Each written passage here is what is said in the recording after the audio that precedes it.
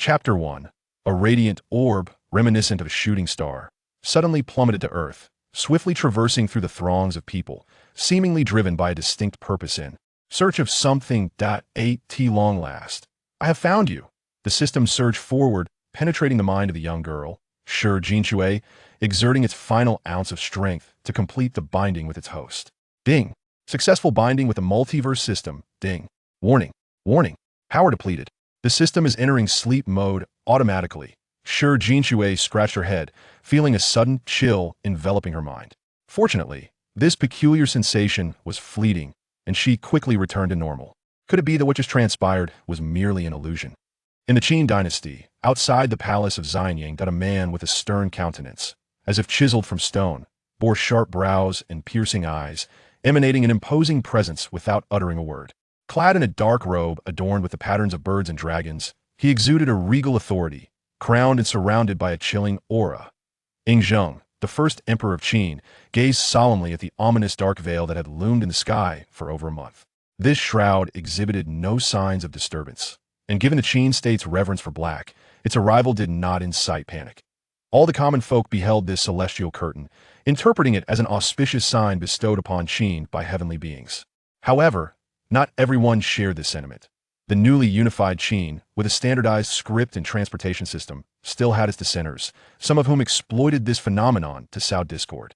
Your Majesty, we have ascertained that these treasonous rumors have been disseminated by remnants of the Qi and Chu states, and they have been imprisoned, Li Si reported, bowing. Cautiously, he surreptitiously raised his gaze to scrutinize the imposing figure of the emperor, hoping to glean some insight, yet found nothing. Suddenly, the immense black veil enveloping the sky erupted in a dazzling display of golden light, shimmering and spreading like sunlight piercing through clouds. Li Si and the other courtiers were struck with astonishment, bewildered by the nature of this extraordinary spectacle. Yingzheng, too, was momentarily taken aback, but quickly regained his composure. Such an unprecedented phenomenon, could it truly be the work of celestial beings? A glimmer of hope sparked within him. Could this sign herald the possibility of immortality for himself and an everlasting legacy for the Qin? In the Han dynasty, Emperor Wu of Han, Liu Che, emerged from his daze and abruptly stood up, his gaze fervently fixed on the radiant golden light illuminating the palace exterior, casting aside all semblance of royal decorum, that he strode forth with Wei Qing and Hua Xubing, eager to witness this divine omen. The vast celestial curtain unfolded before them, and Emperor Wu, brimming with excitement, was eager to uncover the truth behind this so-called miracle. Wei Qing and Hua Xubing exchanged glances, sharing a silent, resigned smile. How many emperors would display such a lack of formality as their sovereign? In the Tang dynasty, Emperor Taizong Li Shimin, along with his esteemed ministers, stood outside the palace in awe of the unfolding scene. The arrival of such a celestial omen was undoubtedly a fortuitous sign for the Tang dynasty. Changsun Wuji stepped forward, slightly cupping his hands and greeting, his face betraying an uncontainable joy, and his voice quivered with excitement. Congratulations, Your Majesty, your diligent governance and love for the people, your virtues akin to the 3 sovereigns, and your accomplishments comparable to the 5 emperors, have surely drawn the attention of celestial beings who have bestowed upon us this auspicious omen. Upon hearing this, Li Shimin felt a surge of emotions, his brows and eyes radiating delight, unmistakably revealing his inner joy. He clapped his hands in exhilaration. The heavens have descended with blessings. This is indeed a fortune for our great Tang. Convey the order. I wish to share this auspicious sign with my subjects. Before anyone could respond, a figure sprang forward. It was Wei Zheng. Without a moment's hesitation, he exclaimed, Your Majesty, have you lost your senses, so easily swayed by Changsun Wuji's flattery? Such an unusual phenomenon leaves us uncertain whether it heralds fortune or misfortune. It would be prudent to observe further before making any decisions. In simpler terms, the nature of this omen remains unclear, so why have you so quickly abandoned your reason? Li Shimin. Changsun Wuji, cursed Wei Zheng. In the Ming dynasty, the founding emperor Zhu Yuanzhang held the hand of Empress Ma as they beheld the grand celestial display unfurling before them, the air filled with the astonished exclamations of courtiers behind them. Crown Prince Zhu Biao looked on helplessly at his parents, just about to speak when his sleeve was suddenly tugged. Turning, he found it was his younger brother, Zhu Di. The youthful Zhu Di, brimming with curiosity, inquired, Royal brother, do you think this celestial display is truly the work of immortal beings? Zhu Biao chuckled, affectionately ruffling Zhu Di's hair, and replied softly, "Perhaps for now, this phenomenon does not appear to be a calamity for our Ming." Meanwhile, at another place, Shi Jinshao remained blissfully unaware of the tumultuous waves being experienced by ancestors from countless realms throughout history. Shi Jinshao was a junior in her third year, majoring in internet and new media. The semester had only just begun, and her mind had yet to return from the holiday. She found herself unable to absorb her mentor's teachings. She picked up her phone, opened Douyin, and began scrolling through videos. The first clip was a live video of an orange cat sitting adorably. "Mama's gone to work as a dog," accompanied by Monkey King's voiceover. "Mama's gone to work, you stay home, and behave well while she goes out to be a dog." Shi Jinshao couldn't help but chuckle, manually swiping up to view the comments. And indeed, the netizens did not disappoint. "Honey and I. Nonsense. Even dogs don't have to work, crying emoji. Strawberry-flavored dunce. Who told you to elevate your status? A cow is still a cow." As the historical figures gazed at the enormous celestial display featuring the cats, subtitles occasionally flashed across the screen, leading many to ponder if something was amiss. In the Wu Zhou era, Empress Wu Ziqian observed the images within the celestial display, her hands suddenly clenching tightly, her cold gaze fixated on the golden threaded tiger presented before her, stirring memories of the curse once uttered by concubine Xiao Wu Meinyang. "I curse you to be reborn as a mouse in your next life, while I shall transform into a flower destined to grip the mouse's throat for eternity." That chilling and vengeful curse echoed in her ears as she contemplated the arrival of such an extraordinary divine phenomenon. Yes, the golden-haired tiger appeared in the celestial canopy. Shangwan Weiner attentively observed the Empress. Noticing her unusual demeanor, she paused for just a moment, opting not to speak. Her gaze flickered as she regarded the scrolling text projected on the canopy. Though the script differed from that of their dynasty, she comprehended its essence. Could this truly be the work of celestial beings? The common folk beheld the wondrous display with awe, and among them, an elderly man expressed his excitement, his lips trembling as he exclaimed, "This is indeed a divine omen from the immortals." As a man who has lived over 50 years without the ability to read, I am astonished to understand the meaning conveyed by those in the celestial canopy. How extraordinary. Indeed, we have never seen such script before, yet we can comprehend it. It is truly a miracle. Another echoed. A woman, gazing at the celestial display, hesitated. "Is that a raccoon in the canopy?"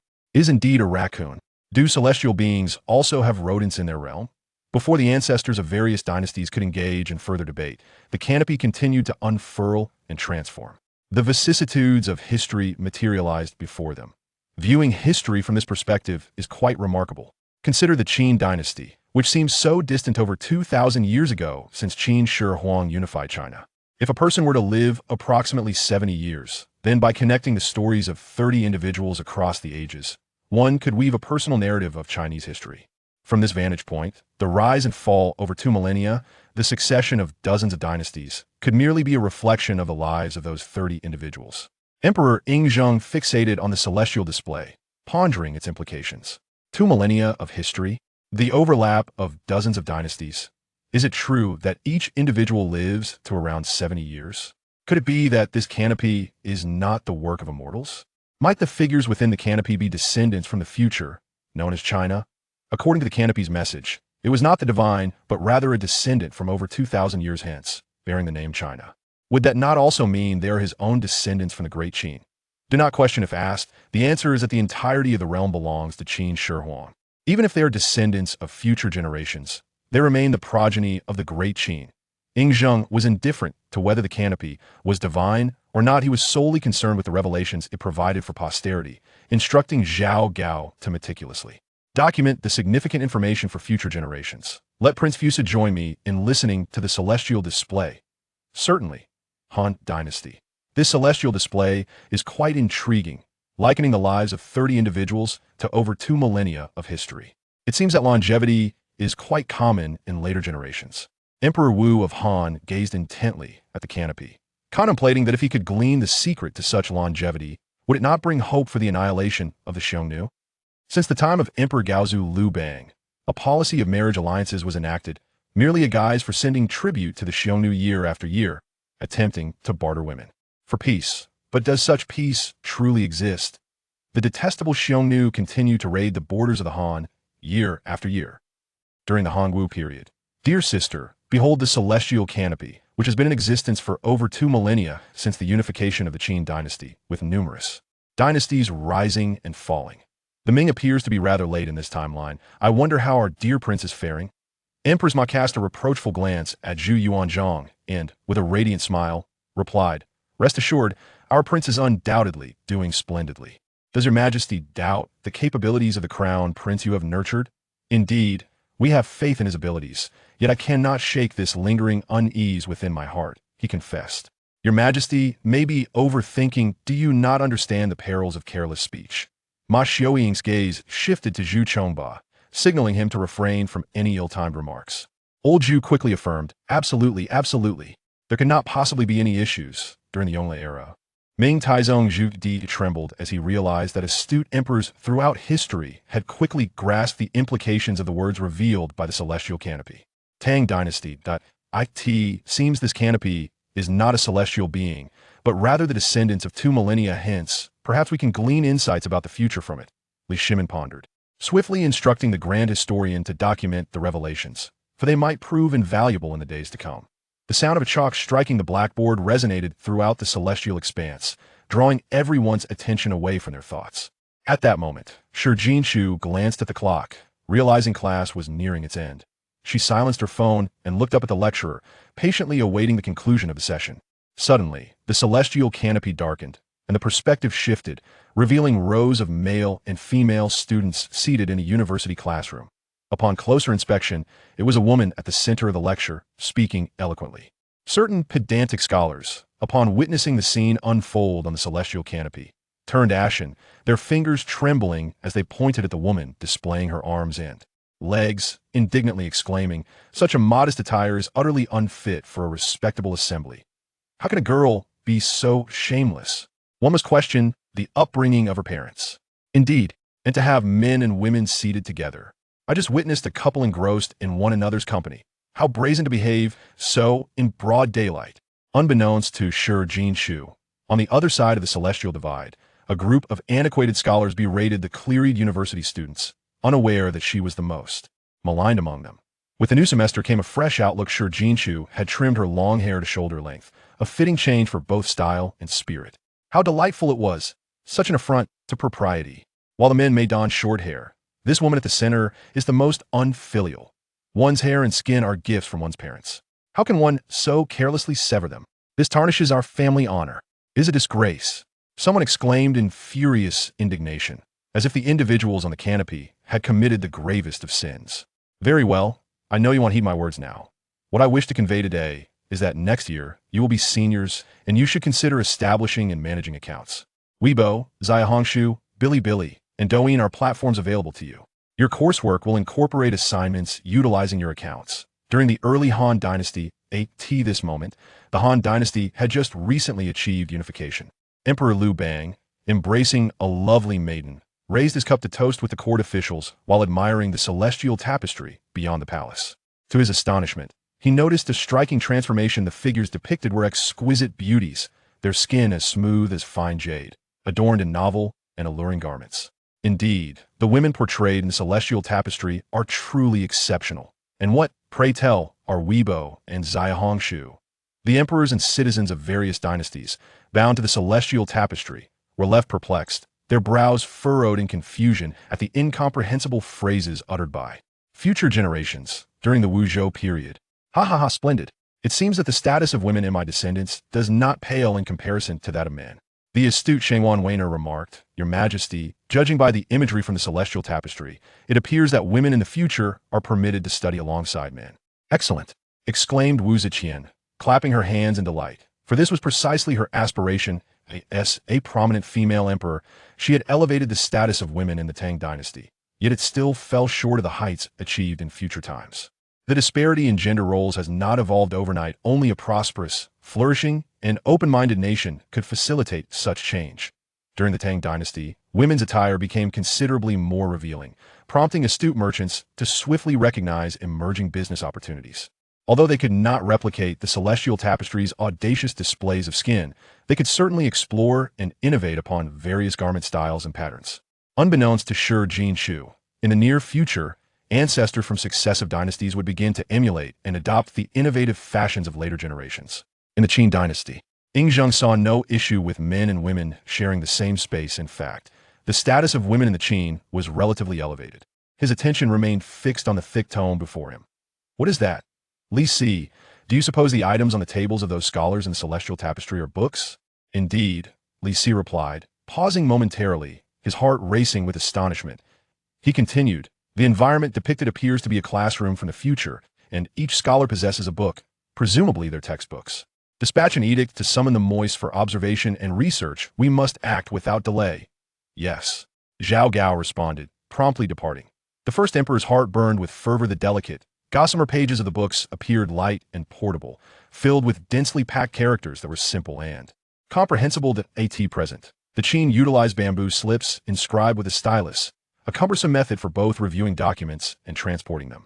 Should the moist manage to devise such a product, the savings in labor and time would be incalculable.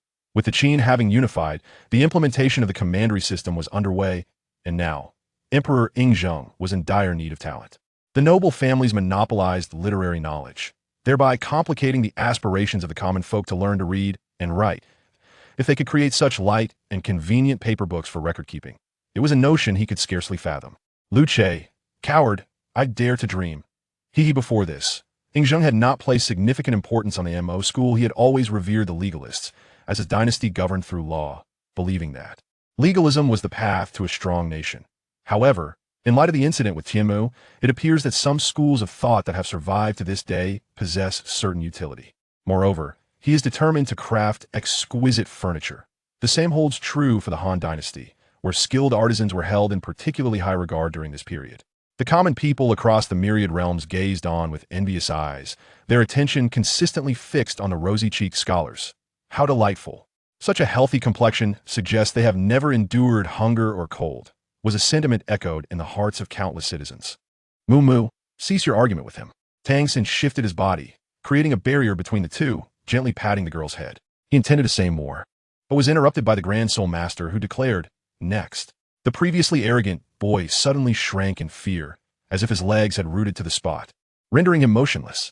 Please expedite the process, Su Yuntao remarked with a hint of disappointment in his tone.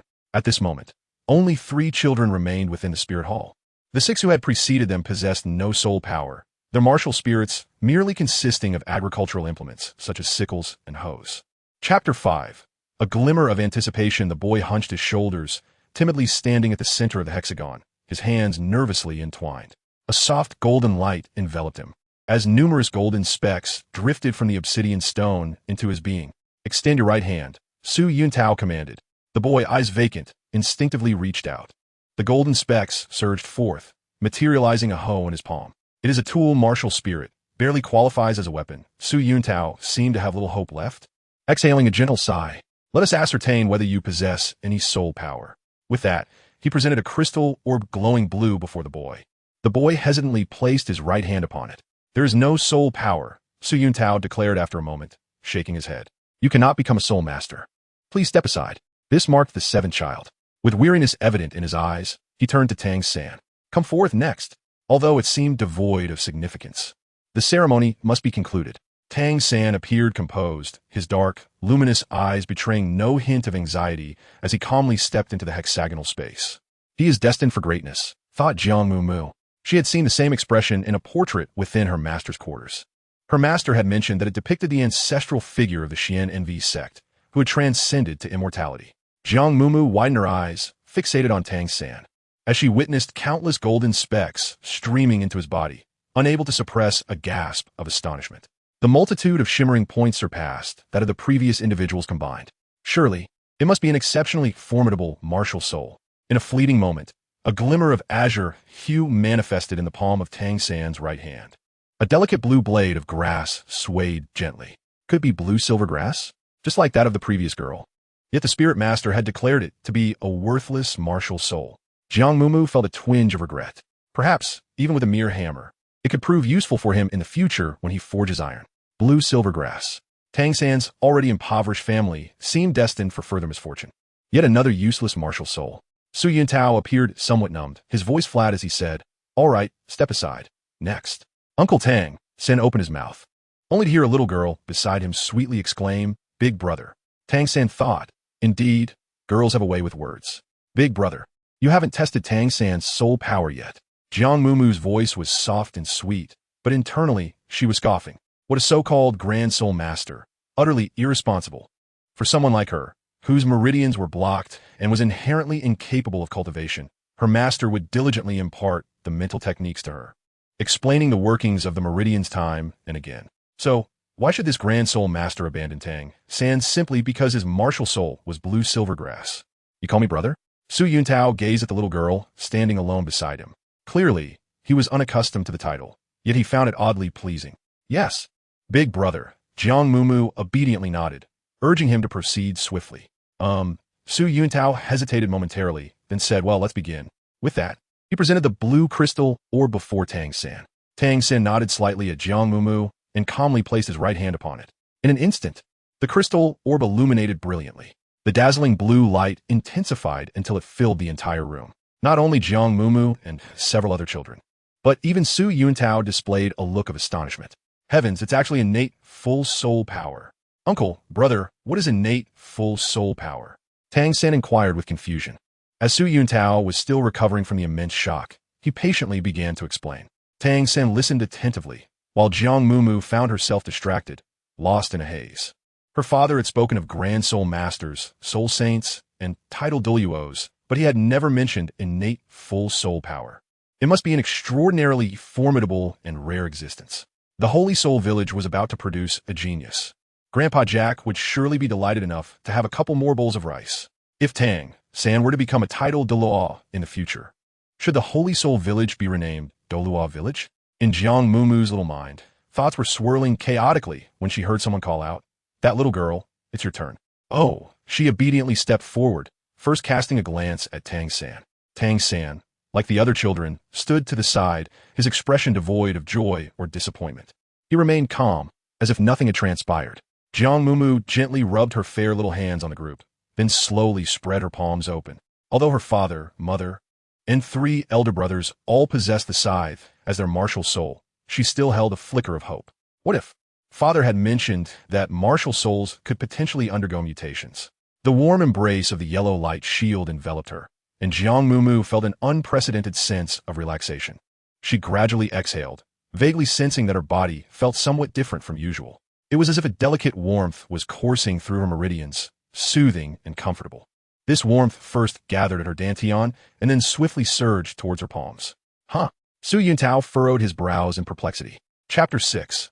No hope for promotion as a Grand Soul Master. Su Yuntao had witnessed the awakening of at least hundreds of martial souls over the years.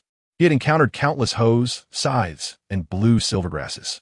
There were also a few children with commendable talent who awakened combat-type weapon souls or beast souls. Yet, he had never encountered a child whose martial soul was a book. Jiang Mumu's delicate hand was surrounded by a faint purple glow, and a simple, yellow tome materialized in her palm. Now, attempt to open it with your thoughts, Su Yuntao instructed. Jiang Mumu nodded, pursing her lips, her round eyes intently fixed on her palm. The pages stirred slightly. Excellent, just like that. Your control is remarkable, Su Yuntao remarked, casting an approving glance at the soft, endearing girl. For a child who had just awakened their martial spirit, mastering its form was indeed no easy feat. Jiang Mumu held her breath, once more attuning herself to the warm current coursing through her meridians, attempting to summon it forth. As the pages of the book in her palm gradually turned, Su Yuntao's brow furrowed deeper with each passing moment. To his astonishment, they were blank. The second page, the third, and all the way to the final page. A fine sheen of sweat appeared on the tip of Jiang Mumu's nose, and still, not a single word was to be found. It must be yet another variant of a useless martial spirit, Su Yuntao thought, shaking his head in disappointment once more. Oh, and that. Jiang Mumu pointed to the crystal ball in his hand, reminding him. Although her martial spirit was not as she had hoped, she felt no sorrow. After all, living as a carefree salted fish was the true essence of life. All right, you truly are a stubborn little girl, Su Yuntao said, handing over the crystal ball with a resigned expression. However, even if you, like that lad before, possess innate full soul power, it matters not. Your martial spirit, before he could finish, a dazzling blue light erupted forth, instantly filling the entire room. Su Yuntao's mouth moved, and for a moment, he was at a loss for words. Big brother, do I also have innate full soul power? Jiang Mumu inquired. Yes, but Su Yintao's face contorted in disbelief. Encountering two individuals with innate full soul power, yet both possessing useless martial spirits. What kind of luck was this? Was his promotion this year truly unattainable? He felt a pang of frustration, but had no choice but to accept it. Letting out a sigh, he patted the little girl's head and said helplessly, although you possess innate full soul power, it is of no use due to your useless martial spirit. Even if you wield a scythe, you may still become a soul master. However, do not be too disheartened. After all, becoming a soul master is no easy feat. Gazing down at the little girl's innocent face and her clear, bright eyes, Su Yuntao felt a twinge of compassion. I am not sad, Jiang Mumu replied, lifting her chin and revealing a radiant smile. Big brother, do not be so disheartened. In the next village, there must be formidable children waiting for you to awaken. Su Yuntao thought to himself, whose daughter is this? She is simply too adorable and considerate. After bidding farewell to the Grand Soul Master and exiting the Spirit Hall, she was immediately surrounded by her father, mother, and 3 older brothers. Mumu, you must be hungry. Come, have a piece of pastry. Mumu, are you thirsty? This is fruit just picked by your brother. Mumu, are you tired? Are you afraid? Jiang Mumu took a bite of the sweet cake. Her cheeks puffed up as she curiously inquired, aren't you all going to ask what my martial soul is? In our family, all martial souls are scythes. So Mumu must surely possess a scythe as well. Mother smiled gently and waved her hand dismissively. A scythe is indeed a very useful tool, but your brother would never allow Mumu to labor with it. Her brother affectionately ruffled her hair. Even if it is a useless martial soul, it matters not. Your father is wealthy, he declared with a hearty thump on his chest. Jiang Mumu, Jiang Yu is here, just in time, as I have matters to discuss. At that moment, village chief Jack approached, accompanied by a slender, dark-skinned boy named Tang San. Chapter 7. The hope of the entire village. Are you saying that both Mumu and Tang San possess innate full soul power? Upon hearing old Jack's words, Jiang Yu's eyes sparkled with excitement, his voice trembling with emotion. He was a well-informed individual within the village, yet throughout the years, he had never heard of a child possessing innate full soul power. Mumu truly is a prodigious talent. However, that Grand Soul Master also mentioned that both Tang San and I have waste martial souls. Jiang Mumu cast a quiet glance at the boy beside her, suddenly feeling a sense of shared plight. Thus, she extended her small hand, offering him another piece of cake. You must be hungry too here. Tang San was momentarily taken aback, then shook his head. Although labeled as waste martial souls, old Jack was at a loss for words, believing that since they possessed the rare innate full soul power, they should not hastily abandon hope. At the very least, they ought to give it a try. I would like to ask if you would be willing to let little Mumu attend a specialized school to learn the cultivation methods of soul masters. Old Jack knew that Jiang Yu cherished his daughter deeply and would likely hesitate to let her face hardships, so he hesitated before tentatively inquiring. A specialized school? Are you referring to the Junior Soul Master Academy in Nodding City? Jiang Yu asked. Old Jack nodded. Indeed, you are more knowledgeable about these matters than I am. If, and I emphasize if, both Tang San and Mumu are hopeful children with innate full soul power. Do you understand what that signifies? They could potentially become, or even surpass, that esteemed soul sage. That would be the utmost glory for our village. Old Jack's gaze grew fervent, his chest slightly heaving, as if the hopes of the entire village lay before them. Jiang Yu hesitated, his broad palm resting gently on Jiang Mumu's head, slowly stroking it downwards. I need to contemplate this matter further. After conversing with village chief Jack, Jiang Yu remained silent throughout the day, seemingly engulfed in a difficult dilemma. Until evening, a small girl with horn braids rushed into the courtyard in a flurry, exclaiming, Uncle, something terrible has happened. Mumu is arguing with Zhu Xiaoping by the river. What? Jiang Yu, lost in thought, Jiang Mumu's mother, who was cooking, and the 3 brothers studying in the room all looked up simultaneously. Xiao, what is going on? Mumu's mother emerged, wielding a spatula. Mumu was timid, her voice soft and gentle. How could she possibly argue with anyone? She must have been bullied. Yes. That Zhu Xiaoping called Mumu a waste martial soul. And he also said Mumu is a sickly child.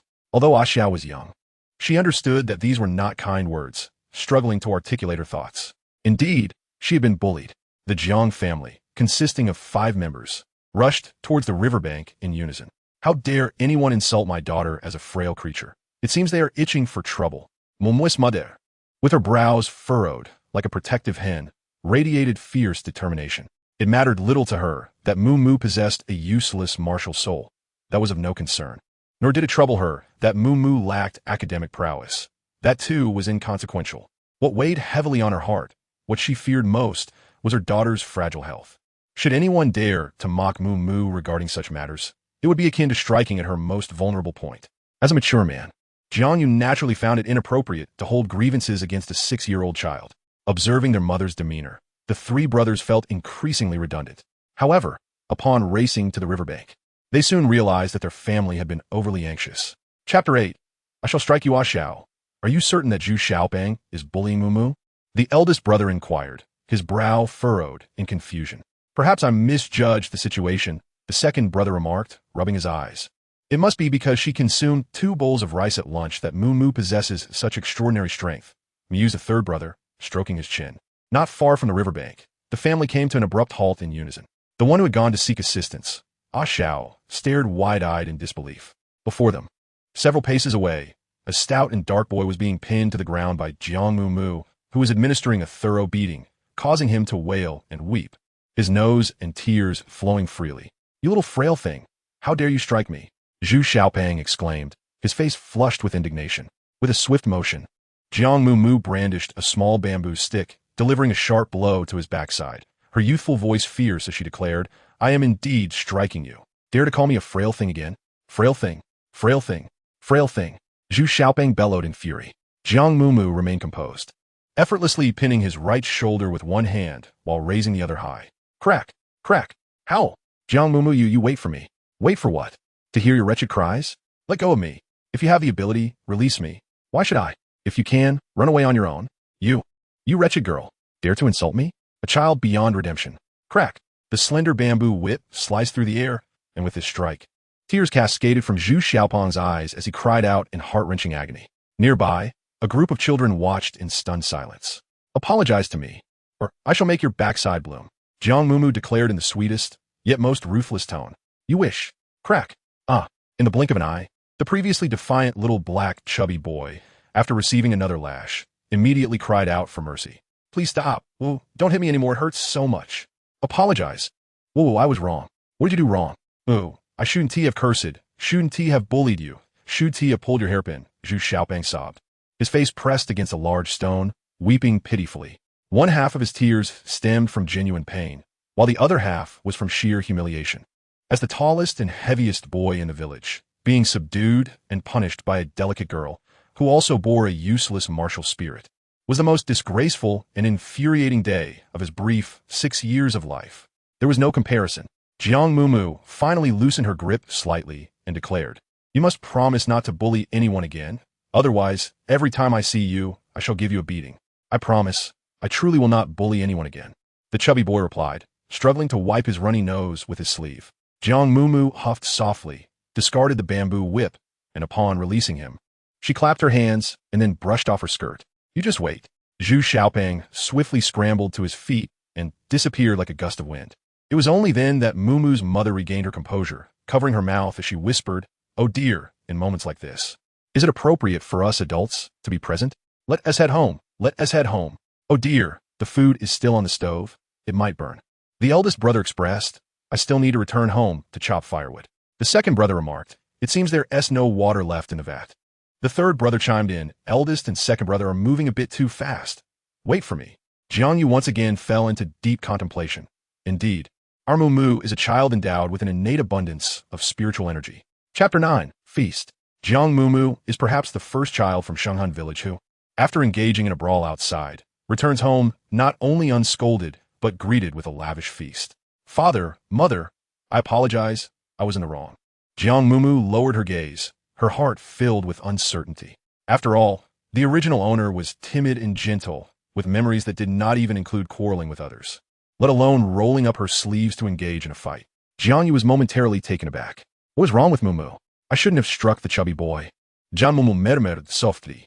In the past, during her time at the Xuan Nv Sect, if fellow sisters had a disagreement, they would be punished by their master, made to face the wall in reflection and transcribe the calming incantation. He bullied you first, didn't he? Mother inquired gently. Yes, Jiang Mumu nodded. I heard he even mocked other children? Yes. Zhu Xiaopeng had spoken ill of Tang, San behind his back. calling him a wild child without a mother and likening him to his drunken father, labeling them both as worthless. Thus, it is Xiaopeng who is in the wrong, not our Mumu, mother said with a tender smile. So I want to be scolded then? Jiang Mumu blinked her eyes playfully. Today, Mumu displayed remarkable courage. Should anyone dare to bully you in the future, just retaliate, as you did this time. With a grand gesture, Jiang Yu assured her, fear not. For your father shall protect you. Jiang Mumu, is this really appropriate? Oh dear, how could you teach a child in such a manner? Mother chided. What if next time they are unable to defend themselves? Jiang Yu contemplated earnestly for a moment, then declared, tomorrow, I shall procure a fine piece of wood to craft a wooden sword for Mumu. Mother interjected, but she is merely 6 years old. Father countered, yet she possesses innate soul power. Meanwhile, Jiang Mumu focused intently on her meal. The dishes prepared by her mother were simply irresistible. Each meal left her with a round belly, as she showered praise with delightful exclamations. This meat is stewed to perfection, tender and fragrant. It's exquisite. This porridge is so fragrant and smooth, utterly delightful. This pancake is crispy on the outside and tender within, simply divine. As she continued to eat, her once gaunt face gradually became plump and rosy, evoking a wave of emotion in her mother, who felt tears of joy welling up. What does Mumu wish to become when she grows up? Jiang Yu inquired gently, observing his daughter devouring her food with fervor. Jiang Mumu, is there any greater joy in life than indulging in food and drink, than reclining under the sun? If there remains a little time to spare, one might cultivate some flowers and tend to a few pets. Huh? Father and mother exchanged glances. What is she contemplating? It is not about what to eat. Jiang Yu patiently elucidates. His daughter seems to have recently developed a peculiar fondness for salted fish. Such preserved delicacies are not particularly beneficial for children if consumed excessively. Jiang Mumu cradled the bowl in her hands, lost in thought. But I'm only 6 years old. Is it too early for me to ponder such things, father? Jiang Yu gazed into his daughter's sparkling eyes, momentarily rendered speechless. After dinner, it was the family's cherished time to converse together. Typically, during these moments, Jiang Yu would regale the children with tales of soul masters. A century ago, our village was home to a soul master of the saint level. Father, I have heard this story over 300 times. Once upon a time, in the fantastical and wondrous Star Doe forest, Jiang Yu sensed that his daughter's curiosity had recently intensified. Just as this thought crossed his mind, he heard someone shouting from outside the courtyard gate. Jiang Yu, open the door. Hurry up and let us in. Come and see what your little girl has done to our little fatty. Chapter 10. Pitiful, weak, and helpless. Jiang Mumu believed that Zhu Xiaopeng's remark of, just you wait, was merely a display of defiance following his punishment. Little did she anticipate that he would return home to complain. This was indeed a breach of decorum. Zhu Xiaopeng's mother, fierce and formidable, stood with one hand on her hip and the other grasping her lackluster son, glaring with an intensity that demanded an explanation. You must provide an account for today's events. What account? Mumu's mother rolled her eyes. Is it permissible for your son to bully my Mumu without consequence? What kind of logic is that? The children were merely engaging in playful antics. How could this girl be faulted for defending herself? Look, she has left us bruised. Zhu Xiaopeng's mother exclaimed, yanking her son forward as she prepared to strip him of his trousers in front of the crowd. Zhu Xiaopeng struggled, desperately clinging to his waistband. Being bested by a girl was already humiliating enough. To be exposed in such a manner before onlookers would be unbearable. He could very well pack his bags and flee the village. If you must strip, then strip. Can't even defeat a girl, and now you're concerned about shame? Pathetic. His mother scolded furiously. Indeed, hurry and undress. Let's see if your backside is blooming. Giggled a few spectators. I witnessed it myself. Xiaopeng was the one who started the insults. He even tugged at Mumu's hair. Xiaopeng frequently bullies others. I've long desired to give him a thrashing. Several children chimed in, their comments causing Xiaopeng's mother to grow increasingly agitated. Mumu's mother placed a hand on her daughter's shoulder. Did you hear that? Let us depart. I have no time for this argument. What does it matter? My son is injured. Your family must either compensate us or discipline that girl right in front of me. Zhu Xiaopeng's mother asserted with unyielding conviction. Everyone knew the Jiang family was affluent, lavishing attention on their only daughter. Now that she had stirred trouble, they would undoubtedly hesitate to punish her, which meant they must pay. Huh. So it seems you are here to extort money. Mumu's mother scoffed. Speak plainly. How much do you wish to demand? 10 silver coins. Not a penny less. Upon hearing this, the gathered neighbors murmured in disbelief. Mother, Jiang Mumu tugged at her sleeve, then stepped forward, her expression resolute as she addressed the woman across from her. I did nothing wrong. My mother will not give you a single coin. Huh? Mumu's mother laughed, hands on her hips. I was merely inquiring. Did you truly believe I would comply? Mumu speaks wisely. Seeking to extort us? Not a chance. She was a shrewd woman. If she were to part with such funds, one could only imagine the repercussions. Besides, she had 3 sons to back her up, so she had no fear. Very well, no compensation then? Zhu Xiaopan's mother was not easily intimidated, and with a swift motion, she shoved Zhu Xiaopeng forward. Go, return the blows you received.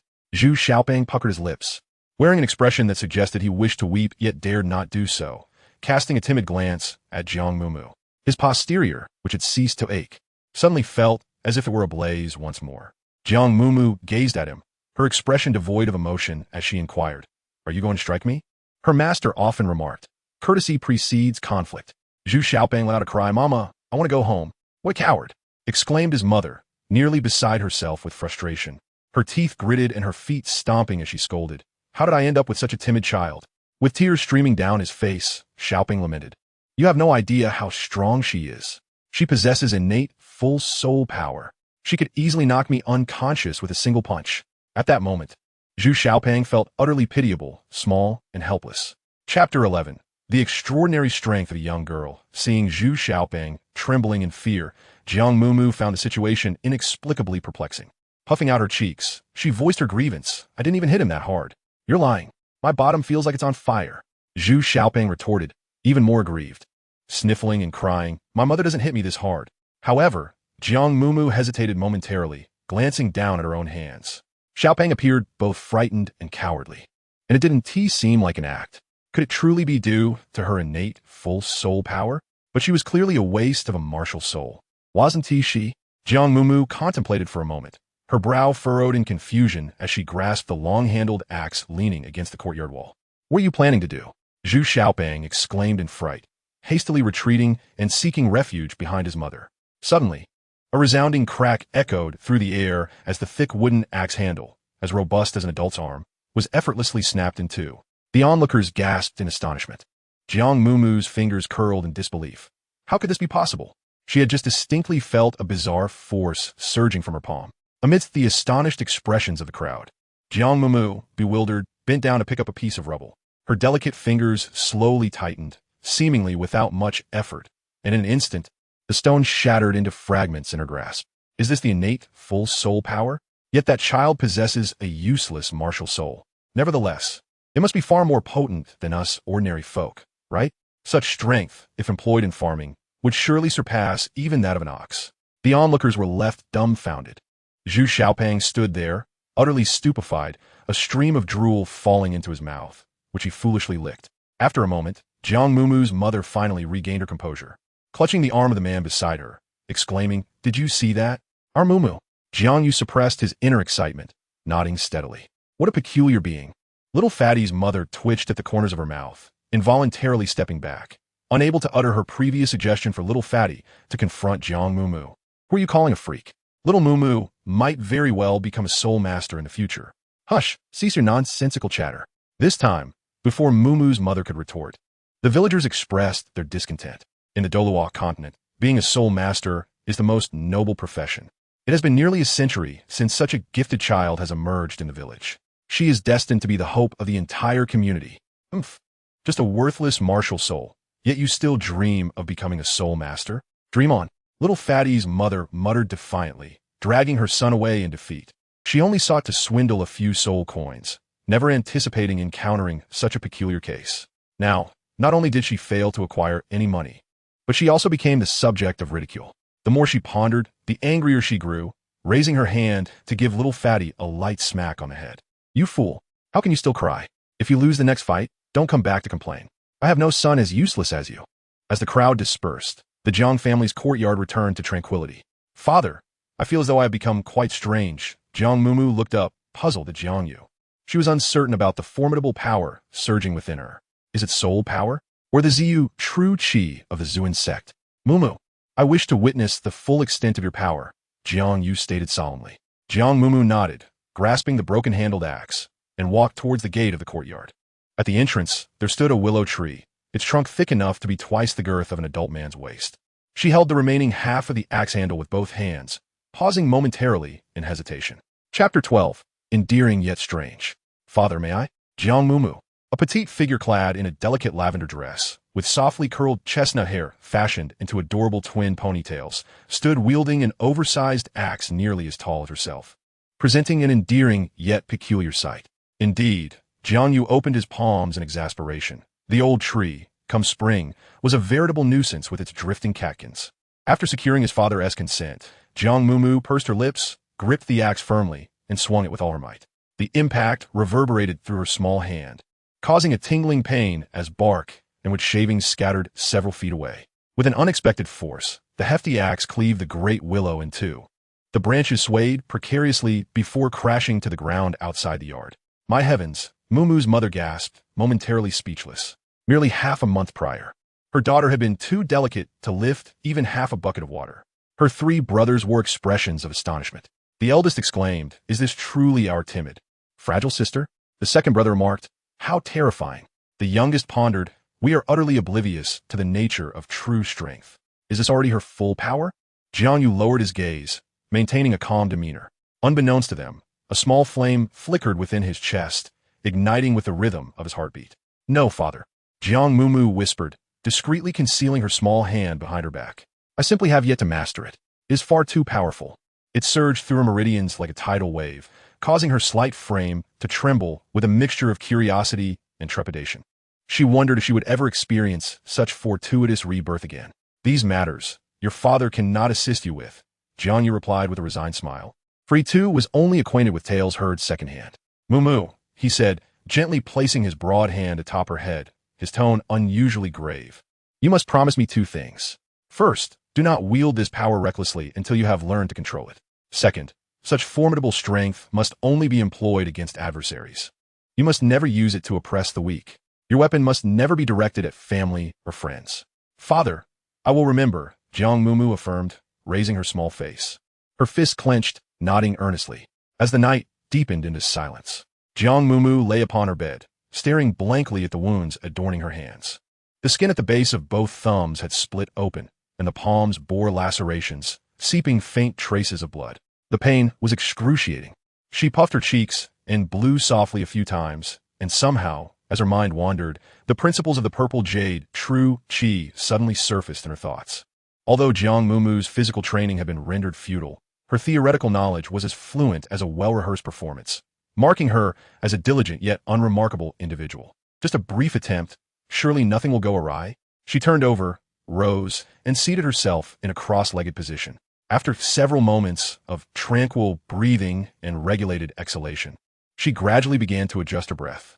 Following her master's teachings, she first concentrated her energy in the dantian, then advanced through the pass, reaching the Baihui point, and finally returning the energy to the sea of qi, circulating a small microcosmic orbit. Excellent. Remarkably stable. Jiang Mumu silently recited the incantation. Momens late. She was astonished to discover a faint, ethereal purple light gradually coalescing and pulsating at her fingertips. Is this the manifestation of true energy? But didn't my master say, just as Jiang Mumu was lost in thought, the tranquil purple jade, true energy, suddenly surged violently, rushing towards the Sanjiao and Kei meridians. This is it. Could it be that I am to perish once more? Jiang Mumu was taken aback, her hands instinctively spreading apart under the immense impact. In the next moment, her eyes widened in disbelief. Chapter 13. Expansion. Is this also a martial soul? Ginger Mumu gazed at the intertwining black and white lights swirling in the palm of her left hand, scarcely daring to breathe. She beheld the ethereal lights as they danced and entwined, gradually coalescing into two animated fish. The fish swayed their tails and swam gracefully, ultimately forming a softly glowing taiji diagram in the center of Ginger's palm. This taiji represents the primordial state before the heavens and the earth were divided, where the primal energy was unified, embodying the beginning, the ultimate one. "Oh," Ginger Mumu nodded, though she comprehended nothing. After a moment of petrification, she clutched her little blanket tightly and timidly inquired, "Who is it? Who is speaking?" "It is I, the system of the lazy fish turning over." Jiang Mumu. Do not feign ignorance as if you have never encountered the world before. To be honest, had you not been so utterly inadequate, I would have awakened long ago. Surely, it must be true anger that has led to this regression, a perilous descent into madness. Time to rest, time to repose. Jiang Mumu promptly lay down, covering herself snugly, and closed her eyes. Hey, this is futile. I have already stated that I am your system. The Great Way has no action, nurturing heaven and earth. The Great Way is devoid of emotion, operating the sun and moon. Jiang Mumu shrouded her head and began to murmur a calming incantation. System, could you allow me a moment? Jiang Mumu, illusions merely illusions. Osmanthus cake, mung bean pastry, sweet plums, peanut candy, sour jujube tea, stinky tofu, and 5-spice roasted soybeans. Jiang Mumu was oblivious to the delicacy she had savored in her dreams. Yet that night was fraught with unrest. In her hazy state, it seemed as though a voice incessantly whispered in her ear. At times, it chastised her vehemently, branding her a failure. At others, it spoke with great ambition, declaring its intention to help her ascend as the most formidable ruler of this realm. This left Jiang Mumu deeply troubled. Not only had she become ensnared in a delusion, but she had also grown overly ambitious. A mere salted fish dared to aspire to become the strongest sovereign? With her mind adrift, she finished her breakfast and resolved to seek out Tang San on the western side of the village. Jiang Mumu sat beneath a grand tree, observing a slender, dark-haired boy approaching from afar. Hey, Tang San, she called out, peering out with curiosity. Good morning. Good morning, Tang San replied, momentarily taken aback. So, have you had breakfast yet? Jiang Mumu asked, her lips pressed together as she offered a sweet smile. Not yet, he responded. Oh, I see, she replied, her gaze meeting his. One looked upward while the other cast their eyes downward, creating a somewhat awkward atmosphere. So, where are you headed so early? Jiang Mumu managed to utter another question. She and Tang San were not particularly familiar with one another. Before the awakening ceremony, they had exchanged words only twice while working with farming tools. Jiang Mumu felt that this boy was unlike the other children in the village. He was reserved, rarely spoke, and possessed a calmness reminiscent of an adult, making him seem rather difficult to approach. Are you here to watch the sunrise? Is there something you wish to discuss? Tang San inquired. Jiang Mumu rubbed her small hands together. I merely wanted to ask if anything peculiar has occurred with you over the past few days. What kind of peculiar occurrences? Tang San responded, puzzled, such as an abrupt increase in strength, and perhaps even the emergence of illusions. Jiang Mumu hesitated for a moment, choosing not to reveal the existence of another martial soul in her left hand. Tang San gazed at her with his dark, profound eyes. After a brief pause, he gently shook his head, indicating silence. Jiang Mumu partially covered her mouth, her voice lowered to a soft whisper. Do you know someone named Xinyu? Shut up, you fool. Shut up. Before she could finish her words, that voice from last night suddenly erupted in a furious reprimand. Chapter 14. This is so embarrassing. Jiang Mumu was taken aback, instinctively covering her mouth, her round eyes discreetly scanning her surroundings. Do not search anymore. You shall not perceive me, for I dwell within the depths of your consciousness. Jiang Mumu covered her mouth and whispered, then let us not speak aloud. Let us communicate through our thoughts. The peculiar entity, known as the salty fish turnover system, softened its tone somewhat. Is that so? Jiang Mumu pressed her lips tightly together, her delicate face contorting in concentration as she tentatively inquired within her mind. Indeed, splendid. The voice paused briefly, yet admonished her not to wear a countenance of distress. Jiang Mumu, what do you mean by salted fish? Tang San was utterly bewildered by her words. He thought to himself, what an odd and peculiar girl this is. I meant that Jiang Mumu never lies, she stammered, taking a while to gather her thoughts. And, the salted fish at my home is quite delicious. Tang San was even more confused, replying, oh, so what? You can come to my house and eat salted fish. Jiang Mumu squeezed her palm tightly, on the verge of tears. Help!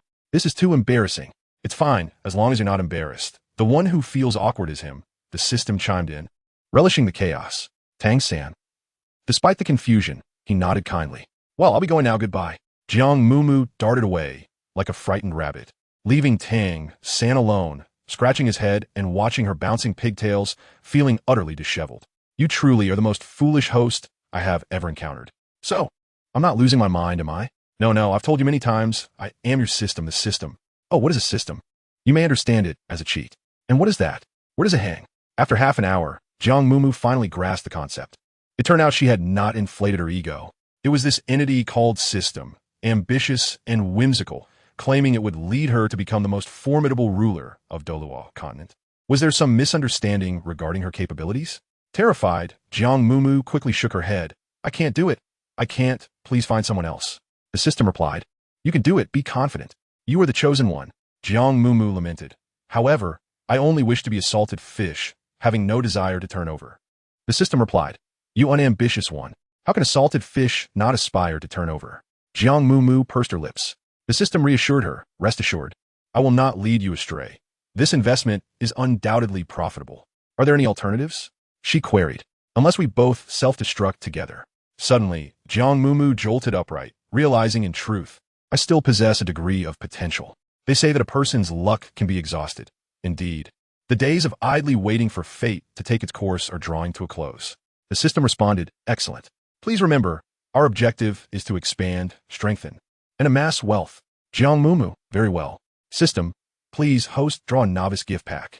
A surreal scroll gradually unfurls, revealing 3 ethereal clouds that seem to dance with the wind at its center.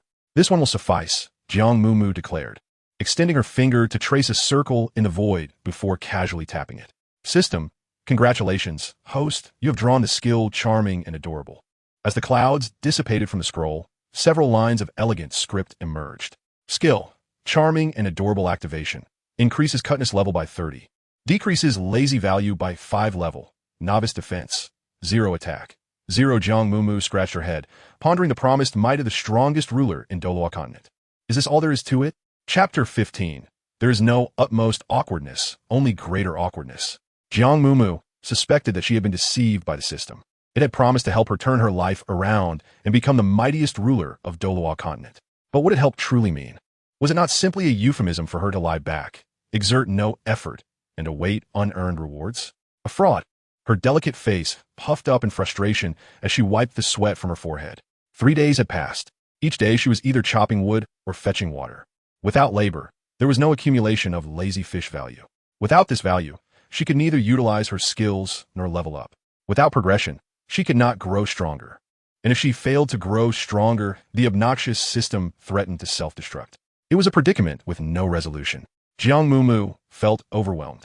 She had never possessed much ambition since childhood, simply wishing to remain one of the most ordinary individuals in the crowd. Is this truly unacceptable, Jiang Mumu? How did you end up here? Lost in her thoughts, a gentle and melodious voice came from behind her.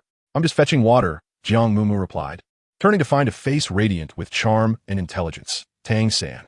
Fetching water? Tang San glanced at the 2 wooden buckets beside him, nearly reaching his waist, and then at the small figure squatting on a large stone by the riverbank. You should come down. It's dangerous over there. He stepped forward, extending his hand. Oh.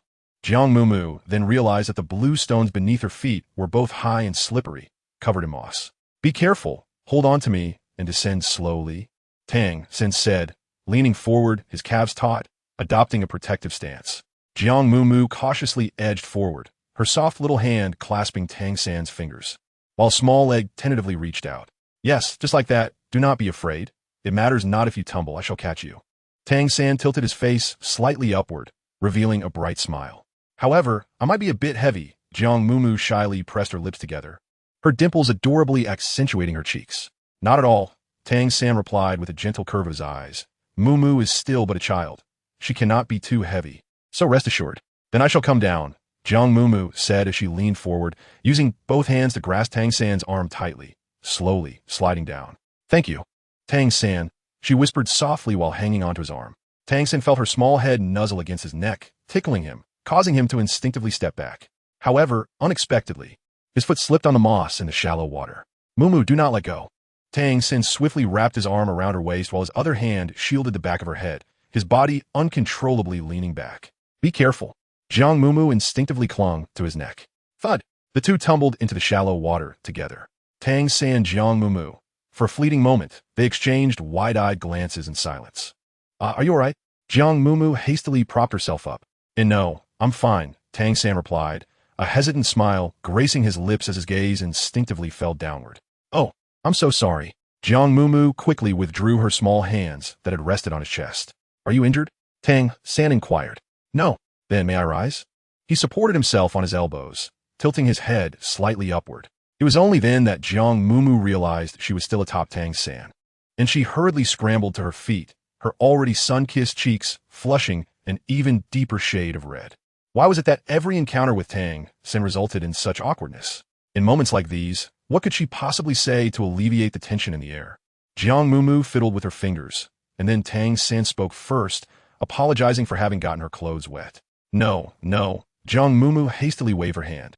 It's all my fault for being too heavy. She silently touched her stomach, regretting having eaten 2 bowls of rice at noon. Chapter 16. May I play with you? Tang San found this girl, named Jiang Mumu, to be quite peculiar.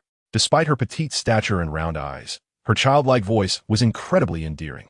Did you come alone to fetch water? He inquired as he took the little girl's hand and led her to the riverbank. Jiang Mumu nodded and, seemingly from nowhere, produced a small handkerchief, presenting it to him. Here, you're all wet. You should dry off. It's all right, Tang San replied with a smile, waving his hand dismissively. He had just helped his father with the blacksmith's bellows, leaving him covered in soot, and it wouldn't be appropriate to soil the little girl's handkerchief. You mustn't. Though, getting your hair wet could make you sick, as my mother says. The soft handkerchief, imbued with a milky fragrance, gently brushed against his cheek. Even though you're a boy, it's still uncomfortable to be ill. After wiping Tang San's face clean, she stood on her little tiptoes, straining to reach his hair. Tang San paused momentarily, feeling a bit awkward, and said, I think I can manage by myself. Jiang Mumu obediently stood to the side, tilting her little head as she gazed earnestly at him. Tang San, puzzled, wondered aloud, is there something on my face? While contemplating this, he vigorously wiped his face. Jiang Mumu's amber eyes were crescent-shaped, revealing 2 delicate dimples as she gazed at him. Tang San was taken aback, a line of question marks forming above his head. Why do you keep looking at me? Jiang Mumu candidly remarked, it is simply because you are exceptionally handsome.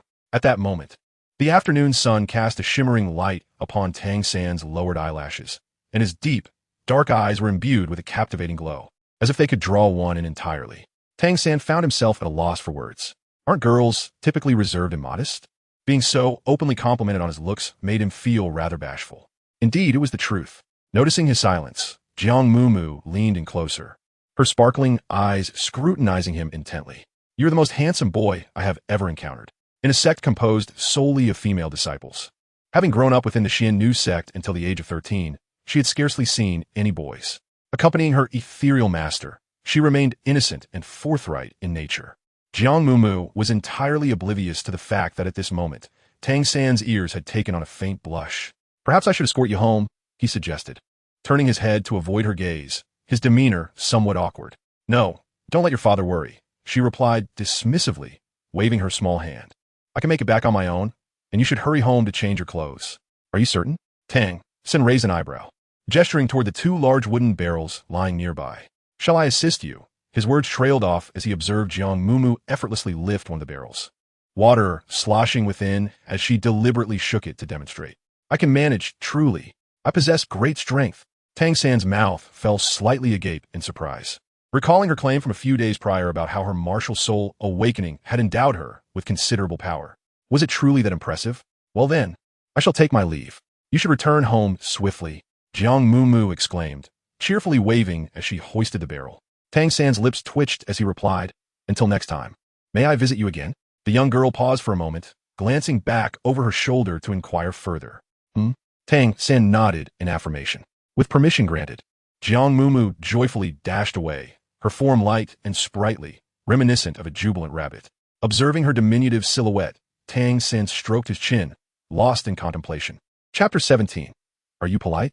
After diligently fetching water, chopping firewood, and plowing the fields each day for an entire month, Jiang Mumu devoted herself wholeheartedly to her labor. The Jiang family could no longer endure the situation. Momo, the firewood in the backyard, is piled high enough to last until next winter. Her mother anxiously cradled her face, examining her from left to right. Is something amiss with this child? Momo, we have purchased 10 water tanks, yet there is no room left in the front yard. Her father helplessly patted her head. A 6-year-old girl, so fervently engaged in work every day, though commendable, was indeed perplexing. Momo, your actions leave your brothers feeling quite ashamed. Her eldest brother remarked with a furrowed brow. Both the second and third brothers nodded in agreement. Even the old yellow cow, tethered beneath the shed, stretched its neck and let out a low call. Jiang Mumu has monopolized all the agricultural tasks, and it seems she is not far from being stewed in a pot. I take great pleasure in work. It brings me joy. With tears in her eyes, Jiang Mumu rested her chin on her hand and said, I truly mean it. Thus, the following day, the water tank at the neighboring Xiao Xiao's home was filled to the brim. On the third day, the firewood at Uncle Zhang's house, situated next door, was completely chopped. By the fourth day, after a fortnight, The villagers greeted Jiang Mumu with expressions of both joy and concern. A 6-year-old child, so understanding, is indeed beloved by all. Yet, it feels somewhat burdensome to have a 6-year-old doing household chores. Hey, system. Jiang Mumu murmured as she lay in bed that night. Are you there? The system, which had not been summoned for many days, responded with delight. How many salted fish points do I have? Jiang Mumu inquired. The system exuberantly replied. You have amassed 50 salted fish points through your own efforts, taking a small step closer to becoming the strongest champion. Please continue your endeavors. With a neutral expression, Jiang Mumu waved her small hand, unfurling a scroll. Level, Abysmal Salted Fish 501000, skills. Charming and lovable. Novice, Salted Fish Currency, 0 items. None. In the upper right corner of the scroll, there was a small building adorned with a plaque that bore the words, Shop. Jiang Mumu, filled with curiosity, tapped the screen. Instantly, a dazzling array of items materialized before her eyes, a veritable cornucopia of wonders. From exquisite little dresses to formidable weapons. From a plethora of crop seeds to an assortment of diverse ores, and including food, poultry, and medicinal supplies, it resembled an oversized treasure chest. Alas, everything came at a price. Even the most inexpensive vegetable seeds commanded a steep 10 salted fish coins. Are they extorting money? Jiang Mumu scrunched her nose and muttered softly. Upon returning to her level page, she was met with a disheartening sight. Jiang Mumu shed tears of destitution. System, how can I attain wealth? She earnestly inquired. The system replied, complete tasks. Jiang Mumu's eyes sparkled with excitement. What are we waiting for? Let us begin. I am fully prepared. She immediately set her sights on a charming pink dress displayed in the shop. The hem was adorned with shimmering crystal fragments, and it featured an oversized bow at the back. It was exquisite and utterly delightful. How much was it? It seemed to cost 500 Xinyu coins. Thus, Jiang Mumu silently cursed in her heart. What a black market, exploiting my hard-earned money. Meanwhile, the system chimed in. Level insufficient, unable to initiate the quest. Please strive harder to achieve an upgrade. Jiang Mumu, why? System, perhaps it is because the inferior are undeserving. In any case, please strive to become a useless piece of scrap metal. Jiang Mumu, system, are you polite? Chapter 18, The Daughter of the Wealthiest Family. Jiang Mumu engages in daily self-reflection. Pondering, have I accomplished my tasks? Have I made any progress? Have I generated any income? The answer is disheartening. I toil from dawn until dusk. Yet all I have to show for it is the worth of a mere salted fish. Advancement seems an elusive dream, and financial gain remains a distant hope. Subsequently, I cannot help but murmur. The unscrupulous, heartless system deceives the unsuspecting young. After enduring such relentless reproach for 5 consecutive days, the system finally reached its breaking point.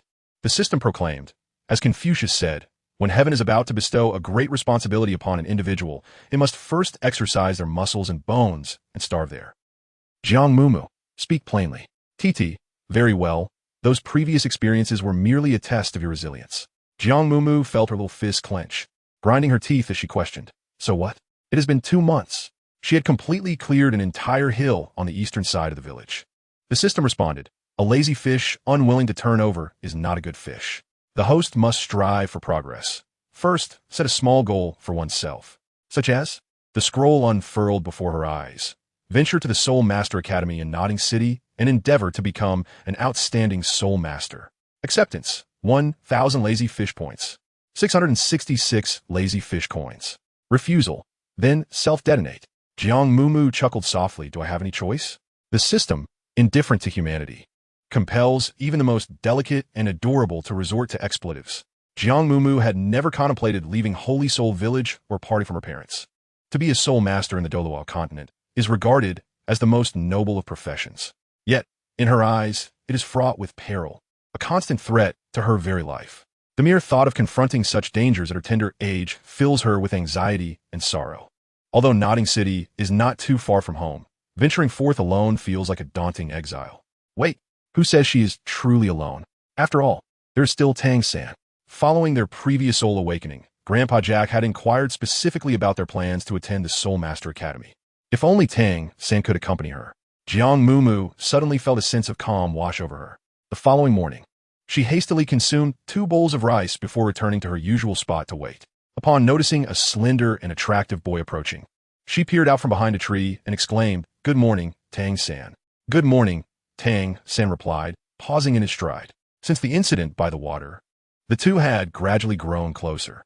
Half a month prior, Jiang Mumu had insisted on delivering a large bundle of firewood to his doorstep, which remained unburned to this day. With a playful grin, she asked, "Are you off to watch the sunrise again?" As she spoke, she had already bounded to Tang San's side, her eyes sparkling with joy. "Yes," Tang San nodded in response. Jiang Mumu concealed her small hands behind her back. "Have you eaten yet?" she inquired. "Not yet, but the porridge at home is already cooked." Tang San found the little girl quite amusing. Every time they met, she would invariably ask if he had eaten, as if dining were the paramount essence of life to her. "I knew you hadn't eaten." Jiang Mumu's light-colored eyes sparkled with enthusiasm. "Look, I brought you something delicious." She presented a plump oil paper package, extending it toward Tang San. "Here, it's the flaky pastry my mother made. It smells wonderful and it's still warm." "Thank you, Mumu." Tang San accepted it graciously, though he gently added, "But Uncle Jiang works hard for his money, so please don't bring me food anymore." The villager's occasional kindness was something Tang San would never refuse. Yet, no one had ever been as generous as Jiang Mumu, who often shared various treats with him. Peanut candy, sweet bean cakes, and pastries. Whatever she had in her pocket, she'd readily divide and offer him half. No, that's not necessary." Upon hearing Tang San's words, Jiang Mumu waved her tiny hand dismissively. "You don't need to worry about that. My father says he is very wealthy." Tang San was rendered speechless. After all, she was the daughter of the richest family in Holy Soul Village. Chapter 19. Endearing Innocence. Tang San, "May I ask your question?" Jiang Mumu trotted alongside him, her little legs moving swiftly. Tang San slowed his pace, slightly lowering his gaze. "It's about the Soul Master Academy that Grandpa Jack mentioned after the awakening ceremony. Do you remember?" Jiang Mumu blinked and inquired eagerly. "I remember," Tang San nodded. "What do you think about it?" Jiang Mumu looked at him expectantly, her small hands fidgeting. "Do you want to go there?" Tang San hesitated, a flicker of disappointment crossing his dark eyes. "My father doesn't plan to let me go." Jiang Mumu was perplexed. Why? She wondered, did Grandpa Jack speak only in half-formed thoughts? Suddenly, it dawned on her that it might be due to the tuition fees. The Tang family's finances had been squandered by his father on alcohol, often leaving them unable to afford even a meal, let alone the prestigious Soul Master Academy. "If you wish, my father could lend you the tuition. In the future, you will undoubtedly become a formidable Soul Master, and in turn, earn a substantial income." Jiang Mumu circled to stand before Tang San, gazing earnestly into his face. "That is not the reason," Tang San replied with a wry smile, shaking his head. "Grandpa Jack mentioned that the academy offers our village a work-study position each year." Jiang Mumu, in her innocence, inquired, "What is a work-study student?" "It refers to a program where the academy waives tuition fees and additionally provides a job to earn a living." Tang San gazed at her with a sense of helplessness. Truly enviable, this carefree girl, devoid of any worries. Does the academy not require payment? Then why does Uncle still? Jiang Mumu remained puzzled. Such an opportunity would surely be cherished by those from ordinary families. After all, in the Douluo continent, who does not aspire to become a respected soul master? Who can say? Tang San chuckled nonchalantly. Perhaps if I were to leave, no one would be there to cook for him. Jiang Mumu wished to utter something further, yet she had already arrived at the doorstep of the Tang residence. The atmosphere within the room was eerily tranquil, as Tang San's father had yet to awaken. Perpetually inebriated, he routinely slumbered until the afternoon, showing little regard for the well-being of his own son. Jiang Mumu pouted in frustration. Initially, she merely desired a companion to attend the Soul Master Academy with her. However, upon hearing about the work-study program, she became quite irate. She could discern that Tang San was eager to go, yet he had to relinquish his aspirations due to the burden of having such a father. Just thinking about it filled her with a sense of injustice on his behalf.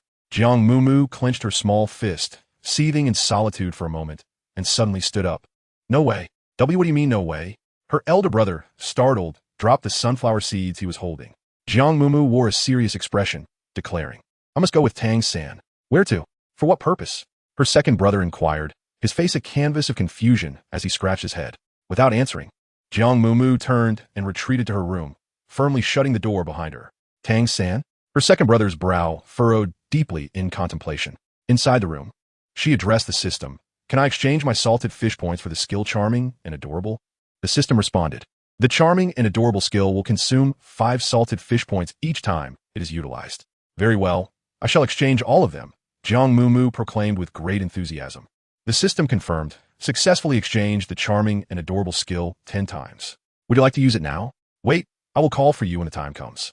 Jiang Mumu resolved to visit the blacksmith shop as soon as Tang San's father awoke. Chapter 20. Fiercely cute Tang San's father, named Tang Hao, was tall and burly, often wearing a stern expression, which instilled fear in many of the village children. Jiang Mumu now stood at the entrance of the blacksmith shop, listening to the rhythmic clang of metal within, hesitating for an extended period. I am a reasonable person. What is there to fear? He's an adult. He wouldn't truly strike me, would he? There's nothing to be afraid of. I possess considerable strength. Taking a deep breath, she rapped 3 times on the door and cautiously leaned half her body inside. Uncle Tang, what are you working on? Tang Hao, without lifting his gaze, responded with a deep, gravelly voice. Uncle, may I come in? Jiang Mumu clung to the doorframe, speaking softly.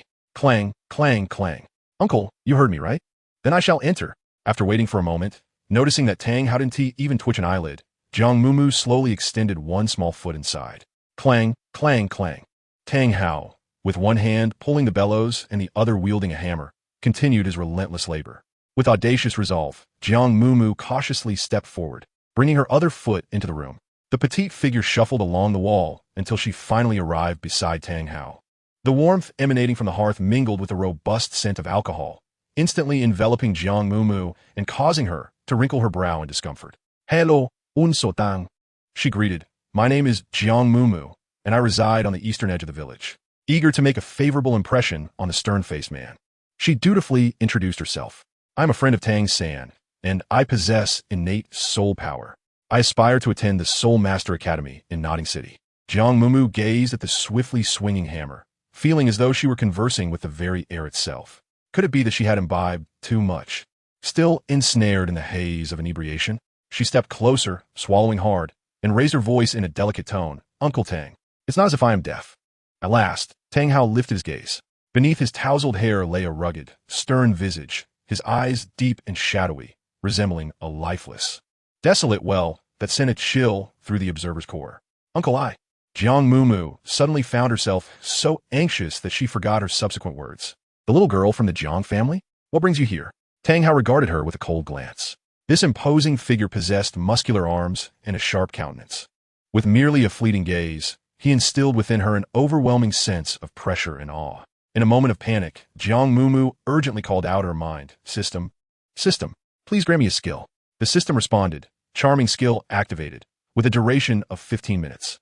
Please make the most of this opportunity. Host, Jiang Mumu exclaimed. Only a mere quarter of an hour? The system has deceived me once more. Here, I possess nothing but raw iron. We must hurry along. Tang Hao cast his gaze downward, continuing to swing his arm. Uncle, I have something I wish to discuss with you. Jiang Mumu clutched the hem of her dress, silently reminding herself to remain unafraid. The flickering firelight illuminated Tang Hao's stern visage, casting shadows across his face. Uncle, I believe you should allow Tang San to attend the Soul Master Academy in Nodding City. Jiang Mumu's downcast eyes fell upon the finely polished black iron, forged to a delicate sheen. Tang Hao paused momentarily. You think so? Indeed, Uncle, Jiang Mumu replied earnestly. It is only by studying there that Tang San will have the opportunity to become a soul master. Become a soul master? Tang Hao sikop de visivo, as if he had heard the most ludicrous jest. Are you not permitting Tang San to attend the Soul Master Academy out of fear that no one will cook for you in the future? Do you wish for him to be forever confined to a life of blacksmithing? Why not grant him chance? Jiang Mumu is still a child at heart. After a few words, she became somewhat anxious. Mustering her courage, she boldly questioned him with a fierce demeanor. Chapter 21. Then let it be tomorrow. Jiang Mumu thought to herself, since she was already here, if this stern-faced uncle truly became angry, she could swiftly make her escape. After all, school did not commence for another month. However, as nearly a quarter of an hour passed, Tang Hao remained fixated on the block of black iron, hammering away without casting a glance in her direction, which left Jiang Mumu feeling quite unsettled. Tang San, being the son of a blacksmith, what else could he do but forge iron? Aspiring to become a soul master? With that useless and ineffective martial soul of his? Tang Hao was not angry. He merely waved his hand in annoyance, dismissing her with a terse, "Go away. Don't disturb me while I work." Jiang Mumu protested, but Grandpa Jack said, "Old Jack, what does he know?" Tang Hao interrupted her, turning to immerse a glowing red iron piece into cool water. A plume of white smoke swiftly ascended, filling the dim and dilapidated room with an unpleasant odor. Unable to contain herself, Jiang Mumu let out a soft cough. "We should leave quickly." This is no place for a sheltered young lady like you, Tang Hao remarked coldly. Uncle, can't I just try it once? Uncle? Jiang Mumu positioned herself directly in front of him, her round eyes sparkling as she endeavored to muster a sweet smile. Regrettably, the man with the dark visage remained indifferent, barely lifting his eyelids as he resumed, placing the black iron over the flames, vigorously operating the bellows. The effect of the choo-choo charming skill had expired, and the system's notification echoed once more. With a sigh, Jiang Mumu declared, Uncle, I shall take my leave. After taking a couple of steps, she turned back reluctantly, saying, Uncle, I will return tomorrow. Clang, clang, clang, clang, the sound resonated. Then I shall see you tomorrow, Uncle. Jiang Mumu waved her small hand at Tang Hao.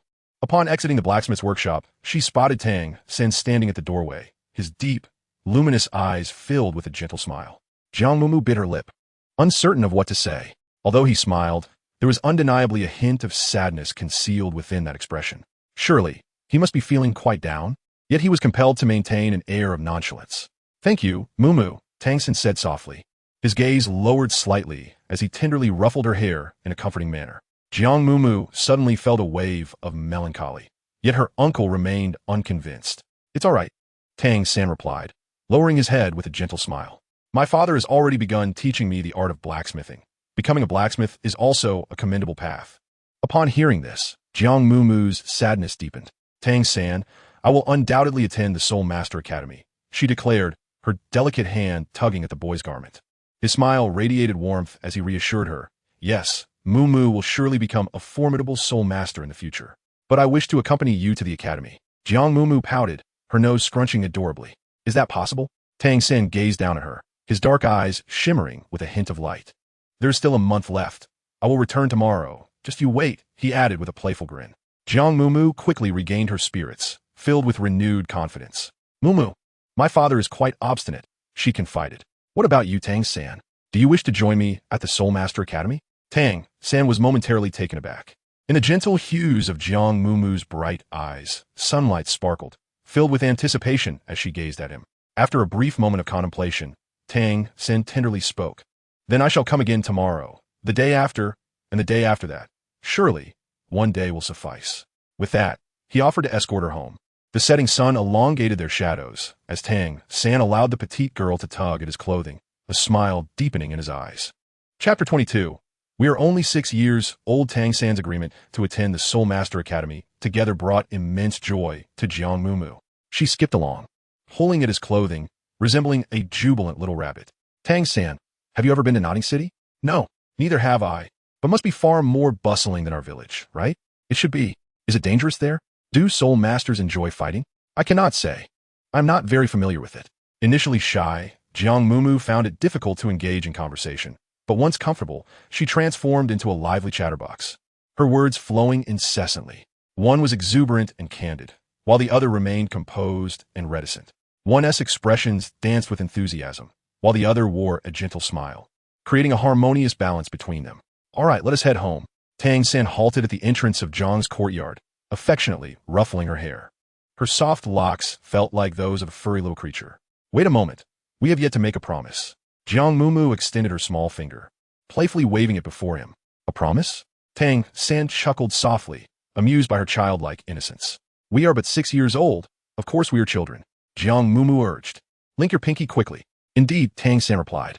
Their pinky fingers intertwined, and Jiang Mumu began to recite, We shall strive to become the mightiest of soul masters. Pinky promise. 100 years without change. After uttering this, she bent down to blow on her thumb, sealing their vow. Tang San, mimicking her actions, found her amusing yet earnest, and he too blew on his thumb before gently pressing their fingers together to finalize the promise. Jiang Mumu beamed, revealing her 2 small tiger teeth. Once Tang San had walked away, she turned around and saw her father, mother, and 3 older brothers standing at the gate, each with a distinct expression. Is that boy from the Tang family? Since when has Mumu grown so close to him? Jiang Yu furrowed his brow. That child is sensible and mature, and he possesses an attractive appearance, observed Mumu's mother, her eyes narrowing with a loving smile. He seems quite promising, she added. The eldest brother glared. That little rascal has become audacious, daring to touch Mumu's head. The second brother clenched his fist. That little rogue has grown bold, daring to hold Mumu's hand. The third brother ruffled his hair. I feel our status is being threatened. Father, mother, Brothers, what is the matter? Jiang Mumu tilted her head, looking at them in confusion. Ahem. Jiang Yu cleared his throat, his jaw tightened, lips pressed into a thin line, exuding the authority of the head of the family. Jiang Mumu blinked her eyes curiously and asked, Father, are you feeling unwell? Jiang Yu realized that he should not be overly stern. His daughter was quite timid. He would not want to frighten her. Mumu, he said, squatting down to soften his tone. I heard from your second brother that you wished to go somewhere with that young man from the Tang family. Beside him, the second brother interjected, Father, is it really fair to betray me like this? Fortunately, Mumu was not bothered by this and obediently nodded. Father, I want to attend the Soul Master Academy in Nodding City, together with Tang San. Upon hearing this, the entire family was momentarily taken aback. To the Soul Master Academy? After a brief pause, their mother regained her composure, revealing a look of concern. But that means you will be leaving home, Mumu. Jiang Yu gazed deeply into his daughter's eyes and solemnly inquired, what has prompted this sudden desire to attend the Soul Master Academy? Chapter 23. The unyielding Su Yuntao. At this moment, Jiang Yu's emotions and expressions were profoundly intricate. Ever since his conversation with old Jack regarding the Soul Master Academy, he had harbored a deep-seated anticipation for his daughter. Yet, the mere thought of his cherished youngest daughter leaving home filled him with an overwhelming sense of reluctance. Consequently, the matter had not been broached again. His daughter, timid and frail. Who could have foreseen that such a sheltered young lady would suddenly yearn to step beyond his protective embrace? Reflecting on this, an indescribable sorrow welled up within the heart of the father. Father, I aspire to become the mightiest ruler of the Douluo continent, Jiang Mumu said, her brow furrowed and determination radiating from her. Though this was not her true desire, it was a path she felt compelled to traverse. Jiang Yu's lips twitched slightly. The strongest king? Jiang Mumu replied earnestly. That is an existence even more formidable than the title Douluo. Jiang Yu, after a moment as contemplation, lifted his hand to gently pat his daughter's head. Mumu, while it is commendable to have aspirations, do you not think your dreams might be a tad too lofty? It seems rather challenging. Jiang Mumu nodded in agreement, clenching her small fist with determination. But, Father, I will strive with all my might. Before drifting off to sleep, Jiang Mumu lay on her bed, her legs crossed, and casually splayed her right hand. A shimmering violet light seemed to flow from her palm, illuminating half of the room. As that ancient, unadorned book reappeared, she had now mastered the ability to effortlessly control the form of her martial soul. Regrettably, after perusing its contents from cover to cover, the book remained devoid of any words. Jiang Mumu scratched her head, murmuring to herself in bewilderment, pondering the situation. Subsequently, she extended her left hand, meticulously examining the Taiji diagram several times, yet failing to grasp its underlying mysteries. Hey system, she yawned. Are you really suggesting that I could become the supreme ruler with these two items? It appears rather dubious, doesn't it? The system replied, what do you know? Only those unacquainted with true value would presume that beast martial spirits like wolves or tigers are formidable. Jiang Mumu, is it not so? She still vividly recalls the grandeur of that soul master with the lone wolf martial spirit during the awakening ceremony. System, such displays are merely superficial, meant only to intimidate a child like you, who has yet to witness the world. Jiang Mumu, however, that esteemed soul master remarked that my martial soul is indeed worthless. System, esteemed soul master? Are you referring to Su Yuntao? Ha ha ha. Jiang Mumu, what is so amusing? System, Su Yuntao is famously known for his poor judgment. If he deems you worthless, you can be assured that you're already halfway to success. Ha ha ha. Jiang Mumu wore a bewildered expression. System, have you heard that the steadfast Su Yuntao is accompanied by ever-changing protagonists? Hilarious, haha. Jiang Mumu was utterly bewildered, completely at a loss for the meaning of those words. With a timid inquiry, she asked, then, what exactly is my martial soul? The system replied, once you acquire your first soul ring, you will truly understand what it means to be the chosen one. Rest assured, you will not be let down. Jiang Mumu, she felt a distinct lack of trust between herself and the canine system. The following day, as dawn broke, Jiang Mumu rose early. Reflecting on the failures of the previous day, she resolved to make her presence known to the stern-faced gentleman from the very start of the day. Chapter 24. The stern-faced gentleman Mumu. Where are you off to so early? Just as the hour of Chen arrived, her mother spotted the young girl, neatly dressed, emerging from her room. Mother, have you seen my little bamboo basket? Jiang Mumu inquired. It's hanging on the wall in the storage room, her mother began. But before she could finish her sentence, Jiang Mumu dashed into the storage room. Moments later, she returned, clutching the bamboo basket and hurriedly scuttled into the kitchen. Oh dear, what is all this fuss about? Her mother quickly followed. I'm going to the Tang family, Jiang Mumu replied, as she tiptoed to fill her basket with items. Freshly steamed buns from the stove. Grab those. Sticky sweet mung bean cakes. Those too. The smoked chicken mother just prepared. Don't forget that. And the wine father purchased last month from Nani City. Add that as well. Jiang Mumu rummaged through and filled her bamboo basket to the brim before finally stopping. Her mother raised her eyebrows in concern, pondering whether it was appropriate for her to visit others so early in the day. I have important matters to attend to. I may not return until evening, Jiang Mumu stated, stuffing another piece of salted fish into the gaps of her basket. Her mother's mouth fell open in astonishment as she watched her dash out of the courtyard like a gust of wind. Is she off to find that lad from the Tang family again? Jiang Yu, who had appeared behind her at some point, remarked with a hint of sorrow in his tone. Indeed, Mumu's mother nodded, and she even took your wine with her. Jiang Yu, on the western side of the village. The blacksmith shop lay tranquil in the early morning, the air filled with the fragrant aroma of rice. Tang San, good morning, Jiang Mumu greeted with a bright smile, waving her small hand from outside the door. The interior was somewhat dim, as Tang San, holding a bowl, ladled rice porridge from a large black iron pot. Upon hearing her gentle voice, he instinctively raised his gaze, the corners of his eyes curving upward. Good morning, Mumu. Has Uncle Tang not yet awakened? Jiang Mumu inquired softly, placing her small bamboo basket on the worn wooden table. Tang San shook his head. He had indulged in drink the previous night. Please wait a moment. With that, he parted the door curtain and entered the inner room, carrying a bowl of porridge. Father, eat your breakfast before going back to sleep, came the hoarse and muddled voice of her man, tinged with weariness and impatience. Jiang Mumu leaned in, glancing into the large black iron pot. The broth, crystal clear, revealed a meager scattering of rice grains, hardly sufficient for breakfast. No wonder Tang San appeared so slender. A sound emerged from within the room, the gentle clinking of a bowl being set down, and Tang San stepped out, seemingly a bit embarrassed. My father might sleep until the afternoon, he remarked. That's quite all right. Jiang Mumu replied, gesturing towards the small bamboo basket on the low table. I brought plenty of food. Can you cook? Yes, Tang San nodded. That's wonderful. I also brought a bottle of wine for Uncle Tang. He will surely be delighted. Jiang Mumu was unaware that the bottle of wine had been cherished by her father, Jiang Yu, for many years without his willingness to partake. Tang San, is this acceptable? Jiang Mumu. It should be fine, especially with the addition of the charming skill. In the blink of an eye, noon arrived. The two finally placed the dishes upon the small wooden table. Tang San, how is it that you could do everything? It's truly impressive, Jiang Mumu exclaimed, her eyes sparkling with admiration. You are quite remarkable as well, Tang San replied, gently brushing his hand against her soft, round cheek, a smile unconsciously forming on his lips. The little girl insisted on helping him with the fire, only to end up resembling a little calico cat.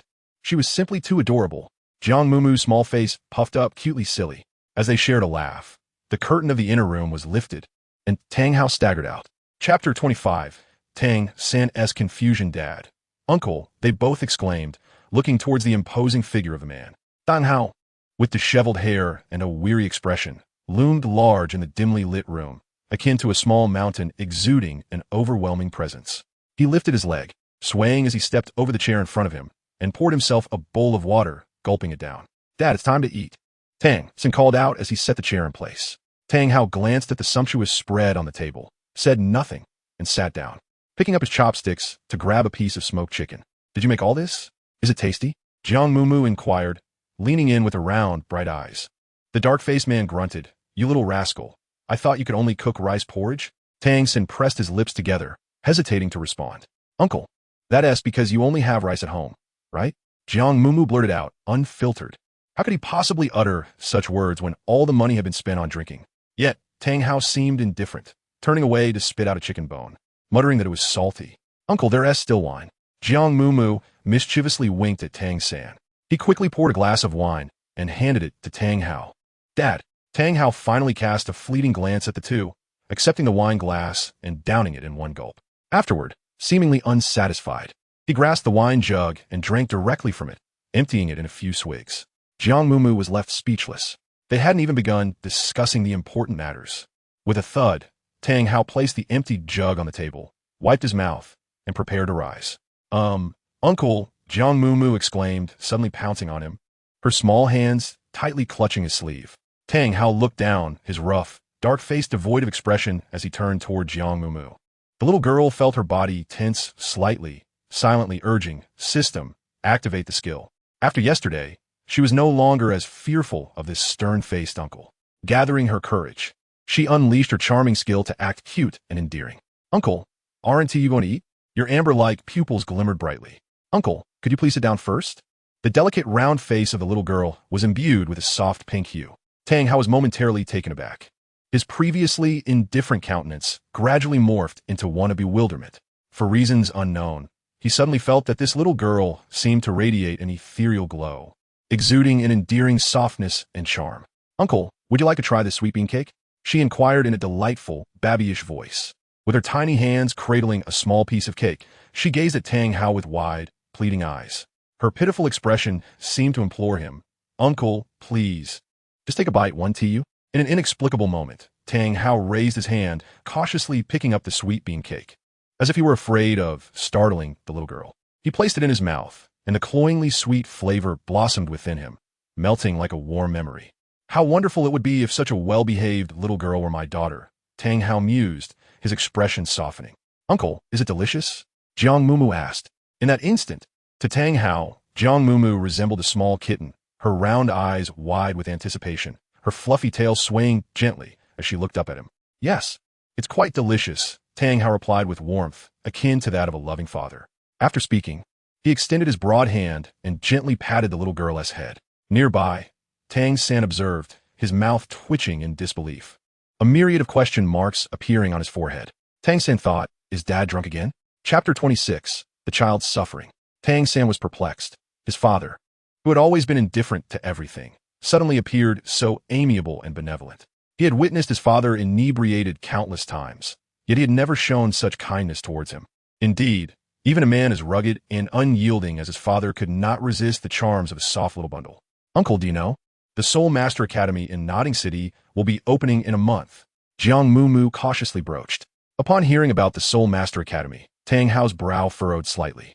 Jiang Mumu observed the expression on his face, bit her lip, and continued, "Well, the academy has positions for work-study students, which do not require tuition." Tang Hao retracted his large hand from atop her head, and his countenance darkened slightly. Uncle Jiang Mumu understood that she should not press further, yet she felt an unwillingness to relent. Thus, she persisted, "If Tang San becomes a soul master in the future, he would be able to better care for your life. And you wouldn't have to. I don't need that boy to take care of me." Tang Hao interrupted, scoffing dismissively. "I know my son. He will never become a soul master."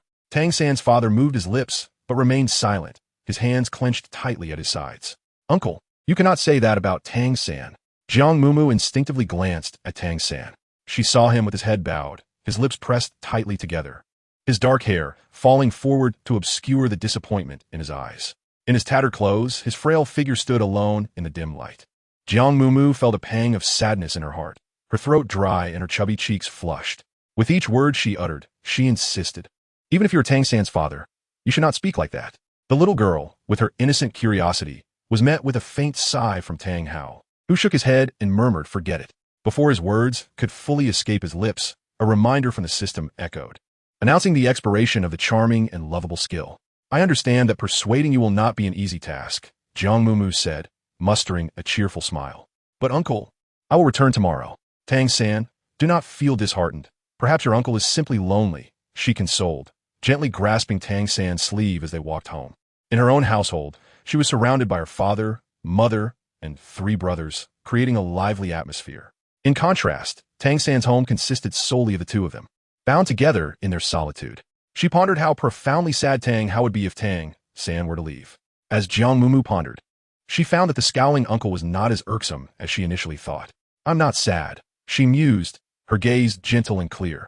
"Mumu, truly, you are such a lovely and kind-hearted child." "Eh?" Jiang Mumu looked at him in puzzlement. "But Tang San, are you not also a child?" Tang San paused momentarily, realization dawning upon him. "Ah, indeed. I almost forgot that I too am still a child." With that, a joyful smile broke across his face. Jiang Mumu let out a soft sigh, pondering the misfortune of the child. At such a tender age, he was burdened with the responsibility of caring for his father. Merely 6 years old, he had already forgotten that he too was a child. How tragic. From now on, I must treat him with even greater kindness. Chapter 27. The Final Day. Jiang Mumu is an exceptionally tenacious individual. just as during her time at the Xuan Sect, despite being fully aware of her inability to cultivate. She relentlessly memorized the internal martial arts techniques time and again. Thus, even though she returns empty-handed each day, she does not succumb to excessive despondency. Her master once said that persistent effort can wear through stone. The master also remarked that with sufficient dedication, an iron pestle can be ground down to a needle. The master further proclaimed. Jiang Mumu lay on her small bed, encouraging herself. 9 days had swiftly passed, although Uncle Tang still wore a perpetual frown. His temper seemed to have improved somewhat. Today, she refrained from employing her charming skills, and he did not appear to be angry with her. System, Jiang Mumu inquired. What purpose does this skill serve? Opening it had failed to persuade Uncle Tang, while not using it did not elicit any ire from him either. Back and forth, she pondered, was it merely an exercise in futility? The system replied, it merely grants a 30 increase in cuteness value. The items obtained from the lottery are meant to be used sparingly. Jiang Mumu, is this really so perfunctory? System, one cannot blame me for being superficial. After all, for individuals with resolute minds, this matter holds little significance. Jiang Mumu, huh? Why didn't you mention it earlier? System, you didn't ask after all. Jiang Mumu has withdrawn into herself. The hard-earned salted fish value has been exchanged for 10 skill usages. Yet, after utilizing it 9 times, the wretched system suddenly informs her that the effect is minimal. This is nothing short of a thunderclap on a clear day. Jiang Mumu clutched her little blanket and ground her teeth in frustration.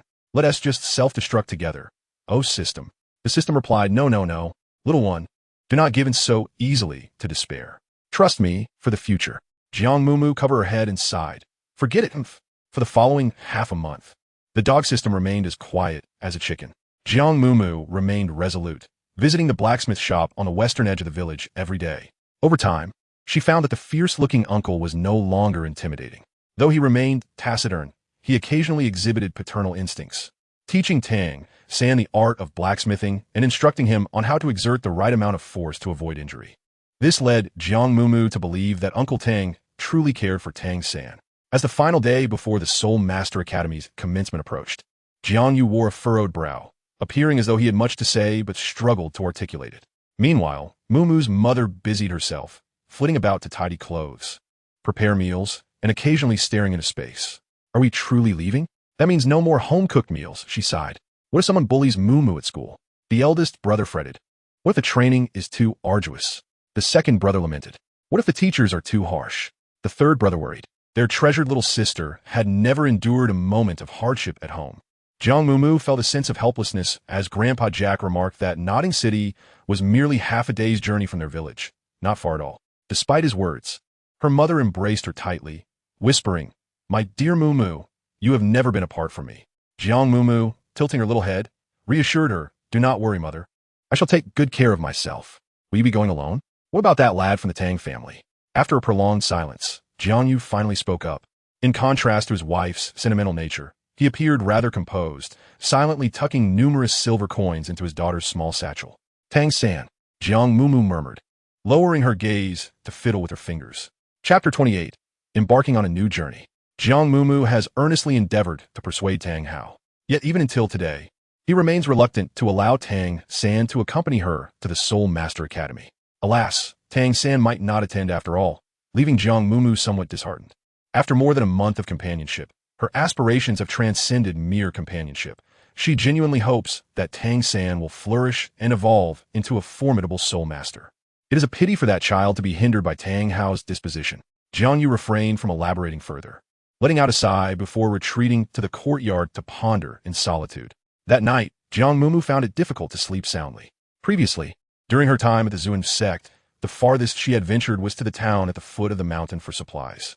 Subsequently, upon arriving in Holy Soul Village, she had not even stepped outside the village. Tomorrow, however, she would be embarking on a journey to Notting City. She would confront a vibrant and wondrous world all on her own. This prospect filled her with a mix of anxiety and excitement. On the following day, as dawn broke, Jiang Mumu rose early. In the center of the courtyard lay a heap of luggage meticulously prepared by her parents. Just the skirts alone filled 3 large bundles, along with winter attire, cotton garments, cloaks, and hats. Mother, I'm merely going to school. Is all this truly necessary? Jiang Mumu scratched her head in bewilderment. I suppose I must bring ample clothing, for on those lazy days, It will spare me from the chore of washing. Jiang Mumu pointed toward another pile, inquiring, "What about these? Cured meats, smoked chicken, sausages, and even 2 jars of bamboo shoots braised with rich oil? Oh dear! What if the food at the academy does not suit my palate? Nothing in the dining hall can compare to the delectable flavors of home." Jiang Mumu was troubled by the overwhelming amount of items that could hardly fit in a single cart when suddenly she heard a series of knocks at the courtyard gate.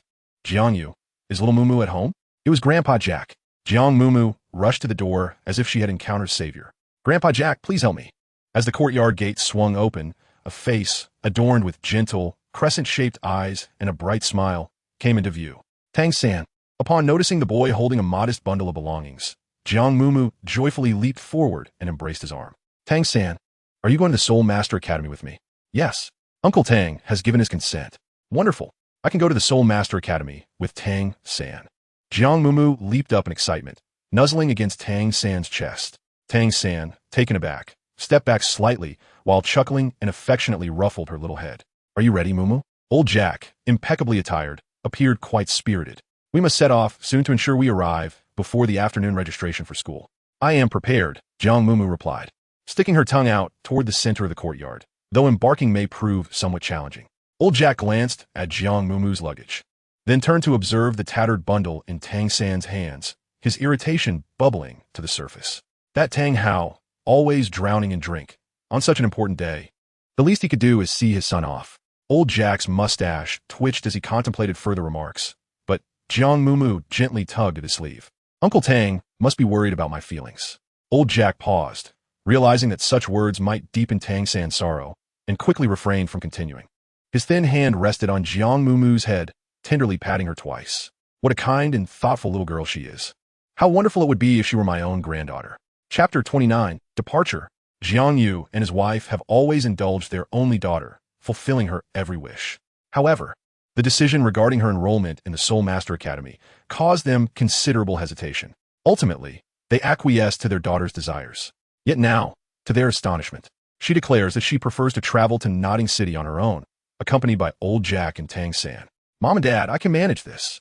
Please don't worry," Jiang Mumu exclaimed, fastening a small bundle and a wooden sword to her back while waving goodbye to her parents. "Are you not taking anything else?"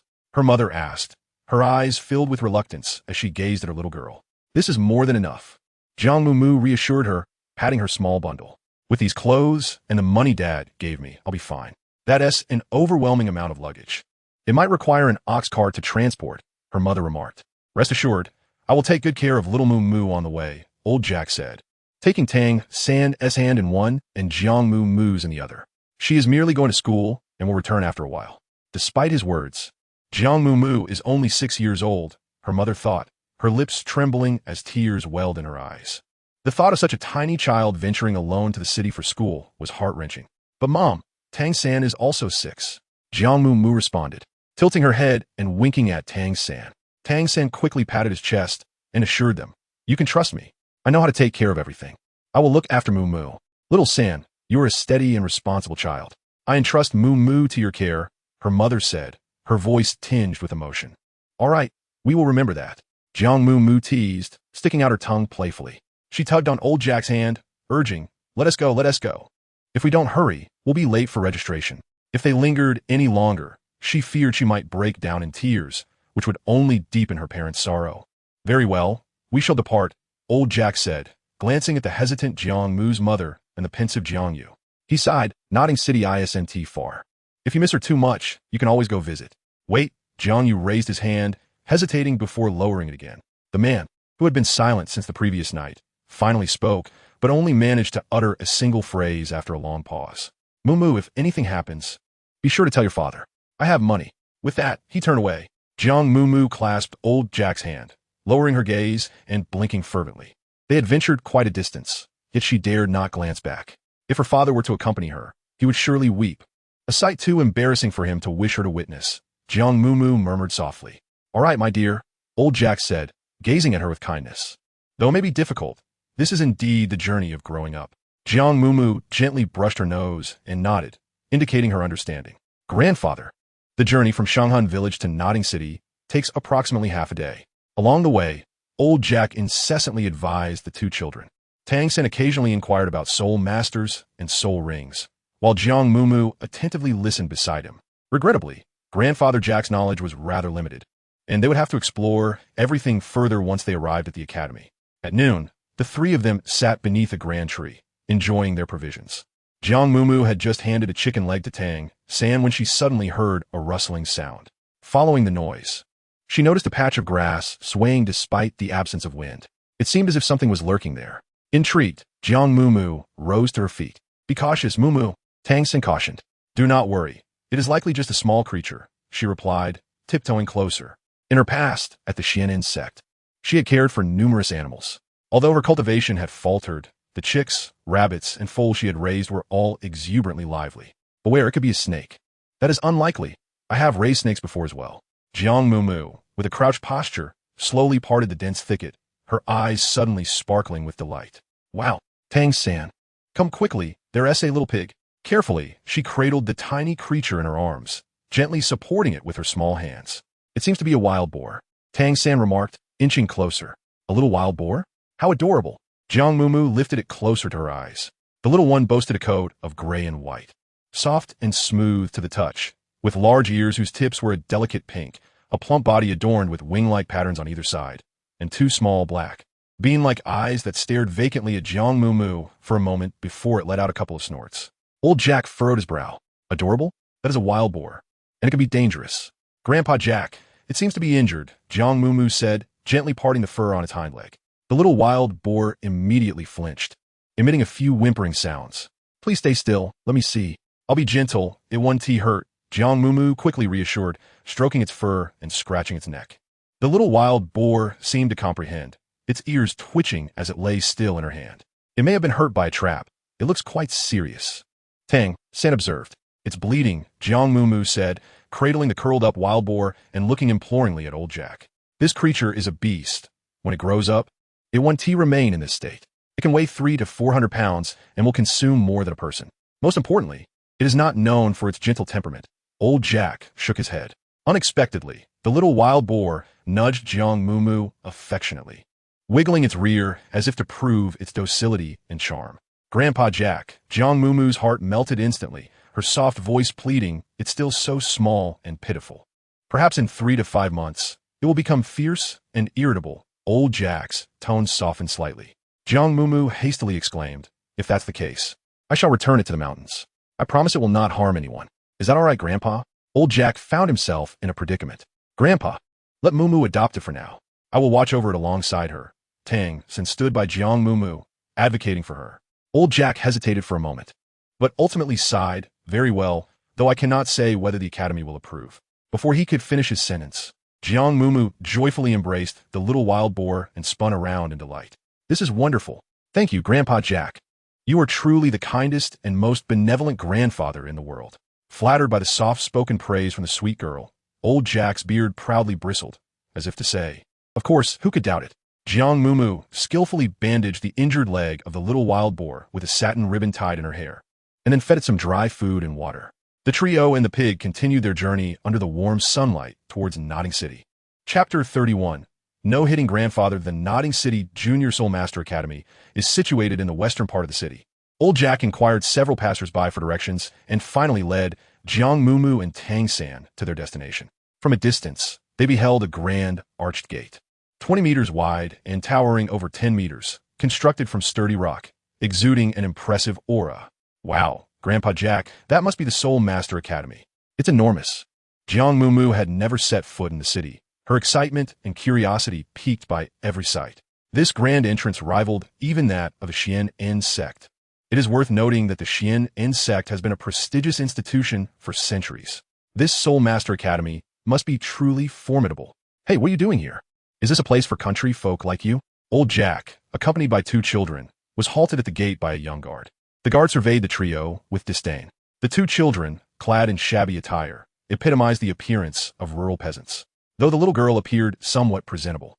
Her wide-eyed wonder betrayed her lack of worldly experience. "This young brother, we hail from Shenghun Village. These 2 children are students sent from our village this year. May I inquire what procedures we need to follow?" Old Jack hastily replied with a forced smile. "Huh, can a golden phoenix really emerge from a grass nest?" A mere village can boast 2 children with soul power? The gatekeeper frowned, speaking with a sarcastic tone. You country bumpkins, could you possibly be imposters? We are certainly not.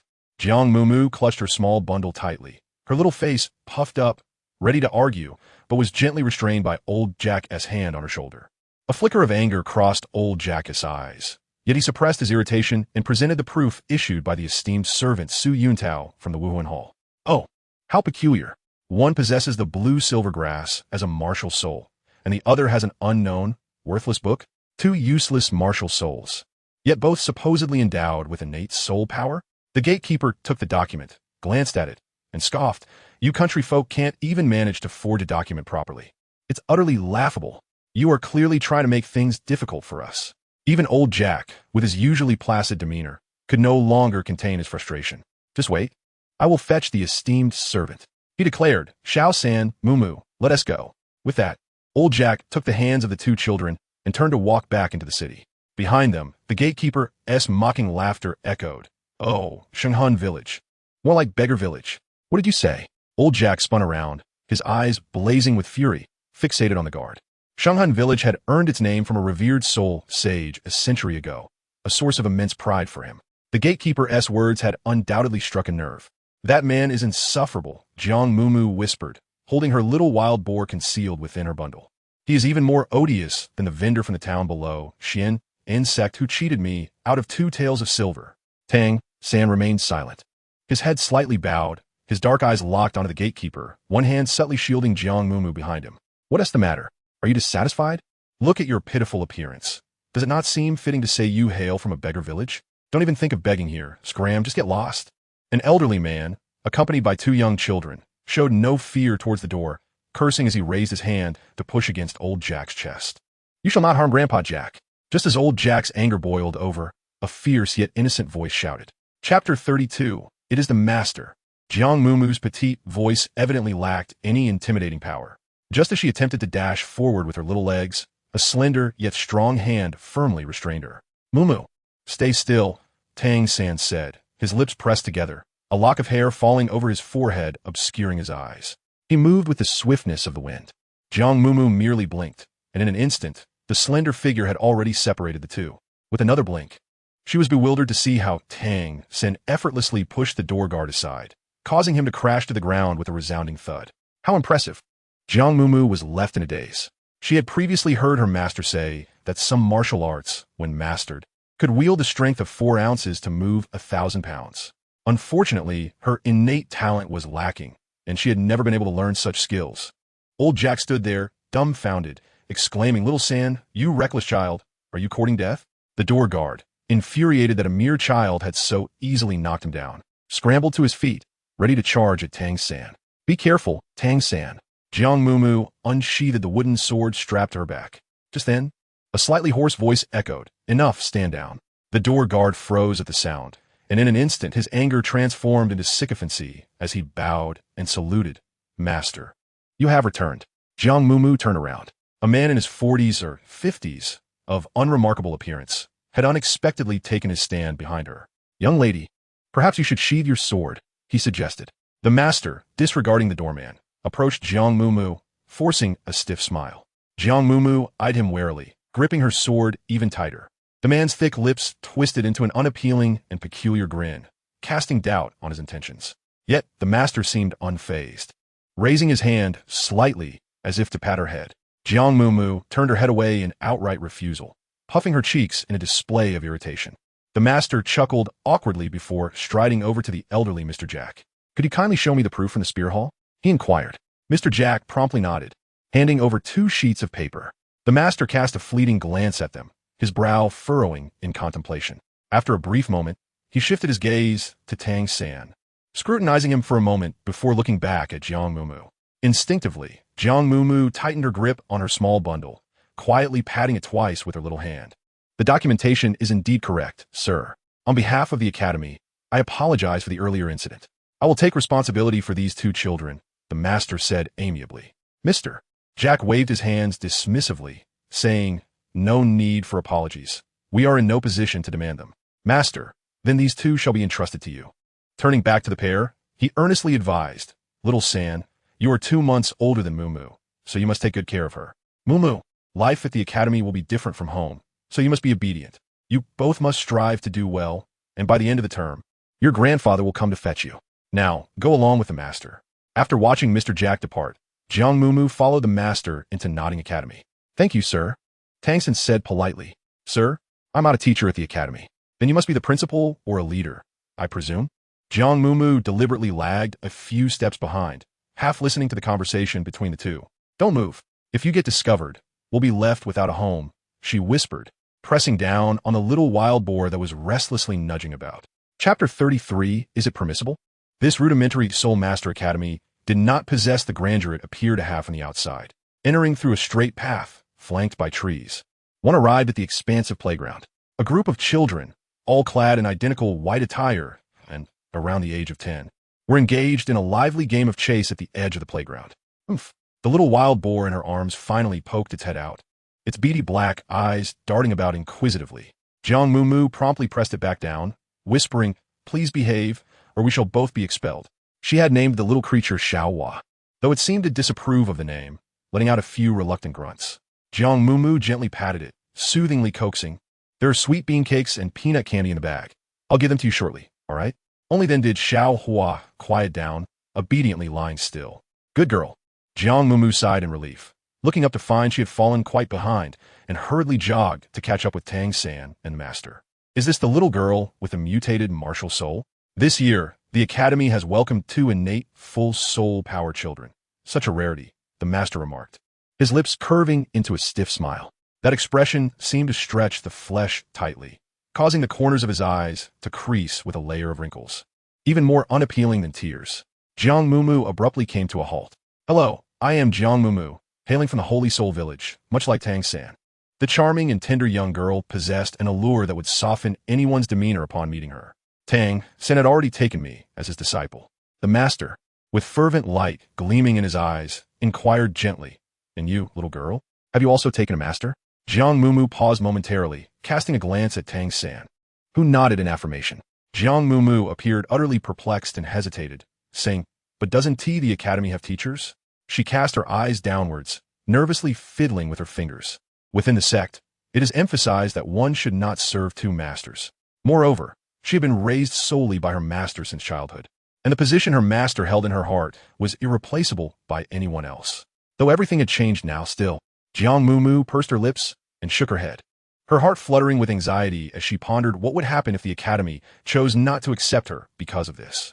Fortunately, the master did not press the matter. With a carefree laugh, he waved his hand and remarked, It seems you are quite a determined young lady. Come, I shall escort you to the academic affairs office. The office was located on the ground floor of the teaching building, south of the playground. After delivering the 2 to their destination and offering a few words of advice, the master turned and departed. Both of them possess innate full soul power? The registrar, who had been teaching here for 40 years, was taken aback, as this was the first time he had encountered children with such exceptional abilities. He glanced at the certificate, his hands trembling with excitement, but soon his expression grew dim, and he sighed repeatedly, lamenting, What a pity, truly a pity. Tang San remained expressionless, having long grown accustomed to such reactions. Jiang Mumu, too, wore a stoic demeanor, indifferent to concepts like soul power and martial spirits. The 2 6-year-olds, both remarkably composed, regarded the elderly registrar, which left him feeling somewhat awkward. Very well, let us proceed, he said, clearing his throat. These are your belongings, provided free of charge by the school. The work-study students reside on the 7th floor of the dormitory. Young lady, he continued, addressing Jiang Mumu, you will be staying with the teacher. With a polite bow, Jiang Mumu inquired sweetly, May I share a dormitory with Tang San? Chapter 34. The scrap iron and the salted fish. The registrar was momentarily taken aback by such a request. It was the first time he had encountered such a notion. He regarded Jiang Mumu with curiosity. Although there were many vacant beds in the work-study dormitory, the conditions there were far inferior to those of self-funded students. It is quite all right, teacher. Jiang Mumu quickly waved her hand dismissively. Tang San and I hail from the same village, and our village elder insisted we look out for one another. Given the children's tender age and their initial foray into an unfamiliar environment, it was understandable that they wished to stay together. Moreover, with both being endowed with innate full soul power, it would facilitate management. The registrar nodded in agreement, stating that living in the work-study dormitory posed no issue and that they could always return to discuss a change if desired. Thank you, teacher. Jiang Mumu bowed again, playfully sticking her tongue out at Tang San. The two received their uniforms from Nodding Academy and exited the academic affairs office. After a prolonged silence, the system finally spoke again. A salted fish that does not aspire to turn over is not a good salted fish. Congratulations, host, on taking the first step towards transformation. Jiang Mumu inwardly rolled her eyes in annoyance, addressing the canine system. How dare you show your face again? The system replied, Dear host, do not be distant. I have always been by your side. Jiang Mumu, speak your mind swiftly. System, minor objective accomplished. Host level has automatically ascended to that of a useless and idle individual, earning 666 idle coins. A random lucky pouch has been dropped and has been deposited into your treasure chest. The system task is now officially activated. Would the host like to view it now? Before Jiang Mumu could examine her surroundings, a gentle pat landed on her shoulder. What are you daydreaming about? We have arrived at the dormitory. Watch your step, Tang San advised. Jiang Mumu lifted her head, revealing a spacious room neatly furnished with numerous beds. Most of them were unoccupied, with only a dozen beds adorned with folded bedding. At that moment, a few older children were engaged in lively chatter and laughter. Tang San held Jiang Mumu's hand with one hand while gently knocking on the door with the other. The sound drew the attention of the children, who turned their gazes towards them. Are you both new students here? A tall boy approached them, raising an eyebrow with a condescending air. Hello. We come from Holy Soul Village, Tang San replied with a polite smile. I am Wang Sheng, a future battle spirit master with the battle tiger as my spirit, and also the leader here. Wang Sheng, a robust figure towering over Tang San by at least 2 heads, resembled a wall as he stood there. He scrutinized Tang San, who was clad in patched clothing, and then turned his gaze to Jiang Mumu, who sported adorable twin tails and wore a lovely little dress. A hint of pride and showiness flickering across his face. What are your names, and what are your spirits? I am Tang San, and my spirit is the blue silvergrass, Tang San responded. I am Jiang Mumu, and my spirit is a book without words, Jiang Mumu followed suit. However, as soon as their words faded, the 7 or 8 boys in the room erupted into laughter. I must have misheard. When did waste spirits become eligible for cultivation? Wang Sheng exclaimed, his expression one of utter astonishment, as if he were gazing at fools. Ha ha ha, 2 useless spirits. Has the academy run out of students? Even those with worthless spirits are allowed to attend? Futile efforts. You two will never become spirit masters. Save your energy and return home to farm. Such ridicule was familiar to Jiang Mumu and Tang San, who had grown accustomed to it, and they chose not to let it affect them. Their expressions remained calm, even tinged with a hint of disdain for the need to defend themselves. Wang Hu, you are blocking our way, Jiang Mumu said, lifting her expressionless face. The large boy's lips twitched, already irritated by the 2 children's demeanor. How dare they mispronounce his name? I told you, I am the leader here. You must listen to me from now on. Do you understand? Wang Sheng rolled up his sleeves, revealing his muscular arms. Oh, very well, leader, Jiang Mumu replied, indifferent to his boastful display of strength. You are blocking our way, leader. Wang Sheng felt utterly humiliated. He had to teach these 2 unruly children a lesson and assert his dominance. However, bullying a little girl was beneath him. Thus, he stroked his chin and cast a challenging glance at Tang San. Hey, little San, did you hear what I said? My name is Tang San, not little San. Tang San's dark, brooding gaze fixed upon him, a faint chill flickering in the depths of his eyes. Wang Sheng let out a cold laugh, casually pushing him on the shoulder. I'm just a little third-rate, what's the matter? Not satisfied? Little third-rate? Tang San staggered back 2 steps. Turning around, he handed his school uniform to Jiang Mumu, speaking softly, Mumu, could you hold this for me? Just as Wang Sheng was pondering what he intended to do, in the blink of an eye, that insufferable brat had vanished from sight. Jiang Mumu stood by, holding her clothes, seemingly accustomed to the scene before her. The other students, however, were wide-eyed with astonishment as they witnessed Tang San move with remarkable speed, stepping swiftly behind Wang Sheng. With a deft elbow strike and a leg sweep, the actions flowed seamlessly together. Before Wang Sheng could even register the attack, he stumbled out of the dormitory entrance. Fortunately, his lower body strength was commendable. He exerted force through his legs and managed to steady himself, averting an embarrassing fall in front of everyone. How dare you hit me? Wang Sheng bellowed, erupting like a furious tiger as he lunged at Tang San. Although Tang San was not one to engage in brawn or bravado, he understood that failing to teach this leader a lesson would only embolden him further. It would not only put himself at risk, but would also bring trouble to Mumu. As Wang Sheng swung his fist toward him, Tang San moved forward instead of retreating, slightly shifting his body. With a simple yet fluid motion, he guided Wang Sheng with his left hand while pulling with his right.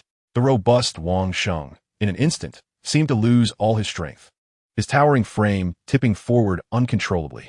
With a gentle push, Tang effortlessly sent Wang Sheng crashing onto the bed. The group of children in the dormitory looked on in disbelief. Their leader had been defeated by a frail, unassuming boy. Jiang Mumu proudly lifted her chin, her small hands instinctively clapping twice. Tang-san, from our village, is impressive, isn't he? Just then, a deep, beast-like roar erupted from Wang Sheng's throat. Faintly, one could perceive a soft yellow glow emanating from him, as his arm muscles abruptly swelled, brimming with formidable strength. It was the manifestation of his martial soul. Jiang Mumu immediately felt a surge of anxiety, her eyes wide with alarm. During the awakening ceremony, she had witnessed a power and sense of oppression that ordinary individuals could scarcely endure. How infuriating it was that he resorted to using his martial spirit. As she watched Wang Sheng's powerful hands bulge and form into claw-like shapes, fiercely reaching for Tang-san's shoulder, Jiang Mumu disregarded everything else. She discarded the clothing in her hands and propelled herself forward like a cannonball. Chapter 36. Oh, how rash I was. Wang Hu, do not strike Tang-san. Jiang Mumu shouted in a voice that resonated with the strength of a mountain. Bam! Wang Sheng could hardly fathom that this seemingly small and delicate girl could unleash such tremendous force. She sent him flying 2 zhang away, his robust body crashing to the ground with a resounding thud, landing unceremoniously. A sharp pain radiated from his tailbone, and Wang Sheng gritted his teeth, his face flushed with embarrassment. How humiliating it was for the formidable leader of the 7th dormitory, wielding the ferocious battle tiger martial spirit, to be bested by a mere girl, especially in such a disgraceful manner. I am Wang Sheng, not Wang Hu, he growled through clenched teeth as he swiftly stood up. That was merely an oversight on my part. Now, let us engage in a fair contest. Indeed, the earlier incident where the girl had ambushed him could not be counted. With that, he bent his legs slightly and opened his arms, fists clenched, eyes fixed intently on the girl before him, adopting a stance that was both offensive and defensive. But I don't know how to fight. Jiang Mumu puffed out her cheeks indignantly. You are bullying me. Wang Sheng's expression froze for a moment. Did this girl harbor some misunderstanding about her own capabilities? The other boys stood agape, nearly convinced by the sight of her having sent their leader flying. Enough chatter. This is our 7th dormitory's rule. Wang Sheng beckoned with his fingers.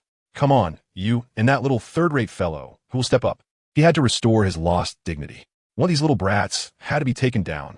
I will. Tang-san stepped forward, a faint smile gracing his lips. I should go. Jiang Mumu tilted her head slightly. I promised Grandpa Jack that I would look after you. I am stronger than you, Tang-san asserted. You are younger. And besides, you are a boy. And what of it? Jiang Mumu felt a twinge of discontent. Her master and her senior sisters, the entirety of the Xuan Nv Sect, were all formidable women. Yet, they all possessed remarkable prowess. Wang Sheng, radiating an aura of brilliance, had already assumed his stance for quite some time. Observing the 2 individuals across from him, engaged in their petty squabble, he felt an overwhelming sense of humiliation. As a rival, was he truly so insignificant as to warrant no respect? You two, cease your bickering, Wang Sheng exclaimed in frustration. Let's engage together. Jiang Mumu and Tang-san simultaneously turned their heads, casting bewildered glances in his direction. After a brief moment, Tang-san stepped aside, conceding this round. Although he uttered those words, his vigilance towards Wang Sheng intensified, his entire demeanor akin to a bow drawn taut, ready to strike swiftly at any moment. Wang Hu, I am prepared, Jiang Mumu said, pressing her lips together. I am Wang Sheng. Wang Sheng's countenance twisted into a fierce grimace as he bellowed, Battle Tiger. His muscular legs surged with power, charging towards Jiang Mumu with the ferocity of a tiger pouncing on its prey. No matter how great the strength, she was merely a young girl. Wang Sheng was utterly confident that with his rank among the top 5 students, defeating her would be a trivial endeavor. In the next instant, aha, came the small girl's determined shout. His formidable tiger claws were firmly gripped by her delicate, fair hands. A surge of shock coursed through Wang Sheng's heart. This was a grave error. A faint sound akin to bones dislocating echoed through the air. The veins at his temples throbbed violently. Before he could even utter a cry, he heard the girl apologetically exclaim, Oh, I'm sorry, I'm sorry. Chapter 37. I did not deceive you. Jiang Mumu had been chopping wood and drawing water for 2 months. Although her control over strength had improved significantly, Her lack of combat experience rendered her nervous when confronted with the battle tiger martial spirit. In her anxiety, she faltered. She had merely intended to seize Wang Sheng and toss him aside, yet inadvertently dislocated his wrist. It seemed rather excessive. However, the current situation was that Wang Sheng had already lost his strength. If she were to release him, he would inevitably crash into the wall, likely falling headfirst and possibly injuring his neck in the process. In a moment of desperation, Jiang Mumu had no choice but to propel him forward with his own strength. Then, with her other hand, she grasped Wang Sheng's waistband as if she were pulling up a stalk of green onion. With one hand, she effortlessly lifted him. The 7 or 8 boys in the room were astonished, their eyes wide as if they might fall from their sockets. What kind of soul skill is this? Wasn't it a useless martial spirit? Why such terrifying strength? Unanimously, they retreated, their expressions filled with uncertainty and disbelief. Why you? Let me go. Wang Sheng's arms hung weakly, his demeanor significantly diminished. No matter how tall or strong he appeared, he was still merely an 11 or 12-year-old child, and he could not help but feel intimidated in the presence of someone far more powerful. Oh. Flustered, Jiang Mumu quickly nodded, afraid of causing him further injury. She carefully placed him on a bed. Wang Sheng lay face down, motionless, utterly mortified, wishing only to feign death and temporarily escape the awkward situation. Wang Sheng, I'm sorry, I didn't mean to. Jiang Mumu stood by the bed, her hands clasped. Her lips pursed as she earnestly apologized. Wang Sheng, with a sorrowful expression, finally raised his head in despair. Stop it. Please don't say such things about not being able to fight. Isn't this just beating me and then publicly executing me? Are you all right? Jiang Mumu squatted by the bed, her round eyes gazing at him. Emifine. Wang Sheng replied, a cold sweat beading on his forehead. Gritting his teeth, he nervously inquired, what soul skill did you just use? Soul skill? Jiang Mumu looked puzzled. What is that? It refers to techniques derived from one's martial spirit. Wang Sheng said, raising his neck in confusion. Is your martial spirit really just a book? Yes, it's a book with not a single word in it. Here, if you don't believe me, take a look. Jiang Mumu extended her palm, and a purple glow emanated from it. She casually flipped through a few pages. See, I'm not lying. The esteemed individual from the spirit hall said, it is a mutated, useless martial spirit. The other boys gathered around, curious to peer at the book. So, how do you use your martial spirit? A younger boy asked. I don't know. Jiang Mumu scratched her head. Isn't this what we're supposed to learn in our academy? The little boy was momentarily taken aback. Oh, we do need to learn it. But can one really cultivate with just a book? Since you can't use soul skills and possess a useless martial spirit. Wang Sheng paused. Then how did you defeat me? Although it is somewhat embarrassing, he must concede that he has indeed been bested by a young girl. The vast disparity in strength cannot be compensated for by mere rudimentary skills. This is also the reason he is genuinely convinced. Chapter 38, appearing quite impressive. Jiang Mumu, during her time at the Xuan Nv Sect, indeed mastered 2 sword techniques. However, in her moment of panic, she could scarcely recall the intricate movements and transitions. It was merely a reflex driven by instinct. After some contemplation, she surmised that it might be due to her soul force. Her strength was overwhelming, and she had failed to exercise proper control, inadvertently causing you harm. Jiang Mumu's voice was soft, and her tone was gentle. However, the several boys surrounding her appeared visibly shaken. Wang Sheng, unable to maintain his composure, felt his jaw tense and his complexion pale. What troubled him was not pain, but the sensation of being crushed from above. But our leader's soul power has reached level 9. One boy exclaimed incredulously, and he possesses the king of beasts. The formidable battle, tiger, martial soul. Another added. Jiang Mumu gazed at the two, whose expressions were filled with excitement, and nodded slightly. She was not entirely certain of what they were saying, but it certainly sounded impressive. Could you tell me what level your soul power is? Wang Sheng, now engulfed in self-doubt, asked with difficulty. Innate full soul power should be level 10, right? Jiang Mumu replied uncertainly. Innate full soul power. Each word struck the hearts of the onlookers like a heavy hammer. Wang Sheng opened his mouth, but could not find the words. He felt as if his chest was reverberating, as if he might spew blood at any moment. After a long pause, he sighed in resignation. Then why did you hold back? The thought of having harbored a somewhat oppressive mindset against a little girl made him wish he could dig a hole and hide. My father always said one must never bully the weak, Jiang Mumu said earnestly. Initially, she believed that Wang Sheng intended to intimidate her and Tang San. But the roles had unexpectedly reversed. Once again, Wang Sheng was struck by the harsh reality. He, a robust level 9 battle tiger, was now considered the weak one. It was truly a difficult pill to swallow. Wang Sheng, didn't the academy provide us with bedding? Jiang Mumu remained oblivious to the turmoil that raged within Wang Sheng's heart. We are merely work-study students. How could we possibly possess bedding? She remarked, revealing that they had all brought their own from home. Wang Sheng offered a wry smile, suggesting, why not use mine for now? No, no. Jiang Mumu hastily waved her hands in refusal. Although it seemed ungracious to disdain others, she could not help but feel a tinge of aversion. You have bested me. From this point forward, you shall be the leader of our dormitory, Wang Sheng declared with a generous spirit. Indeed, you will lead us from now on, chimed in a chorus of 7 or 8 boys. Jiang Mumu was taken aback, immediately retracting her neck. Please, don't be like this. She merely wishes to pass her days idly. It is sufficient to be a slacker. Why must one aspire to be a leader for no apparent reason? Wang Sheng replied with solemnity. This is the rule. The one with the strongest fist becomes the leader. Do you think being a leader is an easy task? As he spoke, he raised his arms.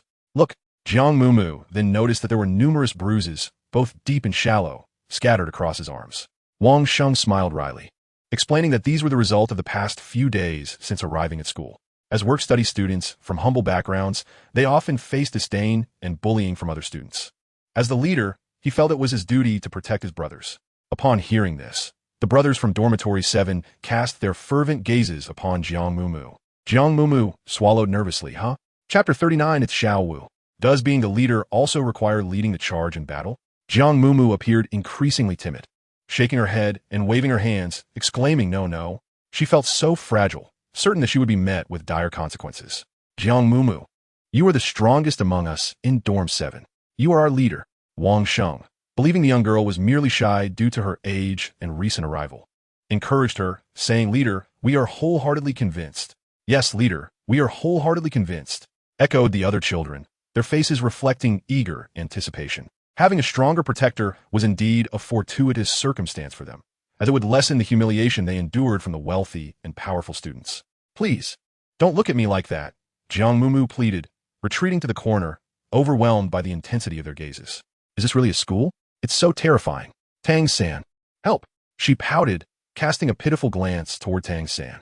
Leaning against the wall with arms crossed, Tang-san squinted slightly, appearing unperturbed and amused by the unfolding scene. Noticing Jiang Mumu's desperate plea for assistance, he finally spoke leisurely. Our Mumu is rather timid. Before he could finish his sentence, the fervent gazes of the others shifted towards him.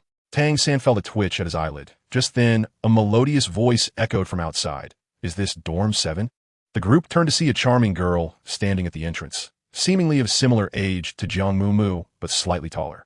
With long black hair fashioned into a single braid and sparkling eyes brimming with curiosity, she appeared quite enchanting. How peculiar. Another girl has arrived, someone murmured. Are there not many girls in our academy? Jiang Mumu inquired. Indeed, they are quite rare. Wang Sheng nodded, grinning as he urged, Leader, go on, show her who's boss. No, no, no. Jiang Mumu hastily shook her head. Father said one must never bully the weak. The girl at the door, with her fair skin and delicate demeanor, seemed far too gentle to engage in conflict. No, absolutely not. As the girl blinked, noticing she was being ignored, she lifted her gaze to the sign reading Dorm 7 and offered a sweet smile, saying, Hello, my name is Xiao Wu, as in the dance. Leader, hurry up. We must uphold the traditions of Dorm 7. Wang Sheng gently nudged Jiang Mumu with his elbow.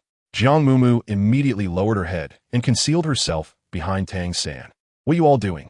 Xiao Wu asked, bewildered, as she gazed at the room full of people. Clearing his throat, Wang Sheng feigned a frown and glared, adopting a menacing expression. Xiao Wu, is it? Since you have joined our dormitory, you must adhere to our rules. First, tell us, what is your martial soul? What rules? Xiao Wu tilted her head, looking at him quizzically. What happened to your hand? Wang Sheng faltered. Why, you should mind your own business.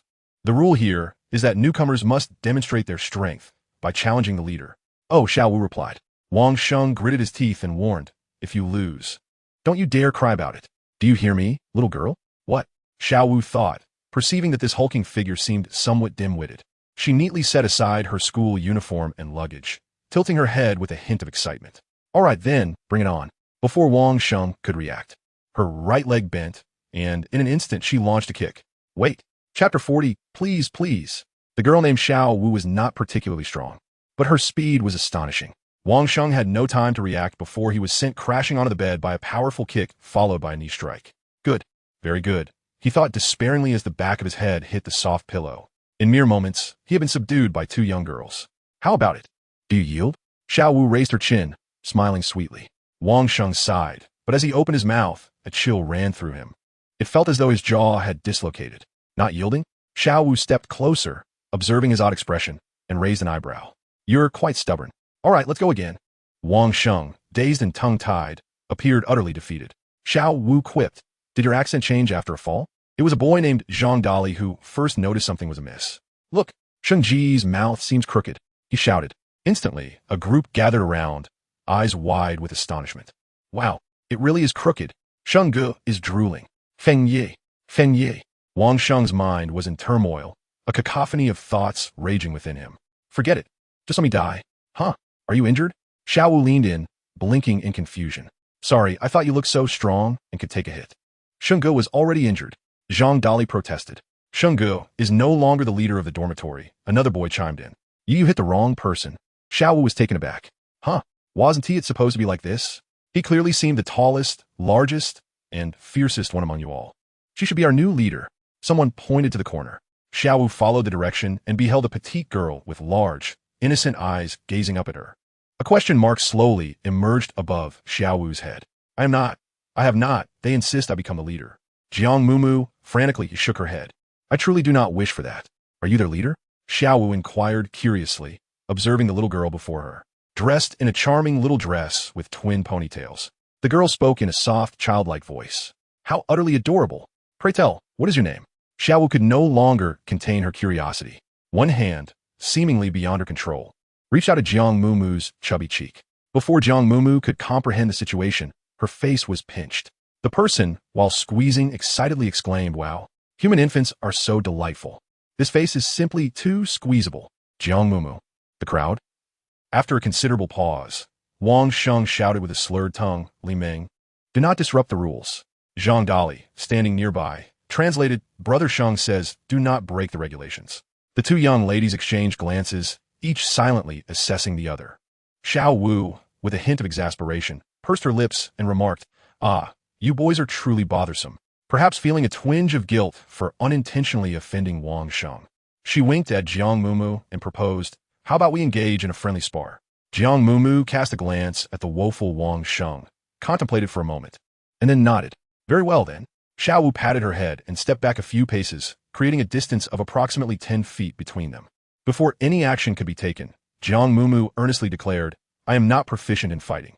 However, I possess immense strength, so please do exercise caution. Chapter 41. Here I come. Little Dumpling, having learned from past experiences, Jiang Mumu harbored a deep fear of inadvertently causing harm to Xiao Wu. She clenched her fists, striving to contain the unruly power that surged within her. You little dumpling, your bravado is quite impressive, Xiao Wu remarked with amusement as she observed Jiang Mumu. Is this a warning? Yet, why does your tone sound so endearing and timid? I'm not boasting, Jiang Mumu replied with utmost seriousness. Upon finishing her statement, she turned to glance at the frail figure of Wang Sheng, who lay on the bed, his young face already etched with the weight of the world, as if he had seen through the vicissitudes of life. Xiao Wu chuckled softly. All right, I understand. You truly are amusing, Mumu. Tang San, standing behind Jiang Mumu, murmured quietly, be careful, she is far more formidable than Wang Sheng. Jiang Mumu, huh? But she doesn't seem fierce at all. Wang Sheng relies on brute strength, which proves ineffective against you, while she, though not particularly strong, possesses remarkable agility. Tang San paused for a moment. If one cannot strike decisively, they risk falling into a disadvantage. He fixed his gaze upon the petite Xiao Wu, his eyes reflecting a hint of coldness. Hey, you certainly have a discerning eye. Xiao Wu teased, twirling her scorpion braid and casting a glance at Tang San. She then raised an eyebrow at Jiang Mumu. Did you hear that, little one? I am quite formidable. Jiang Mumu pressed her lips together and, with a hint of timidity, inquired, what is your martial soul? It's a rabbit, a delightful little white bunny. Xiao Wu replied, playfully bending two fingers. Instantly, images of the rabbits she had once cared for flooded Jiang Mumu's mind. They were small and fluffy, their ears twitching adorably as they nibbled on carrots, so endearing and gentle. She mused that a girl with a rabbit martial soul must also possess a tender demeanor. As she pondered this, she heard Xiao Wu exclaim, little dumpling, here I come. With that, Xiao Wu propelled herself into the air with a graceful leap, vanishing from sight. Jiang Mumu stood in astonishment. The speed was simply as swift as that of her second senior sister's lightness skill. Just then, a gentle pat on her shoulder from behind made her turn around hastily. Xiao Wu stuck out her tongue and cheerfully exclaimed, "Come and catch me, little dumpling." With that, she pushed off with her hands, twisting her waist to create an astonishing arc. In an instant, she leapt a distance of 2 to 3 zhong, her toes barely making a sound as she landed quietly by the window. Impressive, Jiang Mumu gasped, her wide eyes filled with admiration for Xiao Wu, sparkling with wonder. Xiao Wu was taken aback, feeling a bit shy as she waved her hand dismissively. "Oh, it's not that remarkable." The others from the 7th dormitory chimed in. "What mess?" Wang Sheng, with drool pooling at the corner of his mouth, exclaimed in frustration. Brother Sheng asks, "Are you all going to continue fighting?" After relaying the message, Zhang Dali explained, "According to our 7th dormitory's rules, one must be knocked down for it to count." "What a ridiculous rule," Xiao Wu muttered, flicking her scorpion braid as she lunged once more at Jiang Mumu. Her figure was slender and light, akin to a leaf swirling in the wind. It was neither fierce nor aggressive, but rather playful in its essence. Jiang Mumu felt no fear at all as she watched Xiao Wu, beaming with delight, rush towards her, prompting her to hastily retreat a couple of steps. "Little dumpling, catch me," Xiao Wu whispered, her eyes sparkling. In the next instant, a pair of soft, tender hands encircled her waist. With a thud, the two young ladies embraced tightly and tumbled onto the bed, giggling joyfully. Chapter 42. The clown is me, he he he he, he he he he. Xiao Wu, you are so light. Little dumpling, you've tickled me. Xiao Wu leaped with such lightness, as she had no desire to hurt the delicate, soft little dumpling. Jiang Mumu held the delicate girl with utmost care, fearing that she might inadvertently cause her pain. The two of them tumbled together, rolling from left to right and then back again. The boys in the dormitory, taken aback, watched in bewilderment, their necks swiveling from side to side. Is this how girls engage in a scuffle? It struck them as rather endearing. Hey, don't be so careless," Wang Sheng shouted, his neck craned in concern. Zhang Dali interjected, "Brother Sheng says this doesn't count." He then made a strained expression, subtly gesturing towards Mumu and Xiao Wu with his hand hanging at his side. "What doesn't count?" Xiao Wu, sitting on the edge of the bed, swung her legs and remarked, "We girls aren't as rough as you boys." Exactly. Jiang Mumu rolled over and sprang to her feet, nodding vigorously like a chick pecking a grain. "Xiao Wu is so adorable. I wouldn't want to fight her at all. All right, we are classmates, not enemies. Let us keep it light." Tang Xin exhaled a sigh of relief and spoke calmly. He could discern that Mumu was no match for Xiao Wu. Fortunately, Xiao Wu bore no malice and was sufficiently gentle. Yes, we're all classmates," Zhang Dali readily agreed. "Brother Sheng, why don't we just let it go? Let us not make it difficult for the girls." Indeed. The others nodded in unison. After all, it was the first time the dorm had welcomed girls. Wang Sheng surveyed the astonished faces of his former comrades, feeling a pang of betrayal. "Brother Sheng, perhaps you should refrain from speaking," Zhang Dali advised, gently wiping the drool from his mouth. Wang Sheng stubbornly turned his head away, indignantly protesting, "What nonsense! Who says girls aren't rough? If they aren't rough, how did my arm get dislocated? How did my jaw get misaligned?" "Brother Sheng says if we're so dismissive, who will take charge?" Zhang Dali consoled him with a pat on the shoulder. "Who says only one person can lead?" Xiao Wu blinked and pulled Jiang Mumu close, declaring, "From today onward, little dumpling and I will be your leaders." The group exchanged looks of realization. Yes, it could work like that. But will it be all right to have 2 girls as the leaders of our dorm? Hey, let us not forget, they are the girls who defeated Brother Sheng. Brother Sheng looked up at the sky, tears welling in his eyes. Could it be that I am the fool in this scenario? "Little dumpling, what is your name?" Xiao Wu asked, resting her chin on her hands. "Jiang Mumu. The Mumu in my name means clover, symbolizing resilience and vitality." Jiang Mumu pulled out a bounty of delicious treats from her small bag and presented them before her. "Here for you." Thank you," Xiao Wu replied, unreservedly taking a piece of peanut candy and popping it into her mouth, her cheeks puffing up. "You certainly don't seem poor at all." Before she could finish her sentence, the bundle atop the bed shifted slightly. Oof. A small wild boar, mottled gray and white, emerged, its rear end raised as it burrowed out, its beady black eyes fixated on Xiao Wu's hand, which was reaching toward the sweet bean cake, twitching its ears in discontent. Chapter 43. A spirit beast. A curious standoff ensued, with the two of them, one human and one pig, staring at each other, their eyes wide. Xiao Wu blinked, and so did Xiao Hua. "Hey, why is it staring at me?"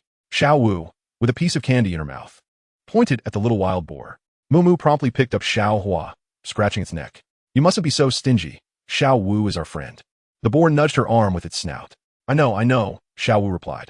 Curiously, she asked, what is it saying? It's probably upset because I mentioned giving it all the tasty food. Jiang Mumu scratched her head, so it's not very happy. Oh, it can understand words? Xiao Wu leaned closer, gently flicking the tip of the boar's ear with her finger. It truly is a spirit beast. Did you catch it? Catch. Jiang Mumu shook her head. I found it. It was injured. Xiao Wu took another bite of the sweet bean cake, mumbling something indistinctly. Jiang Mumu did not catch the words clearly. She merely observed as the dormitory door swung open once more. Two students hailing from Holy Soul Village, Tang San and Jiang Mumu, were called to step forward. A teacher in his 30s entered from outside. Jiang Mumu and Tang San simultaneously rose from their respective beds.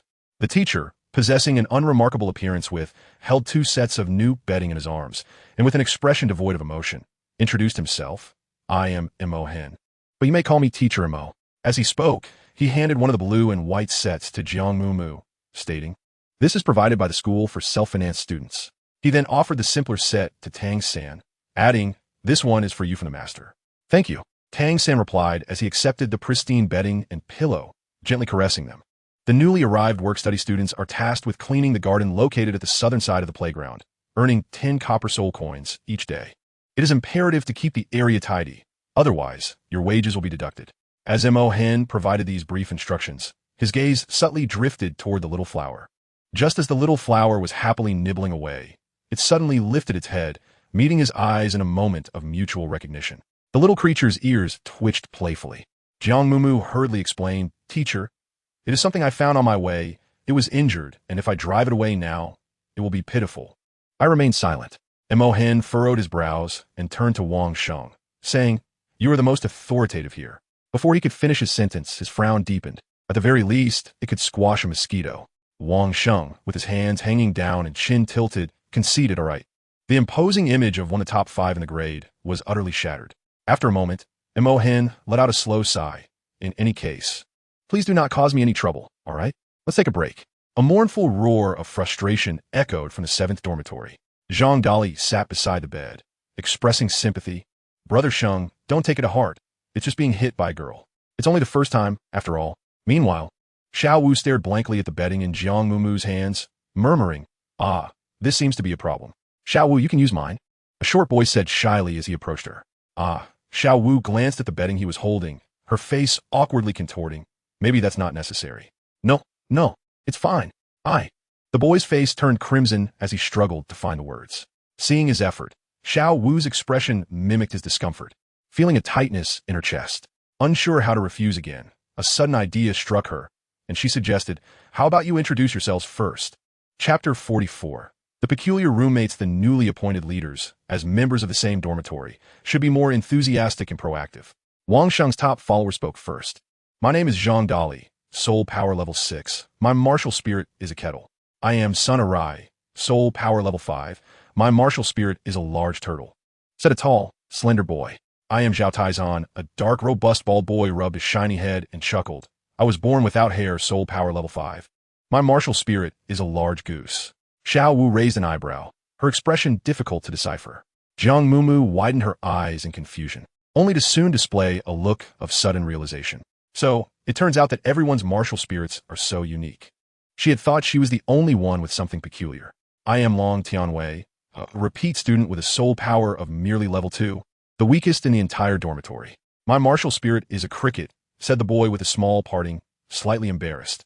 I am Qinzhuang Zhuang, with a soul power of level 7, and my martial spirit is an eggplant, stammered the short boy standing before Xiao Wu. His speech impediment was exacerbated by the presence of the beautiful girl. Xiao Wu nodded and turned her gaze towards the farthest corner of the dormitory. There sat a boy with hair covering his eyes, silent and seemingly encased in another realm. Oh, his name is Qiao Baojian. He possesses a soul power of level 8. And his martial spirit is a fly, Zhang Dali whispered. Due to the nature of his martial spirit, he has often felt inferior, which is why he rarely speaks. Xiao Wu pressed her forehead in apparent distress. No wonder someone like Wang Sheng can be the current leader. This dormitory is rather difficult to manage. Can a fly really cultivate? Jiang Mumu inquired curiously in a hushed tone. Of course, Zhang Dali replied, gesturing towards the bald-headed Long Tianwei. If a cricket can cultivate, Then a fly certainly can. But how will he attack with that? Is he supposed to transform into a gigantic fly monster? Jiang Mumu envisioned the scenario, and an inexplicable shiver coursed through her.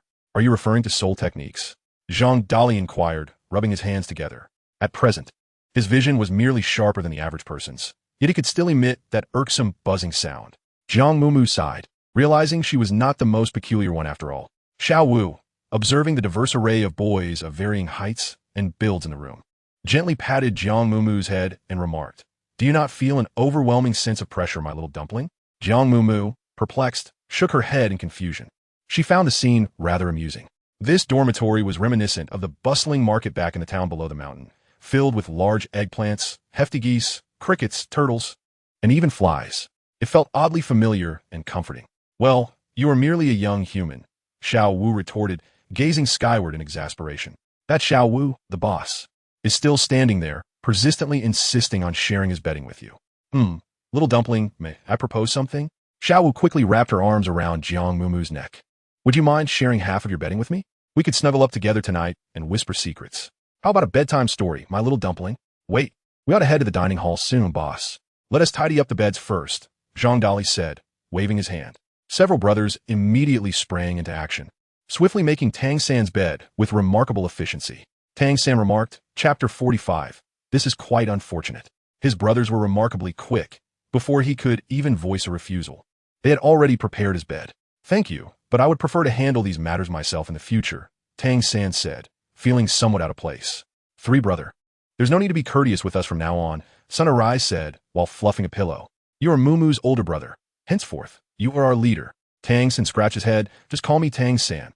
I'm younger than all of you. In our dormitory, age matters not. Only strength does. The one with the strongest fist is the one in charge." Zhao Taizhan, who was tidying the sheets, proclaimed, giving a thumbs up. "All right, three brother, the bed is ready. You should rest for a bit. Dinner will be served shortly," Sun Arai said, placing the freshly fluffed pillow neatly.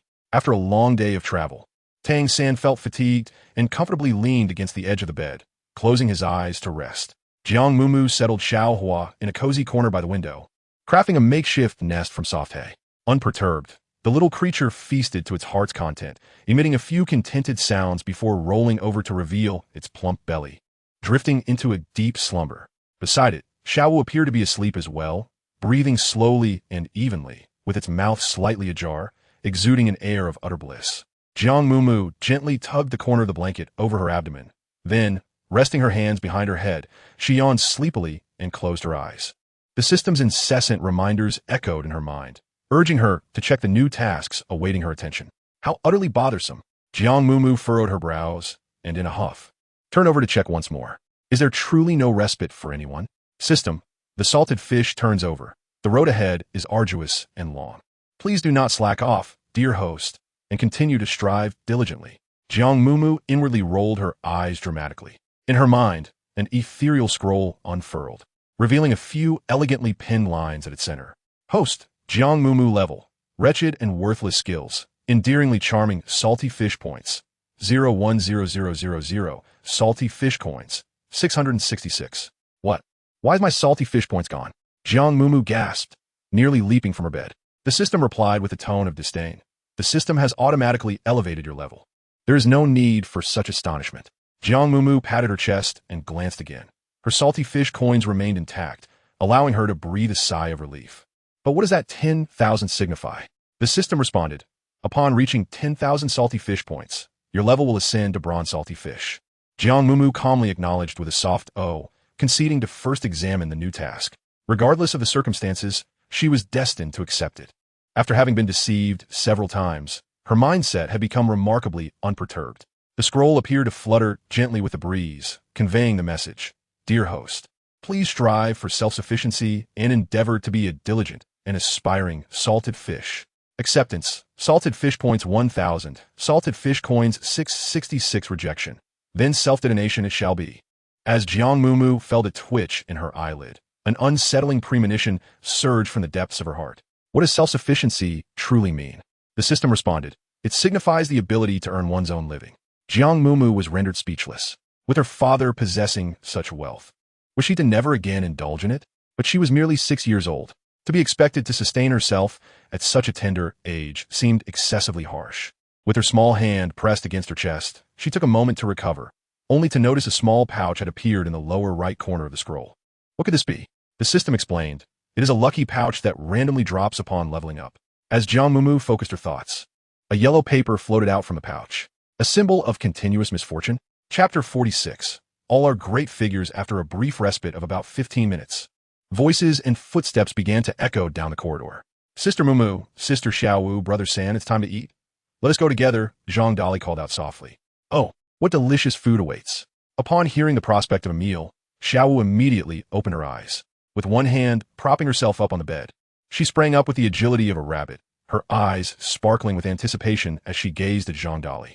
Well, we are heading to the cafeteria, Zhang Dali replied with a somewhat awkward smile. As work-study students, what fine delicacies can we expect? We'll have to make do with some inexpensive meals. Huh? Xiaowu's expression dimmed instantly. You all go ahead. I shall not join. Tang Sen also shook his head. Jiang Mumu was aware of his financial predicament.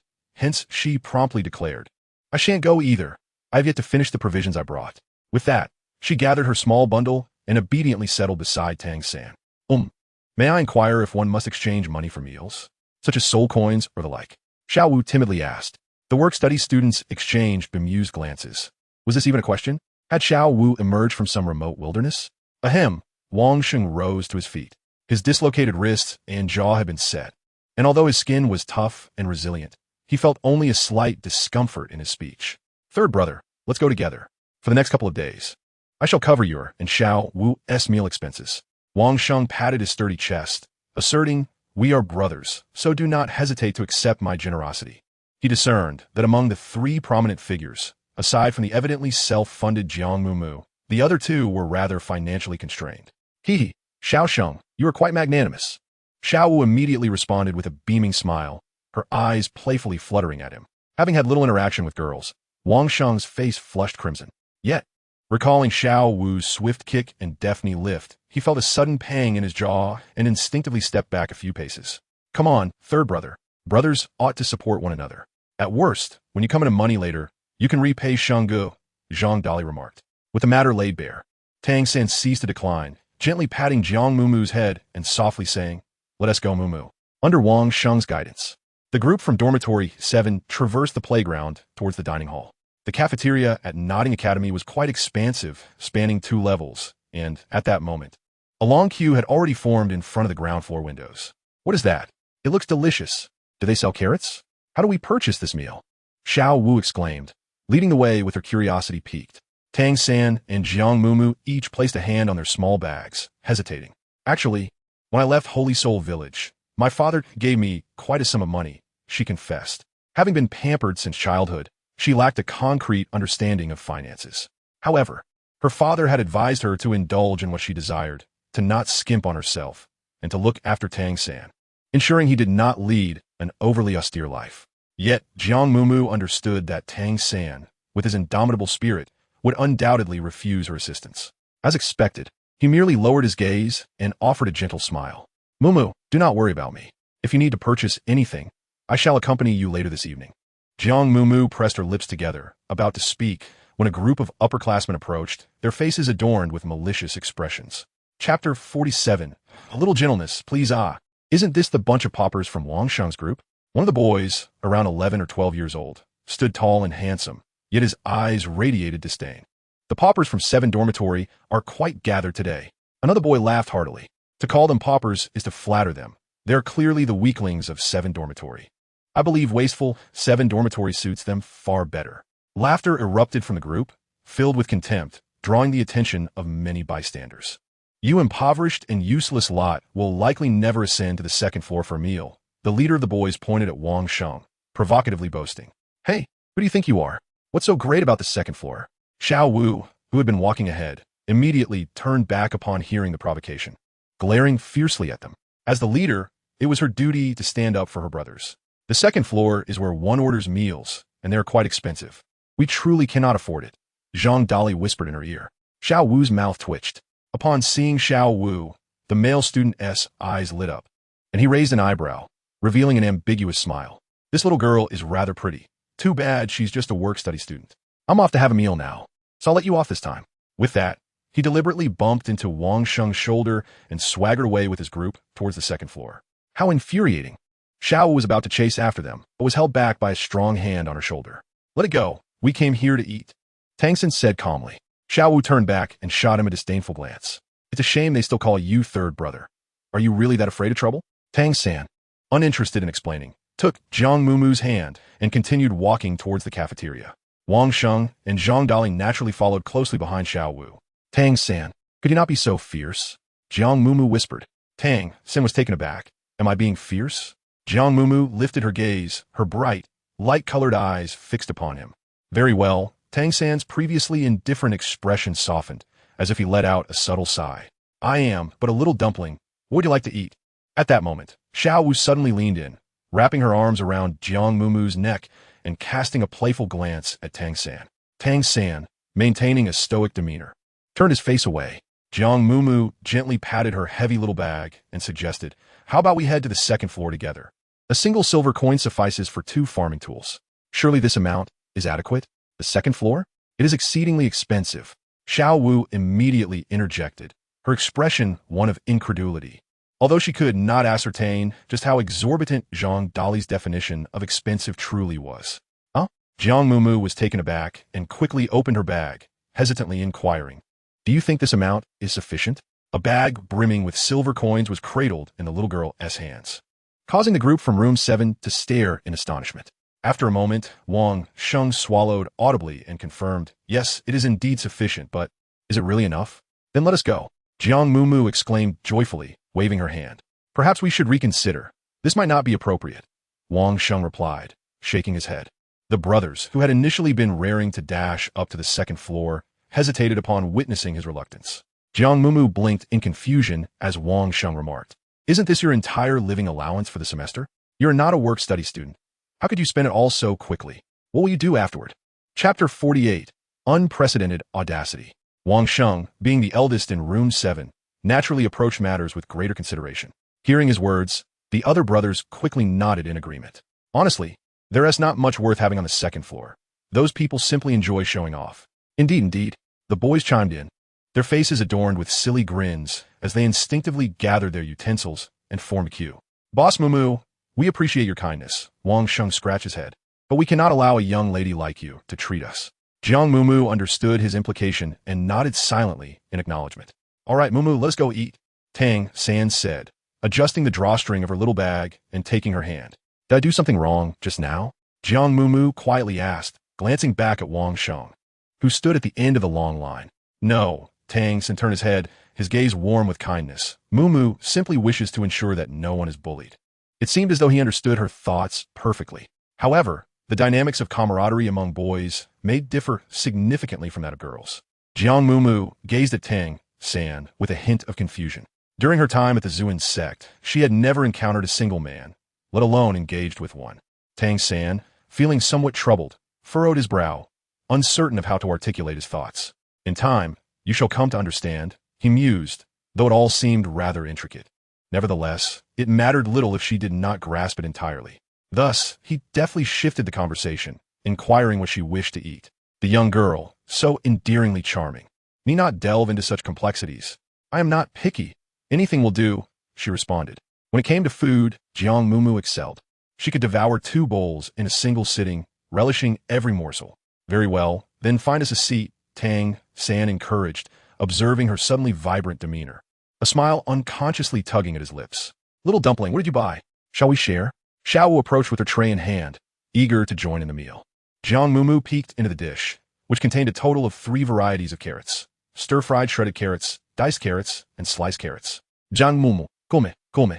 Try my delightful dish. She appeared exceedingly cheerful, declaring that the layer was quite commendable, truly worthy of the largest Soul Master Academy in Nodding City. Beside her, Wang Sheng wore a conflicted expression. Sister Xiao Wu, I think you might be going a bit too far.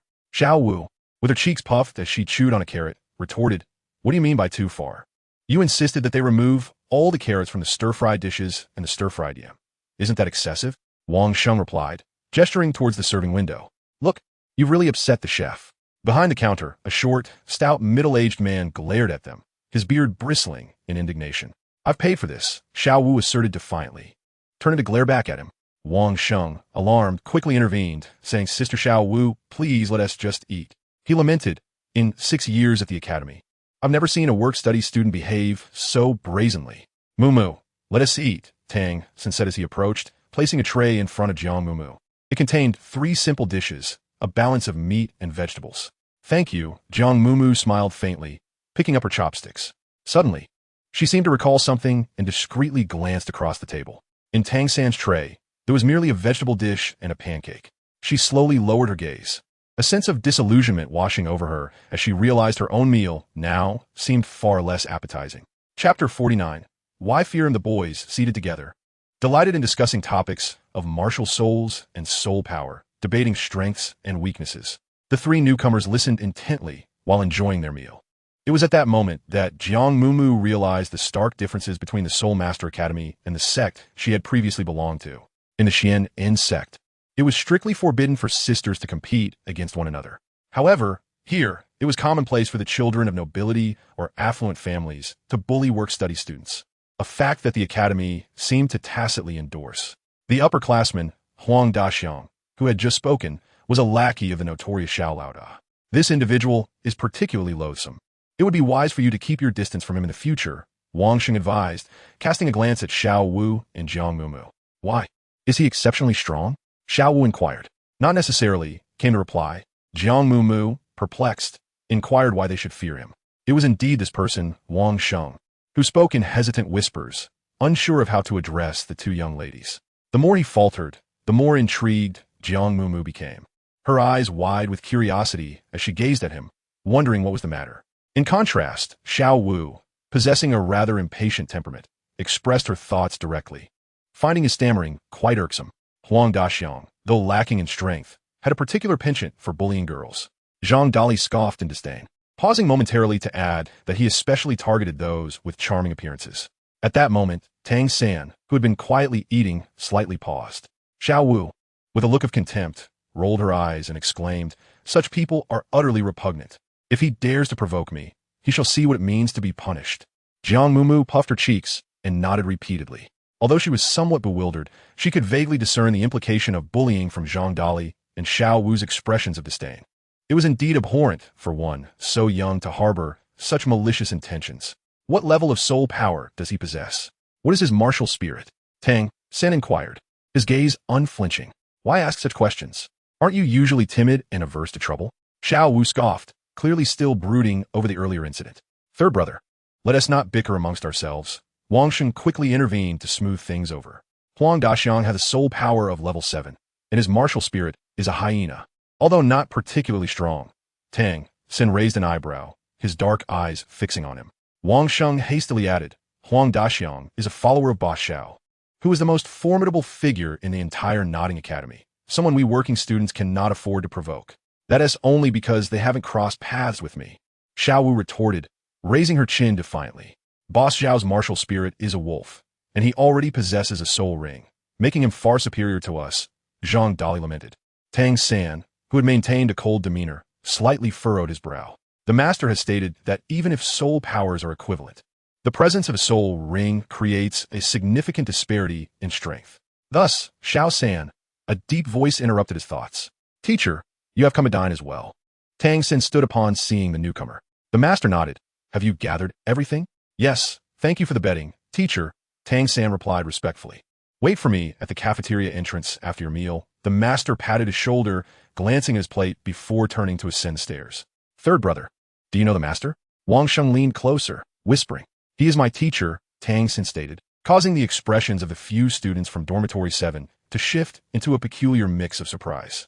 Chapter 50. An awkward situation. Wang Sheng and Zhang Dali exchanged glances, with Zhang Dali adopting an expression that conveyed the complexity of his thoughts. After hesitating, Wang Sheng finally spoke. Third brother, there's something I'm uncertain whether to mention or not. Generally, such statements lead to nothing favorable. Tang San politely curved his lips, his tone indifferent. Perhaps it is better left unsaid. Wang Sheng was momentarily taken aback, his expression stiffening in an awkward silence. Let's eat. We still have work and training ahead. Zhang Dali chuckled nervously, nudging Wang Sheng with his elbow. Wang Sheng, initially poised to interject further, swallowed his words and lowered his head to devour his meal. After finishing, Tang Sen offered a few words of advice to Jiang Mumu before making his way outside the cafeteria to wait for the master. As the only two girls in Dormitory 7, Jiang Mumu and Xiao Wu naturally stuck together, holding hands as they walked back. Is Tang Sen your brother? With a curious expression, Xiao Wu inquired. No, we hail from the same village, but it seems akin to what brother Tang San has done all along. Jiang Mumu felt a tinge of embarrassment. After all, at 13, she should not require the care of a mere 6-year-old child. It seemed rather inverted, did it not? Xiao Wu nodded in understanding, a playful smile gracing her lips. No wonder you two are so unlike. The little dumpling is far more adorable than he.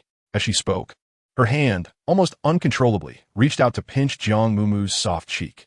Ah, it truly is so delightful to pinch. Jiang Mumu leaned back slightly and inquired, have you had your fill? A large plate of carrots hardly seems sufficient to satiate one's hunger. Xiao Wu's eyes darted around, as if she were both satisfied and yet still wanting more, a sentiment Jiang Mumu understood all too well. She clapped her hands excitedly. Are you craving some fruits, candies, or pastries? Yes, yes, yes. Xiao Wu appeared to have found a kindred spirit, nodding vigorously. Come, let me treat you. Jiang Mumu waved her hand with great generosity. The joy share between young girls was indeed a simple affair. To the south of the playground stood a small shop with a sign hanging above. The two girls hopped joyfully towards it, only to notice a familiar group swaggering out of the store. Jiang Mumu instinctively squeezed Xiao Wu's hand and took a couple steps back. What are you afraid of? Xiao Wu said, raising her chin defiantly, exuding an air that suggested, dare to provoke me, and I shall retaliate fiercely. Hey, isn't that the new work-study girl? Upon spotting them, Huang Daxiang tossed his hair back and swaggered over with an air of arrogance, his gaze fixated on Jiang Mumu as he grinned. Another one. And not bad looking at that. A few male classmates following him erupted into peculiar laughter. Get lost. Good dogs don't block the way, Xiao Wu declared boldly, standing her ground before the group, small in stature, yet brimming with spirit. Yes, I possess innate full soul power, and I am formidable. Move aside. Jiang Mumu widened her eyes, revealing her small tiger teeth in a fierce expression. She silently urged herself not to falter and not to hold Xiao Wu back.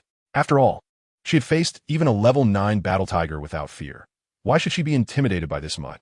Thus, she placed her hands on her hips, straightened her back, and, mimicking Xiao Wu, glared at Huang Daxiang with a ferocious and contemptuous gaze. Chapter 51. Are you serious? Regardless of the setting, it seems a universal protocol to exchange fierce words before confrontation. No matter the actual strength, one must exert an overwhelming presence, adhering to the notion of maintaining dignity in defeat. Unfortunately, Jiang Mumu's attempt at intimidation appeared rather juvenile. With her wide eyes, chubby cheeks, and soft, innocent voice, she resembled an irate kitten, making her seem even more vulnerable. Innate full soul power? Ha ha ha. Huang Daxiang shook his finger at her, raising his eyebrows in a mocking manner. Such a cute little girl. It's not good to lie, you know. I am not lying. As she regarded the finger poised perilously close to her nose, Jiang Mumu recoiled in distaste. The senior male students erupted into a chorus of laughter. Innate full soul power, I am so frightened. Little girl, cease your bravado and sweetly call me brother. I shall procure delightful treats for you, they jeered, their faces adorned with mischievous grins as 3 or 4 of them gradually encircled her.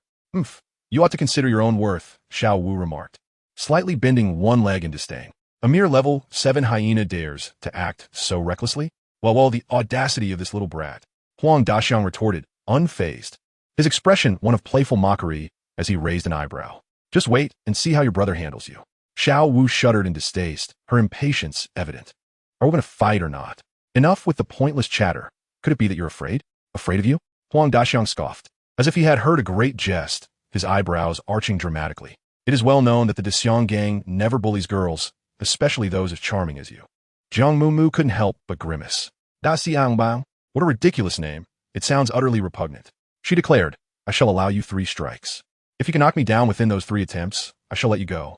However, if you fail, a few individuals gazed at Jiang Mumu and Xiao Wu, their smiles laden with ill intent. Are you serious? Jiang Mumu questioned, casting a bewildered glance at Huang Daxiang. It was hard to believe that there were such foolish individuals even among the upperclassmen. What? Are you afraid? This is quite fair, Huang Daxiang grinned crookedly. I find it rather unfair. Jiang Mumu hesitated, murmuring softly, if you think it's fair then. Very well. This method seemed to lack honor in combat. However, upon further reflection, the fellow named Huang Daxiang must have bullied countless girls. Delivering him a punch might be well-deserved. At worst, she would ensure he didn't suffer too severely. You two, who will go first? Huang Daxiang planted his stance firmly, clenching his fists against his waist, channeling his strength to his chest and abdomen. With a 7th-level soul power shielding him, he felt no fear towards two newly enrolled girls. Just teach him a lesson, but be careful not to kill him. Xiao Wu whispered in Jiang Mumu's ear. Oh. Jiang Mumu's tightly clenched fist relaxed slightly. Xiao Wu stepped back, her lips pursed, wearing an expression of deep sympathy. At that moment, a crowd had gathered near the playground. Huang Daxiang and his gang are bullying the young girls again. They must be new students. How pitiful. Despicable. They are truly a disgrace to the academy. Keep your voice down. We cannot afford to provoke those people. Jiang Mumu took 2 steps forward, standing before Huang Daxiang, tilting her head to gaze up at him. Are you ready? Chapter 52, a little punch for you. Jiang Mumu, a petite figure, barely reached Huang Daxiang's chest. With a serious expression on her small face, she inquired, Are you ready? Huang Daxiang found it amusing. With a sigh, Jiang Mumu raised her tiny hand to gesture. What was the little girl attempting? Could she genuinely believe she could take down Brother Xiang? A male student from the Daxiang gang scoffed. Xiao Wu shot him a sidelong glance, searching for her position, fearing she might inadvertently harm him. The male student was left perplexed. Xiao Wu declared, Soon, you won't be laughing anymore. Suddenly, Jiang Mumu let out a high-pitched shout. Her soft little fist landed squarely on Huang Daxiang's abdomen. Visibly, the impact caused a slight indentation. Huang Daxiang's expression froze in disbelief as he was sent flying. The members of the Daxiang gang, along with a crowd of onlookers, fell into a stunned silence. Their mouths agape as they watched Huang Daxiang soar over 2 yards, precariously hanging onto a cluster of low bushes. Brother Xiang, how is this possible? Huang Daxiang, pale-faced, struggled momentarily, his lips moving as if to utter something, but as he opened his mouth, he retched. A collective grimace spread across the crowd. Huang Daxiang felt his insides clench violently, his stomach churning uncontrollably, expelling every morsel he had recently consumed. The ground was soon littered with a nauseating mixture of yellow and green. Ugh, how disgusting. What did he eat? It stinks worse than my own waste. Huang Daxiang, notorious for his arrogance and vile behavior, lacked the strength to command respect. Relying on his tenuous connection with the gang leader, he frequently engaged in humiliating others, earning the long-standing resentment of many students towards him and the Daxiang gang. Witnessing his downfall was naturally satisfying. Several girls, while expressing their disgust, couldn't help but chuckle quietly. Huang Daxiang, hanging upside down in the bushes, had his face nearly touching the ground, surrounded by his own vomit. He struggled to lift his head, tears and snot streaming down his face as he looked toward his little brothers, extending his hand feebly. Help me. Just as he moved, he plunged headfirst into the sticky mess. Brother Xiang. Brother Xiang. A few of his younger brothers finally snapped back to reality, fighting through their disgust as they rushed to pull their leader from the filth. Huang Daxiang hung his head low, his face pale with a hint of green, unable to utter a word. It was unclear whether he was in pain or merely overwhelmed by the stench. You little girl, just wait. Brother Xiang won't let you off easily. One of his younger brothers pointed at Jiang Mumu from a distance. Afraid of you? Xiao Wu retorted, hands on her hips. You promised 3 punches. There are still 2 left. Who among you will take them for him? The subordinates of Xiang immediately fell silent. Be cautious. Those individuals are capable of vengeance, a girl of around 15 or 16 whispered as she approached Jiang Mumu. Humph. If they dare to bully others again, I shall break their legs. Xiao Wu exclaimed loudly. Vengeance? Jiang Mumu murmured thoughtfully, gazing at the retreating figures of the group. System. What is the purpose of the misfortune charm? She inquired inwardly. The system replied. As the name suggests, the misfortune charm brings about a series of unfortunate events, leading one to experience continuous misfortune, to the extent that even drinking water may result in trouble. Jiang Mumu. Will I accidentally perish? System. That is unlikely. However, if someone were to lose their faith in life as a result, the system bears no responsibility. Jiang Mumu. System. Does the host require the use of the misfortune affix? Jiang Mumu. Then, let us proceed to chapter 53. Indeed. As Jiang Mumu's thoughts stirred, a slender beam of golden light abruptly flickered. Huang Daxiang, who had not ventured far, felt a subtle tension in his back. The system announced, the bad luck prevention talisman has been activated, with a duration of 7 days. 7 days, might that be a tad too long? Jiang Mumu murmured. The system replied, once a tool is employed, it cannot be retracted. Jiang Mumu, very well. Let it be as it is. Little Tuanzi, what are you murmuring about? Xiao Wu embraced her tightly. Jiang Mumu glanced at Huang Daxiang's retreating figure, a twinge of concern stirring within her. Do not fear, I shall protect you. Xiao Wu reassured her, patting her on the head. Oh, that Huang Daxiang. Could it be that his misfortunes have led him to contemplate something dire? So, are we still going to buy that delicious food? Xiao Wu's large eyes sparkled with anticipation. Yes, yes, of course. Jiang Mumu nodded eagerly. What do you wish to eat, Xiao Wu? The two girls returned with an abundance of delectable treats, sitting cross-legged on the bed, brimming with joy. Xiao Wu, do try this. It contains red bean paste and salted duck egg yolk. It's delightful. This one is equally delicious, peach-flavored. Take a bite. Meanwhile, some of their male classmates were engrossed in meditation, while others had gone out to work. Wang Sheng, seated opposite them, explained, typically, classes are held in the morning and afternoons are reserved for self-cultivation. We working students must complete our tasks in the afternoon, subject to daily inspections by our instructors. Is school really that dull? Xiao Wu inquired. Wang Sheng was taken aback. It has always been this way. Are there no interesting activities? Xiao Wu pressed further. Wang Sheng looked perplexed. What activities? After a moment's contemplation, Xiao Wu suggested, for instance, challenges among students. That is not out of the question, Wang Sheng conceded. Can we really do that? Xiao Wu sprang to her feet, her eyes alight with excitement. Friendly duels among students are quite common, and the academy typically turns a blind eye. Wang Sheng sighed. As working students, we do not partake in such matters. Xiao Wu raised an eyebrow. Why not? You have seen it yourself. Those individuals often enjoy bullying us from the 7th dormitory. It is best for us to avoid instigating trouble, Wang Sheng mumbled, lowering his gaze. With his formidable battle, tiger, martial soul, and level 9 soul power, he had little to fear. Yet, he could not endanger his many brothers in the 7th dormitory. Xiao Wu, however, remained undeterred. But if we could defeat the strongest in the academy, would that not deter anyone from bullying us? Upon hearing this, Jiang Mumu immediately nodded vigorously. Indeed, she swallowed the snack in her mouth and recounted, in our village, there used to be a little tyrant named Zhu Xiaoping, who relished bullying others. Once, I managed to give him a serious thrashing, and ever since that day, he has transformed into a model of good behavior. Xiao Wu smirked, exchanging a knowing glance with her. Wang Sheng, feeling anxious, interjected, You too? Please don't act recklessly. We are not as formidable as you think. We cannot contend with Xiao Qinyu. Isn't it just a soul ring? How impressive can that be? Xiao Wu replied dismissively. Xiao Wu, you might not fully grasp the difference between possessing a soul ring and not having one. Wang Sheng cautioned, fearing they might naively challenge the formidable Xiao. Just then, upon noticing Tang San's return, he called out, Third brother.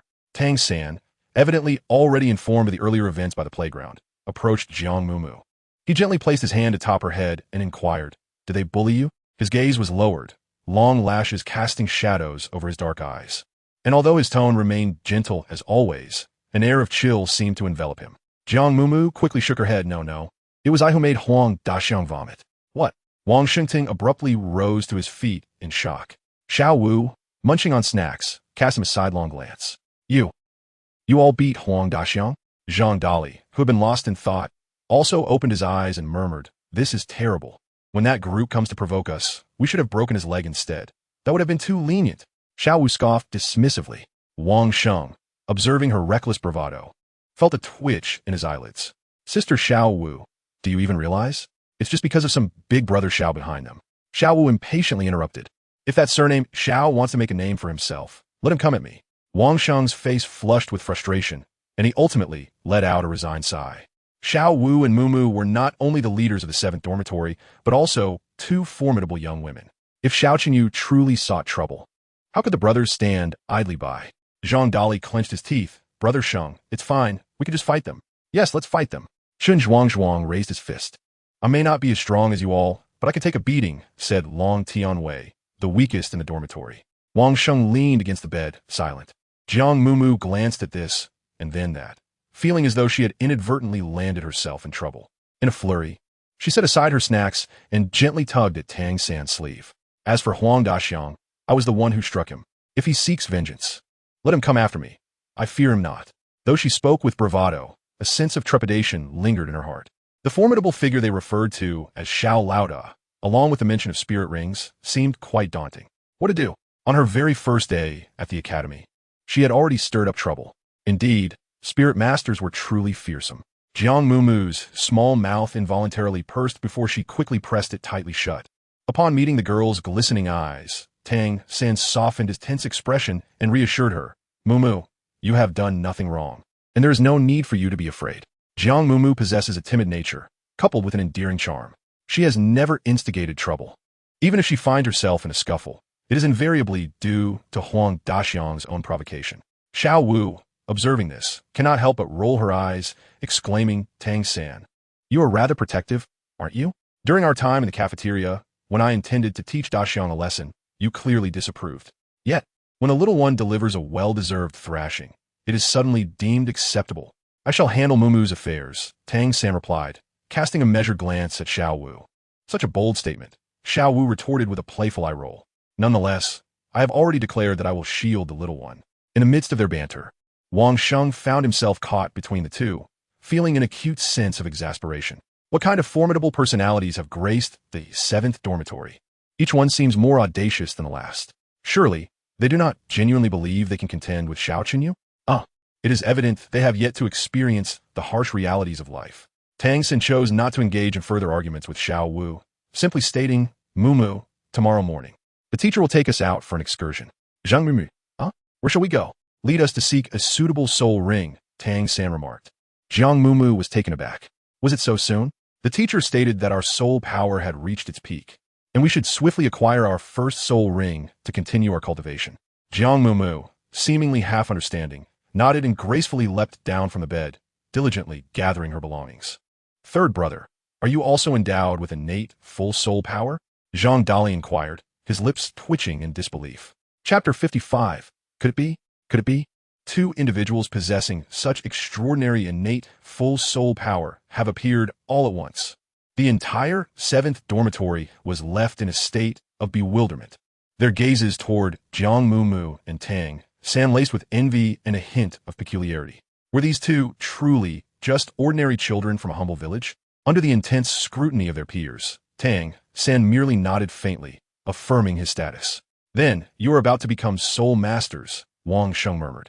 For those of them with mediocre talents, how much effort would it take to elevate their soul power, even by a single level? The weakest among them, Long Tianwei, collapsed in despair, burying his face in his pillow and bursting into tears.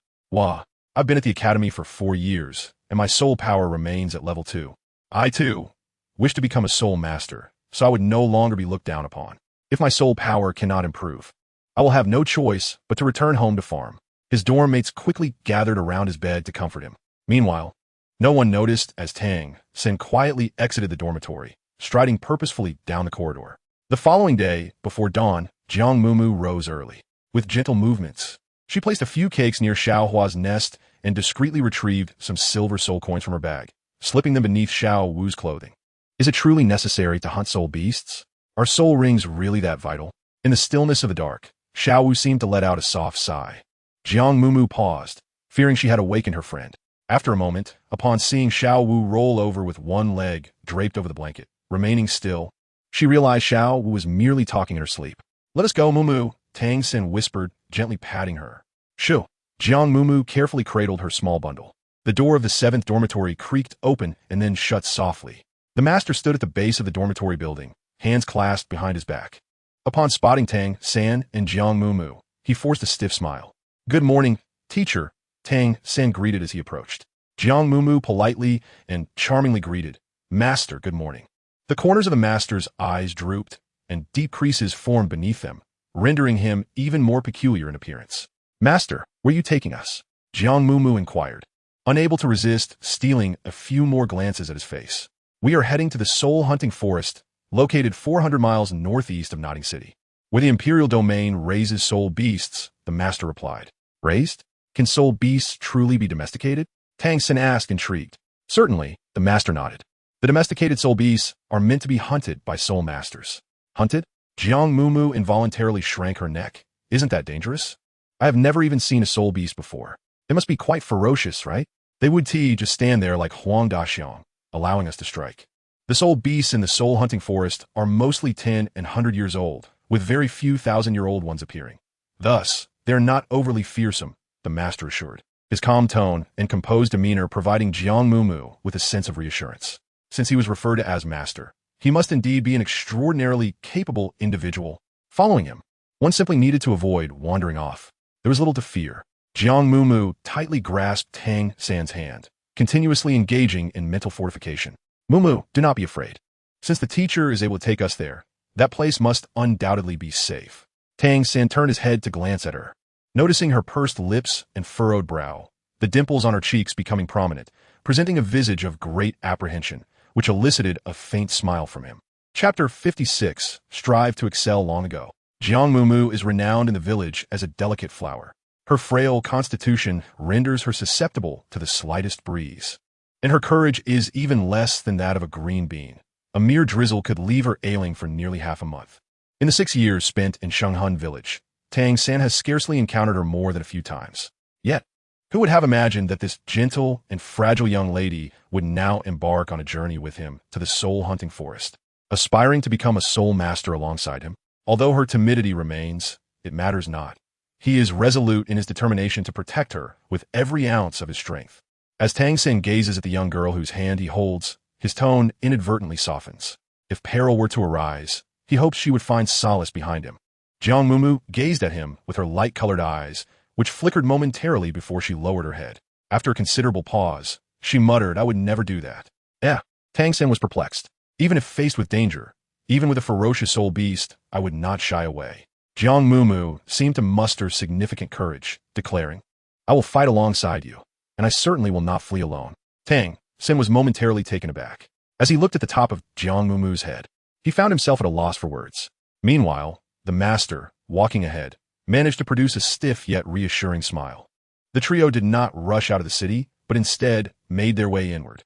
"We need to prepare some supplies for hunting soul beasts, and we must hire a carriage," the master remarked. As the sky brightened further, the streets of Notting City began to fill with more pedestrians. The market streets were lined with a variety of intriguing shops, but alas, there was no time to explore them. Jiang Mumu and Tang San accompanied their master, purchasing an assortment of cured meats, flatbreads, and fruits, along with a special water skin. Subsequently, they stopped at a vegetable stall and purchased an astonishing 20 pounds of white radishes. "Why are we buying so many radishes?" Jiang Mumu tugged at Tang San's sleeve. Tang San, equally perplexed, shook his head in confusion. "Surely the master doesn't have a fondness for these?" Jiang Mumu murmured, "And we still have to ride in a carriage. It could become quite unbearable." The master offered no explanation, loading the items onto the carriage and handing the driver 5 silver coins. Thus, the group turned around and set off towards the northeast direction outside the city. Jiang Mumu and Tang San were embarking on their inaugural journey in a horse-drawn carriage. After the initial thrill wore off, Jiang Mumu found herself feeling somewhat uncomfortable due to the jolting motion. Her backside grew numb, and a sense of drowsiness began to envelop her. Resting her chin against the window, she could hear the rhythmic clacking of her upper teeth against her lower ones. Amidst this, she also caught snippets of the master's discourse regarding the benefits of becoming a soul master, which included a monthly stipend of 1 golden soul coin. Though modest, this sum could indeed allow for a semblance of independence. This was certainly a positive aspect. If necessary, she could simply learn to be more frugal in her expenditures. As Jiang Mumu pondered, her eyelids grew heavier, and before long, she succumbed to a drowsy slumber. When she finally awoke, it was already midday. "Mumu, awaken and rise to partake in some nourishment," Tang San gently urged. Jiang Mumu, in a state of drowsiness, opened her eyes to find herself resting on his lap. A patch-thin coat draped over her. She quickly sat up and touched the corner of her mouth, relieved to discover that she had not drooled. I hope I didn't make your leg numb," she said, a hint of embarrassment in her voice. "Surely, there can't be anyone as carefree as I am." With such important matters at hand, I ended up dozing off the moment I got on the bus. "Jiang Mumu, I implore you, I beseech you, could you perhaps muster a little more spirit in the future?" Chapter 57. Crunch, crunch, crunch. At noon, the 3 of them consumed some flatbreads and dried meat before resuming their journey. To stave off drowsiness, Jiang Mumu clutched a large radish and began to gnaw on it. Crunch, crunch, crunch. The master, seated across from her with an air of solemnity, glanced down and observed her munching away like a little rabbit. "Haven't you had enough to eat, Mumu?" he inquired. "I have eaten my fill, yet I find myself at a loss as to what to do next." Jiang Mumu found herself feeling rather bored. Tang San, who was inherently taciturn, had received an object from Master known as a soul guidance device. At this moment, he was diligently practicing placing the large radishes inside and then retrieving them. He repeated this process with unwavering persistence, placing them in and taking them out, back and forth. With tireless dedication, Jiang Mumu observed the novelty for a moment, but her interest quickly waned. Have you ever contemplated the developmental direction of your martial spirit? The master suddenly inquired. The direction of the martial spirit? Jiang Mumu was taken aback. Upon hearing this, Tang San promptly set aside the radish he had been holding and patiently elucidated. Every soul master possesses a developmental direction, such as combat, control, reconnaissance, healing, or culinary arts. It can be said that the soul rings largely determine your path of development. Therefore, prior to this, you must consider the characteristics of your martial spirit and select the most suitable direction for yourself. Oh, I see, Jiang Mumu replied, feeling somewhat bewildered. She had merely dozed off for a moment. How was it that upon awakening, she found herself lost in their conversation? What you say is quite right. The master acknowledged with a nod, evidently approving of Tang San as a student. He then turned his inquiring gaze back to Jiang Mumu, offering a self-assumed benevolent smile. But my martial spirit is merely a blank book. I am unaware of its characteristics, Jiang Mumu replied, equally perplexed as she looked at the master. The master's lips twitched slightly as Tang San interjected. Ever since her martial spirit awakened, her strength has inexplicably surged. Indeed, Jiang Mumu nodded fervently. Yet, uncertainty lingered within her. She questioned whether this newfound strength stemmed from her soul power or the innate purple jade, true chi within her. Surged? The master displayed a skeptical expression. A small girl, whose head barely reached his waist, how strong could she truly be? Ahem, Tang San scratched his head, casting an amused and somewhat helpless glance at Jiang Mumu. Just yesterday morning, she managed to overpower the 9th-level soul master, Wang Shengshou, and later in the afternoon, she made the 7th-level Huang Daxiang vomit. The master exclaimed, "Ah, is it possible that this seemingly timid and delicate girl is, in fact, a little tyrant? No, I didn't mean to." Jiang Mumu quickly shook her head and waved her hands. "I only used a tiny bit of strength, just a little." The master raised an eyebrow slightly. "Teacher, it's like this," Tang San chuckled as he recounted the events of the previous day. Jiang Mumu clutched the large radish, asserting her innocence. The master fell silent for a moment, deep in thought, and remarked that, if that were the case, Mumu might consider pursuing a combat-oriented path to secure her first soul ring, and then observe whether her martial spirit would undergo any transformation. Combat-oriented? Jiang Mumu silently repeated to herself, contemplating whether such a path, fraught with violence, might be excessively perilous. It seemed to her that perhaps the healing or culinary disciplines would be more suited to her nature. Chapter 58. Blue Flame Gatling. The carriage journeyed throughout the day, and as the sun began to set, dusk enveloped the surroundings. The master instructed the driver to halt the carriage in a sheltered hollow of the mountain. With further travel planned for the morrow, he urged everyone to rest well, assuring them that he would keep watch through the night. After a simple evening meal, the master kindled a campfire and settled down cross-legged. Jiang Mumu and Tang San, both diminutive in stature, nestled closely within the confines of the carriage, draped in their garments as they drifted into slumber. Tang San, "I find myself somewhat troubled," Jiang Mumu murmured, her gaze fixed upon the window. The moon hung low in the sky, resplendent and full. "What troubles you?" Tang San inquired, resting his head upon his arm, gently turning to her. The gentle moonlight cascaded into his eyes, spreading like liquid silk. Jiang Mumu was momentarily taken aback. "Tang San, your eyes are truly captivating." After a brief pause, Tang San finally curved his lips into a smile. "Mumu, you are equally enchanting." Jiang Mumu turned over, propping up her chin, her small mouth curling into a sweet smile. Tang San's dark eyes sparkled with amusement. "Tang San, I am somewhat worried about Xiao Wu and Wang Sheng." Jiang Mumu expressed her unease. "What if that formidable Xiao Laoda seeks revenge now that both of us are gone?" "Tang Chun, you will not pursue Xiao Wu and the others, so rest assured," Tang San replied, his gaze filled with warmth, as if he had already discerned her thoughts. "Is that truly the case?" Jiang Mumu sat up abruptly, her large eyes shimmering like stars, brilliant and bright. "Indeed, when have I ever deceived you, Mumu?" Tang San said, comfortably resting his head on his arm. "Now, sleep peacefully. By tomorrow, we shall arrive at the soul-hunting forest." "All right." Jiang Mumu promptly lay down, obediently covering herself with her clothing. "Good night, Tang San." Tang San closed his eyes, whispering, "Good night, Mumu." The carriage fell into a tranquil silence. After a moment, Jiang Mumu turned to the side, quietly stealing a glance at Tang San. He had drifted into slumber, his breath gentle and prolonged, a faint smile gracing his lips.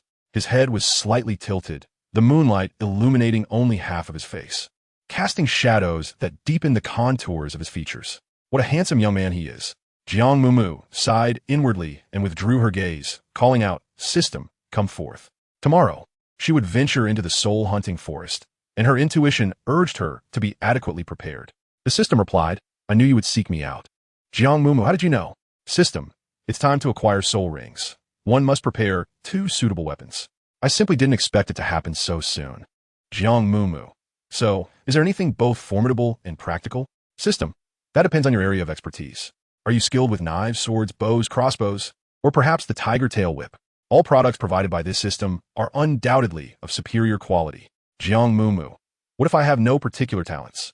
System, oh, I almost forgot. You are nothing more than a useless piece of scrap, utterly inept, excelling only at the art of eating. Jiang Mumu let out a couple of hums, saying, were it not for you, would I have come to the Soul Master Academy? If I hadn't come to the Soul Master Academy, would such perilous events have transpired? What is wrong with being a laid-back individual? After all, my father is wealthy. It is all your fault. The dog-like system immediately fell silent. Jiang Mumu powdered her small face and opened the scroll, selecting the shop in the upper right corner. The screen flickered slightly, revealing a dazzling array of goods. Upon entering the weapons category, she discovered not only the usual swords and spears, but also a collection of bizarre and unprecedented items that appeared formidable.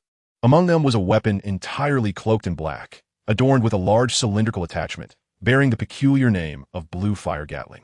Chapter 59. The stranger the name. The greater the power, generally speaking, the more outlandish the appearance and name, the greater the power. Adhering to this principle, Jiang Mumu extended her finger towards the Blue Fire Gatling. System, wait a moment. Jiang Mumu retracted her small hand, inquiring what was amiss. The system responded, this item is not particularly suited for you. Jiang Mumu, why? It appears to be quite formidable. System, this device is indeed powerful, emitting blue flames with a rapid succession, effortlessly confronting a century-old soul beast. Jiang Mumu, well, discussing this with you is akin to playing the lute to a cow. Perhaps I should turn my attention elsewhere. Jiang Mumu ignored it, gazing at the pitch-black blue flame Gatling, her large eyes gleaming with desire. Following the dog system's usual trickery, the more it tried to deter her, the more it indicated that this was indeed a coveted treasure. Jiang Mumu contemplated quietly. The system interjected, stop overthinking. With your current feeble strength, acquiring such a weapon would only bring about your demise. One must learn to remain humble. Do you understand? Jiang Mumu bit her finger, contemplating the peril of losing her life. Perhaps it would be best to refrain from such thoughts, for after all, one's life holds paramount importance. System, moreover, could you perhaps glance at your wallet before making your next selection? It is quite exhausting. Jiang Mumu, huh? I was momentarily taken aback, only to then realize that the blue flame Gatling costs an astonishing 2,500 salted fish coins. Jiang Mumu, why not go and seize the opportunity? System, perhaps take a look at something else. All right then. Jiang Mumu glanced at her 666 salted fish coins, feeling relieved that she had not spent them on a cute dress. What should she prepare? She pondered aloud. Those items that appeared impressive were all rather expensive. As for the swords, knives, and bows, she had no proficiency in wielding them. Jiang Mumu let out a soft sigh. Having grown up without ever having killed a single chicken, she was now faced with the daunting task of hunting a soul beast. What should she do? Even if she couldn't assist Hang San and the master, she at least could not be a hindrance. She must not be a burden. She must not be a burden. Jiang Mumu pondered for a moment, and suddenly an idea struck her. As long as she could run fast enough, she would be safe. With speed on her side, no ferocious soul beast could catch her. The wind and fire wheel acceleration talisman was just the thing she needed. Although each talisman lasted only about 15 seconds, it was quite affordable. At merely 30 salted fish coins, it was a bargain, no risk of loss or deception. She decided to procure 5 of them. Better to be prepared than to be caught off guard. Furthermore, the invulnerable shield was also quite appealing. While it could only withstand a single blow, it would be invaluable in a critical moment to preserve her life. She resolved to acquire 3 of those. Next, she examined the slippery adhesive slime. The name was rather unappealing, which perhaps explained its low price. She opted for 2. Then there was the potent insecticide. The woods were likely teeming with venomous insects and rodents, so she decided to obtain a bottle. Lastly, she selected a steel trident for self-defense. With these items, she felt adequately equipped for whatever lay ahead. Jiang Mumu glanced at her balance of salted fish coins, noting there were 20 remaining. Well, it would be prudent to reserve a portion for unforeseen circumstances. She silently wished for safety and smooth sailing in the days ahead. She diligently reviewed the usage and functions of her equipment repeatedly, committing them to memory, until fatigue finally overtook her at 10 past midnight. Remarkably, she slept soundly that night, without even a dream. As dawn broke, casting a delicate glow across the horizon, Tang San's gentle voice reached her ears. Mumu, it's time to rise. Chapter 60. Mumu must strive. The journey of 400 miles was neither excessively long nor particularly short. By midday, when the sun hung high in the sky, the group finally arrived at their destination, the soul-hunting forest. Jiang Mumu leapt down from the carriage, her eyes widening in astonishment.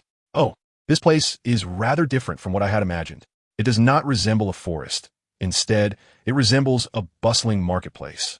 It is even more boisterous than the market at the foot of Xuan Nv Sect's mountain. Shops stand side by side, and a cacophony of calls fills the air. There are handbills seeking 2 more individuals to form a team for the hunting of strength-type soul beasts, as well as an announcement for 7 hunters needed to pursue agility-type soul beasts, offering 10 gold soul coins. Jiang Mumu, brimming with curiosity, gazed around inquisitively. Master, when they speak of forming a group, do they mean to unite many individuals to hunt soul beasts together? Indeed, the master nodded. Hunting soul beasts is no trivial task.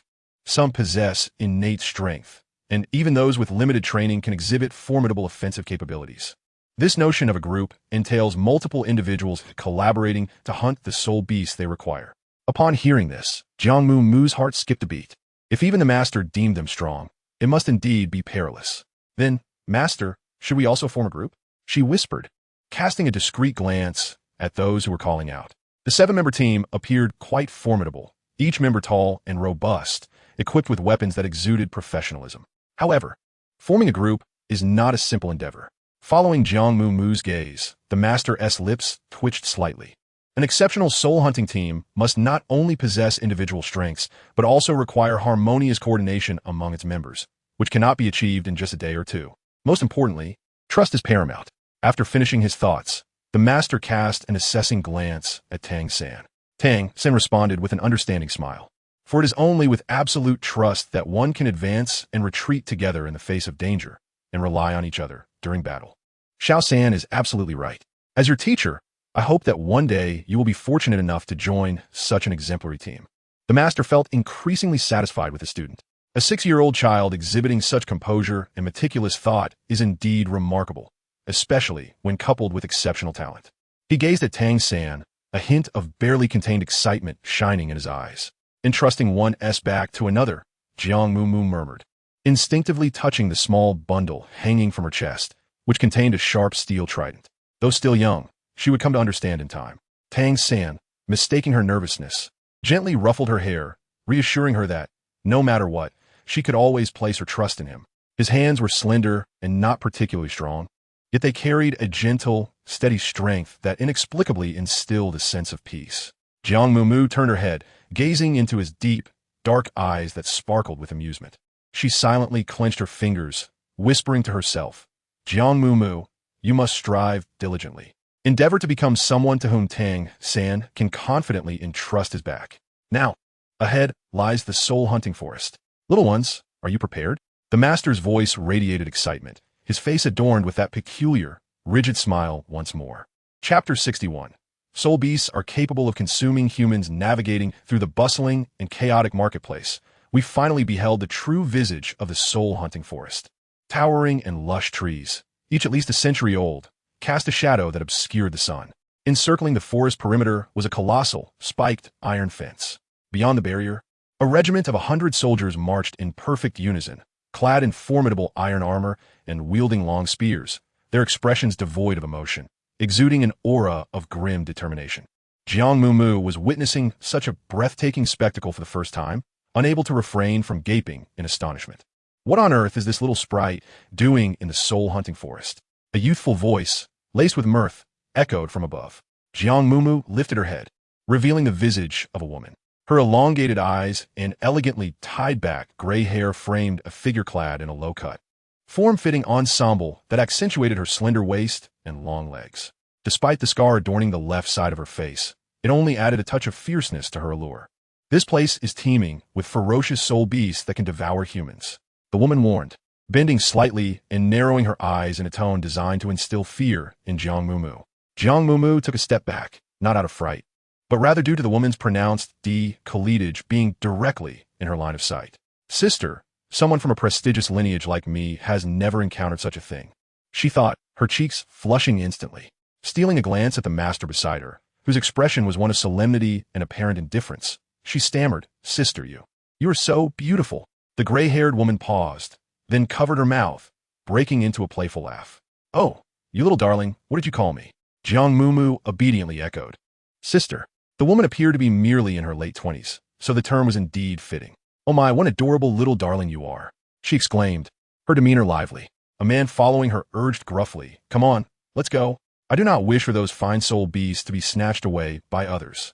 Why the hurry? Even if fortune smiles upon you, encountering a soul beast of 600 or 700 years, you still need the skill to hunt it, the woman retorted with a hint of arrogance. The man flared his nostrils in indignation, his frustration palpable yet restrained. Jiang Mumu gazed at the retreating figures of the group heading towards the soul-hunting forest, blinking in surprise. Was that not the very group that had just gathered? A collective so discordant in spirit, should they encounter peril or face the distribution of benefits, they would likely disband in an instant. The master shook his head and retrieved a small, dark token from his waist. Both Tang San and Jiang Mumu looked on with curiosity. The soul-hunting forest is not a place accessible to all. Only soul masters who have received a command token issued by the Spirit Hall are granted entry. The master elucidated. Jiang Mumu nodded, now understanding why she had heard someone earlier calling for a command token. The master continued, of course. There are some who attempt to sneak in, but such individuals seldom meet a favorable end. These soldiers serve merely as the outer defense within the forest.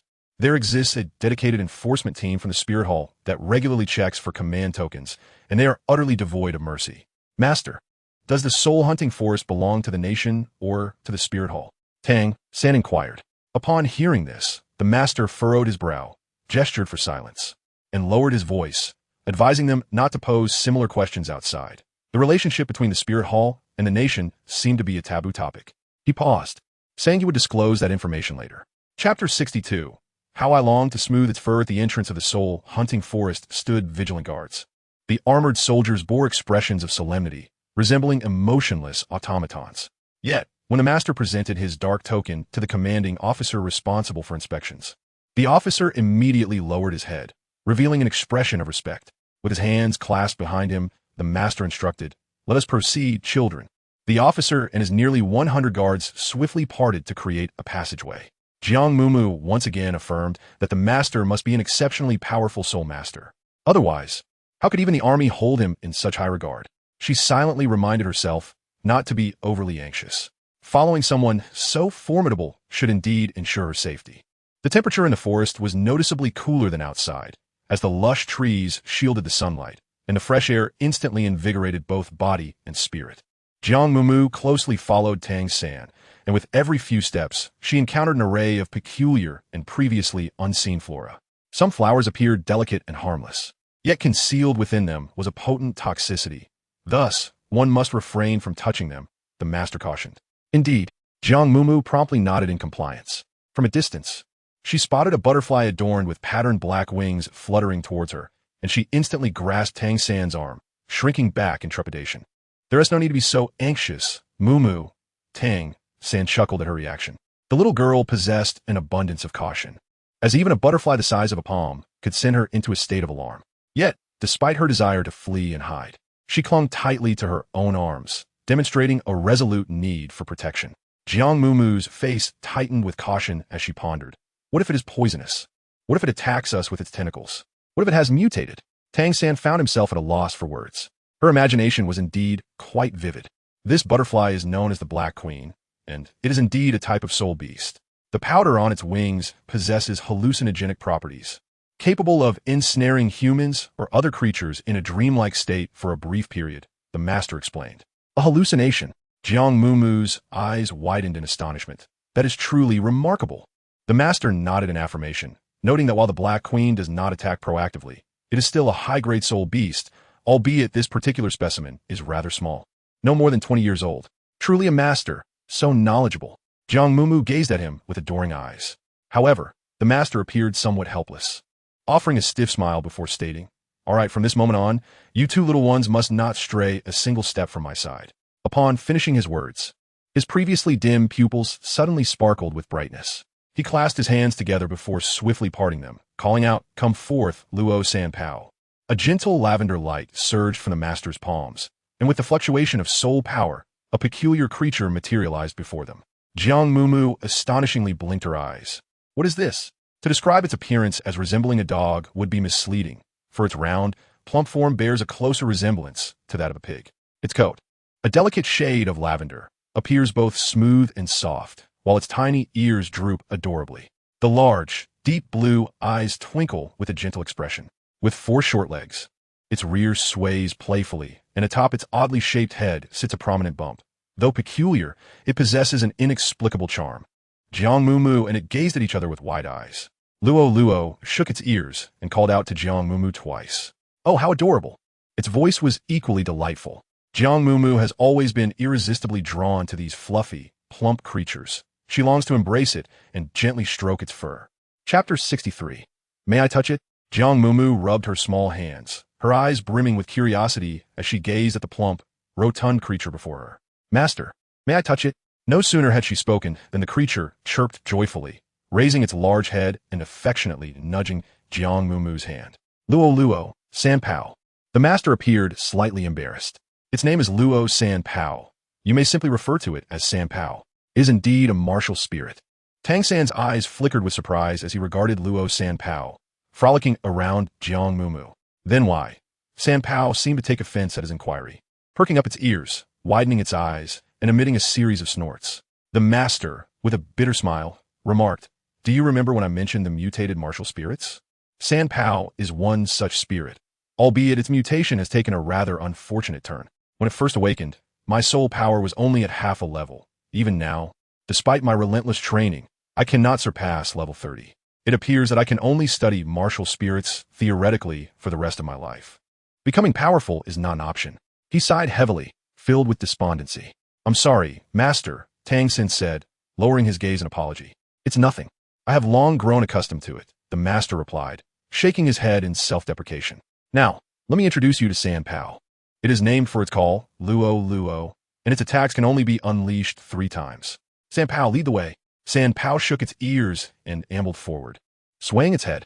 Meanwhile, Jiang Mumu appeared lost in thought, her expression vacant. What had the master just said? Wasn't he supposed to be quite powerful? Why did he claim he could not surpass level 30? So, how formidable was the master, really? "Mumu, what is wrong?" Tang Sin waved his hand before her blank stare. Nothing at all." Jiang Mumu forced a weary smile, tugging at his sleeve. Let us go. What else could be done? They had come this far." "Mumu, do not worry. There are seldom ferocious soul beasts in the soul-hunting forest. The teacher can handle them," Tang San whispered reassuringly in her ear. Jiang Mumu shaped her lips in a silent query. "Truly?" Tang San raised an eyebrow slightly, nodding with a smile. "Stay close to me." Sanpao possesses an acute sense of smell, capable of detecting the presence and strength of soul beasts. The master was enveloped in a soft glow of pale, yellow soul rings. Just as they were conversing, Luo Sanpao, who was leading the way, suddenly came to a halt, his large eyes fixated on a particular direction. There, nestled, was a 10-year-old spotted cat. "Sanpao, do not disturb it," the master calmly gestured, emphasizing his words. Jiang Mumu raised her head and noticed a creature resembling a cat perched on a nearby tree, its fur bristling as it anxiously observed them. "It seems quite frightened of us," Jiang Mumu murmured. With this thought, her own tension seemed to dissipate somewhat. The master remarked that these lesser soul beasts rarely attacked humans unless they possessed a particularly fierce and savage nature. Before he could finish, Luo Sanpao lifted his head and urgently cried out, "Luo." The tone of his call was markedly different, imbued with a sense of warning. The bond between a martial soul and its host is profound, and the master swiftly turned his gaze towards the southwest. In that dim corner to the southwest, a pack of enormous wolves, their bodies cloaked in a pale gray hue, was stealthily approaching the 3 individuals and the beast. Luo Sanpao continued to emit rapid calls, seemingly threatening those colossal wolves. "We're doomed." Jiang Mumu's face turned ashen in an instant as she frantically reached for the trident hidden in her satchel. "Is the master cursed?" Just as he speaks, we encounter a pack of wolves. There must be at least a dozen of them. What should we do? I'm so scared. They are the nether wolves. The master stated in a low voice, yet he remained remarkably composed. Xuan Mumu, do not move from this spot. Understood. Tang San maintained his calm demeanor, instinctively shielding Jiang Mumu behind him while, unbeknownst to him, a short sword had appeared in his other hand, its blade glinting menacingly as he aimed it at the approaching beasts. Mumu, do not be afraid, he reassured her, his tone gentle, yet his gaze icy. Jiang Mumu swallowed hard, declaring, I am not afraid. It's nothing really. As she spoke, her hands trembled as she raised the three-edged spike, her soft voice murmuring incessantly. The master scoffed disdainfully. A pack of 10th-level wolves dares to challenge us? 3 cannon. With a low growl, 3 cannon inhaled deeply, producing a sound akin to a roaring tempest. Its body rapidly swelled, its already round belly expanding several times over. With a wave of his hand, the master bellowed with grave authority, released the thunderous flatulence, 3 cannon. Despite the tension, the atmosphere crackled with anticipation. Jiang Mumu's expression was a tumultuous blend of emotions. She yearned to laugh, yet hesitated, feeling a tinge of fear intermingled with a sense of wonder. Is it necessary for Tang San to shout like that during a fight in order to unleash the triple cannon? She inquired, leaning closer to Tang San's shoulder and whispering. I'm not certain about that, Tang San replied, holding his breath momentarily. Please refrain from asking such questions to the teacher. It may come across as impolite. Jiang Mumu nodded, fully aware of the situation. Although the master's slogan was somewhat embarrassing, its potency was undeniable. Suddenly, Luo Sanpao's blue eyes shone brightly, and the faint yellow halo surrounding him transformed into a radiant barrier. His rotund body sprang into action, and a thunderous roar erupted in an instant. Quick, put it on. The master promptly handed 2 masks to Tang San and Jiang Mumu, donning one himself without delay. Accompanied by the explosive sound, a vibrant yellow shield was unleashed, enveloping all 6 of the spectral wolves within its grasp. The massive wolves were sent flying by Luo Sanpao's assault, akin to burlap sacks struck by a powerful force.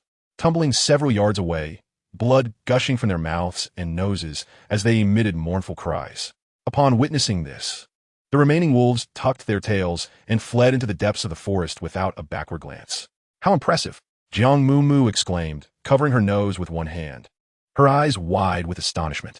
Though it does consume quite a few masks. And is that peculiar odor emanating from Luo Sanpao's flatulence? It smells oddly reminiscent of stinky mandarin fish mixed with decomposed fertilizer. The master, unfazed, strode forward, swiftly wielding his blade with a decisive motion. He deftly slashed the throats of 2 wolves still struggling for life, then sprinkled yellow powder over them to mask the scent of blood. Jiang Mumu, who had never even killed a chicken, grimaced and instinctively turned her face away. Xuan Mumu, keep your eyes peeled. The soul rings will soon reveal themselves. The master cautioned in a low voice. Chapter 65. How adorable. Jiang Mumu steeled herself and turned her gaze back to the 2 blood-soaked phantom wolves. After a moment, a faint white halo began to rise slowly from the body of the colossal wolf, drifting in the void as if it could be scattered by the wind at any moment.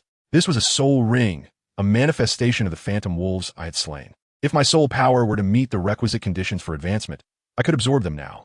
The process involves guiding the soul ring towards myself using my soul power, meditating to absorb its energy. A soft lavender light coalesced in the palm of the master, gesturing towards one of the soul rings produced by the giant wolf, which then floated towards him, encircling his form. My current soul power was insufficient for advancement. Thus, the soul ring would dissipate on its own within an hour.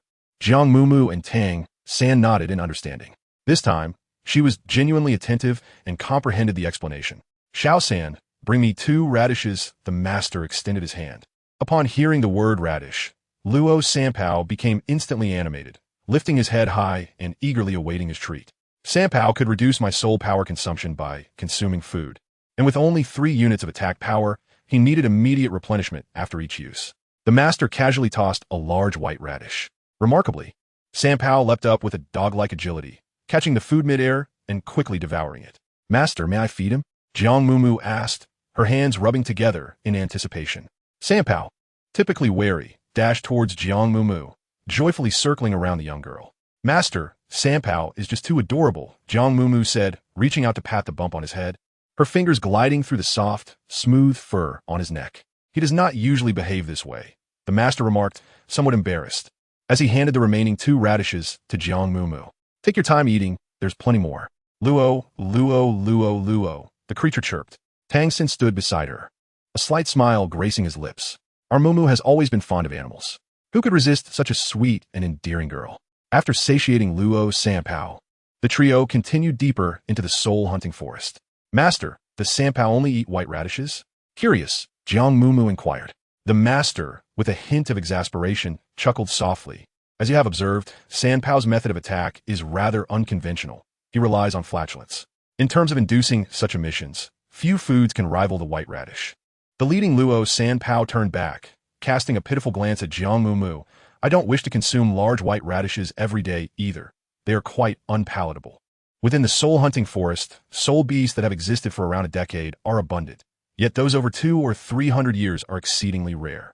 After searching for quite some time, although they encountered a few suitable candidates, the master remained unhurried, exercising remarkable patience as he continued to wait. Since soul rings cannot be changed, and you two little ones possess the rare gift of innate full soul power, I hope your first soul ring can come as close to the limit as possible. The master lifted his gaze to the dimming sky. It appears that we shall be camping in the forest tonight. Perhaps a high-grade soul beast will make an appearance after dark. Chapter 66. Our secret. After a half-day of exploration in the soul-hunting forest, Jiang Mumu began to acclimatize. Some soul beasts were indeed quite fascinating. For instance, there was a large green frog with luminous eyes, its mouth puffing rhythmically, and it sported two long antennae atop its head that twirled back and forth. Unfazed by human presence, it continued to croak nearby. That is a gua-gua frog, a somewhat foolish soul beast. Besides its sharp senses, it is not particularly useful. The master remarked.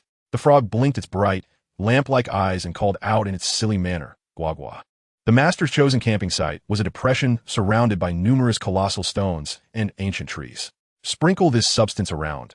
Remember to distribute it evenly. He retrieved a glass vial from his wrist soul guide and handed it to Tang San. What is this?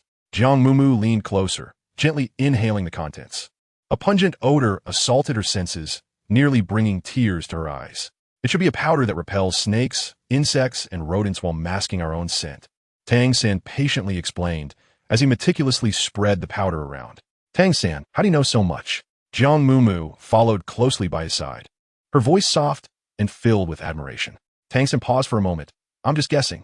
Jiang Mumu did not delve deeply into the matter. Instead, she retrieved a packet of roasted fish slices from her pocket.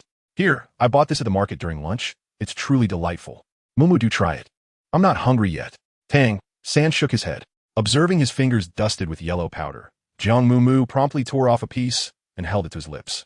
Just give it a taste. It's genuinely delicious. Tang San hesitated momentarily, his long lashes casting shadows as he gently opened his mouth with a smile. Is it good?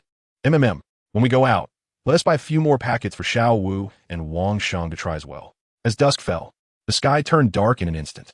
Yet, the soul-hunting forest was far from tranquil. The sounds of insects, birds, and even the roars of wild beasts echoed through the air. In a corner obscured by a massive boulder, Tang San stowed away the glass bottle, and his cool fingers suddenly clasped Jiang Mumu's wrist. Mumu, he whispered. Under the faint moonlight, Jiang Mumu looked at him in confusion. This is for you. It's called a sleeve arrow. Tang San swiftly removed a brace-like device from his arm and helped Jiang Mumu put it on. All you need to do is activate the switch, and 3 small arrows will be ready to shoot. You can fire one or all 3 at once. The switch is here. In case of danger, it will protect you. Just aim and shoot. Do you remember? He lifted his gaze, his dark eyes glimmering with earnestness as he regarded the astonished and bewildered girl before him. After a brief moment of shock, Jiang Mumu instinctively nodded. Oh, I must remember. But Jiang Mumu gently touched the hidden arrow on her arm, glancing at Tang San's slightly tense expression. She parted her lips as if to speak, when the sound of approaching footsteps interrupted her. Xiao San, Mumu, are you ready?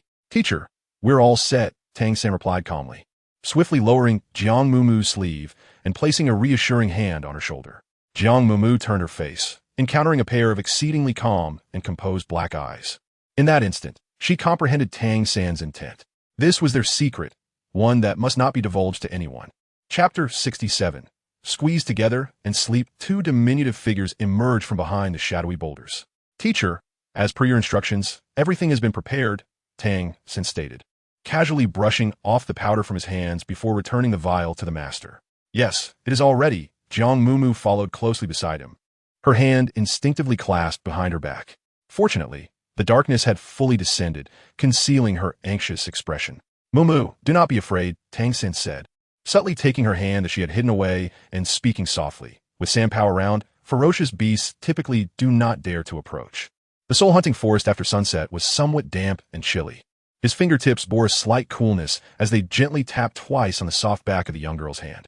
Jiang Mumu swallowed hard, her taut shoulders gradually relaxing. The master remained oblivious to the unusual tension, simply suggesting, "First, let us eat something. We must possess sufficient strength to endure the night in the forest." As he spoke, he distributed the jerky and flatbreads to Tang San and Jiang Mumu. "Mumu, please assist me for a moment," Tang San requested as he handed the food to Jiang Mumu. "Master, I shall go in search of some dry grass." The master, assuming he intended to kindle a fire, cautioned, "In the soul-hunting forest, it is advisable to avoid using fire. Although most soul beasts fear flames, the light can also attract certain exceptionally powerful soul beasts." "Oh, I understand," Tang San replied, scratching his head. "However, the ground is damp and chilly. I fear Mumu may fall ill." The master paused, the corners of his mouth twitching slightly. "Very well, but do not wander too far." Beneath the towering ancient trees, Jiang Mumu sat face to face with the master, while Luo Sanpao quietly lay beside them, his eyes half closed in pretense of slumber. Jiang Mumu mumbled something under her breath, seemingly on the verge of asking a question, yet she refrained, instead extending the paper-wrapped fish slices towards him. "Master, would you care for some roasted fish slices?" "Thank you." The master did not decline and casually inquired, "I noticed you also carry a weapon. Is it a trident?" "MHM." Jiang Mumu nodded with the fish slice in her mouth, reflecting for a moment before adding, "It was a gift from my father. A weapon should always be kept within easy reach so that it could be utilized at the first sign of danger." Upon hearing this, Jiang Mumu promptly reached into her bundle with one hand, searching for a considerable while before finally retrieving the three-edged dagger. After much deliberation and gesturing, she decided to secure it at her lower back. The master chuckled softly, remarking, "My dear girl, while your courage may be somewhat lacking, you exhibit a certain cleverness and loyalty." Jiang Mumu, with her cheeks puffed as she chewed her food, stated, "Tang San and I are now good brothers, and brothers must uphold loyalty." The master inquired, "At such a tender age, who has imparted these lessons to you?" Jiang Mumu chuckled softly, declaring that all of us in the 7th dormitory are good brothers. Before she could finish her sentence, a youthful and resonant voice from behind interjected, "Who considers you a brother?" "Jiang Mumu. When I arrived from the village, Grandpa Jack advised me to look after you like a brother." Tang San approached, carrying a large bundle of hay, and laid it down against the tree trunk, saying, "You shall sleep here tonight." "Oh," Jiang Mumu stuck out her tongue, "what about you?" "I am a boy," Tang San replied, patting the relatively soft nest he had prepared. "Come over." Jiang Mumu nestled obediently into her cozy nook. "Aren't you cold?" she inquired. "Not at all," replied Tang San, who settled beside her against a tree, taking a bite of his flatbread. "What about you, Mumu? Are you tired today?" "Not tired," she responded, curling herself into a small ball. "Tang San, why don't we squeeze together to sleep? It would be warmer that way." Tang San, caught mid-bite, froze momentarily as a piece of flatbread lodged in his throat, rendering him unable to swallow for a while. Chapter 68. Cough, cough, cough. "What's wrong? Did you choke?" Jiang Mumu quickly offered him her water pouch. Cough, cough, cough. Across from them, the solitary master gazed up at the sky, sighing inwardly, "Ah, little San truly is a commendable student of mine." After a modest meal of dry rations, Jiang Mumu began to feel drowsy, yawning softly. "You should sleep," Tang San encouraged, giving her head a gentle pat. "Are you really not going to sleep with me?" Jiang Mumu curled up like a small kitten, her light-colored irises shining brightly in the darkness. "No, that's unnecessary. I'll keep watch over you," Tang San replied, his back straight as an arrow. "Are you not sleepy?" "Not yet. You should rest." "Then I shall sleep now." "Tang San, if you feel cold." "Mumu, close your eyes and rest."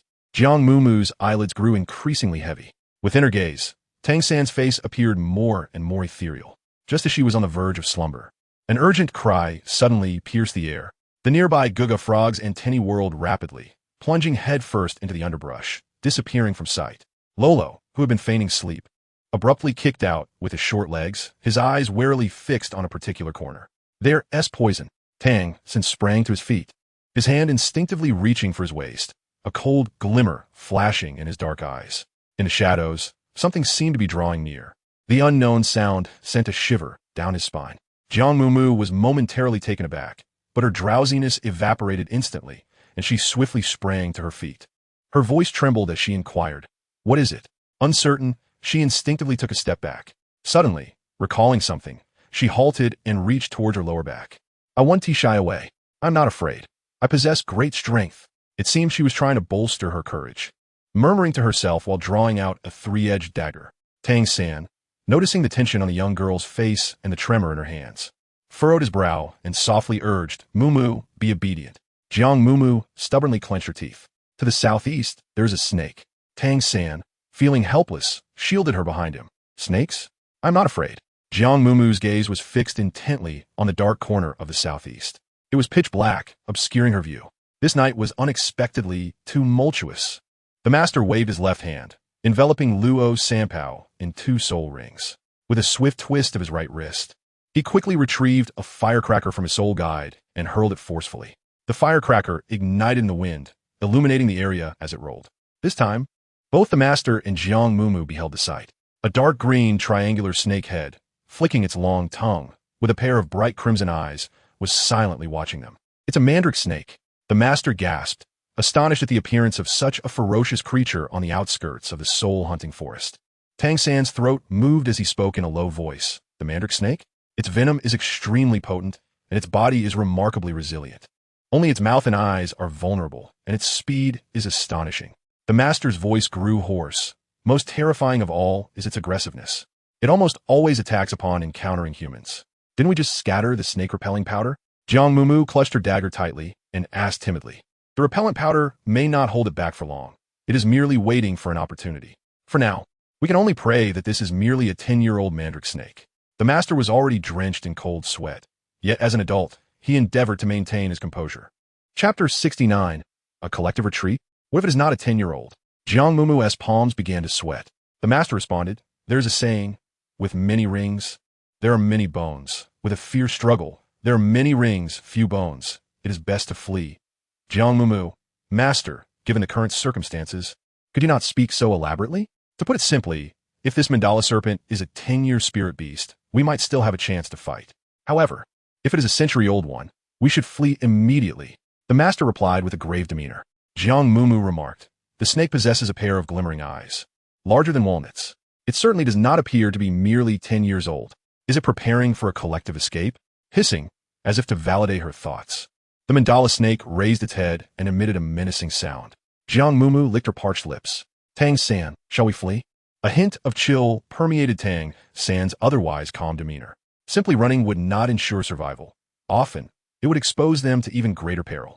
More critically, he slightly tilted his head, casting a sidelong glance at Jiang Mumu. "Remember the sleeve arrows." Before he could finish his thought, the master bellowed, thunderous flatulence. The roar of the heavens, Luo Sanpao. A brilliant yellow light flared once more, and amidst the thunderous cacophony, a colossal serpent was propelled from the ground. Upon catching a glimpse, the master urgently shouted, "Run!" The chilling sound of its hissing sent shivers down their spines. Seizing the moment, the master grasped Tang San with one hand and Jiang Mumu with the other, sprinting away with fervor. This serpent is enormous. In an instant, Jiang Mumu felt a sense of bewilderment wash over her, the rushing wind roaring in her ears. Indeed, at least a 300 or 400-year-old soul beast. The master gritted his teeth. 3 or 400 years. Jiang Mumu's heart quivered in trepidation. It's over. 10 years would be a challenge.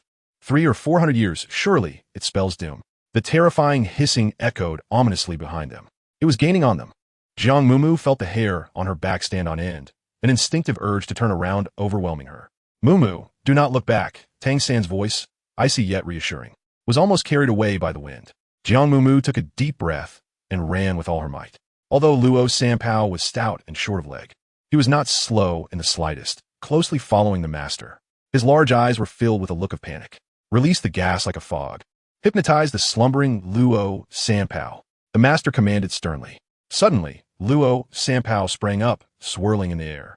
With a puff, a cloud of yellow gas erupted from his plump rear, permeating the atmosphere. The stench was unbearable. The first time Jiang Mumu encountered the tangible stench of flatulence, it struck her with such intensity that her mind momentarily faltered, leaving her breathless. However, the mandala serpent remained unscathed by this assault. With a powerful flick of its formidable tail, it swiftly darted through the yellow haze. This is bad, the master exclaimed, clearly distressed. Evidently, the hypnotic slumbering gas from San Pao had no effect on the creature. The two soul rings returned to the master, illuminating his form with a flickering aura of soul energy, elevating his speed to its utmost limits. In the pitch-black night, the silhouettes of the surrounding trees danced ominously. The howling wind whispered past his ears, and the chilling aura of the serpent's venomous fangs seemed to linger on his back. The system called out to Jiang Mumu, who was poised to employ the wind-fire-wheel acceleration talisman to distance herself from the loathsome serpent. Suddenly, the master commanded, San Pao, intercepted. Chapter 70. Fearless San Pao, upon receiving the command, turned resolutely and charged towards the mandala serpent, attempting to block the venomous creature with its own body, unadorned by any soul rings. San Pao, Jiang Mumu cried out in desperation. Yet it was too late. In an instant, a heart-wrenching scream echoed, Luo, Luo. The master's expression turned grim. Run. Do not look back, he urged with all his strength, propelling the two children forward. Teacher, master, Jiang Mumu and Tang San turned simultaneously. Before them lay the enchanting mandala serpent, its crimson eyes gleaming with ferocity as it lunged forward. Mumu. Tang San grasped Jiang Mumu's hand tightly with one hand, while the other swiftly reached for the soul guide at his waist. A large white radish shot forth with remarkable speed, striking the serpent's head with a resounding thud, momentarily halting the ferocious beast in its tracks. In that fleeting instant, Jiang Mumu regained her senses, and without a second thought, she raised her right arm. Almost silently, a slender beam of black light darted forth like a bolt of lightning, creating a shower of sparks upon striking the mandala serpent's formidable scales. Provoked, the creature arched its neck and emitted a chilling hiss. Tang San, it's moving too quickly. I can't see. Jiang Mumu's voice trembled with fear, tinged with a hint of sobbing. The mandala serpent's scales began to shimmer, its dark green body radiating a faint golden light. In an instant, it surged forward with astonishing speed, closing the distance between them. Jiang Mumu's eyes widened in terror, her light-colored pupils reflecting 2 points of bloodthirsty crimson light. In this moment of life and death, Tang San summoned all his strength to leap up, arching his body to protect her, completely exposing his back to the serpent's maw. Jiang Mumu could no longer hear any sound. In her line of vision, the pale-faced Tang San offered her a gentle smile, his lips seemingly forming the words, "Don't be afraid. The invulnerable shield is here. Hurry. System. System." She screamed desperately within her mind, tears streaming uncontrollably down her cheeks. With a sudden crash, both of them fell heavily to the ground, a muffled thud resonating simultaneously. The furious mandala serpent collided with an invisible yet impenetrable barrier, its body curling as it was hurled backward several meters. Seizing the moment to catch his breath, Tang San propped himself up with one hand and sprang to his feet, panting heavily as he gradually opened his palm, his dark eyes locking onto the massive serpent. Jiang Mumu stared in astonishment at the flickering blue lights dancing within his palm. What was that? A martial spirit? Before she could ponder further, the mandala serpent once again opened its enormous jaws, screeching as it lunged at Tang San, its sharp venomous fangs aimed directly at his throat. Jiang Mumu raised her right arm, her pupils suddenly constricting. However, before she could unleash the second concealed arrow, Tang San stepped forward, his body shifting at an uncanny angle. The fangs of the mandala snake grazed his neck, yet missed their target entirely. Jiang Mumu was drenched in cold sweat, her mouth agape, but not daring to utter a sound, fearing that even a moment's distraction from Tang San might lead him into the serpent's jaws. She could only desperately steady her trembling hand, aiming the arrow at the serpent's head, her finger firmly pressing on the trigger. Yet, the proximity between Tang San and the mandala snake was perilously close. Even the slightest deviation could spell disaster. What to do? What to do? Just as she felt her lips nearly bleeding from the tension, she observed Tang San moving leisurely another step forward, then deftly tilting his waist and flipping his right wrist. A short sword materialized in the palm of his hand. Chapter 71. The master has fallen into the pit. Jiang Mumu's heart constricted into a tight knot. Yet her mind sparkled with unprecedented clarity at that moment. In such dire circumstances, even the acceleration of a wind-fire wheel would prove futile. Should Tang San strike fail, the only recourse left would be for her to dash headlong into the head of the mandala snake with utmost swiftness. But the master had warned that this serpent was the pinnacle of poisonous creatures. Nevertheless, what did it matter? Perhaps fortune would not be so cruel after all. Jiang Mumu steeled her resolve, silently reciting her thoughts. At that moment, blue light suddenly coalesced in the palm of Tang San's left hand. Subsequently, the mandra snake seemed to act on its own, its enormous mouth poised to snap shut and bite, yet its head turned to the side. In the blink of an eye, Tang San's figure shifted once more, a chilling blue light appearing seemingly out of nowhere, patiently awaiting its moment. Just as the serpent turned its head, and before its massive jaws could close, the nearly 4-meter-long snake body abruptly stiffened, as a gleaming short sword plunged entirely into its mouth. In the next instant, the mandra snake writhed violently, its hardened scales crashing against the surrounding underbrush and trees, creating a whirlwind of dust and debris. Jiang Mumu maintained a taut stance, her expression blank. It was not until Tang San turned back, his dark eyes glimmering faintly as they met hers, that he slowly revealed a weary smile. Jiang Mumu's small mouth pouted. She initially intended to smile, but instead, a wail escaped her lips. "Ooh, is it dead?" "Mumu is not afraid. If it is dead, ooh, I am terrified. How could there be such a large snake?" All right, look, it's already motionless." "Woo-woo, Tang San, I thought you were going to die too." Tang San gently ruffled her delicate hair. "I will never die. Tang San will always protect Jiang Mumu." Before he could finish his sentence, Jiang Mumu suddenly plunged into his embrace, sobbing as if she had endured an immense injustice. Her shoulders trembled, and tears streamed down her face. Tang San's hand, resting atop her head, paused momentarily. The tears soaked through his chest, and when kissed by the cold wind, they should have felt frigid. Yet, Tang San found them strangely warm. She must be utterly terrified. However, despite her evident timidity, she had not flinched even slightly moments ago. "Mumu, dear," Tang San gently repeated her name, his voice soft and soothing. It seemed that this was the only way to comfort her disoriented state and, perhaps, to reassure himself as well. Jiang Mumu wept for quite some time, her sobs becoming increasingly uncontrollable, causing her to gasp for breath. Amidst her tearful lamentations, she murmured about the master, speculating whether his lips had been sanctified, and mentioned the possibility of encountering a high-tier soul beast that night. As fate would have it, she indeed found herself in such misfortune. However, just as Jiang Mumu was midway through her lament, both she and her companion paused, their eyes wide with astonishment. "Where's the master? And what about San Pao?" Jiang Mumu inquired through her sobs. Tang San gestured towards a nearby thicket, suggesting that they had likely tumbled into it. Jiang Mumu and Tang San hastily made their way towards the thicket, pushing through the thorny vines that adorned the underbrush. "Master? Teacher? San Pao? Teacher?" After a brief moment, a pained groan echoed from the shadowy recesses. Jiang Mumu hurriedly rushed over, parting the weeds, and exclaimed, Tang San, come quickly. Master has fallen. He has fallen into the ditch." Chapter 72. I was utterly terrified at that moment. The master lay at the bottom of the ravine. Jiang Mumu and Tang San sat by the edge of the ravine, their gazes locked. The dim moonlight cascaded down from above, illuminating the master's rigid countenance. In a fleeting moment he attempted to push the two away. He was caught off guard by the mandala snake's sweeping tail. By the time he regained his senses, he found himself sprawled at the bottom of the ravine, unable to move. At that moment, seeing the two children unharmed nearly brought him to tears of joy. Yet, the thought of his own disheveled state soon complicated his emotions. Tang San leaned forward and inquired, "Teacher, are you injured?" Jiang Mumu glanced around anxiously and inquired, "Master, where is San Pao?" "San Pao is my martial spirit, but it has already been retracted." The master struggled to prop himself up, managing to sit halfway, while forcing a grim smile. "Can you stand up now?" Tang San extended his hand towards him. The master gritted his teeth, slowly bending one leg and mustering the strength to push himself up.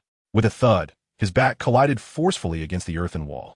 The dull sound caused both Tang San and Jiang Mumu to frown in unison. "Master, I can come down to help you," Jiang Mumu said, her voice trembling as she peered downwards. Although the ravine was not deep, it was littered with jagged stones and thorny vines. This fall must have been quite severe. "No need," the master immediately shook his head in refusal. It was already embarrassing to be lying helplessly in the ravine in front of his students. How could he allow a 6-year-old girl to assist him, a man over 40? "Master, I have great strength," Jiang Mumu declared confidently, without waiting for the master's response. She held her breath and lunged forward, gripping a vine tightly, forcing out 3 stubborn words through clenched teeth. Fine." Gazing at the vine covered in tiny, sharp thorns, Jiang Mumu gasped in surprise.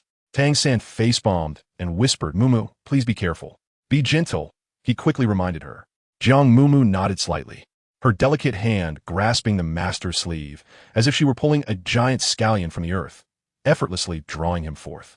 Teacher Tang San stepped forward, supporting his swaying figure with his slender shoulder. It's nothing. The master waved his hand dismissively. Once he regained his composure, he inquired, what about the mandala snake?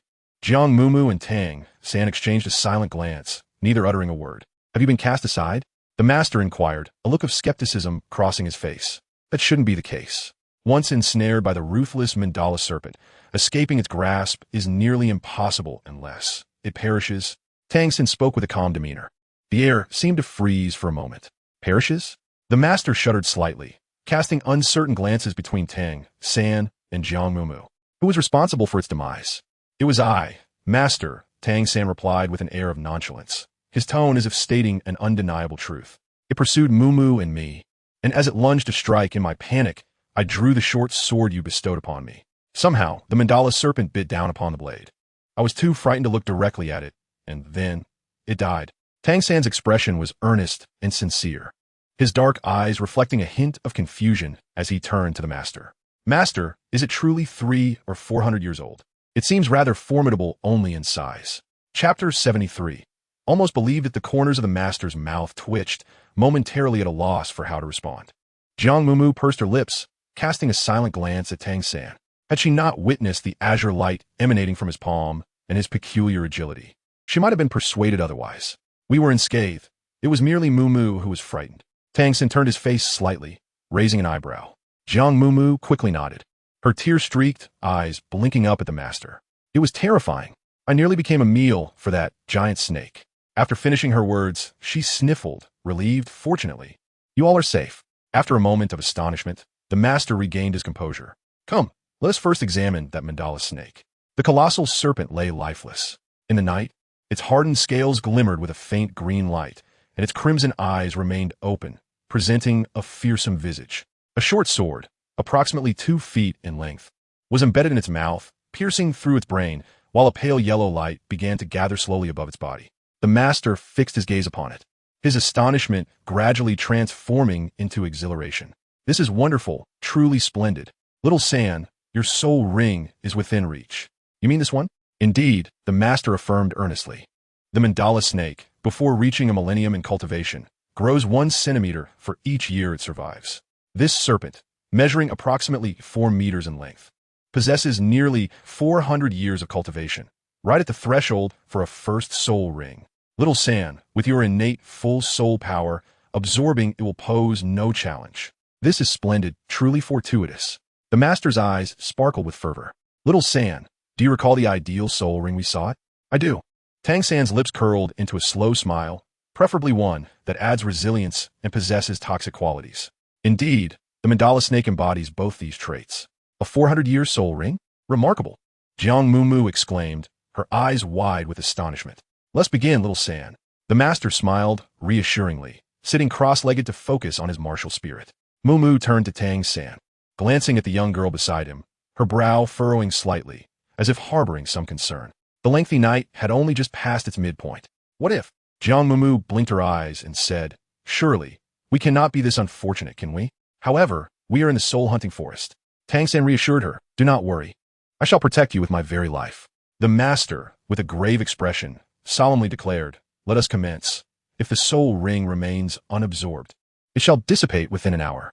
Tang San pointed towards the mandala snake and continued, we nearly fell victim to it. We must not squander this perilously acquired soul ring.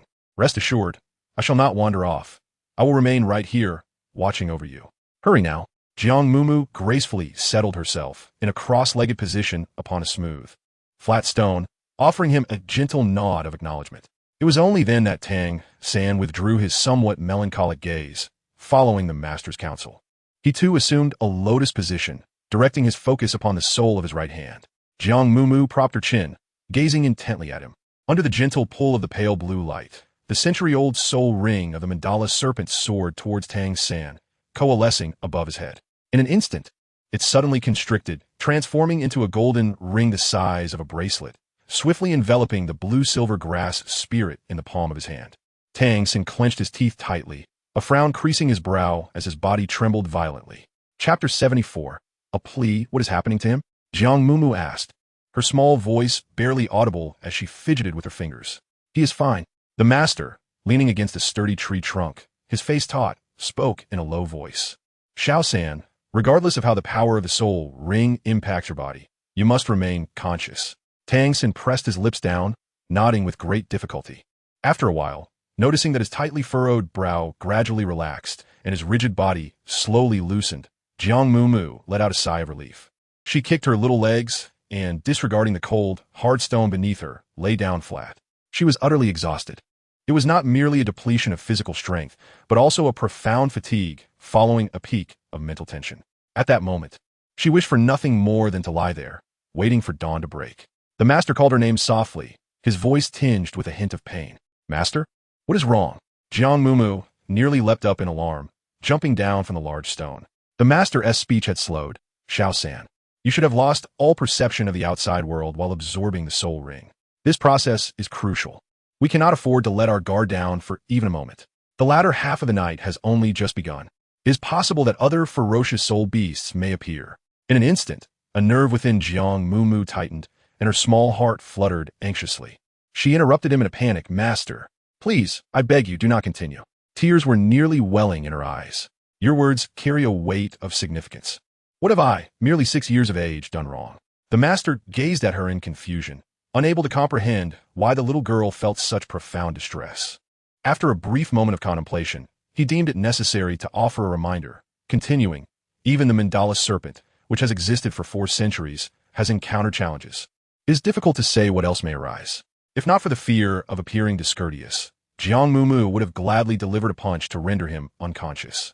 Half an hour later, tranquility enveloped the surroundings. Master, would you care for some water? Jiang Mumu extended the water pouch towards him. The master gently shook his head in refusal. Jiang Mumu inquired, would you like to have something to eat? The master shook his head once more. Then, perhaps you could rest for a while? I shall keep watch. Observing Jiang Mumu's furrowed brow and increasingly grave expression, I felt a pang of concern.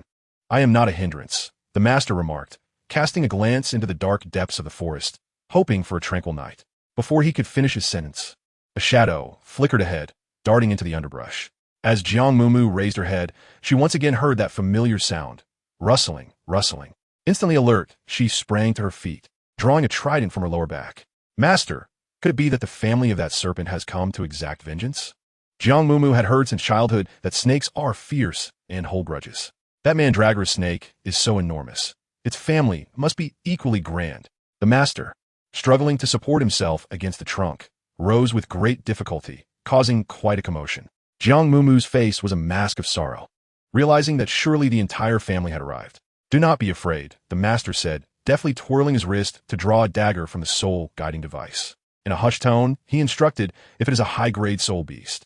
Jiang Mumu believed that the master possessed some secret techniques or treasures. Her large eyes were filled with eager anticipation as she gazed at him. However, he clenched his teeth and uttered a single word. Run. Jiang Mumu, are all adults this unreliable? Chapter 75, I don't want to die. At this moment, in the small mind of Jiang Mumu, a colossal question mark emerged. Could it be that the master truly possessed only a level 29 soul power? How could he dare to lead them in such a perilous location? This thought flickered briefly, but she could not afford to let it distract her any longer. Before the master had the chance to toss out his firebrand, Jiang Mumu discerned the shape of the creature before her. It appeared quite peculiar, yet did not seem overtly frightening. With its large, round, bald head, glossy black eyes, and a body adorned with luminous blue rings, it was an odd sight indeed, and it had numerous legs. What could that possibly be?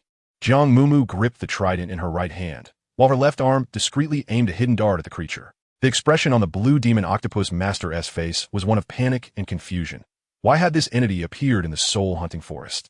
At such a moment, Master, perhaps it would be best not to dwell on these matters. Observing the grotesque being writhing and swiftly advancing, Jiang Mumu appeared utterly bewildered. With a childlike voice, she exclaimed, is it formidable? Will it bite? Or should I strike it? The blue demon octopus, though seemingly unthreatening, harbored toxic suckers on its tentacles. One must not allow it to ensnare them. The master's tongue seemed to stiffen, his speech slowing. Before he could finish his warning, the creature was already scuttling toward Tang San on its 8 limbs, shaking its head ominously. This is bad, the master shouted. Suddenly, The young girl muttered something and surged toward the blue demon octopus with blinding speed.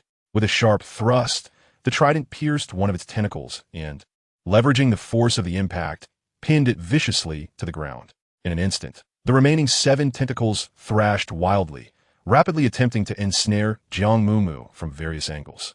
Fortunately, the blue demon octopus was not overly large, its attack range limited. Thanks to the acceleration rune of the Windfire Wheel, Jiang Mumu darted away in a mere breath, moving so swiftly that only an afterimage remained. This unexpected strike left the blue demon octopus unable to even graze her clothing. How fast! Jiang Mumu nearly collided with a tree, pivoting around its trunk before doubling back. Tang San was still in peril. She dared not stray too far. The master felt as though he had merely blinked, and the young girl had dashed over to stab the octopus, and then swiftly returned. "Hey, great beast! I'm right here. Come and fight me," Jiang Mumu shouted defiantly, hands on her hips, standing not far from it. The octopus's blue, luminescent aura flickered ominously as one of its tentacles coiled around the trident that had wounded it, swiftly yanking it free and hurling it toward Jiang Mumu. "It can wield weapons?" Jiang Mumu gasped in astonishment. Though this throw lacked precision, it was clear that it differed from those soul beasts that merely charged recklessly. The master, unable to ponder further, recognized that the blue demon octopus was a creature of high intelligence, notoriously volatile, and cautioned, "Be careful. Its mouth is concealed beneath its tentacles." Several stout tentacles surged forth swiftly. "I will draw its attention away." Jiang Mumu wiped the cold sweat from her palms and swiftly dashed to the other side. The master opened his mouth weakly, while the little girl noted that the speed of the blue demon octopus was not as swift as that of the mandrake snake. Yet its tentacles were remarkably agile. Several times, Jiang Mumu felt as though it was nearly brushing against her back. She reminded herself not to panic in such moments. It was not about hunting it down, but rather avoiding becoming its prey. However, the thought of death filled her with a sense of despair. "I don't want to die," Jiang Mumu cried out in distress. Chapter 76. The bald spot on the back of the head. Even if death were inevitable, she could not fathom being devoured by such a peculiar creature in the pitch-black forest. Behind her, the sound of the tentacles scraping against the grass and stones seemed to grow increasingly rapid. Jiang Mumu gasped for breath, having activated the acceleration rune for the second time. In the span of 5 breaths, it was sufficient for her to shake off the monstrous creature. However, doing so might compel it to turn and resume its assault on Tang San. Jiang Mumu slowed her pace, running while glancing back. The blue demon octopus slithered with 4 of its tentacles, while the other 4 waved and coiled menacingly. Closer, just a bit closer. Suddenly, she halted, pivoted, and raised her left arm. A slender beam of black light shot forth silently. The creature froze momentarily. Jiang Mumu believed she had struck her target. Just as she was about to lower her hand, she was startled to see it suddenly thrashing violently. In an instant, 8 tentacles pressed against the ground before launching its entire form skyward, hurtling directly towards her. "Help! Save me!" Jiang Mumu dashed away once more. The master had not mentioned that this creature could leap into the air. System! She felt a chilling breeze sweep past her neck and, with a desperate cry, shouted, "Give me that slime." At that moment, she could hardly concern herself with any notions of disgust. Preserving her life took precedence above all else. Even as her voice echoed through the wind, a dark, 8-armed shadow loomed ominously overhead. Jiang Mumu instinctively lifted her head, a look of terror frozen upon her face. Beneath the 8 writhing tentacles, a gaping maw revealed a multitude of sharp teeth, incessantly wriggling. It was utterly horrifying. Jiang Xia instinctively recoiled, her body subconsciously seeking to crouch down. However, the moment she moved, she realized she was ensnared within a sticky mass. Before she could fully comprehend the situation, the blue octopus lunged at her with its gaping maw. A sudden splat echoed through the air, and in the next instant, both Jiang Mu and the creature found themselves momentarily stunned. Jiang Mumu distinctly felt the tentacles wrapping around her, only for them to momentarily slip away. The blue octopus was equally bewildered, its large bald head tilting slightly. In this world, was there truly something more adhesive and slippery than itself? Jiang Mumu sat on the ground, her hands cradling her head. The octopus beside her flailed its tentacles wildly. The two, a girl and a creature, gazed at each other, yet neither could impose upon the other. After a moment's pause, Jiang Mumu sighed, realizing that indeed, one gets what one pays for. Enveloped in this viscous substance, although the monstrous creature could not seize her, she found herself utterly immobilized. The moment she attempted to rise, she would inevitably slip, leaving her no choice but to remain seated. All the while, she was forced to endure the grotesque visage of the creature outside, grinning menacingly at her. The instructions indicated that the duration of this adhesive substance would last for a quarter of an hour. A quarter of an hour. Jiang Mumu suddenly had a flash of insight. System, can I create one as well? Absolutely, the system replied. With a mischievous grin, Jiang Mumu revealed an evil smile. 2 seconds later, the blue demon octopus was once again bewildered. It flailed its tentacles in a frenzy, yet it could not escape the clutches of the viscous substance. After slipping repeatedly, this highly intelligent soul beast seemed to realize something. It attempted to flee, but it was too late. Jiang Mumu patiently awaited while attentively observing her surroundings within the visible range. As soon as the viscous substance on her body dissipated, she promptly moved several large stones.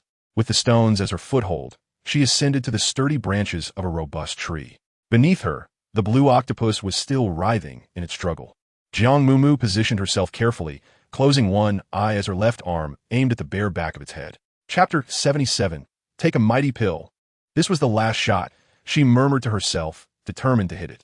In the past, during her time at the Xuan Sect, she had been tempted by the fruits hanging from the trees, but, unlike her senior sisters, lacked the skill to command a sword. Thus, she resorted to using a slingshot. Over time, she developed commendable accuracy. There were instances when, despite the obstruction of leaves, she managed to knock down the fruits. Now, her vision was clear, the target substantial, and the distance minimal. One could say that this blue demon octopus was akin to that foolish Yang Daxiang, standing idly before her, inviting her to strike. It was not that she desired to bully it. Rather, if she refrained from attacking, it would devour her and then proceed to feast upon Tang San. Jiang Mumu licked her lips, preparing herself for the impending hunt while engaging in a mental fortification. Suddenly, a faint yet distinct sound echoed. The tentacles of the blue demon octopus emerged from the mass of slime. In an instant, it reacted, swiftly mobilizing all its tentacles to shield its large, bald head. Indeed, it was a highly intelligent soul beast. Yet it was too late. A slender and sharp arrow, glimmering with a cold light, sliced through the air. Jiang Mumu squinted her eyes, her fingers trembling uncontrollably. She had struck a blow indeed. The azure octopus momentarily froze, only to subsequently writhe in a frenzied dance. Its luminous blue rings pulsating in sync with its contorted movements. Jiang Mumu clung to the tree trunk, paralyzed with fear, waiting for what felt like an eternity until she gradually regained her composure.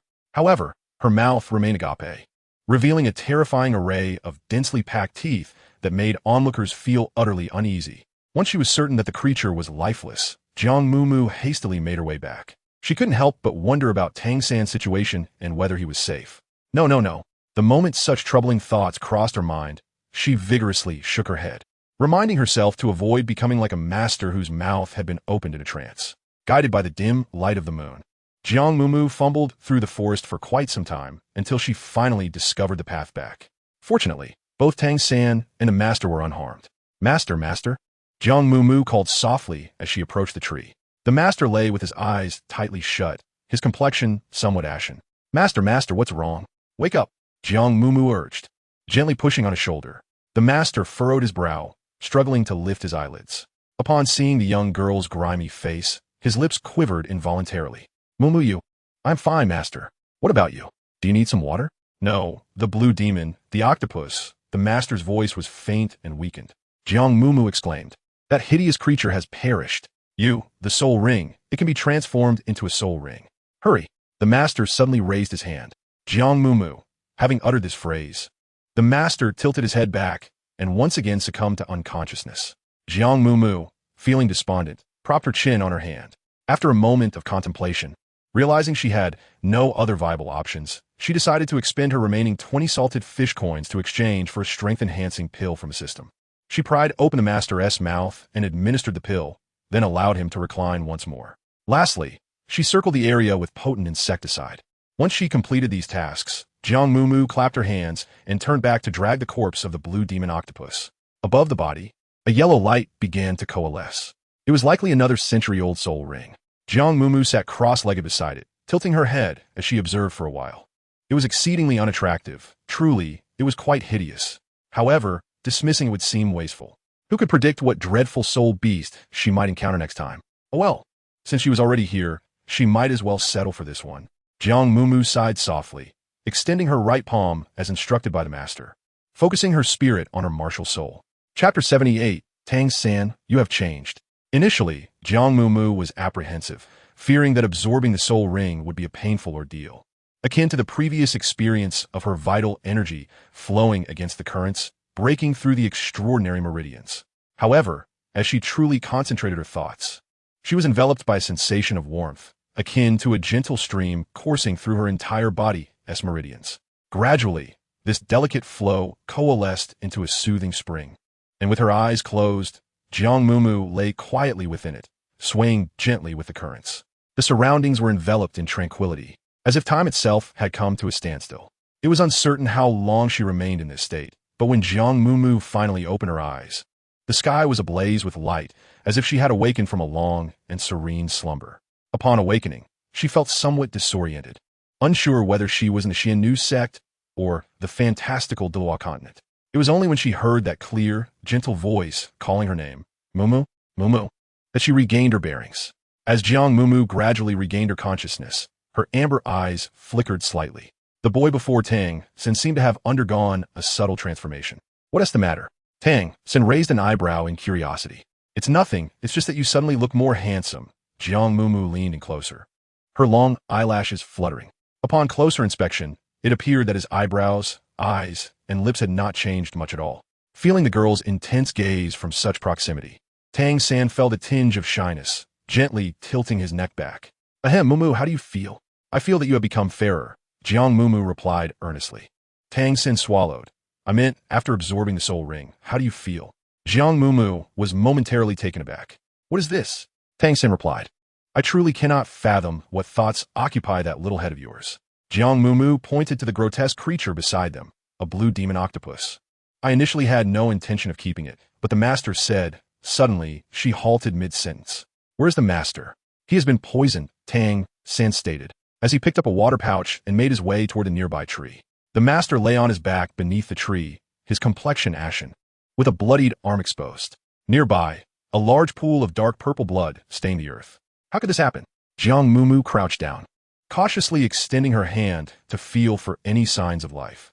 Fortunately, a faint breath was detectable, albeit weak, yet steady. The beast martial soul and its host are inseparable. She recalled the previous night when they had been pursued by the mandala snake. Tang San propped the master against the tree trunk, meticulously cleaning the blood from his arm before wrapping it with strips of cloth, executing the task with practiced efficiency. Had he been poisoned at that time? Jiang Mumu mused, quickly scooping handfuls of earth to bury the pool of dark blood. Tang San nodded. San Pao was bitten by the mandala snake, hence the master was also afflicted. Thankfully, he had the foresight to bind his arm tightly, which staved off the spread of most of the toxins. Then, the master must have been poisoned long before. Jiang Mumu murmured, her gaze lowered. With such severe injuries, he still claimed it was nothing.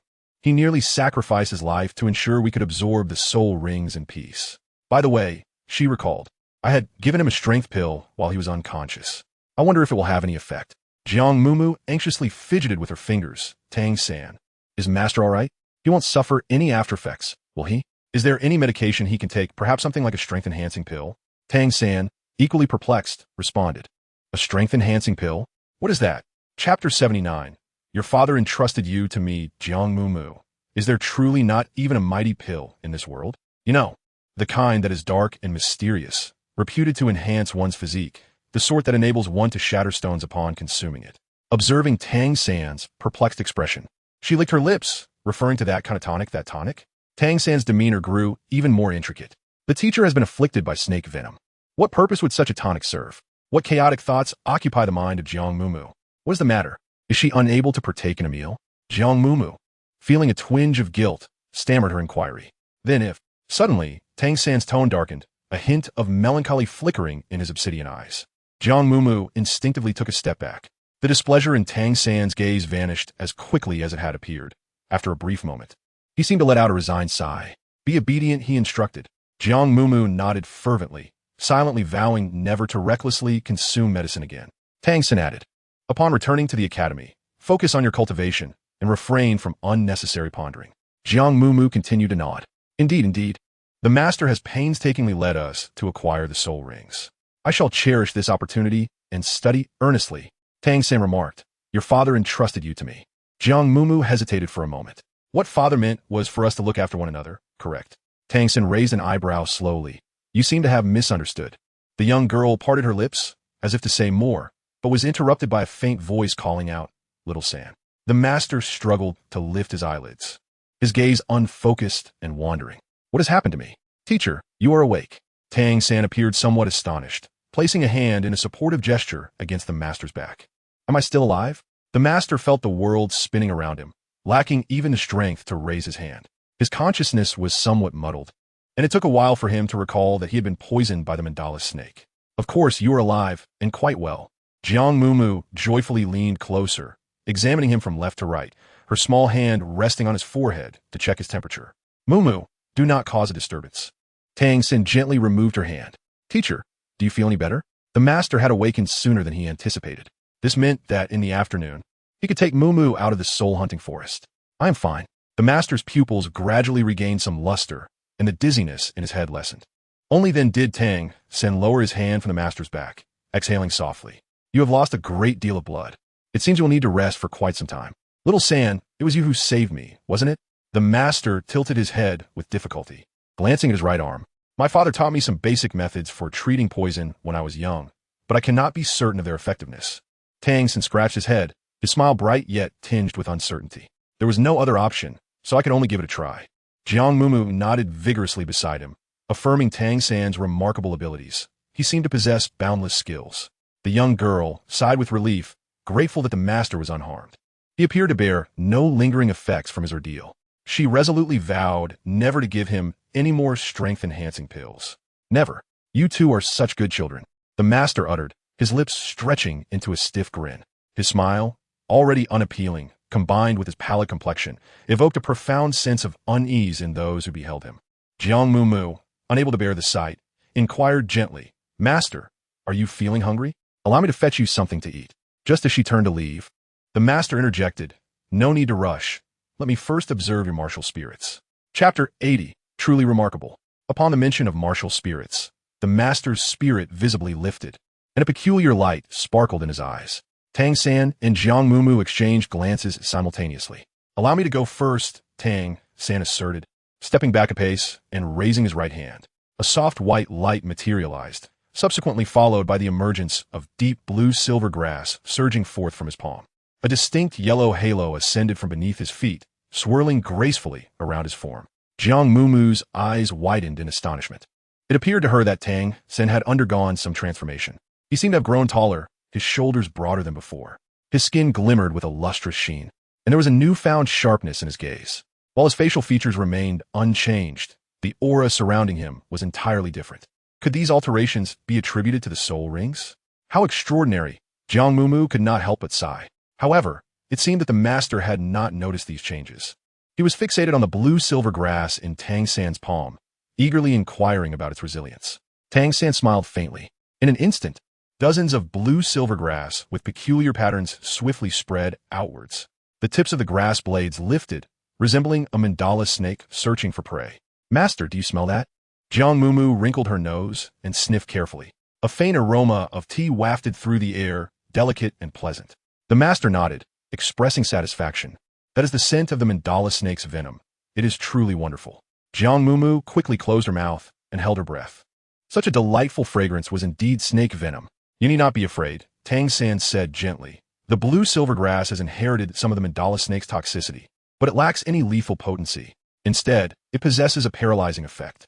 As he spoke, one strand of blue-silver grass slithered to Jiang Mumu's side, its leaves swaying gently, playfully circling around her. Wow, Jiang Mumu exclaimed. These vines are so agile. What if it wraps around me?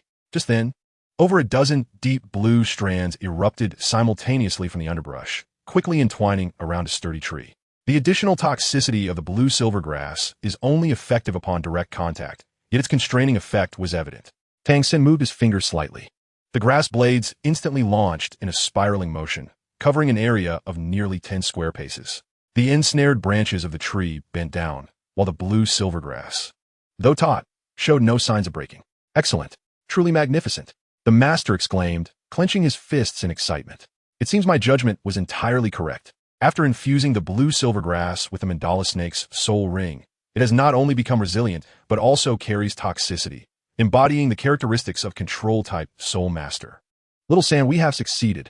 At that moment, the master bore no resemblance to someone who had sustained grave injuries. His eyes sparkled with vitality, and his tone brimmed with indescribable excitement. After observing Tang San's martial spirit, he turned his fervent gaze towards Jiang Mumu. And you, little girl, allow me to witness the 400-year-old blue magic octopus. 400 years? Jiang Mumu nearly bit her tongue. That ugly creature had existed for 4 centuries? My goodness, how terrifying. Are you saying that Mumu single-handedly hunted a soul beast that has lived for 400 years? Tang San gazed in astonishment at the petite figure of Jiang Mumu standing beside him. It was difficult to fathom how this tender and timid young girl could confront the perils and fears that lurked in the dark, treacherous depths of the soul-hunting forest during the dead of night. Chapter 81. Its unsightly appearance. The growth of the blue magic octopus is exceedingly slow. A specimen reaching a length of 2 meters requires approximately 400 years to mature. The master's gaze towards Jiang Mumu was filled with keen anticipation. It seems we have all underestimated this little girl. Jiang Mumu cast her gaze downward, feeling a profound dread at the thought of others harboring expectations of her. From a young age, her aspirations had been stifled, and she had become accustomed to quietly retreating into the shadows. The moment she faced any form of expectation, an overwhelming sense of disorientation would engulf her. I suppose I've merely been fortunate, Jiang Mumu murmured softly, gradually unfurling her right hand. A familiar yellow aura ascended from beneath her feet, swirling gracefully as a book enveloped in violet luminescence slowly materialized in her palm. With a mere thought, the book gently opened. A vividly depicted blue demonic octopus emerged on the first page, and a few lines of text gradually came into focus. Soul Beast, Blue Demonic Octopus Attribute, Control Attack Years, 415 Skill, Tentacle Entanglement, Neurotoxic Consumption. Jiang Mumu gazed blankly at the book in her palm, her heart brimming with further questions. Is it truly as simple as this? She had never encountered a martial spirit of such a nature before. The master beside her appeared lost in contemplation, his brow furrowed deeply. Could it be that this young girl was akin to him? A malignant mutation of a worthless martial spirit? Yet, if that were the case, how could she possess innate soul power? There must be some misunderstanding. Master, Jiang Mumu whispered. I feel as though I can control it. The master's eyes widened in astonishment, a flicker of inspiration igniting in his mind. Yes, that is precisely it. Young lady, attempt to release your soul power and use your will to guide the form of your martial spirit. Jiang Mumu nodded, finding this task exceedingly simple. During her martial spirit awakening, the esteemed Lord Su Yuntao had remarked upon her remarkable talent for controlling the form of her martial spirit. Jiang Mumu focused her mind and breathed gently. The soul power began to flow gracefully within her body, transitioning from a slow rhythm to an exhilarating pace, the intensifying force spreading throughout her being. Teacher, Mumu's eyes widened in disbelief, reminiscent of Tang San's astonishment. Jiang Mumu was enveloped in a delicate aura of lavender light. The soul rings beneath her swirling rapidly, their brilliance intensifying. The soul power master gazed at her intently, as if anticipating a miraculous event. Suddenly, Jiang Mumu's delicate hand quivered slightly as the ethereal light enveloping her merged seamlessly with her soul ring. Suddenly, a magnificent purple-golden-blue demon octopus leapt forth from behind her, brandishing its 8 tentacles in a fearsome display. Jiang Mumu hesitated for a moment, slowly turning her head, only to recoil in fright and stammer. Master, why? Why is it so hideous? Will this grotesque creature accompany me forever? Had I known it would be like this, I would have refused it. Do not fear. The master's voice, tinged with excitement and a hint of hoarseness, reassured her. It is merely the fusion of your martial spirit and soul ring. Try to control it, just as Xiao does. Jiang Mumu pouted, expressing no fear, but rather finding it excessively ugly. The little girl, though reluctant, obediently followed the master's instructions. 8 robust and menacing tentacles, under the control of her soul power, swiftly coiled around a large stone, the suckers firmly gripping it, effortlessly lifting it into the air. Then, with a subtle motion of her finger, the 8 tentacles suddenly tightened. With a resounding boom, the stone was crushed into several pieces by the immense force. Tang San, Master, Chapter 82, I saw nothing. After the soul ring of the blue demon octopus was infused with soul power, its form and strength were significantly enhanced. Though its control range may not match that of Tang San's blue silvergrass, its offensive capabilities were far more ferocious. Truly remarkable. The master gazed up at the enormous blue demon octopus behind Jiang Mumu, his initial astonishment gradually transforming into fervor. Little girl, I'm now eagerly anticipating your second soul ring. Jiang Mumu silently retracted her soul power, curling her petite palm. She thought to herself that next time, she must not be so hasty and should seek a more aesthetically pleasing soul ring.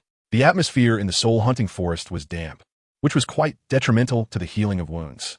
The trio consumed a modest meal and took a brief respite before preparing to depart early. The master, still unable to quell his excitement, was lost in thought, incessantly murmuring about the 10 core competencies of martial souls, the distinctions between control-type and strength-based assault-type abilities. Jiang Mumu scratched her head and said, "Master, your lips are chapped." The master waved his hand dismissively and replied, "It is of no consequence, according to my theoretical research." Jiang Mumu stuck her tongue out at Tang San, her face clearly reflecting her bewilderment. "Be serious," she urged. Tang San gently ruffled her hair and silently mouthed some words. Turning to the master, he spoke earnestly. "Teacher, we should depart soon. Your injuries require rest." Indeed, Jiang Mumu nodded repeatedly like a chick pecking at grains. "Let us hurry. This place is truly terrifying." The master replied, "You are right. The hunting soul forest is perilous. If we were to encounter, before he could finish." Both Jiang Mumu and Tang San sprang into action. "Teacher, master." The master looked on puzzled. Jiang Mumu swiftly grasped her small bundle in one hand while clutching the master with the other. "Let's go, let us hurry, Tang San. I must return to the academy." The master had yet to regain his mobility and could only endure being carried intermittently by Jiang Mumu. His legs dragged along the ground, his towering frame and face equally rigid. The trio had scarcely ventured far when a tall, slender figure suddenly stumbled forth from behind a tree. Just as Tang San opened his mouth to speak, there was a resounding thud as the figure collided headlong into the master's injured arm. Tang San's eyes twitched involuntarily, and the master's complexion instantly paled, a cry of pain escaping his throat. "What is this?" Jiang Mumu gasped, instinctively leaping 2 yards away while still supporting the master. The figure lay sprawled on the ground, disheveled gray hair obscuring half of its face. Help me." Jiang Mumu turned around and was momentarily taken aback to see a beautiful woman lying on the ground, injured. Tang San cast a cold glance at the figure on the ground without approaching. Instead, he immediately raised his hand to shield Jiang Mumu behind him, his dark eyes narrowing slightly. The gray-haired woman lifted her head, upon realizing that she was merely confronted by 2 children and a similarly wounded man. She clenched her teeth and struggled to stand up. After a moment of hesitation, she stumbled and fled deeper into the forest. Chaotic footsteps and a man-esque rough voice echoed from the other side. "Hurry, don't let her escape. If we can't catch her, we'll be in trouble." "Damn it," she asked surprisingly fast, for tall and robust men, armed and menacing, soon followed, approaching Jiang Mumu and Tang San, their faces fierce as they inquired, "Children, have you seen an injured woman?" Jiang Mumu hurriedly shook her head, instinctively taking a step back. No. I haven't seen anything at all." Chapter 83. I have one too. Jiang Mumu recognized them. They were the individuals who had teamed up with her beautiful sister. Were they not companions? Why had they turned against each other? "Little girl, lying will earn you a beating. Quickly tell us where the others have fled." A man wielding a spiked club glared menacingly at Jiang Mumu. I truly haven't seen them," Jiang Mumu replied timidly, her gaze lowered. "Second brother, stop wasting words on the child." Another muscular man clad in half armor abruptly lunged forward, his large hand reaching for the young girl. "Do not harm her." A cold voice resonated heavily. Simultaneously, a slender yet sinewy hand grasped the man's wrist. "What did you say, brat?" The muscular man raised an eyebrow, casting a sidelong glance at the boy who barely reached his waist. "I said do not harm her." A hint of malevolence flickered in the boy's expression, his eyes dark and unsettling. The burly man grinned menacingly. "Oh, little brat, with that look on your face, do you dare to threaten me?" His tone suddenly shifted. Dozens of patterned blue-silver grasses erupted from the ground beneath him, coiling around him like serpents, rendering him immobile in an instant. A century-old soul ring? As they gazed at the yellow soul ring that had emerged beneath Tang San's feet, the other 3 instinctively tightened their grips on their weapons. "You little brat, mind your own business." The man with the spiked club snorted coldly, his chest muscles bulging, his limbs instantly becoming solid and robust. He too possessed a century-old soul ring. Ha. Little brat, do you dare to scheme against me? Second brother, take care of them." The muscle-bound man laughed defiantly, bound by the blue-silver grass. Although they all possessed century-old soul rings, his size and numbers made him feel invincible. However, his laughter was soon silenced. A numbing sensation began at his fingertips, swiftly spreading to his lips and tongue. Damn it, what is this? The three accomplices exchanged bewildered glances. That vine is poisonous.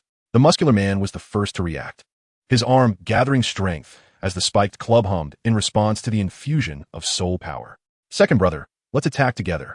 The other two revealed their martial souls, both possessing 10-year soul rings. Yet, that was sufficient to deal with two children. Are you certain about attacking together? If we leave now, we might still make it. Tang San smirked slightly, observing the three advancing towards him in an encircling formation, a strange smile glimmering in his dark eyes. Such bravado for one so young. Today, I shall show you. The muscular man suddenly leaped, swinging the glowing spiked club overhead, with the force of 1,000 pounds. This strike could reduce the unaware child to mere pulp. The man fixed his gaze on Tang San, a cruel glint in his eyes. Yet before the strike could land, his massive form inexplicably froze midair. Jiang Mumu wore an expression of belated realization, exclaiming, "Ah, I almost forgot that I possess this as well." Although it may be somewhat unsightly, it proves to be quite functional. The thick tentacles coiled around the waist of the muscular man, with countless suction cups writhing against his skin, sending a chilling and slippery sensation that made his scalp tingle. What in the world is this abomination? As he desperately struggled, he cast a terrified glance towards the monstrous figure looming behind Jiang Mumu. A grotesque, writhing maw filled with an array of sharp teeth, accompanied by thrashing, twisted tentacles. Is this truly the extent of power one might expect from a seemingly small and soft-spoken girl? Chapter 84. Is there any reason? Please refrain from moving. It is venomous. And I assure you, it is highly toxic, the girl said in a soft, gentle voice. The muscular man was instantly paralyzed with fear, unable to move a muscle.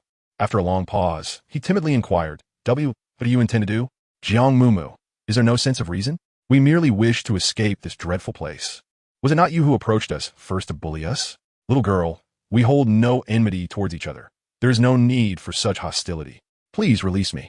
Observing Jiang Mumu's gentle demeanor and soft-spoken words, the man's eyes darted mischievously, and he shamelessly attempted to deceive her. Very well, he replied. Jiang Mumu pondered earnestly for a moment. But you must leave quickly, may I ask?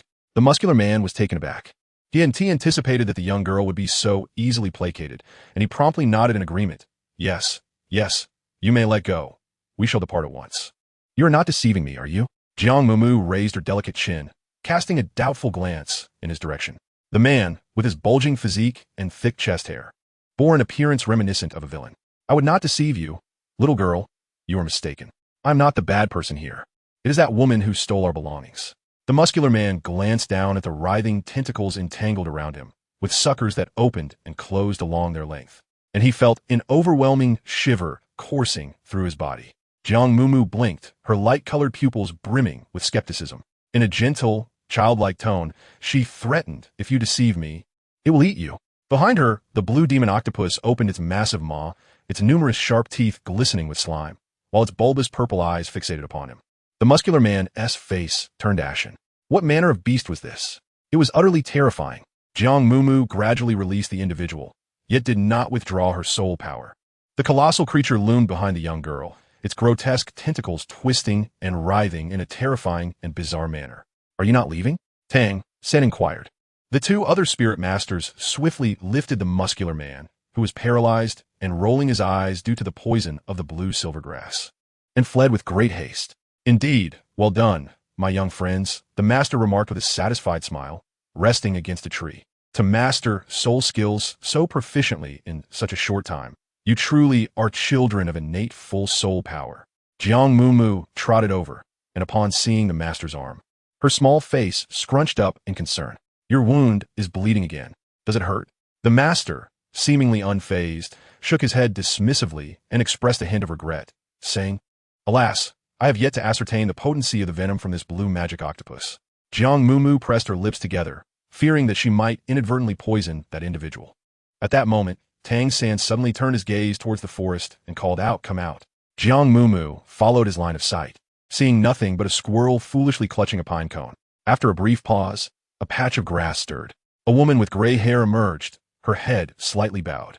As she gazed at Jiang Mumu and Tang San, the astonishment and trepidation in her expression were unmistakable. Sister, they have departed. You should leave as well. Tang San remarked coldly, casting her a fleeting glance. The woman, stained with blood and bearing a conspicuous wound on her shoulder, hesitated for a moment before softly inquiring. Who are you? Jiang Mumu. I, Mumu, am leaving. Tang Sen cast a warning glance at the woman. The gray-haired woman suddenly froze in surprise. Chapter 85, A Little Entertainment for Everyone. Is this the vigilance and gaze befitting a child? Yet, possessing such strength at such a tender age surely indicates that she is no ordinary child. The gray-haired woman refrained from advancing any further, trailing behind the three from a distance until they exited the soul-hunting forest by evening. Jiang Mumu observed as several individuals clad in identical attire lifted her onto a carriage. The woman drew aside the curtain and, tilting her head, uttered a few words, prompting 6 or 7 young men to march fiercely into the depths of the forest. Throughout the return journey, Jiang Mumu was particularly attentive to the master's injuries, fearful that the potent medicine and serpent venom might conflict, leaving lingering repercussions. Master, are you thirsty? Master, are you hungry? Master, do you feel dizzy? Is there anywhere you feel unwell? She posed the same inquiries with heartfelt concern every hour, moving the master to tears of gratitude. He amused himself how fortunate he was to have such a young girl, obedient, meticulous, and endearingly soft-spoken, unlike his unfortunate student, who could not even lay down a mat without his assistance. With such thoughts, the master let out a sigh, and when he gazed at Jiang Mumu, his eyes unconsciously sparkled with a paternal tenderness. Due to her attentiveness to his condition, the carriage traveled at a much slower pace. By the time they returned to Notting Academy, 2 days had passed. After ensuring the master was comfortably settled, the school bell rang, signaling the end of classes. Jiang Mumu intended to return to the dormitory first to greet Xiao Wu and the others, and then, following the master's advice, proceed to register as a soul master at the Spear Hall. As the two approached the playground, they were suddenly met with a burst of laughter from a group of senior students nearby. One boy, reveling in the misfortune, exclaimed, "Have you heard? That Huang Daxiang fell into a cesspit yesterday and broke his leg. What happened?" A throng of curious onlookers eagerly gathered around. Jiang Mumu paused, unable to resist the urge to perk up her ears, her amber eyes darting about with curiosity. She overheard a male student proclaim, "You all are unaware, aren't you? Huang Daxiang fell into the pit while squatting. The toilet floor suddenly collapsed." The crowd gasped in unison. The male student continued at that moment. He was clad only in a pair of shorts, and he tumbled head first into the cesspit. The crowd recoiled in horror. When he was retrieved, his head and face were utterly covered in, well, you can imagine, the collective response was one of disgust, prompting Jiang Mumu to cover her face. How revolting, to fall into a cesspit and have the entire school know about it. No wonder the system suggested that such an incident could lead someone to lose faith in life. Are you certain you wish to hear such a repulsive tale before dining? Tang San, standing nearby, regarded Jiang Mumu with a hint of exasperation. He had not anticipated that this pristine young lady would find such morbid humor so captivating. The senior recounting the gossip clearly bore a grudge against Huang Daxiang, his expression brightening at Tang San's words, as if his features might burst forth from his face in delight. Nonetheless, ha ha ha, I would willingly forego 3 days of meals for the chance to see Huang Daxiang fall into the cesspit again, declared one eager listener. I would gladly abstain for relieving myself for 3 days to add to the merriment. Another chimed in. Tang San's lips twitched in response as Jiang Mumu tugged at his sleeve. Her concern for Huang Daxiang grew stronger by the moment. Little did she know, the resilience of Huang Daxiang's skin was beyond her imagination. Just as the conversation concluded, a group from Huang Daxiang's entourage swaggered over, their heads bobbing with an air of menace. Chapter 86, I Am Your Father. Huang Daxiang sat upon a chair, hoisted by his followers. From a distance, he spotted Jiang Mumu, thumping his thigh and bellowing, "You wretched girl, halt right there." Jiang Mumu, this audacious individual, remains as arrogant as ever. The group of gossiping students, who had clustered together, dispersed with laughter. "You, with a broken leg, what more do you desire?" Jiang Mumu quipped, a slight smirk gracing her lips. She no longer harbored fear of Huang Daxiang. In fact, she felt a flicker of sympathy for him. 7 days of misfortune, and only 5 have elapsed. Who knows what other calamities await him? Huang Daxiang lounged nonchalantly in his chair, tilting his chin defiantly, a crooked smile playing on his lips as he retorted, "Where have you been hiding these past few days, little girl?" Jiang Mumu's expression remained impassive. "What are you doing? Do you still wish to fight? Last time, I was careless. This time, prepare to face the consequences. Watch how I deal with you, a bunch of impoverished work-study students." Huang Daxiang gritted his teeth and uttered a fierce remark. Without waiting for Jiang Mumu's response, he waved his hand decisively and declared, "Let's go." Jiang Mumu pondered. Was this truly meant to intimidate her, or was it merely a self-deception? The underlings of Daxiang hurriedly carried Huang Daxiang, their feet seemingly propelled by an unseen force. Wait a moment. A calm voice resonated from behind. The group of subordinates froze instantly. What do you want? I have no time to deal with you today. Huang Daxiang forcefully turned his neck, and when his fierce gaze met Tang San's dark, brooding eyes, he instinctively recoiled. Return and inform Xiao Qinyu that I have returned, Tang San stated. Huang Daxiang couldn't help but scrutinize the boy before him, uncertainty etched on his face. Who are you to dare utter the name of the boss? Xiao? Tang San, with unwavering composure, replied, I am his father. What did you say? Huang Daxiang appeared momentarily bewildered. Tang San reiterated, I said, I am his father. Huang Daxiang's expression shifted abruptly, pointing an accusatory finger at Tang San. You insolent brat. You are finished. This audacity is utterly outrageous. Could this boy be mentally unhinged? Jiang Mumu tugged at his sleeve, her brow furrowed in confusion. What does that even mean? He is only 6 years old. Why would he claim to be someone else's father? That was Xiao Qinyu's request. I had no choice, Tang San shrugged, patting the girl's head. Come on, let us head back to the dormitory. Jiang Mumu remained perplexed. How could anyone make such a peculiar request? This nodding academy was indeed extraordinary. In the 7th dormitory, Xiao Wu lounged on her bed, one leg propped up, mindlessly nibbling on a carrot, crunching away. Wang Sheng sat cross-legged in deep meditation, while Zhang Dali reviewed the theoretical lessons from the morning class. This is so dull, Xiao Wu sighed, staring at the ceiling. Her cheeks puffed out. Why hasn't that Xiao fellow come to trouble us? It's rather strange. Zhang Dali lifted his head. Isn't that a good thing? What's good about it? Xiao Wu grumbled, twirling her braided hair. If he doesn't come looking for trouble, we can't just initiate it ourselves, can we? Wouldn't that make us seem unreasonable? Zhang Dali immediately became alert. Boss, what are you planning? What does that have to do with him? That guy, aside from evading, what else can he do? Xiao Wu scoffed, rolling her eyes. As her words faded, Zhang Dali suddenly sprang to his feet, exclaiming as if he had seen a beacon of hope. Mumu, boss, you're finally back. Chapter 87. Mumu, what do you think? Xiao Wu's leadership was causing the brothers in the 7th dormitory considerable distress. Not only did she neglect her training, but she also spent her days seeking sparring partners, seemingly eager for chaos. Had it not been for Wang Sheng and Zhang Dali's relentless restraint, she likely would have already confronted Xiao Qinyu in a duel. Mumu, boss, you're finally back. Zhang Dali finally welcomed the long-awaited savior. Overwhelmed with emotion to the point of tears, he hurriedly ran over. Little one, you've returned just in time. Xiao Wu sprang up from her bed with a vigorous leap, a carrot clutched in her mouth, and affectionately wrapped her arms around Jiang Mumu's neck. Come, let us seek some amusement. What kind of amusement? Jiang Mumu tilted her head back in curiosity, observing her friend, and then glancing at Zhang Dali. She thought to herself that it was likely nothing good. Indeed, Xiao Wu leaned in closer, pinching her cheeks with both hands. So how is it? Have you found a suitable spirit ring? Without waiting for Jiang Mumu's reply, she mischievously raised her eyebrows and continued. Do you want to challenge a few people for some sparring? Jiang Mumu shook her head earnestly. Xiao Wu, I haven't even eaten yet. Fighting is not as important as having a meal. The fried eggplant cakes in the cafeteria are truly delectable. The little dumpling, Xiao Wu, cupped her soft, plump face and playfully squeezed it. Can't you aspire to something greater? Jiang Mumu's stomach let out a rumble. Let's go have a meal, Tang San said, setting down his luggage and extending a hand towards the young girl with a smile.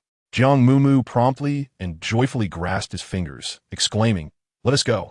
If we delay, the little pancakes will be sold out. I too shall join. Zhang Dali hurriedly called out to Wang Sheng. Shenggu, let us go. Only then did Wang Sheng, with a face full of dejection, rise slowly. He had been feeling somewhat downcast lately, his soul power stagnating at level 9 without any breakthrough. He could only watch enviously as Jiang Mumu and Tang San, who had just enrolled, flaunted their first soul rings. Reflecting on the past few years, he felt oppressed by Xiao Qinyu and his ilk, leaving his self-esteem severely battered. In just a few days, he had transformed from towering, formidable figure into a listless and withdrawn one. Hey, Sheng Yi. Zhang Dali nudged him with his elbow. Wang Sheng, listless, lifted his head and forced a smile at Jiang Mumu and Tang San, looking more ghastly than the master himself. Is he ill? Jiang Mumu whispered. Sigh. Zhang Dali sighed. It's a heart ailment. He then glanced at the pouting Xiao Wu nearby, suggesting that Wang Sheng should confront that Xiao Qinyu and have a good fight. Xiao Wu, please refrain from fanning the flames. Zhang Dali complained, "It's exhausting. If we could win, will we be so stifled?" Xiao Wu huffed, muttering, "Being bullied to such an extent, and still having to swallow our pride. It's infuriating to be your leader." Zhang Dali's throat moved as if he wished to argue further, but Tang San interjected calmly, "If you don't want to fight on an empty stomach, we should eat quickly." The others in the 7th dormitory were taken aback, questioning, "What do you mean, Sangge?" Zhang Dali swallowed hard, sensing an ominous premonition. Meanwhile, Wang Sheng suddenly clenched his fist, his dim eyes sparkling momentarily, as if igniting 2 small sprouts. "Even work-study students should not always endure humiliation," Tang San said gently, glancing at Jiang Mumu with a warm smile. "What do you think?" Jiang Mumu nodded in agreement, but found his cheerful demeanor somewhat unnervingly intimidating. Chapter 88, Call Me Daddy. Sangge, it's not that I'm cowardly, but Xiao Qinyu possesses formidable strength. We should devise a strategy first. Such rashness is unwise, Zhang Dali lamented, feeling utterly fatigued. He had initially thought Tang San was not a quarrelsome person, but to his astonishment, this individual was indeed fierce and succinct in speech. In less than 15 minutes, the entire dormitory echoed with the rumor that the new work-study students intended to make Xiao Laoda call them daddy. This was absurd. Even Xiao Wu was taken aback. While the thrill was undeniable, the outcome could prove troublesome. Zhang Dali, rarely in agreement with Xiao Wu, suggested Sangge, "Perhaps we should reconsider. This is overly arrogant. Xiao Qinyu's father is the lord of Nodding City." However, it was already too late. Tang San raised his dark eyes, gazing at the throng approaching from the far end of the playground, a subtle smile gracing his lips. "This is troublesome," Zhang Dali gasped. "Troubling? What nonsense is that? Losing a person does not equate to losing the battle. Do you comprehend?" Xiao Wu firmly stepped on his foot. "Stand up straight." Jiang Mumu cautiously shifted closer to Tang San and whispered, "There's so many of them." The opposing side consisted of at least 20 to 30 individuals, all formidable seniors, towering and imposing, exuding an intimidating aura.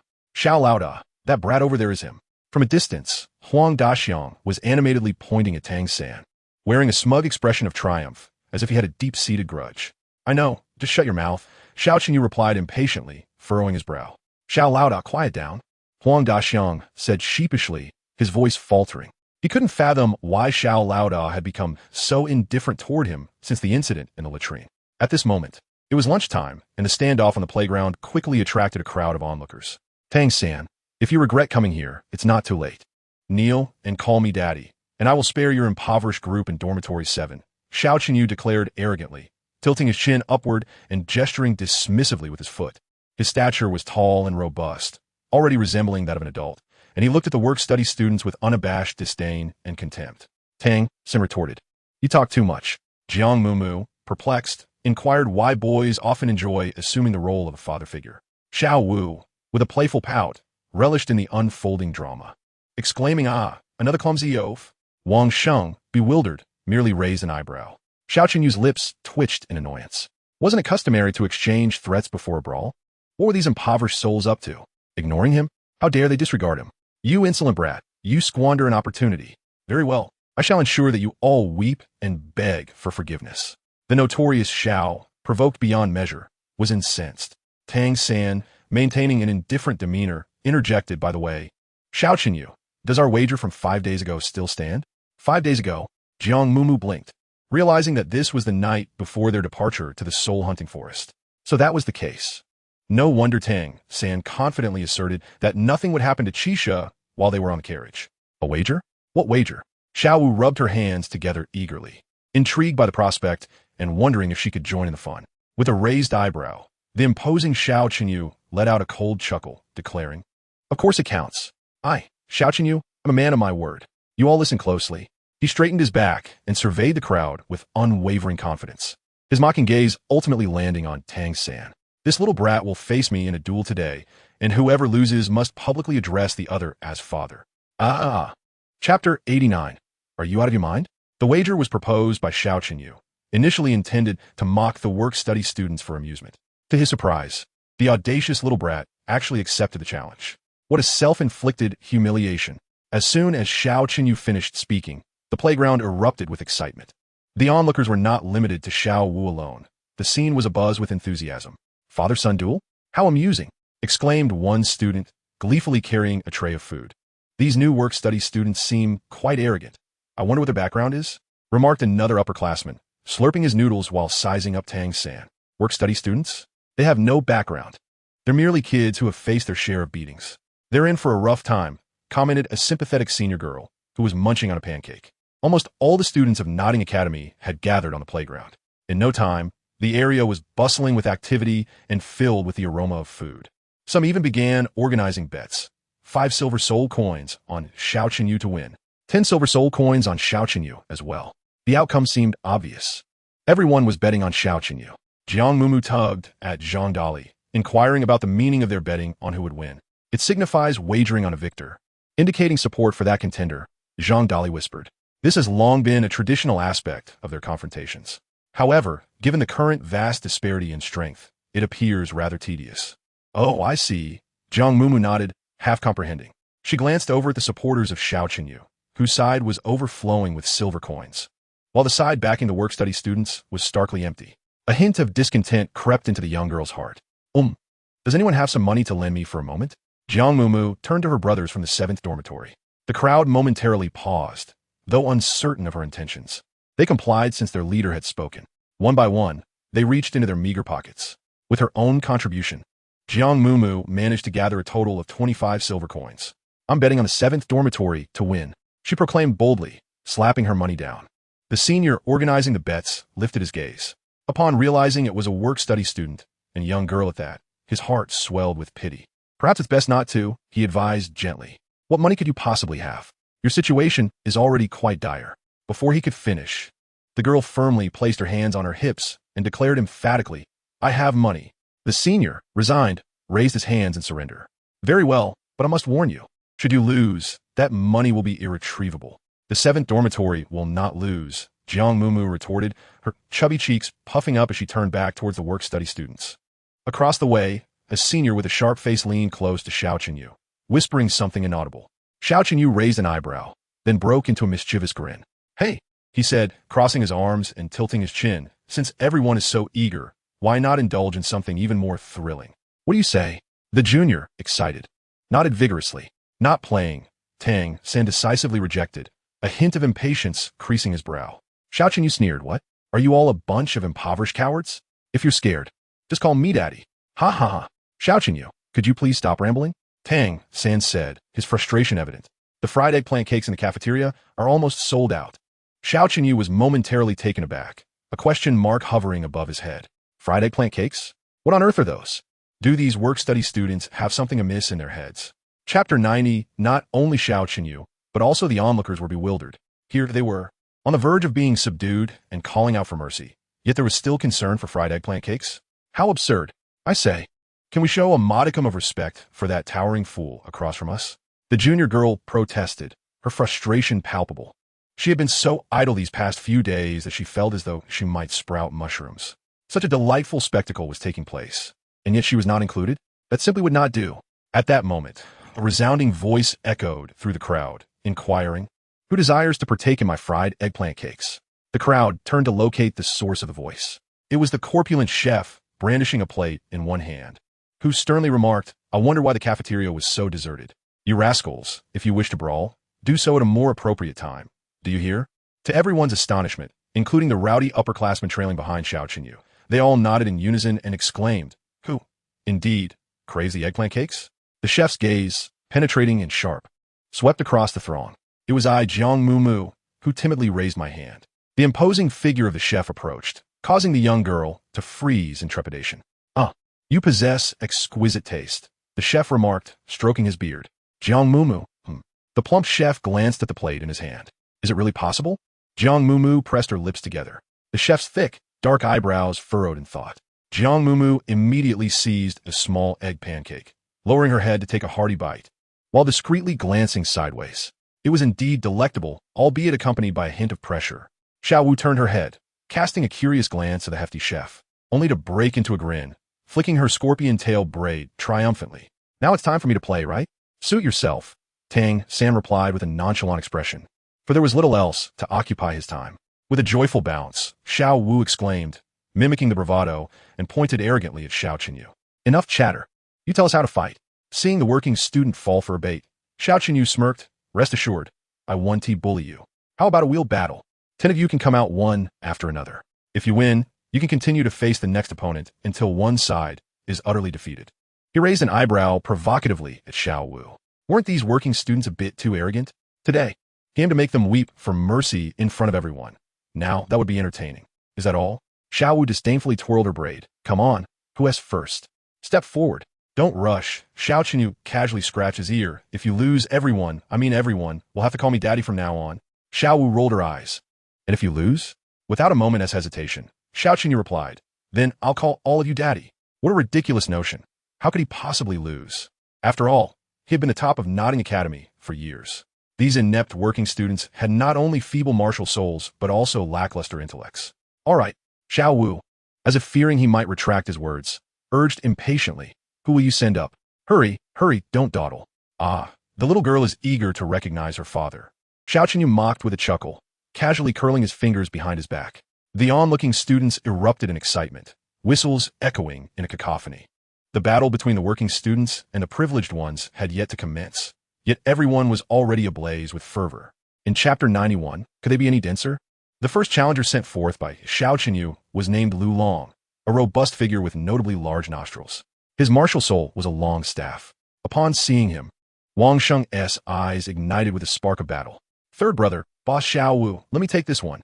He and Lu Long were classmates, sharing the same spirit power level. They had clashed many times, but Wang Sheng had always been thoroughly trounced. Now, facing an old rival, his animosity flared. Excellent.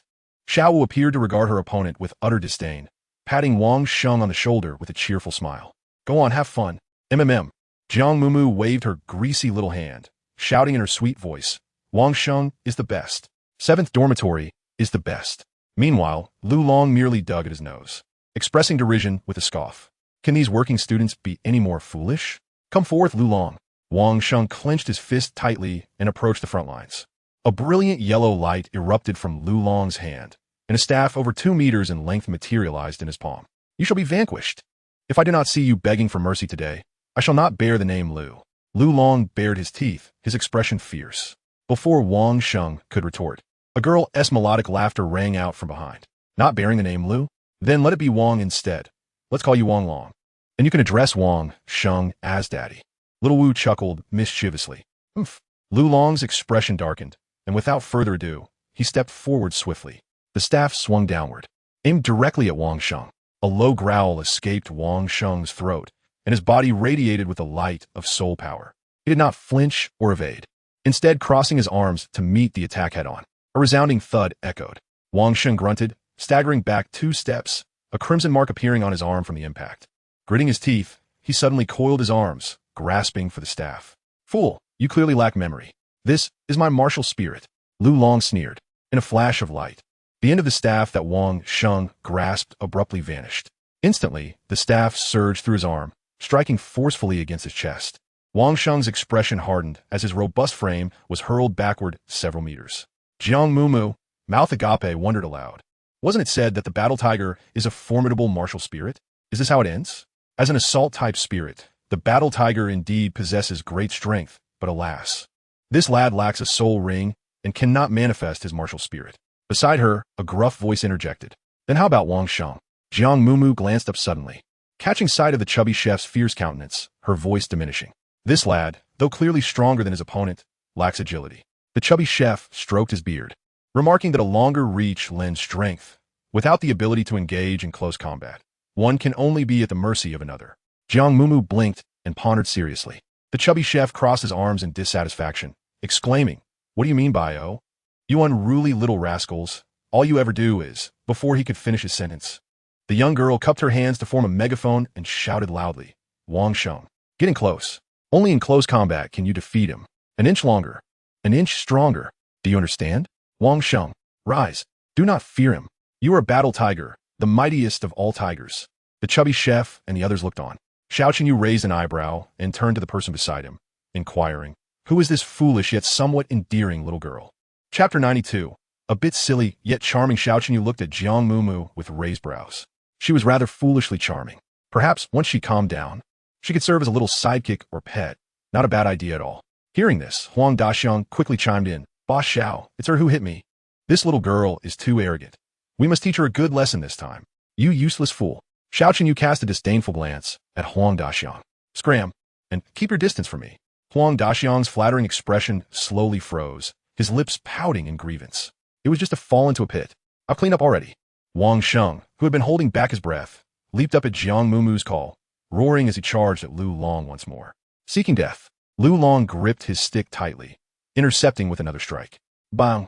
Wang Sheng was once again sent flying, his sturdy body crashing to the ground as blood trickled from his nose. This time, even Xiao Wu furrowed her brow, her delicate face showing traces of anger. Come on! At that moment, Wang Sheng's pent-up fury erupted entirely. Wiping his nose, he recklessly charged at his opponent.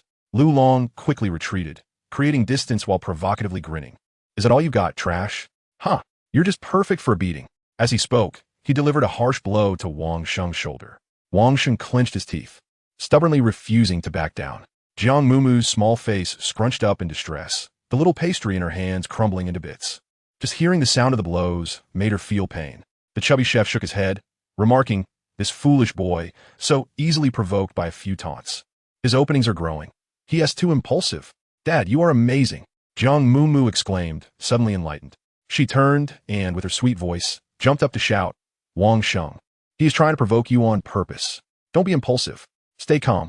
At this moment, he remains impervious to the chaotic antics of the young girl, whose flailing limbs are met with his unwavering gaze, dark eyes fixated on her every move.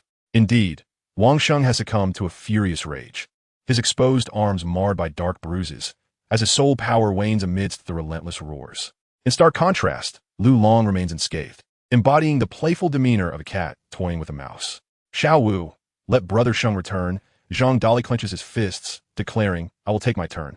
Xiao Wu bites her lip, only to hear Tang San whisper, before this, all the work-study students relied on him for protection. Do they truly believe he possesses no capabilities? Xiao Wu shoots him a glare, retorting, it's easy for you to speak. It's not you who has taken the blows. Just then, a furious roar echoes once more. Wang Sheng, with eyes wide in fury, expends his final reserves of soul power, charging forward to unleash one last desperate attack. Can't wait to meet your demise, can you, sickly cat? Lu Long's expression darkens. With a series of 3 swift and forceful strikes, he aims for Wang Sheng's head and shoulders, revealing a mocking smile amidst the climax of his assault. Cease your attacks. Jiang Mumu's soft voice carried a hint of tears, and suddenly, a glimmer seemed to flash in the corner of her eye.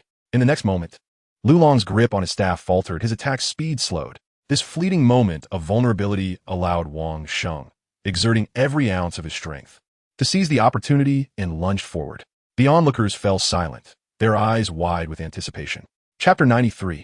I Fear. To be caught at close range by Wang Sheng, who possessed a powerful assault-type beast martial soul, was a fatal consequence for Lu Long.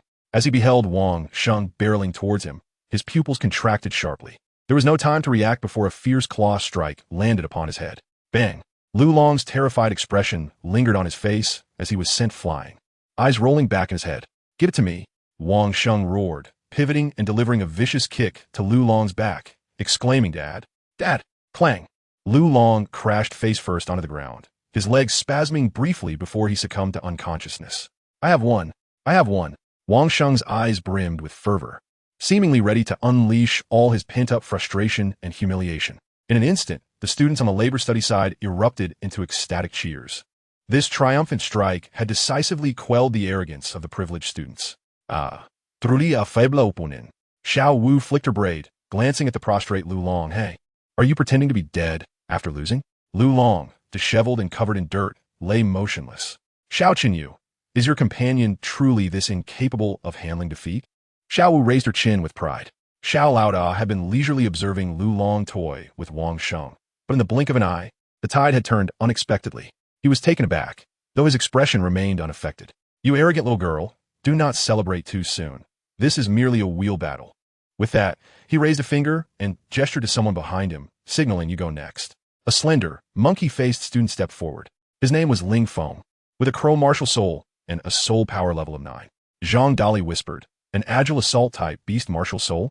Tang San raised an eyebrow at the mention and declared, let Wang Sheng return. I shall take my turn. His martial soul was particularly advantageous against Wang Sheng. Moreover, given Wang Sheng's previous battle, his soul power had been significantly depleted, rendering victory nearly impossible. You go? Xiao Wu cast a sideways glance at Tang San. All right, just don't embarrass our dormitory. This group behind her had nothing of merit to offer. It would be unseemly for her, as the leader, to personally engage a mere underling.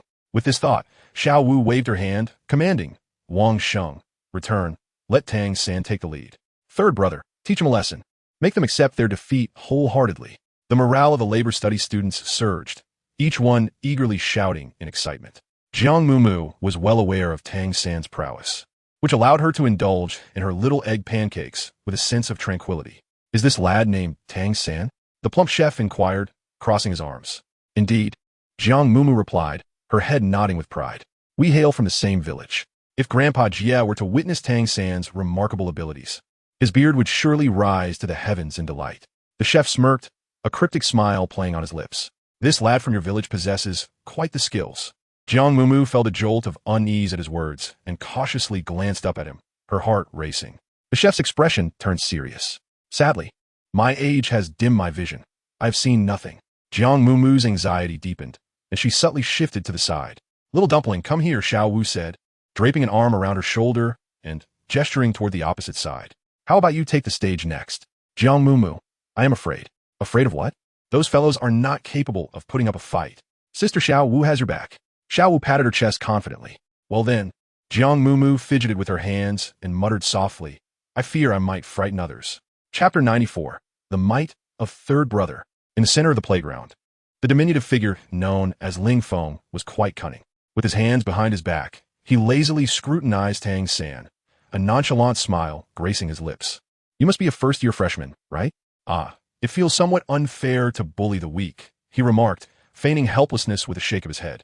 However, without any warning, Ling Feng suddenly leaped into the air, executing a deft somersault as he lunged aggressively toward the top of Tang San's head. Third brother, watch out, someone among the work-study students shouted. Ling Feng's agility was astonishing, and before the warning had fully registered, he was already upon Tang San, his hands transforming into claw-like forms as he lunged menacingly for his neck. How despicable! This fellow employs underhanded tactics. Wang Sheng exclaimed in anger. Though Ling Feng's strike lacked power, it was aimed at a critical point. If he were to gain the upper hand, it could spell trouble. Wang Sheng had not yet conjured the dire consequences in his mind when his eyes widened in shock. Just as Ling Feng's bared claws were about to seize Tang San's neck, Tang San effortlessly sidestepped, leaning back slightly to evade the vicious attack with remarkable ease.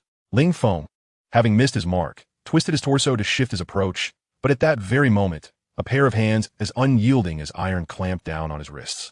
Ling Feng abruptly looked up, meeting a pair of dark, amused eyes. It was over. The corners of Tang San's eyes curved with innocence as he effortlessly hurled the still-dazed Ling Feng to the ground. Crash! Dust billowed into the air. Ah! Even the senior who eats noodles dropped his chopsticks. Was it over in the blink of an eye? I barely saw anything. Are the children nowadays this formidable? Third brother is mighty. Third brother is mighty. Third brother is mighty. The work-study students, invigorated by their consecutive victories, shouted in unison. Oh wow! Another one knocked out. Carry him away. Xiao will wave her hand playfully at Xiao Laoda. I say, are your people made of paper? Wang Sheng found the spectacle both exhilarating and vindicating.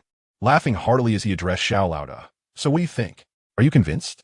Third brother didn't even need to use his soul power. Xiao Qinyu's nostrils flared in indignation. The two strongest individuals under his command had been defeated. At this moment, if he continued to be overshadowed by those work-study students, where would his dignity as Xiao Laoda be placed? It seems that I must take matters into my own hands. Xiao Qinyu stepped forward, coldly fixing his gaze upon Tang San. I shall take this round, he declared. Slowly raising his hand, he pointed behind Tang San, raising the stakes of the wager. If you lose, that girl shall serve me tea and massage my legs, becoming my little attendant. The crowd turned their eyes in the direction he indicated. Xuan Mumu, huh? Is it me? Tang San's mocking smile gradually faded, and he warned Xiao Qinyu, you'd best not utter such words a second time. Oomph. Don't assume that just because you've defeated Ling Feng, you can act so arrogantly. Boy, let me inform you, this is Notting City, and what I desire is right here. Suddenly, over a dozen thick vines surged forth from beneath his feet, coiling upwards with the ferocity of a venomous serpent. Before he could react, they had already tightened around his neck.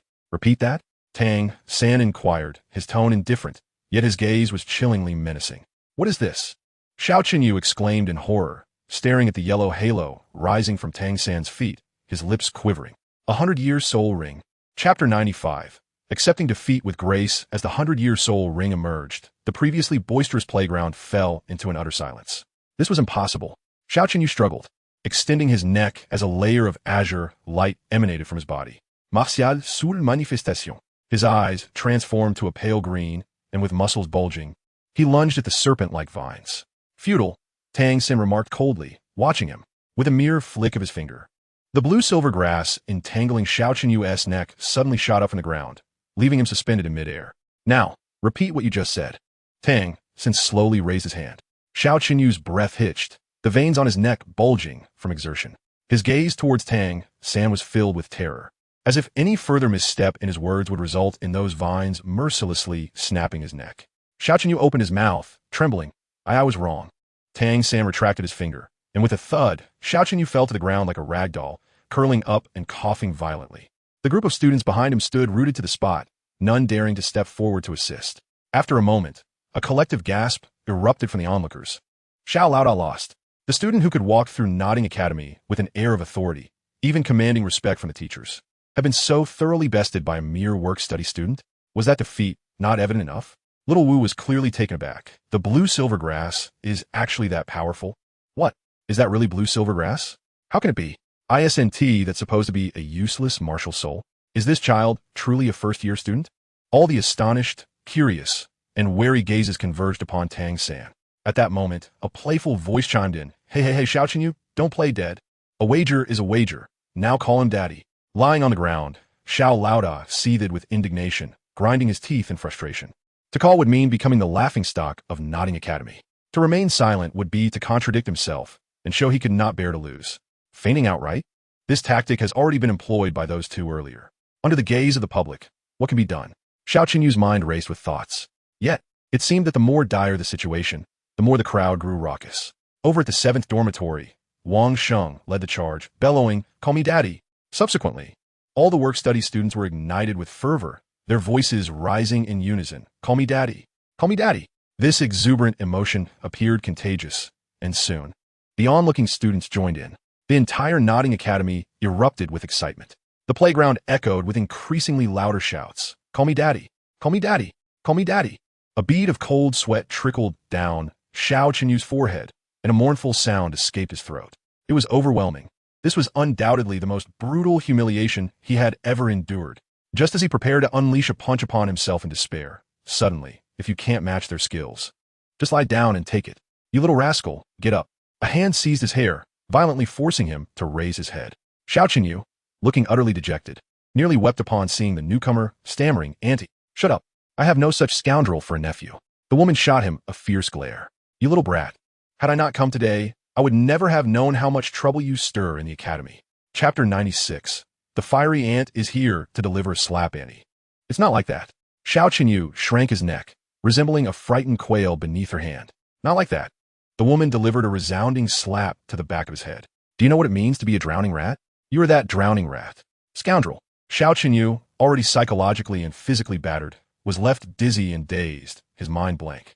Who am I? Where am I? Was this scene truly not a nightmare? The woman's sudden appearance momentarily quieted the raucous playground. Who is that? Seems to be from the Xiao family. Is she here to cause trouble for the work-study students? Oh no, those from the 7th dormitory are in for it now, murmured the onlookers, their voices tinged with indignation. They said they would accept defeat, yet when they lost, they resorted to family influence. Bah, what nonsense! The privileged students behind Xiao, momentarily revitalized, perked up. Huang Daxiang, seated comfortably, grinned widely and deliberately elevated his tone. These poor souls are in for a rough ride. What was I saying? A fierce dragon cannot suppress a local snake.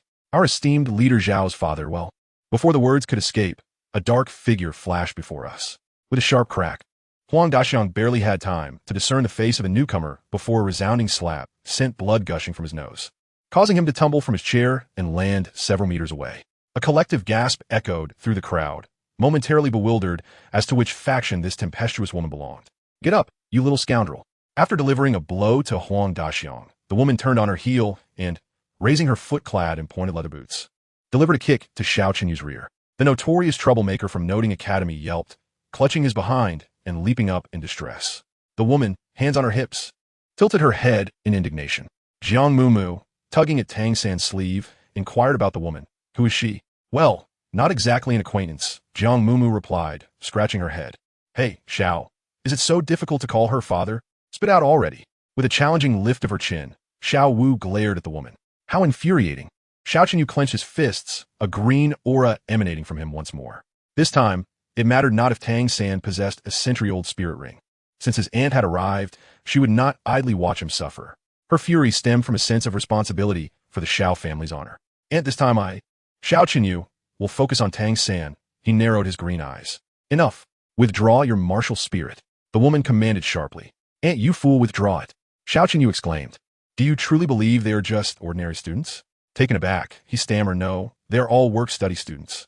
The woman rolled her eyes at his naivete, gritting her teeth. If it weren't for the fact that your father is my dear brother, I would have slapped you into next week. Confused and aggrieved, Xiao Chenyu protested. Did you not see that child's belt? A soul-guiding device. Can ordinary work-study student possess such a thing? That girl's attire hardly resembles that of someone from a destitute family. And to wield a century-old spirit ring without the backing of a powerful family? How could two children possibly possess such a treasure? You foolish child, if you provoke someone you ought not to, just wait until your father breaks your legs. With that, the woman seized Xiao Chenyu by the collar and marched toward Tang San and Jiang Mumu. Meanwhile, a singular thought consumed Xiao Chenyu's mind. Could that little girl also be in possession of a century-old spirit ring?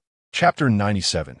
Calling father is not a loss, as they beheld the gray-haired woman dragging Xiao Chenyu toward them. The work-study students braced themselves for impending trouble. The Xiao family is coming after us, Zhang Dali said nervously. What are you afraid of? Brother San and Mumu both have spirit rings. They might not be their match. Witnessing the prowess of the blue-silver grass, Wang Sheng felt a surge of fervor. What's the matter? Still unconvinced? Xiao Wu stepped forward, her lips curling in disdain. If a fight is what you seek, we shall oblige. A golden halo began to rise from beneath her feet. Xiao Wu's eyes gradually transformed into a crimson hue, while a pair of fluffy rabbit ears perked up from either side of her head, the tips twitching ever so slightly. In an instant, the tranquil playground erupted once more.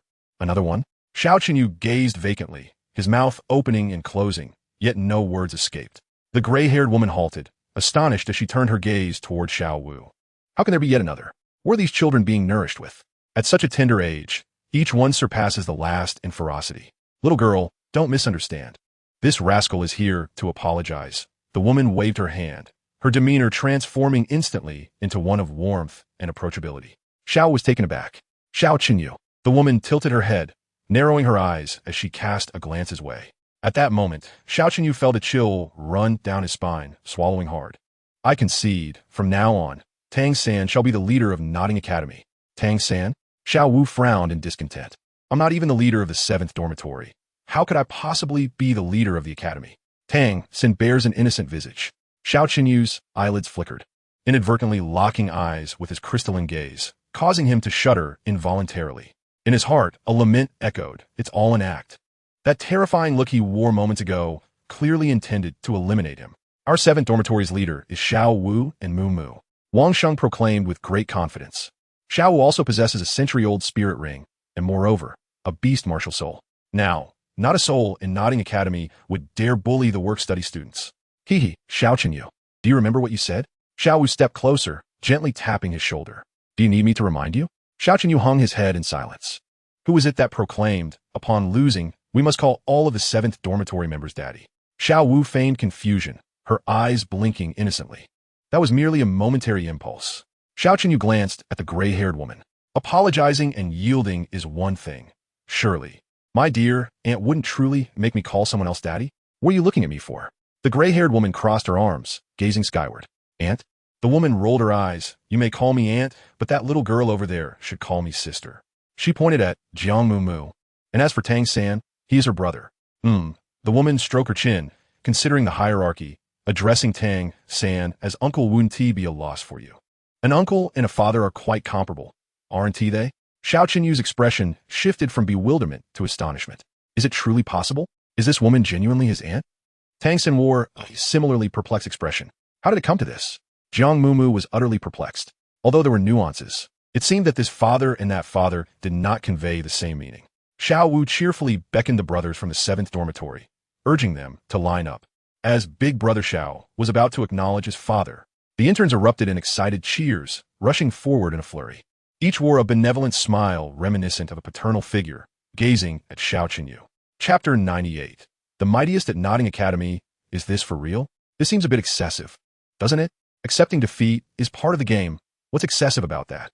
It is even more contemptible to be unable to bear the loss. That rascal Xiao Qinyu has finally reaped what he sowed. Ha ha! If he truly calls out, I will respect him as a man. On the playground, everyone perked up their ears, eager to hear how Big Brother Xiao would utter the word father. Xiao Qinyu held his breath, gritted his teeth, and closed his eyes, exclaiming, Dad! The crowd collectively hissed at him. Never mind. Tang Xin raised an eyebrow, casting a teasing glance in his direction. He took Jiang Mumu's hand and said, Let us go. The derisive tone and the lack of any further words ignited Xiao Qinyu's nearly shattered spirit. Do you genuinely believe I cannot afford to lose? His reddened eyes fixated on Tang San. Tang San smiled nonchalantly. I have other matters to attend to. This ends here. With that, he led Jiang Mumu toward the school gate. Just as they took a few steps, a thunderous shout erupted from behind. Dad. No way. Has Big Brother Xiao lost his mind? This is too ruthless. The onlookers were left dumbfounded. Indeed, while they anticipated a spectacle, they did not expect him to actually shout. Xiao Qinyu's voice pierced through the air as if it had opened his meridians, bringing clarity to his thoughts. Dad, since I will be mocked regardless, I might as well do so boldly. Dad, whether I call once or twice makes no difference. Dad, all of the 7th dormitory are my father's. I am already a level 11 soul master. I can always drop out tomorrow. The expressions of Xiao Qinyu's little brothers twisted in disbelief. Who? Who is calling for a father? Lu Long, having been knocked unconscious by Wang Sheng, suddenly sat up in shock. Upon realizing it was his own leader howling madly at the sky, he promptly lay back down. In such a scene, it was perhaps best to faint. Tang San, do you think Big Brother Xiao has truly gone mad? Jiang Mumu glanced back. It is his own choice, Tang San replied indifferently. Hand in hand, they navigated through the crowd of spectators, who instinctively parted to make way. Hey, isn't that the girl who punched Huang Daxiang so hard he vomited? Someone whispered. Yes. I heard she is a new intern girl. What? I heard she punched him into a dung pit. No. I have heard that Huang Daxiang was squatting when someone punched the floor, causing it to break.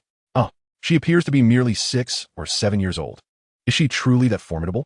Among the 3 new work-study students, she is the only one who has yet to reveal her martial soul, which suggests she might indeed be the strongest. Jiang Mumu felt a wave of frustration wash over her. Tang San suppressed a laugh and tousled her hair, proclaiming, Our Mumu is the strongest at Nodding Academy. Jiang Mumu, who would dare to break the floor while someone is squatting in the restroom? Tang San, haha. In the evening, within the confines of Room 7, a group of individuals gazed in awe at the meticulously stacked spirit coins on the table, their eyes sparkling with excitement. Senior, this can't be a mistake, can it? Wang Sheng licked his lips, his throat parched. Is it truly all ours? Zhang Dali swallowed hard. Coming from humble beginnings, they had never encountered such wealth in their lives. Indeed, 578 spirit coins, all won by you. It was that girl in a skirt who placed the bet. The senior affirmed with conviction. No sooner had he spoken than a throng surged forward, jubilantly clamoring to seize the bounty of coins spread across the table. Wow, so much money. Oh ho, brothers, Room 7 has struck it rich. Well done, Mumu. Chapter 99. Wake up, time to work. The Spirit Hall in Nodding City is far more grandiose than that of Holy Soul Village. The 3-story building, clad in brown, towers at least 20 meters high, with a long sword emblazoned above the grand entrance. Flanking the door are 2 guards, appearing to be no older than 20. Hello, sir. We are first-year students from Nodding Junior Soul Master Academy. Our teacher sent us here to assess our spirit levels. Tang San indicated his school uniform as he spoke. Assessment of levels? The guard scrutinized Tang San, smiling politely. There is no need to come all the way to the Spirit Hall for soul power test. You only come here when advancing your spirit power. Excuse me, is registration done here? Jiang Mumu looked up at the guard, innocently inquiring. The guard paused, bewildered. Registration? For what? For soul masters. Jiang Mumu tilted her head, glancing at the emblem above the door. The master clearly said, we could register at the Spirit Hall. We haven't come to the wrong place. Soul masters? The guard raised an eyebrow, his expression tinged with amusement, as though regarding 2 mischievous children. He waved his hand dismissively, saying, the Spirit Hall is not a playground for you. You should head back. Tang San.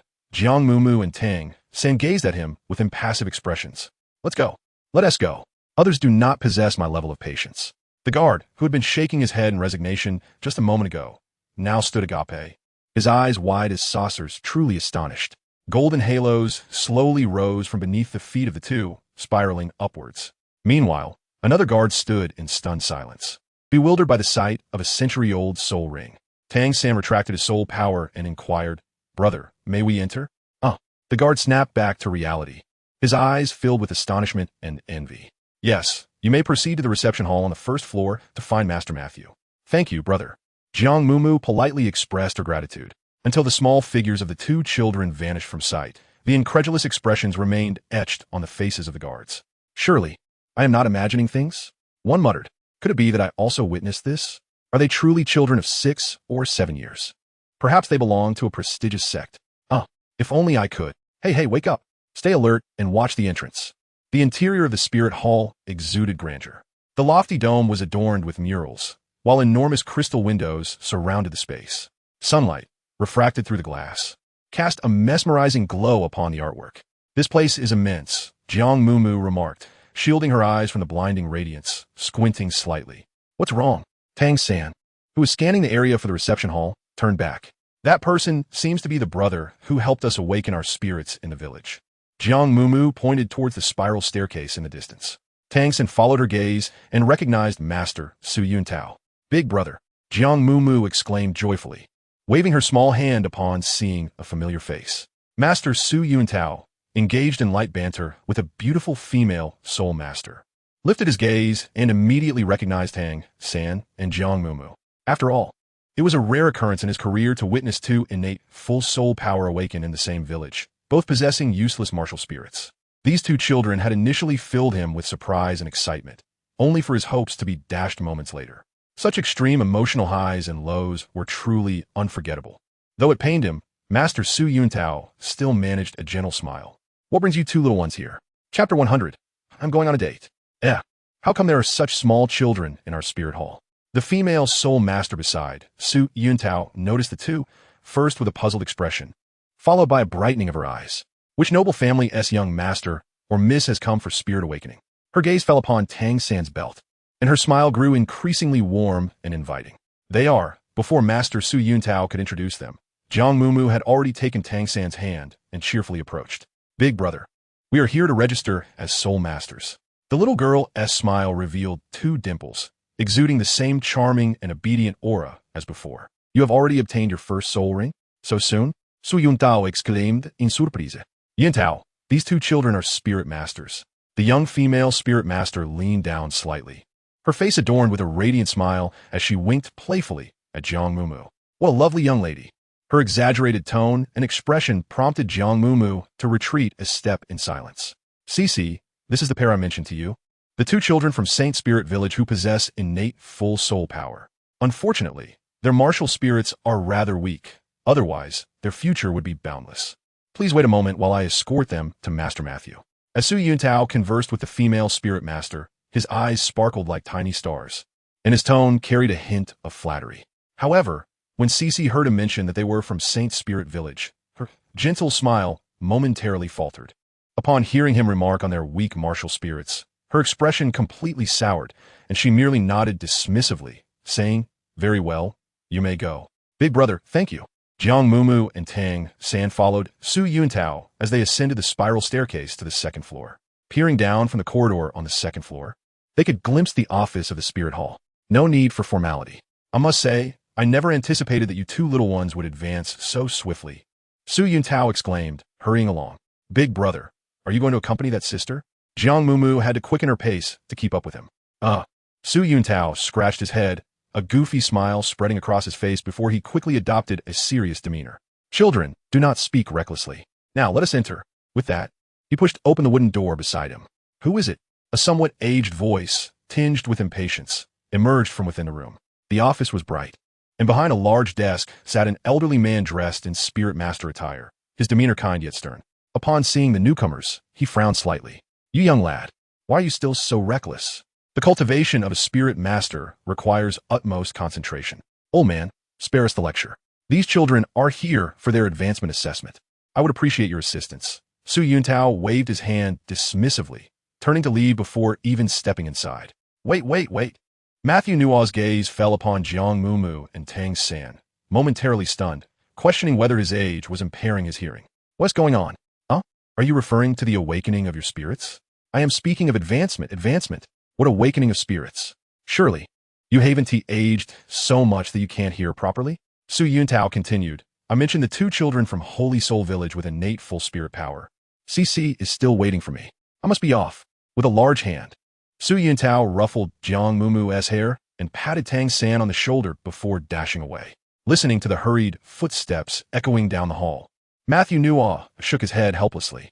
Look at that, another fool blinded by love. What a pity. Jiang Mumu stood outside the door, gazing in bewilderment at Matthew, who was muttering to himself. Grandpa, what is regrettable? Regrettable, indeed, is the fact that CC is not suitable for Xiao Tao, sighed Matthew Nua, his gaze gradually falling upon the entrance. With a gentle smile, he remarked, this is not something a child should be privy to. Jiang Mumu obediently nodded, refraining from further inquiries, yet within her heart, there lingered a faint understanding of the matter. Master Matthew Nua, greetings. We are first-year students from the Nodding Junior Soul Master Academy, here for our Martial Soul Advancement Assessment. We appreciate your assistance, Tang Sin said, slightly bowing. What a polite child you are, yet I cannot claim the title of master. I am merely an ordinary old man, Matthew Nua replied with warmth. You may call me Grandpa, just as that little girl does. His voice, aged yet amiable, resonated with kindness as he approached the two, his expression akin to that of a benevolent elder observing his own kin. Come now, I shall guide you. As he spoke, he took Jiang Mumu and Tang San's hands. Are you two siblings of the same clan? Matthew Nua inquired gently, observing the children. Though they bore similar features, it was evident that the young girl was lively and charming, while the boy exuded a rare composure for his tender age, suggesting he was the elder. Grandpa, we are neither of the same clan nor siblings. We hail from the same village, Jiang Mumu replied, shaking her head, her ponytail swaying. Oh, Matthew Nua expressed surprise. Your village must be quite extraordinary. Indeed, Jiang Mumu declared proudly. A century ago, our village produced a formidable soul saint. Thus, it is named Holy Soul Village. I see. Matthew Nua chuckled, his smile growing ever more affectionate as he ruffled the girl's hair. Having spent the majority of his life at the Spear Hall, he had encountered perhaps 4, 5, or 6 soul saints. Yet, meeting a child with innate, full soul power was truly a first for him. If you too could possess a more powerful martial soul, who knows what might transpire? He did not finish his thought, but instead lifted his gaze towards the grand triple archways at the end of the corridor. This is the place for your advancement assessment. Come along, children. Jiang Mumu and Tang San followed him through the leftmost door. As they stepped into the room, they instinctively paused for a moment. A warm, subtle current surged through their meridians, as if it were flowing throughout their bodies in sync with a unique rhythm. Was it the purple jade, true qi? Jiang Mumu, fearing a recurrence of chaos, refrained from making any rash movements and instinctively turned her gaze towards Tang San. Tang San, seemingly sensing something amiss, furrowed his brow and surveyed the surroundings. Following his line of sight, Jiang Mumu discerned black stones, the size of a fist, embedded in the walls. They bore a striking resemblance to the stones utilized by the esteemed soul master Su Yuntao during their own awakening of martial spirits. No wonder. Jiang Mumu felt a slight sense of relief as she reined in her thoughts and breathed slowly, attempting to guide the subtle flow of energy through her meridians in a small cycle. To her astonishment, she discovered that under the influence of the black stones, everything became remarkably smooth and effortless. The purple jade energy did not surge chaotically or erupt violently. Instead, it seemed to harmonize with the soul force, gentle yet imbued with profound strength. How wondrous! Jiang Mumu widened her eyes, gazing in amazement at the wall before her. Mumu, it's all right. Tang San reassured her from behind, calm and composed. It is merely the soul force fluctuations caused by those stones. Chapter 102. How impressive.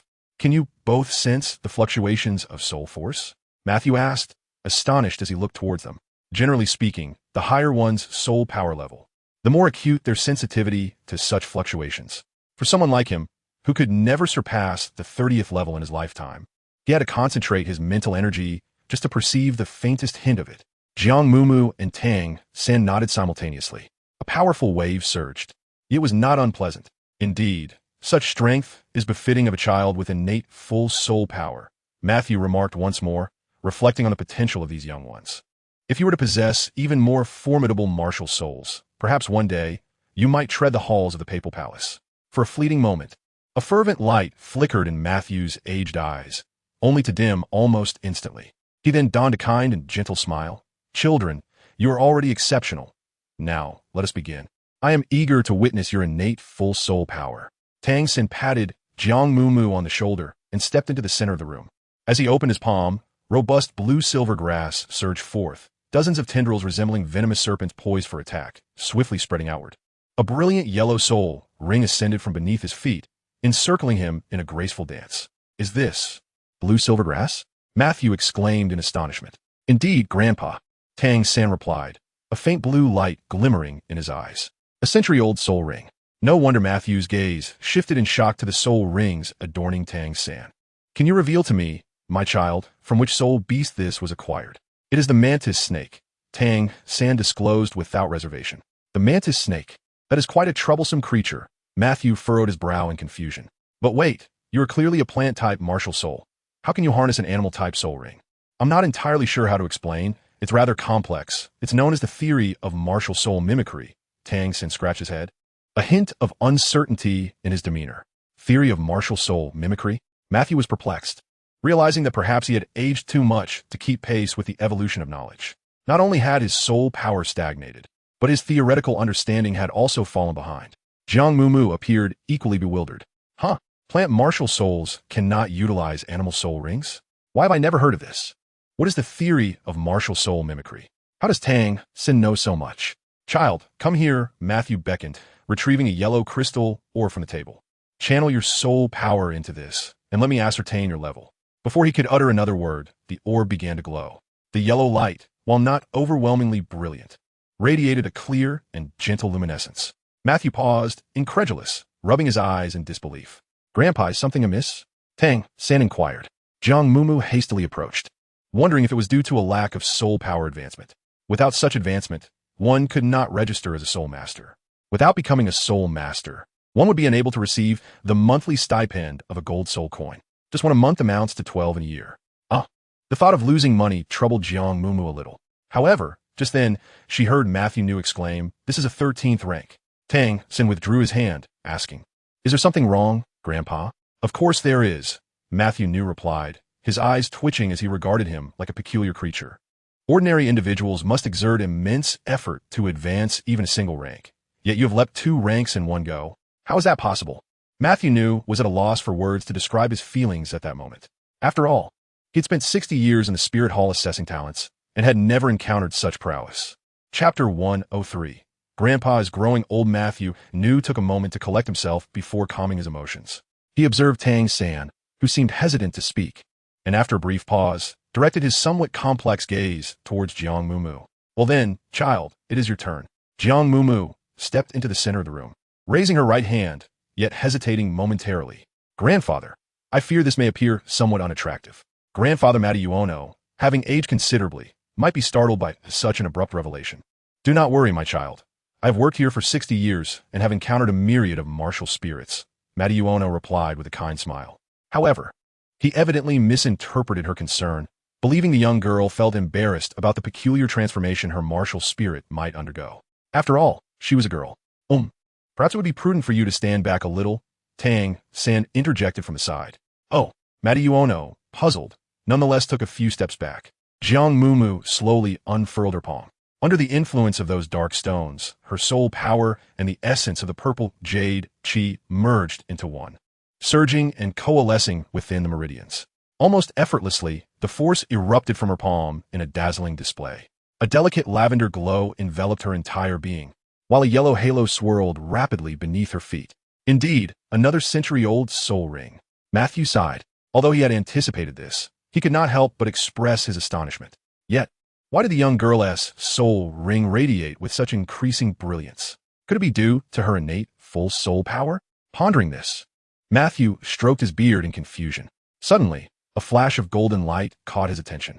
Before he could fully comprehend, he witnessed the aura and soul ring surrounding Jiang Mumu fuse instantaneously. A colossal purple-gold creature leaped forth from behind her. Matthew's eyes widened in shock, and after a moment, his lips trembled as he stammered, "Is that the blue demon octopus?" Jiang Mumu glanced back at the grotesque, writhing creature. It was indeed ugly. However, After a few moments, she found herself somewhat accustomed to it. I understand this. I mean it. This is your soul ring? Matthew inquired, tilting his head. This was far beyond his understanding. Yes, Grandpa. The master said, this is a different manifestation of the soul ring after the mutation of the martial soul. Jiang Mumu explained earnestly, although she too struggled to grasp the theoretical concepts. Matthew's expression turned blank. Jiang Mumu, grandfather? Oh, all right, dear child, please retract your martial soul. This is truly astounding, Matthew murmured to himself. Turning around, he picked up the crystal ball again, gesturing for Jiang Mumu to place her hand upon it. Such a formidable entity undoubtedly requires a powerful soul force to sustain it. Thus, the young girl's level may not be inferior to that of the boy. Matthew pondered, fixating on a crystal ball, bracing himself for another shock. However, should it be so? Grandfather, what is the matter? The crystal ball emanated a faint yellow glow. Yet, Jiang Mumu could discern nothing amiss. This old gentleman often speaks in half-truths, which is rather exasperating. Has she only just reached level 11? Matthew furrowed his brow, suspecting a malfunction with the crystal ball. Jiang Mumu was equally puzzled. Did he not just mention that ordinary soul masters progress level by level? Why was it not the case for her? Come, let's try once more. This should not be happening. Matthew turned the crystal ball around, wiped it clean, and looked at Jiang Mumu with a hint of curiosity. Chapter 104. Do you remember, young one? Jiang Mumu once again pressed her palm against the crystal ball and softly murmured, Grandfather, a level 11 is considered normal, isn't it? Someone like Tang San is truly an exceptional talent, right? Matthew was momentarily taken aback. While the reasoning held some truth, it felt somewhat incongruous when applied to such a young girl. He gazed intently at the crystal ball, his expression grave, as if he were determined to elicit some miraculous revelation. Alas, no miracle occurred. It indeed revealed only a level 11. Matthew felt a twinge of disappointment, but gently patted Jiang Mumu as a form of consolation. But that is all right, my dear. You're still quite young. Return to the academy, train diligently, and you will surely achieve great things in the future. All right, grandfather. So, can I register as a soul master now? The little girl was exceedingly cheerful, skipping merrily behind him. Ah, the innocence of childhood. Matthew chuckled warmly. After completing the registration process and receiving her soul master badge, Jiang Mumu's joy intensified. She ran her fingers over the intricate patterns, blew on it, held it to her ear to listen to the sound, and even playfully nibbled on it with her small canines. Tang San found the scene both amusing and perplexing. What are you doing? Jiang Mumu beamed with delight, her eyes curving into crescent moons. In just a couple of days, we shall receive a golden soul coin. How should I spend my first earnings? Before she could ponder this delightful dilemma, the system abruptly intruded without regard for the occasion. System, a fish that does not aspire to turn over is not a worthy fish. Congratulations, host, for taking the second step towards transformation. Self-reliance will lead to abundance. Jiang Mumu's cheerful disposition evaporated in an instant. It had come. It had come. The dogged system had returned with yet another task. System. Host? Jiang Mumu. I find myself in a predicament. Do share your thoughts. System. The second phase of minor objectives has been accomplished. Host lethargy value increased by 1,000. Lethargy coins by 666. A new task has been issued. Please check it at your earliest convenience. Jiang Mumu emitted a sound devoid of emotion, then lowered her gaze to the badge in her hand. It was then that she recalled her current predicament. She was now a pitiable creature who needed to earn her own keep. A monthly stipend of a single gold soul coin was, perhaps, merely sufficient for her daily sustenance, considering she required 2 bowls for each meal. System. Host. Do not grow complacent. Please remember our objective, to expand, to strengthen, and to attain wealth. Jiang Mumu, feeling weary, nodded slightly, acknowledging, I understand, you may leave. What are you saying? Tang San turned his head to inquire. Jiang Mumu pursed her lips and replied, I mean, let us depart. It is nearly dark. After enduring several days of tumultuous travel, she longed for a peaceful night's rest. Tang San grasped her hand, seemingly on the verge of speaking, when suddenly they were confronted by a familiar face. Big brother, you're back. Jiang Mumu waved at the newcomer. Oh, it's you again. Su Yuntao finally noticed the pair. Forcing a smile, Jiang Mumu, observing his pallor, cautiously asked, Big brother, what troubles you? Su Yuntao did not respond, running his fingers through his hair absent-mindedly. Have you completed your registration? Yes, we have, Jiang Mumu affirmed with a nod. That's good. The evening is drawing close. You should return home soon. Su Yuntao waved his hand, taking a couple of steps away before abruptly turning back. It may be premature to say this to you now, But you must understand that in this land, only by becoming a formidable force can one hope to attain their desires, especially you. He pointed at Tang San. Remember this. Young man, Tang San, Jiang Mumu. Chapter 105. The Bully and Her Burly Accomplice, Dormitory 7. As Jiang Mumu and Tang San stepped through the door, they were taken aback by the dazzling pile of silver coins on the table, nearly blinding them. Where did such a fortune come from? Jiang Mumu exclaimed in astonishment.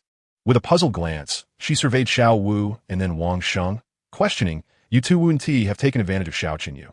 Would you? What nonsense are you spouting?" Xiao Wu retorted, her mouth full of carrot as she nudged Wang Sheng with her elbow. Wang Sheng, sporting a bruised visage, broke into a grin. Jiang Mumu, the spoiled tyrant and her hulking psychic? Indeed, they bear a striking resemblance. Boss Mumu, this money is what you have won, Zhang Dali reminded her. Huh? The bet, did you forget? You wagered 25 silver coins on our victory. Zhang Dali scratched his head, puzzled as he exchanged bewildered glances with Jiang Mumu. So much money. How could I forget this? After a moment, it seemed as if Jiang Mumu suddenly comprehended something, her pupils sparkling with realization. That bet, could it actually yield winnings? The crowd from the 7th dormitory? If it doesn't yield winnings, why place a bet at all? Wang Sheng has completely befuddled her. You don't know that? Jiang Mumu shook her head, contemplated for a moment, and then nodded. However, now that everyone in the room was bewildered, they had initially assumed that Mumu, despite her tender age, was a formidable character. With one hand, she decisively overwhelmed Xiao Qinyu, while with the other, she skillfully amassed silver soul coins, leaving onlookers in utter admiration. Yet, it now appeared that it was all merely a stroke of luck. Boss, this fortune is yours, Zhang Dali said, glancing at the pile of coins on the table, licking his lips. Such a substantial sum, though it makes my mouth water. I cannot entertain any further thoughts since I have contributed nothing. All of this for me? That simply won't do. Jiang Mumu hastily waved her hand. It's far too much. How about we share it? The crowd fell silent. I, along with Tang San, am already a registered soul master. We will receive a monthly stipend of a gold soul coin. Therefore, we do not require such an abundance of wealth. Jiang Mumu spoke as she turned to glance at Tang San. Indeed, meeting the young girl's pleading gaze, Tang San responded with a gentle smile. Furthermore, the money wagered was lent to Mumu by everyone. This rationale was evidently more convincing. A collective expression of subtle joy surfaced among the group. Wait, Xiao Wu furrowed her brow, leaping up from the bedside. What did you just say? What registration for soul masters? What kind of subsidy? Precisely. Once one's soul power reaches level 11, one may register as a soul master at the Spirit Hall, thereafter receiving a monthly subsidy of 1 gold soul coin. Jiang Mumu observed the deepening furrow in her brow. You must be unaware, right? No one has informed me. Xiao Wu exclaimed as she hastily slipped on her shoes and dashed out the door. Golden soul coins, enough to purchase a plethora of delicious treats. Jiang Mumu pursued her, only to find the corridor devoid of any figures. Yet, the night had already fallen. Xiao Wu, in our dormitory, 3 registered soul masters have emerged. Indeed, and they are all first-year freshmen. Do you think they're exceptionally formidable, or are we simply inept? Wang Sheng and Zhang Dali, the 2 brothers, rested their chins on their hands, surrounded by a pile of silver soul coins, deeply questioning the meaning of life. Mumu. Tang San approached Jiang Mumu and softly called her name. Jiang Mumu tilted her head slightly, her dark eyes contemplatively fixed upon him. Step outside for a moment. Chapter 106.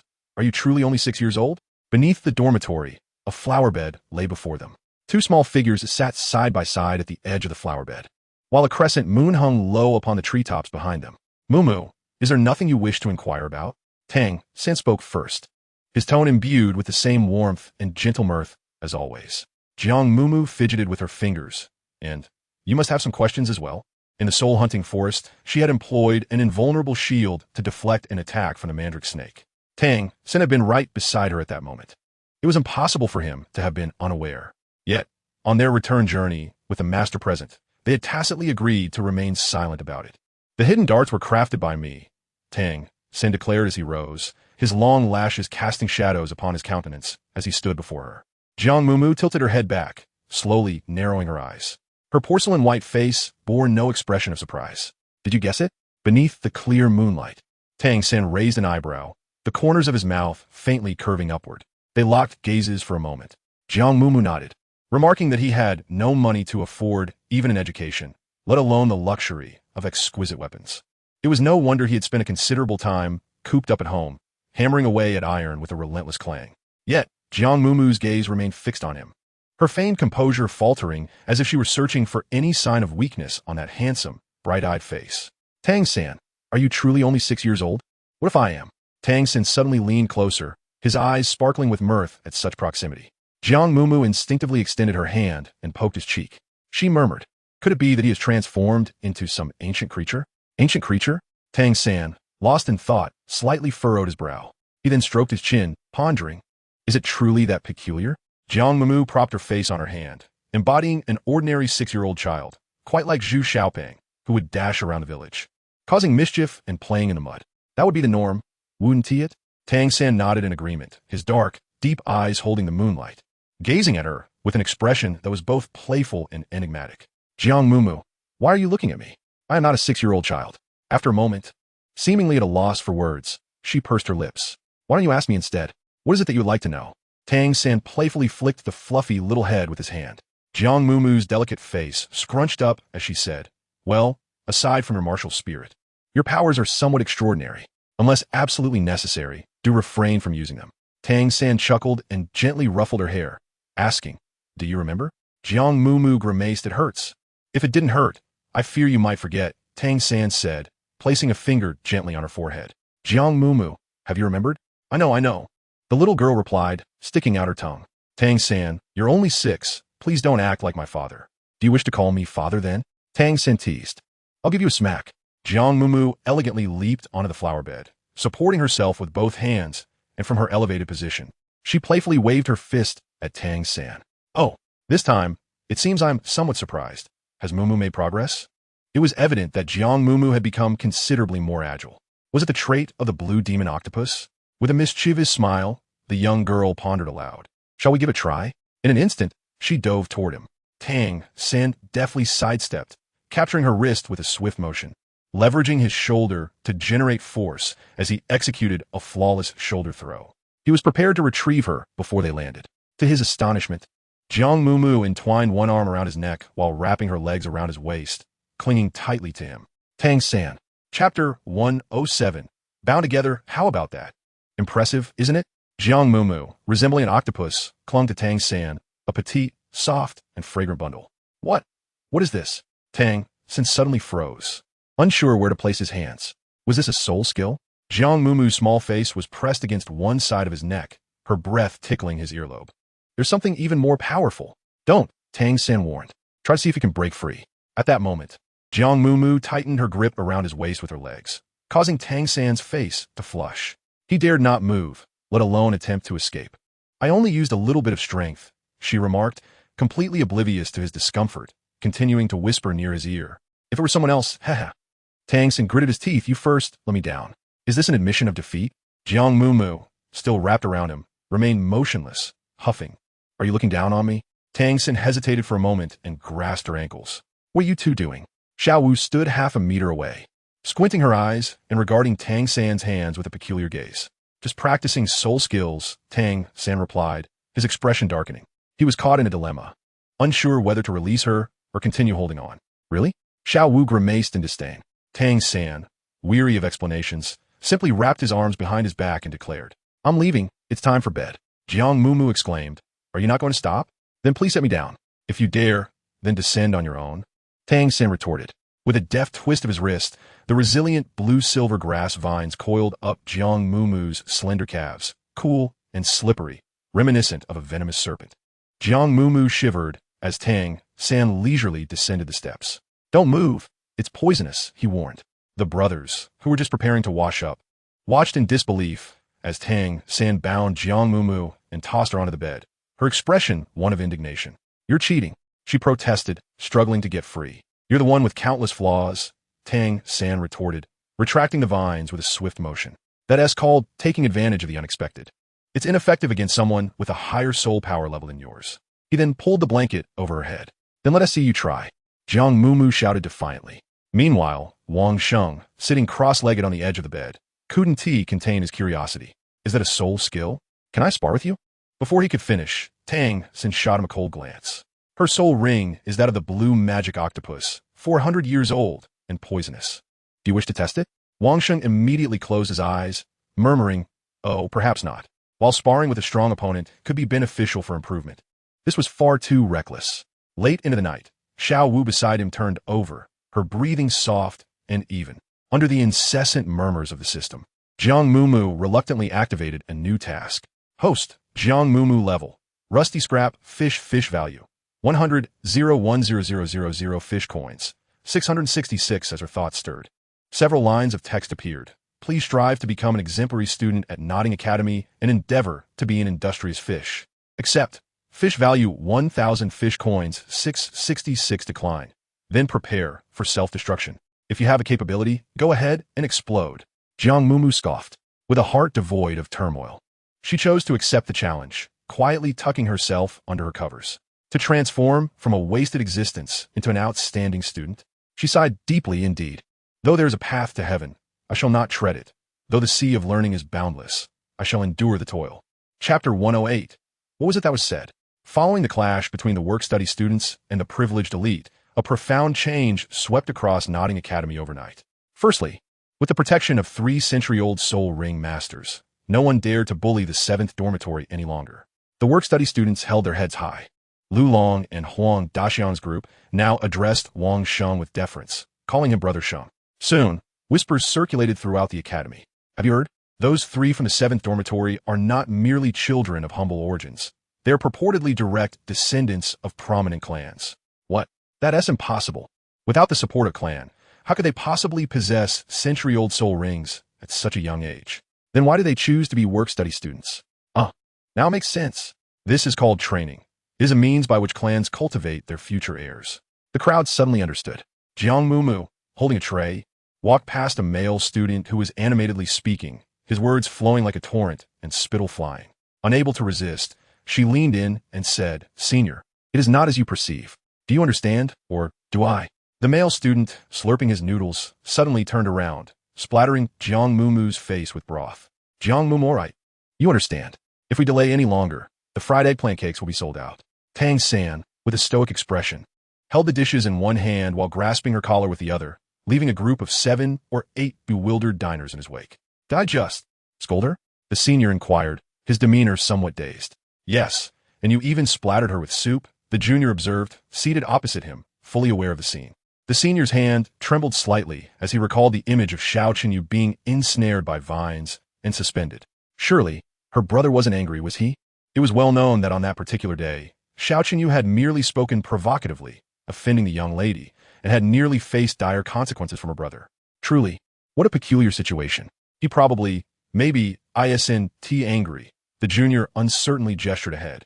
Jiang Mumu stood on her tiptoes, leaning against the window of a stall selling fried eggplant cakes. Tang San leaned slightly to the side, his brows lowered, and the corners of his mouth curved gently, seemingly engaged in some soft conversation.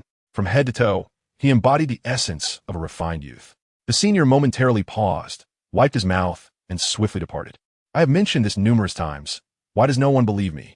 Jiang Mumu took a bite of the eggplant cake, her expression tinged with frustration. Although her father was wealthy, it was not to the extent of being noble. Now, the way the seniors regarded her resembled that of a scion from an illustrious clan, which felt rather peculiar. "Mumu, I must ask, are you truly not?" Zhang Dali also seemed to waver. Various versions of the rumors circulated, each more credible than their proclaimed true identities. That Tang San, does he think that dressing poorly and eating meagerly makes him akin to a child from a destitute family? How naive! Jiang Mumu cast a silent roll of her eyes at him. Xiao Wu, gazing at the plate brimming with carrots, lamented, "How I wish I were truly a wealthy young lady. Then I wouldn't have to clean a playground every day." Remarkably, her words seemed to manifest like a wish. No sooner had she spoken than a voice boomed. "Aha, that's not a problem at all. Leave it to me, your devoted little brother." The group from the 7th dormitory turned in unison towards the source of the voice. There stood Xiao Chenyu and his entourage, striding in with an air of brazen arrogance, silhouetted against the light as they emerged from the cafeteria's grand entrance. Jiang Mumu's eyes widened in disbelief. What did he just say? Chapter 109, Third Uncle. Xiao Chenyu maintained his customary arrogant demeanor, striding with an air of confidence, his head held high. Behind him trailed a cadre of 20 or so followers, encircling the residents of the 7th dormitory with an intimidating flourish. One might easily mistake the gathering for a prelude to a brawl. "Xiao Chenyu, what brings you here again?" Xiao Wu remarked, her tone laced with indifference. After being soundly defeated the last time and left calling him daddy, he had remained subdued for a brief spell. Yet, he quickly regained his vigor, as if he had unlocked the vital energy channels within him. His audacity was astonishing. Well, well, Xiao Qinyu grinned broadly. From this day forth, I shall be a member of the 7th dormitory. I humbly request the guidance of all you esteemed brothers. With a flourish of his hand, he beckoned to his entourage. Greetings, brothers. The throng of followers bowed in unison under his lead. Xiao Wu retorted, Are you out of your mind? Jiang Mumu subtly poked Tang San under the table, inquiring if he had indeed not struck his head that day. Tang San responded with a puzzled expression, aware of the gaze from the other residents of the 7th dormitory. Xiao Qinyu remained unfazed and snapped his fingers with nonchalance. Huang Daxiang, come over here. Huang Daxiang limped forward from among his 20 followers, forcing a smile that revealed a gap where 2 teeth once resided. Everyone here is my elder brother. From now on, their tasks shall fall under your jurisdiction. Do you understand? Xiao Qinyu raised an eyebrow, hands clasped behind his back. Understood, understood. Rest assured, Boss Xiao. Huang Daxiang nodded eagerly, the wind escaping as he spoke. Xiao Qinyu's expression darkened. Who did you just call boss? Huang Daxiang trembled, realizing his blunder. He quickly corrected himself, addressing Jiang Mumu and Xiao Wu as eldest sister Mumu and eldest sister Xiao Wu, and then glanced at Tang San, a sudden epiphany striking him. Since Xiao Qinyu had referred to Tang San as father, calling him brother San would seem to imply a certain impropriety. Thankfully, he reacted swiftly and adjusted his words. 3 Dad. The brothers of the 7th dormitory were taken aback. Tang San's lips twitched, and he frowned in distaste. That isn't necessary. Jiang Mumu, having held back her laughter, burst forth, spraying rice everywhere as her shoulders trembled uncontrollably. I'm sorry, she exclaimed, hastily retrieving a handkerchief to wipe the grains off Tang San's hair and face. Xiao Qinyu interjected, You, go see a doctor. Don't flail around in front of me. Xiao Wu slammed her hand on the table threateningly. Get lost. Xiao Qinyu, feeling wronged, protested. Eldest sister Xiao Wu. Get lost, she reiterated fiercely. Very well, Xiao Qinyu replied, tossing his hair back dramatically as he turned, embodying a defiant spirit. But I shall not concede. With that, he swaggered back the way he came, flanked by his entourage, much like a tyrant parading through the streets. That evening, a new set of bedding made from exquisite materials appeared on one of the vacant beds in the 7th dormitory. Clutching a pillow amidst a circle of unfriendly gazes, Xiao Qinyu lamented, I assure you, I am neither ill nor have I forgotten to take my medication. It is my father, the city lord, who insists I experience life as a work-study student. Speaking of which, we shall be roommates from now on. Might you extend a modicum of kindness towards me? Chapter 110. I miss you so much at the Nodding Academy. A semester spans an entire year. Throughout this year, in pursuit of her goals, Jiang Mumu rose before dawn and retired after dusk, diligently honing her skills without a trace of complacency. At last, by the end of the term, her soul power had ascended to the 14th level. Faced with a young girl who was not only wealthier, but also more industrious than themselves, the residents of Dormitory 7 could no longer maintain their composure.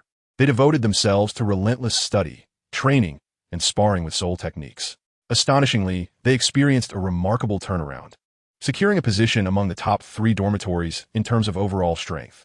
Tang San, in addition to receiving his soul master subsidy, also toiled away at a local blacksmith shop. By the end of the year, he had managed to save a modest sum, even purchasing a gift for his inebriated father. The most leisurely of them all was Xiao Wu, who spent her days indulging in merriment under the company of the extravagant young master, Xiao Qinyu, hardly seen practicing at all. Yet, curiously, her soul power continued to rise steadily, marking her as an unparalleled genius in the entire academy. As the holiday arrived, everyone returned to their homes. Although her parents occasionally visited Nodding City under the pretense of procuring living supplies, returning home brought a different sentiment altogether. Tang San, let us visit Grandpa Jack tomorrow. On a country path, 2 children walked shoulder to shoulder while a large, plump wild boar paved the way ahead, drawing the attention of passers-by. Amid their chatter, the boar suddenly leaped into the air, pinning down a large rat hidden in the grass, proudly twisting its behind while grunting triumphantly. Xiaohua, do not bully the small. Release it at once. Jiang Mumu admonished, hands on her hips. A nearby matron, astonished, exclaimed, Is it a wild boar? Can it catch rats? And it understands human speech? Oh my, what a novelty. It is also very gentle. Jiang Mumu smiled, extending her small hand. Xiaohua promptly bounded over, nuzzling her palm with its nose and flapping its ears in delight. At that moment, a gruff voice called out, Mumu. Xiao San, Old Jack stood at the village entrance beneath a great tree, having spotted a hefty wild boar charging towards Jiang Mumu, causing him to freeze in alarm. He tossed aside his cane and rushed forward. Grandpa Jack. Upon seeing him, Jiang Mumu opened her arms in welcome. Grandpa, I've missed you so much. Old Jack, still shaken, found Jiang Mumu had already embraced his leg, her laughter radiant. Grandpa, were you waiting for us? Oh, yes, indeed. Once he realized the young girl was unharmed, Old Jack let out a sigh of relief, narrowing his brow as he glared at Xiaohua. Is this the boar you found? Xiaohua stared back at him, its small black eyes blinking innocently. Old Jack's beard twitched. I told you so. It is indeed a wild boar. It has grown so much in just a year. Imagine what it will be like in another 2 or 3 years. However, it is quite docile and has never attacked a human. This is merely due to its juvenile stage. Once it reaches adulthood, the true nature of this creature will reveal itself. Old Jack firmly believes that wild boars are inherently savage and unsuitable for domestication, particularly for the care of a 7-year-old child. Jiang Mumu refrained from arguing, obediently nodding her head, and then gestured for Xiaohua to follow at a distance, indicating not to cause any trouble. With a playful twinkle in her eyes, she began to shower praises. Grandpa Jack, you are the best grandpa. You take us to school and pick us up during holidays. I adore you.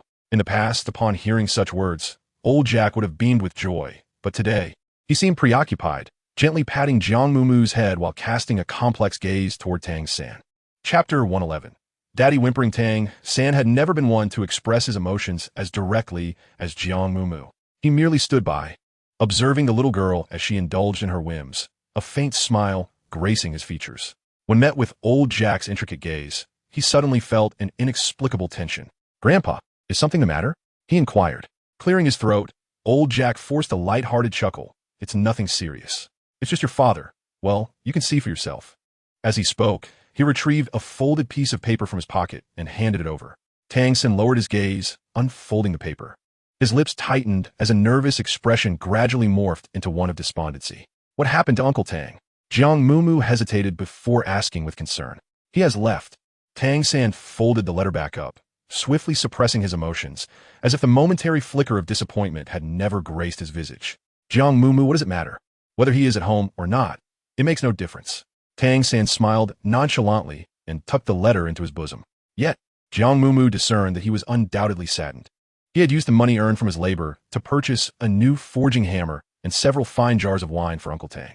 Little San, your father might just be out for some business and will return soon, so don't dwell on it too much, Old Jack reassured. Iem me fine, grandpa, Tang San replied, continuing his stride towards the village. Child, come with your grandfather to my house. No, thank you, Grandpa. It was evident that Tang San preferred not to engage in further conversation, which prompted Old Jack to sigh and fall into silence. At the eastern end of the village, in the Jiang family courtyard, Mumu's mother stood at the door, anxiously peering into the distance. Why hasn't he returned yet? That child won't even let us go to fetch him. What if he encounters trouble on the way? Oh dear, could you refrain from fretting? My ears are growing callous from your incessant worrying, Jiang Yu retorted calmly, hands clasped behind his back. Aren't you anxious? Why stand around here doing nothing? Mumu's mother rolled her eyes, recalling how she had nearly wept when she heard that her daughter had refused to let them come. Jiang Yu remained stoic, a murmur escaping his lips, his heart heavy with melancholy. His daughter had grown, no longer in need of his protection. Just as he was lost in a sea of emotions, 2 small figures emerged in the golden light of the setting sun, halting a short distance from the courtyard. Let us return, Tang San said, retrieving Jiang Mumu's small bundle from the soul guide. The young girl tugged at his sleeve. Aren't you coming to my house for dinner? Not this time, Tang San replied with a smile, gently ruffling her soft hair. You should hurry back. Your parents are waiting for you. Then, I shall come to find you first thing tomorrow morning. Very well.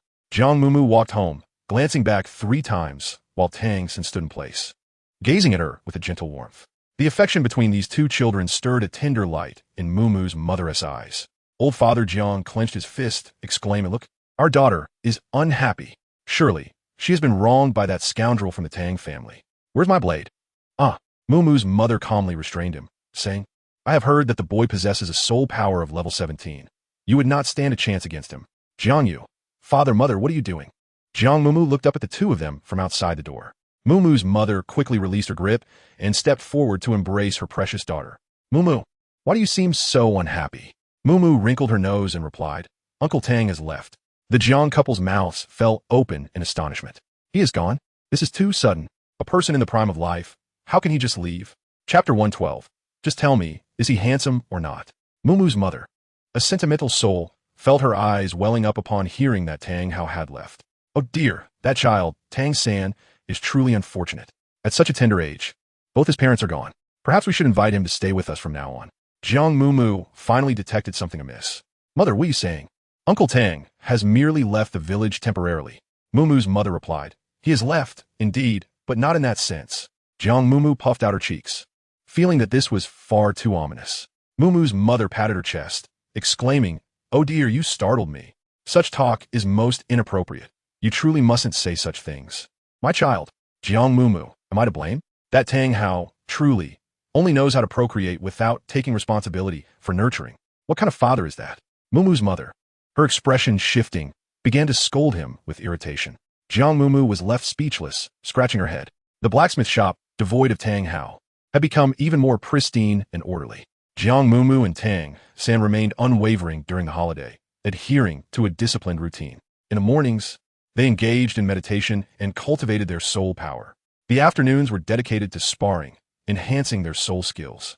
In the evenings, Tang San devoted himself to blacksmithing, meticulously crafting an assortment of intricate and peculiar hidden weapons. Jiang Mumu practiced the use of concealed weapons while playfully leading a pig. Perhaps due to the sumptuous meals at home, by the time school resumed, Xiaohua had grown to over 200 pounds, sprouting fearsome tusks that were sharp and elongated. 5 years later, in the kingdom of Barak, Soto City, just past noon, under the blazing sun, 2 teenagers entered through the western gate of the city, a boy and a girl, unburdened by any luggage. The boy was clad in a sleek outfit, his waist adorned with a belt embellished with jade, which discerning eyes would immediately recognize as of considerable value. His shoulder-length, dark hair framed a face with sharp features, yet his lips were perpetually curled in a gentle smile. The girl, with her chestnut, slightly curled hair, had it elegantly tied up at the back. Also dressed in athletic attire, she was tall and slender, and at first glance, one might mistake her for a youthful noble. Only upon closer inspection could one appreciate her amber eyes, long eyelashes, and playful nose. Ah, we have finally arrived in Soto City. It's so hot, exclaimed the girl. Her porcelain skin flushed with a delicate pink from the sun's rays. Shielding her eyes from the brightness, she scanned the surroundings, seemingly waiting for someone. Why don't you wear your own dress and insist on wearing mine? The boy teased. Just tell me, am I stylish? The girl replied, playfully lifting her chin. The boy immediately gave her a thumbs up. Stylish. At that moment, a pink figure rushed towards them, embracing the girl and planting a kiss on her cheek. Mumu, I'm here. Xiao Wu, with her arms around Jiang Mumu's waist, playfully nuzzled against her. You're squeezing me too tight. Jiang Mumu gasped. Did you miss me? Xiao Wu grinned. Stop it. You're making it awkward. Jiang Mumu's lips twitched as she noticed the peculiar and ambiguous glances from passersby. All right, Tang San interjected, pulling Jiang Mumu closer to him. Let us head into the city first. How stingy. Xiao Wu pouted. We have the whole day to play before tomorrow's registration.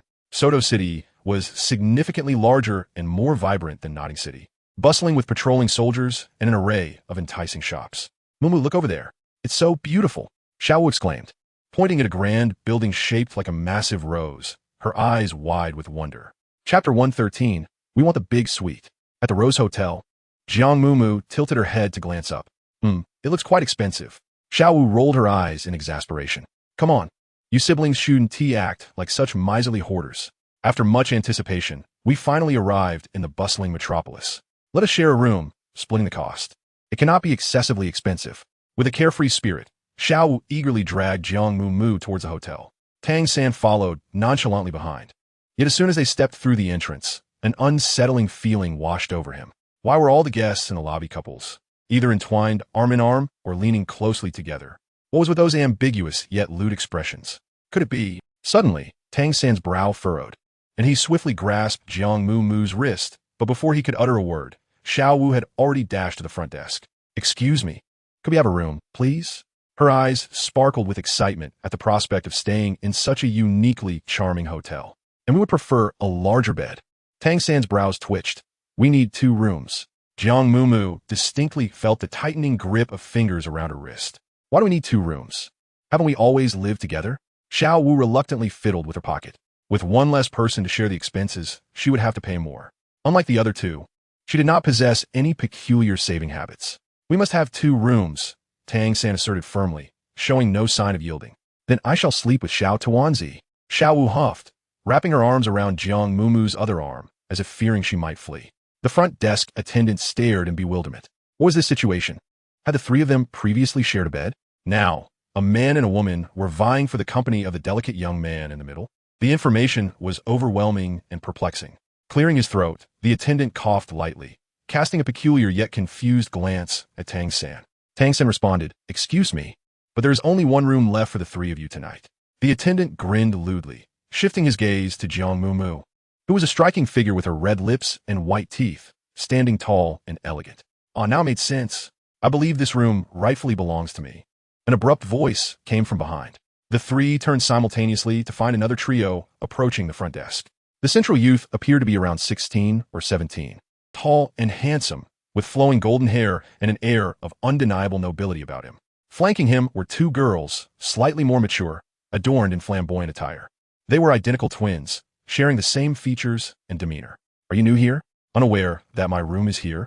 The noble youth swept a casual glance over the trio, a faint smirk gracing his lips. The moment his gaze met Jiang Mumu's, she felt a jolt of surprise. He possessed dual pupils. His deep blue eyes were sharp and cold, resembling blades, accentuated by a strikingly handsome and arrogant visage, exuding an aura of wickedness. "Hey, is this reasonable? We arrived first." Xiao Wu naturally refused to back down, adopting a challenging stance. However, the youth with dual pupils did not even spare her a glance. "So what?" he retorted dismissively. "What now? You can leave." As he spoke, Xiao Wu swiftly maneuvered to stand in front of him, a smile gracing her face as she raised an eyebrow. The noble youth finally lowered his gaze slightly, his chilling and arrogant eyes locking onto hers. Chapter 114. Hubris invites misfortune. The leader of the Nodding Academy for 5 years had not earned his title for nothing. Facing a youth with dual pupils who towered over her, Xiao Wu exuded confidence. "Very well. It has been quite some time since anyone dared to speak to me in such a manner." The young boy slowly curled the corner of his mouth into a smirk. Xiao Wu rolled her eyes in exasperation, seemingly unafraid of retribution from the heavens. The boy with the piercing blue gaze merely chuckled coldly, proposing, "Let's engage together. If you win, the room shall belong to you, otherwise."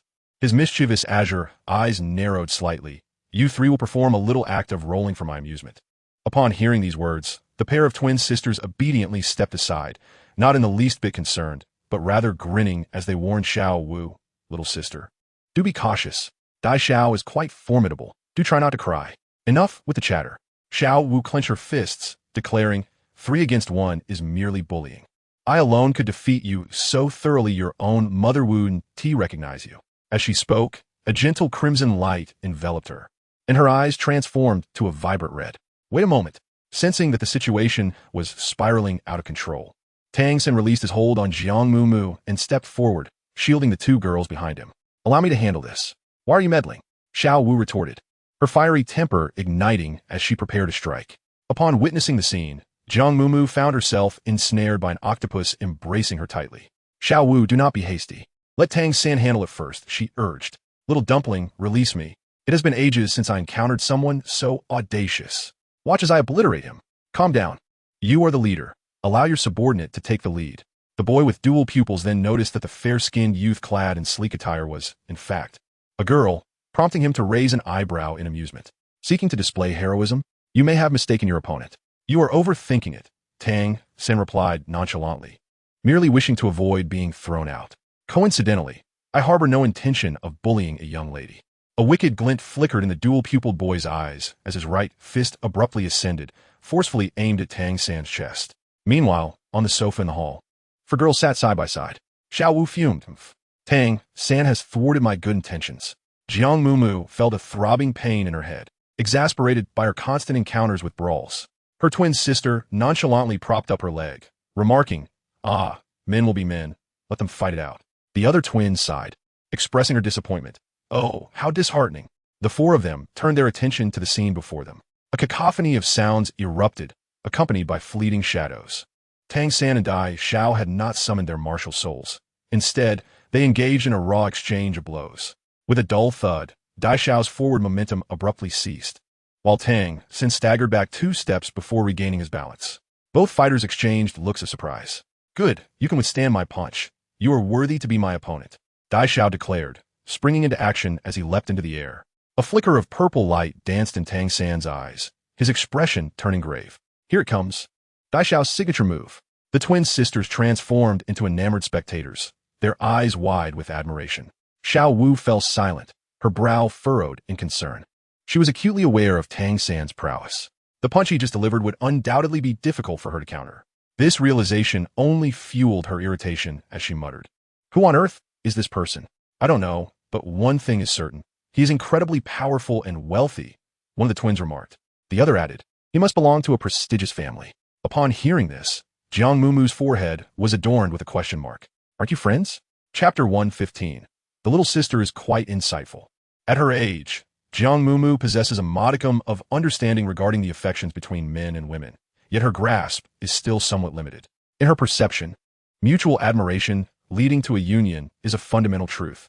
However, the nuances of what follows such a union fall beyond her comprehension, and she has never contemplated these matters. Moreover, the situation involves three individuals. When she innocently inquired, "Aren't you friends?" the pair of twins first paused in surprise, then erupted into a fit of joyous laughter. "Oh, little sister, you are truly delightful," one of them said, propping her chin on her hand and regarding her with the gaze of one observing a charmingly naive child. The other winked playfully, adding, "What we share could indeed be considered a different kind of friendship." Jiang Mumu felt increasingly bewildered, yet she sensed an underlying tension in the conversation between the two, one that hinted at something unpleasant. Before she could ponder further, Xiao abruptly wrapped her arms around Jiang Mumu's neck, casting a fierce glare at the pair of twins. "Is that enough?" she exclaimed. "Wasn't it her who asked first?" It seems this little sister is quite perceptive." Xiao's cheeks flushed slightly as she pulled Jiang Mumu aside, her tone irritable. "Ignore them." Jiang Mumu furrowed her brow, thoughtfully scratching her chin. At that moment, a loud crash echoed through the air. Tang San's shoulder collided abruptly with Dai Xiao's chest, sending Dai Xiao's body flying backward amidst the startled gasps of the twin sisters. He quickly arched his back and executed a backflip, landing 5 meters away, his expression darkening slightly. "Shall we continue?" Tang San asked calmly, remaining in position. "Indeed, forcing me to utilize my soul power. Young man, you are quite impressive." Dai Xiao's eyes gleamed with mischief, his demeanor shifting from disdainful coldness to excitement, akin to a predator fixated on its prey. "Young man, unleash your full strength. Regardless of the outcome today, this room will be yours." He fixed his gaze on Tang San, a smirk slowly forming on his lips. "White tiger, manifest." A brilliant white light erupted from his form, his muscles swelling dramatically, straining against his clothing. His golden hair transformed into a striking black and white, and as he flexed his fingers, razor-sharp claws extended from his palms. The air around them crackled with a palpable, restless energy. 2 yellow and 1 purple rings of light quietly ascended from beneath his feet, a formidable pressure emanating from the 1,000-year soul rings. A 1,000-year soul ring. Jiang Mumu and Xiao Wu exclaimed in unison. This young man, appearing no older than 16 or 17, had a soul power that had evidently surpassed the 30th level. Dai Mu Bai, martial soul. White tiger, 37th level battle spirit. I welcome your guidance. Amidst the overwhelming aura, Dai Xiao declared his martial soul and rank, signifying a formal challenge. 5 meters away, Tang San regarded him with unnerving composure, a violet hue gradually coalescing in his eyes. Faced with a battle spirit possessing a 1,000-year soul ring, he sensed the tumultuous force within himself stirring restlessly. Tang San, martial soul, blue silvergrass, 29th level weapon spirit. I welcome your guidance. He raised his right hand. A mass of deep blue vines, densely covered in fine thorns, surged from his palm, rapidly thickening to the size of an arm, coiling around him like a multitude of venomous serpents. 2 circles of yellow soul rings simultaneously manifested beneath his feet. Your martial soul is merely blue silvergrass? Dai Mu Bai seemed taken aback, his brow furrowing slightly. A 37th level beast martial soul battle spirit against a 29th level great soul master seemed inherently unfair, especially considering the opponent's martial soul was blue silvergrass. Chapter 116. Continue your battle. Dai Mu Bai felt a tinge of disappointment. Just as he contemplated sparing this young man, he noticed Tang San's deep gaze remained unperturbed as he declared, "There are no worthless martial souls, only worthless soul masters." A bold claim, Dai Mu Bai chuckled. "Then let us engage. I am eager to witness the peculiarities of your blue silvergrass." As he spoke, A pair of sharp claws lunged towards Tang San. With a swift retreat, Tang San evaded the attack, his movements as elusive as a shadow, while the blue-silver grass surged forth, ensnaring Dai Mubai like a venomous serpent. The moment both their martial spirits manifested, the very air in the hotel lobby seemed to distort. The couples that had previously interlocked arms had long since vanished, and the hurried hotel manager stood nearby, anxiously mopping his brow. "Oh dear, please, no more fighting. Dai Xiao, could you do me a favor?" The manager watched helplessly as a marble coffee table was sent tumbling, crashing into the grand crystal chandelier above, his brows twitching with the pain of loss. "Enough chatter," Dai Mubai exclaimed, his arms sweeping outward, unleashing a tremendous wave of soul power that dispersed the surrounding vines and shattered the glass windows behind him. The manager's face turned ashen as he stumbled backward, landing unceremoniously on the floor. "All damages will be charged to my account," Dai Mubai shouted nonchalantly, a brilliant white light suddenly erupting around him. The first soul ring glowed intensely, forming a protective white barrier that kept the surrounding vines at bay, preventing them from approaching. Just as his words fell, a deafening crash resonated as a colossal creature barreled through, demolishing half of the hotel's outer wall, sending dust swirling throughout the lobby. Dai Mubai barely had time to discern what it was before he saw the creature, armed with long, sharp tusks, charge madly towards him. White Tiger Lightwave. With a low growl, a sphere of white light erupted from his mouth, instantly shattering the blue-silver grass. Yet, the massive beast merely paused momentarily, snorting violently before raising its head and charging at Dai Mubai once more. "Xiaohua, come back," Jiang Mumu called out. Xiaohua had already approached Dai Mubai, but upon hearing her voice, it obediently halted, its small, round eyes blinking curiously at the figure before it, resembling a ferocious beast. With a hint of animalistic caution mixed with innocence, it sensed he is not an enemy. Jiang Mumu walked over, tiptoeing to gently stroke Xiaohua's nose. "He and your third brother are merely sparring." Observing the chaos around her, Jiang Mumu could only place a hand on her forehead in exasperation. Although the scene resembled a violent demolition, she genuinely did not perceive any murderous intent from Dai Mubai. "Is that a wild boar?" Dai Mubai inquired uncertainly. After embodying his martial spirit, he stood nearly 2 meters tall, yet this creature was so massive that he still had to look up at it. "Are wild boars this large?" Jiang Mumu nodded, harboring no animosity towards him. "The creature, named Xiaohua, might be your beast martial spirit, which sensed danger, prompting it to attack you." "Oh," Dai Mubai raised an eyebrow in surprise. "It is not a spirit beast, merely an ordinary wild boar, albeit slightly larger than usual." Jiang Mumu was aware of his thoughts. Moreover, Xiaohua emitted no aura characteristic of a spirit beast. "Dai Mubai, are you certain it is merely a slight difference?" Jiang Mumu helplessly shrugged her shoulders, acknowledging her tender age of merely 6. "Very well, you may continue." After speaking, she gently patted the little pig and stepped aside with her companion. Chapter 117. I have never encountered such audacity. Jiang Mumu was aware that Tang San and Dai Mubai had not exerted their full strength. However, in the realm of combat, it is crucial to seize the moment.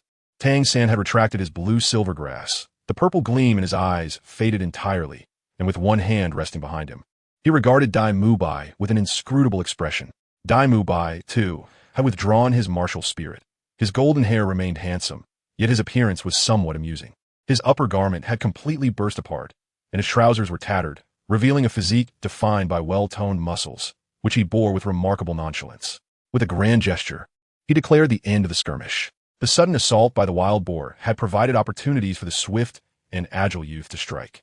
"We shall meet again soon," Dai Mubai said, a mischievous smile playing upon his lips as his gaze swept across the trio, landing on the Shrek Academy.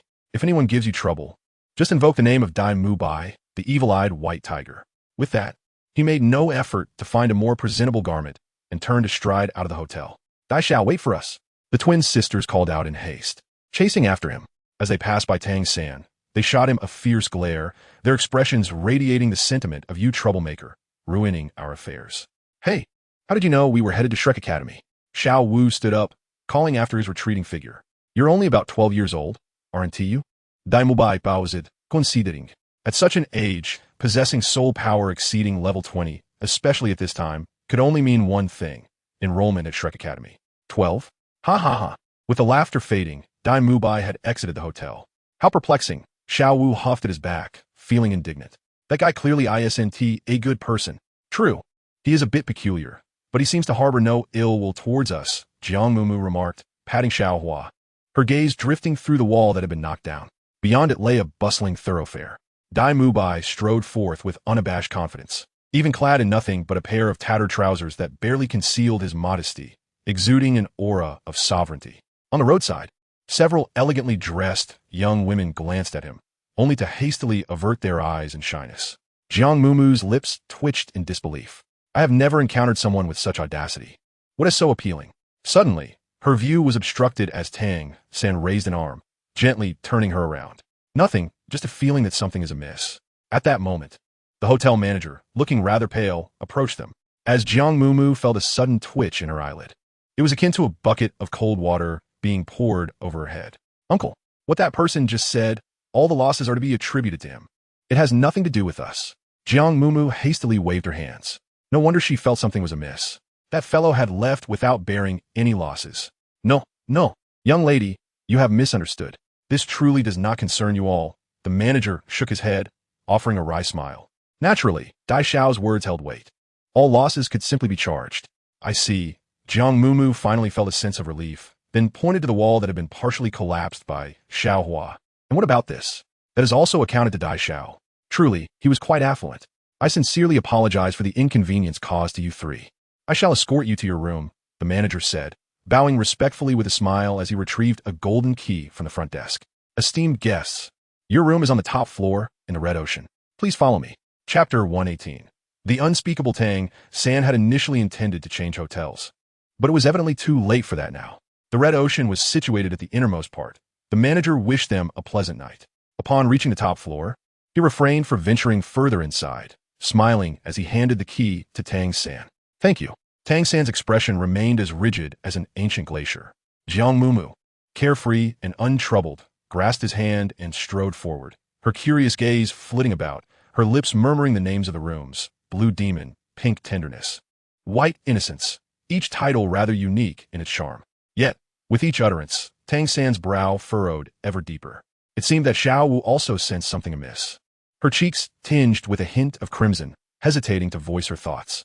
They continued until they reached the corridor's end, where a striking red door stood adorned with exquisite crystal rose embellishments.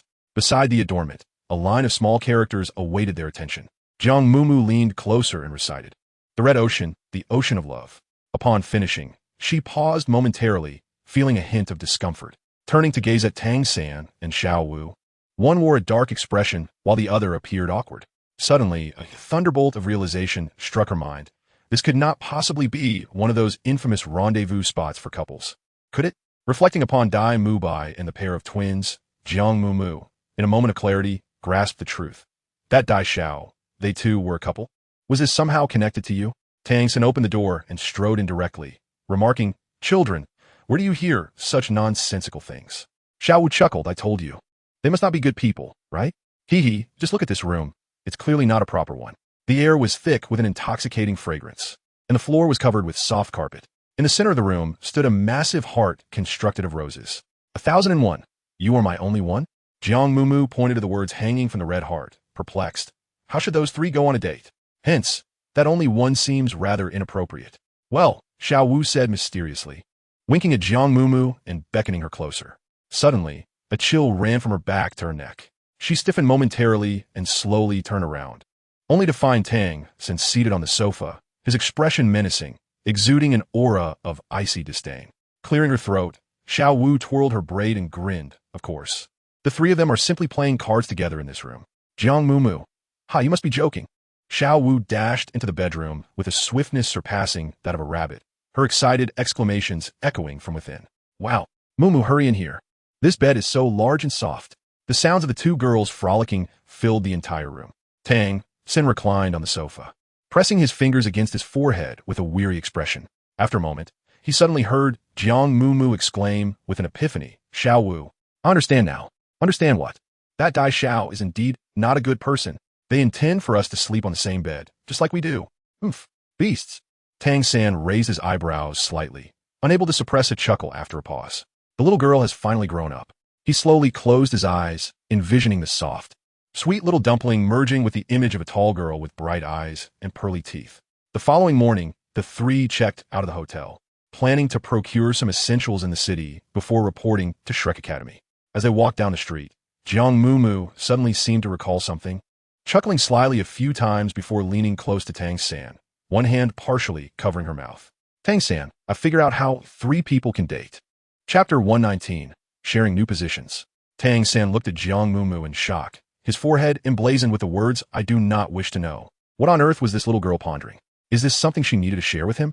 You wouldn't understand, would you? Jiang Mumu winked, her smile enigmatic. Let me tell you, they are together in bed, Before she could finish her sentence, Tang San swiftly covered her mouth with his arm. Jiang Mumu, silence yourself. What are you all doing? Just as Xiao Wu turned away from the snack stall, she witnessed someone mercilessly berating their sister in the street. Their face a shade of deep anger. Amid the curious gazes of passers-by, Tang San finally released his grip, his dark eyes narrowing in a warning manner. Jiang Mumu innocently pouted her lips, her gaze falling upon Tang San's face, as cold and hard as a coffin lid. Instinctively, she swallowed, along with the latter half of her sentence. She pondered to herself, what wrong had she committed? She merely wished to share some new techniques. Shrek Academy, a name that none of the trio had encountered before Master mentioned it. They were aware that it lay not far south of Soto City. Yet they had traversed quite a distance from the city, and aside from vast farmlands flanking the official road, they had not seen a single notable structure. Could it be that they had taken a wrong turn? Xiao Wu muttered. Look, there's a village ahead. Let us inquire there, Jiang Mumu suggested, leaning on Xiao Hua's back and pointing straight ahead. From a distance, the scale of the village was indiscernible, but as they approached, the trio realized it was unlike an ordinary village. A crowd of youths, mostly accompanied by their parents, gathered there, their expressions a blend of anticipation and anxiety. At the entrance stood a makeshift archway crafted from wood, adorned with a shabby and weathered plaque that read, Shrek Academy. No way, Xiao Wu gazed upward, a mixture of disappointment and astonishment in her eyes. Is this the same Shrek that Master mentioned? Jiang Mumu turned back to glance at Tang San, her uncertainty palpable. Tang San seemed equally surprised that a mid-tier Soul Master Academy could be so rudimentary. He paused for a moment, then furrowed his brow slightly. Everything, the location and the name, seemed correct. They ought to investigate further. With an air of curiosity, the three positioned themselves at the end of the registration line. What is that old man doing up there? Jiang Mumu inquired, leaning forward. At the entrance of the academy, a table was set up, behind which sat a man in his 60s or 70s, clad in coarse linen garments, exuding an air of lethargy and indifference. Jiang Mumu observed that each registrant had to extend their hand before him, allowing him to assess them through a tactile examination of their bones, which could accurately determine their age. Noticing the young girl's enchanting and delicate features, a matron ahead in the line initiated a conversation. Oh, I see, Jiang Mumu nodded, offering her sweet smile. Just as she was about to inquire further, a boy beside the matron impatiently exclaimed, This is so annoying. What a ridiculous academy. Mom, I don't want to attend school here. The matron, maintaining her good-natured demeanor, replied, I heard from the people of the Spirit Hall that this academy is reputed to grant a noble title of Viscount upon graduation. Just listening to their boasts. The boy scoffed contemptuously, asserting, I want to go to the Soto Intermediate Soul Master Academy. I was recognized as a genius at the Junior Academy. How could I possibly come to this wretched place? The matron continued to smile reassuringly. Well, since we're already here, let's wait a bit longer. Perhaps this is merely a test, right? Chapter 120. Are you a henchman? Complaints resonated throughout the queue. Jiang Mumu faintly overheard someone uttering the word fraud, followed by a string of harsh curses. A man, filled with indignation, exclaimed, What a disgraceful academy. We should never have come here. Shortly thereafter, many individuals in the front of the line hastily withdrew. As she drew closer, Jiang Mumu could see more clearly. Before her stood a young boy, his head bowed in a display of timidity, facing an elderly man. The elder, with half-closed eyes, lazily gestured towards a wooden box on the table, indicating the registration fee. Oh, of course, the boy's father quickly retrieved 10 gold soul coins from his pocket, counted them carefully, and cautiously placed them into the box. The elder, a miser with words, barely spoke. The boy obediently extended his hand, and the elder casually pinched it twice, stifling yawn. Not qualified. Next.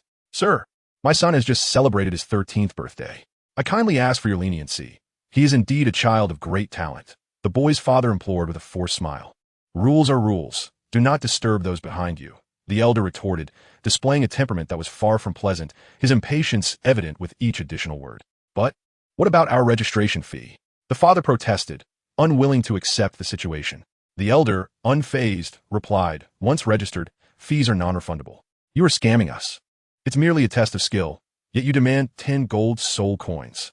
Why not simply rob us? The father fumed. I care not. You must return my money.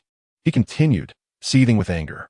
The elder shot him a dispassionate glance and remarked, if Little Bai can defeat me, the registration fee will be fully refunded. Suddenly, a figure sprang forth from the ground nearby, broad-shouldered and long-legged, with a mane of golden hair. He bore a hint of noble grace, tempered by an air of resignation on his handsome face.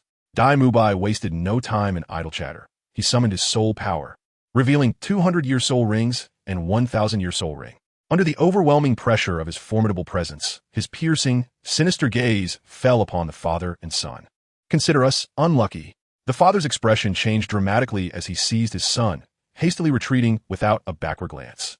Jiang Mumu tugged at Xiao Wu, inadvertently exclaiming that he was indeed that beast. Though her voice was barely a whisper, Dai Mubai evidently heard her, casting a cold glance in her direction. Caught in the act of speaking ill behind someone's back, Jiang Mumu was momentarily taken aback, her gaze shifting nervously elsewhere. Little girl, such words can easily lead to misunderstandings. Dai Mubai approached, crossing his arms and offering a smile. Oh, what a coincidence, we meet again. Jiang Mumu slowly turned her head, her expression one of surprise, as if the previous remark had not originated from her. Dai Mubai, however, did not take offense. He nodded towards Tang San, who stood behind her, and gestured towards the elderly man, spreading his hands in a casual manner. Tang San returned the gesture with a gentle nod. Jiang Mumu, perplexed by this exchange, glanced back and forth between the two, her curiosity piqued. Dai Xiao, are you the hired muscle here? She inquired. Dai Mubai replied with a smirk, with my good looks. Do I seem like mere muscle? Jiang Mumu mused. So it turns out being a henchman is quite lucrative? The young girl observed Dai Mubai, who elegantly swept back his golden locks with a flourish of his fingers, poised to elaborate when an elderly man at the registration desk let out a soft exclamation. The girl before him gently withdrew her hand and inquired softly, may I ask, have I passed the preliminary examination? Dai Mubai turned his head, following the sound, and a glimmer of mischief flashed in his wicked eyes. Chapter 121.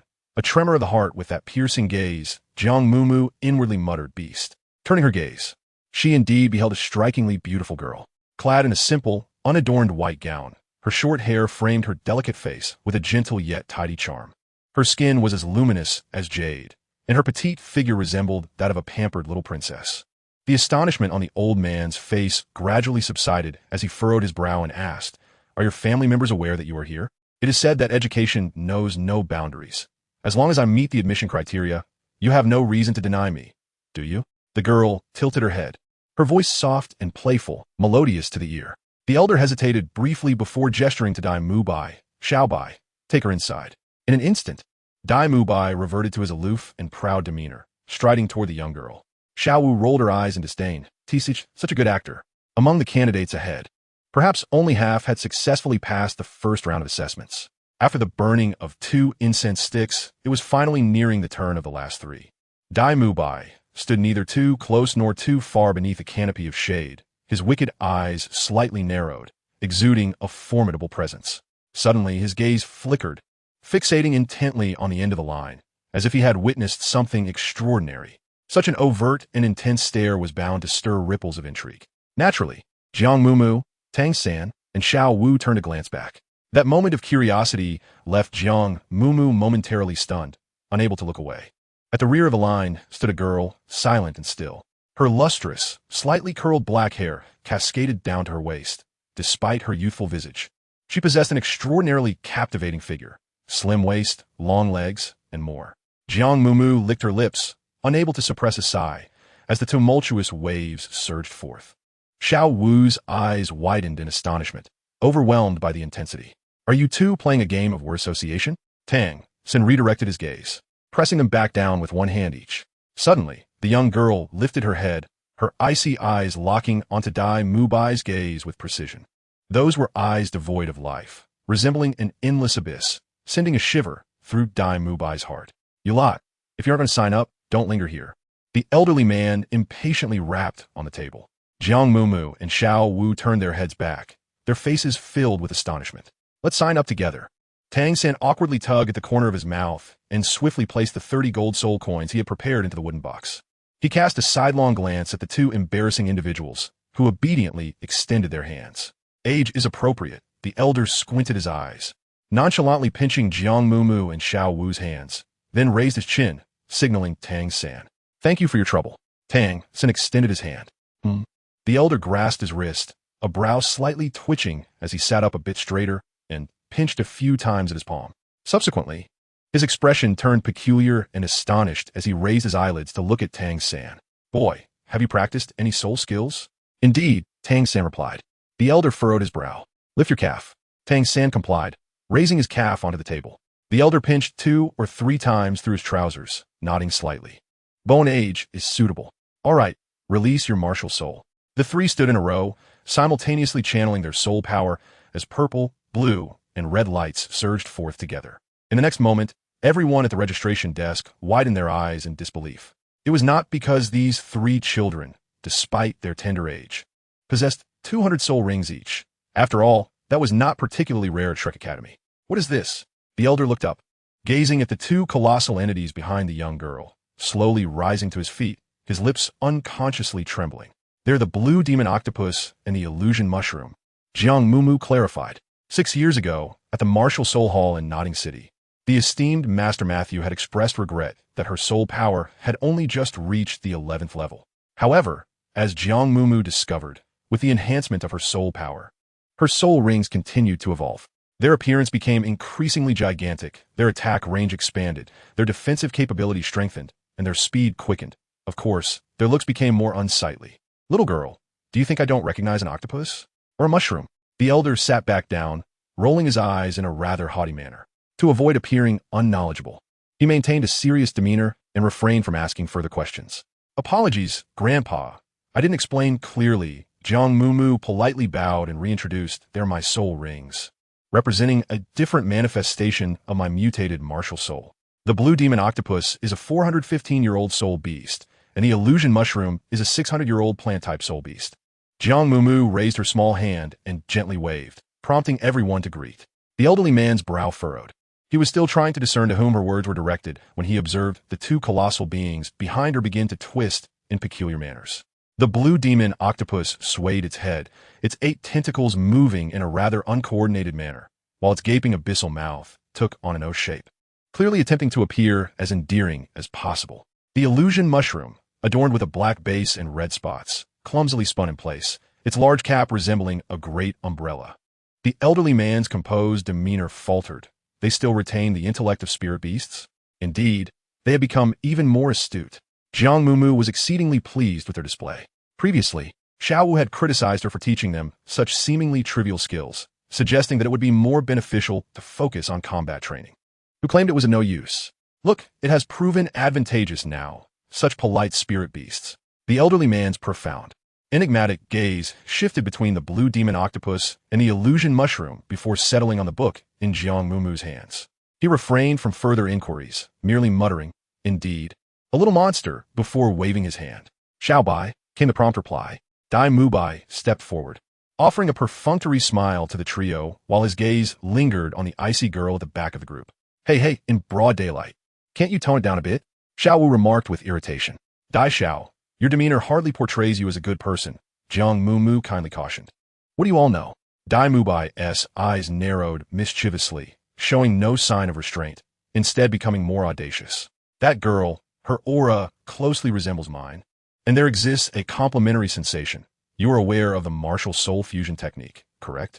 Jiang Mumu and Xiao Wu exchanged a knowing smile, simultaneously conveying the expression of no need to elaborate. We understand. Dai Mubai asserted, I am serious. Jiang Mumu. Hee. Xiao Wu. Hee. Never mind. I can't be bothered to explain.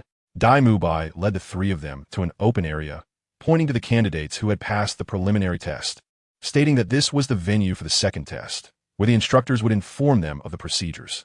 After speaking, he hurriedly made to leave, thinking to himself that if that girl's martial spirit could resonate with his own, he would do everything in his power to win her over.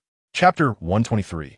My name is Oscar. Approximately 30 participants were present for the second round of testing. As they conversed, it seemed that many had journeyed from distant lands, drawn by the allure of this place. This was indeed the legendary Shrek Academy, known for admitting only the extraordinary, rejecting the ordinary. It truly differed from conventional institutions. A young boy exclaimed. Another boy, puzzled, inquired, only extraordinary individuals? What does that mean? A girl replied with a laugh. It means one must possess a soul power of at least 20 and be no older than 13. What else could this be but extraordinary?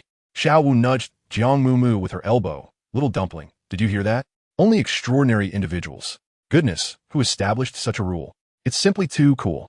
Jiang Mumu, with her starry eyes, wondered if the old man had just called her little monster as a compliment.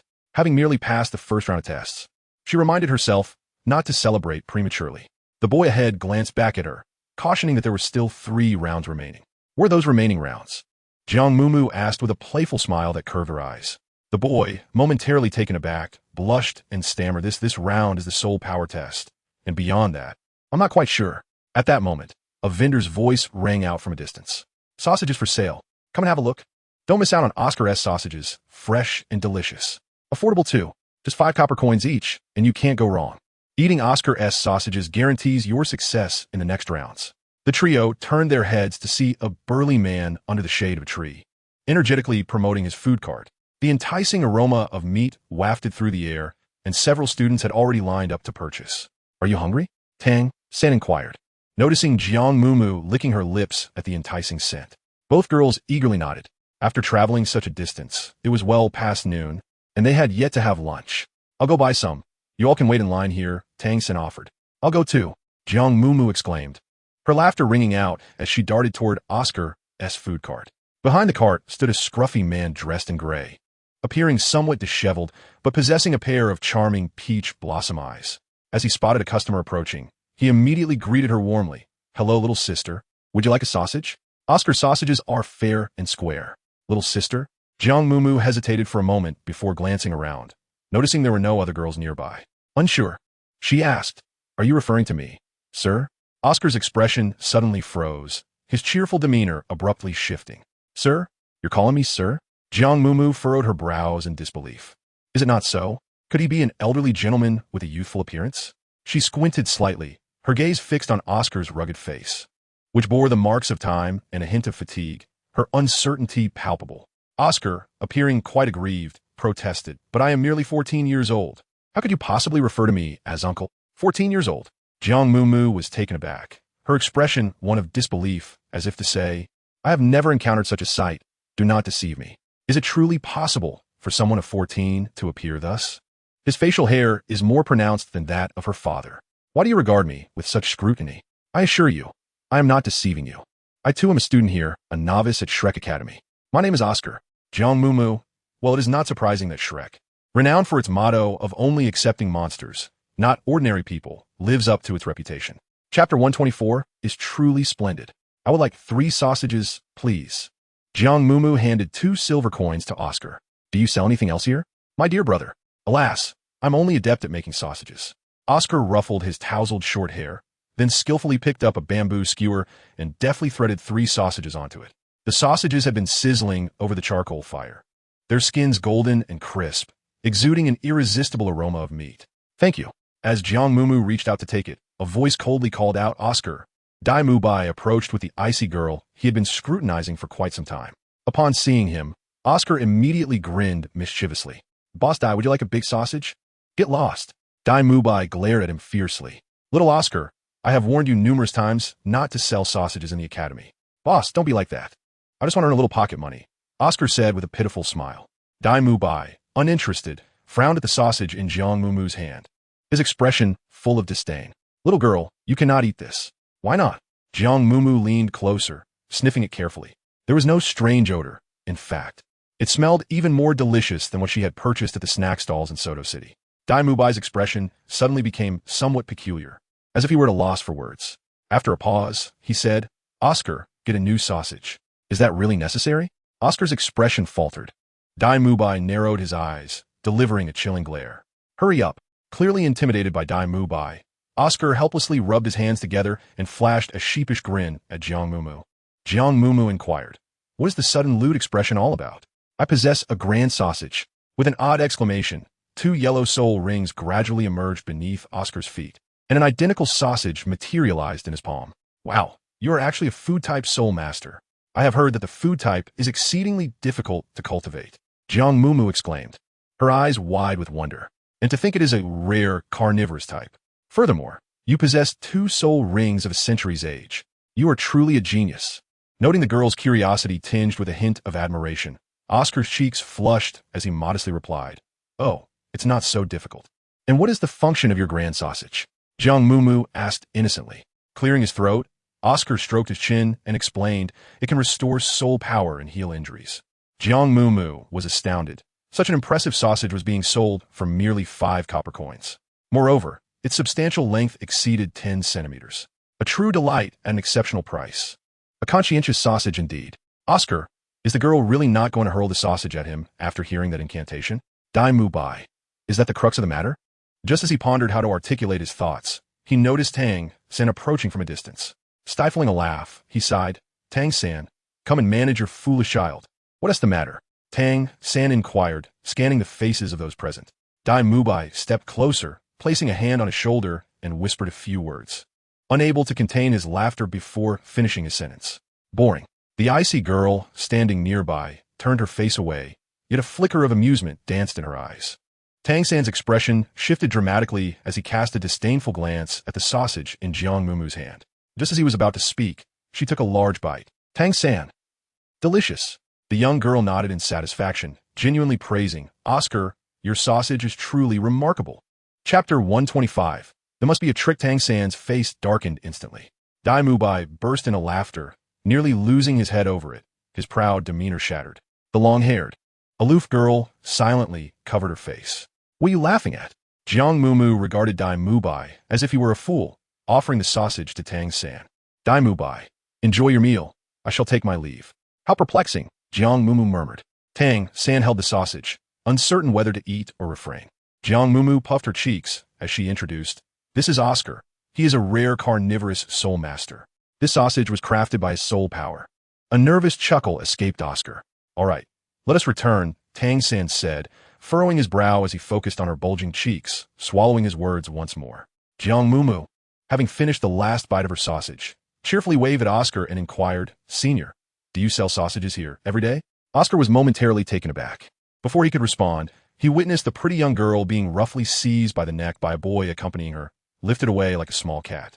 Behind him, Oscar muttered under his breath, once you're in Shrek, sooner or later, you'll be savoring my grand sausages. Why is it taking so long to buy a sausage? Xiao Wu, standing at the back of the line, felt her sun-kissed face flush with warmth, her stomach grumbling. Upon receiving the sausage from Jiang Mumu, she took a hearty bite. Perhaps it was due to her hunger, but she found it remarkably delicious. After wolfing it down, she cast a glance at the sausage in Tang San's hand. Hey, why aren't you eating? Tang San replied, I'm not hungry. Perfect then. I'm still not full, Xiao Wu winked. Before she could finish her sentence, Tang San eagerly thrust the sausage into her hands, his expression filled with concern. Then eat a bit more. Xiao Wu's expression turned suspicious. Wait a minute. When has this guy ever cared about me? There must be a trick. Just as she hesitated, Dai Mu Bai approached, glanced at the sausage in Xiao Wu's hand with a look of mild disapproval. You 3, come with me. I'll take you through the test. You 1T need to queue. Exempt from the test? That seems inappropriate, Tang San remarked. Don't worry, it's not favoritism. Given your strength, there's no need to waste time here. Dai Mu Bai reassured him, patting his shoulder before striding over to the instructor responsible for the second round of tests. He whispered a few words in the instructor's ear and gestured towards the trio. All right, you can take them directly to the 4th round. If you pass, you'll be accepted, the instructor acquiesced after a moment's thought. This announcement caused an uproar among the students still in line. Instructor, why do they get to bypass the test while we have to go through each round? Protested a male student. Yes, this is utterly unfair. Unless there is a valid reason, we won't accept this. Others chimed in, their voices filled with indignation. They were all top students from various Soul Master academies, naturally holding themselves in high regard. Noble sex? Huh, the instructor scoffed. I've already stated that to enter Shrek, there is but one criterion. Monsters, tell me. Does anyone here possess soul power exceeding level 25? If so, you 2 can directly enter the 4th round. Is there anyone? The line fell silent.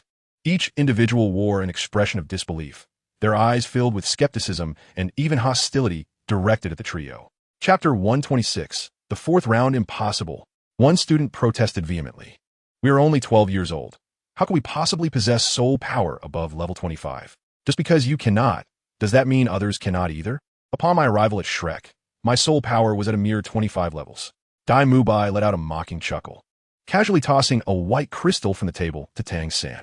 Here, let this group of youngsters broaden their horizons. Without uttering a word, Tang San gently grasped the crystal. In an instant, a dazzling beam of white light surged forth, the crystal radiating with a brilliance akin to that of a diamond. This was the unmistakable sign of soul power nearing the threshold of 30 levels. Oh, the teacher responsible for the testing appeared somewhat taken aback, raising an eyebrow and remarking with a playful smile, "It seems Shrek is set to welcome an impressive little monster this year." A faint smile graced Tang San's lips as he handed the crystal to Jiang Mumu. Once more, the same white light erupted. It was now Xiao Wu's turn, and the same phenomenon occurred. The students who had previously clamored about fairness were now utterly dumbfounded, their expressions a mixture of astonishment and silence. At 12 years old, with a level of 29, 3 had achieved such heights in one go.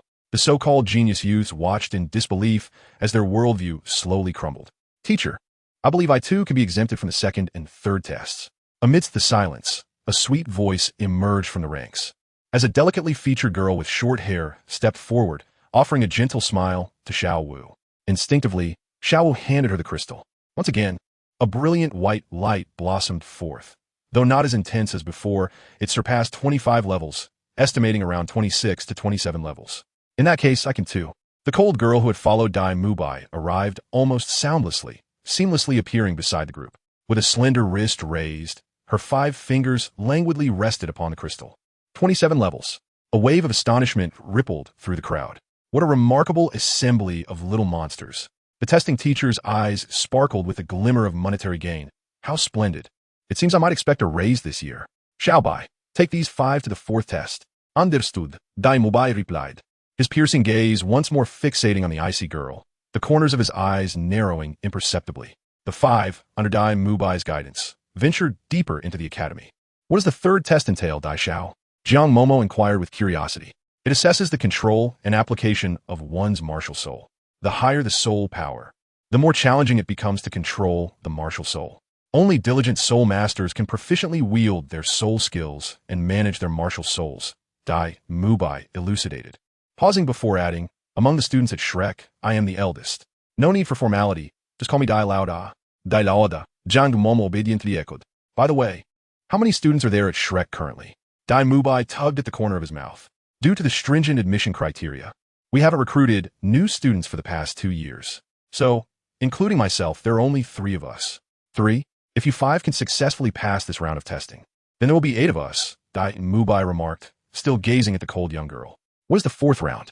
Xiao Wu inquired. "Practical combat," Dai Mubai replied, pausing his steps. Before them lay an open expanse, where a middle-aged man in his 50s languidly reclined on a chair, sleeping. "Teacher Zhao, I have brought students for the 4th round of testing," he announced.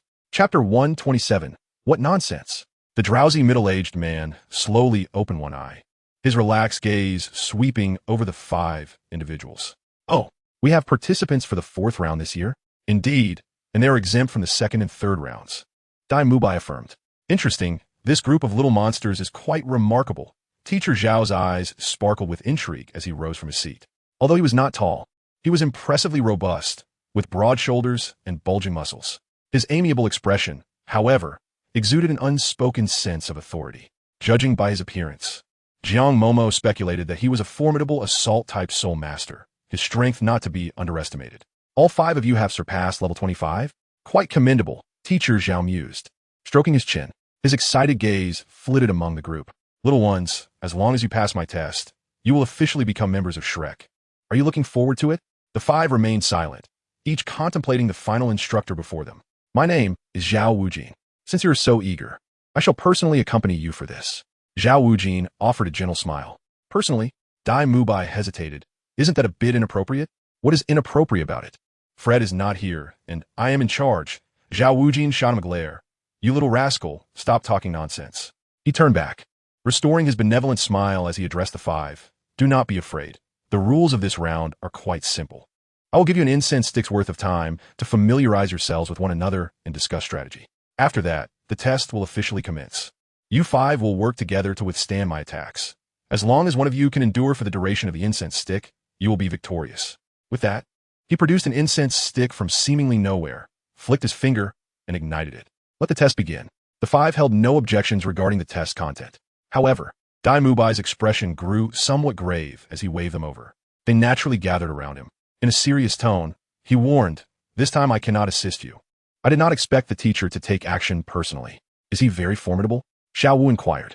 Dai Mubai pressed his forehead, a soul sage at level 76. 5 people, Dai Mubai, beast martial soul, battle soul sage. 5 people, Dai Mubai. His martial spirit is the formidable, great strength diamond bear, entirely flawless, with both defense and attack capabilities that are exceedingly terrifying. 5 people. After a considerable pause, Jiang Mumu sighed softly. What is the point of even fighting?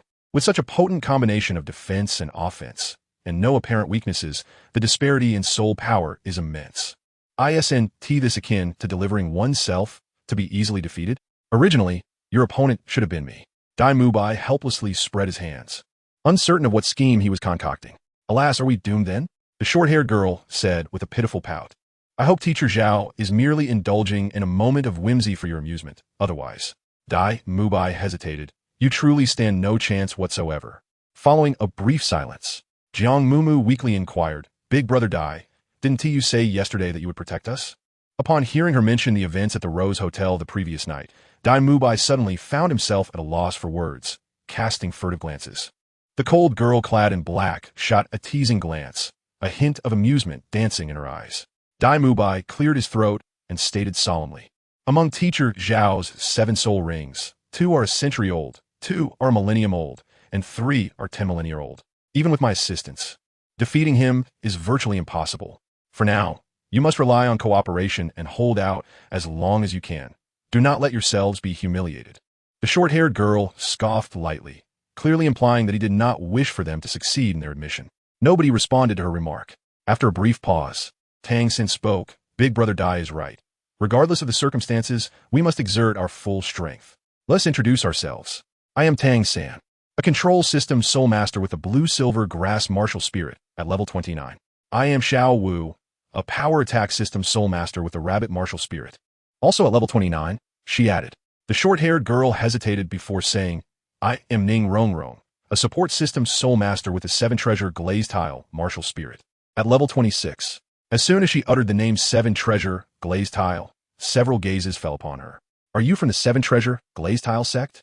Tang Xin asked, somewhat taken aback. He had heard from the master that the 7-treasure glazed tile martial spirit was passed down through direct descendants of the clan, renowned as the strongest support martial spirit on the continent, the finest companion for combat soul masters.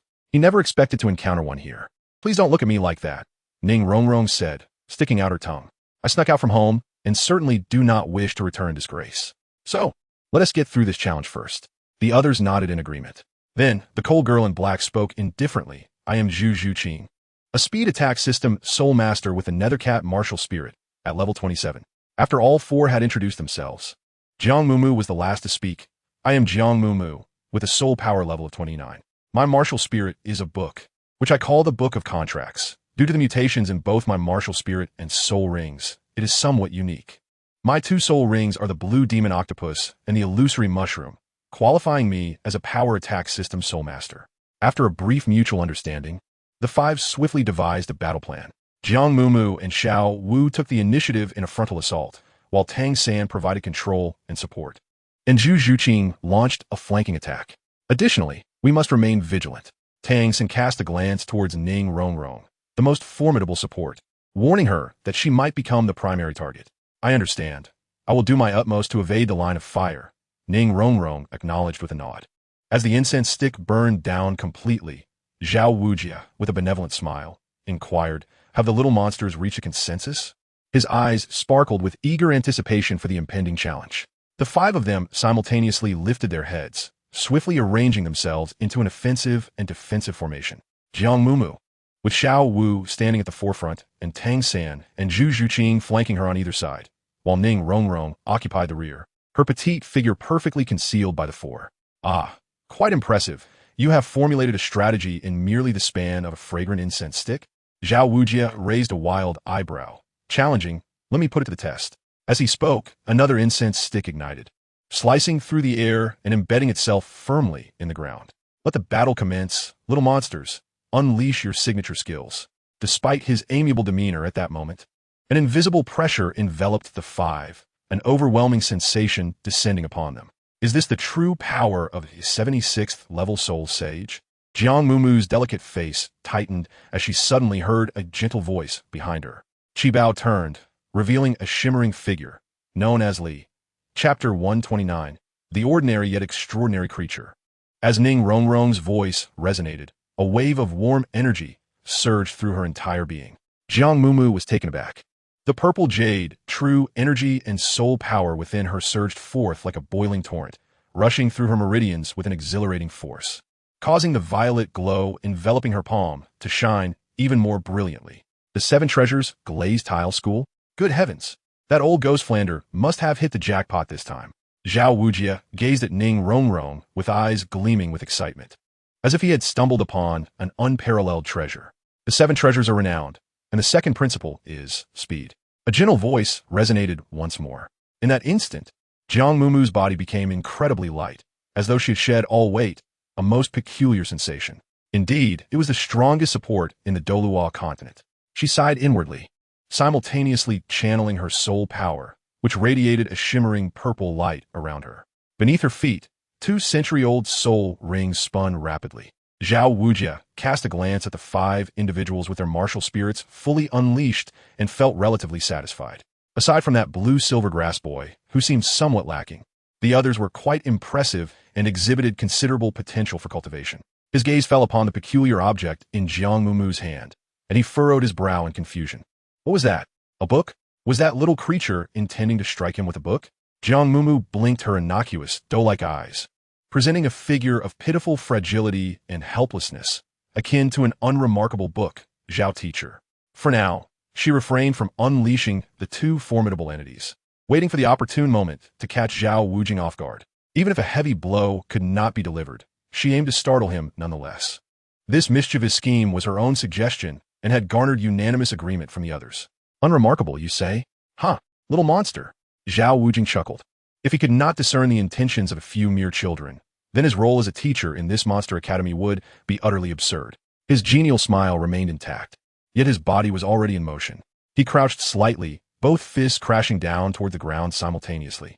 A surge of powerful force sent weeds and debris flying, suddenly rushing toward the five. Indeed, this initial strike, although not aimed at Ning Rongrong, was still intended to disrupt the auxiliary effects of the Seven Treasure glazed tile. Jiang Mumu felt the ground tremble violently beneath her feet and swiftly sprang up, deftly gliding past the shockwaves. Out of the corner of her eye, she caught sight of a dark blue serpent-like tendril lashing out, ensnaring Ning Rongrong's waist and pulling her to safety beyond the attack's reach. Did they think they could fell all five of us with a single blow? How presumptuous! Jiang Mumu murmured to herself, lightly landing with grace and steadiness. Then let us add a touch of flair for our esteemed teacher Zhao. Xiao Wu winked playfully. Do not underestimate them, Zhu Zhuqin cautioned, revealing her sharp claws with a cold tone. Young lady, one should refrain from speaking too coarsely. A vine as agile as a serpent swiftly coiled around Jiang Mumu's waist. But striking was permissible. The two shared a tacit understanding. There was no need for further words as Jiang Mumu surged forward at breakneck speed toward Zhao Wujia. Offense is the best form of defense. To avoid being passively struck, one must attack with full force, given the vast disparity in strength. Being suppressed by the opponent would swiftly lead to a loss of combat effectiveness. A frontal assault? This little creature is quite audacious. Noticing that his previous strike had yielded no results, Zhao Wujia inexplicably wore a smile. As Jiang Mumu charged forward, he did not flinch, instead leisurely placing his hands behind his back. Hee, Jiang Mumu grinned, then I shall not hold back. Chapter 130, A Feint with Several Moves. Jiang Mumu spoke with such words, yet her heart harbored different thoughts. Even if her strength were formidable, confronting Zhao Wujia head-on with merely her 29th level of soul power would be tantamount to courting disaster. Moreover, the opponent's robust and dark-hued muscles clearly indicated a prowess that could easily overpower her. Such an unwise endeavor was certainly not worth pursuing. Teacher Zhao, watch your chest, Jiang Mumu exclaimed, pivoting her body with urgency. Zhao Wujia raised an eyebrow, contemplating whether the young girl intended to feign an attack, though he found her tactic rather lacking. In the next instant, a resounding thud echoed as Jiang Mumu summoned her strength, executing a spinning kick that struck precisely at Zhao Wujia's chest. Zhao Wujia mused.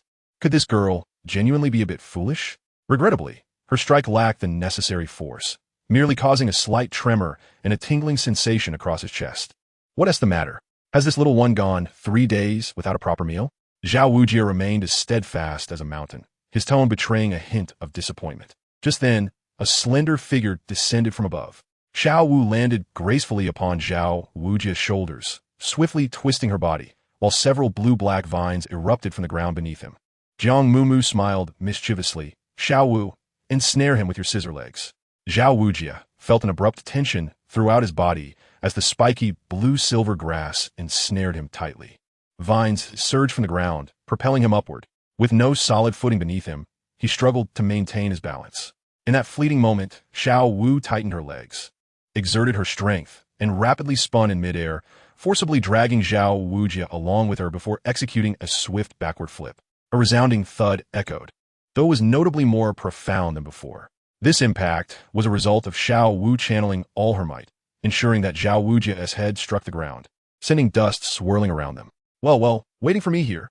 Zhao Wujie clenched his fists, effortlessly shattering the vines that clung to him, scattering them in all directions. Not quite. This time I shall strike at your lower regions. Seizing the opportunity as the blue-silver grass dispersed, Jiang Mumu launched another attack. Before her words could fully escape her lips, her foot connected forcefully with Zhao Wujie's abdomen. Zhao Wujie was taken aback. Just moments ago, he had mocked this girl for going 3 days without a proper meal. Yet in an instant, she unleashed a force that felt like 1,000 pounds. Without the aid of their martial spirits, that kick nearly expelled the secret fried rice he had indulged in the previous night. Indeed, he had merely feigned a few attacks. Little monsters, you possess some ability, but your strength remains insufficient. As Zhao Wujie rose, a subtle change flickered across his face, and his muscles suddenly swelled. In an instant, he seemed to grow taller, his form becoming as formidable as a wall of bronze and iron, towering and indestructible. 2 yellow, 2 purple, and 3 black soul rings, radiant and resplendent, rose simultaneously from beneath his feet. Jiang Mumu quickly retreated, gazing up at him. That kick had drained her entirely. Had it been an ordinary person, they would have been left gasping for breath, their insides dislocated, rolling their eyes in agony. Such formidable defensive power. He was truly a top-tier meat shield. Little girl, are you stunned? Zhao Wujie, having endured the kick, regarded her with a semblance of satisfaction in his eyes. Jiang Mumu stuck out her tongue. But that was hardly an act of recklessness. She was not so foolish as to believe that a mere display of cleverness could bring down a soul saint of level 76. However, the stratagem of feigning one action to execute another was no longer viable. What else could be done? Jiang Mumu appeared resigned, pouting slightly, when she caught a glimpse of Tang San's fingers subtly moving. Chapter 131. The diamond lowly the robust and resilient vines ensnared Zhao Wujie once more, causing his body, poised to exert force, to come to an abrupt halt. The technique of parasitism. Tang San's movements were extraordinarily elusive. In the blink of an eye, he appeared before Zhao Wujie and delivered a powerful punch. Accompanying him was Zhu Zhuqing. After manifesting her martial spirit, her left eye shimmered a deep emerald while her right sparkled a vivid azure, allowing her to stealthily materialize behind Zhao Wujie. With her sharp claws, one hand grasped his ear while the other seized his throat. As a sensitive attack-type soul master, her offensive power, though not overwhelmingly strong, was exceedingly keen, targeting vital points with precision. Show me what tricks you still possess, little monsters. Zhao Wujie's expression remained unchanged, and he did not rush to free himself from his bindings. A cold chuckle escaped Zhu Zhuqing's lips as 2 glimmers of chilling light flashed between her claws. Tang San's lips curled slightly. After delivering a punch to Zhao Wujie's chest, he pivoted his wrist, transforming his fist into an open palm, in which a faint blue light began to coalesce. The technique of controlling the crane and capturing the dragon. As Jiang Mumu watched the spectacle, she secretly summoned her soul power, waiting for the opportune moment to unleash a formidable strike against Teacher Zhao. With what appeared to be a feeble palm thrust, a flicker of surprise crossed Zhao Wujie's eyes. Just as his imposing form began to lurch forward uncontrollably, Tang San delivered a swift kick to his toe, leveraging the force to propel himself upward.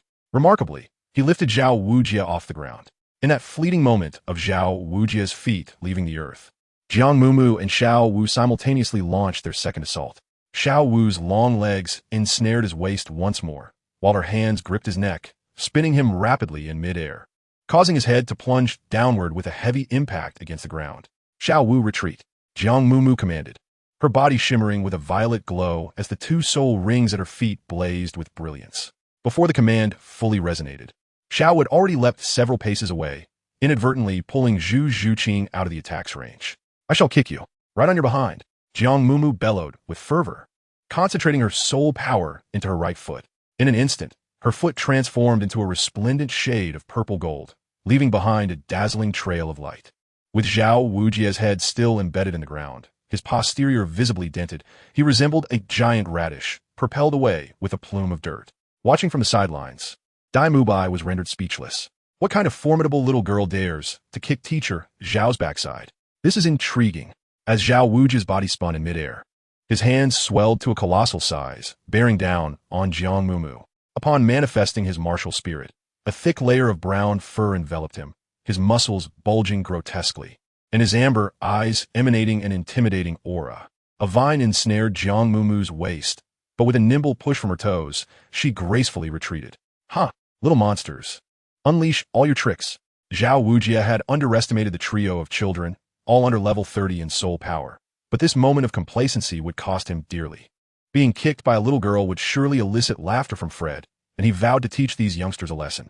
However, at that moment, a massive shadow loomed above him. Zhao Wujia instinctively turned, his pupils constricting in alarm. What on earth is that?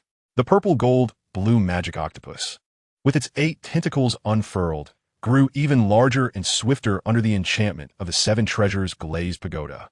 With a thunderous crash, Zhao Wujia was slammed to the ground by the creature, its 8 tentacles coiling around him as a gaping, tooth-filled maw opened wide. What in the world is this? Zhao Wujia barely had time to comprehend the scene before darkness enveloped him, his face smeared with a foul, viscous liquid. An unsettling cackling echoed in the air. This thing dares to gnaw my head.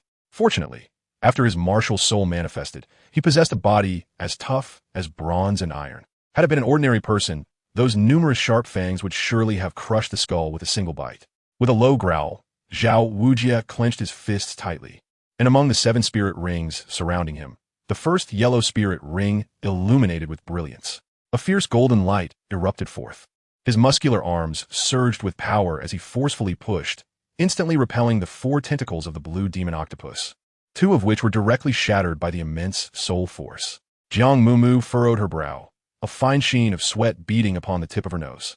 The disparity in spiritual power was immense. Evasion was the wisest strategy, for engaging in close combat would result in utter subjugation. Jiang Mumu was acutely aware of this fact. Back during their time at the Nodding College of Soul Masters, she, Tang San, and Xiao Wu had once employed this very tactic to triumph over a teacher with a soul power of 40. However, just as Jiang Mumu was about to summon the blue demon octopus, Zhao Wuji's 2nd century-old soul ring illuminated. A faint golden light coalesced in his palms, and with a sudden force, he unleashed it, causing the blue demon octopus to retreat swiftly, yet it was still within the range of attack. It emitted a spray of viscous fluid, and its massive body instantly contorted grotesquely. Jiang Mumu's face turned pale, and she had to bend one leg to steady herself. Meanwhile, Zhao Wuji's was not in a much better predicament. Although his tough skin had not suffered significant damage, the goo covering his face and head rendered him both disheveled and repulsive. Unfortunately, the neurotoxin from the blue demon octopus's suckers failed to penetrate his thick fur and reach his skin. Seizing the moment while Zhao Wuji's was distracted, Zhu Zhuqing silently accelerated, her figure as nimble and agile as a shadowy cat. Her green and gold eyes suddenly narrowed. In an instant, claw shadows flickered, and she unleashed a flurry of strikes, targeting the same spot with over 100 blows in the blink of an eye. This fierce girl, who spoke little, raked her sharp claws across Zhao Wuji's back, producing sparks and a sound reminiscent of metal clashing. Zhao Wuji's let out a scoff, his back muscles tensed suddenly, and soul power erupted around him, radiating outward like a tangible wave of golden light. Zhu Zhuqing was immediately repelled, letting out a muffled grunt as she was thrown into the air. Dai Mubai appeared with astonishing speed, catching the delicate girl in his arms, only to find that she had already fainted, her arms dislocated from a force. Ning Rongrong was also affected by the surge. As a support-type soul master, her defensive capabilities were virtually non-existent, and the power unleashed by Zhao Wuji's, empowered by his martial soul, was sufficient to encompass all 5 of them. Ning Rongrong gritted her teeth, forcing herself to continue her support. However, even so, with her current level of soul power, she could not sustain it for long. Jiang Mumu cast a glance at the incense stick, which was now burning halfway. Tang San. Xiao Wu gestured from behind. Tang San's expression remained unchanged. Yet the moment she leapt forward, countless strands of blue-silver grass surged forth, entwining Zhao Wujia from various directions. Here comes that trick again. Zhao Wujia raised his hand to swat away the approaching Xiao Wu, wondering if the little monsters had exhausted their tricks. Well then, let the teacher teach you a lesson. Thank you. Xiao Wu grinned, and although her body had not yet reached him, she suddenly altered her trajectory, propelled by the blue-silver grass, and swept past him from the side. Zhao Wujia struck at empty air with one hand and swiftly turned to deliver a blow to his side, only to hear a dull thud as something heavy came crashing down upon him. Chapter 133. Spore Assault. This blow lacked the force of Jiang Mumu's previous kick, leaving Zhao Wujia unscathed. After delivering a punch, he finally discerned what had attacked him. It was a large mushroom. In terms of combat prowess, the illusion mushroom was utterly pitiful, and facing a powerhouse like Zhao Wujia, it was swiftly subdued, shrinking in size. Return. Jiang Mumu clapped her hands, and with a flash of purple light, the illusion mushroom vanished, its spirit ring returning beneath her feet, albeit dimmed considerably. Is this all you can do? Zhao Wujia wiped the goo from his face as he stepped forward. A tremendous sense of pressure loomed closer with each step, causing the ground to tremble. 5 of you working together couldn't last even as long as a single incense stick, TSK. Zhao Wujia shook his head in disappointment. You're truly the weakest group of candidates I have ever encountered. Is that so? Jiang Mumu's complexion paled, and her breath grew unsteady. Yet the corners of her eyes still carried a hint of a smile. Has teacher Zhao often been kicked by students before? Zhao Wujia. Then allow me to serve you another extravagant feast. Jiang Mumu snapped her fingers and swiftly retreated, sending forth a multitude of mushroom-sized spores that emerged from Zhao Wujia's thick brown fur, rapidly enveloping his upper body. This girl. Zhao Wujia's eyes narrowed suddenly, sensing impending danger, and he immediately held his breath. These little brats may lack strength, but their tricks are endless. It's already too late. The girl's voice rang out from a distance. Zhao Wujia's vision was obscured by the dense cluster of mushrooms, and he suddenly felt the ground beneath him shift, making him wobble unsteadily. An illusion. He shook his head vigorously. The girl's crisp laughter echoed from all directions, now near, now far. What a troublesome girl. As Zhao Wujia's sturdy legs sank, he steadied himself. At the same time, the third purple spirit ring around him suddenly radiated light. It won TB, so easy to stall for time. Third soul skill, gravity enhancement. An overwhelmingly formidable force erupted, reducing the entire body of mushrooms to mere dust. Subsequently, that force, seemingly tangible, surged into the very ground beneath. Jiang Mumu felt a tightness in her chest, as if her internal organs were twisted, accompanied by a dull ache. Her feet seemed to be ensnared in a quagmire, moving sluggishly under an invisible weight. Useless, teacher Zhao. A bead of sweat slipped from the tips of Jiang Mumu's eyelashes. She managed a strained smile, her palm slowly rising, unleashing the spore attack. Tang San's heart jolted. A vine of blue-silver grass shot forth. Mumu, no. The martial soul and soul master are one. And similarly, Jiang Mumu's soul rings and soul power, once fused, became an extension of her being. The blue demon octopus and the illusion mushroom were both struck hard, resulting in a significant drain on her soul power and mental strength. Particularly under such a level of suppression, this strike was undoubtedly a desperate final effort. Her delicate form was lifted by the blue-silver grass, twirling like a leaf in the air, drifting towards Tang San. Jiang Mumu smiled faintly, gesturing for him to take advantage of the moment. The mushroom, shattered by Zhao Wujia's third soul ring, suddenly transformed into a wisp of pale purple mist, enveloping his robust form entirely. Yet, upon closer inspection, the mist was composed of exceedingly fine particles. These hallucinogenic spores infiltrated every crevice, capable of adhering to skin and hair, inducing illusions through respiration. Not fatal, but troublesome. Chapter 134. Passive skill, Rampage. Little girl, do you think a few mushrooms can ensnare me? Absurd. Zhao Wujia's pace faltered momentarily. In the next instant, a golden light erupted from the purple mist. Jiang Mumu, still suspended in the air, turned ashen, a trickle of blood seeping from the corners of her tightly pressed lips. Mumu! Tang San and Xiao Wu shouted in unison. The blue-silver grass gently cradled Jiang Mumu into Tang San's embrace, Her chest heaved violently, her shoulders trembling slightly. Her pale face and blood-stained lips a harrowing sight. Mumu. Tang San's eyes glimmered with a hint of red. She will be fine. It's merely excessive soul power depletion. A few days of rest will suffice. Zhao Wujie shook his head vigorously, a flash of light igniting in his golden eyes. It's nothing. Tang San carefully set the young girl aside and gradually rose to his feet. Now, Teacher Zhao, please continue. Tang San. Jiang Mumu clutched at the hem of his garment, urging him to be cautious. Tang San placed his palm atop her head, fingers gently ruffling her hair. All right, lad. As long as you can endure until this incense burns out, I will consider all 5 of you to have passed. Zhao Wujie slightly furrowed his thick brows. The same soul technique, when wielded with varying levels of soul power, yields different effects. Consequently, the spores released by the hallucinogenic mushroom posed little threat to him. However, those troublesome entities clinging to him still necessitated a portion of his mental energy to counteract. Had that girl possessed a soul power level comparable to his own, he would have undoubtedly succumbed by now. Reflecting on this, Zhao Wujie found himself increasingly intrigued by these diminutive monsters. A third of the incense stick remained. While Ning Rongrong was already fatigued, her delicate, fair face contorted in distress. Assisting several individuals with higher soul power levels than her own was no easy feat. What about you, little girl from the 7 Treasure Glazed Tile School? Do you concede? Zhao Wujie inquired. Never. The 7 Treasure Glazed Tile School never abandons its comrades. Ning Rongrong declared defiantly, her petite stature and fair skin giving her the appearance of a fragile princess, yet her spirit was proud and stubborn. Well then, Zhao Wujie laughed heartily, activating his first soul skill, the immovable king body. Be careful, Teacher Zhao. Tang San raised his head, his dark eyes fixed intently on Zhao Wujie, a glimmer of purple light flickering within his pupils. This is bad, this is bad. Tang San was losing control.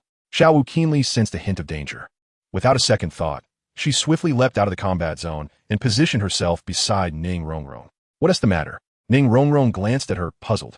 Tang San is about to unleash a powerful move. I'm worried about collateral damage. Xiao Wu replied. You should conserve your strength. Just assist him alone.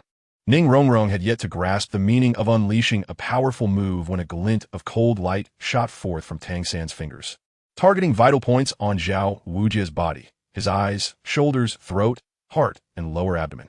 Remarkably, no 2 attack points were the same. What is this? Ning Rongrong's eyes widened in astonishment. Hidden weapons, Xiao Wu remarked with an expression of intrigue. He is being quite cunning. Why does he seem like a different person? Ning Rongrong sensed a shift in his aura. When Mumu is injured, it triggers his passive skill. Entering a berserk state, Xiao Wu said, rubbing her hands together in anticipation. Ning Rongrong wore a perplexed expression, clearly not understanding.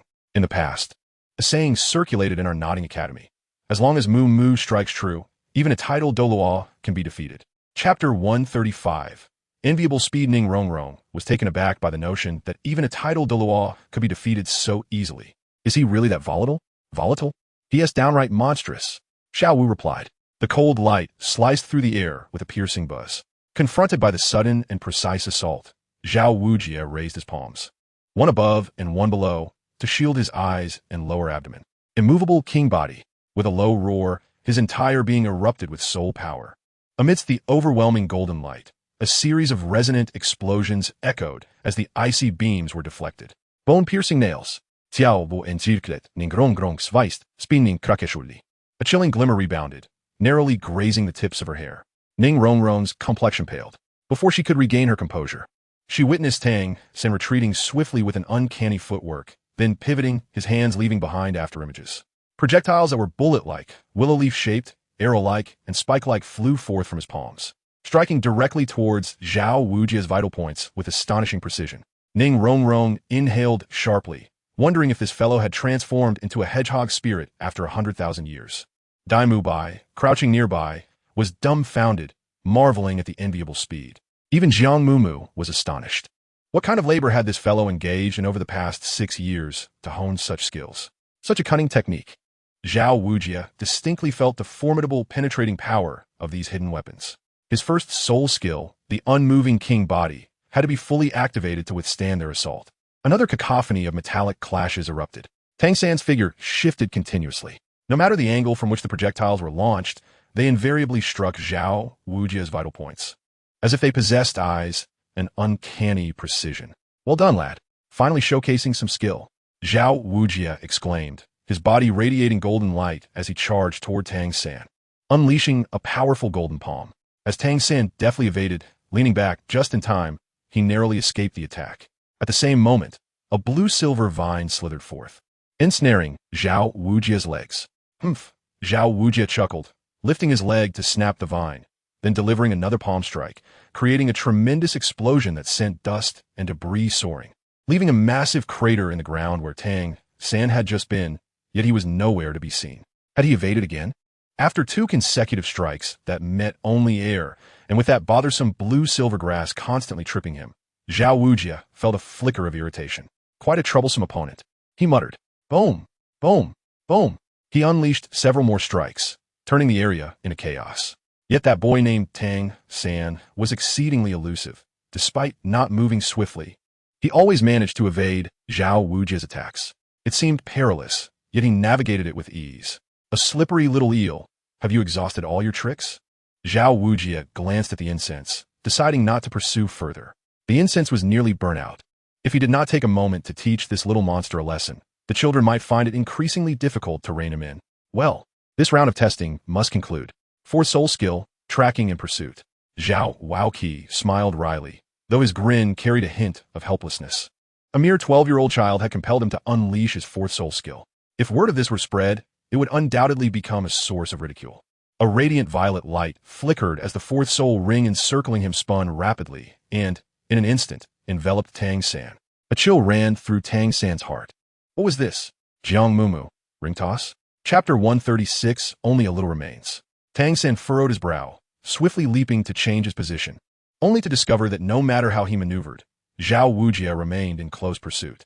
It appeared as though he was ensnared by Zhao's 4th soul ring. "Little one, concede," Zhao Wujie declared as he exerted his powerful legs, propelling his robust form off the ground and lunging directly at Tang San. At that moment, Tang San abruptly halted, turning to raise his head. His dark, penetrating gaze remained exceptionally composed, and faintly, a hint of a smile flickered across his tightly pressed lips. Parasitic. Countless blue-silver grass vines surged forth from Zhao Wujie's body, ensnaring him in an instant. Simultaneously, the sharp twang of crossbow strings resounded once more. 6 crossbow bolts propelled by a fierce wind shot forth from Tang San's sleeves, aimed directly at Zhao Wujie's face. Initially believing he had exhausted his trinkets, Zhao Wujie was taken aback by this sudden onslaught at such close range. Instantly, he summoned his immovable king body, and with a resounding thud, not only did he break free from the blue-silver vines, but he also deflected the 6 crossbow bolts. Yet, he had underestimated the situation. The impact of the bolts was significantly more forceful than the previous icy beams, coupled with the proximity of the shot. A gash was carved into the side of Zhao Wujie's face, causing a sharp sting and a numbing ache. Poisonous, he thought in horror. The spores released by the illusionary mushroom still clung to him, incessantly disrupting his mental fortitude. Another assault. Those little rascals, Zhao Wujie muttered in irritation.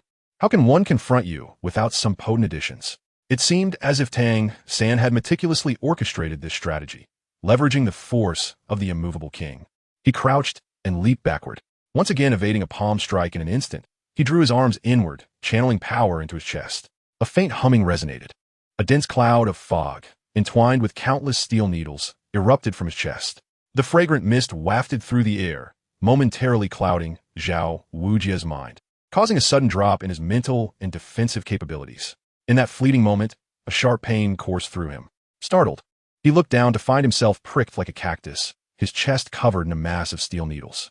While not fatal, the pain was excruciating. To make matters worse, as he opened his mouth, his tongue became numb. Goodness, more of this venomous stuff. With gritted teeth, Zhao Wujie forcibly expelled the needles from his body, wondering just how many of these wretched things Tang San had deployed. Not many, Tang San replied, advancing rather than retreating. Seizing the moment Zhao Wujie was at his most vulnerable, he flicked his fingers with precision. Only a little remains. 10 beams of golden light, as slender as cow hairs, silently penetrated Zhao Wujie's body. In the next moment, an excruciating pain, akin to flesh being gouged and bones scraped, surged from every part of his being.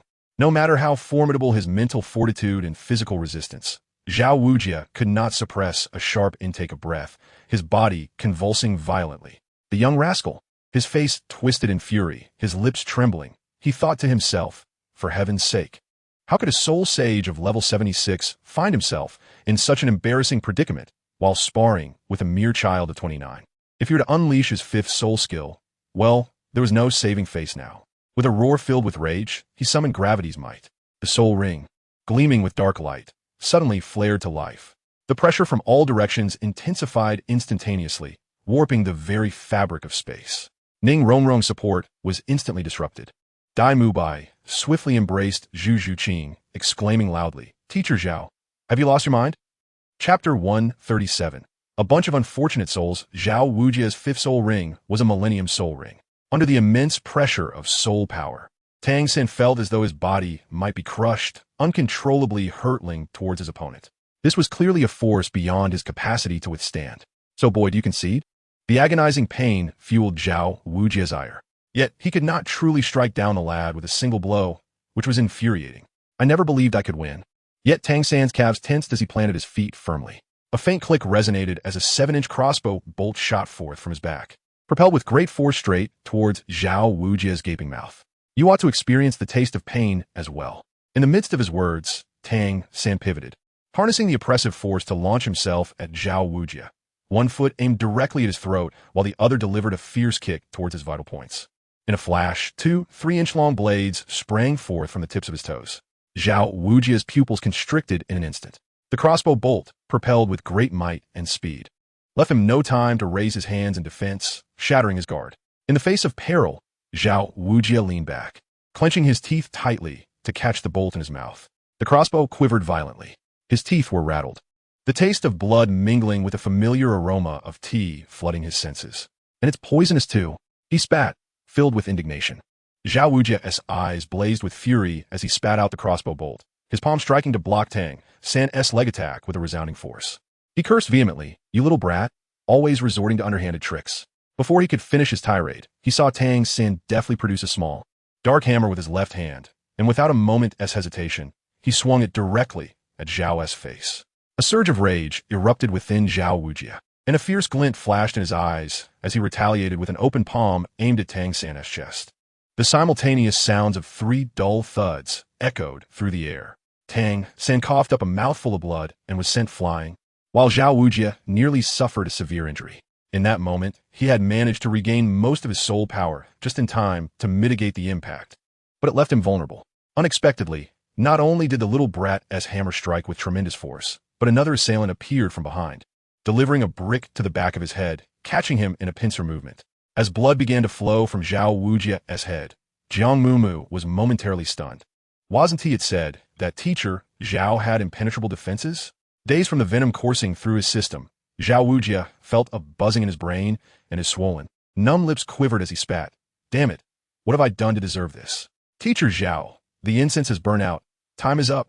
Dai Mubai finally breathed a sigh of relief. Just moments ago, he feared they might witness a fatality. "Teacher Zhao, have we passed this round of the test?" Tang Xin wiped the blood from the corner of his mouth, his complexion pale, yet resolute as he stood before him. Zhao Wujia huffed angrily. "You little brat. You really hit hard. You're not seriously injured, just some superficial wounds. A couple of days of rest will suffice," Tang Xin replied, managing a faint smile despite his pale lips. Zhao Wujia was taken aback, finding the words oddly familiar. Turning to see the girl who had kicked him, his thick brows furrowed in realization. This little brat had returned his words from when he had consoled her after her injury. Huh, truly a vengeful little creature. Chapter 138. Something's not right, Teacher Zhao. Jiang Mumu quickly threw down the brick. "I didn't mean to. I thought you were going to..." Before she could finish, 2 streams of blood began to flow from Zhao Wujia's nostrils. Upon seeing his lips swollen and discolored, Jiang Mumu couldn't hold back a laugh, which turned into an uncontrollable fit of giggles. "I'm so sorry, Teacher Zhao. No, it's not that I wanted to laugh. I just couldn't help it. A bunch of little rascals," Zhao Wujia exclaimed, wiping the blood from his nose, his tongue swelling as he threatened. "Just wait until I figure out how to deal with you all." His aged visage has suffered a significant blow today. The illustrious, unmoving king, who has weathered countless storms, has unexpectedly capsized in a gutter, suffering a profound loss at the hands of a group of rascally youths. "Teacher Zhao, would you care for a piece of my grand sausage?" Oscar, having appeared from nowhere, waggled his brows, offering 5 copper coins for one. both sausages and cured meats. I shall have one of each. Zhao Wujie declared grandly. The payment can be deferred. Oscar urged, hurry up. In mere moments, Zhao Wujie's face had swollen into a grotesque visage, his tongue stiffening to the point of near muteness. I want one too, I want one too. Jiang Mumu gestured eagerly. I demand 5. Here, take my money. Before Tang San could decline, Oscar bellowed with a booming voice, I possess a grand sausage. In a flash, several thick, substantial sausages materialized in his grasp. The unprepared Xiao Wu was momentarily petrified, her expression shifting into an increasingly peculiar one, ultimately glaring at Tang San with indignation. Ning Rongrong furrowed her delicate brows, perplexed. What strange items are these? Aren't you all going to eat? Just as Jiang Mumu received her sausage, she noticed the others retreating with faces marked by disdain. I'm fine. I want to eat. Ning Rongrong decisively rejected the offer. I truly cannot eat anything right now. Tang San clutched his chest, his complexion paler than before. Lecherous old man. Xiao Wu cast a disdainful glance at Oscar, her expression akin to that of a girl repulsed by a brazen rogue. Jiang Mumu sensed that something was amiss. Just as she contemplated voicing her confusion, Tang San called out to the departing Zhao Wujie. Teacher Zhao, wait a moment. You have already been accepted. Is there anything else? Zhao Wujie grumbled gruffly. Despite not showing them much warmth due to pride, he secretly held a fondness for these youngsters. Their first team formation had swiftly established tactics, seamless cooperation, and formidable fighting spirit. Given time, they would undoubtedly evolve into an exceptional team. Teacher Zhao, Tang San indicated his own body. I still have 10 dragon whisker needles. If we do not retrieve them now, in the future, we shall have to resort to flesh removal. Zhao Wujie's lips twitched, and any fondness he harbored for this peculiar youth vanished in an instant. It's not too deep. Just bear with it a little, Tang San replied, his wrist twisting as his right hand transformed into a lustrous jade hue. His fingers deftly tapped several times at Zhao Wujie's injury, and with a gathering of his palm, a slender golden needle emerged from beneath the skin. Tang San grasped its fine tip and pulled sharply. Zhao Wujie's mouth twitched once more, gritting his teeth in exclamation. You little rascal, your methods are truly ruthless. Chapter 139, Awaken Little Fatty. After a brief respite, darkness gradually enveloped the sky. The group, utterly fatigued, arrived at their designated dormitory, where they quickly freshened up and consumed a modest meal before retiring early for the night. At the break of dawn the following day, Jiang Mumu was abruptly roused from a dream steeped in hunger. It was a dream of indulging in the sumptuous steamed buns prepared by her mother. She bit and bit, yet could never reach the filling within. Jiang Mumu, in a fit of urgency, inadvertently bit the tip of her own tongue. The sudden sound startled Xiao Wu, causing her to jump up in alarm. Upon closer inspection, she found Jiang Mumu sprawled face down at the edge of the bed, her legs twitching. Mumu! Xiao Wu exclaimed in distress. I'm fine, really. Jiang Mumu struggled to lift her head, tears brimming in her eyes. It's just that I'm a bit hungry. Xiao Wu replied. Well, that hardly justifies gnawing on the bed leg.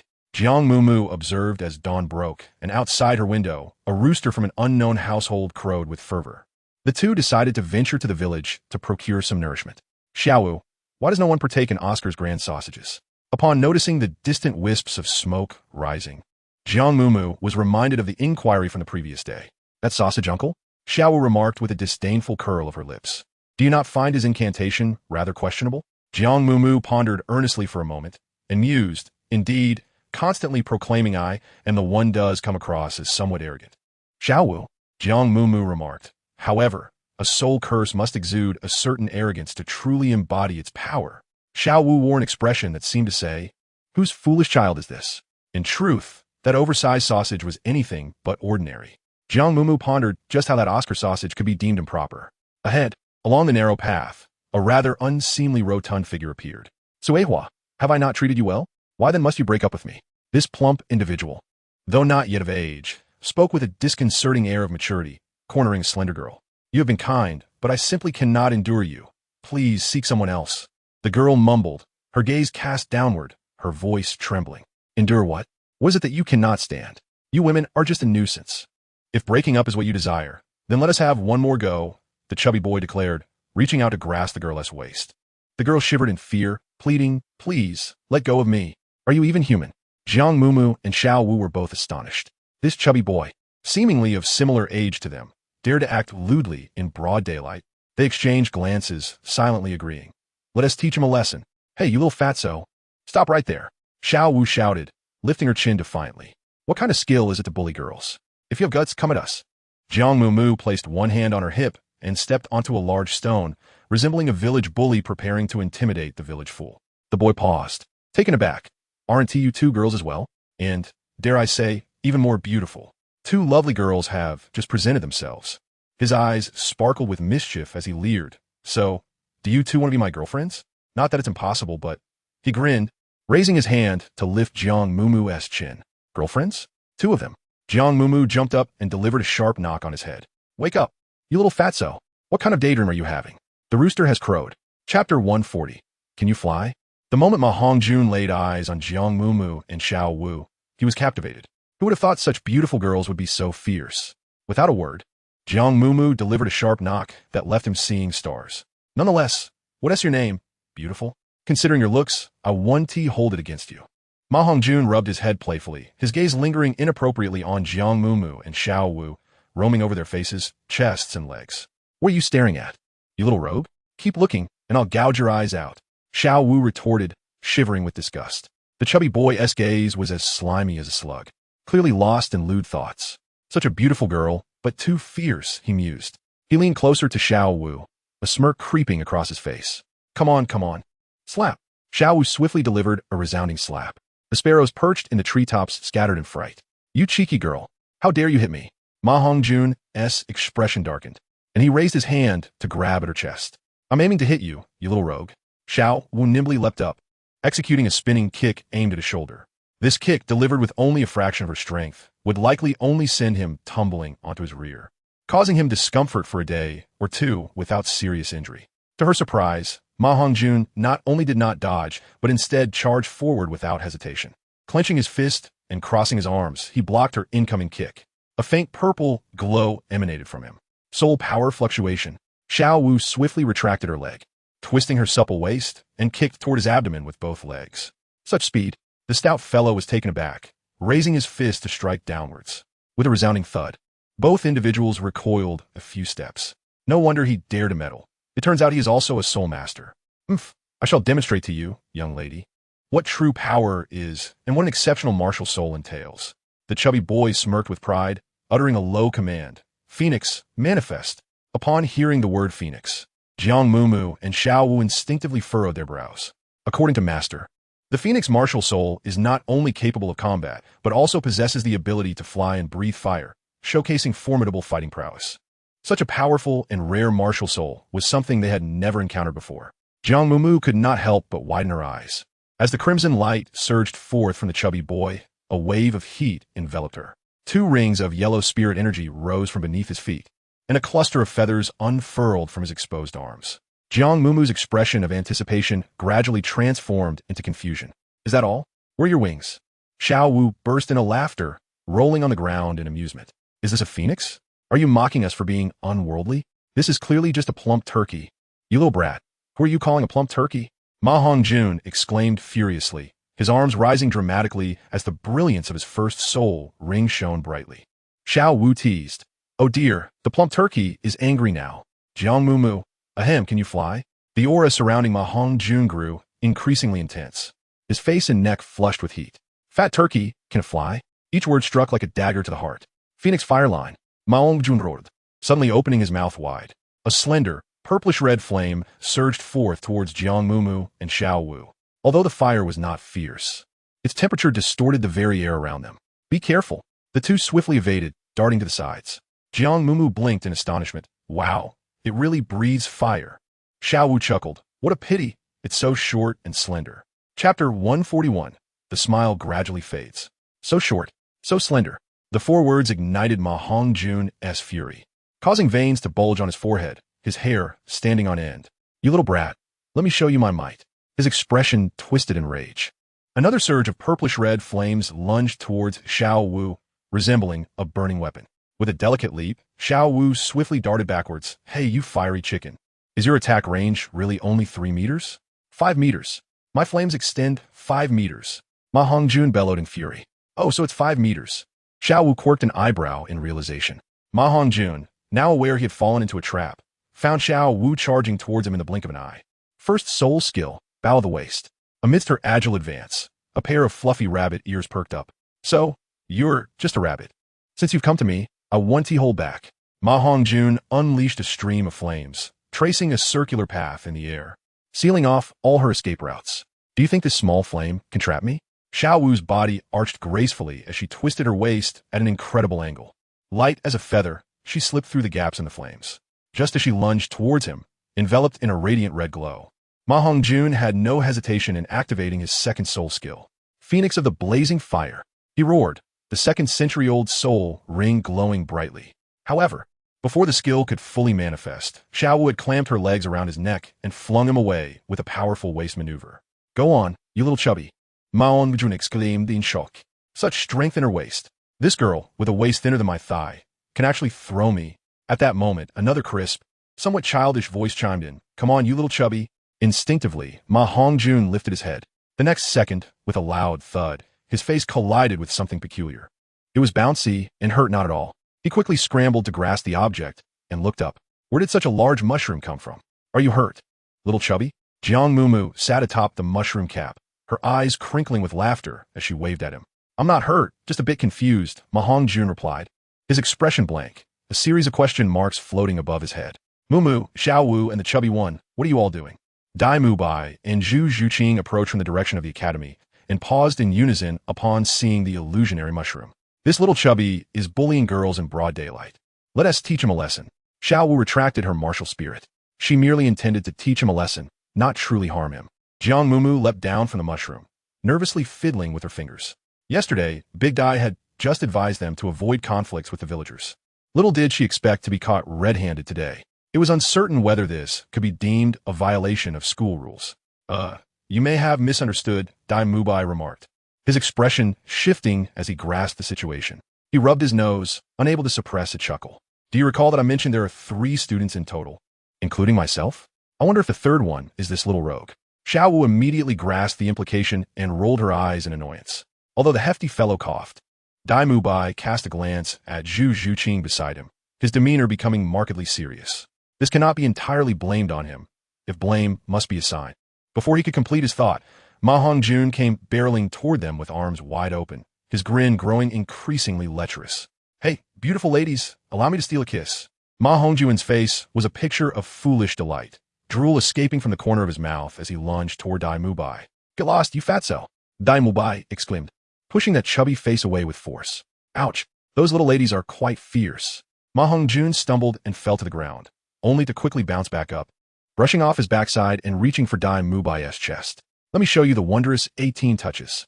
Dai Mubai, his patience wearing thin, raised his leg to kick him away. What on earth had this fellow seen? Jiang Mumu pressed her lips together, stifling a laugh. The poison of the illusionary mushroom varies from person to person, typically manifesting in 3 scenarios: encountering one's greatest desires, confronting one's deepest fears, or reliving the most profound memories of people and events. As for him, Jiang Mumu glanced at the side, where Ma Hongjun, with hands resembling claws, was incessantly grasping at the air while chuckling in a peculiar manner. Perhaps he has mistaken you for a stunning beauty with long legs and golden hair. Xiao Wu, beside him, giggled at the thought of Dai Lauda dressed in women's attire, her laughter ringing like the crowing of a rooster. Fatty, fatty, Dai Mubai said with a stern expression, one hand pressed against Ma Hongjun's forehead, delivering 2 sharp slaps. Ma Hongjun, reveling in the encounter, remarked, you little lady, I never would have guessed you had a penchant for roughness and excitement. Dai Mubai retorted, it's futile. This poison won't harm you. In less than half an hour, it will dissolve on its own, Jiang Mumu interjected. Xiao Wu, clutching her belly, exclaimed, oh, let him be. He seems to be enjoying himself. Zhu Zhuqing, typically icy, lowered her head and let out a soft chuckle. Hey, there's another one. Ma Hongjun exclaimed, turning his gaze towards the source of the voice, his eyes widening in excitement. Those 2 orbs seemed ready to affix themselves to Zhu Zhuqing's bosom. Gulping audibly, the chubby boy swallowed hard, thinking this one is good. That fatso will settle the score with you later, Dai Mubai said, shifting to shield Zhu Zhuqing behind him. You little lady, step aside, don't block my way. Ma Hongjun, resembling a artless rogue, forcefully pushed Dai Mubai aside. After being kicked away once more, he shamelessly adjusted his waistband, leering and loudly proclaiming, let me show you my treasure. The crowd gasped. Ma Yun? Dai Mubai's expression hardened, and with a swift motion, he delivered a merciless chop. With a thud, Ma Hongjun's legs gave way, his eyes rolling back as he collapsed in a heap. A lustrous round bead fell from his waist, rolling to a stop at Dai Mubai's feet. Dai Mubai's brows twitched slightly. Jiang Mumu. Have we misunderstood him? Xiao Wu. That little rascal deserves it. Cough. Dai Mubai dragged the person from the ground. Let us head to the cafeteria first. Shrek Academy is situated in a village, and the cafeteria consists merely of a few humble cottages. A handful of villagers are responsible for preparing the daily meals, serving simple yet wholesome fare. Does the academy not intervene when this scoundrel bullies the village girls? After sitting down, Xiao Wu cast another glance at the disheveled Ma Hongjun, who was sprawled on the side. In truth, it cannot be deemed bullying. She is merely his sixth girlfriend. Dai Mubai chuckled helplessly. Jiang Mumu was astonished. The sixth one? He must only be around 12 or 13 years old. Indeed, he is a youth from a bustling metropolis. Tang San is also 12, yet he has not even had a girlfriend. Chapter 143, The Scoundrel Dai Mubai. With so many girlfriends, how can he claim not to be a little rogue? Xiao Wu huffed. It truly seems unfair to the chubby fellow. In fact, he was quite kind to those girls. Dai Mubai paused momentarily, feeling a twinge of sympathy. But in the end, it was they who cast him aside. Jiang Mumu recalled the pearl that had just fallen from Ma Hongjun. It was undoubtedly intended to charm a young lady. Regrettably, before it could be gifted, it had already been discarded. If he had shown such kindness, why was he perpetually rejected? Xiao Wu propped her chin in curiosity, unable to resist indulging in gossip. The reason was that the young ladies could hardly tolerate Dai Mubai's furtive glances towards Zhu Zhuqing, who appeared to be on the verge of speaking, yet remained silent. Zhu Zhuqing, however, maintained her aloof demeanor, her gaze cast downwards as she slowly savored her food, seemingly oblivious to their conversation. What does unable to endure imply? The girl from the village seemed to have expressed similar sentiments, claiming he was rather bothersome. Jiang Mumu inquired. Dai Mubai tapped his fingers lightly on the table, hinting that it was connected to the peculiarities of the fatty's mutated martial soul. Jiang Mumu remarked, he possesses a mutated martial spirit, which explains the peculiar nature of that phoenix. In their village, all martial spirits are mere chickens, yet he possesses the ability of flames. Moreover, the dean mentioned that if he encounters a suitable soul ring, the chubby one's martial spirit might genuinely evolve into a phoenix. However, this mutation has also had certain repercussions on his physique, leading to a heightened demand in matters of intimacy. As Dai Mubai spoke, he noticed the three girls opposite him gazing intently, their eyes wide with curiosity and astonishment. What was this odd thirst for knowledge? He awkwardly scratched his nose and took a sip of water. Could he not exhibit some restraint? Xiao Wu was taken aback. Is there truly such a lecherous martial spirit? It cannot be that simple. Dai Mubai chuckled helplessly. After all, the nickname Chubby Evil Fire Chicken was earned for a reason. What if he was rejected again? How would he train thereafter? Jiang Mumu gestured towards Ma Hongjun, suggesting, perhaps we should consult the dean to see if he has any solutions. Dai Mubai's gaze shifted back to Zhu Zhuqing, who coldly averted her eyes, stating, I am full. With that, she rose and made her way outside. I too have had my fill. When you hear the bell, head to the playground. There should be classes scheduled today. And remember to take the chubby one with you. Dai Mubai instructed hurriedly as he followed closely behind Zhu Zhuqing. Jiang Mumu bit down on her chopsticks and asked, does Boss Dai have a fondness for Zhuqing? Xiao Wu, with her mouth full of carrots, replied, isn't already quite obvious? Jiang Mumu, but just a couple of days ago, he was fond of the twins, wasn't he? Xiao Wu, TSK, what a scoundrel. Who is a scoundrel? What you two discussing? A gentle voice floated in from behind. The two, caught off guard while speaking ill, turned around to see Ning Rongrong approaching with a radiant smile, taking a seat opposite them. Jiang Mumu playfully stuck out her tongue. Did you hear that? Are you talking about Dai Mubai? Ning Rongrong lowered her voice, her eyes twinkling. Among girls, gossip often requires just a glance to convey understanding. Xiao Wu leaned forward, indeed. They are speaking of him, that notorious playboy. Zhuqing lives with you, right? Should we give her a little heads up? Chapter 144. I will expose him as the sound of bells chimed outside. The three girls had just finished their breakfast. It was the call from the playground. Time to gather, let us hurry. Jiang Mumu wiped her mouth and casually packed another pie into her embrace. Don't forget this plump turkey. Xiao Wu nudged the stout boy's calf with her toe. Despite her disdain, he would be one of the few classmates remaining with them. Oh, nearly forgot. Jiang Mumu turned back after taking a few steps, grabbing the boy by the waist and lifting him up. Let us go. Ning Rongrong, who was ready to assist, noted. This hefty fellow is Ma Hongjun, a lecherous little rogue. Keep your distance from him in the future. Xiao Vuadviset Ning Rongrong, a support-type spirit master. She appeared gentle and petite. She looked soft and easy to bully. If that fatso dares to bother you, Tell me and Mumu will help you flatten him. Xiao Wu, accustomed to being the big sister, confidently patted her chest. Hee, if this guy dares to act lewd towards me, I'll kick him in a midsection. Ning Rong teased, her tongue poking out with a grin, revealing two adorable dimples. Xiao Wu, Mumu, such a delicate and quiet girl, yet her words are so fierce. As the trio brought Ma Hongjun to the playground, Tang San and another tall, handsome youth were already standing at the center. Hey, didn't Big Brother Dai say that aside from us, there are only 3 students? Who is that? Jiang Mumu pointed with her chin towards the figure in the distance. I don't know, but at least he looks more normal than the other 3, Xiao Wu remarked.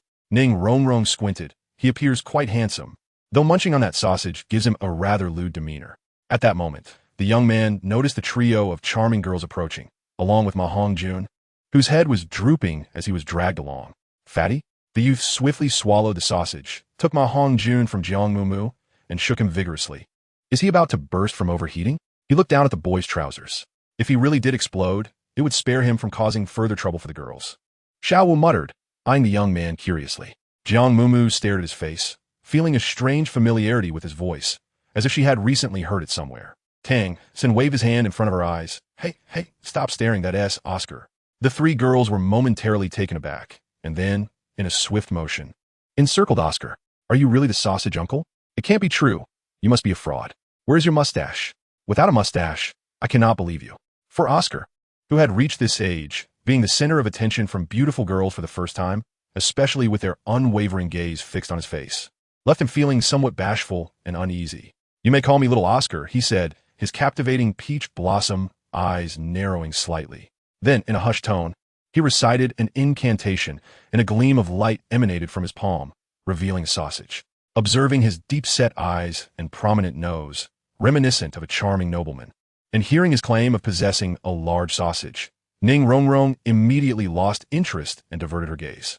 I think it would be better if you had a mustache, Xiao Wu remarked, giving his shoulder a light pat, adding earnestly, that way, the sleaziness would feel more natural. Suddenly, Jiang Mumu had a moment of clarity, exclaiming, I think I understand now. Chapter 145, I understand. Jiang Mumu initially harbored no impure thoughts. However, when Xiao Wu remarked that Oscar's sausage was rather inappropriate, and subsequently encountered Ma Hongjun, her mind instinctively drifted towards Ma Hongjun upon hearing the phrase about the big sausage once more. At that moment, a sudden realization struck Jiang Mumu, akin to enlightenment. What have you comprehended now? Tang San, observing her peculiar expression, immediately discerned that this girl likely had not pondered anything virtuous. Indeed, Jiang Mumu stealthily leaned close to his ear, a mischievous grin gracing her lips as she partially covered her mouth with her hand. Do you understand why none of you are partaking in Oscar's sausages? Tang San furrowed his brow. The sausage refers to that, correct? Jiang Mumu took great pride in her self-taught insight, with one eyebrow arched. Her cunning little eyes roamed down Tang San's face. Jiang Mumu, you have truly grown clever. Tang San licked his back molars, gently pressing a hand against the back of her head. Where did you acquire such knowledge? Is there any need to learn? It is simply an innate talent, an instinctive understanding, she replied with a chuckle. An innate talent? An instinctive understanding? Tang San's arm tightened as he turned her head halfway around. Jiang Mumu, are you aiming for the heavens? I merely ask, is it customary to stare at someone in such a manner? Tang San bent his elbow to encircle her neck, gritting his teeth as he leaned down to whisper in her ear. Jiang Mumu scratched her itchy earlobe, justifying herself. I haven't looked at anyone else. Tang San replied. Do you wish to gaze upon others? Jiang Mumu, no, that's not true. Don't speak nonsense. What happened to those 2? Ningrong inquired. It's just the usual sibling rivalry. A beating signifies affection, and harsh words are merely expressions of love. There's no need to pay it any mind, Xiao Wu remarked, accustomed to the scene. Oscar, self-sufficient as ever, munched on a sausage while gazing enviously at Dai Aota, the hefty fellow, and Tang San, all of whom had girlfriends, leaving him in solitude. Xiao Wu shot him a sideways glance. Don't be disheartened, the hefty one just got dumped. Sighing, Xiao Ao replied, well, at least he had a chance. Just as he finished speaking, Dai Mubai and Zhu Zhuqing approached.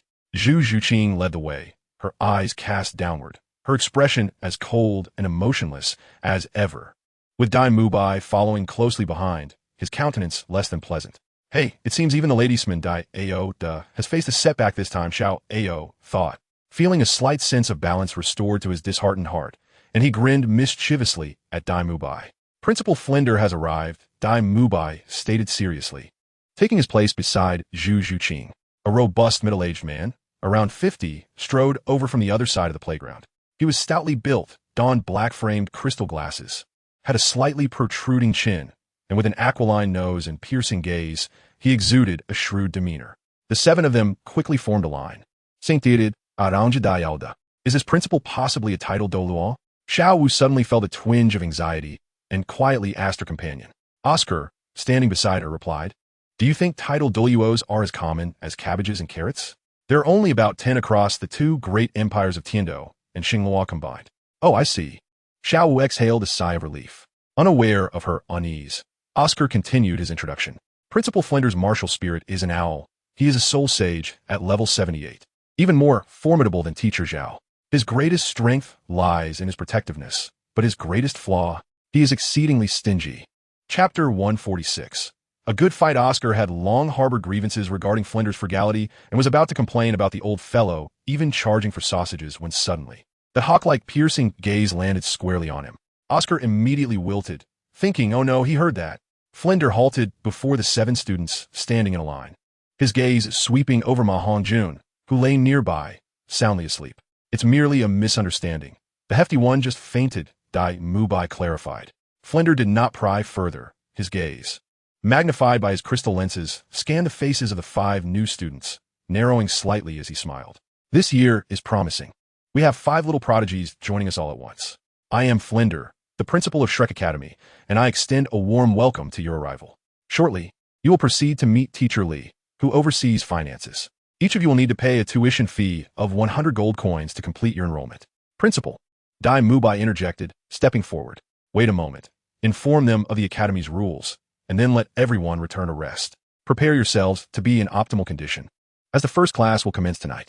Oscar, you, and Ning Rongrong are exceptions. Both of you, come with me. At once, Oscar's demeanor sagged, and he lethargically approached Flinder. Suddenly, he caught a glimpse of a petite figure following behind, which compelled him to straighten his back with some effort. Flinder waved his hand grandly, signaling for the others to disperse. Having said that, he strode away with the 2 of them in tow. Is this it? Xiao Wu was still in a daze. Had the enrollment ceremony concluded already? Jiang Mumu inquired. Is it primarily about collecting tuition fees? Evening classes? Tang San raised an eyebrow, revealing a glimmer of interest. Allow me to elucidate briefly, Dai Mubai interjected. In truth, the Academy has few rules. Aside from the prohibition against pillaging and debauchery, there are no significant restrictions. The Dean encourages combat and even gambling. However, the most crucial point is to ensure timely payment of tuition fees. He concluded with a shrug, indicating there was nothing more to say. I understand the encouragement of combat, but gambling? Xiao Wu furrowed her brow, finding this rather peculiar. Although Nodding Academy had not explicitly forbidden students from wagering on battles, it was uncommon for any institution to openly embrace gambling. Dai Mubai clarified. The Dean believes that combat is the most effective means of enhancing one's strength, while gambling serves as a psychological exercise, testing mental fortitude and observational judgment. I comprehend. Jiang Mumu raised her hand. So, fighting enhances physical prowess, and gambling sharpens the mind. Tang Xin cast a glance at her. Jiang Mumu hastily remarked that Xiao Qingyu often expressed such sentiments, which were indeed not without merit. Dai Mubai chuckled, adding, however, that moderation is essential. In combat, one must refrain from taking a life, and in gambling, as long as one does not wager away their trousers, all is well. The financial office of Shrek Academy lay to the east, and, as a few individuals were on their way to pay their tuition, they encountered Oscar and Ning Rongrong jogging towards the village. Oscar trailed closely behind Ning Rongrong, yet dared not draw too near. It seemed he uttered something that provoked a sharp glare from Ning Rongrong, who then activated her 7-treasure, glazed tile tower, and hastily departed. Dai Mubai chuckled silently, realizing that little Oscar had likely yet again made an attempt to impress the young maiden, lacking any semblance of strategy in courting her. Suddenly, mid-thought, his expression shifted as he abruptly halted, casting a sidelong glance at Zhu Zhuqing. Zhu Zhuqing's countenance was as frosty as ice, her lips curling into a sardonic smirk as she swiftly advanced ahead, leaving him with only the coldness of her retreating figure. Chapter 147. Gambling to sharpen the mind, each great soul master receives a monthly stipend of 10 gold soul coins, making the annual tuition of 100 soul coins not overly burdensome for the group. However, upon settling the tuition, their wallets noticeably felt lighter. Witnessing the finance teacher collect a heap of shimmering gold coins into the soul guide device, Xiaowu clutched her chest in dismay, expressing her sorrow for the savings she had painstakingly accumulated. It's all right, Jiang Mumu consoled her. Once we break through to the 30th level and become soul elders, we will receive a monthly subsidy of 100 gold soul coins. Upon hearing this, Xiaowu's spirits lifted immediately, and she turned on her heel, racing towards the exit. No time to waste. I must return to my training. After completing the enrollment procedures and receiving the green monster head badge of Shrek, the long-absent lazy fish turned over system lazily sprang into action. System, congratulations, host. Jiang Mumu. Understood. I shall review the new task. System, Jiang Mumu. Understood. Our objective is to expand, strengthen, and acquire wealth. Jiang Mumu. Farewell. System, Jiang Mumu. I am indeed a worry-free and diligent host of unparalleled excellence. Xiaowu, after diligently training for 2 hours, could no longer endure the hunger by noon and tugged at Jiang Mumu, insisting on going for a meal. On the way to the cafeteria, they encountered only Oscar, who was running forlornly around the village, while Ning Rongrong was nowhere to be seen. By evening, as the group energetically assembled on the playground, they spotted a petite figure running towards the dormitory, tears streaming down her face. Rongrong? Jiang Mumu called out. Ning Rongrong's complexion was pale and her expression filled with grievance. She did not raise her head and hurried away. What transpired? Did that lecherous Uncle Sausage bully Rongrong? Xiaowu pointed at Oscar, who was still jogging around the playground, drenched in sweat and looking rather ghastly. Oscar's character was undeniably commendable, though his soul curse was somewhat inappropriate. One ought not to harbor persistent biases against him. Dai Mubai shook his head in resignation and explained he lied for Ning Rongrong, which led the dean to seal his soul power and impose a penalty of running 20 laps. Xiaowu observed Oscar, who was running with his head hung low and without a hint of complaint. Had he truly been running from morning until now? Dai Mubai nodded. Such perseverance is indeed a first for me, he remarked, his gaze unintentionally drifting towards Zhu Zhuqing. Regrettably, Zhu Zhuqing completely disregarded him. This left Dai Mubai, who was typically successful in wooing women, feeling quite defeated. Yet, the more defeated he felt, the more unwilling he was to relent, as his eyes remained fixated on the icy girl. Internally, Dai Mubai chastised himself for being foolish. All right, Xiao Bai, go fetch Xiao Ao and tell him I have lifted his penalty so he can comfort Ning Rongrong, Flinder commanded with a wave of his hand. Dai Mubai's expression shifted upon hearing this. Flinder remained unperturbed, urging him to hurry. Oh, Dai Mubai replied, casting a meaningful glance at Flinder, as if to say, Dear esteemed Dean, when might you assist me with such precision? Flinder, hands clasped behind his back, raised an eyebrow ever so slightly and cleared his throat. Everyone else, prepare to depart. You are about to commence your first lesson at Shrek. Remember, my words are law if you wish to remain here for training. Chapter 148. Let the battle begin. The night in Soto City was even more vibrant than during the day. The shops lining the streets were ablaze with light, while vendors at the night market shouted to entice customers. Beautiful young women strolled in groups, filled with laughter, and small clusters of people casually chatted outside the taverns and tea houses. Ma Hongjun had awakened, completely oblivious to his actions while poisoned, and now felt overwhelmed by the sights before him. Everywhere he looked were slender waists and long, graceful legs, prompting him to gulp audibly and nudge Dai Mubai. Boss Dai, look, get lost, Dai Mubai retorted. Ma Hongjun scratched his head in confusion. It was perplexing how the once flirtatious Dai, who had always enjoyed gazing at beautiful women and engaging in playful banter, suddenly adopted such a serious demeanor. Be careful, you little rogue, or you might end up with a needle in your eye, Xiao Wu teased, turning to stick out her tongue. I'm merely observing. I haven't touched anything. From now on, you shall call me Brother Ma Hongjun retorted, sweeping his hair back as his eyebrows twitched slightly. Xiao Wu chuckled. Hee, chubby turkey. Principal, where are we headed for class? We've already crossed 3 streets, Jiang Mumu inquired, her curiosity getting the better of her as she caught up. We have arrived, Flander announced, stopping in his tracks. Following his gaze, they beheld a vast square, at the center of which stood a magnificent edifice. The stone walls and bronze doors appeared particularly profound under the night sky, with flickering lights visible through the crystal windows. What is this place? The newcomers exclaimed with wide-eyed anticipation. Dai Mubai, however, appeared slightly unsettled. Principal, are you really bringing them here on the first day? Isn't it a bit much? Flander waved his hand dismissively, continuing onward. I have heard that these little monsters are quite formidable. Let us see what they can do today. Dai Mubai hesitated, while Ma Hongjuan's expression transformed into one of excitement as he whispered, I wonder if that stunning receptionist is working today. Jiang Mumu cast a silent glance at him, pondering the nature of this place. The Soto Great Soul Arena, a battleground where soul masters engage in combat, relies solely on the strength of one's abilities. Dai Mubai instinctively clenched his fists. Upon hearing the words Great Soul Arena, the newcomer's eyes sparkled with excitement. The prospect of practical combat in the very first lesson was exhilarating. Jiang Mumu tugged at Tang San's sleeve, her face brimming with eager anticipation. Can we take the stage? How many matches can one participate in? Tang San grasped her wrist in return, lifting his gaze towards the colossal structure with a slight smile on his lips. Zhu Qing, maintaining her cool demeanor, raised an eyebrow, seemingly approving. Let us go, what are we waiting for?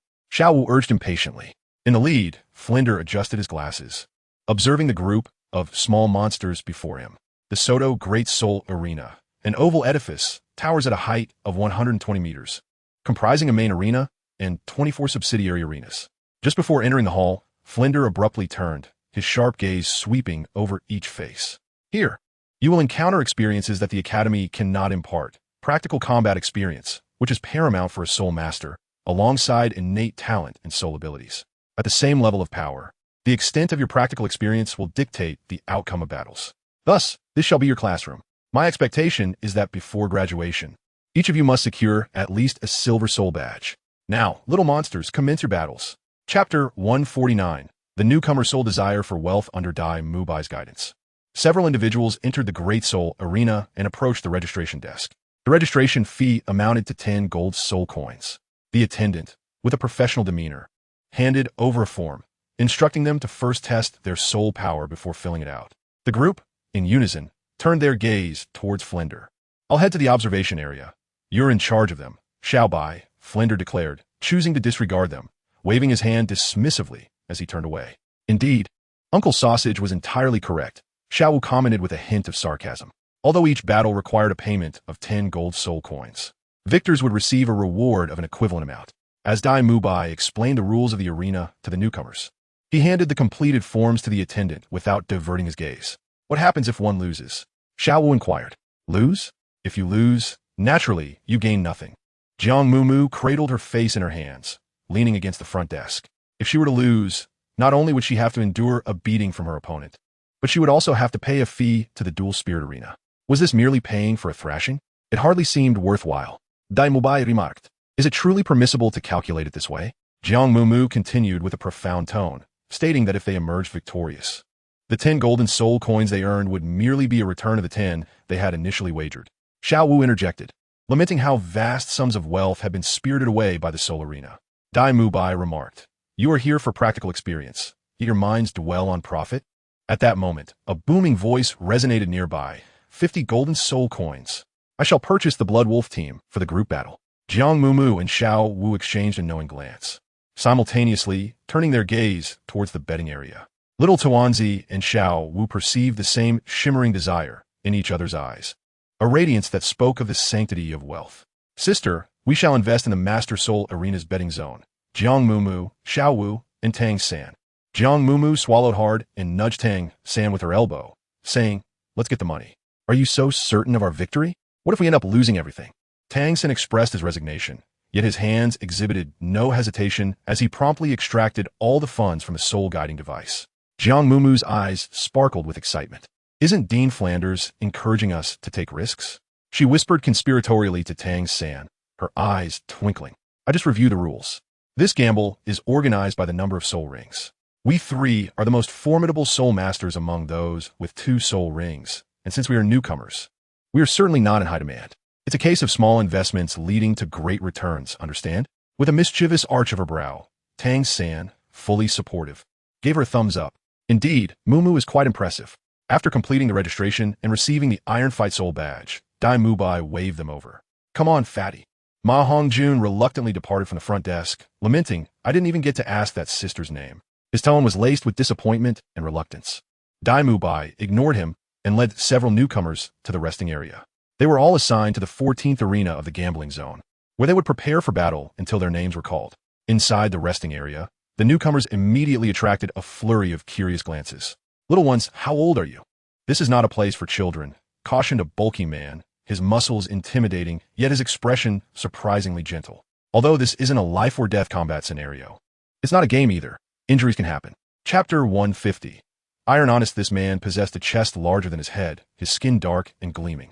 He looked fierce, but spoke bluntly, resembling an honest giant. As the group sat across from him, Xiao Wu tilted her head and asked playfully, "Big brother, who are you?" It was a casual inquiry born from boredom. Yet to her surprise, the giant responded earnestly, "I'm Qing Bao, a level 25 soul master with the Iron Horn Bull as my martial soul." As he spoke, he flexed his arms, causing his massive chest muscles to quiver. The Shrek 6, to come out and flaunt oneself like that, such an honest and straightforward big brother, is a rarity. Oh, Xiao Wu nodded, sincerity radiating from her. "Brother Qing Bao, I wish you good luck." Just as her words faded, the loudspeaker crackled to life, announcing, in the 14th arena, for the next battle, Qing Bao and Xiao Wu, please prepare to enter the stage. It's my turn. Qing Bao scratched his head, standing up to reveal his towering height of over 2 meters, his figure resembling a small mountain.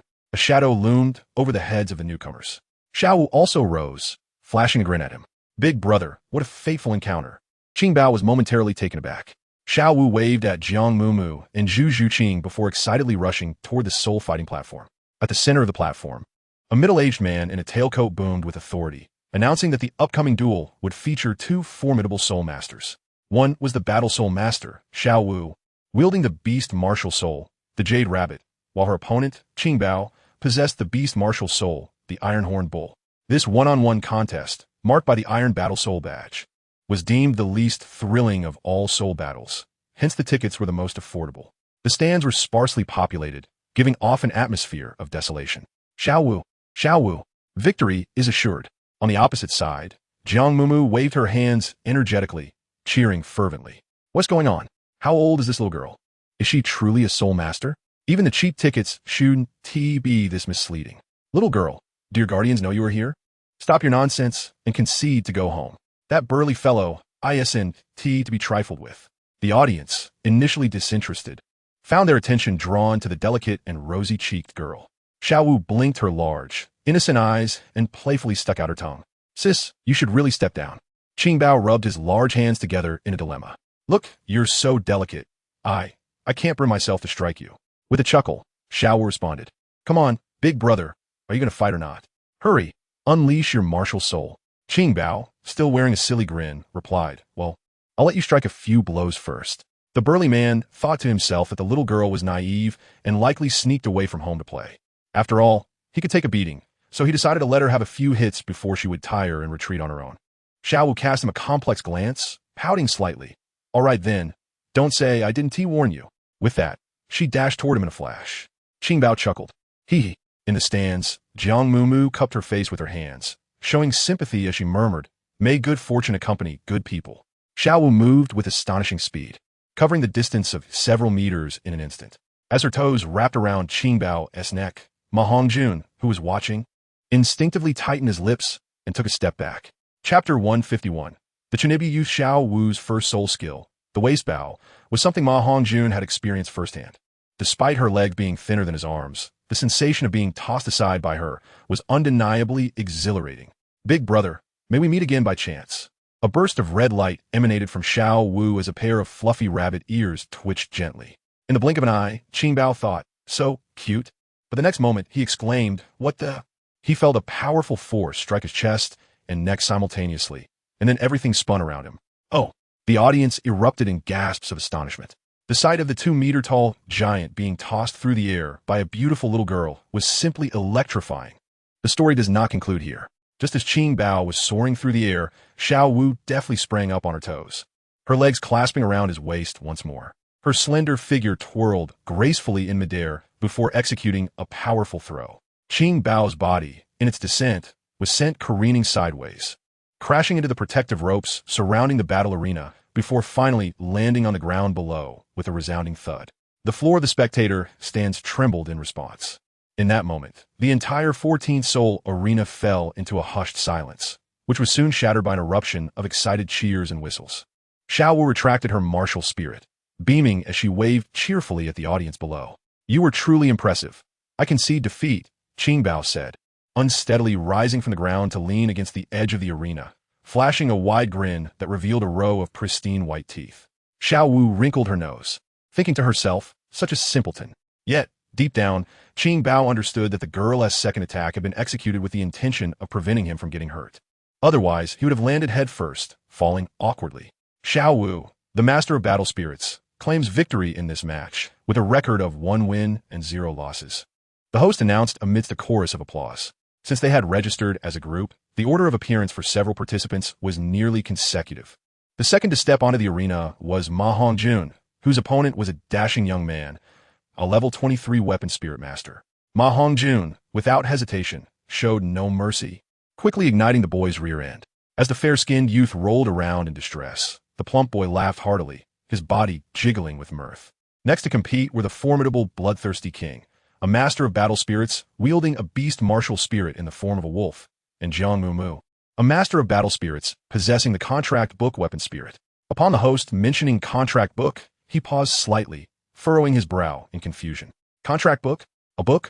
And a battle spirit master? The audience began to murmur amongst themselves, pondering the nature of the contract book, having never encountered such a term before. Let us wait and see. Perhaps it will be a delightful surprise, someone remarked. Indeed, the matches today had brought forth an air of novelty. Meanwhile, Jiang Mumu stood at the edge of the spectator area, a puzzled expression on her face as she stroked her chin. What was my opponent's name again? Bloodthirsty something? Bloodthirsty King. Tang San interjected, his demeanor darkening slightly. From the sound of the name, it was likely that he was a self-absorbed youth with questionable intellect. Just as this thought crossed his mind, he heard Jiang Mumu exclaim in envy. How can one bestow upon themselves such a grandiose and intimidating nickname? Dai Mubai nodded in agreement. There is no rule in the Soul Arena that requires one to use their real name. Surely you wouldn't wish to adopt such a foolish moniker as well? Tang San remarked, patting her on the head. Being this boastful makes one an easy target for a beating. Chapter 152. I am strong. Should I call myself the invincible iron fist little overlord? Or perhaps the hellish devil steward? Jiang Mumu stood upon the dual soul stage, contemplating while surveying the bloodthirsty king before her. She noticed that his eyebrows and mouth were twitching oddly. Is your face spasming? Jiang Mumu found this individual rather peculiar. The bloodthirsty king emitted a hissing sound as he fixated on her, his eyes squinting in a jarringly exaggerated manner. Jiang Mumu, without a hint of modesty, clenched her fist. What is the matter? Could this person possibly be a pervert? Do not take action. The bloodthirsty king instinctively took a step back, a wicked grin spreading across his lips. Mumu, it's me, Jiang Mumu. Those who refer to her as Boss Mumu are undoubtedly individuals who resided in the 7th dormitory back in the day. Her martial spirit is that of a wolf. Jiang Mumu squinted her eyes, uncertainly murmuring, Xiao Chunyu. In an instant, Xiao Chunyu was moved, boss, after all these years. I didn't expect you to remember me. Observing his attire, Jiang Mumu couldn't help but smirk. You haven't changed much. With your pale and slender frame. You insist on mimicking the muscular man, baring your chest and wearing half armor, your ribs distinctly visible, as extravagant as ever. Boss, have you graduated from Notting Academy? Would you like to join our Soto, Intermediate Soul Master Academy? Our institution is quite formidable, Xiao Qinyu exclaimed, excitement coursing through him upon encountering a familiar face. Almost forgetting that he was standing on the soul fighting platform. If someone handed him seeds, he would immediately sit cross-legged and chat for half the night. The spectators in the stands were less than pleased, impatiently shouting, What are you doing? Are you reluctant to fight just because you see a pretty girl? With this demeanor? Dare to call yourself the Bloody Slaughter King? I think Hairless Chick is more fitting, huh? Are you going to fight or not? Refund if you aren't. The host, exasperated, reminded them, Please, both soul masters, release your martial spirits. Xiao Qinyu hesitated, glancing towards the spectator platform on the other side, where he met a pair of indifferent eyes. Instantly, his throat tightened, the suffocating feeling of being ensnared by vines creeping up his spine once more. He licked his lips, considering whether to back down. Xiao Qinyu. Jiang Mumu followed his gaze and immediately understood his apprehension. Tang San sat on the spectator platform, his brows slightly lowered. The light fell perfectly from above, casting his face in shadow, creating an appearance that was indeed somewhat ominous. This match is yours, Xiao Qinyu whispered. We are all familiar with each other. It's not worth it to fight. No way. Jiang Mumu disagreed. This was her first real battle in the soul fighting arena. Regardless of victory or defeat, it must be a dignified display of her own strength. Xiao Qinyu, feeling helpless, gritted his teeth. I'm currently at level 28. With a record of 8 wins and 1 loss, I'm quite strong. Jiang Mumu appeared puzzled, but I'm at level 29. Xiao Qinyu froze. The ceiling? Jiang Mumu nodded gently. Can we begin? As she spoke, she opened her palm, and a resplendent surge of purple light erupted forth, causing a substantial tome to levitate above her hand. In the spectators' area, Flander adjusted his glasses, his cunning eyes narrowing slightly. Is this girl truly at the 29th level? He mused, recalling the entrance assessments. Indeed, that was confirmed during the entrance examination, replied Dai Mubai. Flander's expression shifted to one of mild confusion as he pondered aloud. Why is she only at the 29th level? Chapter 153. 3 minutes. A true man. As Jiang Mumu's martial soul manifested, a wave of astonishment swept through the audience. What is this? Can this truly be called a battle soul master? Little girl, step down. Even the bloodthirsty killing king possesses a beast martial soul. Look, this girl has 2-century-old soul rings. A voice shouted out, silencing the discontented murmurs of the crowd. Curious gazes turned towards Jiang Mumu, fixated on the 2 yellow rings swirling at her feet. Reluctantly, Xiao Qinyu unleashed his own martial soul. A radiant azure light erupted from him, his muscles swelling to fill the empty half-armor he wore. A pair of wolf claws sharpened, and 2 soul rings, 1 white and 1 yellow, ascended slowly. Yet in comparison, their brilliance appeared somewhat dim. Boss, what is your second soul ring? Xiao Qinyu could not help but inquire. He had witnessed the ferocity of the colossal blue magic octopus. If the first soul ring was so viciously powerful, it was difficult to fathom the prowess of the second. Illusion mushroom, Jiang Mumu urged. Hurry, you attack me first. Xiao Qinyu swallowed hard. Very well, if he did not strike first. He feared he might not even have the chance to retaliate before being obliterated in an instant. Storm. Kill. Xiao Qinyu bellowed with commanding vigor, as the 2 soul rings circling around him blazed to life simultaneously. He bent his waist and launched himself forward with ferocity. Jiang Mumu speculated that his second soul ring must belong to an agile soul beast. The additional skills not only significantly enhanced his speed, but also rendered his movements exceedingly nimble. Despite being separated by a distance of several meters, he altered his attack angles 3 times. Though not as elusive as Zhu Zhuqing, his explosive power was undeniably formidable. Jiang Mumu slightly bent her legs, positioning her arms in a defensive stance, her amber pupils narrowing into bright, sparkling dots. After 5 years apart, Xiao Qinyu had truly blossomed. He was far stronger than before. Boss, my girlfriend is watching from the stands. Please give me a bit of face. Xiao Qinyu, exuding an imposing aura, suddenly declared as he lunged toward Jiang Mumu. She deftly sidestepped his claw, instinctively releasing the grip she had on his shoulder. Thanks. Xiao Qinyu shot her a grateful glance, then executed a dazzling aerial somersault, landing on the opposite side of the battle arena. Impressive. Jiang Mumu quickly retreated a couple of steps, clutching her chest and shouting. Xiao Qinyu's face began to twitch again. This was rather over the top. Jiang Mumu mistakenly believed he was hinting at something, and in a state of sheer panic, exclaimed, Who are you? Your strength is astonishing. Xiao Qinyu regretted his actions. He thought it might have been better to concede defeat and explain to his girlfriend that he had no desire to bully a young girl in the soul fighting arena, as that would have seemed more natural. With a determined spirit, he launched a second attack. A flurry of dazzling maneuvers ensued, and he appeared behind Jiang Mumu, declaring, Boss, just let me hold on for 3 minutes. 3 minutes, a true man. All right, Jiang Mumu responded eagerly, as his claw came crashing down once more. She adeptly bent her body and rolled away, landing several meters away, gasping for breath. What incredible speed! At that moment, on the spectator platform, aside from Tang San, the others were filled with confusion. Ma Hongjun asked, What is she doing? The bloodthirsty killing king attacked her left shoulder. What does it mean that she clutched her chest? Dai Mubai inquired. Is this some peculiar pastime? Xiao Wu remarked, Tang San, doesn't that person look somewhat familiar? Chapter 154. Is she really that weak? In the soul fighting arena, Xiao Qinyu's sharp wolf claws struck with the force of thunder, cutting through the air. So powerful, I can barely hold on. Jiang Mumu blocked with both hands, but upon contact, she was sent sprawling sideways, colliding violently with the protective ropes. Typically, when entering the soul fighting arena, spectators with iron soul fighting badges would witness the clumsy exchanges of novices, yet the flashy display from the 2 combatants ignited a wave of excited cheers. Oh wow! The bloodthirsty killing king. The bloodthirsty killing king. Jiang Mumu, utilizing her agility, swiftly slid into position before Xiao Qinyu. What do you think? She inquired with a playful grin. Xiao Qinyu leapt into the air, realizing that if the battle continued, his facade might be compromised. Now, how should I strike you? Jiang Mumu pondered, supporting herself with one hand on the ground and leveraging her waist to execute a graceful backflip. Unleash your ultimate move. Bring forth that monstrous entity. From above, Xiao Qinyu unleashed a ferocious claw, delivering a thunderous blow that cracked the ground beneath. It was only when faced with a truly formidable opponent that he could maintain his dignity. Understood, Jiang Mumu replied, blinking rapidly, drawing upon the force of his strike. She retreated a few steps, panting heavily. It seems you are compelling me to reveal my true power. What other tricks do you possess? Show them now. A crowd of engrossed spectators craned their necks, eager to witness what this seemingly defenseless girl had in store. Hellish demon servant, arise. At her summons, the first spirit ring beneath Jiang Mumu spun rapidly, its brilliance merging with the purple aura surrounding her.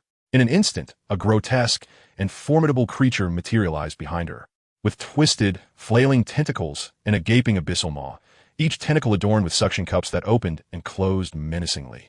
Even Xiao Qinyu's lips quivered at the sight of this beast, which was even larger and more ferocious than what he had encountered 5 years prior. Is it growing stronger with the increase in soul power? What kind of monster is this? On the Soul Master observation platform, the hellish demon servant, Tang San, held his forehead in disbelief. Dai Mu Bai, suppressing laughter, patted his shoulder. Look on the bright side. It's stronger than Xiao Ao's soul curse. Tornado. Strike. Xiao Qinyu hesitated for a moment, his eyes turning a deep shade of jade, before transforming and lunging forward with remarkable speed and decisiveness. Truly a fierce beast, martial spirit. Blame it on your overwhelming strength. Jiang Mumu waved her small hand, her tone dramatically serious. The blue magic octopus swayed its head, its 8 tentacles flailing wildly with astonishing force, sending the protective ropes surrounding the battle platform flying. Yet, it could never ensnare Xiao Qinyu, who narrowly evaded each assault. The audience was left in awe, astonished by the sheer prowess displayed by both combatants. This is an exhilarating clash between the bloodthirsty king and the hellish demon servant. They exclaimed, is this truly a battle worth merely 2 silver soul coins? After several dizzying exchanges, Xiao Qinyu's breathing grew labored, his legs trembling uncontrollably. Boss, my soul power is failing me, he admitted softly as he leapt once more, closing in on Jiang Mumu. Then let it be. Jiang Mumu, though perplexed, nodded slightly. Is this truly the power of a level 28 soul master? Is it really this feeble? Chapter 155. You are the only one. Xiao Qinyu gritted his teeth, summoning all his strength for a decisive strike. With his legs propelling against the flailing tentacles, he leaped into the air, executing a series of fluid movements. His glistening wolf claws surged towards the eyes of the blue magic octopus. Complemented by his flowing wolf fur, his entire performance was a seamless blend of grace and precision. Below, a handful of young maidens, scarcely numbering 4 or 5, raised their hands to their hearts in unison, emitting fervent gasps of excitement. Closer, even closer. Just as the lethal claws were about to make contact with the creature's eye, a tentacle suddenly emerged from behind, ensnaring Xiao Qinyu's waist. A collective gasp rippled through the audience, swiftly followed by an eerie silence. Jiang Mumu pounded her chest, her face still etched with astonishment. Truly, she was the queen of bloody slaughter. My hellish demon, steward, nearly succumbed to your prowess. Then, with a cold chuckle, she added, fortunately, I have uncovered your flaw. The audience responded with intrigue. Oh, and what might that flaw be? Jiang Mumu's expression turned grave as she declared, you are simply too young. The audience was left in bewilderment. At the spectators' platform, Xiao Qinyu, suspended in midair by tendrils, turned a shade of green. You knew about this? The host, momentarily taken aback, finally regained composure and cleared his throat, announcing, in this soul battle, the soul master Jiang Mumu emerges victorious, boasting a record of 1 win and 0 losses. Jiang Mumu released Xiao Qinyu. Observing him retract his martial spirit, he appeared emaciated, with disheveled hair and a pallid visage. Murmuring in a pitiful tone, Boss, how could you publicly claim that I am diminutive? Jiang Mumu, Xiao Qinyu, my girlfriend is still in the audience. I cannot afford to lose face. Jiang Mumu momentarily failed to comprehend the meaning of those words. However, in an effort to preserve Xiao Qinyu's dignity, she abruptly turned back before leaving the stage and proclaimed in a voice loud enough for the entire assembly to hear. Very well. The Bloody Slaughter King, you are the only man capable of enduring 3 minutes with me. Just as Xiao Qinyu approached the edge of the duel arena, his legs weakened, and he collapsed to the ground. What atrocious dialogue. Dai Mu Bai pounded his legs in a frenzy, shaking with laughter, exclaiming, "I apologize, I simply cannot contain myself." The stout fellow turned his face. An expression of peculiar sympathy mingled with amusement, casting a sidelong glance at Tang San, who was enveloped in a cloud of despair. Muttering through gritted teeth, "Jiang Mumu." Xiao Wu sprang up in shock, exclaiming, He is actually Xiao Chenyu." The pace of combat in the duel arena was exceedingly swift. Jiang Mumu had just concluded her match, and immediately thereafter. The next bout was the internal conflict of Shrek Academy, pitting Tang San against Zhu Zhuqing. She swiftly recorded her scores and encountered two figures beside the spectator stands. Zhu Zhuqing, as always, maintained her aloof demeanor, offering a polite yet distant nod before striding towards the fighting arena. Tang San followed closely behind, lifting his gaze to see Jiang Mumu joyfully bounding towards him, her tongue flicking over her back teeth, revealing a smile that hinted at a desire to inflict harm. "That bloodthirsty king of slaughter, he is Xiao Chenyu," Tang San remarked. "I know. He has made quite a name for himself in recent years." To which he added, "You're not doing too shabby yourself." "Of course, I have always been remarkable," she replied. Tang San placed his hand gently on the nape of her neck, applying a light squeeze. His fingertips were slightly cold, causing Jiang Mumu to shiver inexplicably. "Brother," Dai Mubai clapped Tang San on the shoulder from behind, touching his nose as he cautioned, "Control your emotions and take it easy." Chapter 156. What S with the arrogance? The outcome of this duel was never in doubt. Control-type abilities inherently countered agility-type, and the disparity in soul power levels and practical experience further sealed Zhu Zhuqing's fate. Almost instantaneously, as she launched her initial attack, she found herself ensnared by a multitude of writhing blue silvergrass. The audience merely blinked a few times before the battle concluded. "I lost," Zhu Zhuqing said coldly, casting a fleeting glance at Tang San before departing with those three words. On the Soul Master spectator platform, Tang San and Dai Mubai exchanged glances, the latter frowning as he rose. "Dai, what are you doing?" Jiang Mumu leapt forward, raising her hand to block his path. This hot-tempered fellow, was he really going to confront Tang San for not sparing Zhu Zhuqing's dignity in the arena? Dai Mubai smirked wickedly. "What do you think I intend to do?" Jiang Mumu raised her head defiantly, glaring at him with an air of fierce protectiveness, demanding that he refrain from troubling Tang San. Mubai chuckled, questioning what was so remarkable about that boy that warranted such fierce loyalty. "Was it about him, huh? That little hellish devil of a servant?" Jiang Mumu. "Why does this nickname evoke an uncomfortable sense of shame when uttered by others?" "Ahem." Dai Mubai rubbed his forehead and murmured, "I'm going to comfort Zhu Qing, so please make way." Shrek's six-man team was set to battle tonight. Aside from Zhu Zhuqing, the rest had emerged victorious. Given her aloof nature, she must be feeling quite distressed. Sitting beside her, Xiao Wu curled her lips in disdain, questioning the need for such arrogance. Ma Hongjun leaned forward, expressing his agreement. Boss Dai is simply too concerned with his pride. When it comes to wooing women, one should approach it like I do. Both Jiang Mumu and Xiao Wu simultaneously cast him a look of utter disdain. Xiao Wu remarked, "I heard you've been dumped 6 times already?" Jiang Mumu, "Oh, it seems you possess a wealth of experience in matters of the heart. You have no idea." Ma Hongjun is unfazed, leisurely swaying his feet, embodying the adage that old things must make way for the new. Just as she spoke, she noticed Tang San descending the steps, and with a triumphant wave, she exclaimed, "Hey, there's an event later. Are you coming?" Tang San took a seat beside Jiang Mumu, casting a dispassionate glance at her mischievous grin. Without a moment's hesitation, he firmly declined, stating he would not attend. "What event?" Jiang Mumu inquired, leaning in with curiosity. "Is there any course arrangement coming up?" Ma Hongjun raised an eyebrow in a peculiar manner, adding, "Are you not bringing the girls along?" As Jiang Mumu was about to inquire, a dull thud resonated through the air. Ma Hongjun immediately flinched, questioning, "Why did you kick me?" Tang San cast a warning glance in his direction. "You're not child," Ma Hongjun muttered weakly, swallowing his crude remarks. After all, he dared not provoke someone who had the audacity to confront the formidable Zhao Wuji. In the dimly lit stands, Tang San turned his face slightly, his dark eyes narrowing to reveal a row of gleaming white teeth. Jiang Mumu instinctively shrank back into her seat, wondering why he suddenly addressed her so formally. It was rather intimidating. Tang San approached slowly, his striking features softening into a smile as he inquired, "What nickname did you give yourself?" "Huh?" Jiang Mumu covered her face, stammering. "That was merely to play along with Xiao Chenyu. His girlfriend is down there, so I thought I should show some courtesy, huh? Help!" Tears streamed down Jiang Mumu's face, flooding her heart. What exactly was wrong with her? Why did she impulsively concoct such a shameful nickname? Chapter 157. The reason why beneath the Soul Master's observation platform, Zhu Zhuqing retracted her iron fighting soul badge, her gaze coldly lifting to the towering figure that obstructed her path. Winning and losing were merely commonplace events in the arena. Dai Mubai, clad in white, with his long legs slightly bent, leaned casually against the wall. The interplay of light and shadow softened the sharp contours of his face, yet he remarked, "The agility-focused class excels in ambush and assassination hidden in darkness. Confronting you directly on the stage seems rather unfair. Are you attempting to console me?"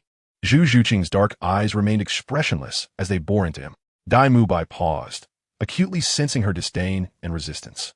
"I require no consolation, nor am I so feeble as to be unable to endure defeat." Zhu Zhuqing sidestepped him, letting out a frosty chuckle. "Fairness? Ha! That is the most laughable notion."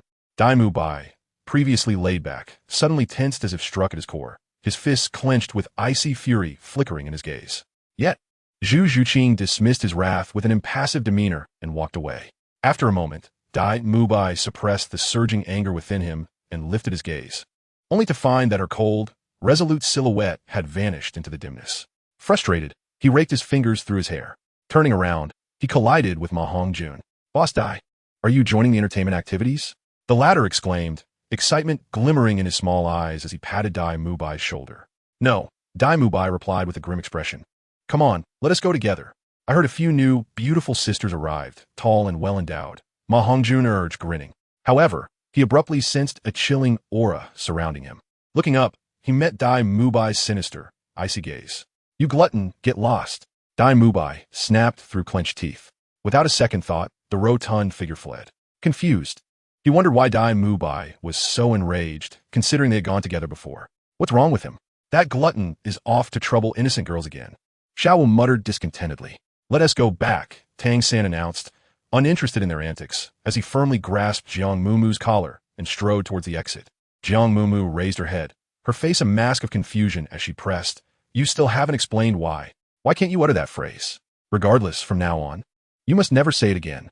If you refuse to tell me why, I will go and ask Dai Lauda."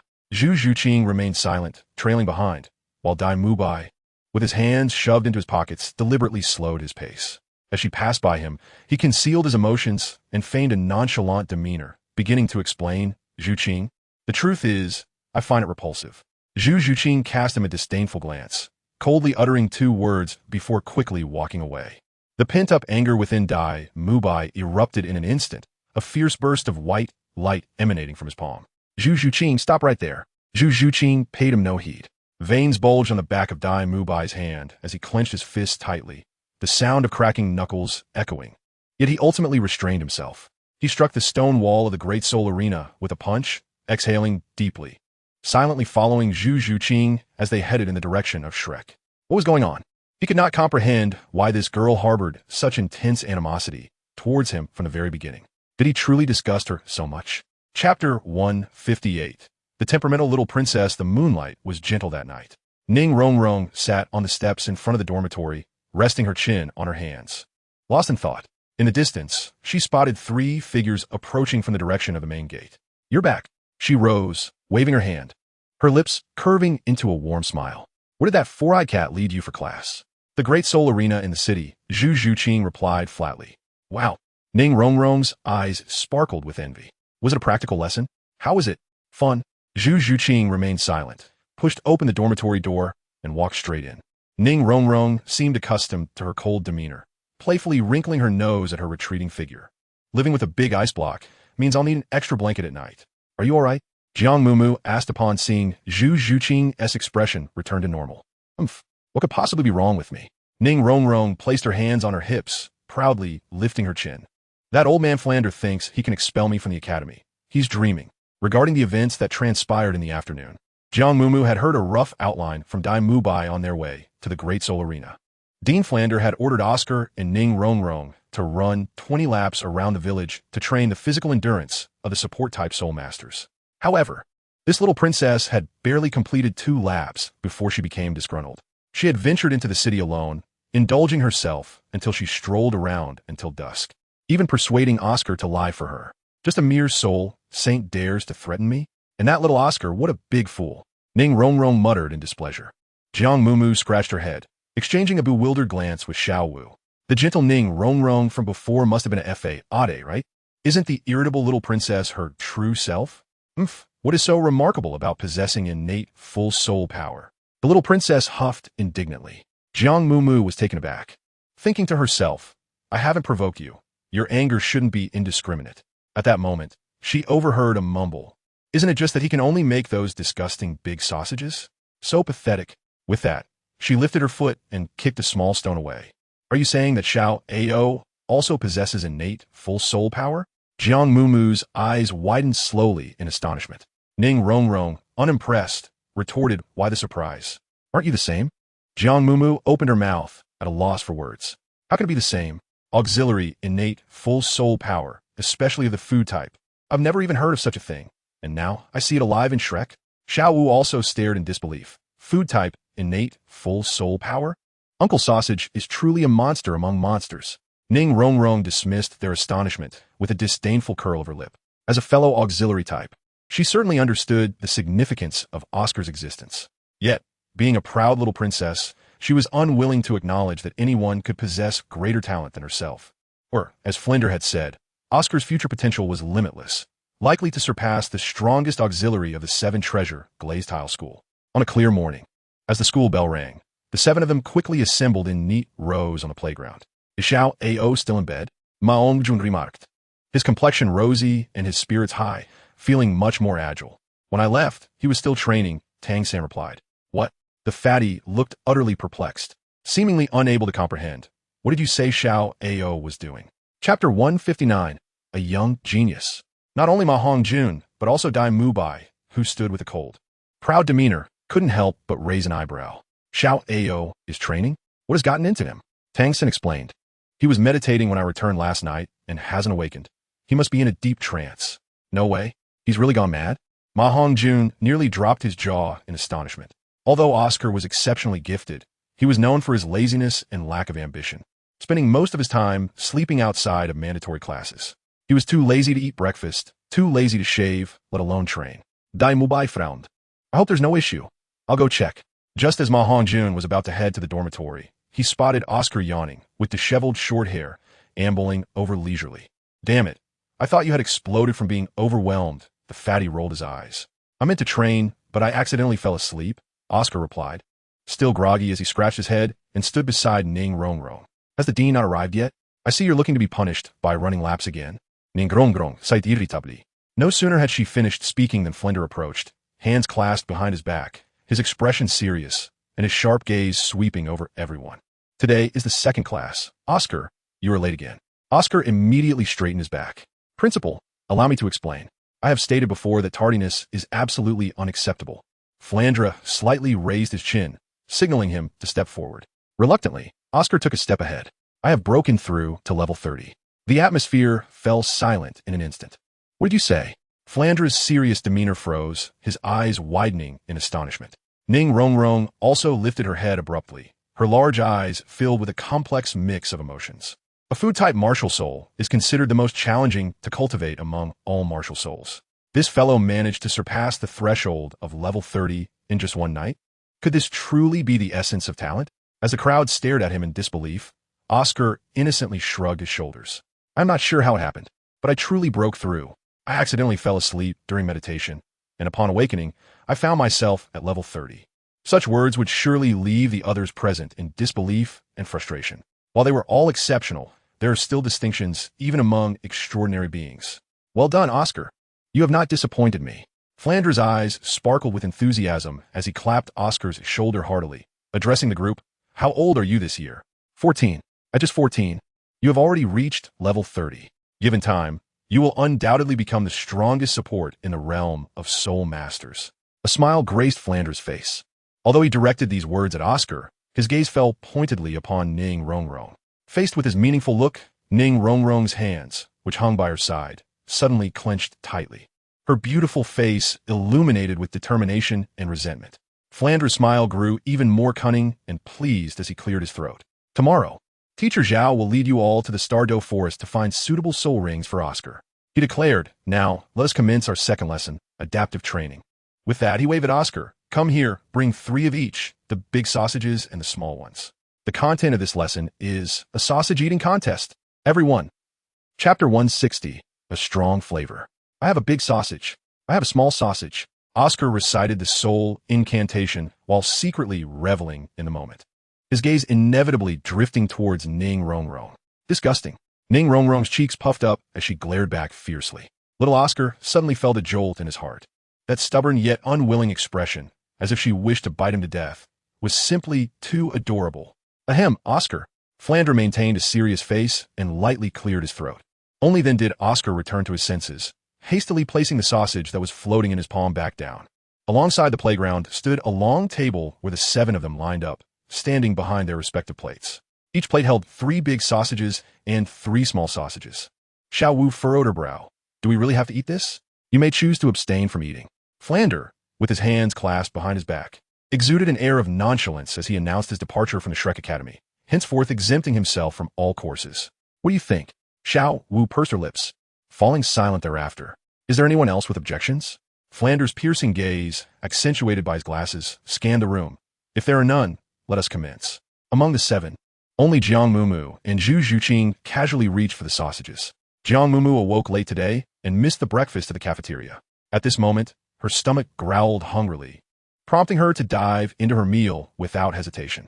Zhu Zhuqing, ever her usual aloof self, slightly bowed her head, expressionless as she chewed on a sausage.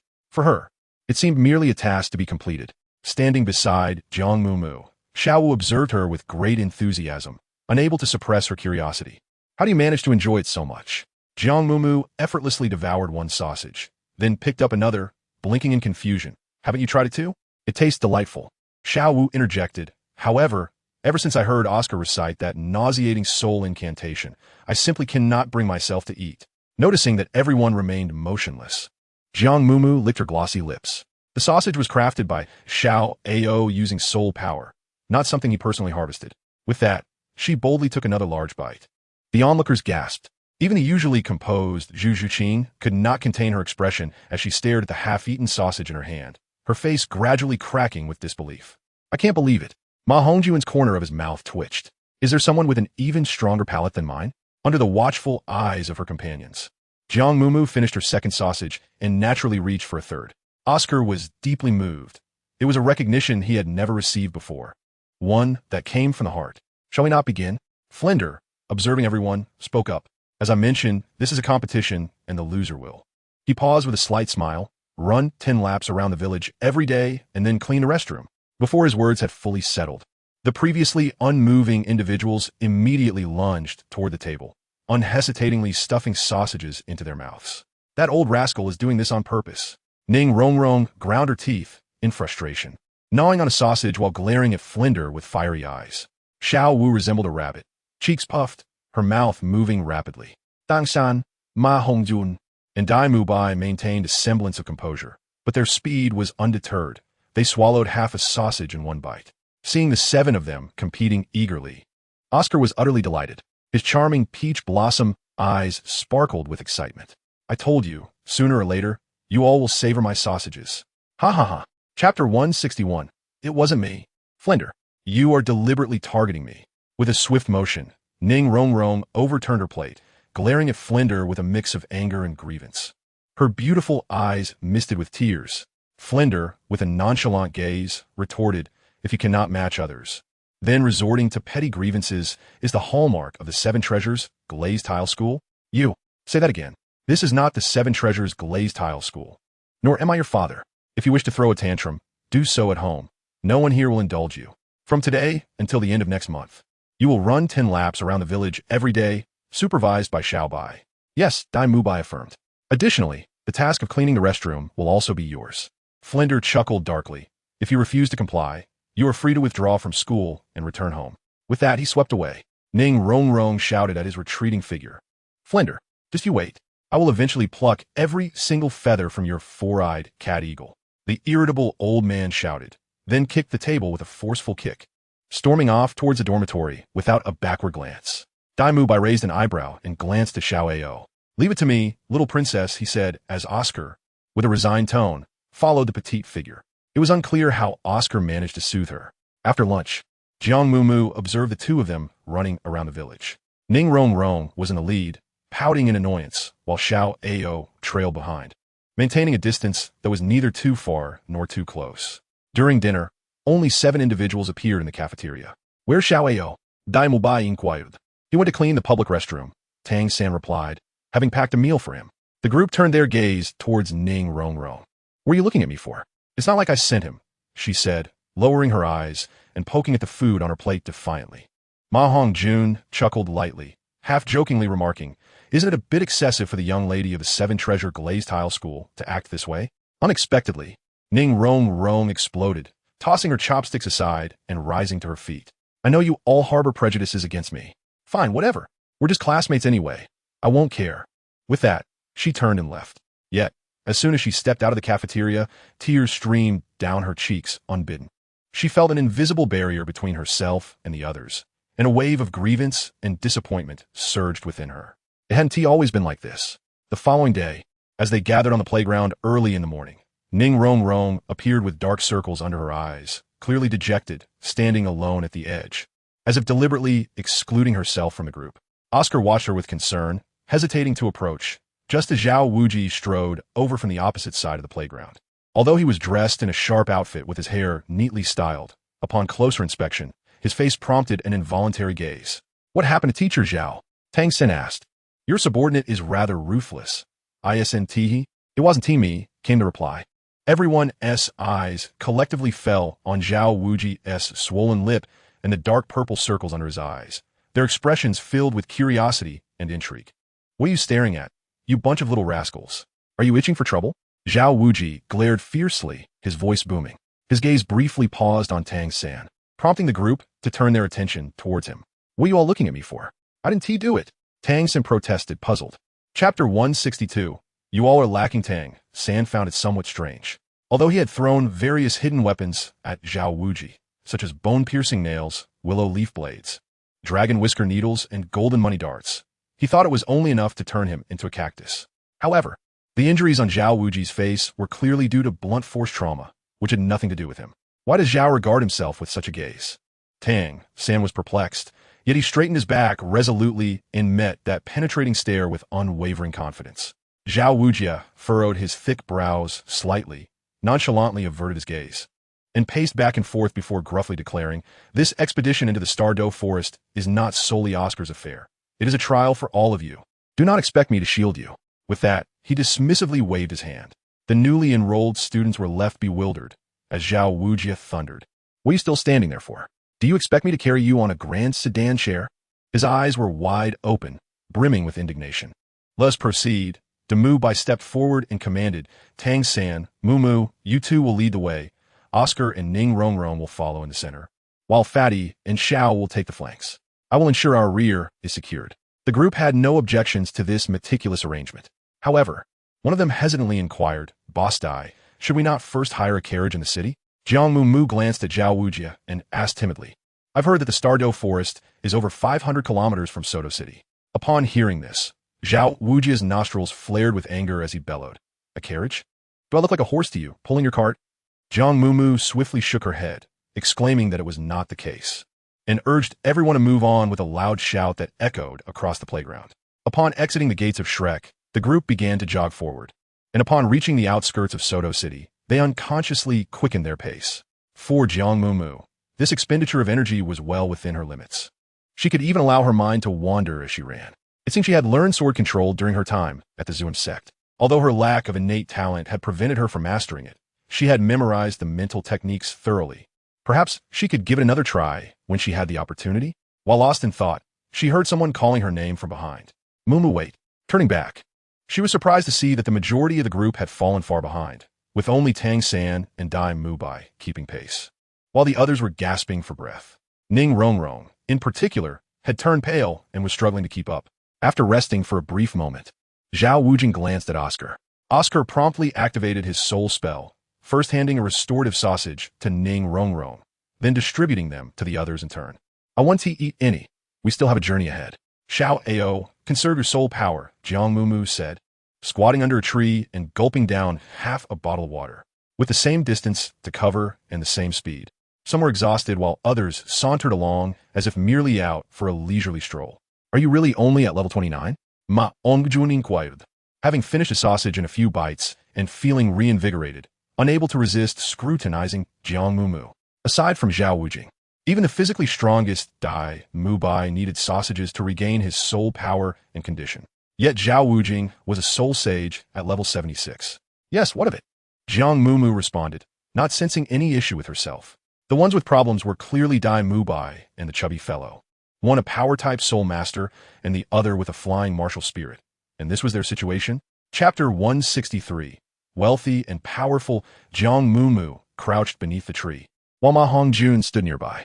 Ma Hongjun noticed the questioning gaze with which Jiang Mumu looked up at him, as if to inquire, "Why are you so weak? What have you been nourished on?" The chubby boy took the initiative to speak first. Jiang Mumu, however, answered the question unperturbed, gazing at him with utmost seriousness, and inquired, "Have you ever considered that if you were just a little thinner, perhaps you could fly?" Ma Hongjun was momentarily taken aback. Tang San facepalmed, realizing he'd been struck by a devastating retort. The group erupted into laughter, their merriment echoing until Zhao Wujie's fierce glare commanded their attention once more. As night descended, they had traversed 400 kilometers, reaching the outskirts of a bustling town adjacent to the Stardow Forest. This lively settlement, though smaller than Soto City, boasted an array of shops, coming alive with vibrancy as dusk approached. Here, they would rest for the night, replenishing their supplies for the journey ahead.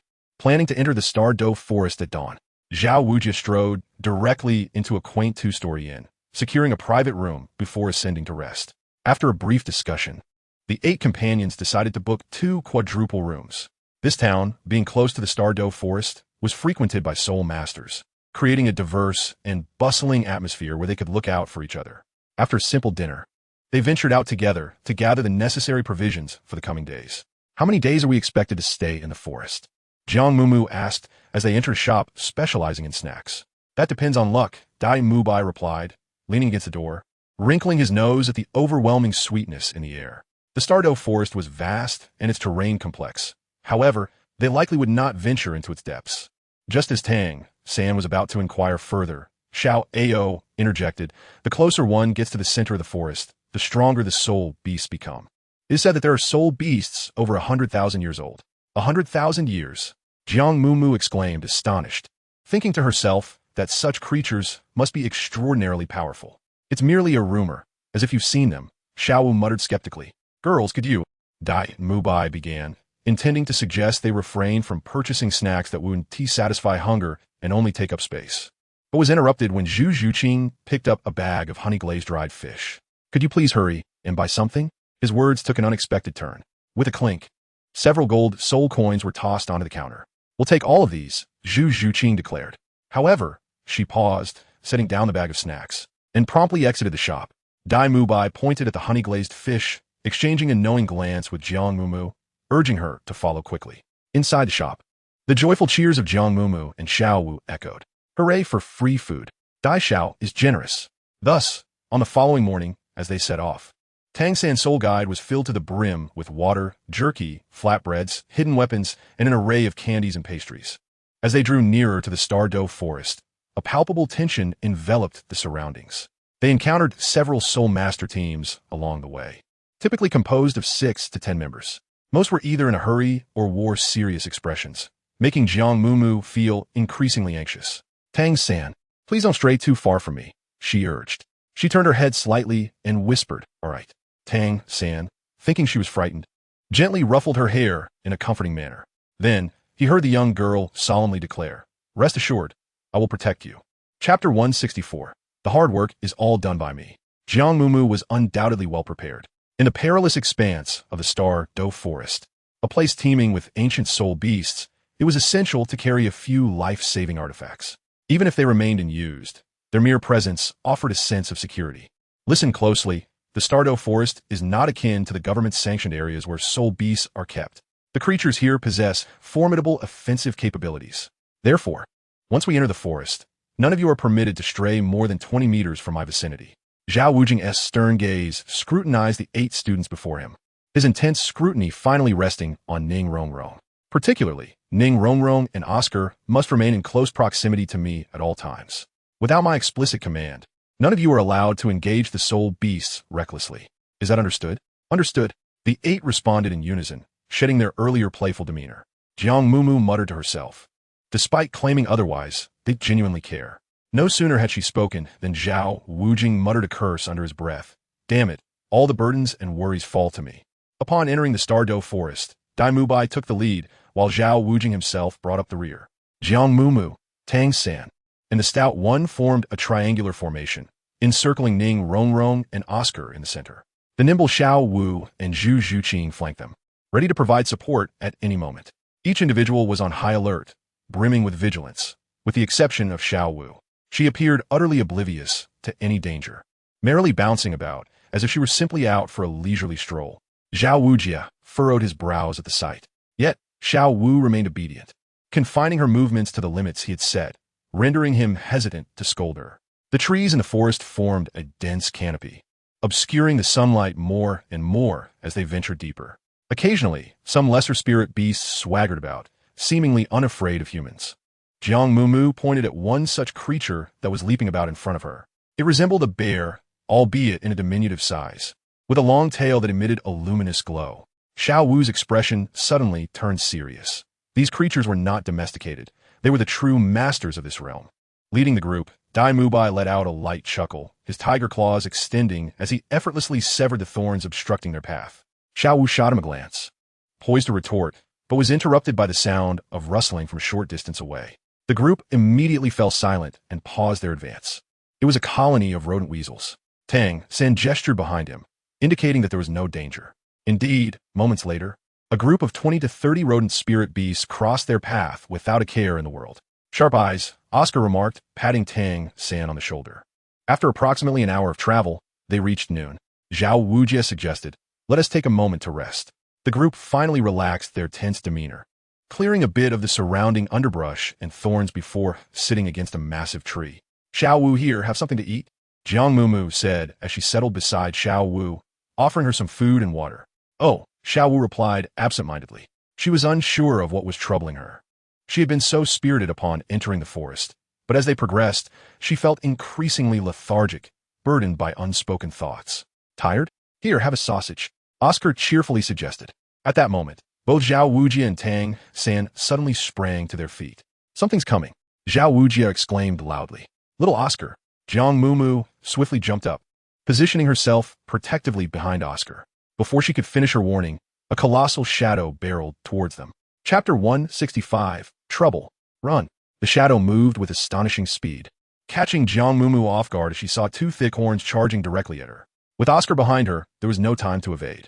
In a flash, Jiang Mumu bent forward, grasping the horns just as a radiant purple light enveloped her form. "Huh!"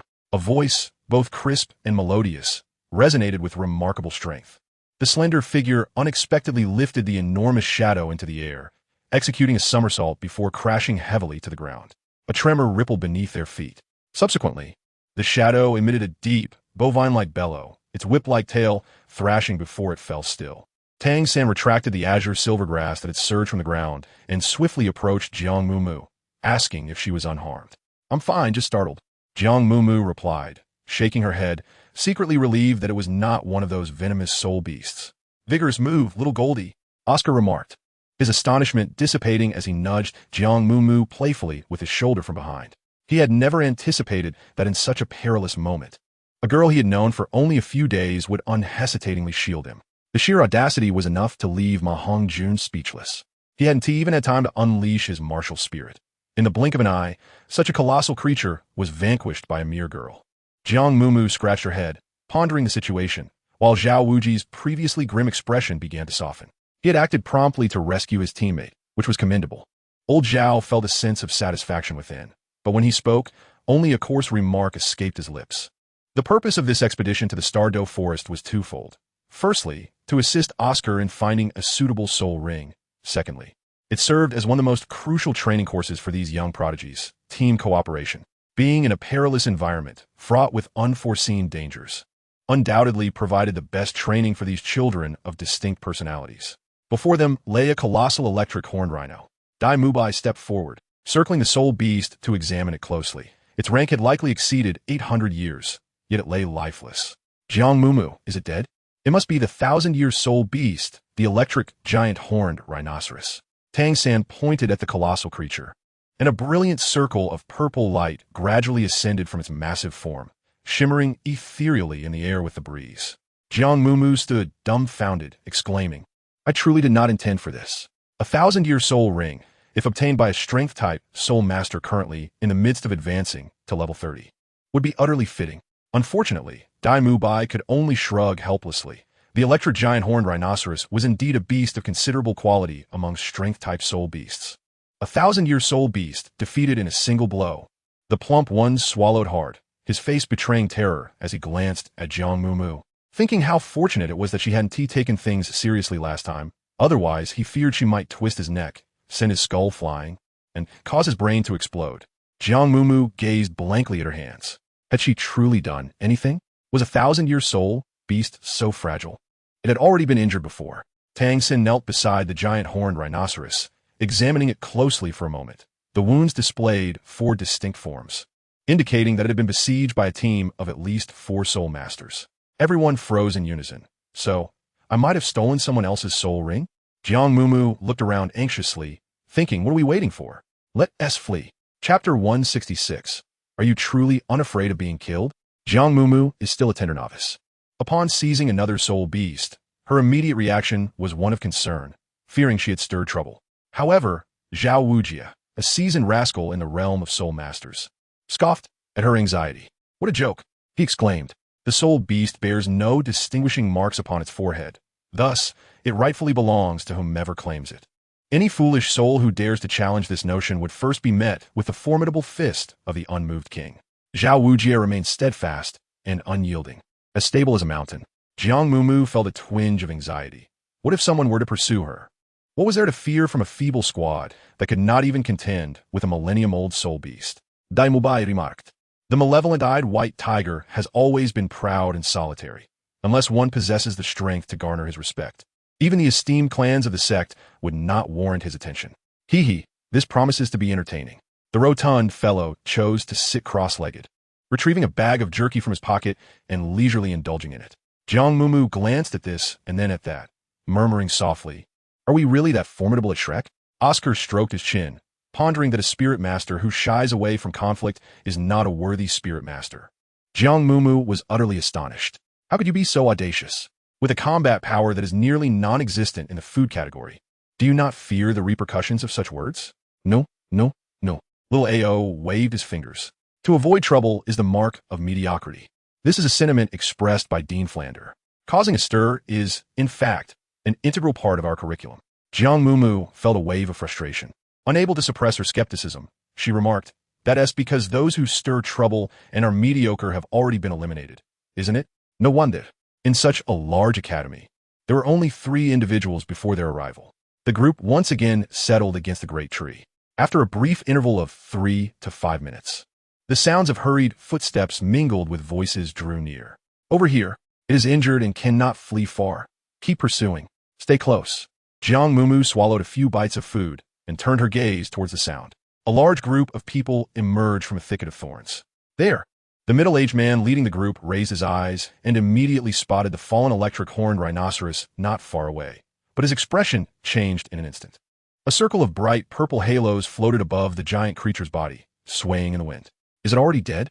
A young girl, closely following him and wielding a 2-foot-long blade, suddenly froze in excitement. Clearly, this colossal rhinoceros was the sole beast she needed for her advancement. Was it you who did this? The girl, brandishing her blade, angrily approached the group from Shrek. You dare to steal my soul beast. 8 students, along with the imposing figure of Zhao Wujin, sat calmly beneath a tree. Noticing the beautiful girl, Ma Hongjun stood up, tossing his hair with nonchalance. Your soul beast? Call it and see if it responds. You fat idiot, can you even speak properly? The girl glared fiercely at him. Ma Hongjun grinned, dismissively saying, It's just a 1,000-year soul beast, right? If you want it as a girlfriend, I'll help you hunt another one. How about it? Oomph. Without another word, the girl swung her blade. Instantly, the weapon glowed with a yellow light, cutting through the air with fierce speed towards Ma Hongjun's head. The fat boy cursed under his breath. He had not anticipated that the blade was actually a martial soul, nor that the girl would be so ruthless, aiming directly for his life. Go die. As the blade descended, The girl gritted her teeth, her voice icy. Chapter 167. Weakling, open your eyes. In a critical moment, dozens of blue-silver vines suddenly surged from beneath the girl's feet, instantly binding her wrists. The fat boy broke into a cold sweat. This is what they mean by a knife over a woman's head. Oscar nudged him with his elbow, nearly getting him killed.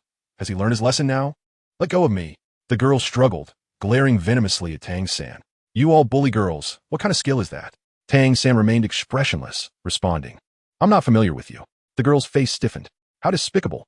This is called a sneak attack. Why not fight us openly? Base. Shameless. Lowly. Tang San, shut up. A vine, covered in black patterns and sharp thorns, slithered toward her like a venomous snake, wrapping from her shoulder to her front. The girl froze, biting her lip in frustration. Jiang Mumu silently counted the number of people nearby. 1, 2, 3, 4, including the older leader. There were a total of 12 individuals on the opposing side, clad in identical moon-white soul master robes, each adorned with a turquoise circular insignia featuring the characters Sanghui intricately embroidered within. Judging by their ages, they likely hail from a prestigious academy for advanced soul masters. In contrast, their own group comprised only 9 members, with 2 being support types, which placed them at a disadvantage. One of Sanghui's students found himself at the mercy of Tang San, while the others remained hesitant, glancing towards the elder leader for guidance. Which academy do you young ones belong to? Do you understand the rules? The elder inquired, stepping forward with arms crossed, his expression icy and stern. The 8 before him were no older than 16, clearly a band of Na'vi youths unaware of their own limitations. Rules?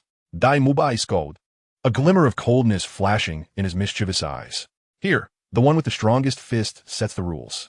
Jiang Mumu instinctively clenched her fingers, casting a glance downward. Though small, it was undeniably firm. One audacious little brat. The teacher from Sanghui narrowed his eyes and commanded, teach them a lesson. The 10 followers behind him immediately unleashed their respective martial spirits, and in an instant, a dazzling display of light erupted. 9 possessed the second ring, while 1 boasted the third ring. All were undoubtedly battle spirit masters. Among them, 4 wielded weapon spirits, while the other 6 commanded beast spirits. Remarkable. There is even a soul sovereign. Ma Hongjun clenched his fist, producing a crackling sound, and disdainfully scoffed at the opposing soul sovereign. Dai Mubai, mockingly remarked, unfortunately. It's just a sheep, fit only for roasting. That brash little brat, not even fully grown, how audacious. The soul sovereign's expression darkened.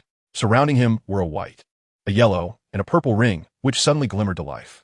TSK, standing at the rear, Oscar shook his head. This configuration simply wouldn't do. Dai Mubai haughtily lifted his chin and declared, come on, brothers, unleash your martial spirits, and show these weaklings from Sanghui what true strength looks like. All right. In response, the 8 swiftly arranged themselves into formation. Dai Mubai, Jiang Mumu, and Ma Hongjun led the charge, while Tang San maintained control at the center. Zhu Zhuqing and Xiao Wu flanked the sides for attack, with Ning Rongrong and Oscar providing support from the rear. Simultaneously, the splendidly radiant soul rings spiraled upwards from beneath their feet. Astonishingly, none of them were white. Before the 8 even released their martial spirits, the expression of the Sanghui Academy teacher visibly shifted. He had believed his students to be exceptionally talented, yet these youths before him all surpassed level 20. And their soul ring configurations were of the highest caliber. Chapter 168. The group assault on Sanghui White Tiger, possession. Dai Mubai slowly leaned forward, his azure eyes gleaming with a chilling light. As his fingers moved, sharp claws extended and retracted, emanating a frigid, killing intent. The martial spirits clashed. The Sanghui Academy soul sovereign's face paled, his body trembling uncontrollably. Phoenix possession. A purplish-red light surged forth from the rotund figure, and with the release of searing flames, the surrounding air seemed to warp instantaneously. A white tiger and a phoenix. There was no need for them to strike. Their overwhelming presence had firmly suppressed the opposition. Faced with the several youths, none of the 10 from Sanghui dared to step forward. What else with the cowardice? Is this the might of a high-level Soul Master Academy? Dai Mubai flicked his tiger claw and derisively taunted. The Sanghui Soul Sovereign's eyes blazed with a greenish hue, merely locking eyes with those sinister orbs sent cold sweat trickling down his back. Yet, at that moment of hesitation, a furious shout erupted as a young girl unleashed her soul power, breaking free from the restraints of the blue-silver grass. In a disheveled state, she exclaimed, Li Xiao, "What are you afraid of? Can one not discern that the 2 lurking in the shadows merely serve as support?" The Soul Master, namely Xiao, cast a fleeting glance at Oscar and Ning Rongrong. Neither had summoned their martial spirits, and two circles of yellow soul rings languidly revolved beneath their feet. This indicated that their opponent could muster a maximum of only 6 combat-oriented Soul Masters. 11 against 6. Among the 6, those with vying and book martial spirits posed little threat. A glint of cunning danced in Li Zhao's eyes, a sly smile tugging at the corners of his mouth. Charge! He bellowed, instantly manifesting his martial spirit.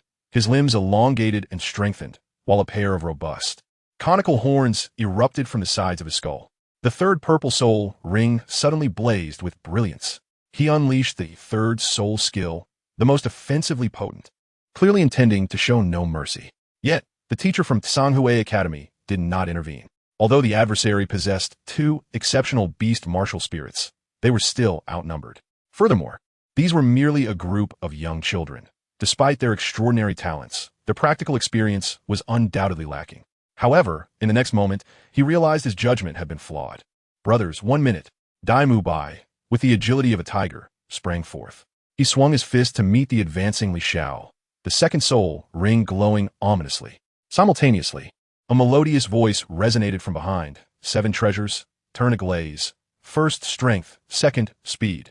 Ning Rongrong's delicate fingers twitched, and in an instant, brilliant rays of colorful light enveloped the group. White Tiger's light wave. Accompanied by a fierce tiger's roar, a white sphere of light erupted forth.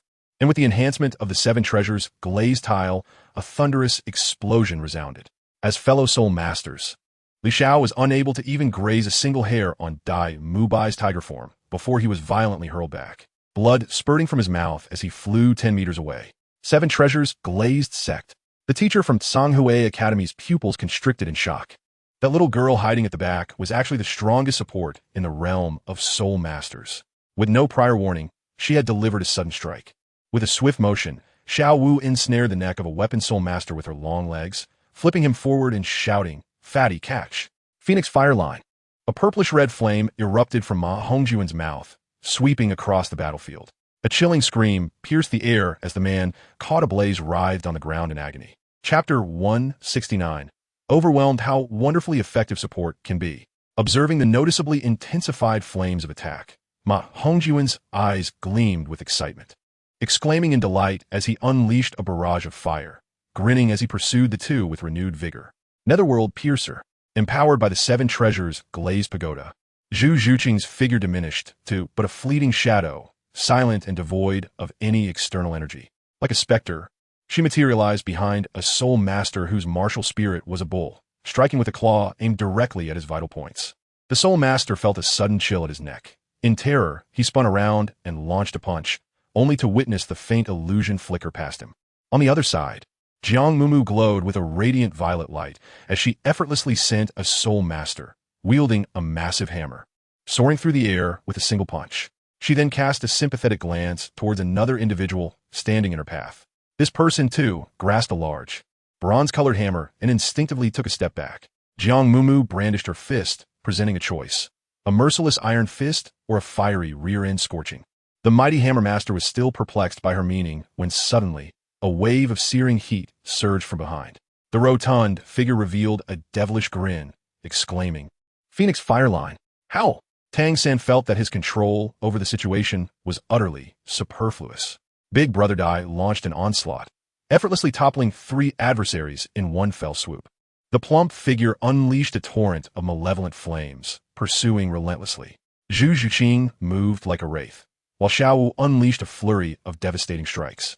Clutching her opponent's heads with fervor, Jiang Mumu struck with unyielding force, reducing the Shenghun Academy to chaos, leaving it in utter disarray. It was truly exasperating. How outrageous! Observing that his 11 students were unable to contend with a mere handful of children, Teacher Sunghui's expression darkened as he silently unleashed his martial soul. A circle of black ripples emanated around him, his limbs retracting while his back surged upward, revealing a tortoise shell. 5 soul rings, 1 white, 2 yellow, and 2 purple, spiraled up from beneath his feet, indicating he was at least a soul king of level 50 or higher. In an instant, his profound soul power exerted a counter-pressure on the atmosphere. His 3rd soul ring suddenly lit up, and a mist of water was expelled toward Dai Mu Bai. Dai, be careful! Sharp glimmers shot from Tang San's hands as blue-silver vines rapidly unfurled, entangling from all directions. Yet the teacher's neck retracted, his head bizarrely sinking into his chest. A series of sharp clangs echoed as the piercing nails were deflected by the tortoise shell. Immediately, Tang San sensed a wave of frigid energy, causing the speed of the blue-silver grass to wane. Xiangui. He fixed his gaze on the teacher, a hint of purple flickering in his eyes. Oomph. The teacher scoffed, gesturing dismissively at the battered students. A group hastily retreated behind him. Xiangui? The hefty boy swaggered forward, raising an eyebrow as he scrutinized the teacher. Isn't this merely a turtle that can only retract its head? At your age, resorting to ambushes, truly fitting for a turtle. This teacher is named Yi Zhiqiu, and due to his martial soul, he cannot bear to hear the word turtle. Initially, he aimed only to thwart Dai Mubai's attack, allowing the Zhonghui students to escape. For the Seven Treasures Glazed Tile sect was not a foe he wished to provoke. However, little did he expect that these two youngsters would unwittingly breach his taboo with their words. To let them off easily would jeopardize his authority among the students. Such audacity at such a tender age. Today, I shall teach you a lesson on behalf of your teacher. Yi Zhiqiu declared with malice. Teach them a lesson for me?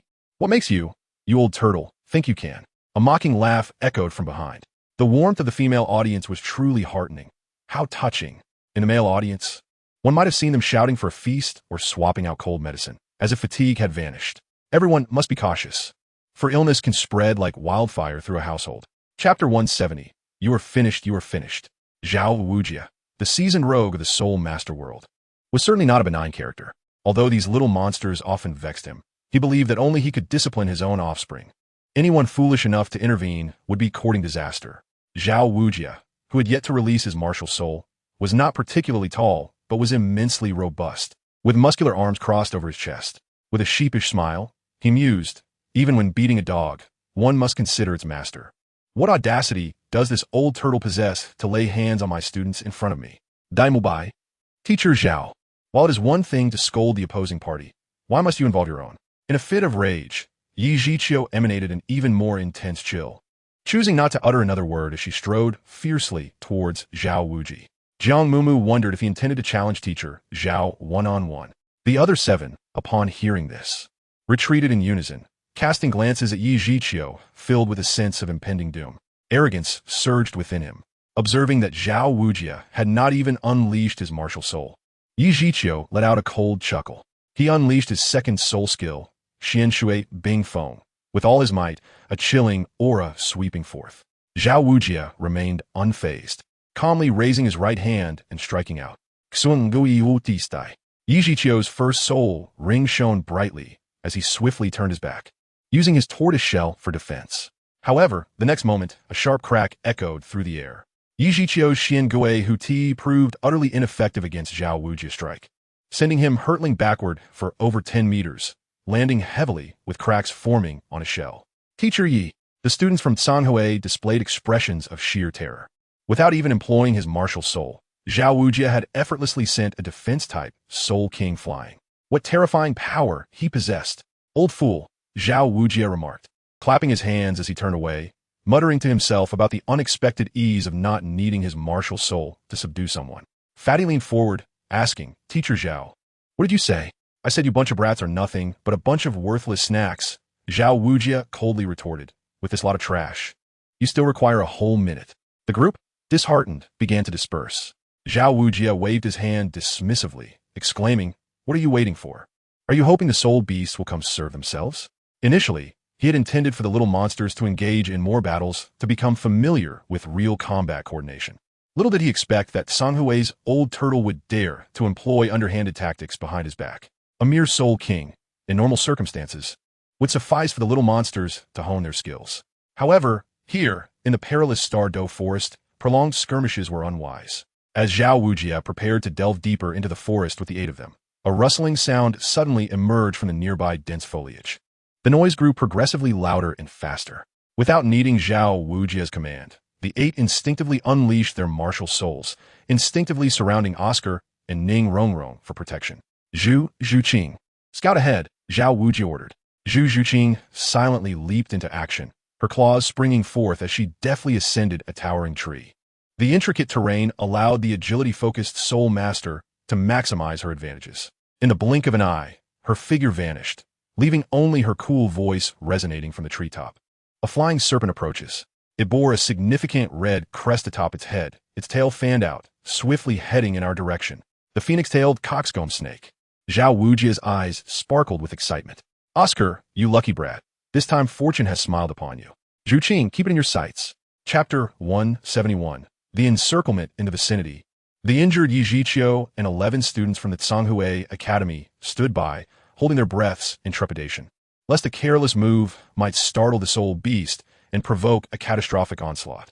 Yi Zhiqiu's heart simmered with indignation. They had brazenly seized his student as soul beast and openly humiliated him. Yet, he was compelled to maintain silence during their hunt. The more he pondered, the more his anger flared, causing a tightness in his chest that led him to spit out a mouthful of old blood. Meanwhile, a mere 10 meters away, Oscar rubbed his hands together, eagerly musing about the age of the phoenix-tailed coxcomb snake. How long could it be? What color are its wings? Tang San inquired. Zhu Zhuqing responded. Its wings are a pale red, approximately 6 to 8 meters in length. The pale red wings were characteristic that emerged only after a millennium of evolution. Based on the length, Tang San calculated in his mind that it should be between 1,300 and 1,800 years old, perfectly suitable for little Oscar. Impressive. Oscar's eyes sparkled as he clapped Tang San's shoulder enthusiastically. Zhao Wujia, observing this, suddenly felt a desire to test these little monsters. Thus, he withdrew his martial soul, leaned against a nearby spot, and yawned. You all handle it. I shan't interfere. The phoenix-tailed coxcomb snake was not a particularly fierce or savage soul beast. If it required his intervention, it would be no different from the weaklings of Tsanghui. Old Zhao took out a water flask from the soul guide device and settled at a moderate distance. The 8 individuals showed no reaction to his presence. Swiftly devising a plan for the encirclement, Tang San succinctly explained, this type of snake is non-venomous. Its method of attack is constriction, and it is not very aggressive. But it possesses incredible speed. So, we merely need to prevent its escape? Jiang Mumu asked. Precisely, Tang San nodded. All snakes inherently fear aggressive avian creatures. It is a natural instinct. He then glanced at Ma Hongjun. Although the portly fellow was usually carefree and somewhat slow to react, he never faltered at crucial moments. With a mere glance from Tang San, he immediately grasped the implication. My phoenix martial soul can suppress it. I will be responsible for containment. A voice from the trees chimed in. I will assist with acceleration. Ning Rongrong, who had scarcely spoken throughout the day, added. Then we shall focus on the main assault. Dai Mubai said, casting a glance at Jiang Mumu and Xiao Wu. Zhao Wujie appeared indifferent, yet secretly urged his soul power, straining to listen intently. After hearing the plans of the little monsters, he couldn't help but raise an eyebrow, glancing at the Tsanghui group, feeling a sense of smugness. You lot are worthless. If you possessed even half the capabilities of my students, would you struggle to encircle a giant horned rhinoceros? Here it comes. Zhu Zhuqing called out sharply. Before the sound faded, her figure had already leaped from the tree, and her first soul ring shone brightly. 7 treasures turned to glaze. She declared, accelerate. Bathed in vibrant light, the sharp claws suddenly lunged forth, piercing directly towards the fleshy crest atop the serpent's head. The phoenix-tailed coxcomb snake reacted with remarkable agility, swiftly evading the strike as it surged forward. With a resounding thud, Zhuqing's claw struck the serpent's neck, causing its momentum to falter. Startled, the creature opened its mouth and unleashed a burst of multicolored mist toward Zhuqing. Zhuqing, be careful, Dai Mubai shouted, instinctively activating his third soul skill. White tiger transformation. A purple halo radiated as his muscles bulged, embodying the regal ferocity of the Beast King, augmented by the 7 treasures glazed pagoda as he charged fiercely at the serpent. Chapter 172. Unarmed confrontation with the Great Serpent. The might of the white tiger was overwhelming. With one powerful strike, the nearly 8-meter-long serpent twisted midair before crashing down with a deafening thud. Dai Mubai. That mist is merely a scare tactic. It's not poisonous. Tang San's timely warning halted Dai Mubai from delivering a fatal blow. Countless blue-silver grasses surged from the ground, ensnaring the body and wings of the phoenix-tailed coxcomb snake. Let us see where you can escape to. Ma Hongjun, wielding the phoenix martial spirit, ignited his second soul ring, engulfing himself in violet-red flames as he advanced menacingly. The innate suppression immobilized the serpent, causing its crest to tremble violently. Got it, the rotund figure declared triumphantly, snapping his fingers. Xiaowao, Gul, coming. Oscar swiftly drew a short blade from his waist and approached the phoenix-tailed coxcomb snake. The serpent, not particularly formidable as a soul beast, was quickly surrounded by the group, each utilizing their unique abilities with ease. However, just as they believed victory was assured and began to lower their guard, the snake suddenly became exceedingly slippery, thrashing its tail wildly in a desperate struggle. It was attempting to flee. Tang San's blue-silver grass tips could not pierce the smooth scales, allowing the serpent to slip away beneath the ground. Free from its bindings, the phoenix-tailed coxcomb snake accelerated rapidly, darting 10 meters away in the blink of an eye, before flapping its wings to take flight. Sitting nearby, Zhao Wujia furrowed his brow. These incompetent fools, they let a soul beast escape. He muttered, preparing to channel his soul power, when a delicate yet commanding voice rang out. "You're going back." A slender, agile figure leapt down from the tree, limbs extended gracefully, and with a resounding thud, struck the snake's crest with precision. The phoenix-tailed coxcomb snake, having barely ascended 3 meters from the ground, was sent crashing down by this formidable force, allowing Jiang Mumu to immediately ensnare its neck with her limbs. Oscar stood dumbfounded. Is this really possible? Unarmed combat against a great serpent. How fierce. The stout individual raised his thumb in admiration. "Mumu, be cautious." Before Tang San could articulate his warning, the serpent's robust tail suddenly lifted high, aiming a strike at Jiang Mumu. In an instant, several glimmers of cold light erupted from Tang San's hand. Simultaneously, Jiang Mumu let out a mighty shout, audaciously grasping the fleshy crest atop the serpent's head and forcefully flipping it over. The excruciating pain from the penetrating spikes drove the phoenix-tail coxcomb snake into a frenzied thrashing, its gaping maw emitting a series of hisses. "It's so slippery." Jiang Mumu nearly found herself flung away by the serpent's vigorous head movements, her body spiraling through the air in tandem with its wild thrashing. "Release it." Tang San swiftly drew a soul-guiding device from his waist, producing a sleek black box, raising his arm to aim at the serpent. "No, it will perish," Jiang Mumu exclaimed, her voice quivering with each sway. Zhao Wujia, his expression grim, summoned 7 soul rings beneath him. The phoenix-tail coxcomb snake possessed inherently low aggression, making its survival for over a millennium in the brutal world of soul beasts a rare feat. It would be truly regrettable to lose such a creature. "We cannot kill it," Jiang Mumu murmured to herself. Had it not been essential to capture it alive, that earlier strike could have shattered its skull. Capturing it alive was indeed the most arduous task. Jiang Mumu suddenly released her grip, using the momentum to execute a swift backflip. With a powerful push of her calves against the tree trunk behind her, she propelled herself forward at an astonishing speed. Instantly, a resplendent aura of violet and gold enveloped her. Chapter 173. Food System? Illusory mushrooms. Jiang Mumu's rigid form shot forth like an arrow, slicing through the air with remarkable swiftness. Above her, an enormous mushroom materialized out of thin air, once again launching an assault on the phoenix-tailed rooster snake with equal ferocity. Ma Hongjun, who was about to charge forward while spewing malevolent flames, was taken aback by the apparition of the mushroom and retreated several paces in alarm. "A mushroom?" Oscar pondered, his expression one of confusion. Is she also of the food type? During the previous battle against Zhao Wujia, he had not witnessed Jiang Mumu's mutated soul ring, and now, seeing the sudden emergence of the colossal mushroom, left him bewildered. Surely, it belonged to the food category? Yet, why was her combat prowess so exceptionally formidable? That was not merely a martial spirit. It was a soul ring, which left the stout Oscar somewhat apprehensive. He rubbed his nose, aware of its toxicity, insidious and ever-present, a threat that was difficult to evade. "Is that a soul ring?" Oscar exclaimed, his jaw dropping in astonishment. In an instant, the phoenix-tailed rooster snake, having disentangled itself from Jiang Mumu's entanglement, attempted to flee once more. With a flick of its fan-like tail, it surged several meters into the air. Almost simultaneously, a figure descended from above, forcefully striking its left wing with both feet.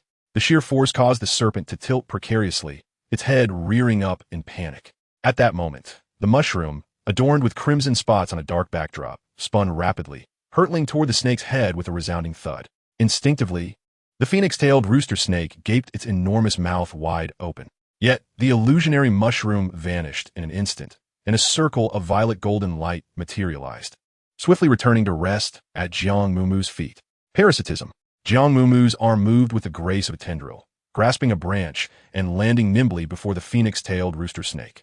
An array of mushrooms, larger than fists, quickly enveloped the snake's head, mouth, and a significant portion of its body. its vision obstructed. The serpent flailed its wings in a frenzy, but it barely managed to fly a short distance before colliding with a tree trunk. Exhaling a sigh of relief, Jiang Mumu turned around and waved cheerfully at the onlookers. Is this it? Oscar watched uncertainly as the snake made another futile attempt to escape, only to crash into the tree once more. Moments later, it appeared to be utterly drained of energy, its entire body languidly writhing on the ground, its wings and tail occasionally flapping weakly. Do soul beasts also fall prey to illusions? Tang San mused, cautiously keeping his distance from the mushroom-covered serpent. Unsure, he observed Jiang Mumu squatting beside the phoenix-tailed rooster snake, prodding it gently.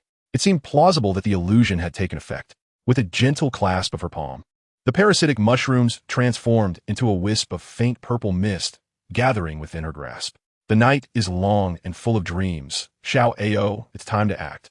Dai Mubai stated. All right. Oscar nodded slightly, his throat twitching as he gripped the short blade and approached it. With a swift thrust, the blade pierced through the crest of flesh, driving directly into the brain. The cockatoo snake convulsed violently. Standing nearby, Xiao Wu turned pale and instinctively lowered her head. Retreating a step, in a matter of moments, the serpent lay still. A halo of purple light gradually converged above its body as Oscar sat cross-legged, channeling his soul power to draw the soul ring into his own being. The others instinctively formed a protective circle around Oscar. At that moment, Zhao Wujia suddenly turned to Xiao Wu and bellowed, "Why didn't you take action while we were capturing the soul beast?" Chapter 174. The third soul skill, Xiao Wu. Her fingers clenched, averted her gaze from Zhao Wujia. Teacher Zhao. Originally, I was supposed to coordinate with him, but in my haste, I didn't follow the plan. Jiang Mumu quickly stepped beside Xiao Wu. Zhao Wujia shot a stern glance at Jiang Mumu, who immediately lowered her head, guilt written all over her face. Zhao Wujia's expression turned serious as he admonished, "Remember, you are a team. Any misstep from one of you could endanger your comrades, or even lead to the annihilation of the entire squad." The group fell silent, considering they had not let the soul beast escape. Zhao Wujia decided to let it slide this time. After a pause, he added with a huff, "This shall not be repeated." This was an exceptionally successful capture. From the moment they targeted the cockatoo snake to its capture, it took barely 3 minutes. Zhao Wujia felt even more satisfaction with these young prodigies. Reflecting on his own youth, he realized that neither his strength nor his mindset could compare to theirs at that age. Meanwhile, at a distance of 10 meters, a furious girl from Songhui Academy bit her lip in frustration and turned to delve deeper into the forest. The theft of the soul beast had already ignited her anger, and now she had to watch as her rival advanced before her. "Xiaoying, what are you doing?" Leaf Jiqiu, sitting cross-legged with half-closed eyes, remarked coldly. The girl snapped. "I don't want to stay here. Given your 30th level soul power, shouldn't you be feeding the soul beasts instead of wandering off?" Leaf Jiqiu retorted, closing his eyes once more.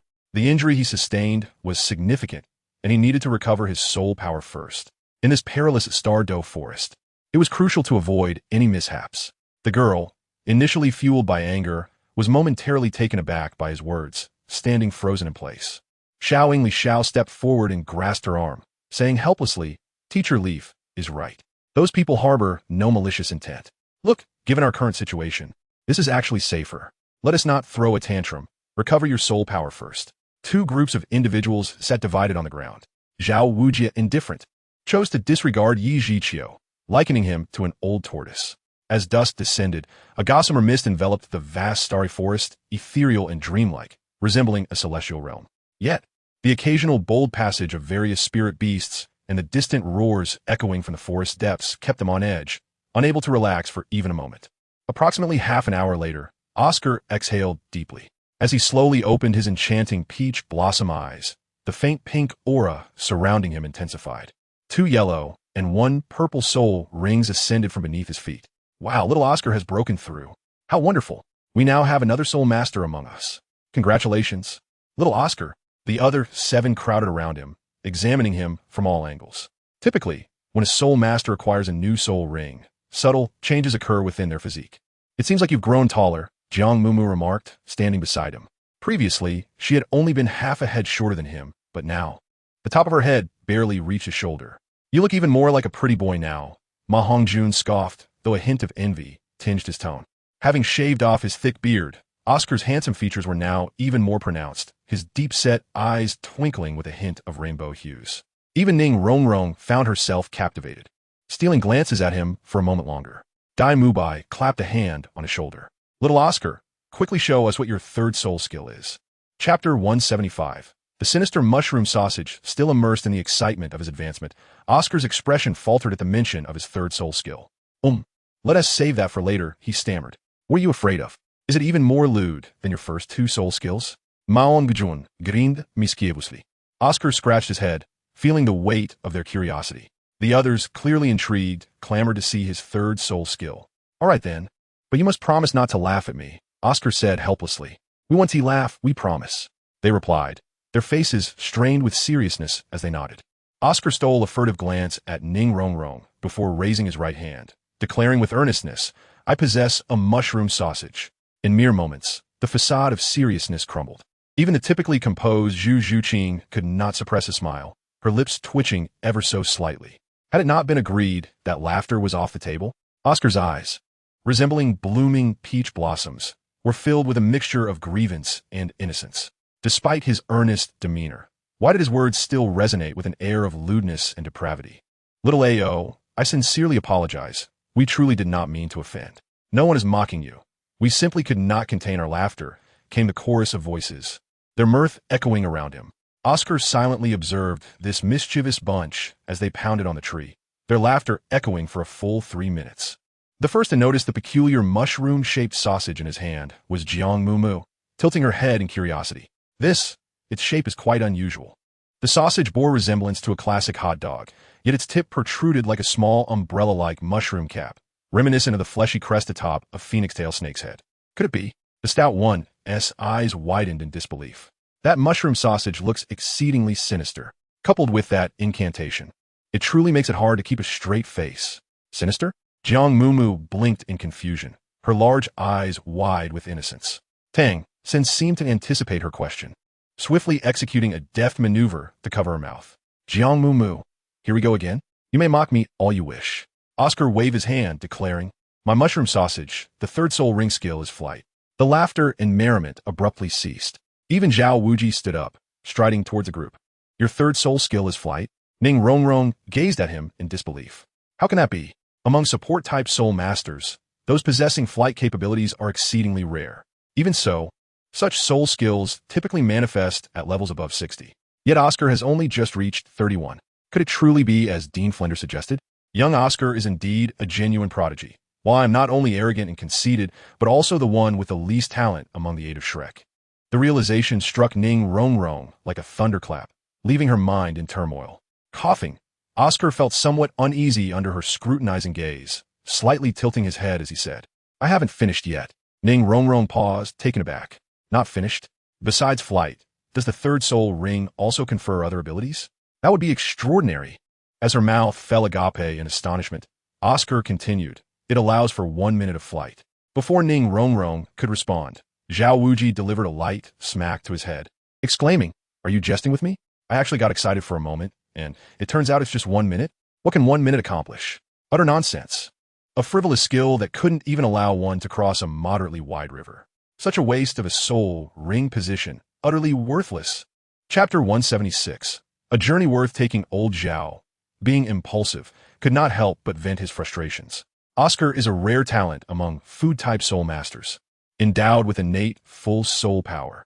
Each step taken by a genius is of utmost importance.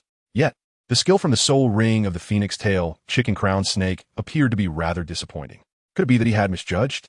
Just as Zhao Wuji wrestled with self-doubt and frustration, he noticed Oscar rubbing his head, a kaleidoscope of light flickering in his eyes.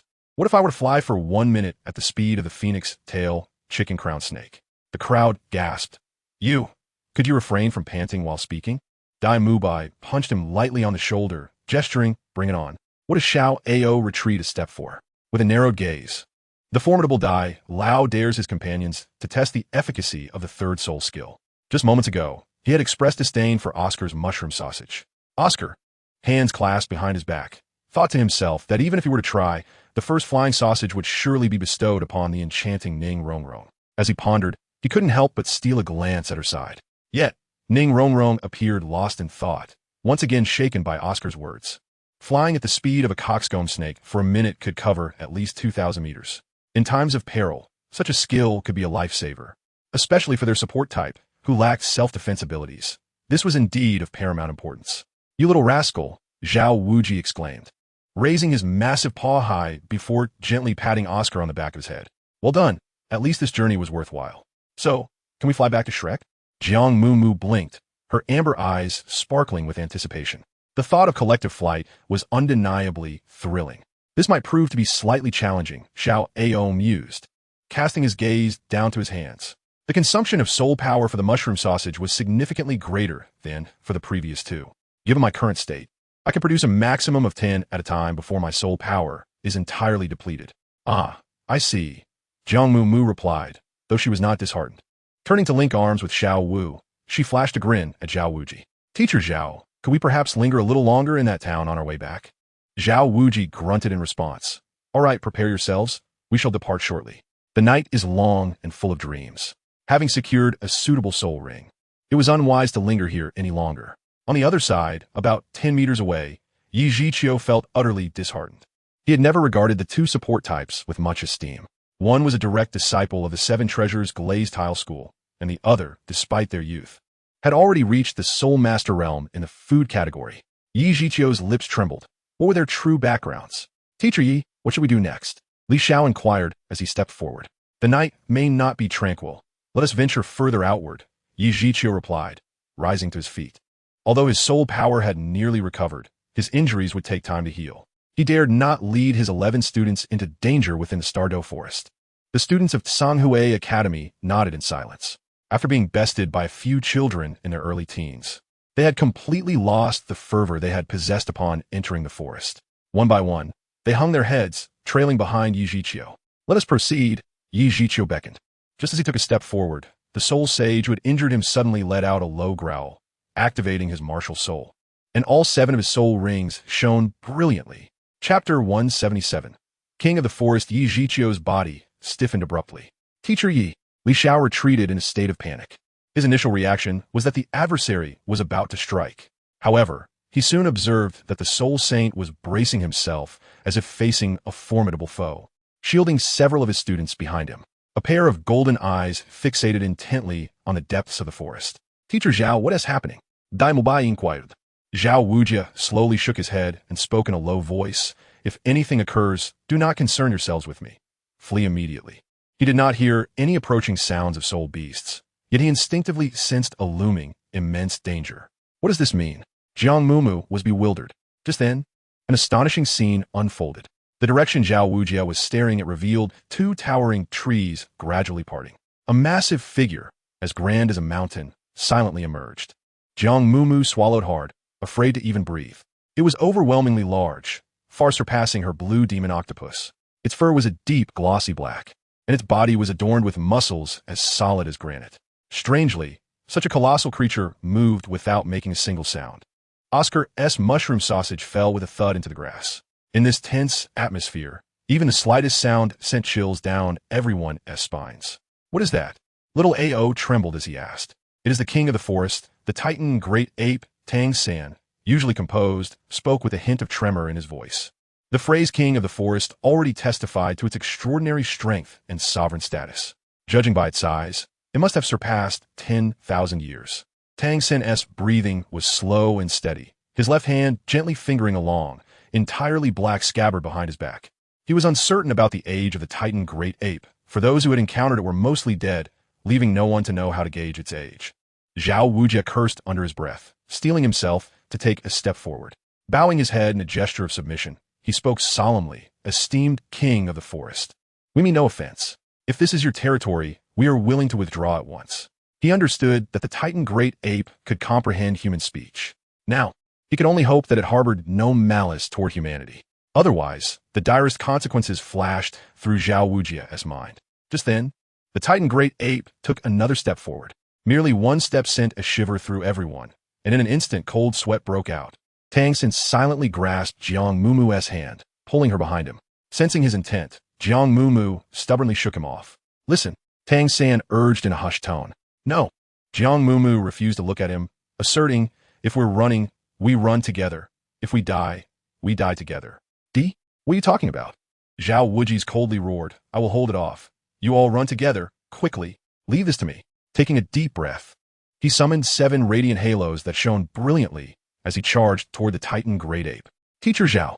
Dai Mubai let out a fierce growl, following Zhao Wuji's lead. "Tang San, cover everyone's retreat." Both unleashed their martial spirits, launching their most formidable attack skills. One aimed for the Titan Great Ape's cranium, while the other targeted its forelimbs. The 7-treasure glazed tile emitted a shimmering light, proclaiming strength speed.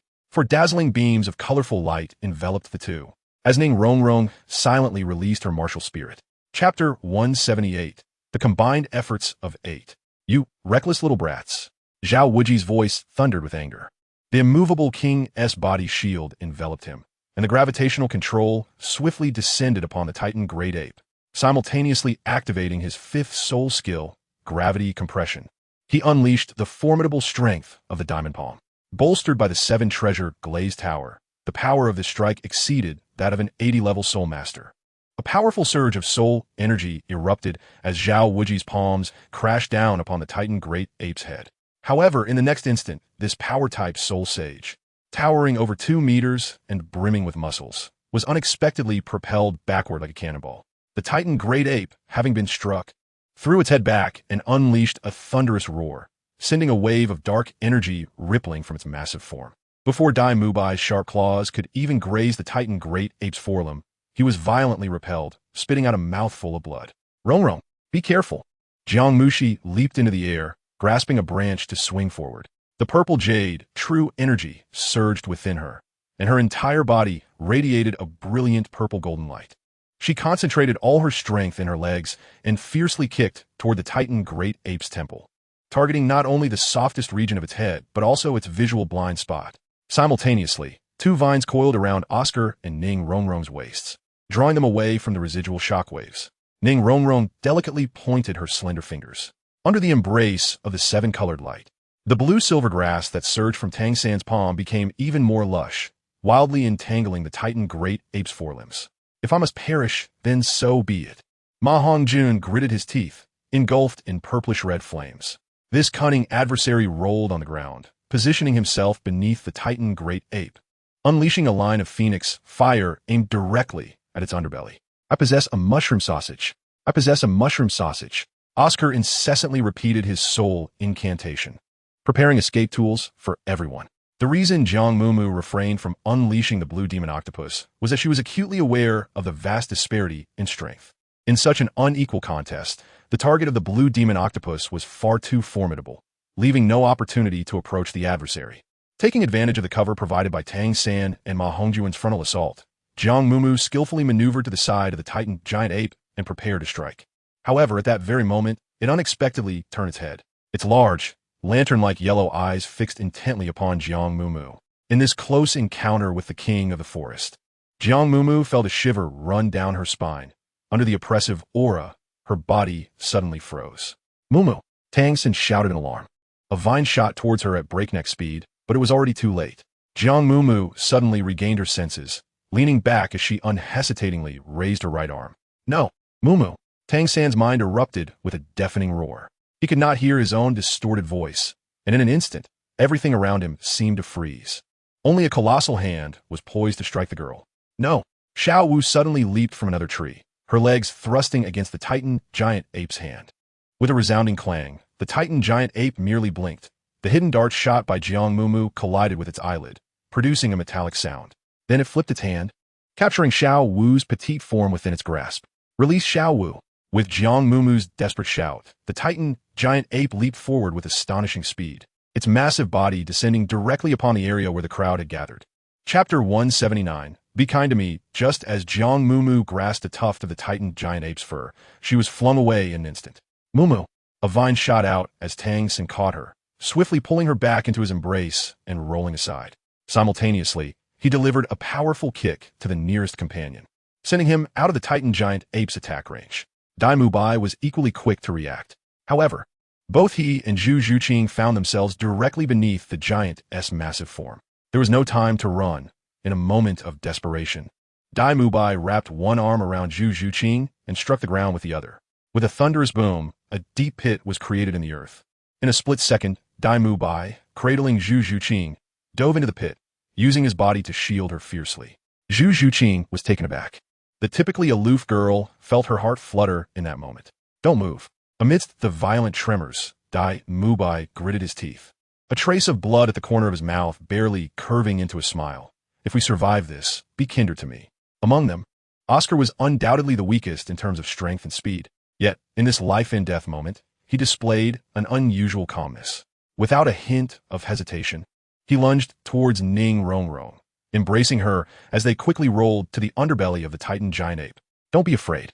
Oscar closed his eyes, striving to steady his voice against the tremors of fear. He was taking a gamble, hoping that the colossal ape would, as before, descend on all fours. In such a position, its abdomen would inevitably be suspended in the air, rendering it a safe haven. But what if it did not? With a resounding crash, the Titan ape landed, and Oscar felt a weight pressing down on his back, as if his very organs were being crushed. As he had anticipated, the Titan ape assumed a quadrupedal stance, yet the sheer force of its landing rendered his face pale. Ning Rongrong, still in a daze, lifted her head to gaze blankly at Oscar. With a deep, warning growl, the Titan ape issued a sound reminiscent of an ominous notice before bounding into the air once more. In a single leap, it covered 100 meters, vanishing into the depths of the jungle. Jiang Mumu, suppressing the turmoil within her chest, staggered to her feet. Xiao Wu had been taken. Xiao Wu was captured in an effort to save her. With the Titan ape's strength, even the slightest pressure from its massive hand would leave no chance for escape. Regardless of Xiao Wu's resilience, as she watched the direction in which the ape had disappeared, Jiang Mumu's eyes brimmed with tears, her fists clenched tightly, producing a sharp sound. Xiao Ao softly recited the first soul incantation, silently distributing recovery sausages to everyone. Everything transpired in the blink of an eye. Zhao Wujing had not even had time to unleash his true martial spirit. How could the Titan ape appear at the forest's edge? Zhao Wujing's face turned ashen as he muttered, "It's my fault for not protecting Xiao Wu."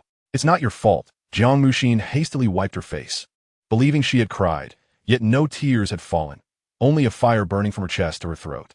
"It's my fault," she repeated, her head bowed, unable to utter another word. If not for her reckless attack, Xiao Wu would not have been captured. Zhao Wujing sighed in resignation. "Let's take a moment to regroup. We must deliberate our next steps."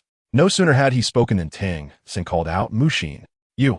6 ethereal wings sprouted from Jiang Muxin's back, lifting her into the air. "I will bring Xiao Wu back. She cannot be dead." Chapter 180. Let us do it. In the instant the 6 wings flapped, Ning Rongrong's melodious voice resonated. 7 treasure glazed tile school, second spirit, speed. A brilliant ray of colorful light enveloped Jiang Mumu. The wings, in her form, transformed into a fleeting shadow, racing towards the direction where the Titan ape had vanished. "Ning Rongrong, Oscar, what are you doing? Are you sending her to her death?" Zhao Wujing bellowed. On this journey into the Stardow Forest, he had already lost 1 student. He could not afford to lose another. The 7 treasure glazed tile school would never abandon any of its comrades. Ning Rongrong raised her chin, disregarding old Zhao's fury. Oscar remained silent, offering no explanation. The mushroom sausage had previously fallen to the ground. As Jiang Mumu picked it up, he noticed but remained silent, refraining from intervention. If it were his childhood friend being taken away, he would likely act the same. Let Mumu go. At that moment, Tang San was the calmest among them. He extended his hand to Xiao Ao, declaring, "I must be with her." "Understood," Oscar replied with a bitter smile, gritting his teeth and enduring Zhao Wujie's murderous gaze. He recited the lewd soul incantation once more. "You." Zhao was so furious he could hardly speak. "Tang San, I support you. If you're a man, then go for it." Ning Rongrong gently pointed, and the resplendent light of the 7 treasure glazed tower suddenly erupted. In mere moments, 3 students vanished from his sight, plunging into the depths of the Stardow Forest, leaving Zhao Wujie nearly beside himself with rage. "Zhao Laoshi, if you wish to blame someone, blame me."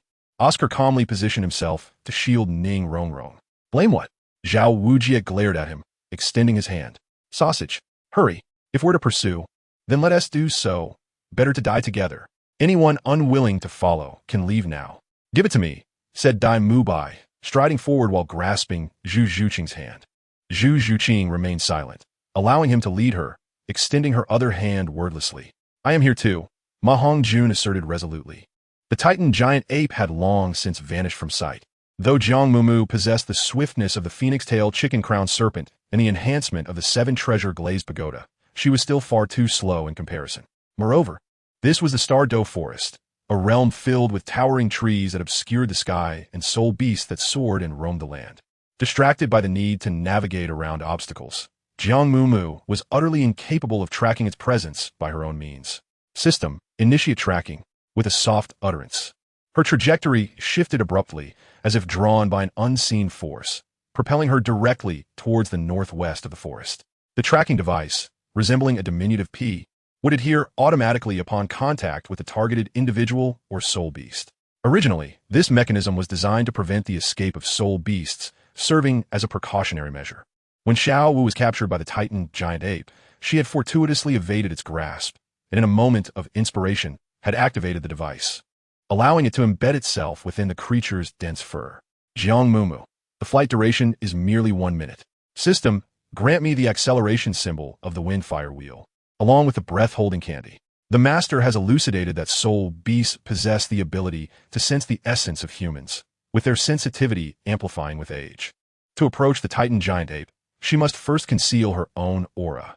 As soon as she uttered these words, a colorful candy materialized in Jiang Mumu's hand. If she holds it in her mouth, she can completely mask her presence before it dissolves entirely. As for how to overpower that colossal creature and reclaim Xiaowu, Jiang Mumu found herself bereft of time for contemplation, unable to concern herself with the multitude of thoughts swirling in her mind. In any case, the only course of action was to proceed with determination. Chapter 181. Are you all pursuing the Titan giant ape? Are you reckless enough to risk your lives? Teacher Yi, what shall we do? The students of Chang'e were utterly paralyzed with fear, huddled together behind a massive boulder, clutching their heads. After a prolonged silence, they gradually dared to raise their gazes. Utterly reckless, they're courting death. Yi Zhiqiu's complexion was ashen as he cursed vehemently in the direction where Shrek's group had ventured. He had initially believed that remaining in their company would afford them greater safety. Yet unexpectedly, they encountered the Titan giant ape at the forest's edge. Fortunately, that terrifying creature had not unleashed a massacre. With lingering trepidation, Yi Zhiqiu disregarded the encroaching darkness and hastily gestured for his students to follow. Gulme, let us depart swiftly from this perilous place. As night enveloped the Douluo forest, the shadows of trees danced ominously, and occasionally luminous spirit beasts flitted by, casting glimmers of light in their wake. Jiang Mumu found herself crouched among a tangle of thorny brambles, her eyes wide with astonishment. She had been sprinting through the forest for nearly the length of an incense stick, desperately pursuing the trail of the Titan great ape. Yet, what lay before her was utterly bewildering. Xiao Wu sat serenely in a lotus position before the Titan great ape. Her hands formed delicate gestures. Her right palm, facing upwards, rested gently on her thigh, while her left hand was raised before her chest, producing a series of peculiar sounds. As these incantation-like utterances flowed from her lips, a crimson glow began to emanate from her eyes, and 2 circles of yellow spirit rings materialized quietly around her. Simultaneously, a colossal white ethereal figure manifested behind her, her martial spirit, the Jade Rabbit. A faint red luminescence spread from Xiao Wu, intensifying into a brilliant radiance over time. Meanwhile, the Titan great ape, with its massive form resembling a mountain, lowered its 4 limbs to the ground, crawling before Xiao Wu. Its lantern-like eyes fixated on her, enveloped in the red light, revealing a flicker of yearning. What was the meaning of this? Did Xiao Wu share an acquaintance with the Titan great ape? Jiang Mumu's body was rigid with tension, her every movement stifled, as her mind resembled a tangled ball of yarn, chaotic and perplexing. Yet, how could Xiao Wu possibly be acquainted with the Titan giant ape? What was the ethereal white rabbit shadow that lingered behind her? At that moment, an even more astonishing scene unfolded. Amidst the intense crimson light enveloping Xiao Wu, a layer of violet luminescence gradually emerged, transforming into myriad twinkling stars that coalesced into a circular ring. A Millennium Soul Ring. Jiang Mumu stood in stunned silence. Could Xiao Wu truly generate soul rings without hunting soul beasts? The reality before her had transcended her understanding, leaving her perplexed about the unfolding events. Upon completing her advancement, after a few moments of deep breathing, Xiao Wu gracefully rose and approached the Titan great ape, gently patting its forelimb. Ming, I must take my leave. My companions must be quite worried. The Titan great ape seemed to comprehend Xiao Wu's words, its eyes reflecting reluctance and concern as it nodded. Please do not fret. Ming. Xiao Wu pressed her face against its fur, offering reassurance. I will take good care of myself. The Titan great ape lowered its chin to the ground, emitting a low roar that resembled a sigh. All right, I really must go now. Next time you sense my presence, observe from a distance. Do not act impulsively. If you were to harm my friends, it would lead to trouble. Do you understand? Rising on her toes, Xiao Wu affectionately touched its nose. Just as she was about to turn away, suddenly. Chapter 182. The soul beast you speak of as if sensing a perilous aura, the enormous ape, previously crouched, abruptly stood upright. Its lantern-like yellow eyes widened, fixating on the thorns ahead, and in an instant, the oppressive atmosphere caused the surrounding soul beasts to scatter in fright. Jiang Mumu felt a shiver run down her spine. The gaze of the Titan ape seemed capable of piercing through the dense thicket of thorns, enveloping her as if it were a tangible presence. This is it, she thought. Overwhelmed by shock, she inadvertently crushed and swallowed the small candy she had been holding. This was the end. She had been discovered. In an instant, a flurry of thoughts raced through Jiang Mumu's mind. Would it kill me? Should I strike first? If I do, should I use the blue flame Gatling gun or the pineapple grenade? No, that would endanger Xiao Wu. Ming, what's wrong? Xiao Wu turned her head. Following the imposing gaze, the Titan ape emitted a series of guttural sounds, its massive, furry head crowned with two spotlight-like eyes, reaching towards the grass. Meanwhile, suddenly, Jiang Mumu sprang up with a slightly altered, high-pitched voice, exclaiming, "Give me the slippery, sticky slime." In the next instant, a faint sound echoed as the colossal body of the Titan ape became enveloped in a gooey, translucent substance. Mumu. Xiao Wu stood in astonishment. How did she catch up? Ming was equally taken aback. What is this revolting substance? Jiang Mumu leaped forward, pointing at the colossal creature, and exclaimed, You mustn't move." Before she could finish her sentence, a thunderous crash echoed through the air as the king of the forest, the Titan gorilla, toppled to the ground, uprooting a swath of underbrush and trees in its wake.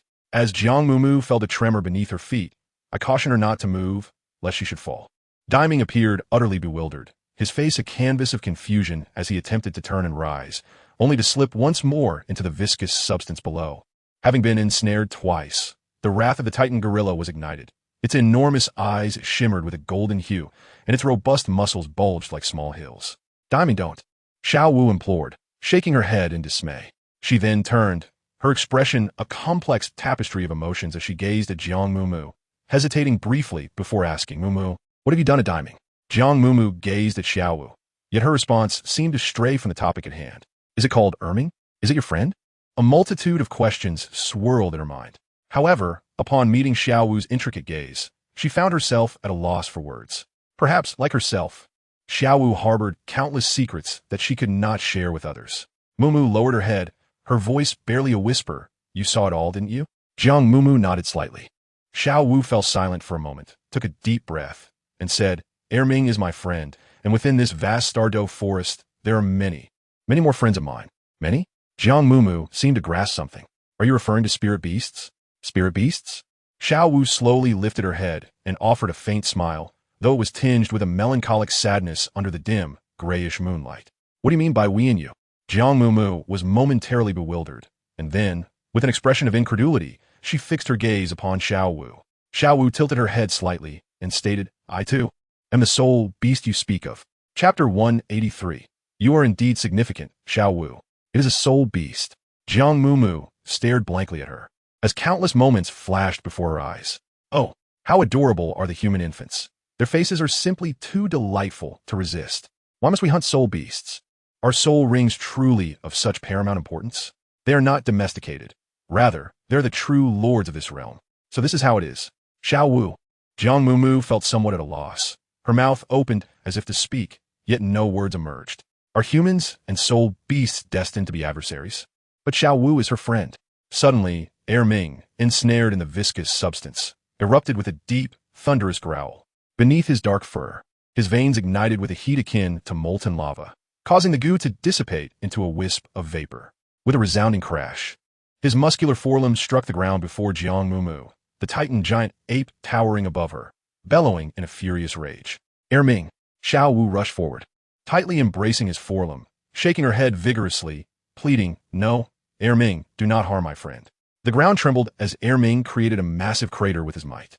Jiang Mumu retreated several steps, her back colliding with the sturdy trunk of a tree, barely managing to steady herself. She lifted her head, braving the overwhelming pressure, and gazed at the titan great ape, nervously biting her lip. I understand that you do not wish to harm me. You're a friend of Xiao Wu, and so am I. Although I cannot comprehend the reasons behind this, why spirit beasts transform into humans, why this phenomenon occurs, since the day we met. Xiao has always been my friend. As Jiang Mumu spoke, her eyes began to redden, her voice choked with emotion, until she could no longer continue, her breath hitching. A wave of sorrow washed over her. It dawned on her that Xiao Wu had been a silent witness to the brutal hunting and capture of her own kind. After a moment, the titan gorilla slowly lowered its head, locking its gaze upon Xiao Wu. Its fierce countenance gradually softened, revealing a hint of resignation. Ming, I wish to return with Mumu, Xiao Wu said, patting it gently. You should also go back. It would be wise to avoid the forest's edge from now on, lest you encounter those people. Ming stood still, releasing a low, rumbling sigh through its nostrils. Mumu pursued me here to save me. She is someone I can trust. Xiao Wu lifted her chin, a faint smile gracing her lips. Ming, I must return. You understand. The titan gorilla nodded slightly, casting one last glance at Jiang Mumu before turning away. With a couple of powerful leaps, its immense form silently vanished into the thick veil of night. In that fleeting moment, time seemed to stand still. Jiang Mumu and Xiao Wu stood in silence, exchanging unspoken sentiments. After a moment of hesitation, Jiang Mumu stepped forward, gently grasping Xiao Wu's hand, her lips quivering as she exclaimed, You terrified me. I thought you were gone, and I feared for my own life. That diming was utterly terrifying. Xiao Wu sniffled, a small figure of remorse. I'm so sorry. Teacher Zhao, Tang San, and Big Brother Dai. Did they sustain any injuries? They are unharmed, Jiang Mumu reassured her, but they were deeply worried about you. Despite Teacher Zhao's usual reprimands, his face turned pale with concern upon witnessing your abduction. Jiang Mumu grasped Xiao Wu's hand and gently shook it, saying, No matter what, in everyone's heart, you are an incredibly important friend. Xiao Wu, her eyes glistening with unshed tears, looked at Jiang Mumu and nodded vigorously. Chapter 184. Are soul beasts lost? The Stardow Forest is vast and its terrain intricate. It was only when it was time to return that Jiang Mumu realized she had lost her way. The trees here towered even higher, their lush branches obscuring the moonlight, and it felt as though every direction looked the same. Xiao Wu, do you know the way? After spinning around in confusion 3 or 4 times, Jiang Mumu scratched her head. Xiao Wu replied, You don't know? Jiang Mumu, do you not recognize this place? The two exchanged bewildered glances, their eyes wide with confusion. Is this not your territory? How could it be lost? Jiang Mumu's expression was one of utter disarray. As a spirit beast, how could she possibly become disoriented in the Stardow Forest? Do you have any notion of the vastness of this forest? Xiao Wu rubbed her temples and sighed dramatically, lamenting that she should have insisted on having Ming escort them back. Jiang Mumu squatted on the ground, drawing circles while pondering. Are you not able to sense any trace of humanity? Once a soul beast takes form, it relinquishes all its previous cultivation. I am quite weak at the moment. Xiao Wu crouched opposite her, resting her chin on her hand, her eyes blinking curiously. How did you manage to find your way here when you can't even recognize the path? Their gazes met, both reflecting mutual disappointment in the other's reliability. Suddenly, Jiang Mumu opened her palm and extended it toward Xiao Wu.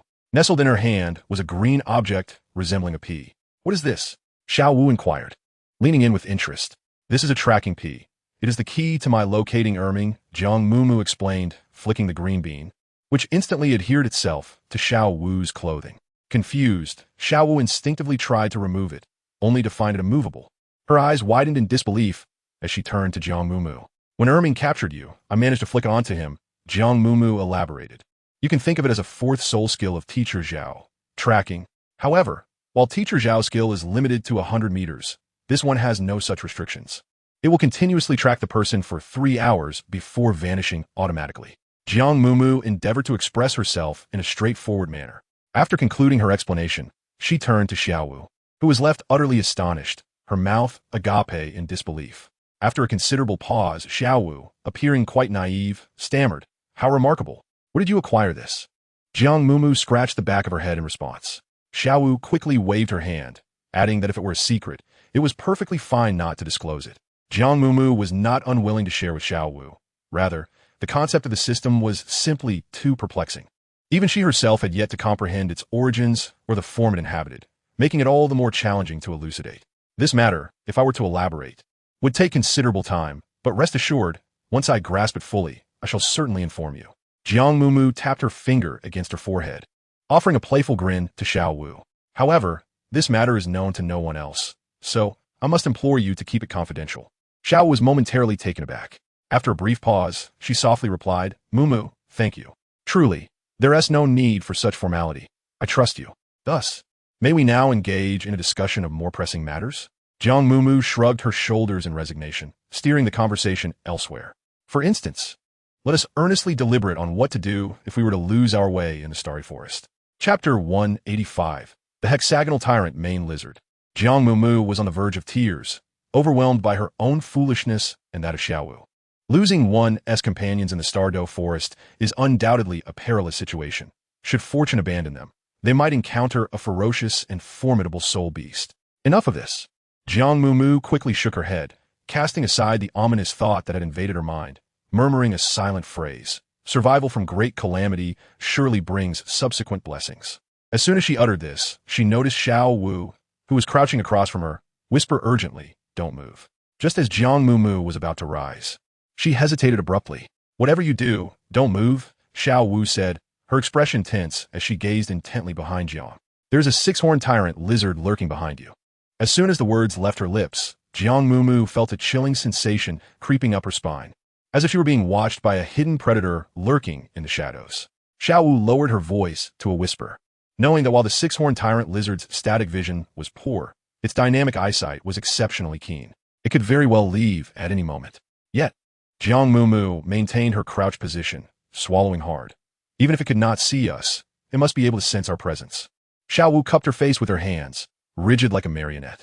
I'll move quickly to draw its attention away, and then you can figure out a solution. No. Jiang Mumu interrupted her firmly.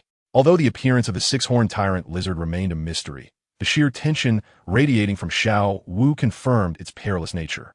Just then, a rustling sound emerged from behind them, followed by a slight tremor in the ground. The pricking cold sensation approached once more.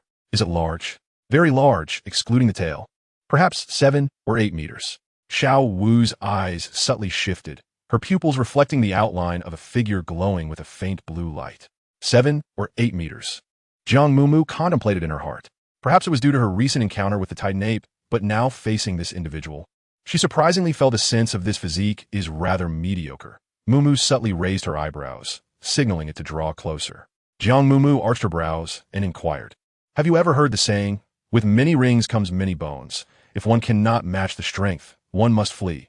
With few rings comes few bones, if danger looms. Run away. Xiao Wu responded, what?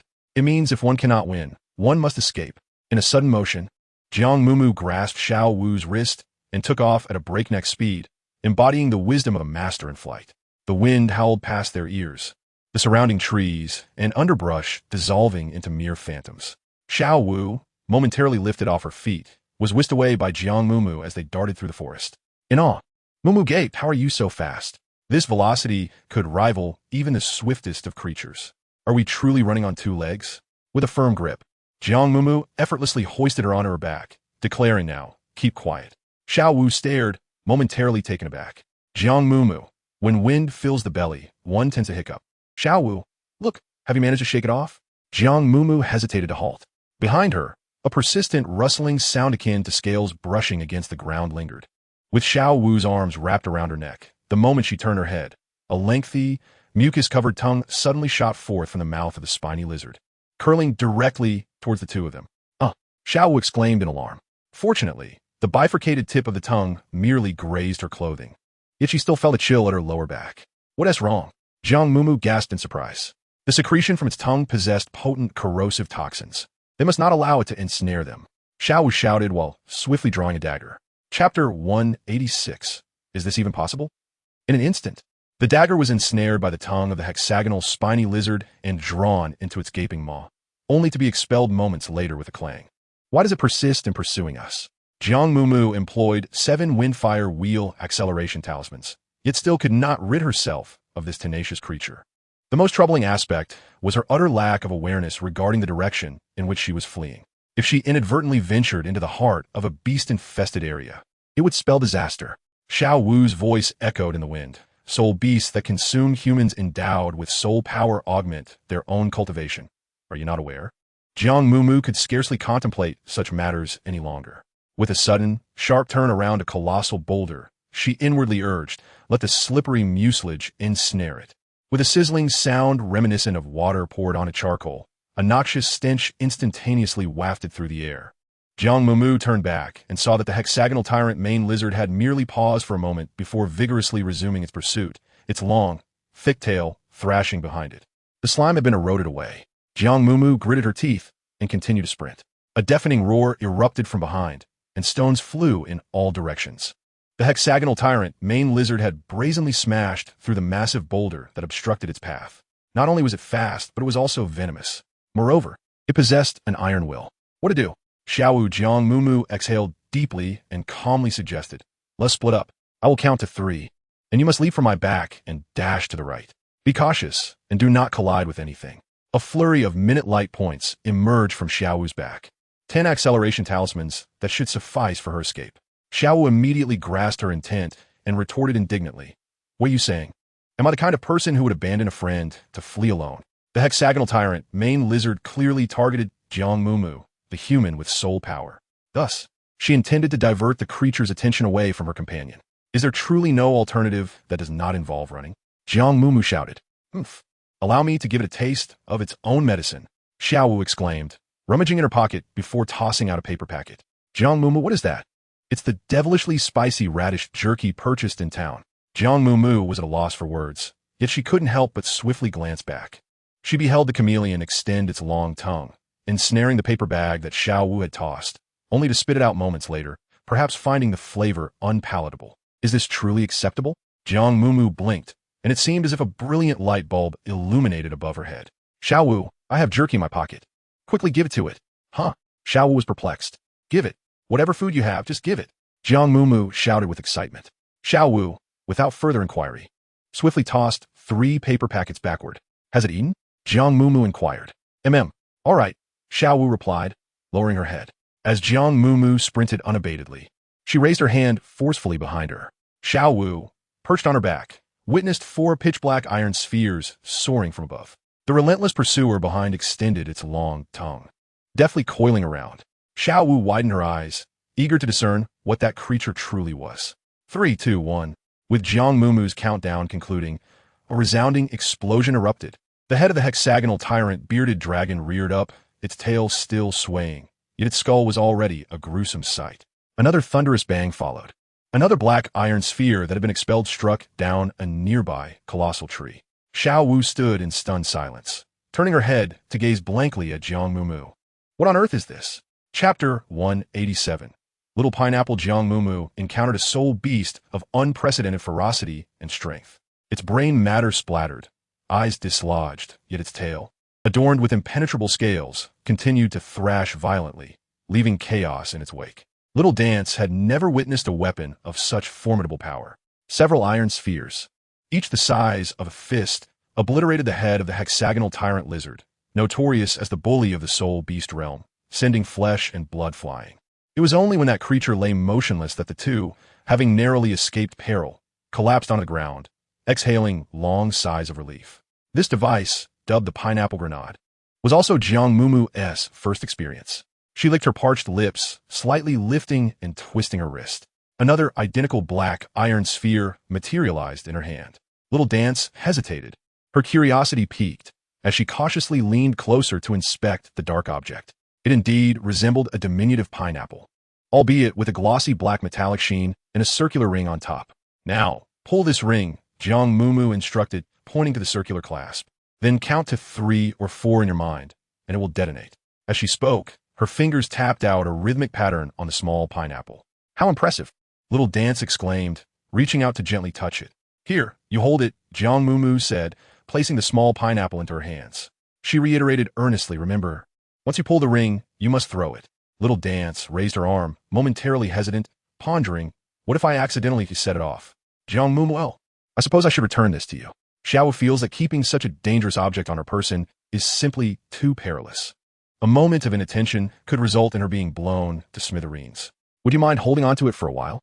Jiang Mumu, somewhat at a loss, runs her fingers through her hair. It seems that in my moment of anxiety, I inadvertently surpassed level 30. Huh? Xiao Wu is taken aback. Jiang Mumu gazed at the nearby six-horned tyrant mane lizard. A circle of radiant purple soul rings undulating gracefully above its form in the breeze. Xiao Wu, regaining her senses, couldn't help but furrow her brow. Are you planning to absorb it? Jiang Mumu nodded softly and said, in this case, we need not hunt for other soul beasts. The soul ring of the hexagonal overlord bristle lizard is indeed of exceptional quality. However, this also means that its power is exceedingly formidable and tyrannical. Xiao Wu, with a grave expression, shook her head, adding, moreover, this lizard may have lived for nearly 2,000 years, and you may not be able to withstand it. I can give it a try, Jiang Mumu replied. The ancient cycle of humanity hunting soul beasts and the soul beasts engaging in mutual slaughter, a manifestation of the law of the jungle, has persisted throughout history. Xiao Wu lowered her head and sighed. Mumu, you may hunt other soul beasts. I will not hinder you, but do not take such risks. Once the soul ring begins to absorb, it cannot be halted. You are aware of this. Jiang Mumu could discern that Xiao Wu felt both helpless and sorrowful. Perhaps among the hunted spirit beasts were her friends, kin, or even family. Why refuse those willingly offered? She gently patted Xiao Wu's head, reassuring her, do not worry. I, being timid and fearful, would never undertake perilous endeavors. Xiao Wu lifted her gaze. Observing Jiang Mumu's confident demeanor, it was evident that she was not feigning. Upon reflecting on her unique spirit ring form and the myriad of peculiar, inexplicable skills she possessed, it seemed entirely plausible. Chapter 188. I am so strong. Shall I begin? Jiang Mumu seated herself cross-legged, flashing a grin at Xiao Wu.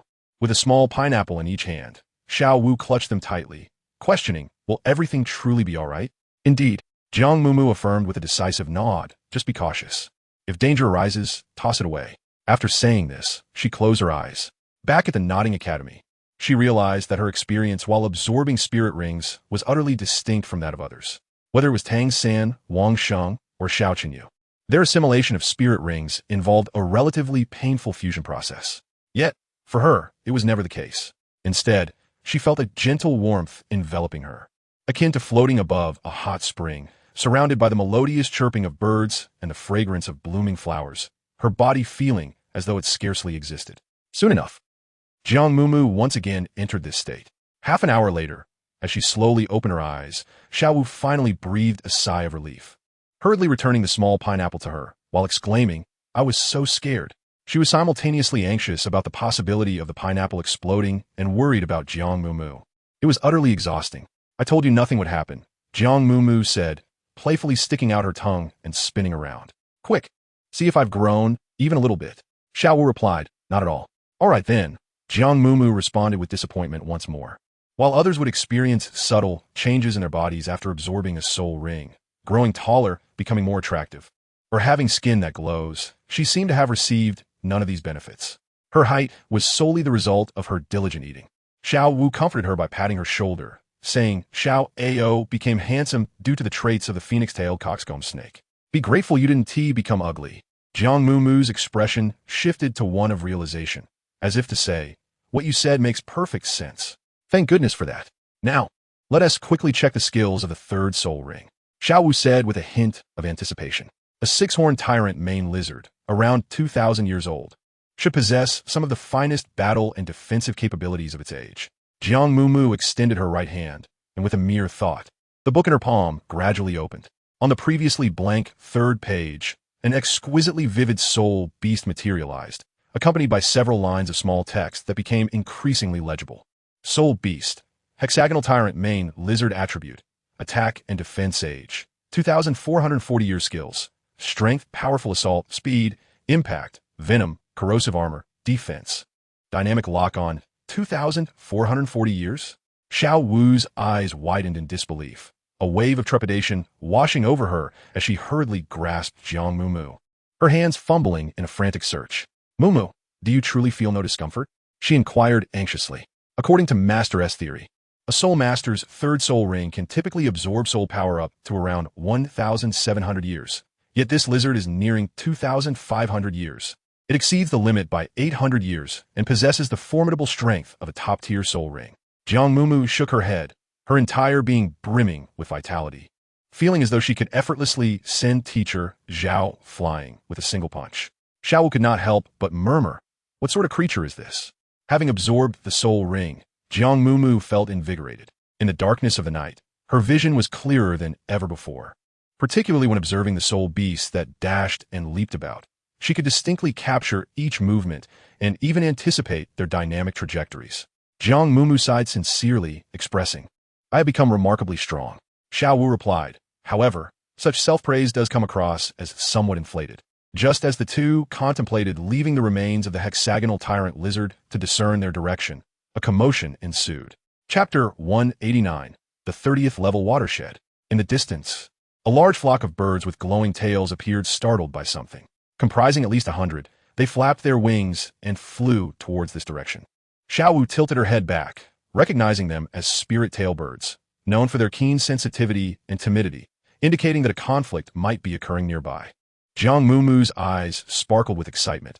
It could possibly be Tang San and his companions. "Let's go take a look," she exclaimed, but hesitated for a moment. What if they inquired about her exploits? Surely, she couldn't divulge that she and Xiao Wu had triumphed over the Titan giant ape. That would be utterly ridiculous. Instead, she decided to say that she had heard a powerful bellow and, upon following the sound, had already fainted by the time they found her. Xiao Wu had already concocted her explanation. A bellow? Jiang Mumu was somewhat perplexed. It was the roar of the sky blue bull python, a creature even more formidable than the Titan giant ape. Jiang Mumu nodded in understanding. Being stronger than the Titan giant ape was beyond her imagination. As for the third spirit ring, Xiao Wu pondered for a moment before stating that it had been obtained from the spirit beasts that had also been rendered unconscious by the bull's roar. With their story crafted, the two girls hurried towards the direction of the commotion in the southeast. After acquiring the hexagonal Overlord Bristle Lizard's spirit ring, Jiang Mumu experienced a remarkable surge in speed. Even in the darkness, her vision remained exceptionally keen and clear. She felt as though she had undergone a metamorphosis. Although there was no visible change in her appearance, still a slender and tall girl with a slightly chubby face within her. Every sinew and bone felt as if it had been remolded, imbued with an unyielding strength. It was no wonder they said that reaching the 30th level marked a pivotal threshold for spirit masters. Jiang Mumu, accompanied by Xiao Wu, gracefully and joyfully navigated through the trees, reaching a nearby area in less than the time it takes to burn a stick of incense. "Xiao Wu, look. There are signs of struggle here." The once lush thicket lay in disarray, the earth turned up, extending into a darker, more damp region. Xiao Wu parted the underbrush, observing a deep pit in the ground, as if carved by a sharp blade. She wrinkled her nose and sniffed carefully, her brow furrowing in concern. Could it be that the face-devouring spider met such misfortune? The face-devouring spider? Jiang Mumu immediately looked up, instinctively releasing her soul power, which enveloped her in a radiant purple glow. The master had once spoken of this soul beast, a terrifying and dangerous creature known as the malevolent slayer of the Stardow Forest. Not only is its offensive capability formidable, but its webs are also exceedingly troublesome. Once ensnared, escape is nearly impossible unless one possesses a countering martial soul. To discern the face-devouring spider solely from traces and scents, my dear young lady. From whence do you two hail? A raspy voice echoed from behind them. Jiang Mumu and Xiao Wu were taken aback and instantly turned around. There were 3 individuals approaching from the dense forest, 2 elderly men and a young girl. The one speaking was an old woman gripping a serpent-headed staff, appearing to be in her 60s or 70s, with a head full of white hair yet exuding remarkable vitality. Beside her stood a short-haired girl and a tall, slender grandfather with a white beard. From the 2 elders, Jiang Mumu and Xiao Wu sensed a powerful fluctuation of soul power. Fortunately, they seemed to harbor no ill intentions. "Greetings, madam," Jiang Mumu said, her surrounding purple glow dissipating as she took a step forward and bowed gracefully. "We are students from Shrek Academy. It's our first time in the Stardow Forest, and we seem to have lost our way from our teacher and teammates." "Shrek Academy?" the old woman replied, her expression unchanging as she glanced at Xiao Wu. To recognize a face demon spider is not a trivial feat. Xiao Wu, quick to respond, smiled softly. "Our teacher taught us that the face demon spider has sharp legs that leave blade-like marks on the ground, along with a distinctive sweet and pungent scent that is characteristic of its venom." The old woman, being of considerable age, had no desire to trouble the 2 young girls, so she refrained from further conversation. However, the short-haired girl beside her, somewhat unwilling, interjected, "What is there to fear? That face demon spider is already dead." "Oh, Jiang Mumu nodded. Adhering to the principle that silence is golden, she chose to remain quiet to avoid further complications. Grandmother, let us hurry. It has been 2 days, and my soul rings are still unclaimed, the girl urged, linking her arm with the old woman's hand, her mood evidently not cheerful. As the trio moved in another direction, Jiang Mumu and Xiao Wu quietly sighed in relief. In the Stardow Forest, one must not only be wary of soul beasts but also of humans. Indeed, at times, the human heart can be far more terrifying than fierce beasts. Xiao Wu pointed to the traces left by the faced demon spider, and just as the two prepared to depart, they suddenly heard the old woman softly inquire, "What did the one surnamed Zhao say that made you let that boy go so easily?" The grandfather, holding the dragon-headed staff, sighed heavily in response. The remainder of his words became inaudible. Jiang Mumu and Xiao Wu exchanged glances simultaneously. They waited until the trio of elderly and young were entirely out of sight before Jiang Mumu whispered, "Could the one with the surname Zhao possibly be Teacher Zhao? If so, they must be nearby, and it appears a conflict has arisen."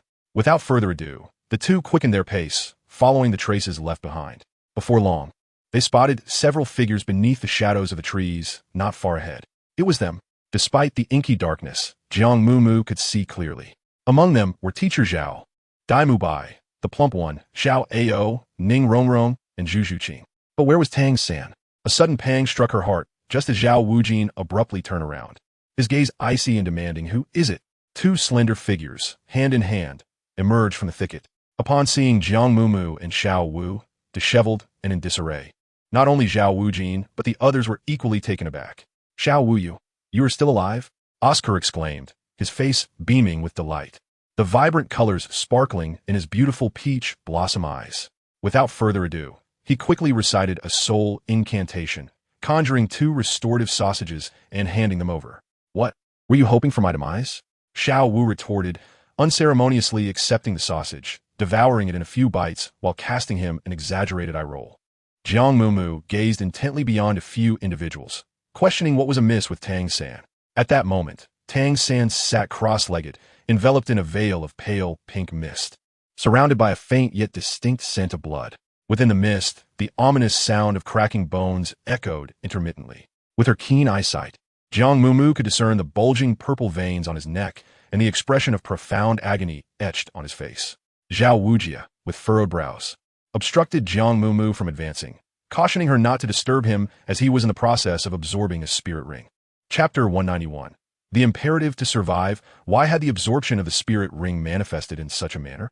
Through the veil of mist, Jiang Mumu clearly perceived the spiderweb-like purple veins surging from Tang San's neck and the back of his hands, almost threatening to rupture the skin. Tang San clenched his jaw, his body convulsing uncontrollably as if he were desperately suppressing a ferocious power, yearning to erupt. Most distressing was the fact that what seeped from his forehead was not mere perspiration, but rather a fine layer of dark red blood droplets. Was Tang San absorbing the human-faced demon spider? Xiao Wu turned her head, astonished, nearly dropping her jaw in disbelief. Pointing at the corpse, she exclaimed, "Its cultivation level exceeds at least 2,000 years. Have you all lost your minds? 2,000 years, are you certain?" Zhao Wujia's expression tightened at her words. Xiao Wu realized in her haste she had misspoken. The human-faced demon spider was a rare entity, making it difficult to accurately assess its age. Even though Tang San was a prized disciple of the master, he had evidently misjudged the situation. Of course, Xiao Wu remained composed. The cultivation level of a human-faced demon spider could be gauged by the length of its legs. Its legs had clearly surpassed 3 meters, indicating a cultivation age of 2,000 years. All of this stemmed from the master's theories, which could not be erroneous. Upon hearing the mention of the master, Zhao Wujia felt a weight in his heart. If this human-faced demon spider indeed surpassed 2,000 years, then Tang San, having commenced the absorption of the spirit ring, there was no possibility of halting it now. Zhao Wujia shook his head, resigned, stating, "Now, we can only rely on him to withstand the surge of energy and endure this trial." Another round of bone-cracking sounds resonated. The blood mist enveloping Tang San's body grew increasingly dense. The scent, a nauseating blend of blood and toxins, filled the hearts of those present with unease. Jiang Mumu remained silent, her gaze fixed on Tang San amidst the blood mist, her fingers nearly piercing her own skin. It must be excruciating for her. Nonetheless, she must endure. Grandpa Jack is counting on us to become the pride of the village. And Uncle, you haven't seen him in nearly 7 years. You must miss him dearly. We must survive. Only by living can we hope for a brighter future. Perhaps sensing the tension in Jiang Mumu, Dai Mubai stepped forward and gently patted her shoulder. Mumu, please share with everyone how you rescued Xiao Wu from the Titan Great Ape. At this inquiry, curious and eager glances were cast upon her by the crowd, especially from Ma Hongjun, whose eyes sparkled with admiration. Jiang Mumu appeared somewhat distracted. That wasn't me, she began, while Xiao Wu, fearing a slip, quickly interjected. Actually, we don't quite understand what happened. I was seized by that colossal ape and dragged into the forest. Not far into our flight, a deep, resonant roar echoed through the trees. Upon hearing that bellow, the Titan giant ape suddenly seemed apprehensive and began to glance around frantically. Then it flung me aside and fled. As Xiao Wu spoke, her face betrayed her terror. Her voice quivered, and her hands clutched the fabric of her clothing tightly. The frightened expression she wore left no room for doubt regarding the harrowing experience she had endured. A bull's roar? What kind of beast could instill fear even in the Titan giant ape? Zhao Wujia's expression darkened. Could it be that an even more fearsome soul beast lurked within the Stardow forest? It seemed evident that we could not linger here any longer. And then what happened? Ning Rongrong inquired earnestly, as though she were listening to an extraordinary adventure. Well, Xiao Wu sniffled and wiped the corners of her eyes, which were devoid of tears. Before the Titan giant ape fled, it let out a terrifying roar, and then everything went dark for me. I don't know how long it was before Mumu found me and roused me from unconsciousness. The scene was utterly frightening. Xiao Wu curled her neck and hugged her arms tightly. When I awoke, I discovered that within a radius of several dozen meters, at least 100 soul beasts had been rendered unconscious. A six-horned tyrant lizard, over 2,000 years old, lay beside me. Ning Rongrong gasped, instinctively leaning back. Chapter 192, The Fatty Wept with Desire. Although Ning Rongrong had never seen a six-horned tyrant lizard, the name alone conjured images of its ferocity, especially one that was 2 millennia old. Good heavens! Dai Mubai approached intrigued. As a powerful attack-type soul master, he had a fair understanding of similar soul beasts. Upon hearing Xiao Wu's revelation, he couldn't help but break into a cold sweat. That creature was a notorious bully within the Stardow forest. Xiao Wu nodded repeatedly. Fortunately, Mumu arrived just in time. Otherwise, had awakened first, I would have been doomed. However, we did find fortune in our misfortune.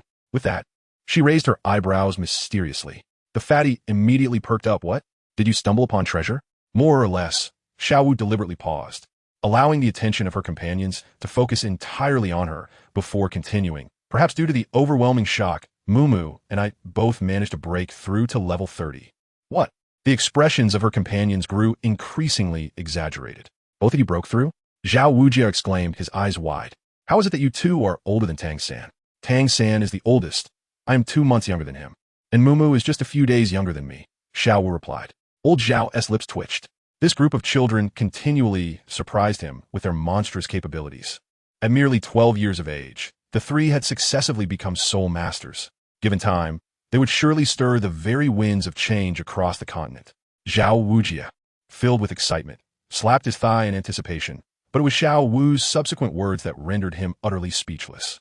Coincidentally, among the stunned soul beasts, there were suitable ones for absorption, so we took the opportunity to absorb them. The crowd exclaimed in disbelief. Is it truly possible? Indeed, it was a case of a blind cat stumbling upon a dead mouse. The chubby one, filled with envy, swallowed hard. Who are you calling blind? Xiao Wu shot him a glare, adding, we nearly lost our lives. The chubby one rubbed his hands together, vividly imagining the scene. Various soul beasts lying about, ripe for selection. Just thinking about it was exhilarating. What kind of soul beast did you absorb, and what is its age? Zhao Wujia inquired with a serious demeanor. Like Oscar, they were both prodigies. Their selection of soul rings must be approached with utmost caution. I absorbed a lightning rabbit, approximately 1,600 years old, and its third soul ring skill is teleportation, Xiao Wu replied. Not bad, Zhao Wujia nodded. 1,600 years is considered the limit for a third soul ring. And teleportation is indeed a rare skill. Xiao Wu glanced at Jiang Mumu, who was nervously blushing at the corner of her eyes. She absorbed a six-horned Tyrannosaurus lizard over 2,000 years old. Upon hearing her words, everyone's expressions froze in astonishment. After a moment, the chubby one swallowed again, the sound echoing in the silence. Over 2,000 years, Dai Mubai's eyes sparkled with intrigue. An ultra-limit absorption, and a third soul ring reaching over 2,000 years. It's a top-tier soul beast that combines offense and defense. One can only imagine the immense power it wields. Xiao Wu added, in fact, it could be as high as 2,400 years, possibly surpassing even the cultivation of this faceless demon spider. The crowd gasped in unison. Stop, just stop. Oscar wrapped his arm around Ma Hongjuan's shoulders. If you continue, the chubby one will surely be driven to tears by envy. I can't bear it. I can't bear it. The chubby one clutched his chest with one hand while waving the other dismissively. Tang San is so extraordinarily talented. I wonder if he can withstand that faceless demon spider. I fear my small frame might just burst. Ma Hongjun, fully aware of his limitations, turned to gaze at Tang San, only to see a faint blue light quietly emanating from him. Chapter 193. Let's go. Teacher Zhao, look quickly, Jiang Mumu whispered, fearful of disturbing Tang San at such a critical moment. As the blue light slowly radiated from him, Zhao Wujia relaxed, realizing that the most perilous moment had been successfully endured by this young man. Fortunately, they managed to withstand it. Old Zhao silently wiped his brow. What would he say if anything were to happen to that young lad? As the blood mist dissipated with the wind, Tang San's expression gradually calmed, his chest gently rising and falling, his breath deep and elongated. Only the disheveled hair and the clothes clinging to his body, soaked in blood and sweat, bore witness to the intense agony he had just endured. Everyone collectively sighed in relief. Zhao Wujia remarked that those two old codgers, the Dragon King and the Serpent Empress, ought to be grateful. If such a brutal spirit ring were bestowed upon their granddaughter, she would likely have been overwhelmed. Old Zhao pondered that the next time they met, he would certainly need to repay this favor. The rotund fellow grinned broadly, noting that the girl was quite beautiful. It would indeed be a pity if she had perished. The corpulent Ning Rongrong shot him a glare, reminding him that they had intended to kill Tang San. Kill Tang San? Why? Jiang Mumu's mind briefly flashed back to the trio of grandparents she had encountered earlier. As soon as the question escaped her lips, Dai Mubai, the rotund fellow, and Xiao Ao exchanged helpless yet amused glances. Oscar pointed to the corpse of the human-faced demon spider nearby. Dai Mubai face-buttoned, realizing that this young lad had inadvertently slain the prey that had wounded him. The rotund fellow spread his hands, exclaiming that indeed, they were truly from the same village. Jiang Mumu remarked that their lack of capability was their own failing, and they could not blame others for it. Ning Rongrong playfully stuck out her tongue. Upon entering the Stardow Forest, she had often isolated herself from the team. However, as they collectively triumphed over the Tsanghe, captured the phoenix-tailed coxcomb snake, and united to withstand the Titan Great Ape, that invisible barrier gradually dissipated. Ning Rongrong sensed that she was genuinely being embraced by this group. Tang San's calm demeanor allowed everyone to momentarily relax. Zhao Wujia divided the seven into 3 groups to take turns keeping watch, planning to depart from the Stardow Forest as soon as Tang San absorbed the soul ring. Let the boys keep watch, the girls should rest, Dai Mubai suggested, patting Ma Hongjun on the back. The two rose and promptly categorized Oscar among the girls. Jiang Mumu remained unconvinced, silently settling beside Tang San. Just as everyone believed the situation was under control and would not spiral into chaos, an unexpected turn of events occurred. Suddenly, Tang San's head jerked back sharply, his throat convulsing as he let out a hoarse, anguished scream. In the next moment, his body was seized by violent spasms, his chest thrusting forward, contorting his upper body into a grotesque and horrific posture. Tang San, Jiang Mumu exclaimed in shock. After a brief moment of bewilderment, she rushed forward, enveloping his twitching form in her arms. What is happening? Zhao Wujing gasped in alarm. They had clearly initiated the soul power transformation. How could there be a problem now? Teacher Zhao, please help him. Jiang Mumu clung desperately to Tang San, tears streaming down her face. His body was ice cold, devoid of any warmth, and it felt as though his spine was on the verge of breaking.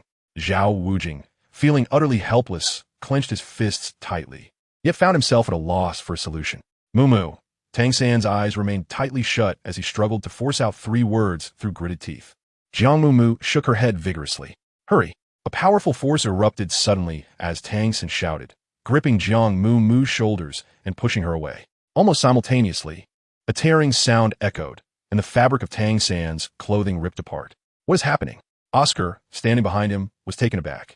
Tang San's spine bulged on both sides, for protrusions slowly writhing as if something was trying to break free. Everyone retreat.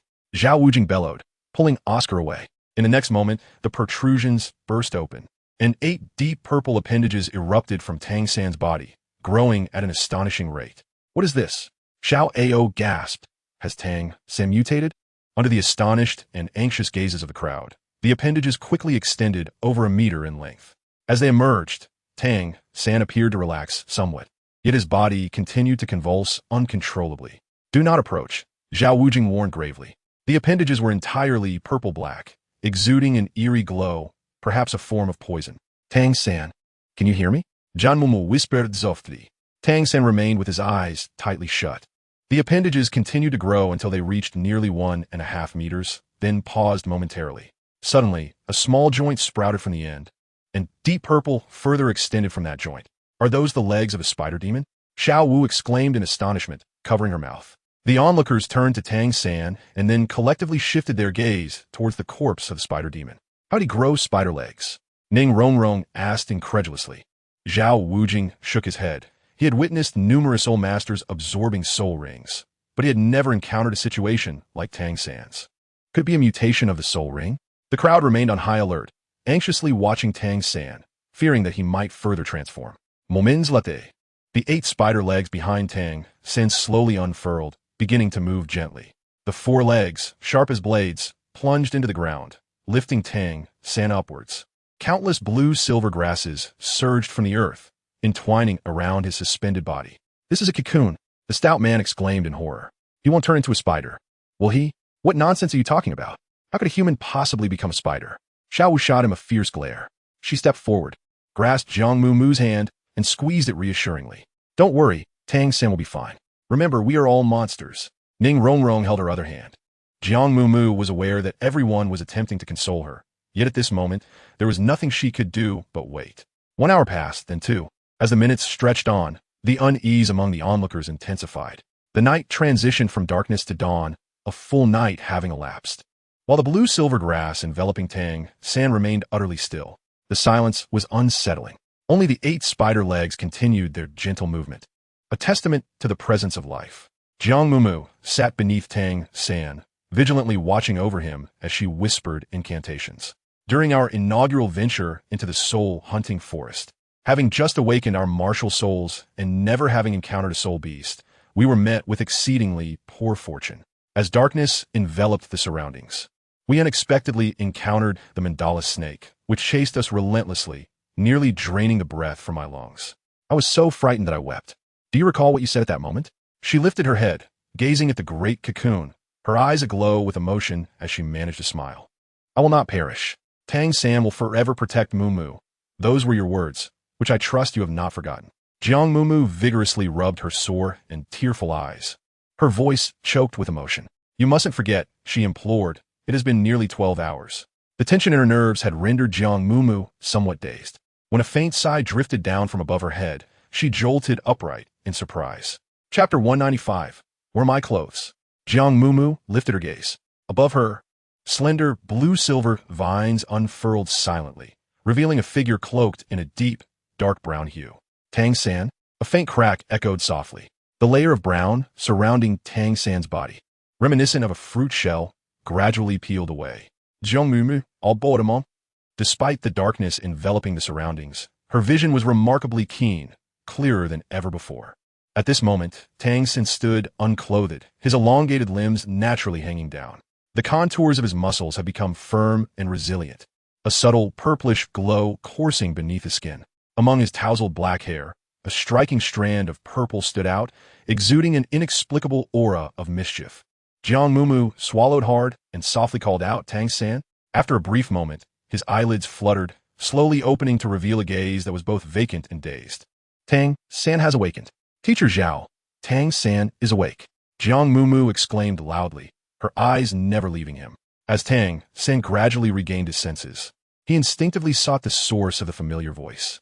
Upon seeing Jiang Mumu looking up at him, warmth surged within him, prompting an urge to approach her. However, as soon as he willed it, the 4 spider legs supporting his body pulled away from the ground. In an instant, Tang San lost his balance and plummeted from the air. "Be careful," Jiang Mumu exclaimed, extending her arms to catch him securely. Yet, the sensation felt somewhat peculiar. The 8 spider legs behind Tang San lifted backward, an odd sight, yet it did not hinder his movements. He embraced the soft young girl in his arms, resting his chin gently in the crook of her neck, tenderly stroking her. In a hushed, muffled tone, he sighed, "You have returned, Mumu." "I am sorry, Mumu." Jiang Mumu could not discern what he was saying at all. She merely felt the warmth of his breath brushing against her ear, and tears began to flow uncontrollably. Zhao Wujia, who was on night watch, was summoned by Jiang Mumu. Upon witnessing the scene, he exhaled in relief, yet furrowed his brow in concern. "You little rascal." Old Zhao couldn't help but mutter under his breath as he stepped forward to grasp Tang San's shoulder, pulling him aside. In a gruff voice, he commanded, "For heaven's sake, put your pants on first." Tang San was momentarily taken aback, instinctively looking down at himself. In an instant, his expression turned blank. No wonder he had felt something was amiss. Jiang Mumu suddenly came to her senses, hurriedly closing her eyes and turning away. "I swear it's too dark. I didn't see anything. I didn't see anything." Tang San was flustered in the chilly night air. "Where are my clothes?" Meanwhile, a few individuals who had been resting with their eyes closed were stirred by the commotion. The girls stifled their laughter with their backs turned, while Dai Vida, Xiao Ao, and the fatty immediately gathered around. Xiao Ao, stroking his chin, remarked, "Tang San, you've got quite the physique." Dai Vida smirked mischievously, "The assets are certainly commendable." Fatty grinned impishly. "Mumu, you can't just let Tang San bear it all without any accountability, can you?" Amidst the laughter, Tang San's lips twitched as he swiftly retrieved a set of clothing from his soul guide device. Jiang Mumu covered her face and exclaimed, "I have said it countless times. I saw nothing. What does this imply?" Xiao Ao deliberately teased, "Are you truly going to abandon us, your little third party, after igniting this affair?" Jiang Mumu. Tang San swiftly donned his trousers, but as he was about to put on his shirt, he suddenly halted, turning his head in curiosity towards the rear. "What is this?" He gazed in astonishment at the 8 spider legs, evidently unaware of the peculiar transformation occurring within him. Chapter 196. Is this a hidden weapon? This emerged after you absorbed the soul ring of the man-faced demon spider.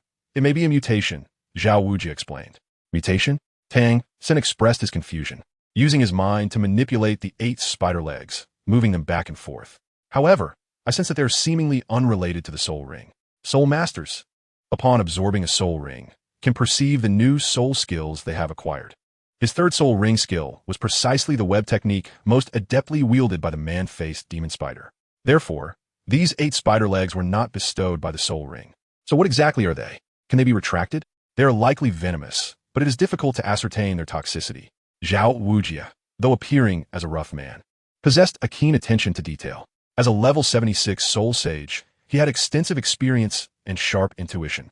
Generally, soul ring skills inherit the characteristics of the soul beast itself, and the man-faced demon spider is notoriously venomous. Caution is paramount. "Let me try," Tang Sen said as he stepped back, gathering his soul power and channeling it into his spine, using his mind to control the 8 spider legs.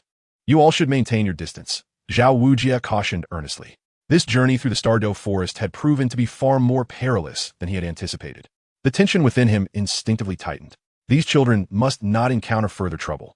Under the watchful eyes of the group, a remarkable scene unfolded. Tang San's 3 soul rings radiated brilliantly, and the 8 spider legs, each nearly 3 meters long, gradually folded and then slowly integrated into his body. "They have been retracted." "Let me see," the plump one exclaimed curiously, marveling that there was not a trace left. Tang Sen shifted his shoulder, his expression somewhat peculiar, "Yet I can feel that they have not vanished." The 8 sharp spider legs seemed to transform into 8 streams of power, adhering to his ribs. "As long as they can be retracted, let us not dwell on other matters for now. We shall address everything upon our return." Zhao Wujia patted Tang San, and a hint of relief finally appeared on his stern face. The latter part of the night passed in tranquility. As dawn broke, the first rays of sunlight pierced through the dense forest. Old Zhao waved his hand decisively, announcing their return. The 8 individuals cheered joyfully. They maintained their defensive formation until they had completely exited the Stardow Forest, finally exhaling in relief. "By the way, Tang San, I heard from Dai Lauda that you single-handedly slew that man-faced demon spider?" Xiao Wu inquired, fully aware of the terrifying offensive power and potent venom of the face spider demon, a fact that others might not fully grasp. Even though it had sustained injuries, it was far from being an easy adversary. Zhao Wujia snorted, expressing disdain. "That brat. Why must he choose to rob from the Dragon Lord and Snake Matriarch? Does he truly believe those 2 old codgers are anything of value?" Tang Sen scratched his head, a look of resignation on his face. He explained that the flight duration of the mushroom intestine had elapsed, and just as he was about to pursue the Titan giant ape, the face spider demon had suddenly emerged from nowhere, relentlessly pursuing him. As he spoke, he deftly brushed his hand over the soul guide at his waist, revealing a long, entirely black box. In such a dire situation, his only option was to ensure his survival, which he achieved by using it to slay the face spider demon. Upon hearing this, everyone turned their attention to the black box in Tang San's hand. Except for Jiang Mumu, no one recognized this peculiar object. Xiao Wu leaned in closer, blinking in curiosity. Is this also a hidden weapon? She knew that over the years, Tang San had devised an array of bizarre weapons, which he referred to as hidden weapons. However, this black box seemed unfamiliar to her. Chapter 197. Lavish and magnanimous Ning Rongrong. The box in Tang San's hand measured over a foot in length, entirely black, adorned with 16 holes, and appeared anything but a weapon of great lethality.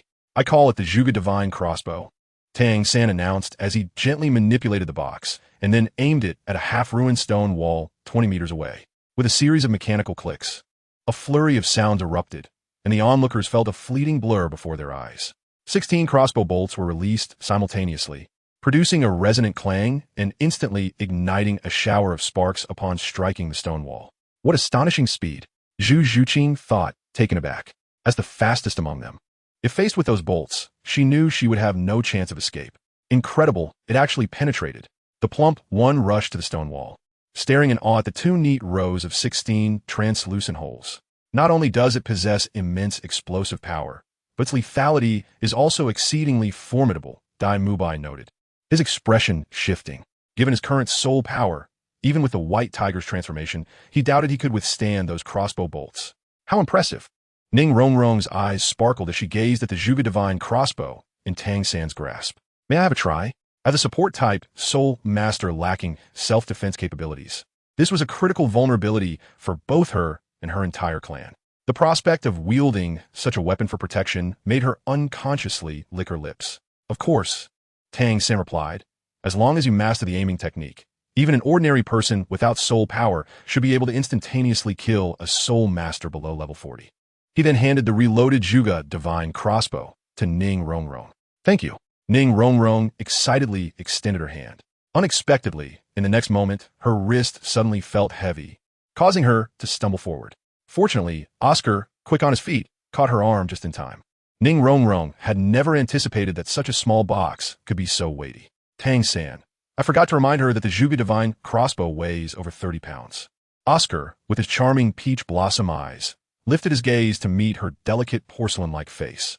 Just as he was about to say something, Ning Rongrong swiftly withdrew her hand and ran backward. The powerful explosion of the mechanical crossbow sent a slight numbness through her wrist. 16 crossbow bolts once again pierced the stone wall, demonstrating that the attack power of the Zhuge Divine crossbow is not limited by martial souls. Ning Rongrong could hardly conceal the delight in her eyes as she approached Tang San and tentatively inquired, "Could you possibly sell this to me?" After posing the question, fearing that Tang San might refuse, she hastily added, "You can set any price. I'll pay whatever it costs. Is that all right?" The others remarked, "The Seven Treasure Glazed Tile School is indeed wealthy. In that case, I can always give you another one without looking back." Tang San said as he retrieved the crossbow bolts embedded in the tree trunk. "Really?" "Yes." Tang San carefully placed each retrieved bolt back into the box. But he noted that the materials required for this were quite expensive. Before he could finish speaking, Ning Rongrong eagerly nodded, "I understand. I'll cover the material costs." "Hee hee. Tang San, you're so kind. What about me?" Oscar chimed in. "We're good brothers living under the same roof." "Little Oscar," Ning Rongrong retorted, "displeased. Are you trying to compete with me?" Oscar immediately backed down, waving his hands. "The first one is yours. I'll take the second." "Humph." The little princess proudly lifted her chin. Oscar scratched his head under the disdainful gazes of the others. "What can I say? She's a girl, right?" Chapter 198. A treasure found. Having exited the Stardoe forest and traveled over 100 miles, the group finally arrived at the bustling little town just before lunch. The 9 of them, physically and mentally exhausted, rested in the town for 2 days before setting off again. Back at Shrek Academy, lying on her cozy little bed, wrapped in her fragrant and warm blanket, Jiang Mumu felt as though a wandering child had finally found home. "It's the end of the month. We'll go to the Spirit Hall tomorrow for a re-evaluation of our soul power," Xiao Wu said, propped up on her bed across from her, her hands supporting her face, radiating a blissful smile. "This way, starting next month, we can receive a subsidy of 100 gold soul coins. Such a fortune." Jiang Mumu contemplated, Once I become a soul sage, my system level should also rise. I wonder what new skills I'll unlock. Just thinking about it filled her with anticipation. When I have money, I want to dine at the finest restaurant in Soto City. Xiao Wu swung her legs playfully. And I want to buy the prettiest little dress. What about you, Mumu? I intend to purchase a multitude of peanut cakes for Xiaohua and store them away. The master mentioned that soul masters, as they advance in their cultivation, may require substantial funds to acquire soul bones and other treasures. However, before he could finish his statement, my eyelids grew heavy and closed. At this moment, in the dean's office, as Zhao Wujie recounted his experiences in the Stardow Forest, Flander's expression became grave. We were overly complacent. Fortunately, the children did not encounter any misfortune. Zhao Wujie nodded, but he inquired, what exactly was that bellowing sound? Are there truly soul beasts in the Stardow Forest that even a Titan giant ape fears? This is something I have never heard of. Flander adjusted his glasses and cast his gaze through the crystal lenses towards the other individual seated across from him. That person, appearing to be in his 40s or 50s, dressed plainly and possessing an ordinary visage, bore a somewhat rigid expression when emoting. He was the master who had just arrived from Notting City. The bellow the two children heard was likely from the sky blue bull python. The master furrowed his brow, lightly tapping his fingers on the table. It is said that the sky blue bull python can articulate human speech and may have reached a cultivation age of around 100,000 years. 100,000 years? Zhao Wujie exclaimed in disbelief. Indeed, the master replied, a semblance of a smile tugging at his lips. Previously, I regarded it merely as a legend. I never expected it to be true. Zhao Wujie felt a surge of trepidation. Merely wandering around the forest periphery led to an encounter with a legendary soul beast of such age, and they had managed to escape with their lives. What luck! Xiao Gang, there's another matter that perplexes me, Flander remarked with a look of confusion. It pertains to Jiang Mumu's soul power. You've taught her for 6 years. You must have noticed, right? At Flander's mention, Zhao Wujie joined in. I was just about to say the same. That girl absorbed the third soul ring from a 6-horned tyrant lizard that was 2,400 years old. As soon as the words left his mouth, Flander nearly leapt from his seat. What? Old Zhao, how could you allow the child to take such a risk? Zhao Wujie replied. He hasn't even mentioned Tang San's 2,000-year-old human-faced demon spider yet. Ahem. Please remain calm and allow me to explain the circumstances regarding these little monsters. Old Zhao pressed his forehead, momentarily at a loss for which detail to divulge first. By the time he finished speaking, parched and breathless, the expressions on Flander and the master's faces had shifted multiple times. First joy, then gravity. Ultimately, upon hearing that Tang San had sprouted 8 spider legs, excitement sparkled in the master's eyes. What exactly is that? Zhao Wujie sensed that Tang San, that little rascal, might have stumbled upon a treasure. Chapter 199. Xiaohua's new skill based on the master's reaction. Old Zhao speculated that the 8 spider legs sprouting from Tang San's back were likely a precious find. Yet, just as he was about to reach a conclusion, the master interrupted, stating that a definitive judgment could only be made after witnessing it firsthand. Old Zhao silently grumbled. Do all theoretical individuals take so long to deliberate? Without uttering another word, he waved his hand dismissively and retired to rest. The following morning, as dawn broke gently, Jiang Mumu emerged from her cocoon of blankets. After completing her morning rituals and donning her lightweight training attire, she settled cross-legged beside the stone steps in front of the dormitory. With her mind focused and her spirit calm, she embraced the essence of tranquility, formless and intangible, devoid of color and scent. She concentrated her energy and directed it to the vital points within. Jiang Mumu sat cross-legged, her palms facing the heavens, concentrating her thoughts and silently reciting her inner mantra. She endeavored to perceive the vast energies that permeated the cosmos and the boundless forces surrounding her. During her time at the Xuan Sect, her master had imparted the wisdom that all things in the world are composed of the 5 elements: metal, wood, water, fire, and earth. The human body's organs are similarly divided into the dualities of yin and yang, governed by these elemental forces, which oversee the various meridians within. The interaction of these meridians, through their cycles of generation and restriction, must achieve a harmonious balance of energy to transcend one's limits and unify the 100 channels. Only then can the true qi flow ceaselessly, enabling the mastery of the Xuan Sect's sword techniques. Yet, this task proved exceedingly arduous. Jiang Mumu found herself unable to even reach the fundamental state of tranquility, let alone direct energy in her body, after an entire hour of effort. She sighed softly, realizing her lack of innate talent. She recalled how her eldest senior sister, endowed with the finest aptitude, had managed to levitate a wooden sword in just 2 days. Mumu, you're up quite early, Xiao yawned, her eyes still glazed with sleep as she opened the door. Jiang Mumu had already completed feeding her pet, Xiaohua, and had even groomed its fur. Since arriving at Shrek Academy, Xiaohua had been accommodated on the lawn outside the dormitory. Dean Flander had declared that pets could stay free of charge, with their meals to be managed by their owners. Fortunately, Xiaohua was not a picky eater, relishing the coarse grain buns and bran cakes, which allowed Jiang Mumu to care for it adequately. Xiaowu, come here, Jiang Mumu called, engaging in a playful game with Xiaohua. Upon seeing Xiaowu emerge, she waved her hand. What is up? Xiaowu approached and gently patted Xiaohua's robust front legs. This fellow must weigh at least 700 or 800 pounds now, she remarked, noting its glossy and sleek fur. At this rate, I fear Xiaohua might truly consume me. Jiang Mumu perched upon Xiaohua's back, eager to showcase her newfound skill to Sister Xiaowu. However, Xiaowu exhibited a distinctly uninterested demeanor. Over the past 6 years, Jiang Mumu had imparted a plethora of seemingly useless skills to Xiaohua. These included the precise piercing of tomatoes with its tusks, swatting flies with its tail, and balancing on its forelegs. Yet this time felt different. Jiang Mumu resembled a proud mother extolling the virtues of her offspring, for this skill was self-taught. Xiaowu inquired, in this day and age, wild boars can become self-taught? Just as she pondered this, she noticed Xiaohua's nose quivering, producing a series of gurgling sounds. Xiaowu was perplexed. Was it singing? This talent appeared to be even less impressive than swatting flies with its tail. Jiang Mumu shook her head seriously, and after a moment, a mucus bubble larger than a fist slowly emerged from her petite nostril. Xiaowu was rendered speechless. Jiang Mumu, how is it? Impressive, isn't it? Is that snot? Xiaowu's lips twitched slightly as she looked at the disgusting blob floating before her, her expression a chaotic mix of confusion and revulsion. Why on earth would anyone engage in such a repulsive act? Jiang Mumu scratched her neck, saying, there seems to be a slight issue. But that is not the crux of the matter. In Chapter 200, the Academy is rather impoverished. She picked up a twig from the ground and poked it at the mucus bubble on Xiaohua's nose. The bubble, surprisingly resilient, did not burst. She prodded again, yet it remained intact. Xiaowu, exasperated, remarked, this substance is quite viscous. I've attempted to break it before. It requires soul power to do so. As Jiang Mumu spoke, she gathered a wisp of purple light at her fingertip and gently tapped it. Upon the instant the bubble burst, a faint halo flickered and vanished.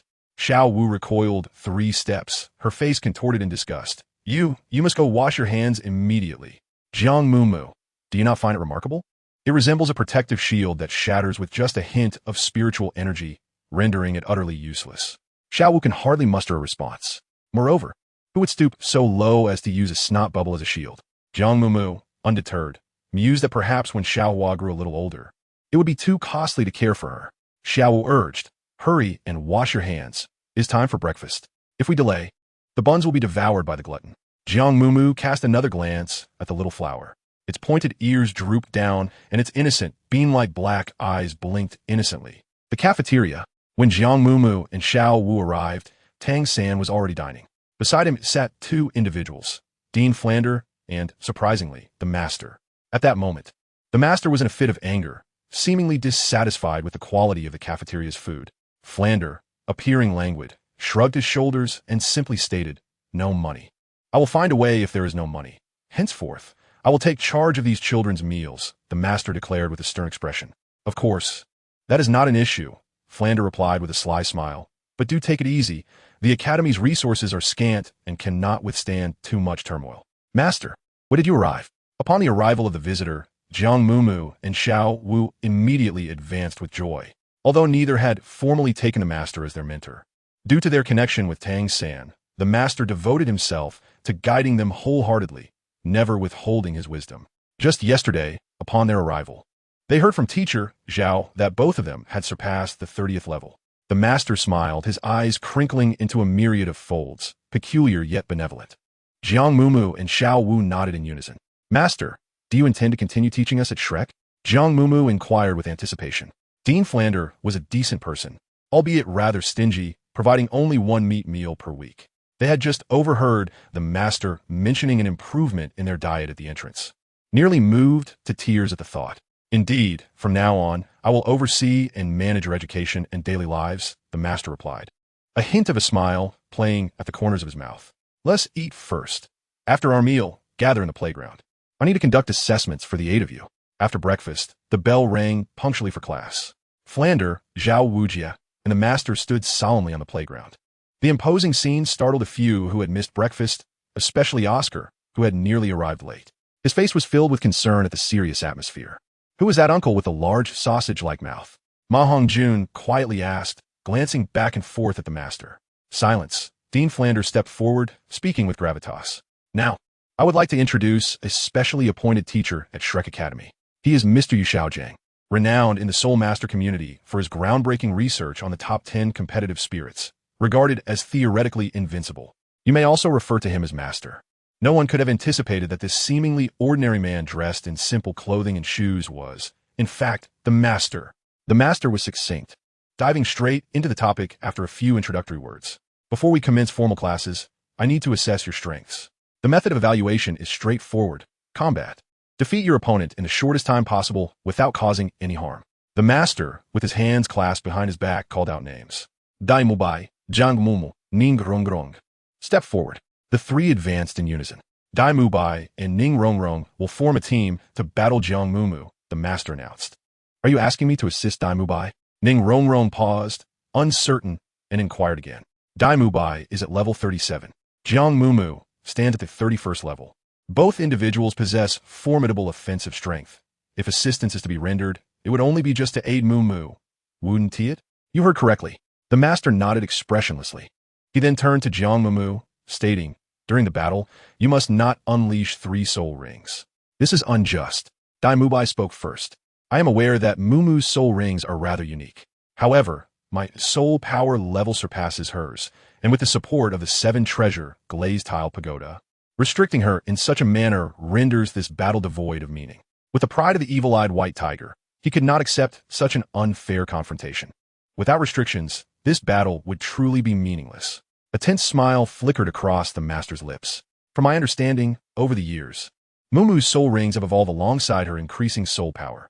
The 415-year blue magic octopus and the 600-year illusion mushroom have now, at the very least, attained the quality of a 1,000-year soul beast. The master's implication was clear. Should Jiang Mumu unleash her soul rings, Dai Mubai would stand no chance of victory. Yet, Dai Mubai's eyes glimmered with excitement, a fierce battle intent igniting within his evil eyes. If that is the case, I am eager to witness the extent of the disparity between Mumu and myself.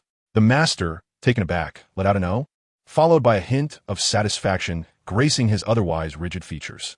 Very well, let us commence.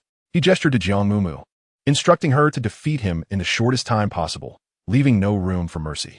Jiang Mumu's eyelids twitched. Her expression stiffened, resembling that of the master's favored pupil.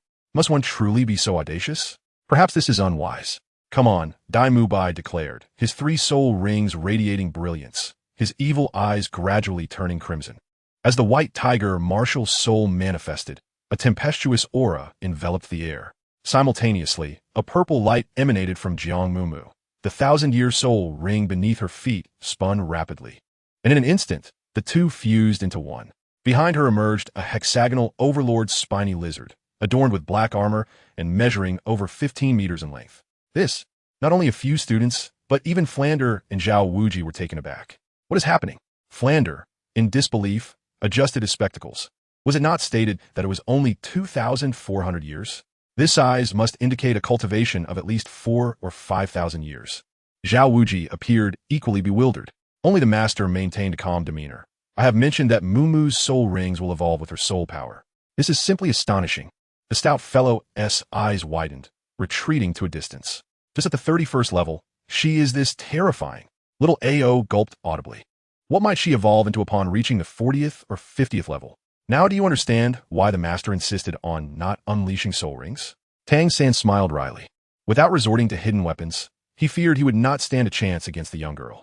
He had not anticipated that after surpassing the 30-level threshold, Jiang Mumu's strength would escalate so dramatically. Meanwhile, Dai Mubai, upon seeing the 6-horned tyrant lizard, suddenly grasped the meaning behind Master S words. Chapter 202, Cannot Eat. Should Jiang Mumu unleash her soul rings, this confrontation would indeed become futile. Faced with the 6-horned tyrant lizard, Dai Mubai understood that victory was beyond his reach. Was it truly meaningless? No, it was not. A facile victory held no significance. Only formidable opponents could forge one into a stronger being. Dai Mubai abruptly lifted his head, a wicked light flickering in his eyes as he transformed into the White Tiger King.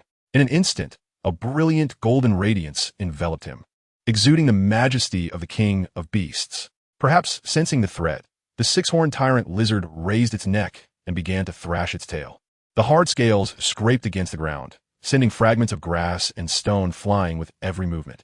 The onlookers instinctively recoiled, their expressions serious as they observed the two combatants. Everyone was eager to witness the true strength of the evolved six-horned tyrant lizard. Ning Rongrong raised her right hand slightly, invoking the seven-treasure glazed tile, proclaiming, "First, strength. Second, speed." As two resplendent beams of light emerged, Dai Mubai charged towards Jiang Mumu with an imposing aura. In the state of his third soul skill, White Tiger King transformation, both his attack and defense capabilities doubled. Coupled with the enhancement from the seven-treasure glazed tile, the power unleashed by this strike surpassed that of a level 50 soul master. However, before he could reach Jiang Mumu, the six-horned tyrant lizard lashed its tail. The blades that erupted from its claws collided with the black scales, sparking a shower of embers. The six-horned tyrant lizard coiled around Dai Mubai, its eerie blue eyes narrowing as it fixated on him like a predator, its throat undulating ominously. "Cannot eat," Jiang Mumu shouted urgently. At that moment, she leaped twice to reach Ning Rongrong's side. With no means of defense, Ning Rongrong could only stick out her tongue, clasp her hands to withdraw her martial soul, and retreat to the edge of the arena, assuming the role of an observer. Undeterred by the loss of his support, Dai Mubai struck the ground with his palm, utilizing the powerful rebound to propel himself upward. At the same time, his second soul ring blazed with brilliance. White Tiger Radiant Wave, a colossal beam of white light instantaneously coalesced, accompanied by a deep, resonant roar. A dazzling sphere of light erupted forth from his mouth, hurtling towards the head of the hexagon tyrant lizard. Simultaneously, the second and third soul ring abilities were unleashed, sending powerful energy ripples that disturbed the surrounding air. And dust swirled at the heart of the battle. Despite its massive size, the hexagon tyrant lizard exhibited remarkable agility. It lowered its neck, and its robust tail swiftly curled forward in a defensive posture to shield its head and eyes.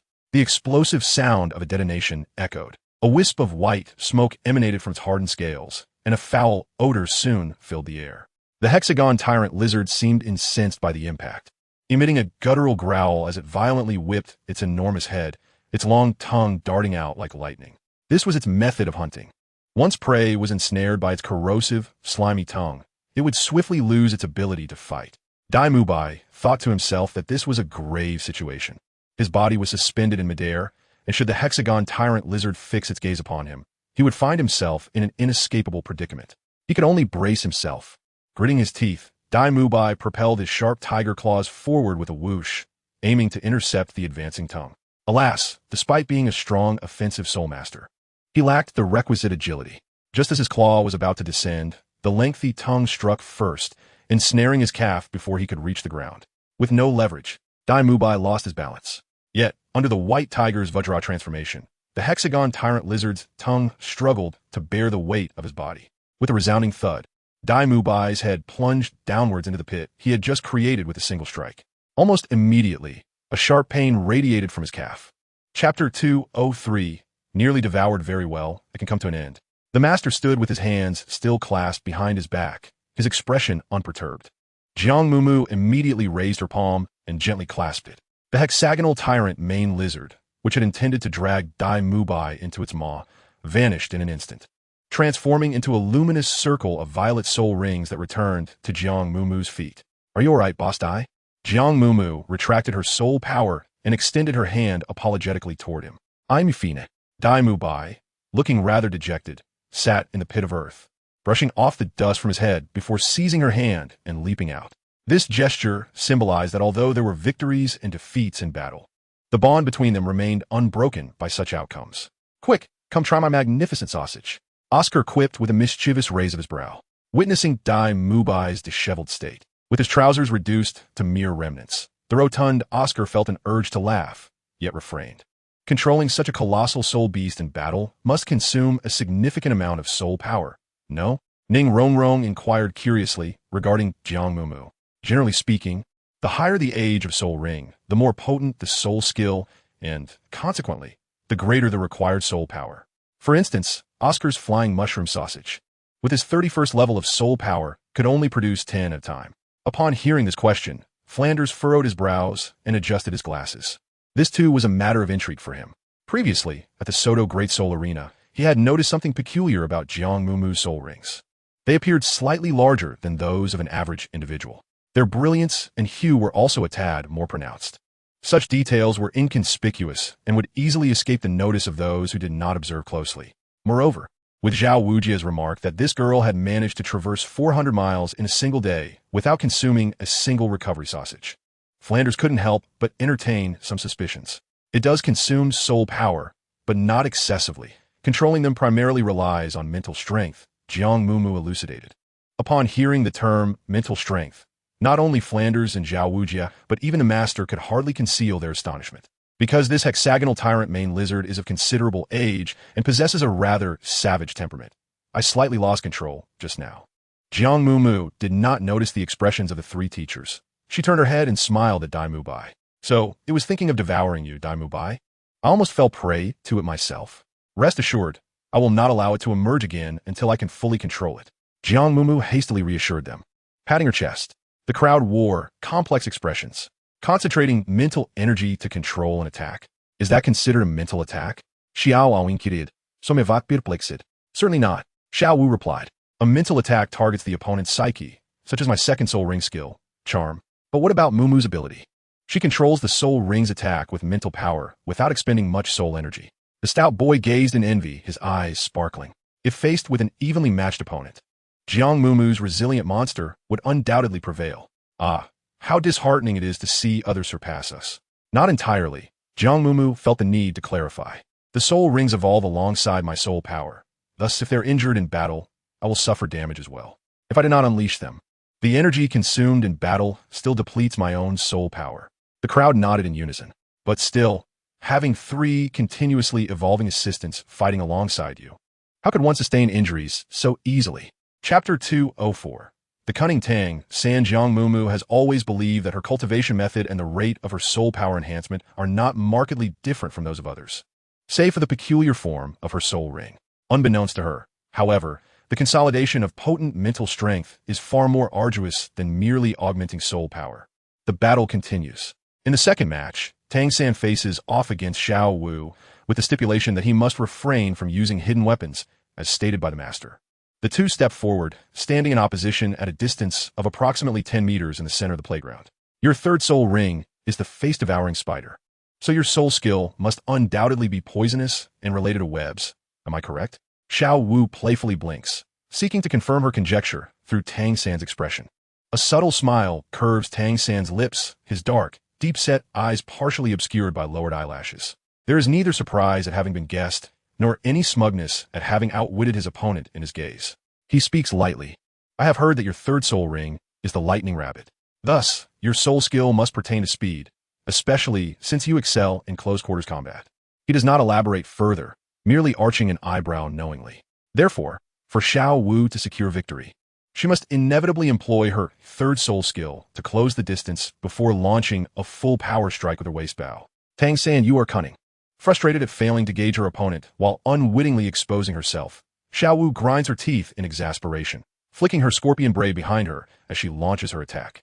With a nimble push off her toes, she leaps gracefully, yet her slender form does not rush to approach. Instead, she schemes the perimeter of the blue-silver grass's control zone, probing back and forth. The battle momentarily falls into a stalemate. One must engage in close combat while the other excels at long-range control.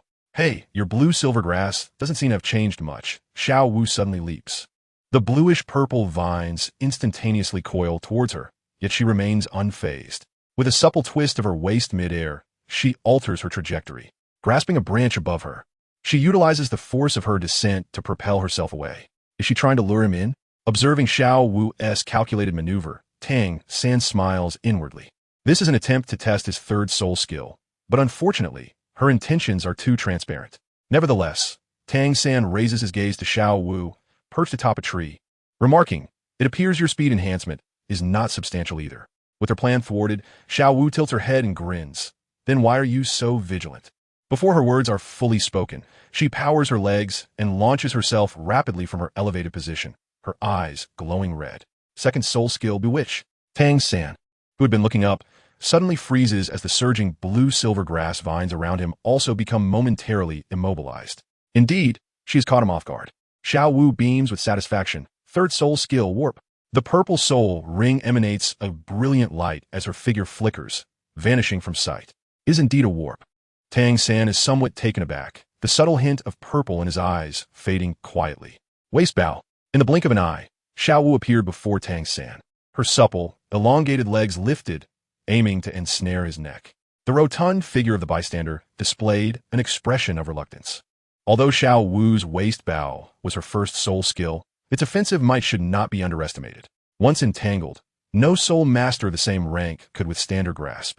Yet at that moment, Tang San suddenly sprang into action. With a deft step back, his body leaned backward, effortlessly slipping beneath her foot as she attempted to ensnare him. Astonished, Xiao Wu was caught off guard. Before she could retract her leg, she heard Tang San's voice resonate behind her. Third soul skill, Web Binding. Chapter 205, Curse Deceived. How infuriating.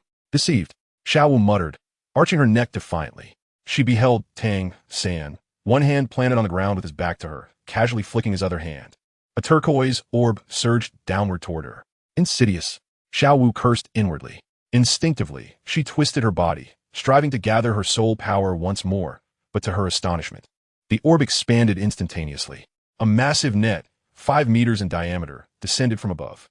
Thud! Xiao Wu was caught unawares, enveloped by the net, her face crashing into the ground, her mouth filled with grass.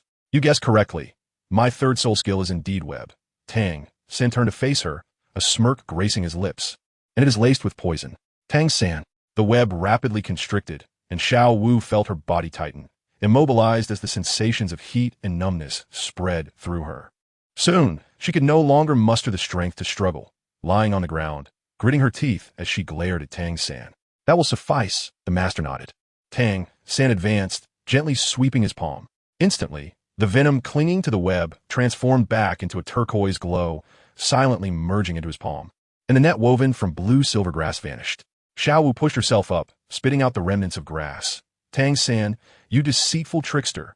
You clearly were not affected by my charm skill, yet you deceived me into launching a close-range attack. What a cunning rogue. You initiated the feigned attack to test my third soul skill. When that ploy failed, you deliberately distracted me to leverage your charm. Tang San feigned innocence. You. Xiao Wu's anger caused steam to rise from her head. Had she truly dug her own grave with her efforts? Enough. Xiao Wu, a loss is a loss. The master forced a strained smile, waving his hand. May I inquire, what is the current distance limitation of your third soul skill, teleportation? Only 5 meters, Xiao Wu pouted. The master nodded. This is a rare skill. In the future, as your soul power increases, the range of your teleportation will expand. Yeah, I still lost. With Xiao Wu sticking out her tongue in playful defiance. Unwilling to concede, I vowed that I would never again fall for Tang San's tricks. Flinder and Zhao Wujia stood at the edge of the playground, hands clasped behind their backs, observing the few who had just acquired their third spirit ring. Their faces alight with satisfaction. The battle was still ongoing. In the next match, Dai Mubai, whose spirit power had recovered to about 70 or 80%, faced the duo of Ma Hongjun and Oscar. With the assistance of the flying mushroom sausage, Ma Hongjun, the fiery and mischievous chicken, finally soared into the air, spewing forth purple flames and excitedly unleashing a barrage upon the formidable Dai Mubai. However, Dai Mubai found himself unable to withstand the onslaught of the malevolent flames with only the protective skill of his first spirit ring, the White Tiger's Shield. Reluctantly, he was compelled to activate his second spirit ability, the White Tiger's Radiant Wave. A brilliant white sphere of light erupted from his mouth. Yet, Fatty and Xiao Ao, with their 6 wings fluttering effortlessly, swiftly evaded the attack, soaring dozens of meters away in an instant. Roaring with glee, Fatty brandished a large sausage in one hand and a mushroom sausage in the other, seizing the moment when Dai Mubai's assault momentarily faltered to unleash a torrent of flames, offering him no respite. Soon enough, Dai Mubai's spirit power was depleted. This exhilarating experience left Fatty, who had never before held the upper hand in previous battles, exclaiming in delight. So this is what aerial combat feels like. With a resolute determination, Fatty swore that one day, his evil fire phoenix would soar to the skies by his own strength. Chapter 206. Let us make a bet in the fourth match. Ning Rongrong assisted Zhu Zhuqing against Jiang Mumu. The master also mandated that Jiang Mumu refrain from unleashing 3 spirit rings. Zhuqing possessed spirit power at the 27th level, which, enhanced by the 7-treasure glaze tile, could reach the 35th level. Flender shook his head, acknowledging that while strong attacks counter agility, Mumu was only at the 31st level, and the restriction on her spirit rings was still in place. Jiang Mumu lacks the defensive skills akin to the White Tiger's Guardian Barrier and does not possess the long-range offensive capabilities of the Phoenix Fire line. Given Zhu Zhuqing's speed, employing a hit-and-run strategy could render her severely injured within just a few exchanges. The previous encounter merely showcased the power of her 3rd spirit ring. We have yet to witness the true extent of her strength after surpassing the 30th level. The master furrowed his brow slightly, deep in thought.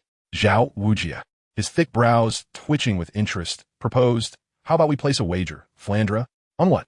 Flandra's eyes glimmered with intrigue. "Let us bet on the outcome of this battle." Zhao Wujia chuckled. "I'm backing Mumu. The wager is a meal." "What do you say?" Flandra stroked his chin, regarding him with skepticism. "Losing a meal is hardly consequential." Zhao Wujia retorted. "I'm not saying you're too miserly for your own good." Flandra countered. "You speak as if it's easy. Shrek has thrived to this day precisely because of my meticulous management. You two are over 100 years old combined." The master interjected with exasperation. Flandra suddenly smirked slyly. "Very well, let us wager. Shall gang commence?" Zhao Wujia straightened his posture, confidence radiating from him.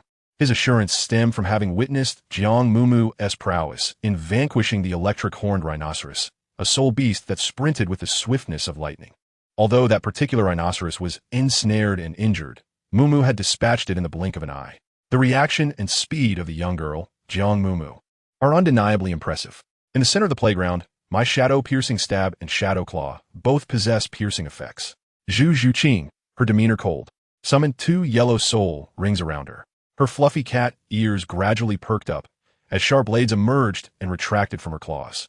Unlike Dai Mubai's tiger claws, her cat claws are shorter and more slender, yet they appear even sharper, glinting with a brilliant sheen under the sunlight, like exquisitely forged, razor-thin blades.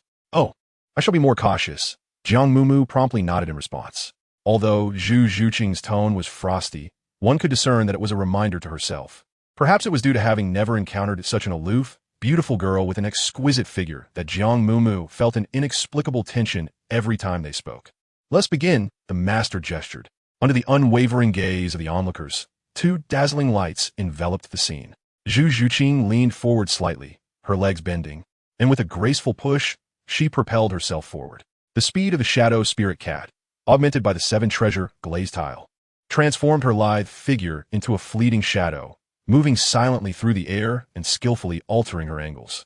So swift, Jiang Mumu slightly bent her knees, positioning one foot forward and the other backward, her arms angled protectively in front of her, embodying a stance that was both offensive and defensive. She fixed her gaze upon the elusive shadow, her eyes narrowing ever so slightly.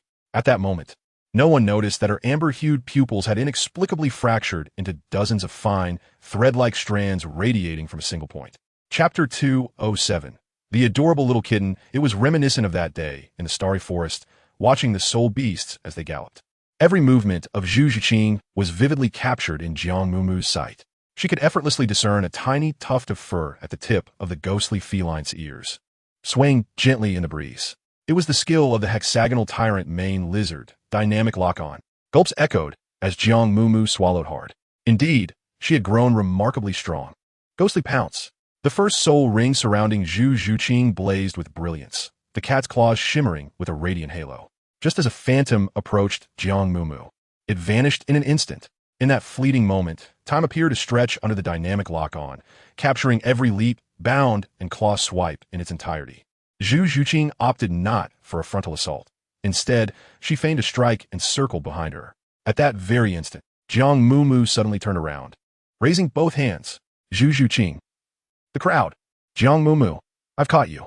Zhu Zhuqing's wrists were firmly grasped by her, her claws instinctively extending and retracting. That once impassive face finally lost its blank expression, her pupils narrowing into slits as she stared vacantly at Jiang Mumu. Sorry. I'm so sorry. Jiang Mumu quickly released her grip, pressing her hands together beneath her chin, whispering, "Did I hurt you?"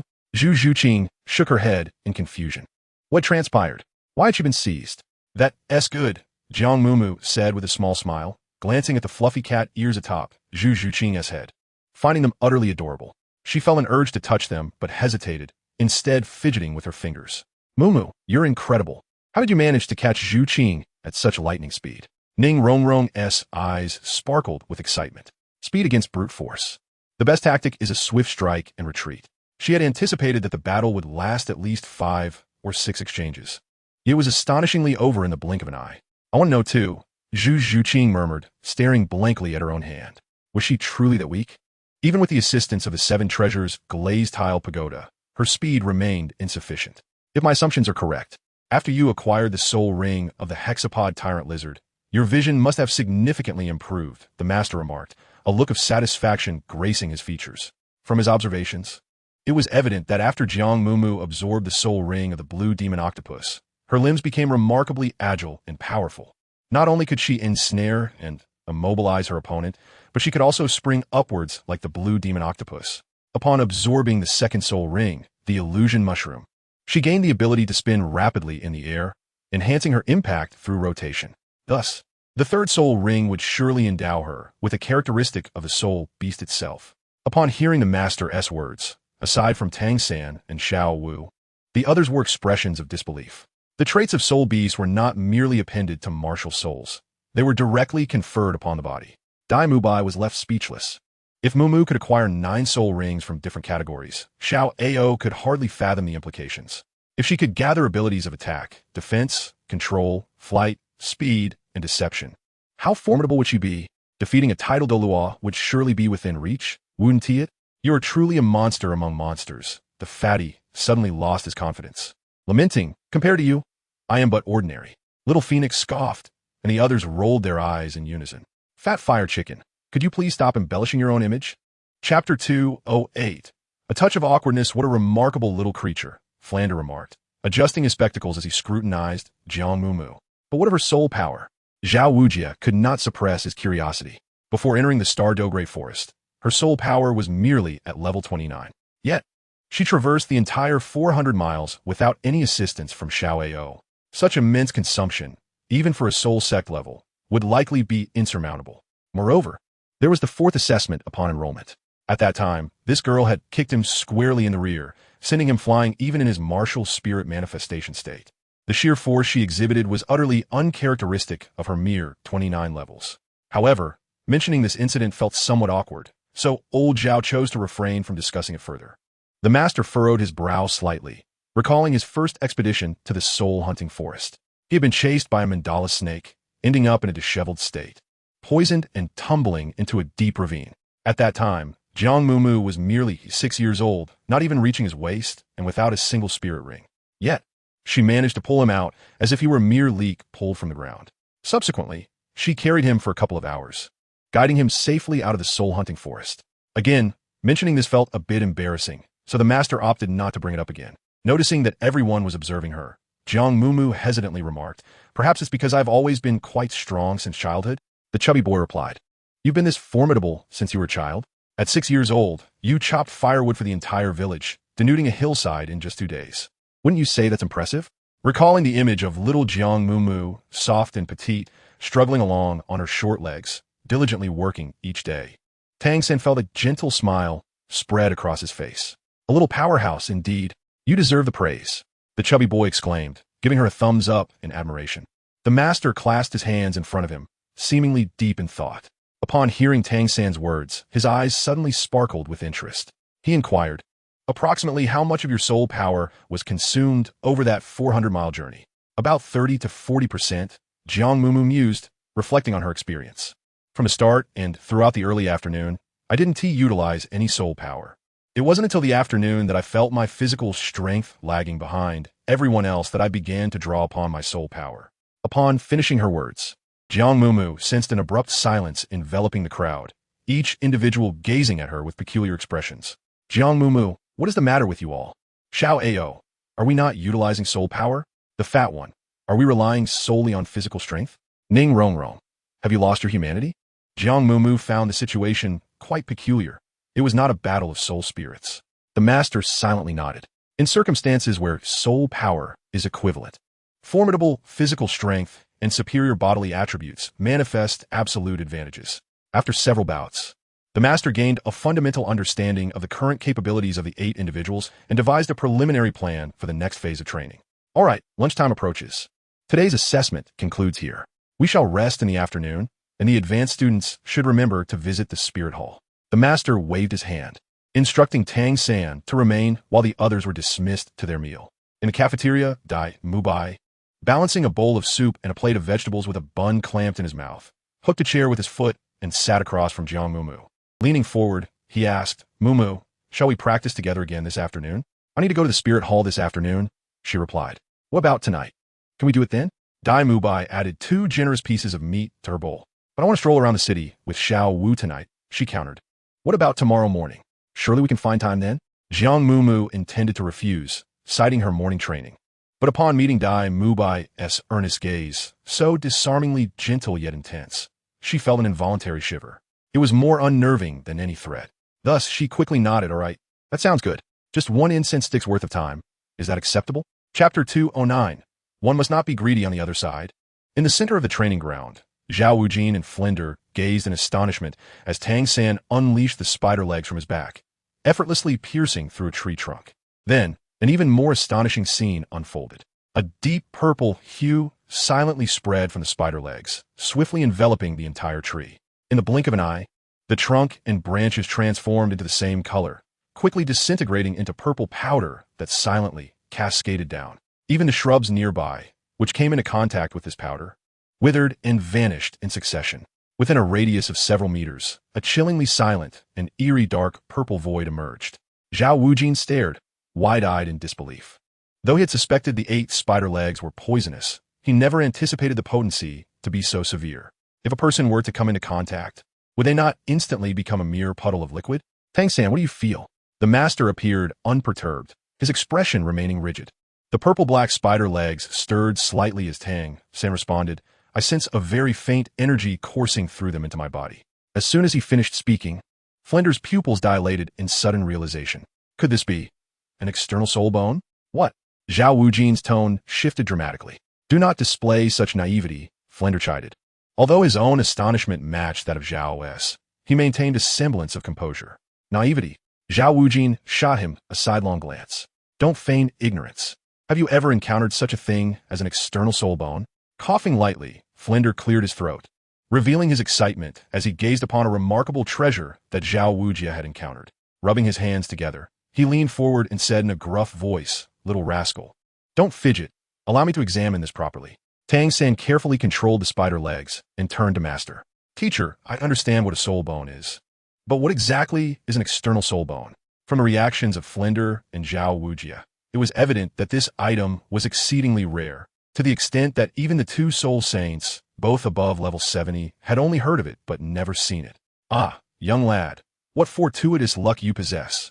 Before Master could speak, Zhao's eyes gleamed as he sighed. Tang San, have you ever heard of the Soul Master Dream Rankings? Zhao Wujia inquired. Tang San shook his head honestly. You don't know this? Zhao suddenly slapped him on the shoulder and extended 2 fingers. This external soul bone of yours ranks 2nd on the Soul Master Dream Rankings. 2nd? Tang San raised an eyebrow in surprise. What else could it be? Want it not to be too greedy. Being 2nd is already quite remarkable. Zhao playfully slapped the back of his head. Realizing that the spider legs were still protruding from behind Tang San, he quickly stepped back. Tang San scratched his head.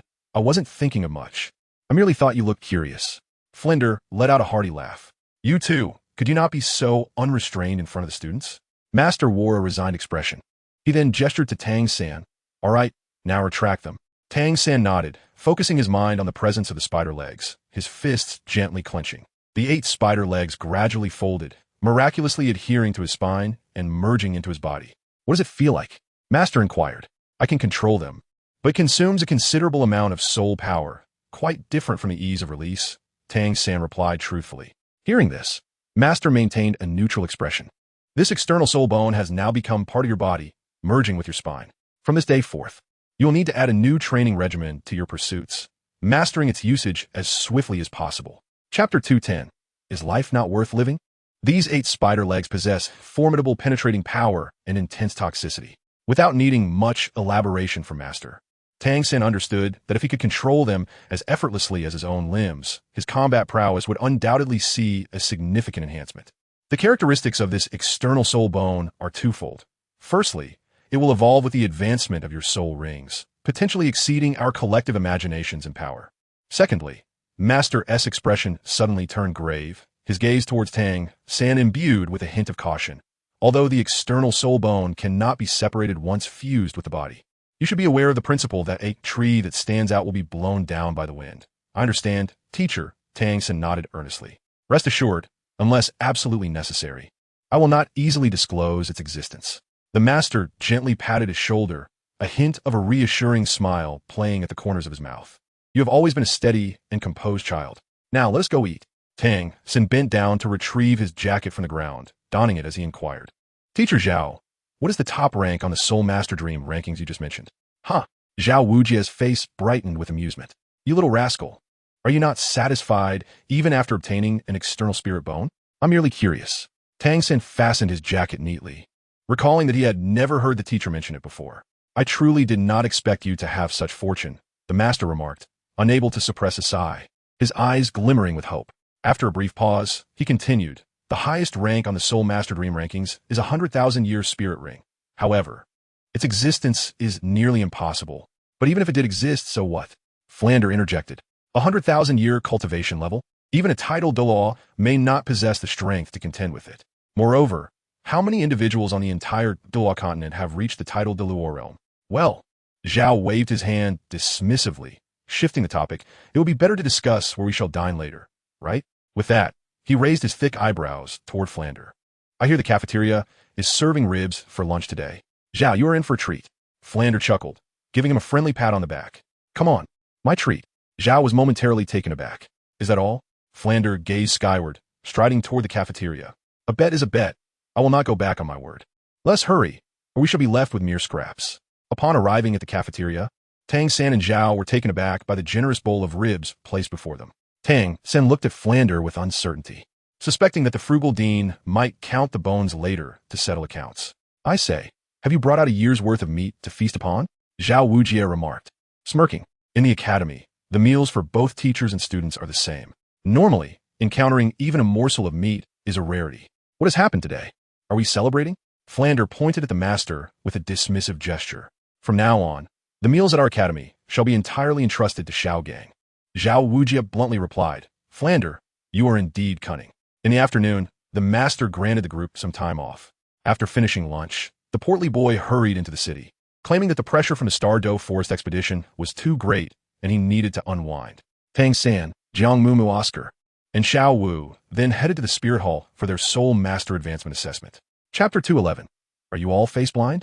The Spirit Hall in Soto City was far more grandiose than that in Nodding City, with even stricter guards. One had to present their Soul Master badge to gain entry. How fortunate we are to coincide with the end-of-month advancement. Next month, we shall receive 100 gold soul coins as a subsidy. Oscar languidly stifled a yawn. Being in a bustling metropolis, the work at the Spirit Hall was quite demanding. After several individuals queued to complete their advancement assessment, it was already evening, with the sun dipping in the west. Having finally ventured out, let us wander about and enjoy a meal before returning, suggested Xiao Wu, who was exuberantly reveling in the freedom of the city.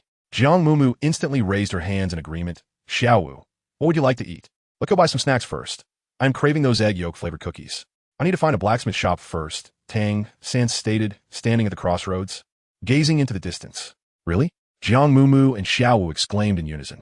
You receive a monthly stipend of 100 gold soul coins, and you still need to work?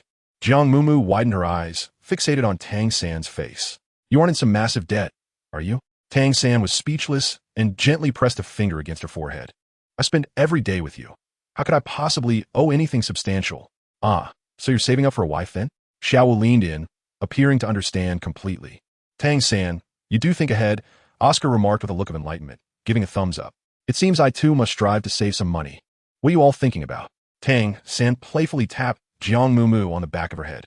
I am looking for a blacksmith to collaborate on crafting concealed weapons. Little AO quickly caught on. Is it for a Zhuge crossbow? Tang San nodded. I have already sketched the design. We merely need someone to forge the components. But this contraption is intricate and requires fine iron. We must find a skilled workshop. That's easy, little AO exclaimed. The largest blacksmith shop in Swatawa City is nearby. I'll take you there. He threw his arm over Tang San's shoulder. Brother, you're truly generous. I'll treat you to a meal later. The Zhuge crossbow, for a powerhouse like Dai Lauda, may be merely an enhancement. However, for him and Ning Rongrong, it was a life-saving artifact. Business should not be delayed. After leaving the Spirit Hall's vicinity, the four of them headed directly toward a blacksmith shop a few streets away. However, as they exited a corner, they found themselves confronted by 4 men and 1 woman blocking a narrow alleyway. Long go it's them, a 17 or 18-year-old girl said, arms crossed defiantly and chin raised, her eyes blazing with anger. The 4 friends, who had been joking and laughing, suddenly froze in surprise. Jiang Mumu robbery? Do these individuals intend to seize their money simply because of their youth? Xiao Wu, it seems to be an act of vengeance. As she spoke, she cast a sidelong glance at Oscar. Have you offended someone? Oscar, bewildered, replied. Why should it be me who has offended anyone? Jiang Mumu tilted her head slightly and whispered, because, generally, when we offend someone, we will ensure they are thoroughly subdued. Xiao Ao. Tang San was taken aback. Are you all visually impaired? This is Tsanghui Academy. Jiang Mumu, Xiao Wu, and Oscar simultaneously squinted, their gazes sweeping across the faces of the 5 individuals opposite them. It seemed that only the girl standing at the forefront appeared somewhat familiar. You have been defeated by us to the point where even your own mother wouldn't recognize you. And yet you still dare to show up? Xiao Wu stepped forward with a cheerful grin, exuding an air of authority. Now tell us, how do you intend to be beaten this time? Chapter 212. Do not let them escape. 3 second rings and 1 third ring, yet unfortunately, the 3rd ring is merely a support. What is there to be so arrogant about? The girl curled her finger, and the 4 individuals standing behind her immediately positioned themselves to block the already narrow alleyway completely. Upon hearing this, Jiang Mumu and Tang San exchanged a silent glance. Jiang Mumu's eyes flickered with curiosity as she remained unaware of our advancement. Tang San raised an eyebrow, suggesting we first gauge their capabilities. You seem to hold a grudge, he commented, noting her lingering resentment over their previous restraint. Jiang Mumu pouted, her gaze drifting towards the 4 young men behind the girl, who appeared to be around 25. Their expressions rife with disdain. They likely believed their soul power level surpassed ours, at least in their own minds. Having stolen my soul beast, they would not escape unscathed. The girl's eyes burned with unyielding hatred. The electric-horned rhinoceros was her optimal choice for a 3rd spirit ring. Their team had spent 2 days and nights in the Stardow Forest to find a soul beast that perfectly matched both quality and age. Yet, after encountering this group, Teacher Yi was injured, shattering the morale of the entire team. At the forest's edge, they had only managed to procure a shadow mouse with barely a millennium of cultivation. The thought of this ignited her fury further as she pointed an accusatory finger at the opposing group. That soul master and the 7 treasure glazed tile school are absent.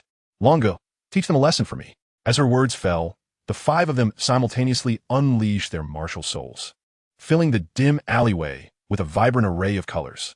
Xuan Nv Sect, Tang San mused, eyeing the young man named Longo, whose martial soul was a bow.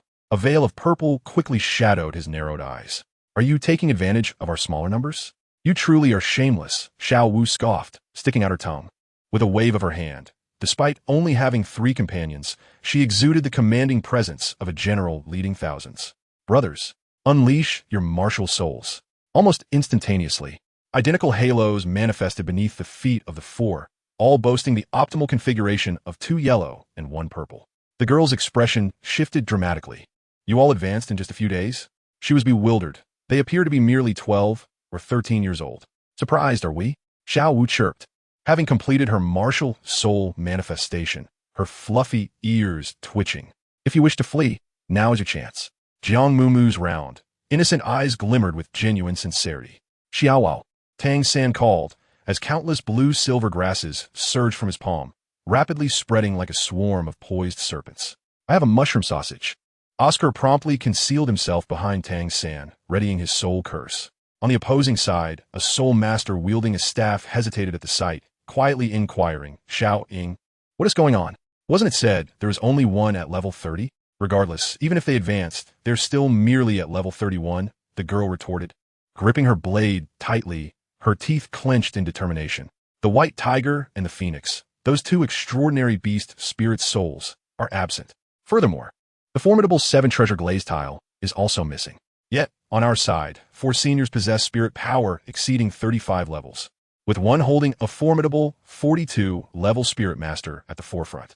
What is there to fear?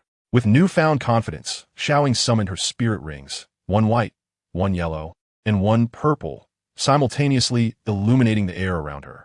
The blade in her hand shimmered with a layer of yellow light. She shouted loudly, "Charge! Do not let them escape." Chapter 213. This woman seeks your life. Xiaoying was clearly targeting Tang San. In the Stardow Forest, he had thwarted her assault, using blue silvergrass for a sneak attack and even threatening to render her mute with poison. This grudge had lingered in her heart. Confronted by the undulating blue-purple vines, Xiaoying swiftly turned her wrist, causing her blade to nestle into her palm, spinning rapidly. However, as the sharp edge encountered the encircling blue silvergrass, her brows furrowed in surprise. These vines were far more resilient than those in the Stardow Forest. Was it due to an increase in spirit power? Or perhaps the third spirit ring? Did she think such things could hinder me? Xiaoying glared fiercely at Tang San, with her fingers curling slightly. The light emanating from her blade shifted from yellow to a deepening purple.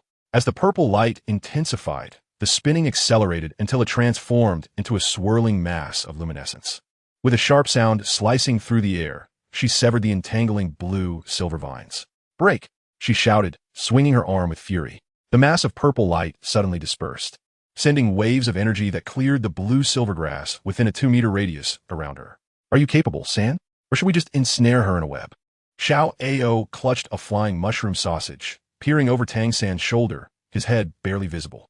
"With my current spirit power, I can only use the web binding 3 times a day," Tang San replied, turning his head slightly to glance at Xiao Ao's greasy paw, pausing momentarily.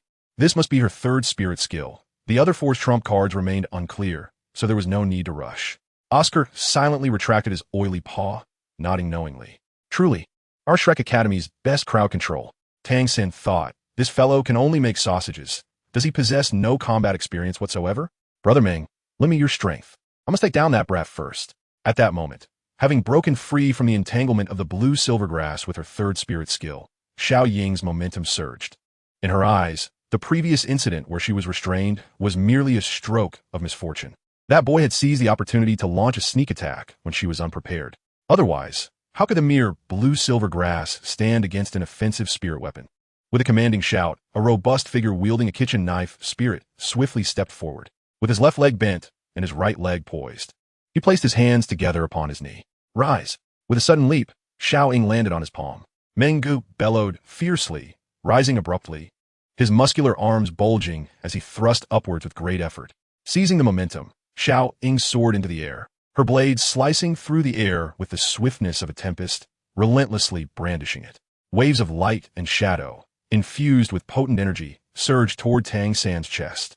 Oscar peeked out, exclaiming, "This woman aims to take your life, San." Before he could finish, Mengu shouted from across, "First, deal with that support." Immediately, Oscar recoiled, shoving 2 flying mushroom sausages into Tang San's lower back, ready to make his escape at any moment. As a combat novice, he was resolute in not hindering his teammates, embodying the self-awareness of a food-type support.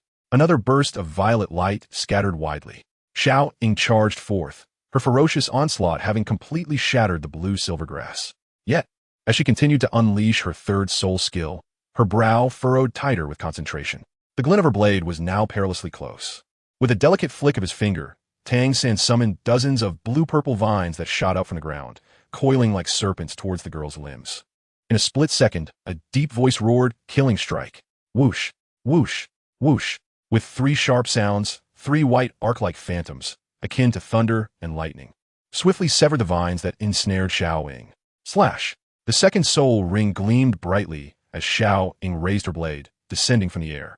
Unlike the small-scale attack of her third soul skill, Xiaoying's second soul skill, Slash, concentrated her soul power into the blade for a full-force strike. In her prime, this blow could cleave through gold and iron. Unfortunately, her previous aggressive advance had already consumed 4/5 of her soul power. The force coalesced at the edge of the blade, descending from the sky, yet the blow lacked its former might. Nevertheless, Xiaoying was unconcerned. The blue-silver grass had been destroyed, Once she broke free from control, her opponent would pose no threat.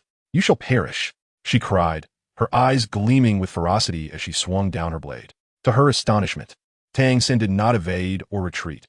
Instead, he raised his hand to meet the murderous blade. Mystic Jade Hand.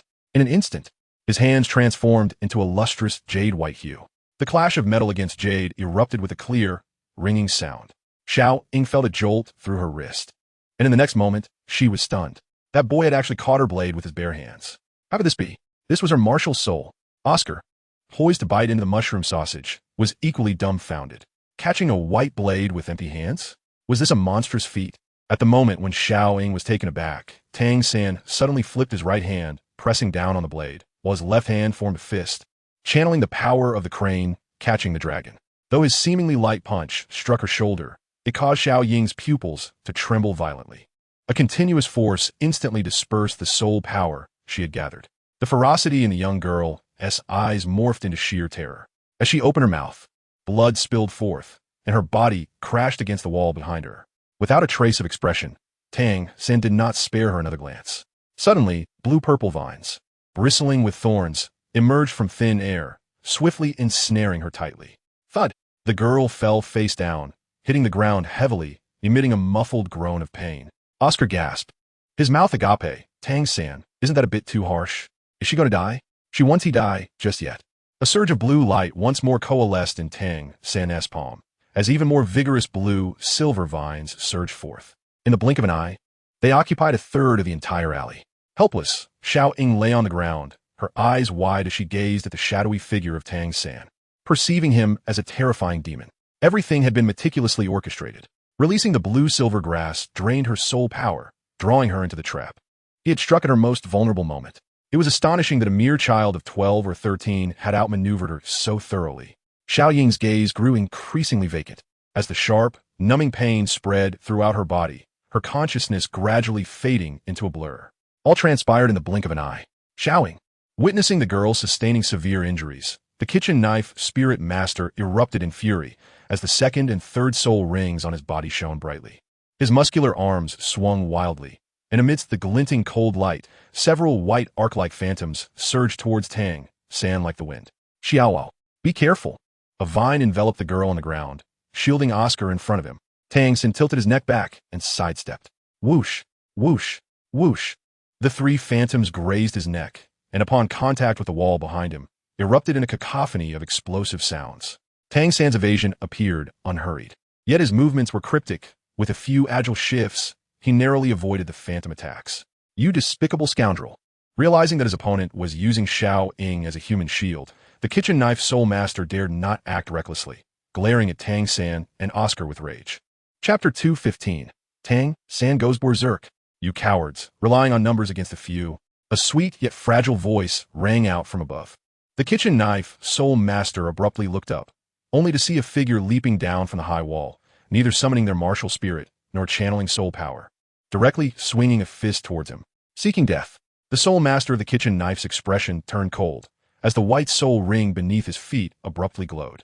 The blade in his hand instantly radiated a chilling light, launching a diagonal slash towards the approaching figure. Yet, what appeared to be a swift attack seemed to slow down several times in the eyes of Jiang Mumu. Just as the knife was about to strike, Meng Ji's arm suddenly stiffened. A wave of pain and numbness surged from his forearm. Jiang Mumu grasped his wrist with her right hand and struck his elbow fiercely with her left. Even without utilizing her soul power, she nearly caused him to drop the kitchen knife. A jolt of alarm surged through Meng Gu, and his eyelids twitched violently. Engaging in close combat without summoning one's martial spirit? What sort of technique was this? There was no time for contemplation, as the young girl holding his arm suddenly unleashed a fierce shout. A resplendent violet light swiftly coalesced around her right foot. Meng Gu instinctively sensed the imminent danger and immediately released his grip with his right hand. His left hand darted downward in a desperate attempt to catch the falling kitchen knife and retaliate. Yet, he was ultimately a moment too slow. Jiang Mumu exerted force with her right foot, unleashing a series of violet light shadows, and in an instant, delivered a swift kick to Meng Ji's flank. The impact visibly indented his side. In the next moment, accompanied by a heart-wrenching wail, his robust figure was propelled off the wall. Jiang Mumu. How could such a grown person simply vanish? She lowered her gaze to her right foot, pondering whether her strength had inexplicably increased once more. Mumu, Dongji. In that fleeting moment of distraction, an arrow glimmering with a cerulean light shot forth like lightning, aimed directly at her brow. Tang San's expression hardened, and without a moment's hesitation, he raised his hand to unleash 3 piercing needles. The 3 beams of cold light surged toward the arrow. Yet, a sudden heaviness enveloped Tang San's chest, as if all the blood in his body had frozen instantaneously. There was no time remaining.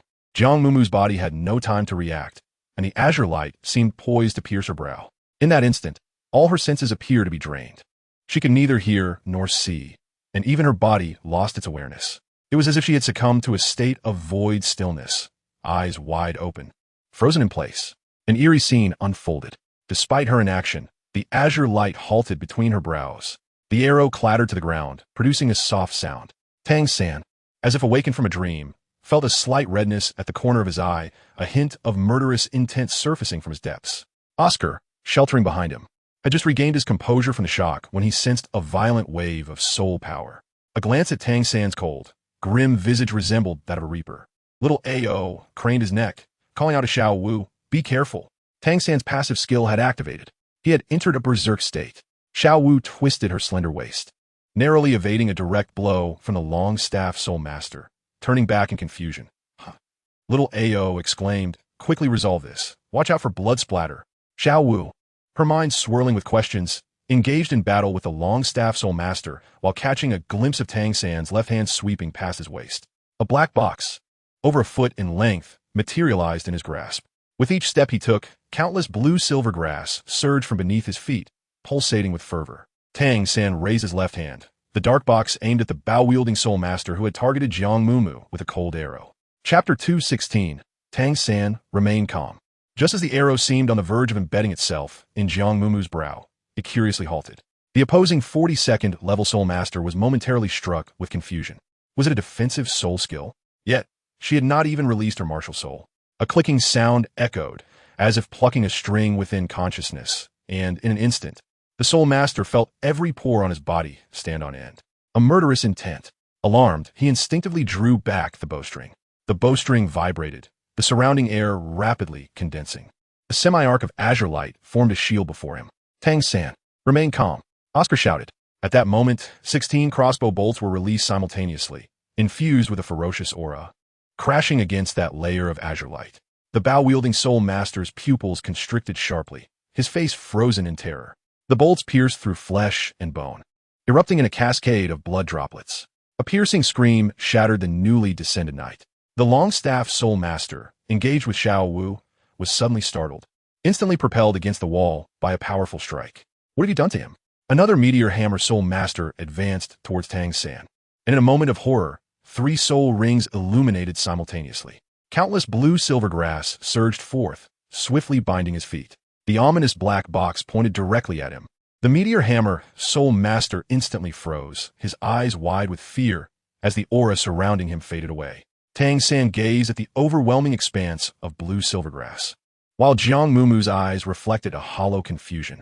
That brief moment of distraction felt like an eternity to her. It was as if she had entered another realm, one shrouded in silence and darkness, devoid of sound and sensation. Time became indiscernible. A single point of light drifted closer from the distance, floating before her eyes. Suddenly, the darkness shattered, the space twisted and merged. Strange halos intertwined and danced, as her physical form began to fade, yet her consciousness remained acutely aware of everything. From a Xuan Nv Sect to the Douluo continent, every detail, every scene unfolded before her. Mumu uttered a soft call, as Tang San turned his head. The icy killing intent that once graced his face had vanished, replaced by gently drooping eyelids and a warm gaze. "What are you doing?" Jiang Mumu stared blankly, her complexion pale, her expression somewhat dazed. Her consciousness swiftly returned. She looked around, still in that narrow, secluded alley, still confronted by the same few individuals blocking their path. But had she not escaped death? Jiang Mumu gently raised her hand to touch her brow. This subtle gesture, however, caused a jolt in Tang San's chest, his heart contracting violently. Suppressing the tumultuous surge of emotions within, he smiled faintly and approached the young girl, tenderly ruffling her delicate hair, relieved that Mumu was all right. Jiang Mumu nodded quietly, gently tugging at his garment. Observing her slightly trembling hand, Tang Sen lowered his long eyelashes, his gaze shimmering with concern. In her childhood, Mumu, timid by nature, would instinctively grasp his clothing in moments of fear, yet she never sought refuge behind him. As time passed, the young girl blossomed, her courage growing alongside her, facing every challenge by his side. It had been a long time since such unease had surfaced. She must be truly frightened. Mumu, it is truly over now. Tang Sen softly bent down, cradling her cherubic face in his hands, playfully pinching her cheeks. His dark, gentle eyes regarded her tenderly, and with a feigned lightheartedness, he smiled. See, you're all intact, everything is just fine. Chapter 217. A Delicate Obsession. Nearby, Oscar observed as Tang Sen transformed from a fearsome warrior into a gentle, sunlit youth, his expression morphing into something quite peculiar. Hey, could this guy be losing his mind? Xiao Wu waved her hand dismissively, displaying a nonchalant demeanor. It's nothing really. Just give a moment. It will pass, don't worry. Lowering his voice, Xiao Ao suggested. What if one day, just hypothetically, I accidentally put Mumu in danger? Before he could finish, Xiao Wu shot him a terrified glance. Uncle Sausage, what are you planning? No. Oscar hastily shook his head. I am merely curious. You'd best not be curious, nor entertain any hypotheticals. Xiao Wu suddenly leaned in, narrowing her eyes dangerously. Otherwise, that sinister fellow has 100 ways to make you. She ominously squeezed out 8 words through clenched teeth. No escape, no relief. Gulping, Xiao's Valovidharji. I think I'll go check on that rogue with the hidden arrows. A few meters away, a soul master lay crumpled on the ground, writhing in agony. His pained whimpers were intermittent, weakly rolling from his throat. Though he had not bled excessively nor suffered any mortal wounds, his complexion was as pale as a ghost. Oscar understood. The pain was excruciating. 16 crossbow bolts pierced through his wrists, ankles, and collarbones. None were lethal, yet the torment was unbearable. A shiver ran down Xiao Ao's spine. Indeed, no escape, no relief. All right, enough of this. Let us leave while no one is watching. Xiao Wu brushed off the dust from her clothes and urged in a hushed tone. Fortunately, this place is secluded. Otherwise, it would be difficult for Tang Sen to retreat unscathed after such a heavy-handed approach. Xiao Ao nodded, just about to turn away when he noticed the soul master struggling to part his lips. Why? Why not just kill me directly? A shadow descended from above, enveloping Tang Sen, whose face was obscured in darkness, revealing only the outline of his jaw. The Bao Spirit Master struggled to lift his neck, and upon seeing the slightly thin lips curve into a slow smile, he spoke with a tone laced with amusement. I wish for you to regret the arrow you release for the rest of your life. The Bao Spirit Master's eyes instantly dimmed with terror and fury. Even Xiao Ao felt an inexplicable chill run down his spine as he furtively glanced at Tang Sen, who turned his head and gently patted Jiang Mumu on the back. His smile, warm and radiant, settle in, we're leaving now. Xiao Ao remarked. The transition was seamless. How can you say he isn't split in personality? The blue silver grass, occupying a third of the alley, vanished completely. Another bound Meteor Hammer Spirit Master pressed against the wall, trembling in fear. Swaying forward, Xiao Wu elbowed him against the neck, her demeanor menacing. Today I did not witness anything. No, I was never here. I have never seen you. The Spirit Master hastily shook his head. Xiao Wu let out a cold snort, her gaze drifting to the fallen staff and the poisoned, unconscious girl. We have all never been here. The staff Spirit Master, keenly insightful, echoed her sentiment. Excellent, truly commendable, as expected of students from Tsanghui Academy. Everyone is quite understanding. Xiao Wu retracted her arm, a faint smile gracing her lips. Remember, if anyone utters even a word more, they shall share the same fate as him. With that, her delicate hand playfully slapped the face of the Meteor Hammer Spirit Master twice before she departed with satisfaction. You are indeed quite professional, Xiao Ao remarked, following closely behind, raising his thumb in admiration. Chapter 218. Tang Sen, you're blushing. The fallen Bao Spirit Master remained bewildered until the moment he lost consciousness, struggling to comprehend what had transpired. Why had the arrow he shot suddenly halted? Why had his defenses crumbled so easily? How could a control type possess such ferocious offensive skills? Moreover, what did that youth's words signify? As dusk descended, the city of Suo ignited with brilliant lights, heralding the bustling and leisurely nightlife of the metropolis. The quartet nonchalantly emerged from the narrow alleyway, making their way towards the outskirts of the city. We can visit the blacksmith another day. Let us head back to the academy first. Tang Sen gently squeezed Jiang Mumu's leg, seeking her attention. The little girl resting on his back offered no response. Suddenly, Tang Sen paused, a jolt of alarm coursing through him as his face darkened in an instant. "Don't panic. She is asleep," Oscar quickly whispered, fearing that Tang San might charge back to confront the Bao spirit master who had ambushed them. Xiao Wu leaned closer, cautiously probing under Jiang Mumu's nose to check for steady, gentle breaths, then nodded at Tang San. "She is indeed asleep, little one." She fell asleep so quickly. As she spoke, she couldn't resist poking her soft cheeks a couple of times. Jiang Mumu nestled her head, rubbing her cheek and lips against Tang San's neck. Just as Tang San's expression had begun to soften, a furrow returned to his brow, and he momentarily stiffened. "What is wrong?" Xiao Ao inquired anxiously. "Nothing," Tang San replied, his demeanor somewhat unnatural as he adjusted Jiang Mumu higher on his back, awkwardly striding toward the city gate. Observing his silhouette, Oscar scratched his head, sensing something was amiss. "Let us go," Xiao Wu exclaimed, delivering a playful slap to his shoulder. "It's obvious you don't understand anything. No wonder you can't win over Rome. What do you mean?" "Hee, it's nothing, just teasing you." Throughout the journey, Jiang Mumu slept soundly, lying obediently on Tang San's back, utterly motionless, merely exhaling softly against his neck. The sensation was both ticklish and numbing, causing Tang San's neck to flush from his collar to the tips of his ears. Fortunately, the darkness concealed this from his two companions nearby. Upon returning to Shrek Academy, Tang San escorted Jiang Mumu back to her dormitory, gently loosening her hair and tucking her under the blanket. He settled beside her small bed, his dark eyes cast downward, momentarily lost in thought as he gazed at the peacefully sleeping girl. If Mumu was fearful, how could he not be? Even now, recalling that scene sent a shiver of trepidation through him, tightening his chest and weighing his heart down, as if he were on the verge of suffocating. "Enough staring. What hour is it?" Xiao Wu yawned drowsily. "If you're not going to sleep, I must." "You don't intend to linger in a girl-ass room all night, do you?" Tang Sen lifted his gaze to the window. The moon hung high in the sky. Seeing that Jiang Mumu appeared to be fine, he finally stood up. "I'll leave her in your care tonight. Please keep an eye on Mumu's condition, just in case. Ugh, don't be such a jinx." Xiao Wu interrupted hastily, waving her hand in annoyance. "What's there to worry about? She is your precious gem, and she is my little dumpling too. Let us go, let us go." The male student's dormitory was not far off. As Tang Sen pushed the door open, he found Xiao Ao still awake, engrossed in a book while lying on his bed. Upon hearing the noise, he quickly tucked the book beneath his pillow and nonchalantly stretched. "How is Mumu?" "She was frightened. She should be fine," Tang Sen remarked after checking Jiang Mumu's pulse, finding no signs of harm or poisoning. Nonetheless, he still felt a lingering concern. "It's good that she is all right." Today was truly harrowing. Oscar sighed in relief, resting his head on his arms.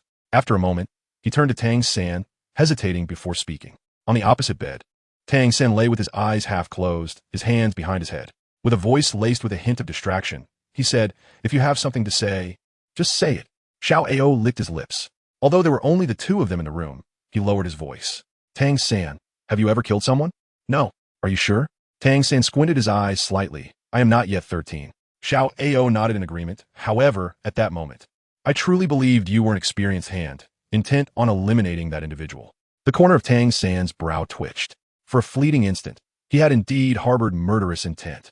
He desired the life of Mumu, and even if I had truly killed him, it would have been his own folly. Tang San's tone remained flat and unembellished. To die under the Zhuge divine crossbow, one would only experience a fleeting moment of pain and terror. There would be no time for regret. How could that be permissible? Oscar could not help but inquire. That person, is he truly incapacitated? Indeed, Tang San affirmed with a nod. The lethality of the Zhuge divine crossbow is sufficient to pierce through sinews and shatter bones. His hands and feet are rendered useless. He will never again be able to wield that bow. Xiao Ao's expression grew somewhat complex. It was not sympathy for the Bao spirit sect, but rather, for a food system soul master who had never truly engaged in battle, such a method was undeniably brutal. But what if one day, it were Ning Rongrong whose life was threatened? This thought flickered through his mind, and Oscar suddenly fell into silence. That night, Tang San scarcely slept, torn between worry for Mumu and pondering the same questions as Xiao Ao. Having chosen the path of a soul master, he would inevitably encounter more formidable opponents. Above the soul sect, there exist soul kings. Beyond soul kings, there are soul saints, soul Douluos, and titled Douluos. Yet here he was in the Star Doe forest, facing peril once more. Twice he had placed Mumu in jeopardy, had it not been for luck. The image of that cold arrow aimed at Mumu's brow flashed in his mind, and Tang San abruptly opened his eyes. A fleeting glimmer of terror passed through his dark pupils. Dawn was breaking. Oscar, unusually, was not buried in sleep. Instead, he was sitting cross-legged on the bed, cultivating. After having breakfast in the cafeteria, Tang San waited on the grass not far from the female students' dormitory. He continued to wait until the sky brightened considerably. The first to emerge, Zhu Zhuqing, cast a curious glance his way, offered a brief greeting, and then departed. The second to appear, Ning Rongrong, upon seeing the breakfast in his hands, wore an expression of envy. Tang San, are you waiting for Mumu? You are truly kind to her. The third to exit, Xiao Wu, upon seeing him, displayed a worried expression. Mumu is still not awake. She usually rises at dawn to cultivate. This is rather unusual. I didn't dare to wake her. Still not awake? Tang San strode directly towards the dormitory. Don't worry, I will fetch Master and Dean Flender to take a look. Xiao Wu quickly dashed toward the cafeteria. At this hour, the teachers should be having breakfast. They are well-versed and should know what to do.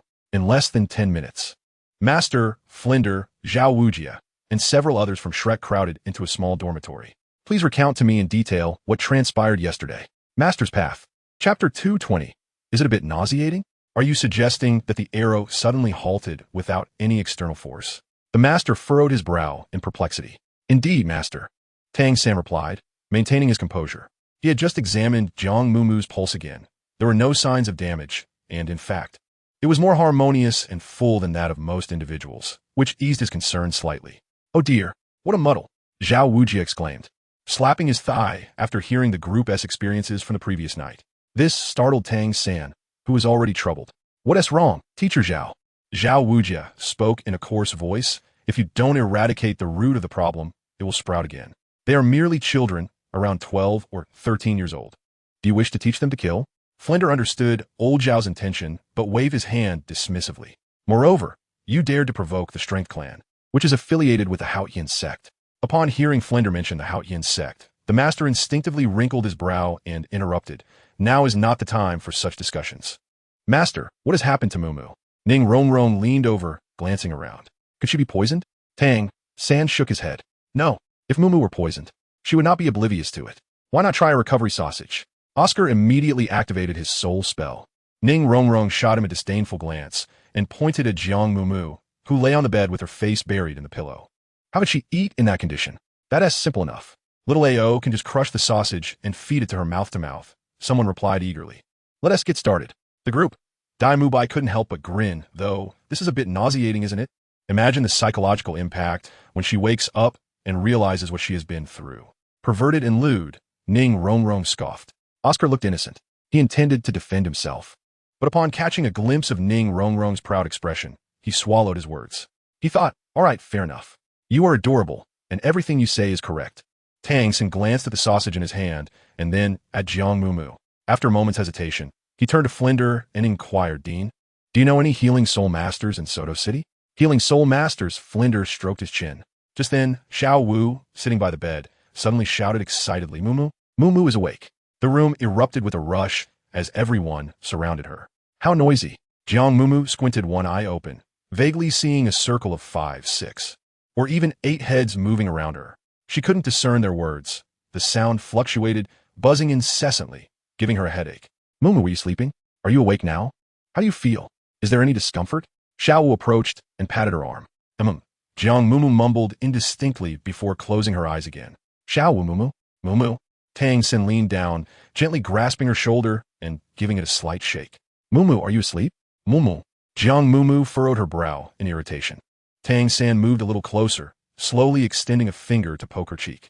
Mumu, you're so noisy. In the blink of an eye, the previously quiet and gentle girl suddenly swung her hand, delivering a punch to Tang San's face. Angrily, she flipped over, kicked the blanket aside, and buried her head beneath the pillow. Tang San felt a tingling sensation in his nose as he observed the peculiar sight of Jiang Mumu sprawled on the bed. Her rear in the air, a slender waist peeking out, her sleeping position quite indescribable, leaving his expression increasingly flustered. Chapter 221. You got a nosebleed. Tang San swiftly yanked the blanket, disregarding everything, and enveloped her from head to toe. Master, with a stiff expression, turned away and coughed. Let her have another day off. Dai Mubai touched his nose, feigning ignorance, as long as she's fine. Little rascal, disturbing people so early in the morning. Zhao Wujia muttered, turning to leave. Xiao Wu kicked Ma Hongjun on the calf. You glutton, what are you staring at? Be careful, or Tang, Sin will poke your eyes out. Oomph. Ning Rongrong glared at Oscar, tossing her hair. All right. Flinder waved his hand, ushering everyone out. What are you all crowding around for? Hurry back to class. Dare to slack off, and see how I deal with you. Oscar patted Tang San's shoulder, stifling a laugh. You've got a nosebleed. The room emptied rapidly, leaving only a flustered Tang San and the peacefully sleeping Jiang Mumu, her rear still raised. A drop of blood fell to the floor. Indeed, he was not her biological brother. Tang San raised a hand to touch his painfully tingling nose, letting out a resigned sigh, realizing how hard she had hit him. Yet, his gaze softened unconsciously as he knelt beside the bed, gently removing the blanket and carefully turning her over, cradling her waist. Jiang Mumu, with her restless legs, fidgeted and twisted a couple of times, her sleep posture far from dignified. Tang San furrowed his brows as he carefully adjusted her disheveled clothing back to her chest, then swiftly pinched her cheek. Jiang Mumu remained unresponsive, her lips slightly parted, her breathing steady. Tang San pinched her gently once more before covering her with a blanket and silently exiting the room. To his surprise, the master awaited him outside the door. Upon noticing Tang San's beaming smile with a wad of tissue stuffed in his nostrils, the master paused momentarily, his expression shifting to one of perplexity. Tang San, caught off guard, stammered, "Ah, little San Yu." The master's rigid demeanor suddenly appeared peculiar. Locking eyes for a brief 2 seconds, Tang San seemed to grasp something. Hastily clarifying, "I didn't do anything. It was Mumu who." The master nodded stiffly. "Master, do you need something?" Tang San inquired awkwardly, trailing behind him. The master, with his hands clasped behind his back, strode purposefully toward the playground, stating, "In Mumu's condition, I sense it bears a resemblance to a mental backlash from a spiritual attack." Mental attack? Tang San raised his head in confusion. "But the ones surrounding us are all spirit soul masters." "I'm not referring to them," the master replied. Tang San halted in his tracks, immediately comprehending the master's implication. Mumu had employed a mental attack. This seemed utterly implausible. Not only did she lack such soul skills, but even if she possessed them, there had been no signs of mental assault from that soul sect at the time. Could it be? Tang San suddenly regarded the master in disbelief. "Are you suggesting that Mumu controlled that arrow?" The master turned back, offering him a confirming glance. This would indeed explain why the arrow had abruptly halted. Perhaps, in that fleeting moment, her latent potential was triggered. Some powerful soul masters are capable of exerting mental control over objects. Tang San's expression grew grave once more. If this were the case, Mumu's backlash from the mental assault could range from mild to severe. In a mild scenario, she might merely experience fatigue or fainting, recovering after a few days of rest. However, in a severe case, she could either fall into an eternal slumber or suffer from a fractured mind, rendered as foolish. I only mentioned a resemblance to a backlash. The master sighed. "Little San, you have always been a child of composed temperament. When did you become so impatient?" Chapter 222. This is called skipping class. The master was well aware of Tang San's feelings for Mumu. However, he had always held deep expectations for his student. With innate, full soul power, dual martial souls, and being the son of that individual, the most admirable quality was the child's far superior composure compared to his peers. Little San, the master turned, his eyes revealing profound earnestness. "I merely hope that, no matter the circumstance, you can maintain your calm. Only by remaining composed can you make the most accurate judgments when facing formidable foes, rather than becoming flustered and disorganized as you are now." The master's stern gaze bore down upon Tang San like a tangible weight. "Master, I understand," Tang San murmured, lowering his eyes. "It's just that I cannot control myself." The master, taken aback, stared at him speechless. "I have disappointed you," Tang San remarked. The two of them, master and disciple, sat in silence across from each other. After a while, as if recalling something, the master's rigid expression gradually softened. He sighed helplessly, his broad hand coming to rest heavily on Tang San's shoulder. Rebound typically occurs when an attacker's spiritual force is significantly weaker than that of their opponent, resulting in a counteraction. However, a weapon spirit possesses no spiritual force. Thus, how could there be a rebound? Tang San lifted his head. The master managed a thin smile.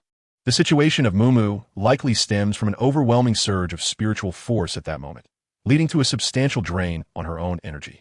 This explanation caused a sudden lightness in Tang San's previously heavy chest, as if he had exhaled the murky breath that had weighed upon him. "Are you saying Mumu is fine?" His dark eyes brightened instantly. "She merely requires rest and recuperation." The master gestured for him to proceed. You may go and train with peace of mind. Why are you still here? The master urged. Teacher, I would like to request a brief leave to purchase some herbs for calming the mind. Tang San, feeling a sense of relief, added quickly after glancing at the master's stern face, I will make up for any mistraining. The master replied, then I shall take my leave. Thank you. Tang San bowed slightly and vanished like a gust of wind.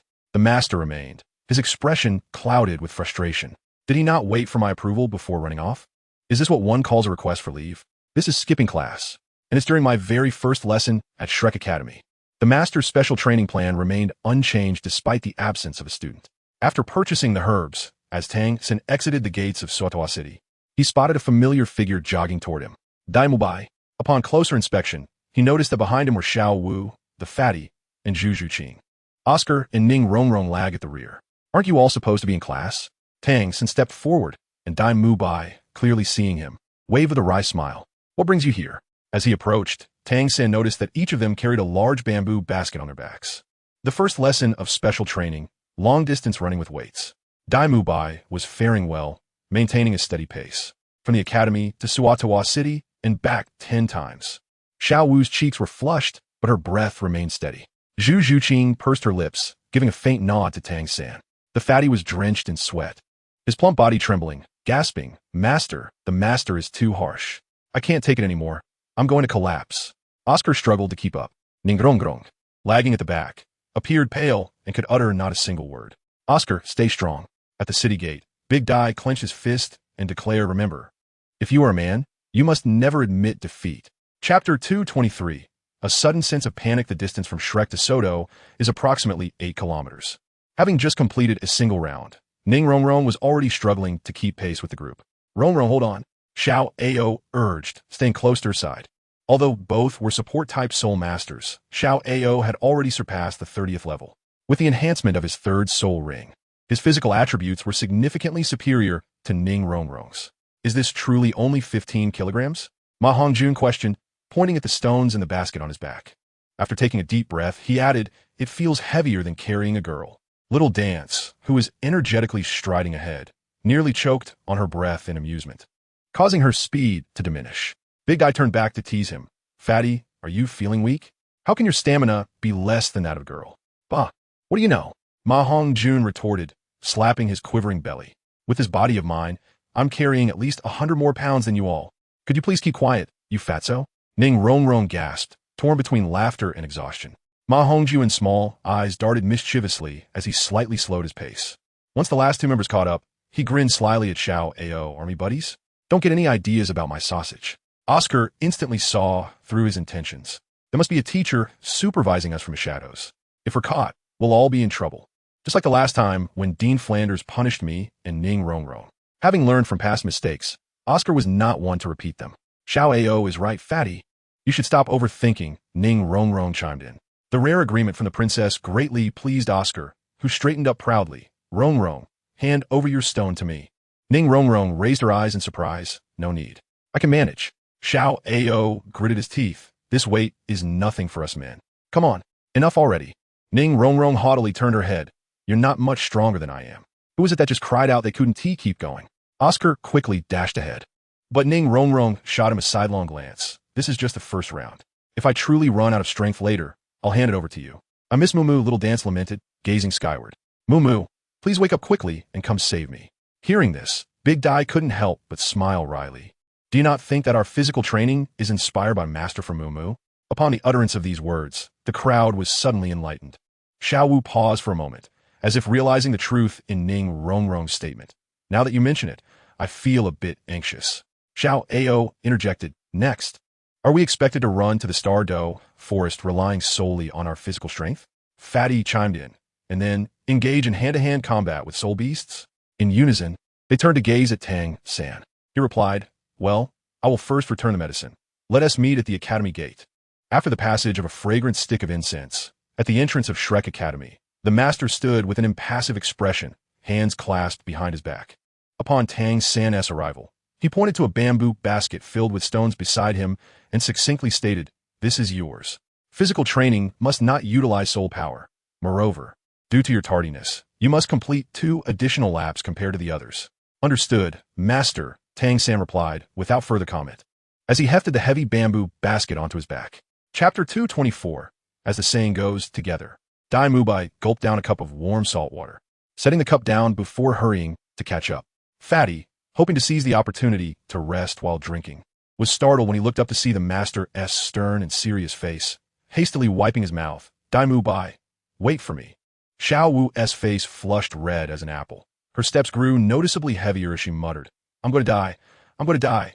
10 laps. During the first lap, it hadn't felt too arduous, but as her stamina waned, the 10-kilogram stone felt as heavy as a mountain, pressing down on her back. Zhu Zhuqing shared a similar sentiment. However, her resilient nature compelled her to silently fixate on Dai Mubai's retreating figure, gritting her teeth in silence. The most unfortunate were Ning Rongrong and Oscar. Although the master had reduced their burden, the physical prowess of the support type was incomparable to the likes of Dai Mubai, let alone Zhu Zhuqing from the agility attack category.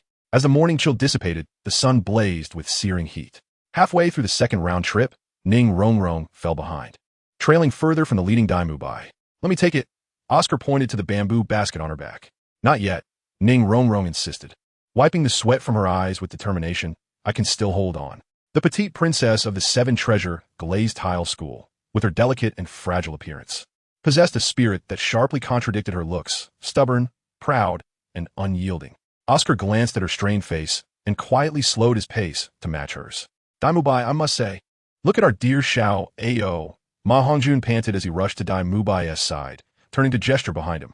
Dai Mubai, turning around, met Zhu Zhuqing's gaze, which bore the intensity of an adversary, radiating fierce determination. Just then, Fatty, lacking in tact, let out an awkward laugh. I used to think you were skilled in wooing women, but it seems that Xiao Ao is the true master. TSK, silently amassing wealth. Dai Mubai cast a discontented glance at him. The rotund fellow raised his brows, teasingly suggesting, why not give it a try? It's pointless, Dai Mubai replied nonchalantly, though internally he felt a profound sense of frustration. Did he not wish to? The other party offered him no favorable disposition, and he had not even the opportunity to approach. What could he do? Pointless? The chubby man's eyes suddenly sparkled with intrigue. Dai, it seems you have a new target. As the saying goes, one should not let fertile waters flow to outsiders. Before he could finish his sentence, the rotund fellow felt a tight grip around his neck. Dai Mubai's large hand clutched him firmly, exerting pressure as he spat out 2 words between clenched teeth. You dare. Just kidding, just kidding. The chubby man chuckled nervously, waving his hands in dismissal. As the saying goes, one should not take liberties with a friend's wife. How could I? Xiao Wu, trailing behind, rolled her eyes, muttering, boring man. Tang San maintained a steady pace, positioned in the middle of the group. Given his physical condition, the additional 15 kilograms were not a significant burden. At least, for the first 5 or 6 rounds, it would not be unbearable. However, this level of intensity was clearly beyond Oscar and Ning Rongrong's capabilities. If this continued, the two of them would only fall further behind. Dai, Fatty, wait a moment. Everyone stop. Tang San suddenly halted. Chapter 225. Are you serious? What is wrong? Dai Mubai, leading the group, also came to a stop. I fear we cannot proceed like this. Tang San shook his head, glancing back at Oscar and Ning Rongrong, who were lagging behind. After just half a round, a thin sheen of sweat had already formed on his forehead, let alone for those two. Dai, do you recall Teacher Zhao's words in the Stardow Forest? Dai Mubai was momentarily taken aback, unsure why he brought that up. The chubby man immediately frowned. Imitating Zhao Wuji's gruff voice, you bunch of little rascals, a bunch of worthless dimwits. Xiao Wu rolled her eyes at him, pointing at Dai Mubai. Old Zhao said, one must consider the owner when reprimanding a dog. Dai Mubai's expression turned awkward. Zhu Zhuqing, who followed closely behind, could not help but suppress a smile. Tang San, are you serious? You remember nothing of his serious teachings, only his insults? The others looked at him with puzzled expressions. Tang San sighed helplessly at the sight of their 4 confused faces. We are a team. Regardless of the dangers we face, we must cooperate and support one another. Dai Mubai, being a clever individual, suddenly realized the truth of his words. He felt a pang of guilt for not considering the others as the leader of the team. Dai, why have you all stopped? Oscar and Ning Rongrong finally caught up, panting heavily. Dai Mubai felt a pang of guilt in his heart. Yet his face merely broke into a hearty laugh as he jovially patted Oscar on the shoulder, apologizing, my dear brother, I was too impatient. Oscar stumbled slightly from the forceful pat and nearly collided with Zhu Zhuqing. Dai Mubai swiftly grasped the bamboo basket on Oscar's back and, with a gentle lift, declared, Allow me to assist you. Oscar was taken aback. Rong, hand me your stones as well, Tang San suggested, extending his hand. Here. With Dai Mubai and myself possessing the greatest stamina, let us shoulder the burdens of you and Oscar. Upon hearing this, Ma Hongjun grew displeased. Stepping forward to thump his chest, do you think my ample physique is merely for show? If we are sharing the load, count me in. Ning Rong raised her head. Her expression a tapestry of emotions as she observed the three. The expedition into the Stardow Forest had begun to weave her into the fabric of the team. It was only at this moment that she truly felt a sense of belonging. Good brothers. Oscar chuckled, playfully punching Dai Mubai in the chest. But I'm not as weak as you presume. Let us assist Rong first. I can endure. I can manage as well, Ning Rong asserted, refusing to be outdone. My speed may not match yours, but my endurance has not reached its limit. I too can persevere. Each individual here possessed greater talent and exerted more effort than she. How could she easily concede defeat? How about this? Tang San proposed. From now on, we proceed at the pace of the slowest among us. When anyone can no longer continue, we shall assist one another and adjust our burdens. What do you think? Dai Mubai nodded in agreement, finding the idea commendable. This way, not only could they remain united, but they could also conserve their energy to the greatest extent. As they set off again, the group maintained a steady pace. No longer compelled to rush, Oscar and Ning Rong felt a significant alleviation. Most importantly, the support stemming from friends and brothers instilled in them the belief that this was no longer an insurmountable trial. With faith came a renewed strength from within. As they regrouped and resumed their journey, a figure leapt from a nearby tree, enormous wings unfurling as it soared toward Shrek Academy. Chapter 226. This day is not suitable for discussion. At the entrance of Shrek Academy, the master, carrying a bucket of water, approached a wooden table where he ladled water into cups. A gentle breeze rustled the leaves. Flinder, squinting slightly, lounged beneath the tree, fanning himself lazily. Xiao Gong, I never imagined you could be even more ruthless than I.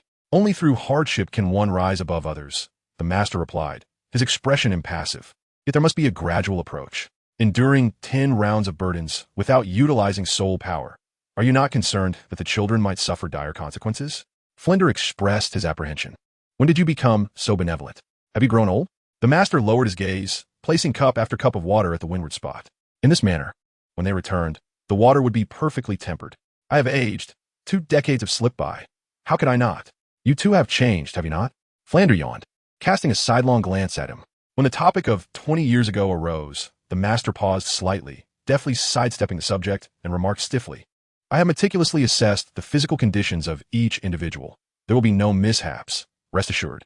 Flander sighed, falling into silence for a moment before continuing, that child, Xiao San, is truly remarkable. He quickly grasped the essence of teamwork. To be frank, I initially feared they would remain as disjointed as a scattered sand.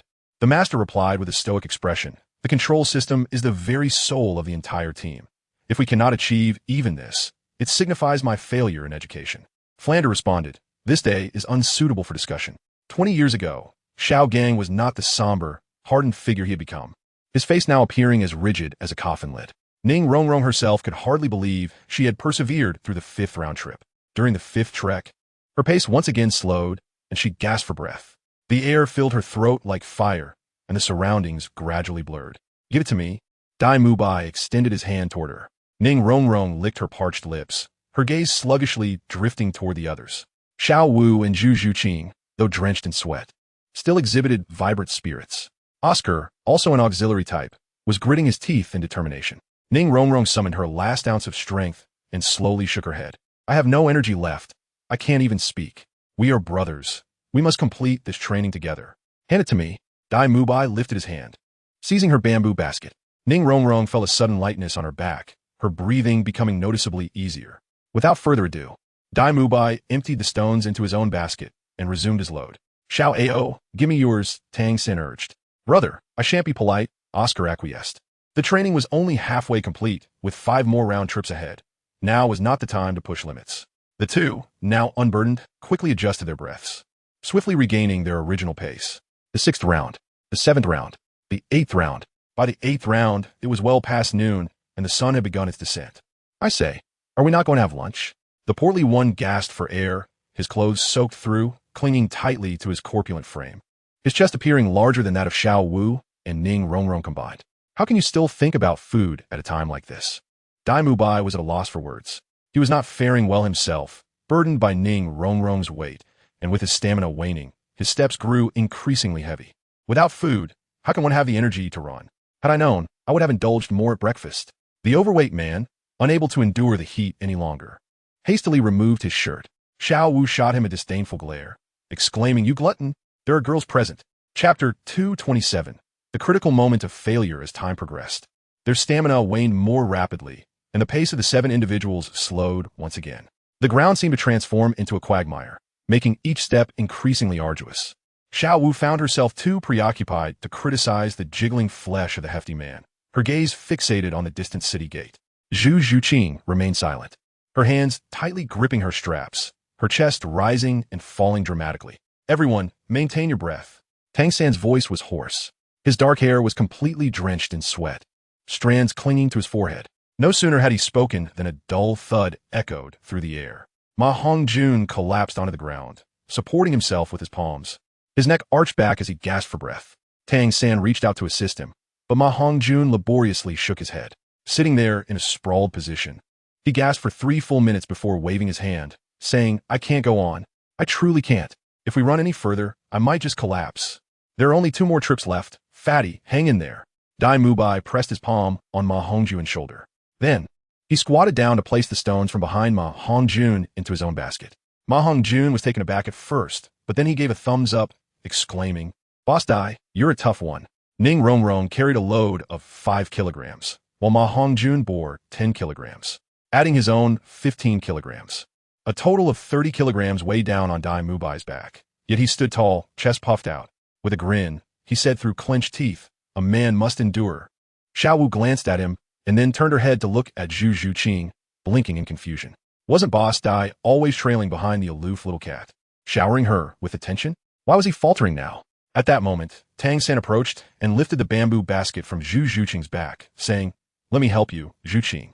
"No need." Zhu Zhuqing stepped back 2 paces, her expression still icy.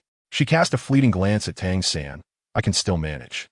You have 2 more trips than we do. Conserve your strength." After a few minutes of catching their breath, the group slightly adjusted their states and set off once more. "Why doesn't anyone ask if I need help?" Xiao Wu huffed in frustration. "You still have the energy to talk." Tang San pointed to the hefty man beside them. "Look at him." Ma Hongjun stuck out his tongue, his expression contorted, his small eyes glazed and vacant, resembling the village fool. Pathetic. Xiao Wu could not help but voice her thoughts. Her own burden was also 10 kilograms, but with the enhancement from her 3rd spirit ring, her light frame naturally made her feel less encumbered compared to the overweight Tang San and Zhu Zhuqing, who had not yet surpassed the 30th level. By the 9th round, Ning Rongrong and Oscar were nearing their limits. Zhu Zhuqing's steps grew increasingly heavy. No one had the strength to utter another word. They pressed on in a determined silence. As the gates of Soto City loomed before them, suddenly, Dai Mubai stumbled and fell forward. Dai Laoda, Tang San, who had been closely following him, rushed forward and supported his body with his shoulder. Dai Mubai's chest heaved violently, his breaths coming in hurried, labored gasps. The group quickly surrounded him, lending their hands to support him. "Dai Laoda, how are you?" Ning Rongrong spoke, tears welling in her large eyes, her voice catching in her throat. She felt her own weakness was dragging down her companions. Zhu Zhuqing's normally indifferent expression turned tense as she anxiously fixed her gaze on Dai Mubai. She opened her mouth to speak, but ultimately fell silent, biting her lip, and slowly withdrew the hand that had been supporting his arm. Chapter 228. I will no longer concern myself with you. Tang San silently retrieved the 15-kilogram stone from Dai Mubai's bamboo basket and placed it behind him. "No, San, I can still hold on." Dai Mubai managed to steady himself, forcing his body upright, his eyes igniting with a resolute fire. At that moment, it was as though an inferno blazed within his chest. As the leader of the team, he could not afford to falter. To become a true powerhouse, he must continuously shatter his limits. "Brothers, there's just 1.5 rounds left. Don't fall behind." Dai Mubai patted the bamboo basket on Tang San's back, managing a strained smile. "Hand it over." "Don't play the hero," Tang San replied quietly, turning his head. "If you really faint, we won't be able to carry such a big guy." "Dai Laoda, give me back my burden," the overweight Tang San interjected. "And mine. I'm feeling much better now," Ning Rongrong said as she removed her bamboo basket. "San, I'm fine now. Let me handle it," Xiao Ao declared, reaching into Tang San's basket to reclaim his own burden, then looking at Ning Rongrong. Rongrong, hand yours over. Ning Rongrong bit her lip and shook her head. Rongrong's is for me. Without uttering a word, Xiao Wu deftly added an additional 5 kilograms to her load, causing her slender shoulders to sag instantly. On the 9th round, with mutual encouragement from her companions, they completed the task. However, during the 10th round, as they reached a quarter of the way, Zhu Zhuqing, who had remained silent and resolute, suddenly weakened and fainted. Quick as a flash, Xiao Wu rushed forward and caught her. Dai Mubai had no choice but to transfer his burden to Tang San, who then took Zhu Zhuqing upon his back and proceeded step by step. Upon reaching the city gate, Oscar's legs trembled uncontrollably, threatening to buckle. Tang San assisted him, once again offering to share the load, but Oscar steadfastly refused. You can do it, Xiao Ao, Ning Rongrong gasped, her gaze finally devoid of pride and disdain. Yet, scarcely had she uttered these words when she began to sway uncontrollably, tipping to the side. This time, Tang San redistributed the weight to Ma Hongjun and Xiao Wu, taking Ning Rongrong upon his back. For hours elapsed. The air had cooled from the searing heat of midday, yet the master stood impassively at the entrance of Shrek Academy, observing the 7 as they toiled back and forth. Flinder, awakening from a nap in his recliner, opened his eyes to see his beloved pupil, Ma Hongjun, sprawled on the ground a few hundred meters away. Poor little fatty, Flinder sprang up, casting a reproachful glance at the master. Soon, he witnessed Xiao Wu, the one who often teased about Fatty, being the first to approach, supporting Ma Hongjun's arms and lifting him with determination. Xiao Wu uttered words he could not discern, yet Fatty shook his head, bending down to gather the scattered stones. Swiftly, Xiao Wu seized his bamboo basket, transferring part of the burden into her own, while attaching the rest around Tang San's neck. Then, she steadied Fatty, and together they made their way toward the academy. Flinder adjusted his glasses, feeling an overwhelming surge of emotion, exclaiming, "This truly is a touching display of friendship." As the group, weary and faint, leaned on one another. Nearing the entrance, Xiao Wu, panting, exclaimed, "Fatty, you're so heavy. All that extra fat is just a burden. Next time, I want to look after you." Chapter 229. The bewildered gaze there remained only 20 meters to the finish line. 10 meters. 5 meters. 3 meters. In those final 2 meters, Oscar, utterly exhausted, felt his knees buckle, and he tumbled forward. With a resounding thud, his handsome face collided with the ground, landing squarely within the lines drawn by the master. Strangely, he felt no pain. His body seemed to have lost all sensation, and his mind was a blank slate, occupied solely by one thought. Fortunately, this clumsy display had escaped Rongrong's notice. The hefty figure beside Xiao Wu, a veritable mountain of flesh, leaned heavily against her, causing her eyes to redden and her neck to strain under the weight. The last stretch of over 10 meters felt interminable, sustained only by the remnants of her willpower. Understanding the plight of the rotund companion, she nodded, mimicking Xiao Ao's earlier posture, and with a vigorous lunge, propelled herself forward. The flesh quivered, stirring a cloud of dust. Suddenly, Xiao Wu felt a lightness on her shoulder. After a few dizzying steps forward, she collapsed onto the ground.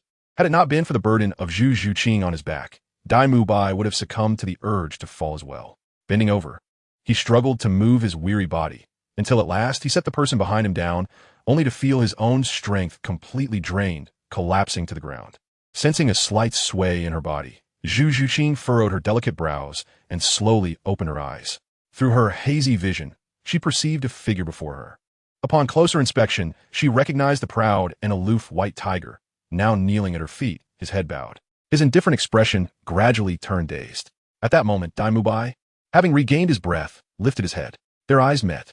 His disheveled blonde hair, dusty face, and the once mischievous glint in his eyes had all but faded. As he beheld Zhu Zhuqing's rare display of youthful softness, a tender smile unconsciously graced his lips, transforming the once arrogant tiger into a comically bewildered creature. For reasons unbeknownst to her, a vivid memory flashed through Zhu Zhuqing's mind, recalling the peril they faced in the Stardow forest.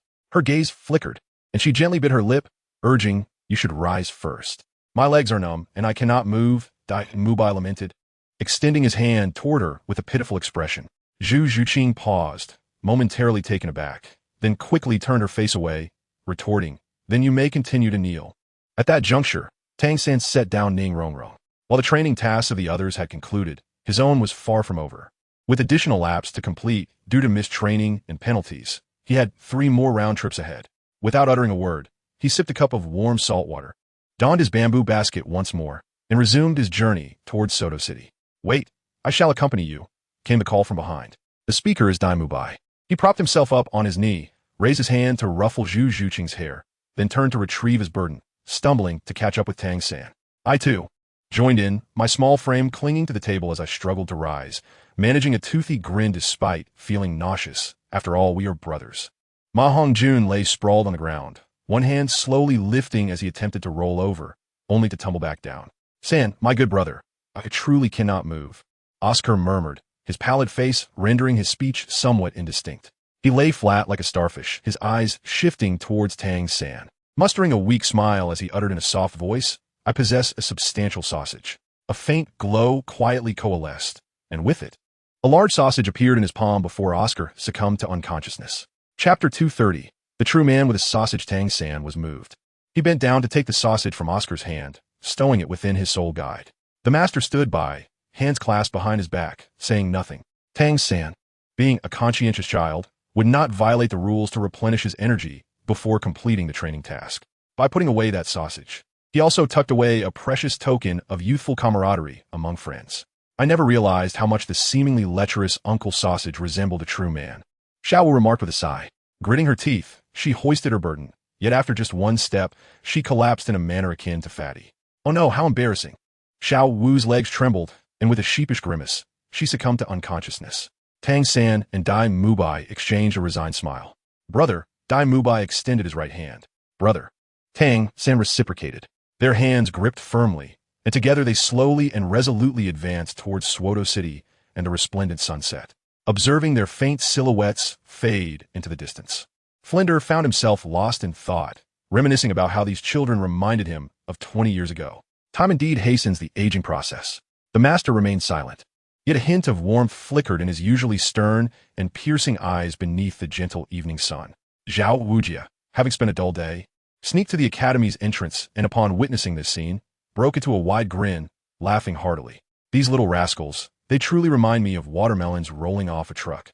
Some rolling, some crawling." Flinder sighed. "Old Zhao, you truly have a knack for ruining the atmosphere." Zhao Wujia glanced at the ragtag bunch sprawled on the ground, their pitiful state leaving little room for any ambience.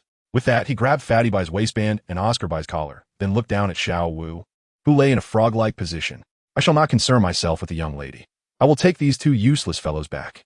The burden was restored to the initial 15 kilograms, which provided some relief to Tang San and Dai Mubai. After yet another round trip, the 8-kilometer journey took a full hour. As dusk fell, Dai Mubai's stamina had reached its limit. His golden hair clung to his head, drenched, and his complexion shifted from red to pale. Tang San gestured to him, but he shook his head in response.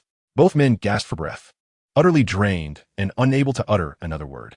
At the entrance of the academy, only Master and Dean Flander remained, one maintaining a stoic expression while the other furrowed his brow in concern.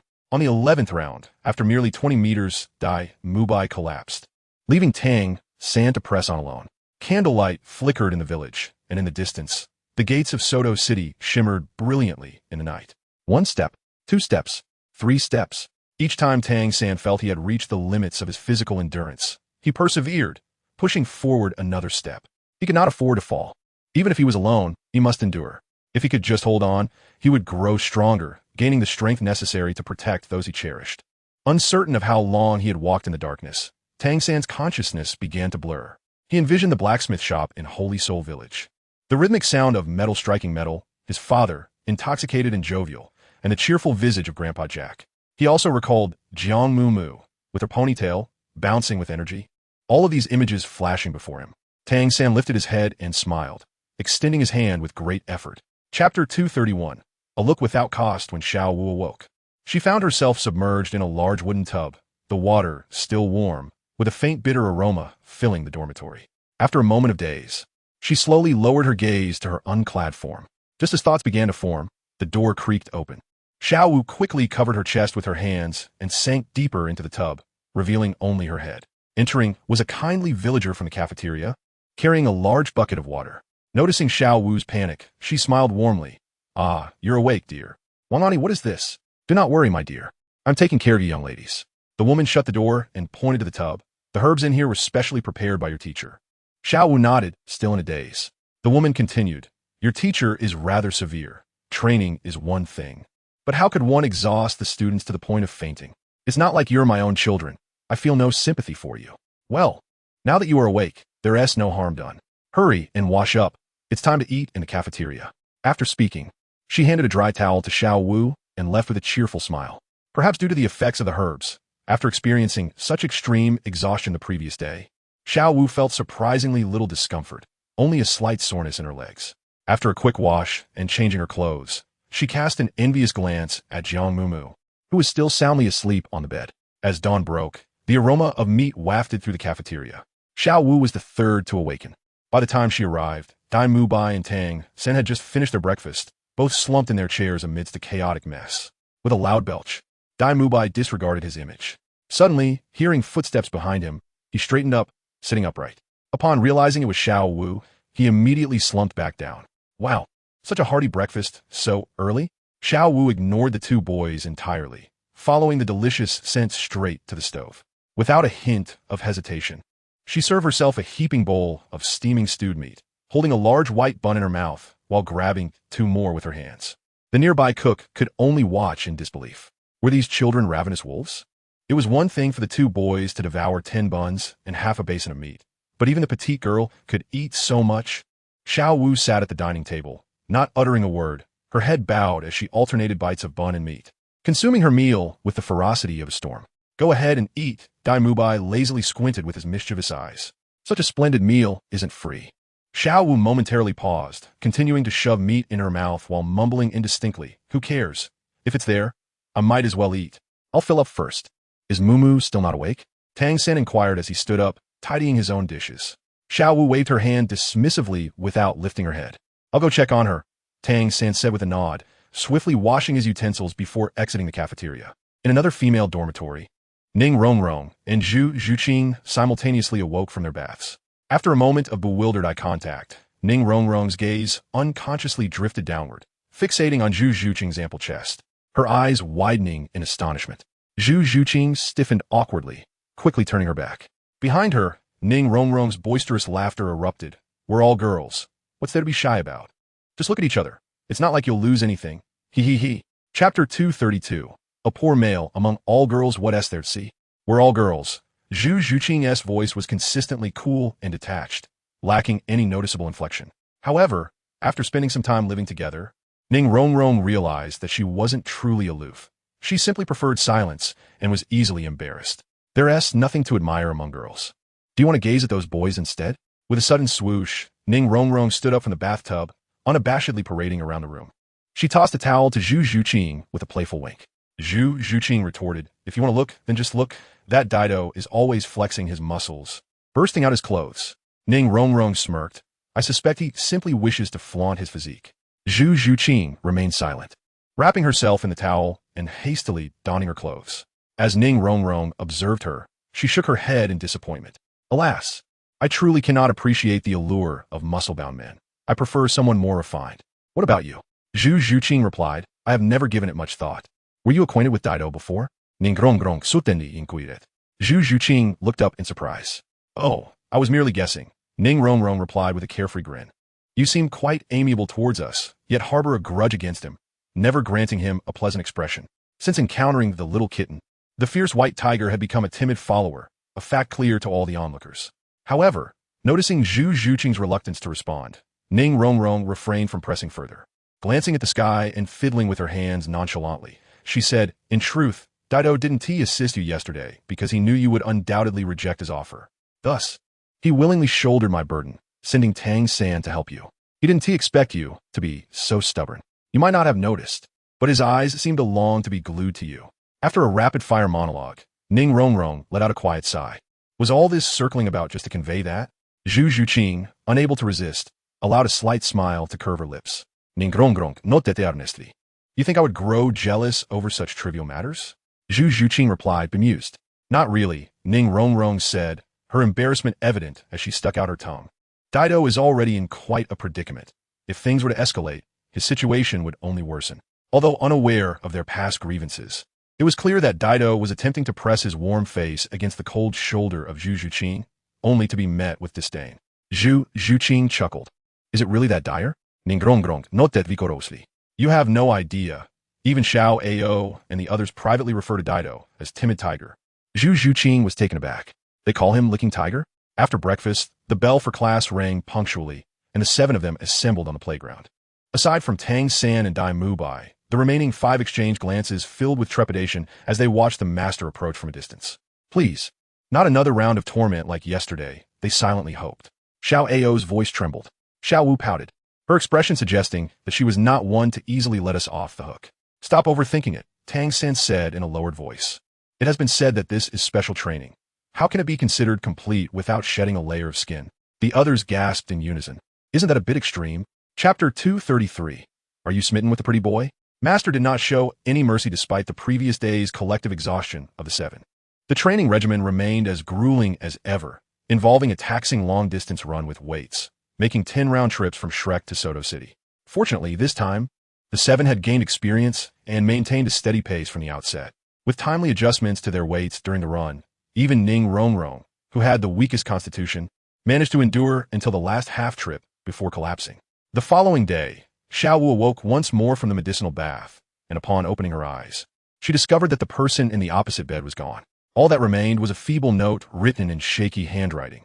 I can't wait for you any longer. I've gone to eat. I am starving. In the cafeteria, Tang San propped his head on his hand, watching as Jiang Mumu finished her 4th bowl of rice. He could no longer contain himself.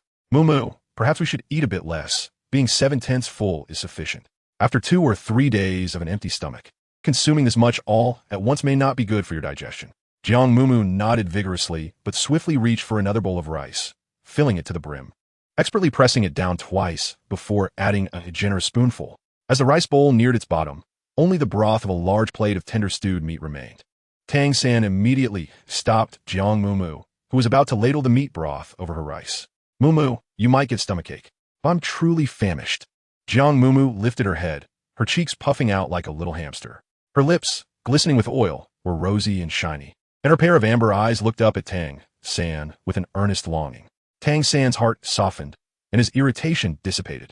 He reached out to take her empty plate, saying helplessly, Then I suppose you can have half a bowl more.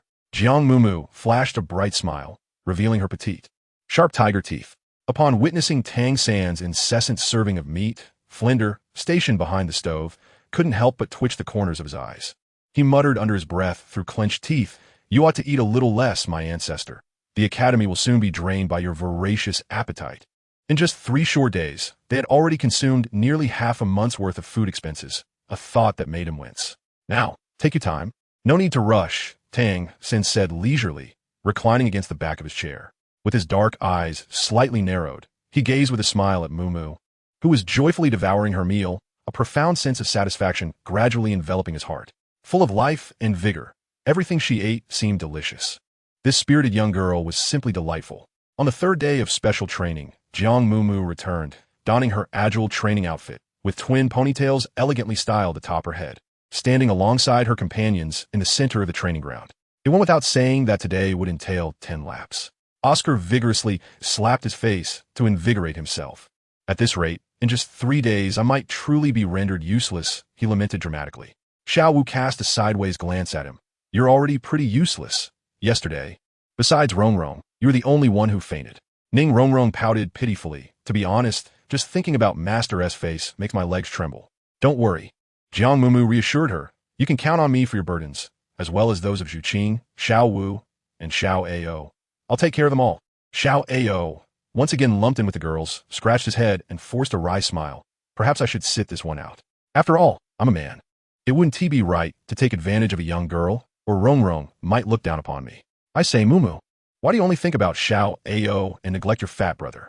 Fatty shot a glance at Oscar, teasingly suggesting, Could it be that you have taken a liking to this pretty boy? In a moment of impulsiveness, Fatty intended to provoke Jiang Mumu. But as soon as the words left his mouth, he felt 7 pairs of eyes converge upon him. What are you all looking at me for? He stammered, instinctively taking a step back. I was just joking. Xiao Wu shot a sidelong glance at Tang San, a gleeful expression dancing on her face. Little brother, you must not have experienced the brutal beatings of a certain someone, have you? Xiao Ao nudged him with his elbow, asserting, "It's fine to praise my brother's looks, but he is not the kind of man to be fickle." As he spoke, he stole a glance at Ning Rongrong, only to find her looking somewhat flustered, her cheeks tinged with a hint of pink as she glared at Fatty in indignation. Upon hearing the term fickle man, Dai Mubai, who had been crossing his arms and enjoying the spectacle, suddenly stiffened, his face betraying a hint of unease as he gazed skyward. Heh! Zhu Zhuqing raised an eyebrow, a mocking smile curling at the corner of her lips. Tang San stepped forward, placing a hand on Fatty's shoulder, his eyes crinkling with warmth. To be honest, I am indeed that certain someone who has lost his mind. Brother San. The chubby boy, suddenly subdued, blinked his pitiful little eyes and said, "Third brother, I was wrong. I shall never speak carelessly again." Meanwhile, Jiang Mumu earnestly explained, "I didn't have any feelings for Xiao Ao, although he is indeed quite handsome. I chose to assist him merely because he is genuinely weak." Xiao Ao felt a pang in his heart, clutching his chest. He then turned his head to glance at Ning Rongrong, deep in thought. Why did the chubby boy just say also? Ning Rongrong's heart raced wildly. Her face flushed as she vigorously shook her head, exclaiming, "What does that have to do with me? I do not fancy Uncle Sausage." Once again, Oscar was struck down, leaning weakly against Dai Mubai. Dai Mubai quickly recoiled, fearing that the blade would end up piercing him as well. If the secrets of the Rose Hotel and the twin sisters were to be revealed, it would be disastrous for him. Enough of this nonsense, it's time for class. A stern voice interjected. The timely arrival of the master relieved the anxious Dai Mubai and the flustered Ning Rongrong. The playful crowd immediately straightened their backs, standing in a row and suppressing their cheerful expressions. With his hands clasped behind his back, the master cast a sharp gaze over the 8 individuals, landing on the spirited Jiang Mumu, whose lips twitched into an unsightly smile. Today's training will be similar to what we've done before. Before he could finish, the chubby boy's shoulders slumped, his face contorted in despair. The master shot him a glance and continued, "You will perform 10 weighted sprints, but I will impose a time limit, 3 hours. Should even one person fail to complete it, the entire group will face punishment." The crowd gasped. "Do you understand?" The master raised his voice. "Understood." They chorused. "Excellent. Jiang Mumu, stay behind. The rest of you may begin." Huh? Several of them were taken aback, and Jiang Mumu instinctively turned to look at Tang San. The master, expressionless, questioned, "Why are you all dawdling? Do you find 3 hours too long? Move out." Tang San quickly grasped Jiang Mumu's hand, gently squeezing it, and whispered as they turned, "In a couple of days, I'll take you to the city for a grand feast." As he watched the 7 individuals run out of the academy in perfect unison, the master's stern demeanor softened slightly. He nodded at Zhao Wujia, saying, "Old Zhao, I leave this child in your care." Zhao Wujia surveyed Jiang Mumu with a peculiar gaze, an unmistakable hint of compassion flickering in his eyes. Jiang Mumu swallowed hard, a sense of foreboding creeping into her heart. Chapter 235. Is this a serious matter? Teacher Zhao, where are we going? Jiang Mumu anxiously followed Zhao Wujia, who upon exiting the academy gates, headed straight towards the west of the village. It seemed she was to receive special attention. Why was she suddenly feeling nervous? "We're almost there." Old Zhao indicated ahead. Jiang Mumu followed the direction of his finger and gazed ahead. Not far away stood a small hill, approximately 100 meters high, its surface barren and strewn with numerous large stones of varying heights, winding haphazardly. "Your task for today is to ascend the hill with a burden, completing 20 round trips." Zhao Wuji extended 2 fingers and chuckled widely. "Is that all?" Jiang Mumu looked at him skeptically. "This hill is neither high nor steep. Surely, 20 round trips would be a breeze. Is such fortune truly possible? It seems rather straightforward." Zhao Wuji casually placed his hand on the back of his neck and spoke in a vague manner. By the time they reached the base of the hill, the 2 found refuge in the shade of a large tree, where a chair and a wooden table were set up. Beside the table stood a sizable stone mill, accompanied by a water cup and kettle. "Teacher Zhao, this one tea be my burden, will it?" Jiang Mumu glanced down, momentarily taken aback, her expression gradually shifting. "Is this for real? Even the muscular heavyweight, Dai, only carries a burden of 15 kilograms. It seems there is indeed a trick at play." Old Zhao wore a kind smile, reminiscent of the kindness he had shown during their initial assessment, and the weight was not overly heavy, merely 40 to 50 kilograms. "Jiang Mumu, behold, the leather strap has been securely fastened for you, sturdy and convenient." Jiang Mumu, "First, put on that cotton vest. The little girl has delicate skin. We mustn't let it get pinched." Tears of emotion streamed from Jiang Mumu's eyes, observing the little girl staring blankly at the large stone mill, silent and motionless. Zhao Wuji let out a sigh and remarked, "Go on, or you shall go hungry." 2 minutes later, With tears in her eyes, Jiang Mumu bore her burden and gazed upward towards the slope. Although the terrain appeared gentle, ascending it proved far more challenging than she had anticipated. The rocks were unevenly spaced, with an average elevation difference exceeding 1 meter. The prospect of climbing seemed quite daunting. She could only navigate by leaping from one large stone to another, traversing the undulating landscape. Huffing and puffing, Jiang Mumu exhaled audibly, her hands gripping the straps on her shoulders, her legs bent, and her center of gravity lowered, her body arching like a bow. With a sudden surge of strength, her slender form, burdened with weight exceeding her own, leaped into the air. As her toes touched the rocky surface, she staggered backward, nearly losing her balance. Just as Zhao Wujia settled into his chair, he caught sight of the young girl swaying precariously, almost tumbling down the slope. At that moment, her second soul ring gleamed brilliantly, and with a powerful strike of the diamond palm, an immense force surged from behind, pushing her back. Steadying herself, Jiang Mumu turned to glance at Zhao Wujia, who, with a disgruntled grunt, glared at her with fierce eyes and bellowed in a coarse voice, "Useless." Jiang Mumu instinctively shrank her neck and stuck out her tongue before hastily turning around. It felt heavy. The object behind her posed no burden when she was stationary. Yet the moment she leapt, everything changed. It was as if someone were forcefully tugging at her from behind, dragging her downwards. "What are you dawdling for? Thinking you can be lazy under my watch? Not a chance. Get moving." Zhao Wujia bellowed, and the shimmering six-spirit ring illuminated. Against the pitifully frail Jiang Mumu, he unexpectedly unleashed the formidable 10,000-year soul skill, the great strength diamond roar. Chapter 236. What are you showing off about? Jiang Mumu's mind was in a tumult. The scene before her distorted. Had it not been for old Zhao's restraint, this technique, which harnessed soul power within sound waves, could have rendered her unconscious. As the boisterous roar ceased, Jiang Mumu dared not linger any longer. She promptly leaped down, alighting upon a flat stone, and once more gathered her strength. After a series of upward and downward jumps, she finally grasped a semblance of technique. Though the movement appeared simple, it required not only the exertion of her legs, but also the simultaneous engagement of her waist, back, shoulders, arms, and neck. To maintain a bow-like posture and ensure her feet were slightly staggered was essential to minimize jolting and uphold balance. Glancing upward, Jiang Mumu gritted her teeth and, with renewed vigor, sprang to the summit of the slope. Aside from the rosy hue on her cheeks, her petite face displayed no signs of distress. She wiped her brow and calmly waved at Zhao Wujia. Old Zhao, leisurely seated in the shade, rolled his eyes, bemused. "What are you showing off for? Come down." In a flash, a figure clad in a blue athletic outfit, adorned with a floral vest, sprang into action and soon stood beaming before Zhao Wujia. 19 more to go, old Zhao stated, gesturing towards the warm, salt water resting on the table. Without uttering a word, Jiang Mumu gulped down 2 mouthfuls with fervor, her straps in tow as she dashed forward with nimble grace, swiftly darting away once more. This remarkable feat was repeated 7 times. It was only on the 8th attempt that Jiang Mumu's pace slightly diminished, requiring brief pauses between her leaps. Yet, she remained far from fatigued. Old Zhao, reclining with his legs crossed, muttered incessantly, "By heaven, what does that little rascal consume to grow so robust? Such a petite frame possesses stamina exceeding that of the strongest Ai Mu by at least tenfold compared to Tang San." Jiang Mumu's training tasks were nearing completion, while the other 7 had only just finished their 4th round of weighted running. "What do you think Mumu is doing?" Ningrong inquired curiously. "What else could she be doing? She's enduring the same hellish training under the master as we are." Xiao Wu replied, with a sympathetic expression, "Poor little thing. She must be suffering even more than we are." "Not necessarily," the fatty interjected, pointing towards the west side of the village. "Look over there." Everyone turned in unison to follow his gesture. Not far away, on the slope, Jiang Mumu, clad in a floral cotton vest, was energetically bouncing around while carrying a stone mill that was twice as thick as her waist. "Oh my!"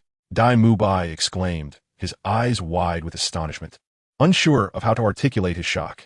"Is this some kind of joke?" Oscar added, his expression bewildered. "How can I become as strong as her?" Ning Rongrong clasped her hands to her heart. Tang San's brow furrowed slightly.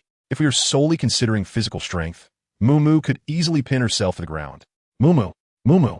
Xiao Wu cupped her hands into a megaphone and shouted at the top of her lungs. Already at the top of the slope, Jiang Mumu turned around, joyfully waving her hand.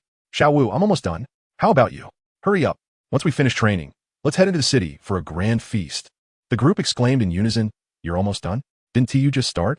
It's only been a little over an hour." "Exactly." Jiang Mumu nodded. "My task is to complete 20 rounds, and I've still got half to go. Down the slope, the 7 companions were left aghast. Just then, they noticed Jiang Mumu's face contorting in distress as she bit her lip, hesitated for a moment, and then dashed down the slope. Chapter 237. Exhausting the child seeing Jiang Mumu suddenly accelerate. Zhao Wujia, who had been resting under a tree, squinted his eyes. How was she getting even faster? Her leaps were imbued with an unyielding determination. Is this enlightenment? Just as old Zhao pondered this, the figure rushed towards him like a gust of wind. Teacher Zhao, my stomach hurts. Jiang Mumu bent over, her face twisted in agony. Zhao Wujia was momentarily taken aback. His brows furrowed as he looked down at her. Teacher Zhao, I can't hold it in anymore. Jiang Mumu gritted her teeth, her body beginning to twist in discomfort. The sounds emanating from her stomach echoed like a tempest. Old Zhao glanced at her with disdain and waved her off. Go, go, go. Jiang Mumu felt as though she had been granted a reprieve, dashing towards the village's western latrine as if her behind were aflame. Put down the stone mill. Zhao Wuji's rugged voice echoed behind her. Hurry back after you finish. Don't dare play tricks on me. When it comes to matters of an upset stomach, they arrive swiftly and depart just as quickly. Jiang Mumu dashed into the restroom, and after a brief moment, she emerged feeling refreshed, as if she had regained her strength. Without the need for Lao Zhao's urging, she hoisted her burdens once more, springing energetically between the rocks. However, before long, that insistent sensation returned. Teacher Zhao, I cannot endure this again. Half an hour later, after her third trip to the restroom, Jiang Mumu felt her legs growing weak. Yet, what truly distressed and embarrassed her was the predicament that left her utterly hesitant to exert herself. The fear of losing control was too daunting to contemplate. Jiang Mumu covered her face on the verge of tears. She lamented her decision to ignore Tang San's advice and consume so much meat on an empty stomach. Stop wasting time. There's no point in running now, is there? Zhao Wujia bellowed mercilessly. Teacher Zhao, spare me the excuses. In battle, will your opponent hesitate to strike if they see you faltering? This assertion left Jiang Mumu with no rebuttal, and she could only pout as she once again slung her burdens over her shoulders. The weight of 40 to 50 kilograms pressed down upon her, and yet she dared not summon her full strength. Within her belly, a tumultuous cacophony echoed, and Jiang Mumu's movements grew increasingly sluggish, her pace waning. When she exited the restroom for the 5th time, a nearby auntie, who had been laboring in the fields, could no longer remain silent. With hands on her hips, she shouted at Zhao Wujia, "You heartless academy and heartless teacher, look at how you've exhausted this poor child." Her voice resonated loudly, attracting the attention of everyone within a 500-meter radius. Those chatting, feeding chickens, fetching water, and chopping would all turn their gaze toward the restroom entrance. Jiang Mumu, it felt as if a thunderbolt had descended from the heavens, striking directly above. At last, the arduous journey of 20 training sessions back and forth has come to a close. Jiang Mumu lay on the ground, drenched in sweat and pallid, gasping for breath. Old Zhao leisurely rose, casting a condescending glance at her before bending down to scoop her up, lifting her as one might a chick. At the entrance of the academy, several individuals sprawled haphazardly on the ground after finishing a weight-bearing run. Upon seeing Jiang Mumu's limp hands and feet being carried away by Zhao Wujia, their eyes widened in astonishment. What had transpired? Just 2 hours prior, she had been full of vigor, leaping about with exuberance. Had old Zhao unleashed his full might? How dreadful! Tang San swiftly stood up, his steps heavy as he approached. Teacher Zhao, what has happened to Mumu? Chapter 238. The scene of social death. Hearing Tang San's voice, Jiang Mumu slowly lifted her head, her small face a portrait of despair. As she waved her hand at him, I did not lose control, old Zhao bellowed in his coarse voice. Jiang Mumu, Tang San, the other 6, 2 seconds later, aside from the fainted Ning Rongrong and the more composed Zhu Zhuqing, the other 4 were rolling on the ground, erupting in devilish laughter. Ha ha ha. No, it was not as you might think. Jiang Mumu felt so embarrassed that she froze. Ha ha ha. Dai Mubai pounded the ground. Ma Hongjuan's flesh quivered. Xiao Wu's eyes glistened with tears. Oscar was nearly breathless, and even Zhu Zhuqing's chest heaved, appearing even more turbulent. Jiang Mumu once again lowered her head in self-consciousness. After all, she was a girl, wasn't she? Couldn't she be a tad more reserved in her expressions? Tang San awkwardly touched the tip of his nose. With that motion, he slightly lowered his head, seemingly stifling a laugh. Yet he could not restrain himself. His shoulders trembled as he extended his hands toward Jiang Mumu. Teacher Zhao, please hand her over to me. In truth, it did not appear all that humorous. But why could he not contain himself? Heartless. Jiang Mumu lay dejectedly on Tang San's back. Tang San's lips twitched. I'm sorry. It wasn't intentional. But you were laughing at me. I'm not thinking anything else. Yet you were still laughing. Ahem. Tang San cleared his throat, reaching back to pat her head, and said seriously, who told you not to listen to me? Laughter aside, when dinner time arrived, Tang San still prepared rice porridge, steamed buns, and a plate of light vegetables for her, delivering them to the dormitory. Dai Mubai even called in the village doctor, who after examination prescribed 3 dark pills. After several hours of torment, Jiang Mumu felt completely drained, until, like Xiao a few days prior, she soaked in a large medicinal bath, finally exhaling a long sigh of relief. As warm currents gradually flowed through her limbs, she comfortably closed her eyes. An ethereal scroll unfurled in her mind, and in the center of the scroll, several lines of small characters gradually emerged. Host, Jiang Mumu level, bronze salty fish skill, adorably charming, 910, salty fish value, 100, 100,000 salty fish coins, 5810 notification. The system has automatically promoted you to bronze salty fish. A lucky pouch will randomly drop. Please check promptly. In the lower right corner of the scroll, there appeared a small pouch radiating a purple glow. Why does it seem different from the last time I leveled up? As Jiang Mumu pondered, the system promptly emerged. Of course, it is different. The yellow from last time signifies the ordinary, while this time is represented by purple, which denotes rarity. Rarity? As Jiang Mumu's thoughts stirred, the pouch suddenly radiated a brilliant glow, its resplendent aura gradually coalescing into a dazzling point of light. Elegant characters emerged. Fortune pouch, Eye of Insight. Concentrate your mental energy to perceive the true essence of all objects. Will you absorb it? Hesitating for a moment, Jiang Mumu timidly inquired, how does one absorb it? Does it hurt? Is there any danger or potential side effects? System, do you not trust me? Jiang Mumu rolled her eyes in exasperation. The system retorted, please, this is a rare treasure. Do you truly believe it could be compared to such trivial items? If you lack discernment, kindly refrain from making comparisons. Jiang Mumu, did you not deceive me? System, believe it or not, Jiang Mumu, if you dare to deceive me, I shall instantly explode on the spot. After delivering her fierce declaration, in accordance with her will, a solid violet light flickered and swiftly penetrated her forehead. With a slight flutter of her eyelids, Jiang Mumu reopened her eyes, and everything had transformed. Chapter 239. The Eye of Insight. Concentrating her mental energy, Jiang Mumu gradually opened her eyes. Before her stood the familiar 3-tier wooden cabinet where they usually stored their garments, retaining its original appearance, but now adorned with 3 lines of shimmering azure text. Attributes: household item material, yellow pine traits, lightweight, water-resistant, decay-resistant, excellent drying properties. Jiang Mumu blinked, shifting her gaze to the low table beside the wardrobe, where a small pot of greenery rested. The familiar lines of text danced before her eyes once more. Attribute: plant type, cactus characteristics, sun-loving, drought-resistant. 3 question marks materialized above Jiang Mumu's head. This is something I can discern at a glance. Is a hint truly necessary? What insight is this? Such a rare purple. The system is deceiving me again, she murmured in disappointment, allowing her eyelids to droop. Attribute: liquid ingredients, water, red peony, eupatorium, crow's foot, rehmannia, angelica. Function: relaxing muscles and activating meridians, nourishing the foundation and boosting vitality. These words vividly emerged upon the surface of the brownish water in the wooden barrel. Is this even possible? Jiang Mumu instinctively narrowed her eyes. In the next moment, a plethora of intricate information unfolded before her. This encompassed the morphology and characteristics of each herb, even the temperature of the water. The densely packed words seemed to flow into her mind without the need for meticulous scrutiny. Jiang Mumu was momentarily taken aback. So this was how it worked. The more precisely her mental focus coalesced, the greater the depth of information she could perceive. However, this also entailed a significant expenditure of energy.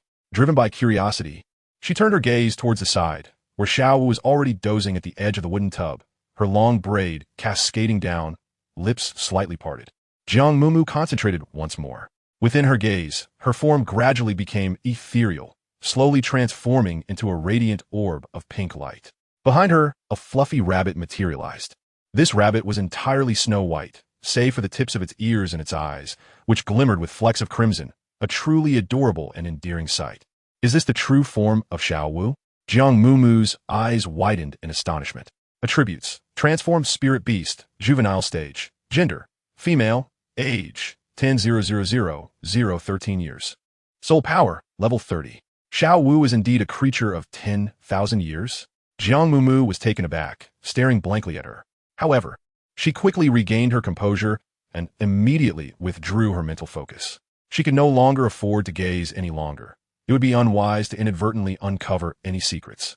Jiang Mumu closed her eyes, tilting her head back against the tub, allowing the buoyancy to relax her body as much as possible. In a moment, she slipped into slumber.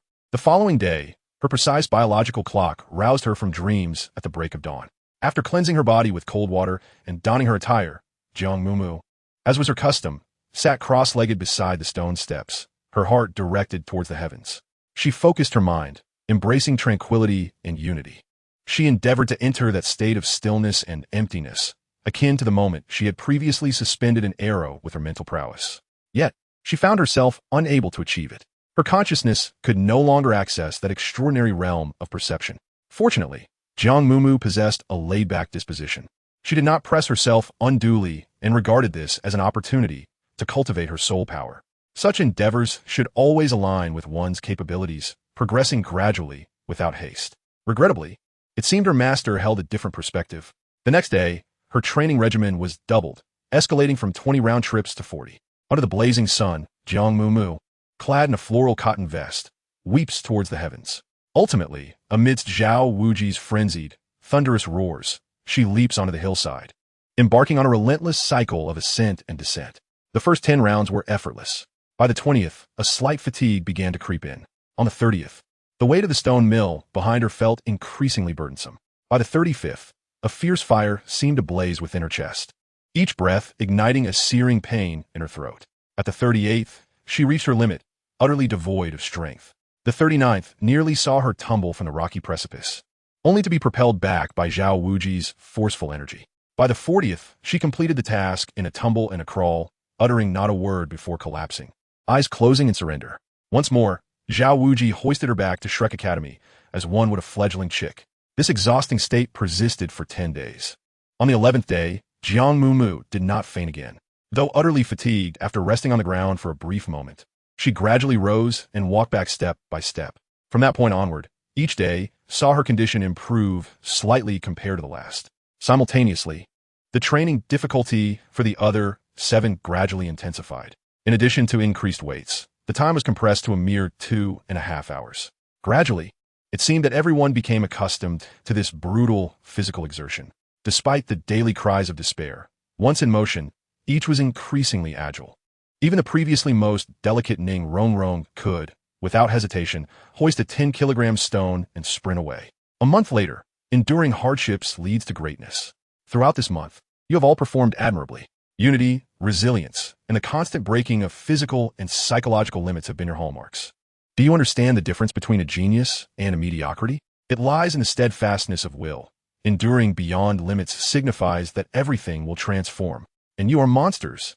The CRME de la CRME of geniuses. I believe that within 10 years, you shall become the golden generation of the soul master realm. Master rarely expressed such unabashed praise in one breath. His satisfied gaze swept across each individual before pausing to declare, I announce the conclusion of the first phase of special training. Oh, the arduous days have finally come to an end. Ma Ongjun sighed deeply, leaping in place and throwing his arms around Dai Mubai's neck. Boss Dai, shall we go out tonight? Play? You wish. Dai Mubai retorted, pushing him away with an unwavering expression, embodying the essence of a gentleman. I never suggested looking for girls, the plump one pouted, only to find the others regarding him with a bemusement typically reserved for a fool. What is wrong with you all? Jiang Mumu wore a distressed expression. Did you not understand? The first phase of training has concluded. The stout man quivered his lips, casting a fearful glance toward the master. The master broke into a smile that was both benevolent and peculiar, nodding ever so slightly. Indeed, the second phase of training commences today. In this second phase, the 7 individuals transitioned from weighted long-distance running to a challenging uphill run. Meanwhile, Jiang Mumu remained at the small rocky slope in the western part of the village, where her daily training regimen abruptly diminished from 40 laps to a mere 15. Observing the amiable smile that graced Zhao Wujin's face, the young girl instinctively took a step back. Teacher Zhao, I am still quite young. Please do not deceive me. Old Zhao waved his hand dismissively. What kind of talk is that? Do you think I could possibly fool a little girl like you? As he spoke, 7 soul rings began to slowly float around him. Third soul skill activated, gravity enhancement. Jiang Mumu felt an abrupt heaviness in her body, as if her feet were ensnared in a quagmire. Her round eyes blinked in astonishment, utterly bewildered by the incessant array of schemes. Indeed, the master would spare no one. The second phase of the intense training proved even more grueling than the first. Not only Ning Rongrong and Oscar, but even Dai Mubai, Tang San, and Jiang Mumu, these three, endowed with formidable physiques, had grown accustomed to moments of darkness, waking from medicinal bath in the dead of night. Each limit was repeatedly stretched and once again surpassed. For the 8 of them, it felt akin to undergoing a transformative crucible, evolving with each trial. After another month, the second phase of special training concluded. In the third phase, the master incorporated various forms of combat practice beyond physical conditioning, conducting sessions lasting 2 hours daily. The participants were chosen at random, paired unpredictably, and coupled with diverse soul skill restrictions, presenting new challenges each day. The results of such training were undeniably evident. Each individual not only learned to unleash their soul skills with greater precision, maximizing their potency, but also gained profound insight into their companion's abilities, fostering a harmonious synergy of strengths and weaknesses. Thus, the 3-month intensive training truly came to an end. Chapter 241. Have you reformed? Though the devilish training over 3 months did little to enhance their soul power, the improvement in the physical prowess of the 8 was markedly significant. Ning Rongrong's haughty demeanor faded, replaced by a newfound air of heroism. Undertaking a long-distance run with a 20-kilogram weight for 70 to 80 kilometers posed no challenge for her anymore. Oscar, while having slimmed down, had also become more robust. His handsome visage remained unchanged, yet his stature now exuded an undeniable presence that belied his role as a support-type soul master. Dai Mubai, the muscular powerhouse, now emanated an even more commanding aura, standing with a regal air that hinted at his kingly essence. Zhu Zhuqing, already resilient, now showcased an even more pronounced intensity. Her beautiful eyes sparkled with an indomitable spirit. As a speed-type attacker, she experienced a notable acceleration after shedding the added weight, establishing herself among the elite of her class. Xiao Wu seemed to have grown taller, her long legs brimming with strength, when she combined her soul power and physical might to execute her waist-bow technique. Even Dai Mubai found it hard to withstand her prowess. Jiang Mumu's appearance has not changed significantly. Her skin remains largely unaffected by the sun. However, among the 8, her training intensity has been the most rigorous, resulting in a remarkable internal enhancement. In terms of sheer physical endurance, she could even hold her own against Zhao Wujie's formidable prowess. Tang San's eyes seem darker and more brilliant, yet the sharpness within them has become increasingly subdued. His shoulders have broadened slightly, and the contours of his face have become more defined and striking, giving him the semblance of a youthful man. The most notable transformation belongs to Ma Hongjun, who, despite retaining his rotund figure, has transitioned from a merely plump appearance to one of robust stature.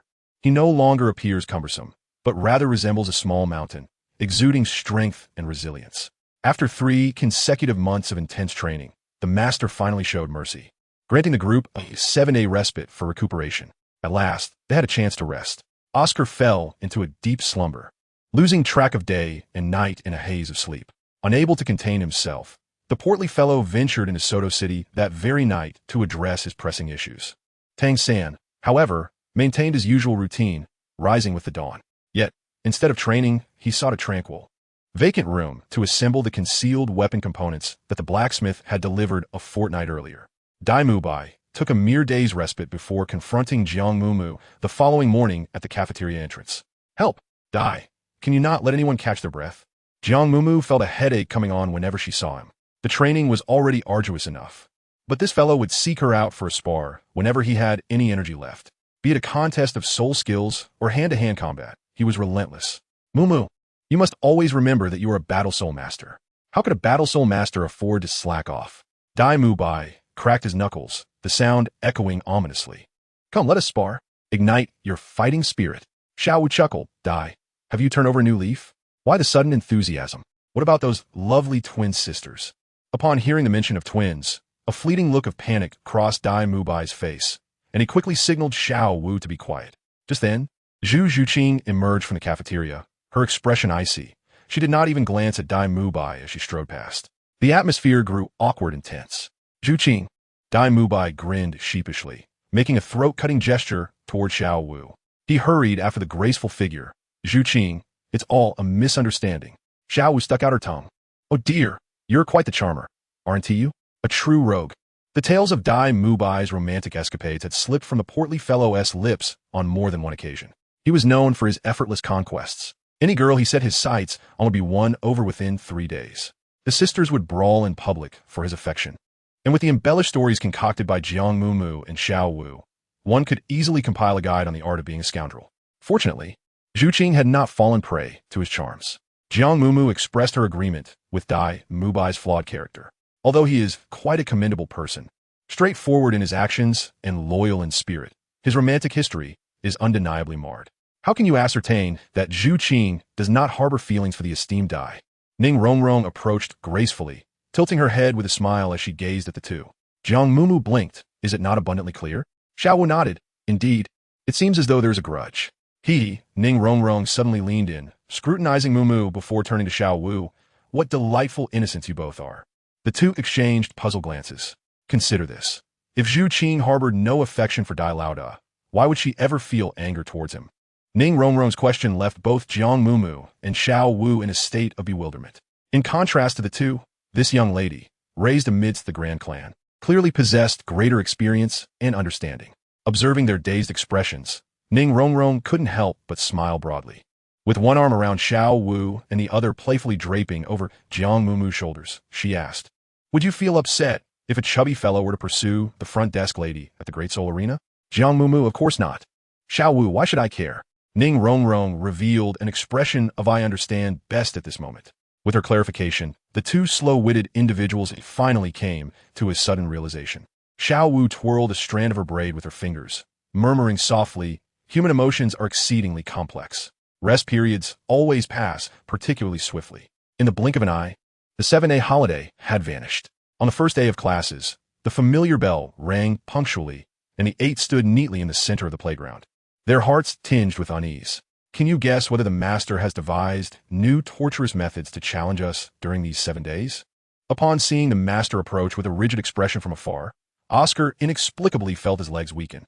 He suspected that he had developed some psychological issues from the torment, as he felt an unusual sense of guilt after merely 7 days without training. Was this still the lazy and indifferent version of himself? If so, let the torment come even more fiercely. Dai Mubai's eyes sparkled with excitement.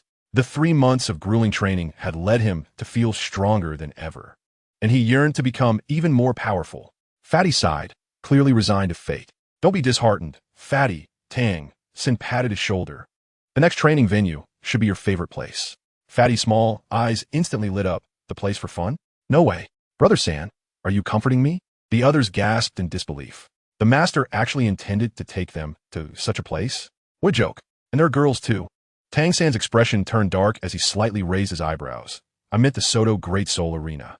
Xiao Wu wrinkled her nose in disdain. You foolish Fatty. Your head is filled with nonsense. Hey, that was a misunderstanding. Fatty chuckled, scratching his head. The Soto Great Soul Arena. Would that not mean he could see the beautiful receptionist every day? Chapter 243. The Academy is too poor. The Soto Great Soul Arena? How do you know about that? Jiang Mumu inquired. Tang Sin managed a bitter smile, casually ruffling her hair. I happened to overhear. Yesterday afternoon, I intended to borrow a book from the master's room, but instead, I accidentally overheard his conversation with Dean Flender. Flender lamented that the recent expenses had been exorbitant, and the Academy was nearing financial ruin. The master remained calm and claimed he had a solution. He then proposed a plan that could only be described as perfect. Relocate the training venue to the Soto Great Soul Arena and have a Shrek 8 manage their own accommodation and meals. This way, not only would the Academy's financial burden be alleviated, but the teachers could also supervise the practical training while placing some bets to earn a little money. Upon hearing this, Flender applauded in admiration. The two were in perfect agreement and immediately decided to put the plan into action. Indeed, as a master approached and came to a halt, he first acknowledged the training achievements of the 8 over the past 3 months. Then, with a shift in tone, he remarked that to aspire to become truly exceptional soul masters, this foundation was merely insufficient. Flander, standing nearby, nodded in agreement. The master proclaimed that henceforth, he would engage them in practical combat training, with the venue set at the Soto Grand Soul Arena. This training would have no time constraints. It would conclude only when each individual secured both the team and personal silver soul badges. He would arrange accommodations at a nearby inn, where they would be responsible for their own meals and lodging during this period.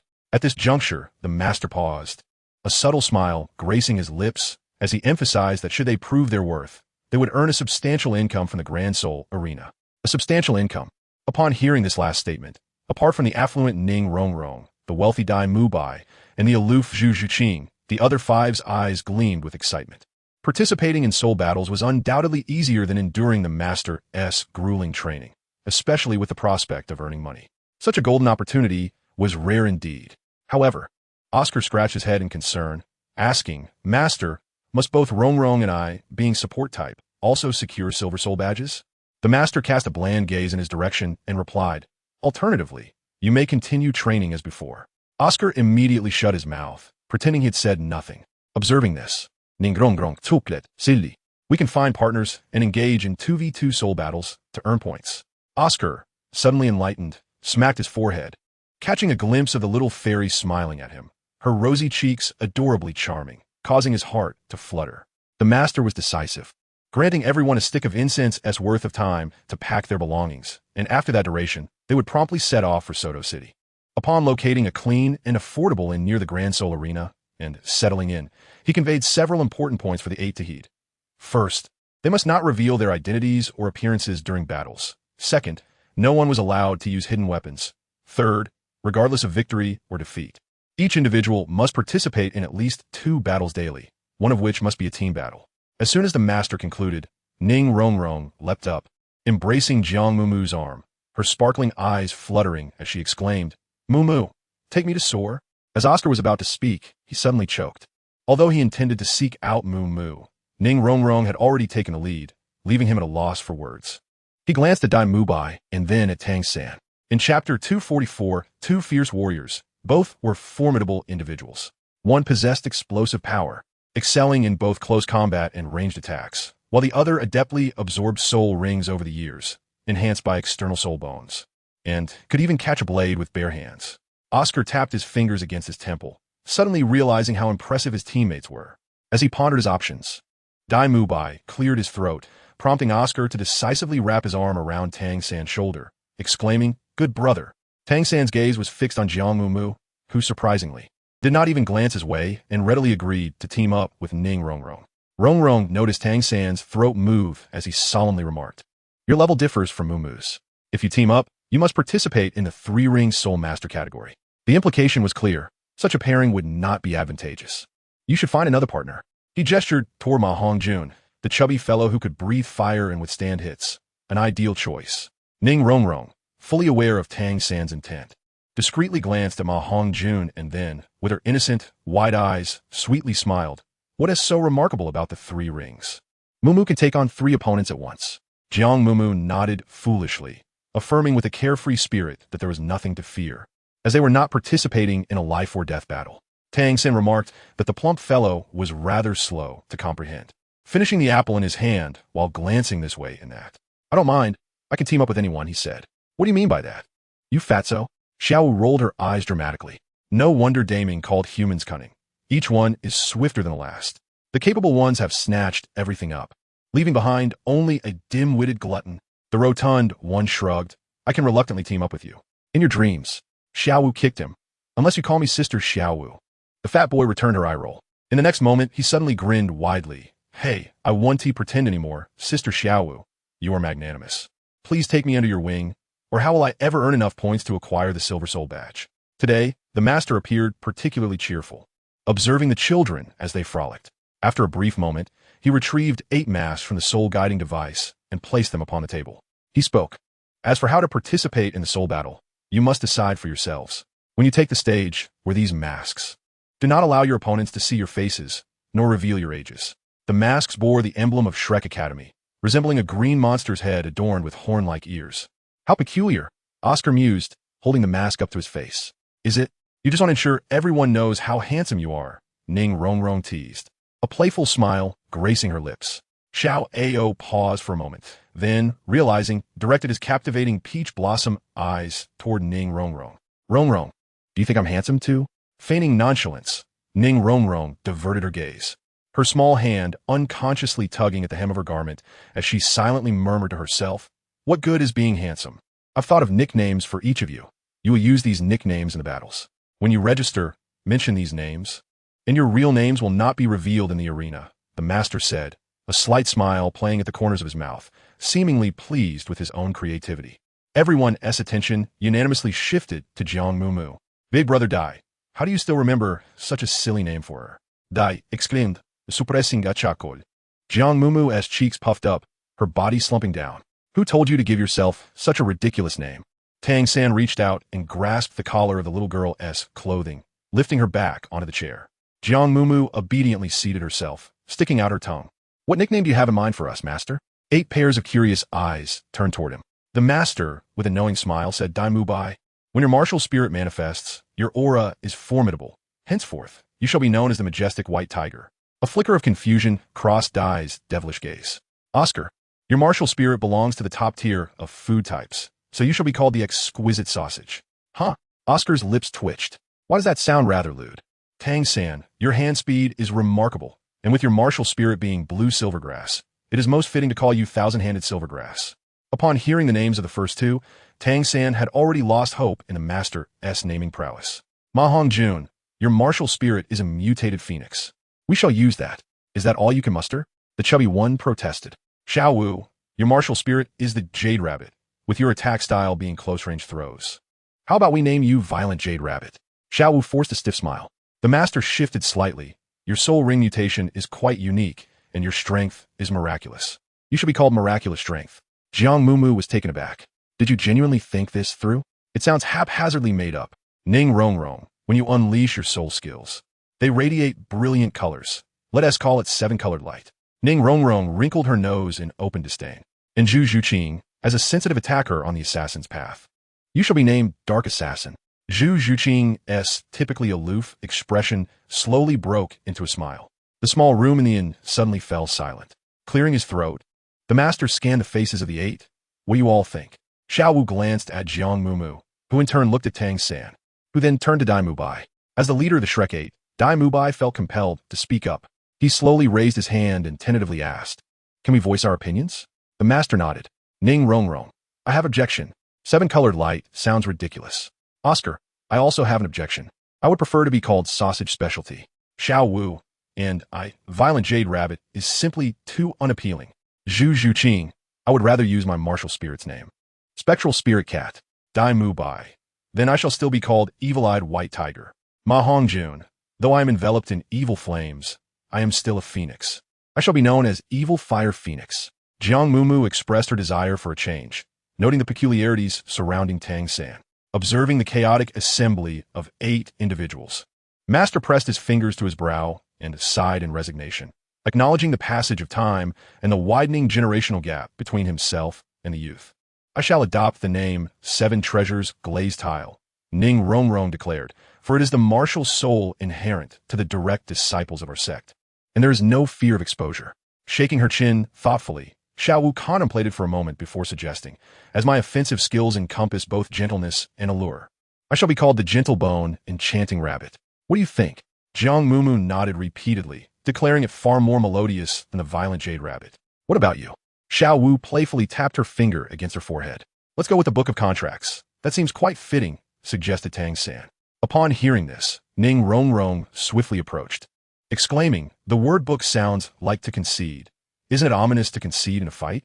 Jiang Mumu raised an eyebrow in confusion. "Is there such a notion? The eccentricities of the wealthy truly are numerous. You rotund fool, if you continue to flick your nasal debris, I shall smash your head." Dai Mu Bai suddenly leaped up, dramatically shaking his sleeves. Zhu Zhuqing, seated beside him, disdainfully shifted away. Oscar stifled a laugh, resting his elbow on Tang San's shoulder. "I believe you should be dubbed Thousand-Handed Azura. The term Azura symbolizes a demon of carnage. It exudes a certain grandeur. Just the aura alone could certainly intimidate any adversary." Having witnessed Tang San's wrathful transformation, little Oscar vividly recalled the chilling aura that surrounded him, reminiscent of an Azura possessed. "Thousand-Handed Azura?" Tang San raised an eyebrow. "Why does that sound akin to titles like Hell's Devil, Steward, or Bloodthirsty King of Slaughter?" Before he could respond, 2 small hands eagerly grasped his arm. "This is so cool. It feels incredibly powerful." What do you think, Tang-san? With his left hand propping his temple and his eyes slightly drooping, he gazed at the delighted girl, a smile gracing his lips. I think it's rather good. Jiang Mumu leaned over the table, pondering earnestly for a moment. How about I be called Iron Fist Overlord? The crowd responded with incredulity. You spent 10 minutes to come up with this?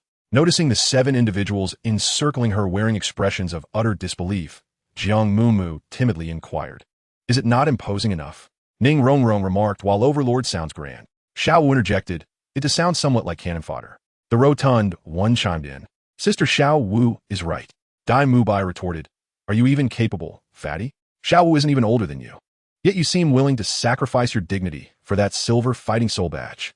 Enough of the antics, Master interjected, gesturing for silence. It is getting late. You should go have your meal, adjust your states, and prepare for tonight's battle. As for your nicknames, decide amongst yourselves and communicate them clearly to the front desk when you register. As for the team battle, let us adopt the name Shrek's 8 Monsters. With that, he waved his hand and departed the inn room, having conveyed all necessary instructions. The rest now depends on the children's performances. The master firmly believes that, before long, these little monsters will emerge as the dazzling new stars of the Soto Great Soul Arena.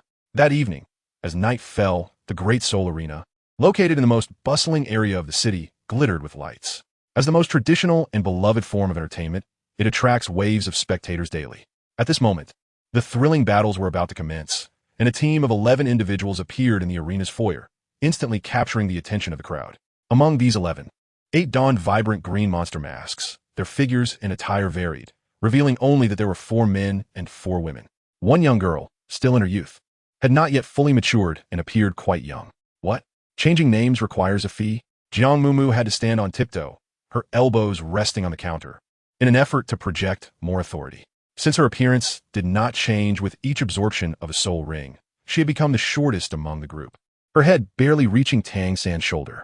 Coupled with her high-pitched voice, even when she exuded an air of confidence, she still resembled a mischievous child out on a spree with the adults. Chapter 246, The Frenzied Warrior According to the Arena's Regulations. Changing one's name costs 10 gold soul coins, and re-registration also incurs a fee of 10 gold soul coins.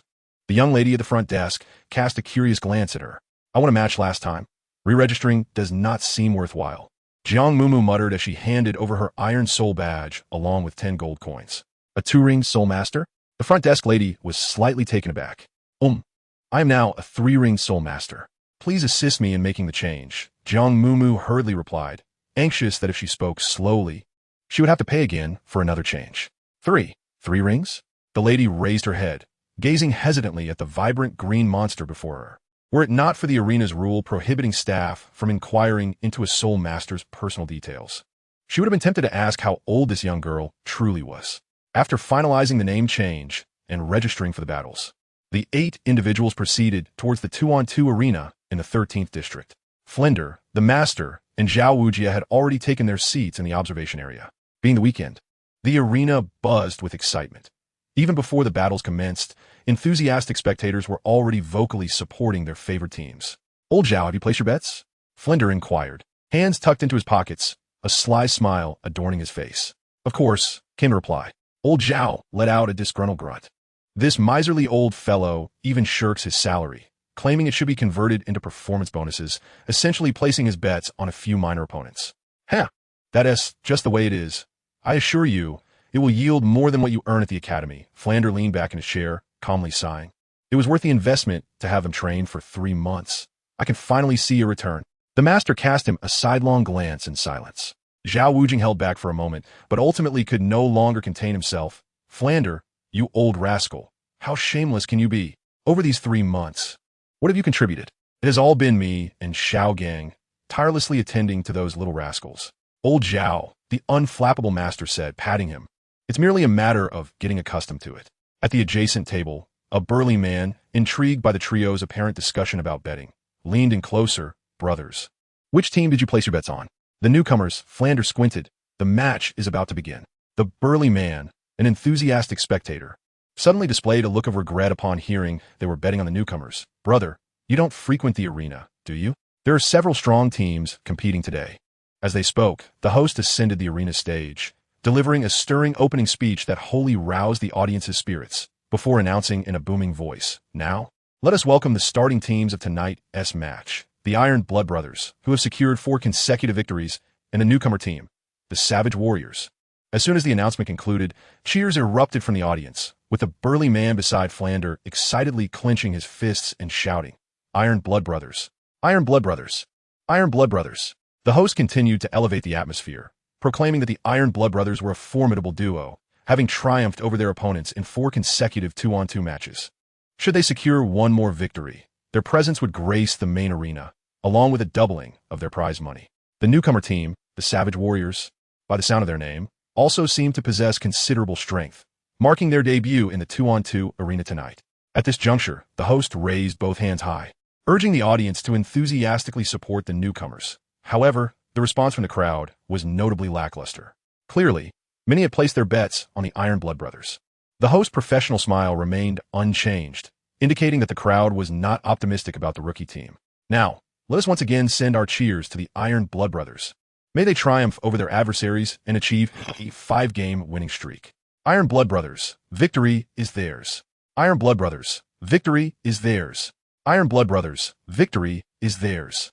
The audience erupted once more, their fervent cheers echoing through the arena as the pathways for the participating Soul Masters flanked the Soul Arena opened simultaneously.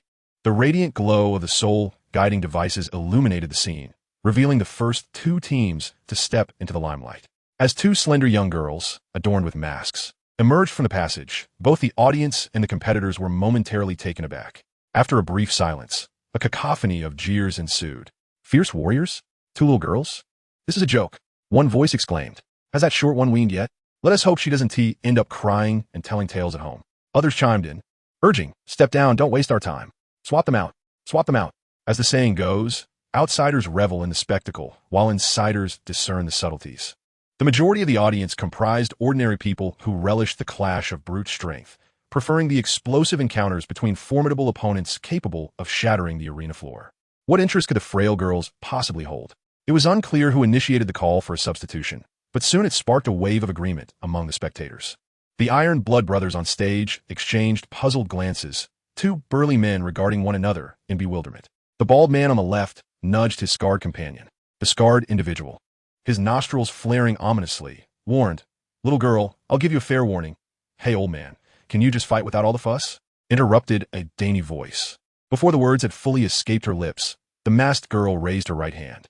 A dazzling array of colors burst forth from her palm, materializing into a delicate 7-layered treasure pagoda. The audience, having failed to witness any beast soul manifestation or weaponry, groaned in disappointment. Behind the mask, Ning Rongrong pouted, feeling frustrated by the audience's lack of discernment.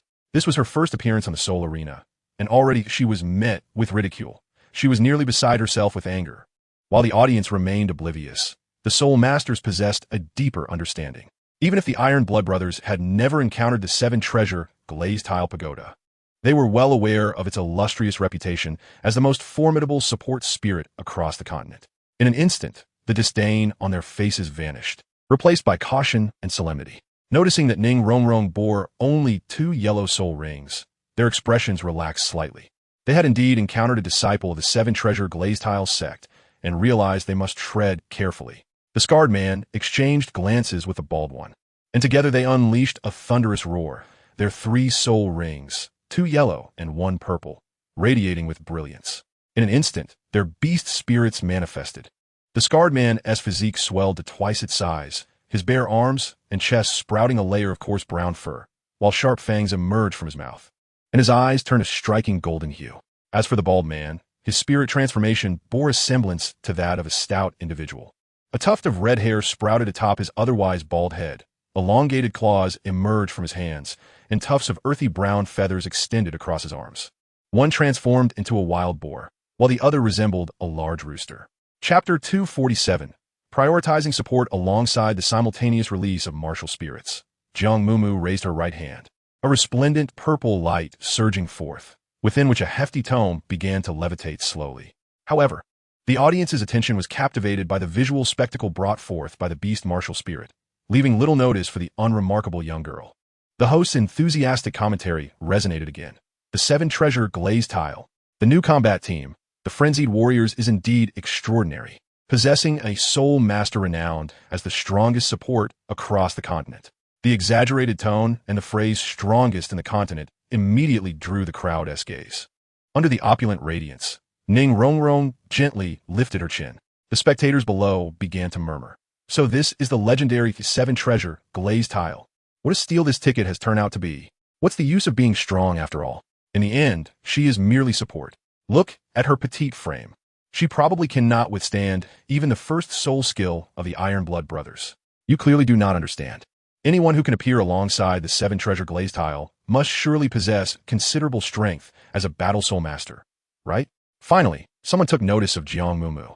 Hidden beneath her mask, her expression was concealed, yet the young girl stood composed on the fighting stage, her feet surrounded by 3 luminous soul rings, 2 yellow and 1 purple. The host continued, the other member of the Frenzied Warriors is a 3-ringed assault soul master. Although her martial spirit is somewhat enigmatic, she remains unflustered in the face of the formidable offensive skills wielded by the Iron Blood brothers. This person is so long-winded, Ning Rongrong muttered impatiently. Be careful. The 2 opponents seem rather formidable. Jiang Mumu narrowed her eyes slightly.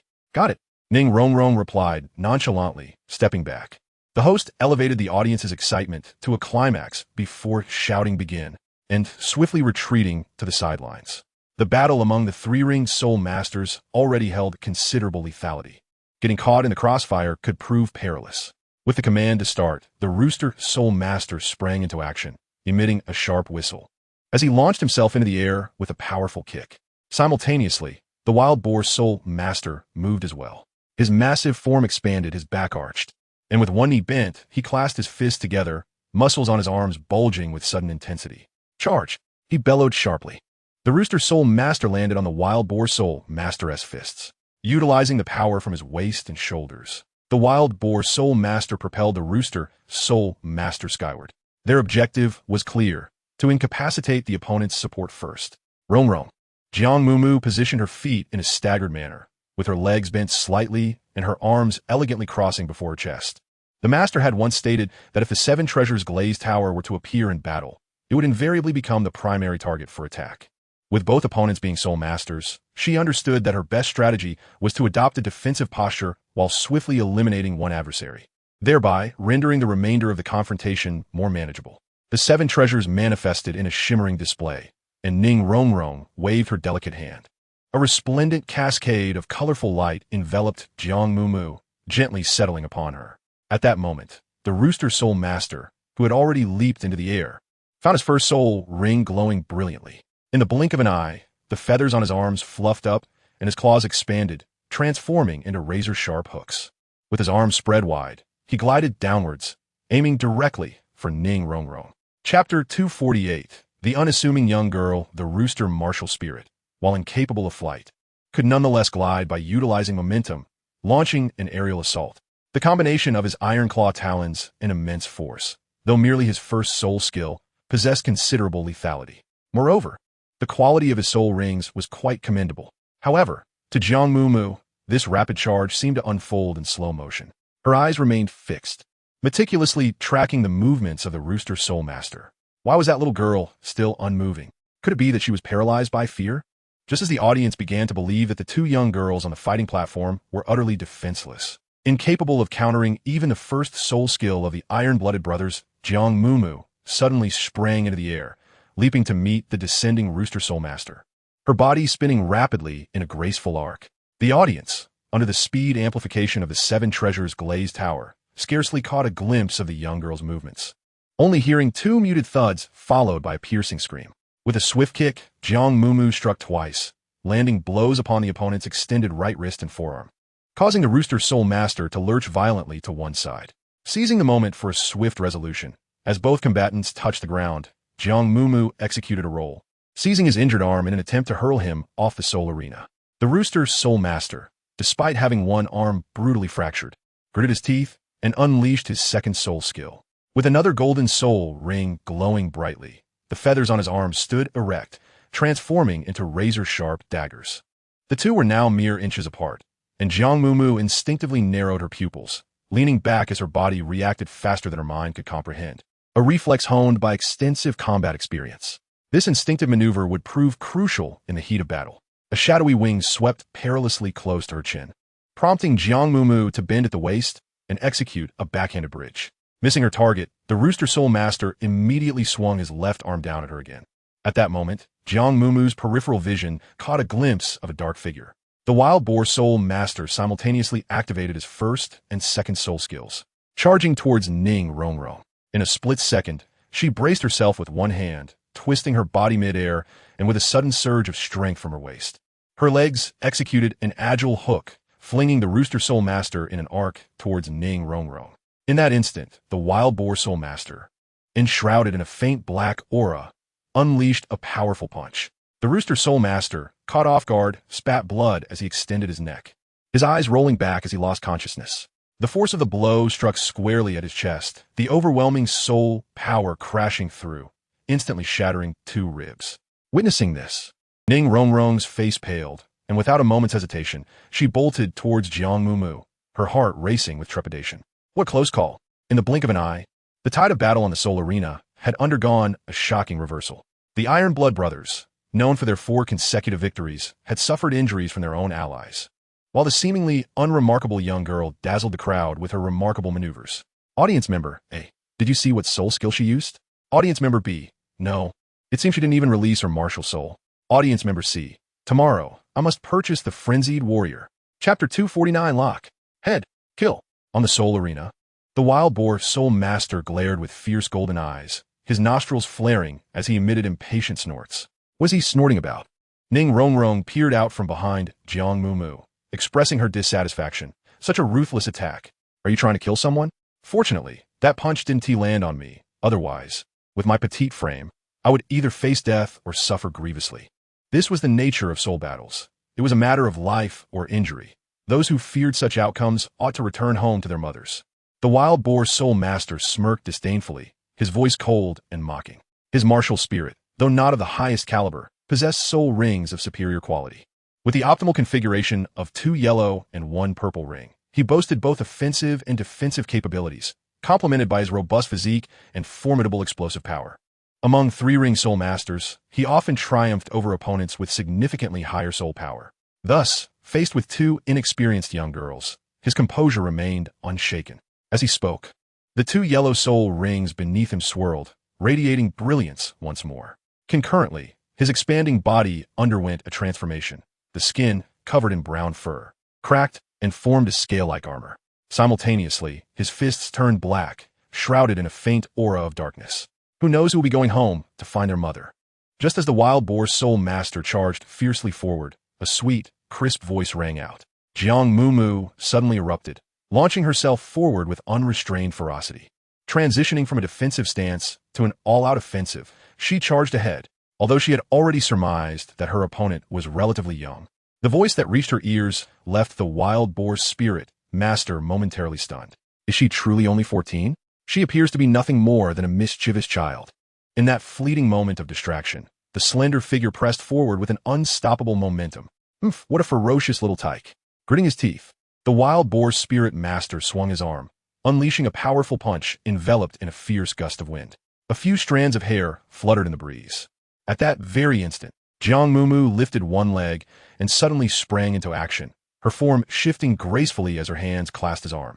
One above and one below. A sensitive attacker? The Wild Boar Spirit Master frowned. Yet, in the next moment, his cheeks involuntarily twitched. Jiang Mumu's feet pressed firmly against his chest. Although the force appeared minimal, it sent a jolt through his very core, causing his insides to feel as if they might collapse. His body instinctively arched in response. With a roar, the Boar Spirit Master, incensed by the intense, dull pain, swung his other fist towards Jiang Mumu without hesitation. However, there was no one in front of him. That figure nimbly climbed up his arm, spun around, and swiftly delivered a kick to the bend of his knee.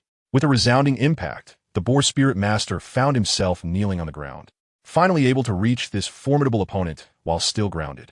Jiang Mumu raised her voice and shouted, "Lock. Head. Kill." Her left hand swiftly coiled around his neck, executing a sudden lock, while her legs sprang into action, her back bending like a bow, and with a twist of her shoulder, she hurled the robust figure half a circle before crashing him down with tremendous force. The soul fighting platform trembled in response.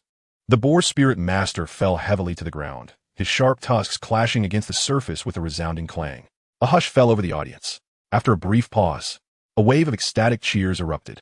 The violent collision they had yearned to witness had finally occurred, albeit not quite as they had envisioned. Yet, the sight of this petite girl fiercely slamming a muscular giant was even more exhilarating.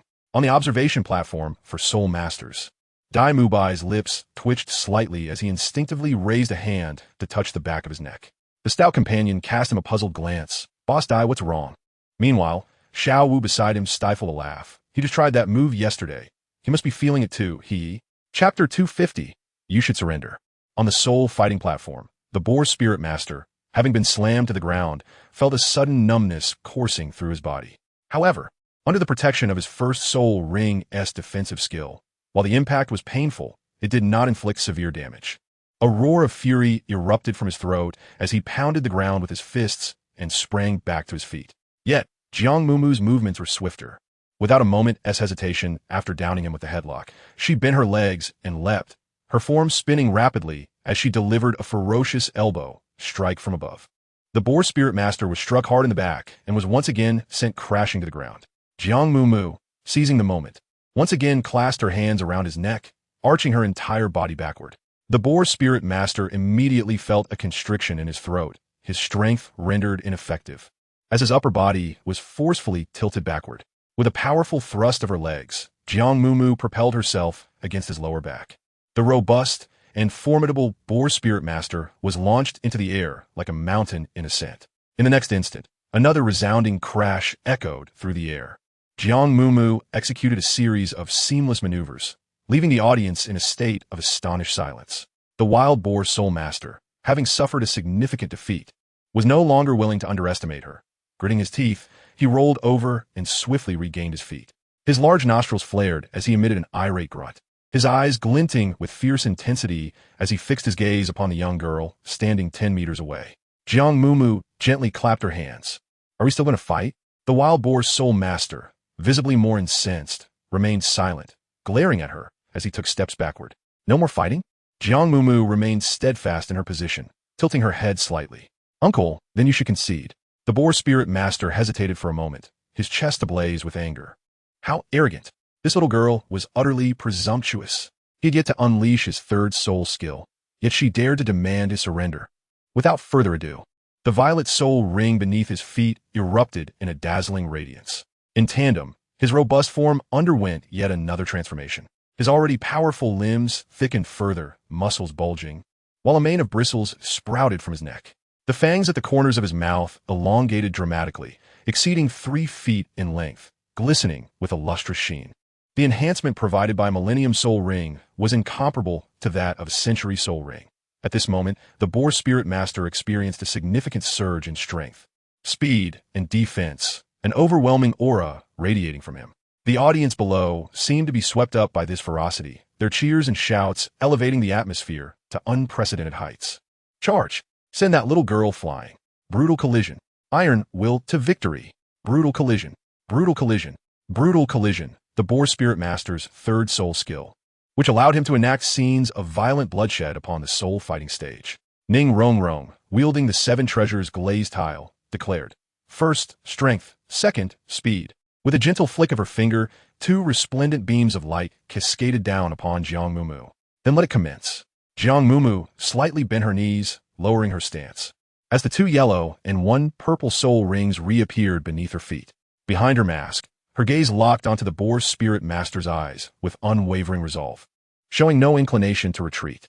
Upon witnessing the 3 subdued yet radiant soul rings, the Boar Spirit Master's golden pupils constricted in sudden realization.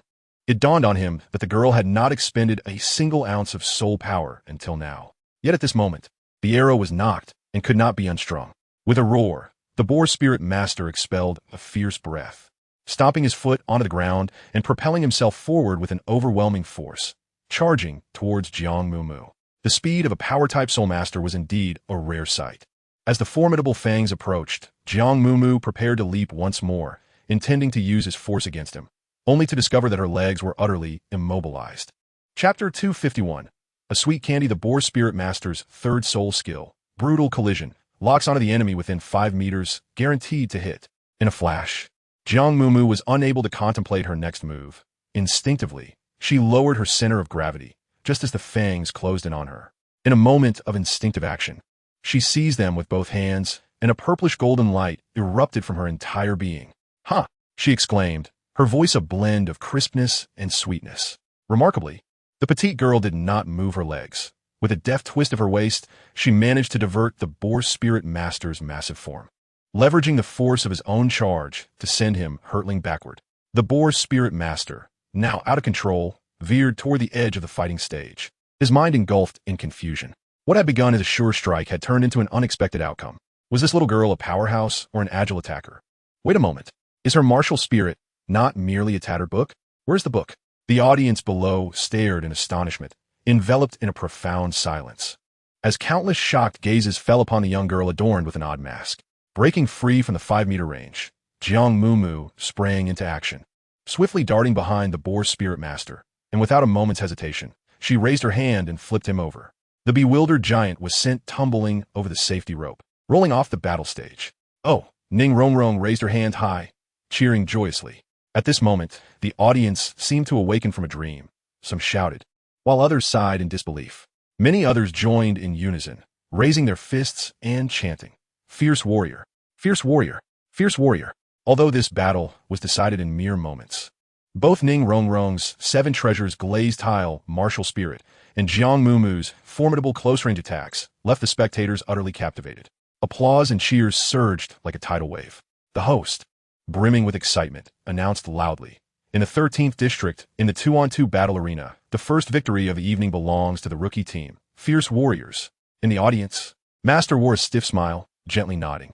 Zhao Wuji, too, rarely displayed a look of tenderness. Most delighted of all was Flander, as the rookie team had garnered modest bets, resulting in a splendid day of big wins from small stakes. Descending from the battle stage, Jiang Mumu waved at her companions on the spectator platform, preparing to head directly to the adjacent 1-on-1 arena. There, another battle awaited her. "Mumu, wait a moment." Tang San supported himself against the railing of the spectator platform, leaping 2 or 3 times to stand before her, his dark eyes lowered, gazing at the young girl with a warm smile. "Tang San, I won." Jiang Mumu tilted her head back, her lips curving into a smile, and her light-colored pupils sparkling as she playfully blinked at him. Tang San's smile deepened as he brushed his right hand over the soul guide device at his waist, spreading his palm to reveal 2 candies wrapped in shiny paper. Jiang Mumu instantly radiated joy, akin to a 3-year-old child. Swiftly, she picked one up and tossed it in her mouth, then selected another and brought it to his lips, saying, "Here, open your mouth." Tang San was momentarily taken aback. Jiang Mumu playfully tapped a candy against his lips, and the next match would soon feature you and Xiao Ao. The dimly lit spectator area was filled with anticipation. Tang San's dark eyes suddenly brightened, reflecting a gentle glimmer as he opened his mouth, the tip of his tongue deftly curling to savor the sweet delicacy. This left Jiang Mumu momentarily stunned. On the spirit fighting platform, the host's impassioned voice echoed. "Next up, we are about to witness another rookie team. Will they once again surprise us?" It was time to take the stage. Tang San reached up to ruffle her hair and advised, "Do keep yourself safe. If you cannot win, simply concede. Do not be overly proud." With that, he swiftly leapt onto the adjacent spirit fighting platform. Chapter 252, Team Battle. Jiang Mumu lowered her gaze to her fingers and then to the tall figure on the soul fighting platform, feeling a peculiar sense of wonder about the situation. Perhaps the rigorous training over the past 3 months had indeed significantly enhanced their abilities. In the ensuing 1-on-1 and 2-on-2 soul battles, everyone emerged victorious with resounding success. Flender's delight was palpable, his nose crooked with joy as he praised each member in turn, even thumping his chest with a promise that if they secured victory in the next team battle, he would treat everyone to a grand feast the following day, allowing them to order freely. To this, old Zhao expressed his disdain. Based on his understanding of the notoriously frugal Flender, he anticipated that the most they would receive would be a simple fast food meal, where even the rice was self-serve. All right, the master clapped his hands, stating that the team battle was about to commence. You shall face a team of soul masters above level 30. Remember, team battles differ from 1-on-1 or 2-on-2 encounters. Coordination among you is far more crucial than individual prowess. "Master, do you not trust us?" the plump boy remarked with a carefree expression. He and Xiao Wu's Fire Rabbit team had just triumphed over a trio of agile attack-type soul masters, and their confidence was soaring, emboldened enough to dismiss even a Soul King. confidence is commendable. The master gently patted him on the shoulder. However, you must possess a clear understanding of your own strengths. Since this is a team battle, the opposing side will undoubtedly have various soul masters. Your task is to cooperate, complement each other's strengths and weaknesses, and maximize your abilities to suppress your opponents and secure victory. Do you understand? Understood. The 8 responded in unison. Excellent. Let us begin formulating our battle strategy. The master said with a stiff smile, his satisfied gaze sweeping over them before he turned and departed. Strategy is an integral part of one's strength. The more exceptional the individual, the more they must hone their skills. Only through rigorous training can one become formidable. The 8 had long since adapted to such spontaneous tests and immediately gathered together to discuss quietly. As the soul of the team, the control-type soul master Tang San naturally became the backbone of the Shrek 8 monster squad. He spoke first. In a moment, Dai Lao, Mumu, Xiao Wu, and Zhu Qing. You 4 shall take the lead. Dai Lao and Mumu, you will spearhead the charge, while Xiao Wu and Zhu Qing will provide support. I will control the opponents and assist you. I will remain at the back, using Phoenix Fire to provide long-range protection for Xiao Ao and Rong Rong. The plump boy wiped the proud expression from his face, adopting a serious demeanor. Leave the supplies to me. Large sausages, small sausages, and mushroom sausages, everyone will receive 1 to start.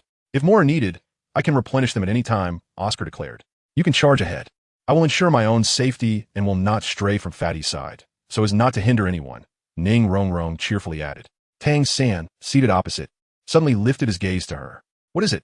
Ning Rong was taken aback by his dark, serious eyes. Nothing, Tang San replied calmly. Support-type soul masters are the backbone of the team. Do not consider yourself a burden. Ning Rong was taken aback for a moment, but soon her gaze became resolute as she nodded firmly. All right, does anyone have any questions? Dai Mubai inquired. No, the chubby one exclaimed, extending his plump fist. None, Oscar echoed, also raising his fist. The 8 of them formed a circle, their fists colliding together. The Shrek 8 monsters shall prevail. Chapter 253. Provocation. The battlefield for group battles was considerably larger than that of 1-on-1 or 2-on-2 soul arenas. The contestants' lounge was particularly lively, with at least 30 to 40 soul masters preparing for battle. According to the registration order, the Shrek 8 Monsters team was scheduled to compete in the penultimate group. Instead of watching the matches outside, they sought a quiet spot to sit down, focusing their minds in preparation for the upcoming fight. Though they remained silent, the 8 individuals donning identical monster masks attracted attention upon entering the lounge. Most soul masters regarded them with wary eyes. Hiding and lurking, what are they afraid to reveal? A sultry laugh echoed from across the room. The chubby one, sitting cross-legged with his eyes closed, slowly opened them. Upon seeing a heavily made-up woman dressed provocatively before him, he felt an urge to tease her. Just as he was about to speak, he was firmly restrained by Dai Mubai, who sat beside him. Behind the mask, Dai Mubai cast a sidelong glance, subtly shaking his head. The chubby one paused, uttering not a word, and closed his eyes once more. The other 6 remained as if they were impervious to the provocation, each seated in deep meditation, unyielding and composed. None of those whom Flander had deemed little monsters were fools. With the group battle imminent, the deliberate provocation was likely a test of their unfamiliarity.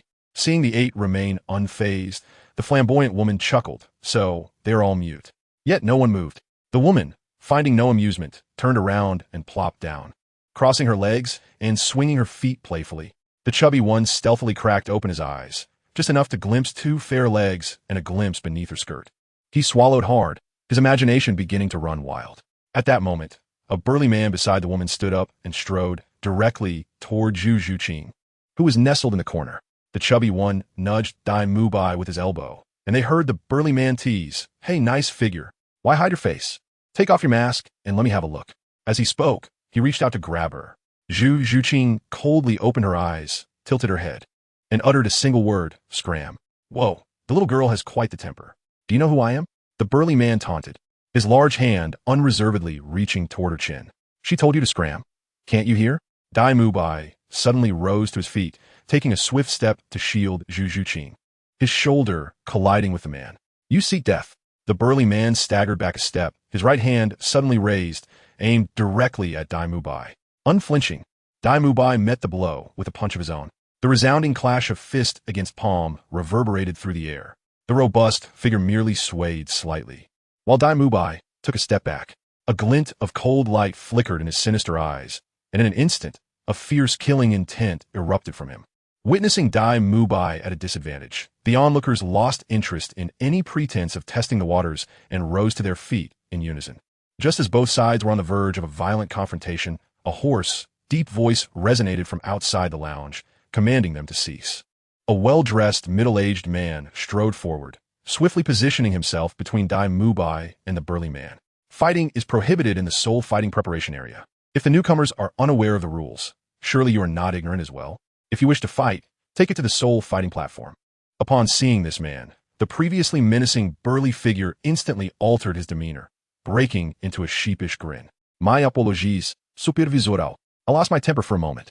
The man referred to as Supervisor AO let out a cold laugh, his gaze shifting to the 8 members of Shrek, appraising them with a meaningful glance. Young man, there's no need to quarrel here. Any grievances can be settled later on the soul fighting platform. After delivering a warning glare to the burly man, he departed. The burly man dared not provoke further, yet his gaze towards Dai Mubai remained sharp as a blade. He pointed a finger menacingly. Just you wait, kid. I'll make you regret this. With that, he left, whistling in a taunting manner. What did that big guy just say? The rotund companion pretended not to hear. Cupping his ear, Xiao Wu chuckled. He said he is going to beat Dai Mubai to a pulp. Dai Mubai scoffed dismissively, twisting his neck with audible cracks. This brute is no ordinary opponent. Oscar stretched lazily, noting Supervisor AO's implication that these individuals were their opponents for the evening. No wonder they kept testing us, he mused. Behind his mask, a pair of peach blossom eyes glanced lightly towards the other side of the lounge, where their rivals were brazenly casting challenging looks. That group is deliberately putting on a rough and brash facade for us to see. Let's not be deceived by appearances. We must remain vigilant. Xiao Ao, I never realized you were quite astute and observant, Ning Rongrong remarked with a smile. Incorrect, Oscar replied, tilting his head and tapping his temple. This is wisdom and strategy. Ning Rongrong shot him a playful glare. A few compliments and you're all puffed up. At this moment, the previously agitated Dai Mubai began to regain his composure. It was clear he had gained the upper hand in that exchange. The opponent's soul power was evidently at the 39th level. 3-ring ceiling? Jiang Mumu blinked, adding, leave him to me. The opponent's advantage lay in their higher rank. Judging by his physique, he appeared to be a defensive powerhouse. Tang Sen naturally raised his hand, resting his palm atop her head, gently grasping it twice. We aim to avoid direct confrontation with him, instead targeting those with weaker defenses. I would do my utmost to contain this behemoth. All right, Dai Mubai nodded and added. We must exercise caution. Should the situation turn unfavorable, we shall promptly use Xiao Ao's mushroom sausage to flee the soul fighting platform. Do not force it, understood? As the captain of the Shrek 8 Monsters team, he was never one to act impulsively, yet he could not tolerate the bullying of his beloved. Of course, his term beloved was solely his own sentiment. Zhu Zhuqing would never concede to such a notion. Half an hour later, it was finally the 8's turn to take the stage. Both teams rose simultaneously, emerging from the Soul Master preparation area. In an instant, their auras clashed, creating an atmosphere of mutual suppression, with fierce battle intent igniting in their gazes. At the forefront of their opponents was a robust man, arrogantly giving a thumbs up to Shrek as 8 members before slowly directing his finger towards the ground. Following him were 2 bare-chested young men of shorter stature, their bushy eyebrows and large eyes bearing a striking resemblance to one another. The 4th member was a stocky, middle-aged woman with a broad waist and short legs, her mouth large and her face adorned with a prominent mole, exuding an intimidating presence. Behind her stood a flamboyantly adorned woman, clad in revealing attire, her bosom ample and alluring. As she passed by Dai Mubai, she playfully cast him a flirtatious glance, causing the stout man to smack his lips, nearly drooling. Following the enchanting woman were 2 frail young men, their backs slightly hunched, their faces pallid and yellowish, as though they had not eaten well for days. Bringing up the rear was a grim-looking middle-aged man, his eyelids perpetually drooping, and he was the only one who had not cast a glance at the Shrek 8 monsters. The 2 teams proceeded towards their respective entry passages at the sides of the soul fighting platform. The area designated for team battles was significantly larger than that for 1-on-1 or 2-on-2 contests, boasting a diameter of 40 meters. The surrounding audience area was also twice as expansive. The glaring light of soul guidance devices crisscrossed overhead, and amidst the vast space, cheers erupted, creating an impressive spectacle. The entrance gates swung open, and both teams appeared simultaneously on either side of the soul fighting platform. The host stood at the center and proclaimed loudly, The fourth team battle of the evening is about to commence, pitting the Shrek 8 Monsters against the Mad God team. The Shrek 8 Monsters was a newly registered rookie team, and this marked their inaugural team battle. Unfortunately, they were up against the Mad God team. Observing the masks on the faces of the 8 members, the audience erupted in a chorus of sighs. The name Mad God was indeed audacious. Xiao Wu inadvertently stepped into a small puddle of blood left from the previous battle, disdainfully wiping her shoe sole. Mad God team, surely a name familiar to all. They have achieved a remarkable streak of 7 consecutive victories. Should they continue their relentless advance and secure a few more wins, they will become the fastest team to ascend to the Bronze Soul Badge in the Soto Great Spirit Arena. As the host shifts the focus of the introduction to the Mad God team, the audience's fervor reignites. Destroy them. Tear them apart, shouts a spectator, fervently waving their arms. Ning Rongrong furrows her brow, perplexed by the crowd's fervent enthusiasm, as if they have all gone mad. They are, after all, supporters of the opposing team. Tang Sen observes his adversaries with a calm demeanor, as a hint of purple glimmers in his eyes. The Mad God team is notorious for their ruthless tactics. Excellent, laughs the robust fatty, cracking his knuckles with a satisfying pop. I relish a fierce challenge. Watch as I sit there, behind a blaze. Hee hee, retorts Xiao Wu, smirking. What you truly wish for is to incinerate that woman's attire, isn't it, you rotund fool? Oscar chuckles. Xiao Wu, you're indeed a perceptive soul. Hey. Jiang Mumu gestures toward the opposing team with a tilt of her chin. I know we are formidable, but we must show a modicum of respect to our opponents. The two teams stand divided, approximately 10 meters apart, yet their states of mind are worlds apart. The Mad God team exudes an aura of menace, each member serious and poised for action. In stark contrast, the Shrek 8 Monsters, concealed behind their masks, exhibit a relaxed demeanor, with some even stifling laughter. This nonchalance irks their opponents, who perceive it as a blatant disregard. Humph, grumbles the hulking member of the Mad God team, his voice low and menacing. Let us ensure they taste a bit of suffering soon. After introducing both teams, the host inquires if they are ready. Dai Mubai and the opposing giant nod in unison. The host announces, countdown, 5 seconds. 5, 4, 3, 2, 1. Team battle, 4th match, commence. This countdown is absent in 1-on-1 or 2-on-2 matches, implemented to prevent any missteps due to the larger number of participants in a team battle, which might impede the timely release of their spirits and affect overall performance. Of course, the primary goal is to satisfy the audience. Brothers, unleash your spirits. With a resounding roar from Dai Mubai, the morale of the 8 members surged dramatically, dispelling their previous slack demeanor. As they simultaneously unleashed their martial souls, their battle formation swiftly transformed. The 5 soul masters, all of whom possessed identical soul rings of 2 yellow and 1 purple, stood in stark contrast to the opposing team, the Mad God Squad, who appeared somewhat lacking. Despite all members being above level 30, the quality of their soul rings exhibited considerable disparity. Only the flamboyantly adorned woman boasted the optimal configuration of 2 yellow and 1 purple. The team captain, a burly man, along with a sinister middle-aged man and a fierce woman, each displayed a combination of 1 white, 1 yellow, and 1 purple soul ring, standard 10-year, 100-year, and 1,000-year combinations. The remaining 4 members were equipped with 1 white and 2 yellow rings. This juxtaposition rendered the Mad God Squad somewhat unimpressive, even from a distance. Their soul rings emanated a faint glow. Upon witnessing the soul rings, Xiao Wu couldn't help but chuckle, bemused by the opposing team's unremarkable yet confident display. Oh dear, she mused. How can they be so ordinary yet so assured? Jiang Mumu sighed with a hint of disappointment. I almost feel embarrassed to confront them. The chubby member was equally taken aback, exclaiming, wait, how did they manage to win 7 consecutive matches? Are we too strong, or are they simply lacking in skill? With a resigned shrug, Oscar lamented, looks like I won't have much to do in this match either. In the previous 2-on-2, he had barely registered on the battlefield, as Tang San swiftly dispatched their opponents in mere moments, leaving him to win while stifling yawns. All right, everyone, let us not underestimate them, Dai Mubai cautioned, pausing momentarily before breaking into laughter. 2 minutes should suffice, right? 2 minutes? The chubby member exclaimed, adjusting the tuft of red hair atop his head. Are you looking down on us? Meanwhile, the Mad God Squad regarded the 8 from Shrek with evident concern. 5 top-tier soul masters? The alluring woman narrowed her eyes. Calm down. 3 of them are support type, and the other 3 are merely great soul masters, the burly captain stated solemnly. He naturally included Jiang Mumu in the support category. 1 more support meant 1 less combatant, implying that even with higher quality soul rings, they might not gain the upper hand. Captain, There's a member from the Seven Treasures glazed tile school among them. A slender youth remarked quietly. I see. The captain furrowed his brow, contemplating. Let's not go too hard on that one. Just throw him off the stage. At that moment, he felt a twinge of regret for provoking Shrek.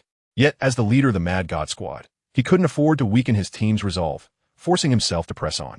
As the host announced the commencement of the team battle, leaping down from the stage, both sides charged forward. Onward, Dai Mubai, now enveloped in the aura of his martial soul, was the first to charge, targeting the burly soul master whose martial soul resembled a gray bear. With the Seven Treasures glazed tile school's power unleashed, he declared, first, strength, second, speed. Ning Rongrong's 2 soul rings illuminated her form, casting 12 radiant hues that enveloped the 6 individuals.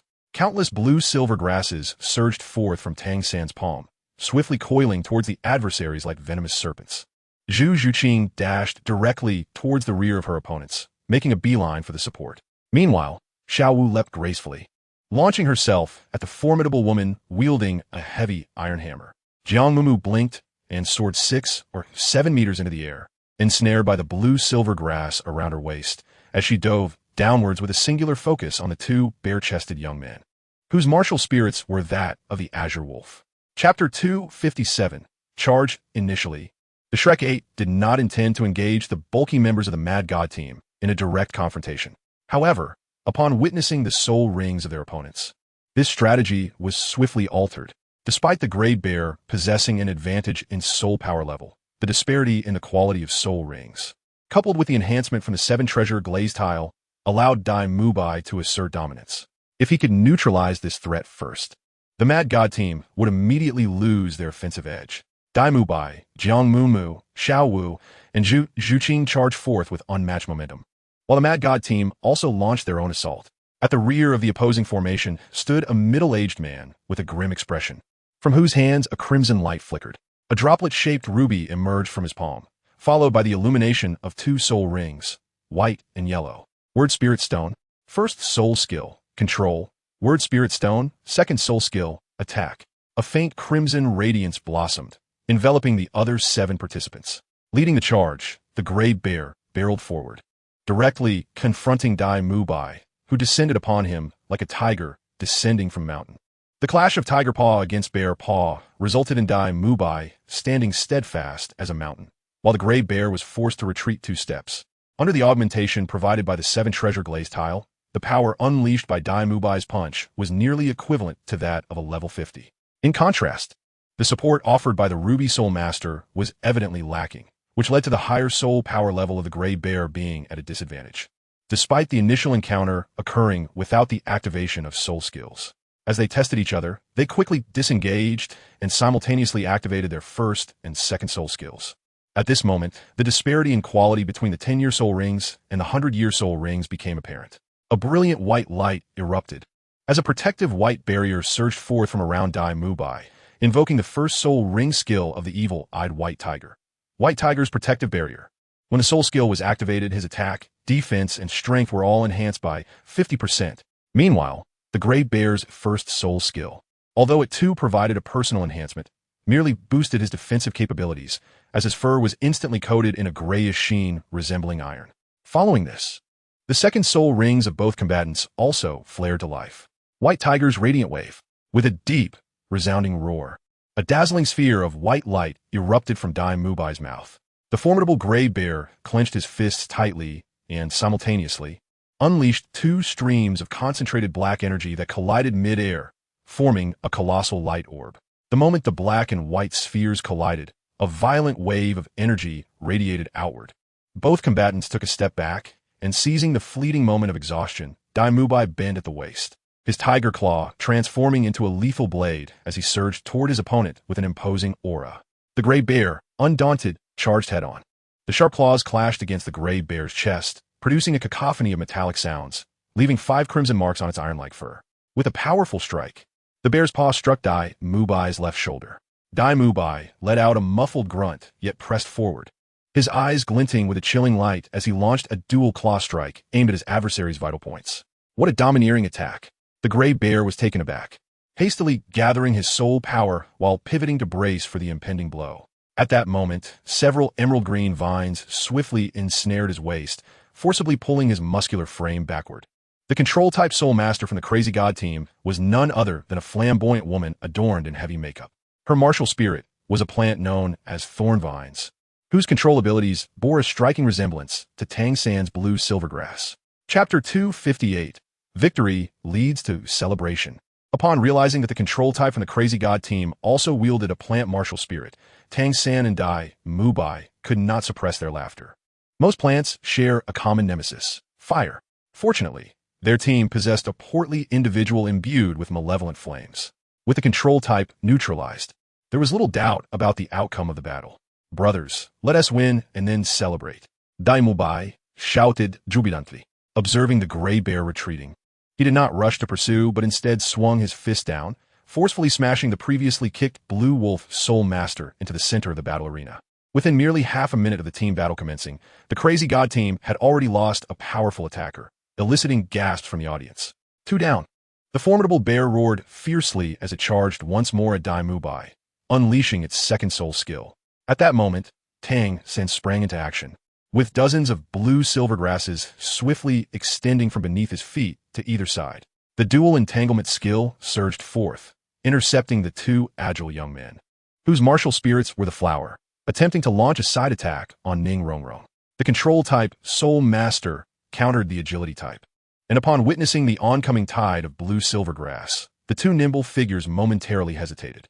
Without a glance at the situation flanking him, Tang San raised his right hand, and with a sudden flick of his wrist, he hurled a sphere of bluish-green light towards the massive bear. As the purple Millennium Soul ring beneath his feet flared brightly, the bear realized the impending danger. In the next heartbeat, the bluish-green orb did not shatter under the impact of its second soul skill, but instead swayed amidst the black light's onslaught. Simultaneously, a strand of blue-silver grass lunged forward from an unexpected angle. The bluish-green light that had been sent airborne suddenly plummeted downwards. "Beware!" exclaimed the enchanting woman, her expression shifting dramatically. At that moment, her thorny vines bifurcated, ensnaring both Zhu Zhuqing and Jiang Mumu. This brief distraction allowed Jiang Mumu to leap swiftly out of the control zone. The bear, acutely aware of the need for caution, struggled to adjust. Yet speed was not his forte. Once more, the black orbs hurled from his fists collided with Dai Mubai's white tiger's radiant wave. In the ensuing cacophony, both combatants momentarily staggered. At that instant, a vast net descended from the heavens, enveloping him instantly and tightening rapidly. The bear's first instinct was to break free. In an explosive display of muscle, he exerted his strength through his arms. However, the net was not only resilient, but also laced with venom. The corrosive toxins began to eat away at his thick fur, emitting a faint sizzling sound. Paralytic toxins seeped through the eroded fur and gradually penetrated the layers of his skin. "Precisely," Dai Mubai exclaimed, giving Tang San a thumbs up. He then propelled himself forward like an arrow towards the agile Flower Soul Master on the right side. The battle had fully erupted in the initial clash. It was evident that the Mad God team had suffered a significant setback. Not only had a formidable member of their team been gravely injured, but their main combatant, the bear, was also ensnared and incapacitated by the web. Faced with such an adverse situation, the spirit of the Mad God team, the alluring woman, revealed no sign of panic. Instead, she shouted with authority, "Rise." Simultaneously, the formidable gray bear, ensnared within the web, was swiftly targeted. Upon hearing the command, the feline soul master on the left flank, hindered by the blue-silver grass, retreated with alacrity, unhesitatingly charging towards Zhu Zhuqing. Another wolf soul master, shielded by the thorny vines, also fell back into formation. Under the dual influence of toxins, the gray bear collapsed to the ground. The more it struggled, the tighter the web constricted. At that moment, its once lustrous gray fur had become corroded into a mesh, emitting an unpleasant odor. In Chapter 259, The Sinister Flavor, the alluring woman's martial soul, the thorny vine, possessed the ability to entangle, and her first soul skill was poison. However, faced with the equally toxic blue silvergrass, which also belonged to the plant control category, she found herself at a loss and could only attempt to rescue the gray bear. Tang San, of course, would not allow her to succeed. Countless strands of blue-silver grass surged from the ground, racing towards the seductive figure to ensnare her. Unperturbed by Tang San's onslaught, she retreated swiftly, her second soul ring illuminating as she raised her hands. Sharp, green tendrils intertwined rapidly, forming a verdant barrier before her, thwarting the advance of the blue silvergrass. As the two toxic plants clashed, they emitted a sizzling sound, locked in a standoff midair, each leveraging their toxins against the other. Soon, the blue silvergrass, having absorbed the essence of the man-faced demon spider, gained the upper hand, its corrosive toxins relentlessly eroding the thorny vine before it. The woman's expression turned grave. Disregarding her astonishment, she immediately hoisted the gray bear and retreated towards her own ranks. As long as she could free him, there remained a chance of victory. However, at that very moment, an explosive sound reverberated. A flame, thick as an arm, surged through the gaps in the blue silvergrass, striking the thorny barrier and creating a substantial breach, with the purplish-red sinister fire rapidly spreading. "Let me show you the taste of my sinister fire," the rotund figure exclaimed, stylishly touseling his fiery red hair. Tang Sen raised an eyebrow, swiftly casting another web of binding. The blue-green radiance streamed through the hole created by the impact, enveloping the enchanting woman. As the web unfurled, descending upon her, the alluring figure could no longer afford to rescue the gray bear. With a quick roll, her third spirit ring finally illuminated. A surge of purple light erupted, and a multitude of thorny vines erupted from around her, intertwining into 8 long spears that spun rapidly, meeting the descending web head-on. Harnessing the momentum of the spin, she forcefully lifted the 5-meter diameter net. Surprisingly, the third spirit skill of her control type was an offensive technique. Tang Sen gently gathered his right hand, causing the web to transform back into light and return to his palm. At this moment, the crazy god team was thoroughly suppressed by the Shrek 8 monsters. The right-wing flower raccoon spirit master, entangled with Dai Mubai, was steadily retreating under the immense pressure of the powerful beast martial soul. Seizing the opportunity, Xiao Wu unexpectedly unleashed her second spirit skill, Charm, catching the formidable woman off guard. In an instant, she teleported close, executing a powerful waist throw that sent her crashing against the protective ropes at the edge of the battle platform, and then rebounded for another devastating slam. Although Zhu Zhuqing's strength did not match that of another flower raccoon spirit master from the Crazy God team, her purpose was not to engage in combat. Under the enhancement of the 7-treasure glaze tile, her figure transformed into an ethereal shadow. With a few agile maneuvers, she shook off her pursuers and charged toward the opposing support. The hefty figure activated his first and second spirit skills simultaneously. In the state of the fiery phoenix, the attack power of the phoenix fire line was evidently enhanced, resembling a fiery whip that swept towards the enchanting woman. The blue wolf spirit master, stripped of the protection of the thorny vines, encountered Jiang Mumu once more. Before he could activate his third spirit skill, he was met with a powerful punch that shattered his soul power.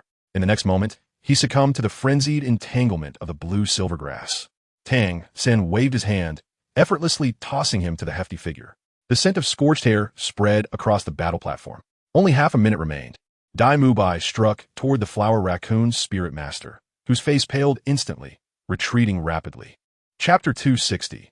The Walking Dead. Just as the Crazy God team faced overwhelming suppression and began to falter, a crimson light suddenly erupted from the auxiliary spirit master's palm, transforming into 7 beams that simultaneously infused the 7 members ahead.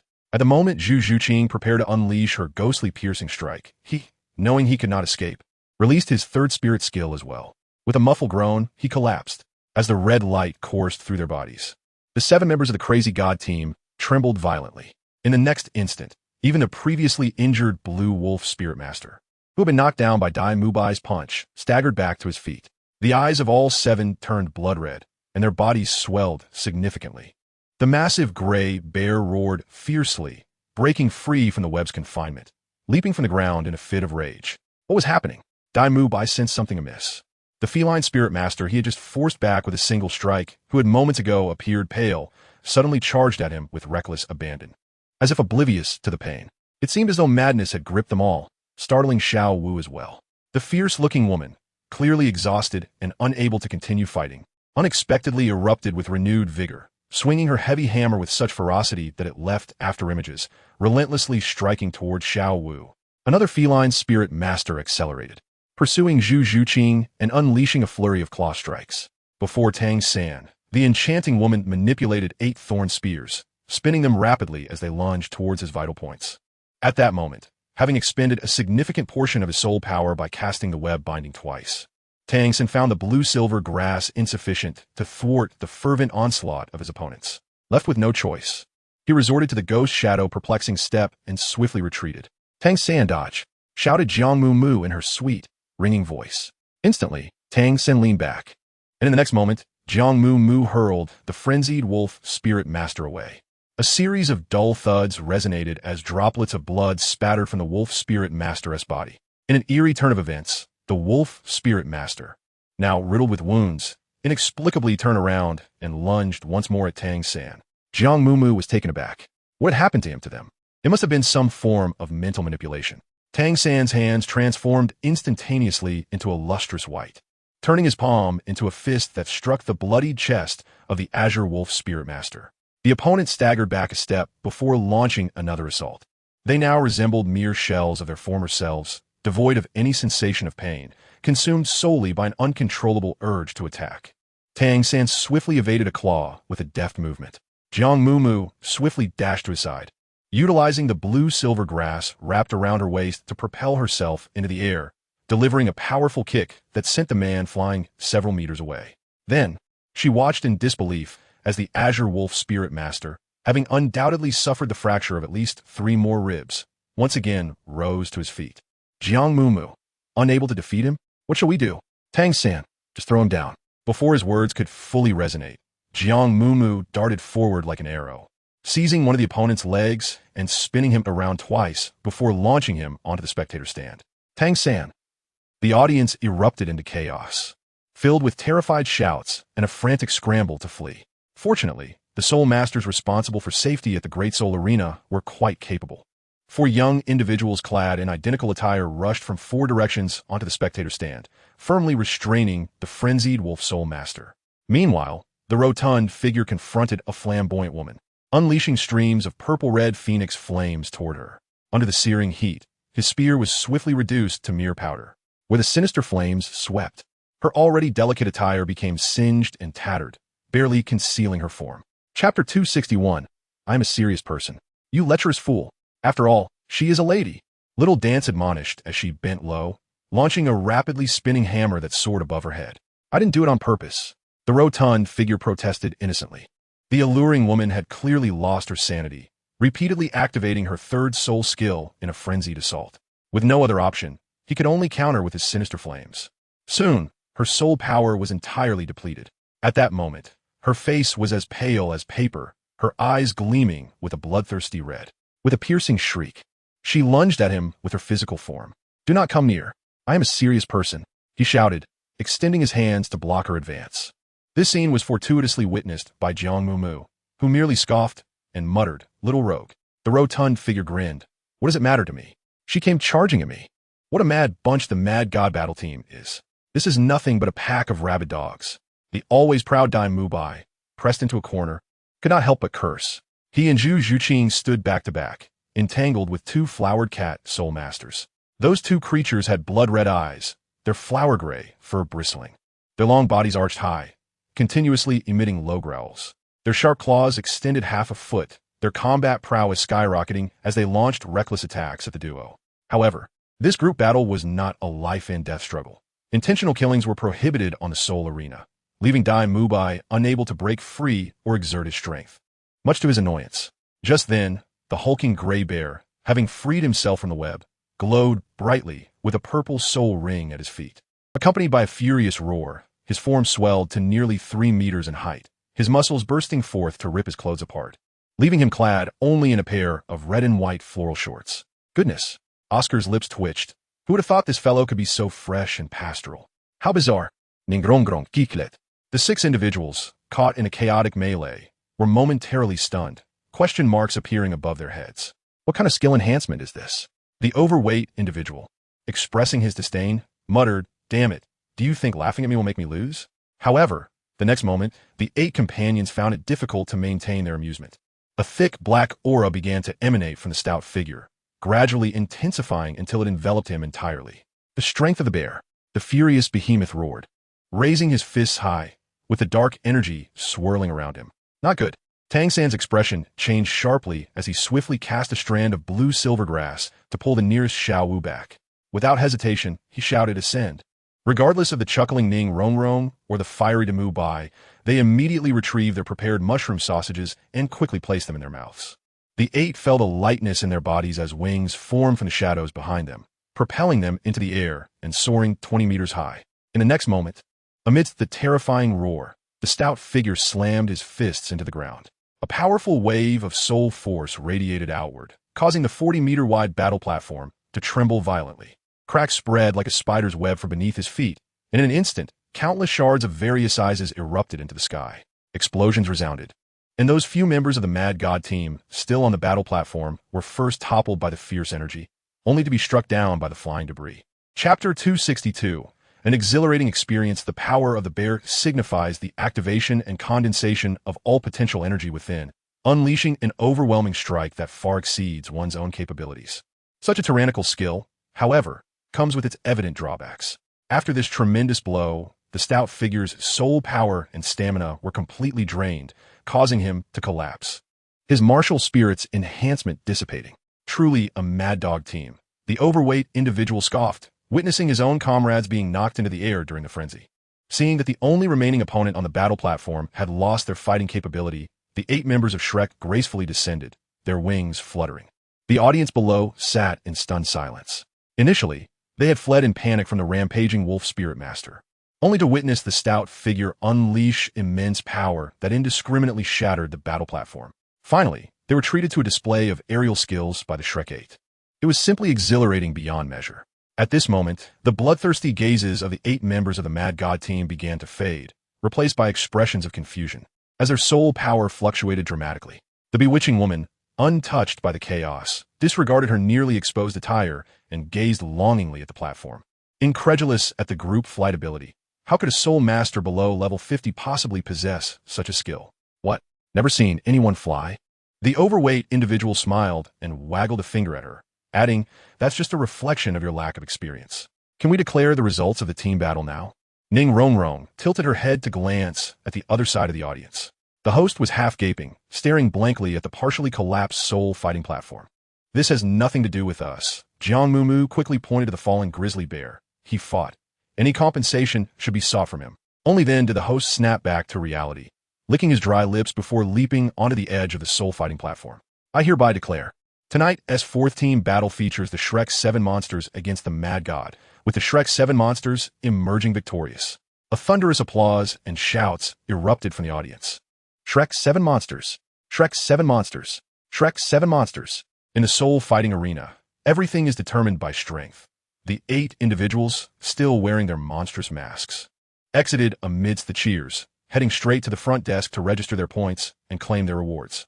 Regardless of how many battles one participates in, only a single registration fee is required, and victories yield monetary gains. Xiao Wu contentedly patted her pocket, remarking, "This place is splendid. I truly like it." The registration fee was 10 gold soul coins, and winning a match earned an additional 10 gold soul coins as a reward. Aside from Oscar and Ning Rongrong, the other 6 had each participated in 1-on-1, 2-on-2, and team battles, 3 matches in total. After deducting the registration fee, each person earned 20 gold soul coins. Earning 20 in one night translates to 200 over 10 nights, amounting to 600 gold soul coins in a month, far exceeding the soul master subsidy. Jiang Mumu calculated excitedly. If you think about it, spending a year and a half in the Great Soul Arena could lead to fortune. Oscar chimed in. "Once we accumulate enough points and our rank rises to the Copper Soul Badge, each victory will yield 30 gold soul coins. And the Silver Soul Badge seems to offer 80. Xiao Wu's eyes sparkled as she swallowed hard. Meanwhile, in the betting area, Flander grinned widely, his eyes gleaming with mirth, as he calmly pulled a large pouch from the soul guide amidst a sea of astonished gazes. With a swift motion, he swept the pile of gold soul coins before him into the bag and whistled cheerfully, which caught Zhao Wuji's attention, causing him to lean forward. "How come you have so much?" Old Zhao asked, his envy evident. My brother, I've wagered my entire fortune on these little monsters." "I'm nearly down to my last pair of trousers," Flander replied with a sly grin. Noticing old Zhao's eager gaze, he promptly tucked the pouch back into the soul guide with a flick of his wrist. Clearing his throat, he said, "You didn't bet more, did you?" Zhao Wujia glanced down at the 20 or so gold soul coins in his hand, grumbling, "You don't pay wages. Where am I supposed to get my betting capital?" Flander laughed awkwardly. "Tomorrow I'll lend you 50, no, 100 gold soul coins. Come on, let us go. my brother, I'll treat you to drinks. Zhao Wujia scowled, huffing in frustration. Teacher, you promised that if we win the team battle, you'd treat us to a grand feast, where we can order anything we want. The portly fellow approached with an exuberant grin. He was a student of Flandre, and their relationship was naturally the closest, as only he would dare to boldly request such an extravagant expense. Remember, Flandre waved his hand and shot him a glance. All you do is eat. Hurry back and focus on your training. With that, he clapped Zhao Wujia's shoulder and strode away.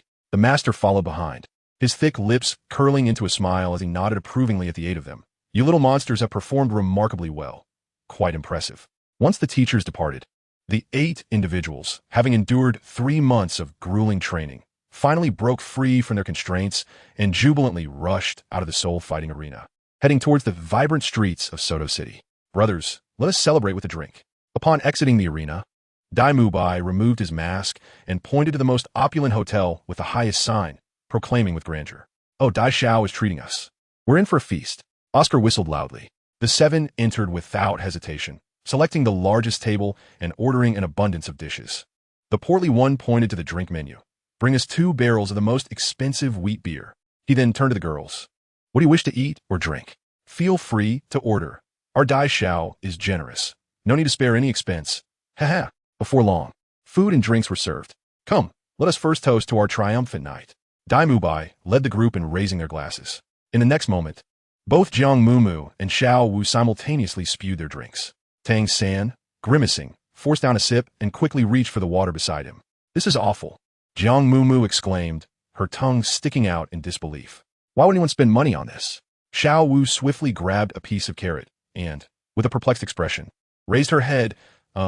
Do we drink some counterfeit wine?" Coughing violently, Tang San choked on the water. The other 5 looked on in confusion. "You all Haven tea had alcohol before, have you?" Oscar propped his chin on his hand, scratching his head in disbelief. Jiang Mumu nodded obediently, exclaiming that the drink was utterly distasteful and expressing a desire for watermelon juice. "How can I not have tried it?" "Of course I have," she declared with a haughty tilt of her chin. "The kind I drink is sweet and delightful. This must be some counterfeit liquor." Tang San coughed repeatedly, while Douluo laughed heartily, nearly losing his head in amusement. He beckoned to a nearby waiter, urging him to hurry and bring watermelon juice for the 3 obedient children. Ning Rongrong giggled uncontrollably, her laughter blooming like flowers in spring. Who would have thought that the formidable Qinsho Azura, the Iron Fist Overlord, and the graceful Bone Rabbit, who ruthlessly defeated their opponents on the soul-fighting stage, would be 3 adorable children clutching juice? It's simply too amusing. Chapter 264. To you. A true man Jiang Mumu, Tang San, and Xiao Wu sat in a row, their straws poised in silence as they observed the circle of patrons pounding the table in uproarious laughter. Xiao Wu steadfastly believed that the hotel was peddling counterfeit liquor, much to the chagrin of the waiter, who shot her incredulous glares from the sidelines. Jiang Mumu was engrossed in her meal. Although her tolerance for alcohol was limited, her appetite remained robust. Among those present, only the stout individual posed any challenge to her. Tang San was responsible for serving her dishes, skillfully snatching them from the stout man's chopsticks with remarkable speed. Zhu Zhuqing spoke little, yet her mood was evidently elevated, a gentle smile gracing her lips throughout the evening. At an opportune moment, Dai Mubai approached to offer his attentions, remarkably not facing rejection. "Ning Rongrong, why don't you have some juice?" he suggested, noticing the faint blush on her cheeks. However, upon hearing this, Ning Rongrong became immediately discontented. She sprang up, one foot perched on her chair, looking down imperiously, and declared, "I refuse juice. I want wine. Fill it to the brim." Oscar, looking up, felt a twitch at the corner of his mouth, taken aback by her boldness. "Did you not hear me? Fill it to the brim." Ning Rongrong suddenly leaned down, her delicate and fair hand boldly grasping his chin. Oscar was momentarily stunned, his heart racing as if it might leap from his chest, his eyes reflecting the enchanting visage of the little fairy before him, while fireworks erupted in his mind. "Oscar! Oscar!" The stout man nudged him playfully. It took Oscar a moment to regain his composure. Yes, of course I'm on it."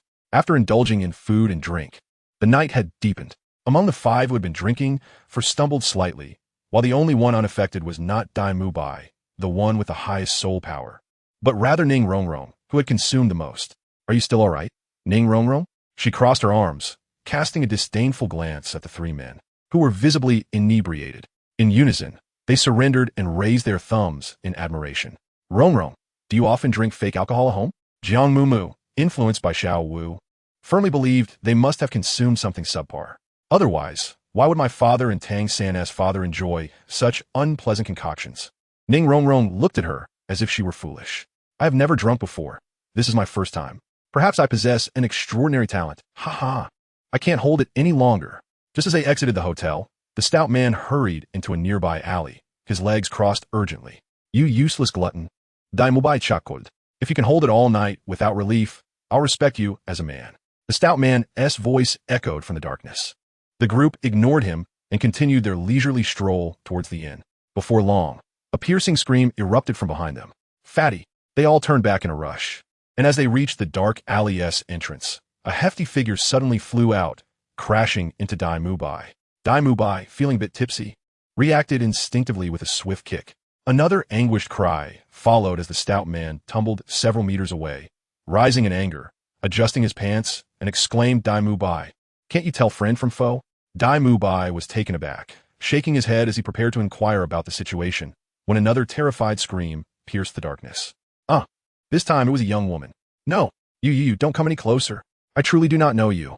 The panic cries of the young lady echoed from the shadows, prompting Jiang Mumu and Xiao Wu to rush into the alley. Be careful. Tang San followed closely behind. Soon after, a throng of people stumbled and rushed forward chaotically. Illuminated by the distant streetlights, a disheveled, long-haired woman could be faintly seen huddled in the corner. How can you not know me? We've met several times before. Just today at the Grand Seoul Arena, you even smiled at me deliberately. Admit it. Are you smitten with my brother? The man's tone was lewd and impertinent as a slender, hunchback figure advanced step by step toward the woman. Hearing the chaotic footsteps approaching from behind, the woman turned with a hint of impatience. In the dim light, her face appeared gaunt, with bulging eyes and a sharp, elongated chin, so unattractive it was unsettling.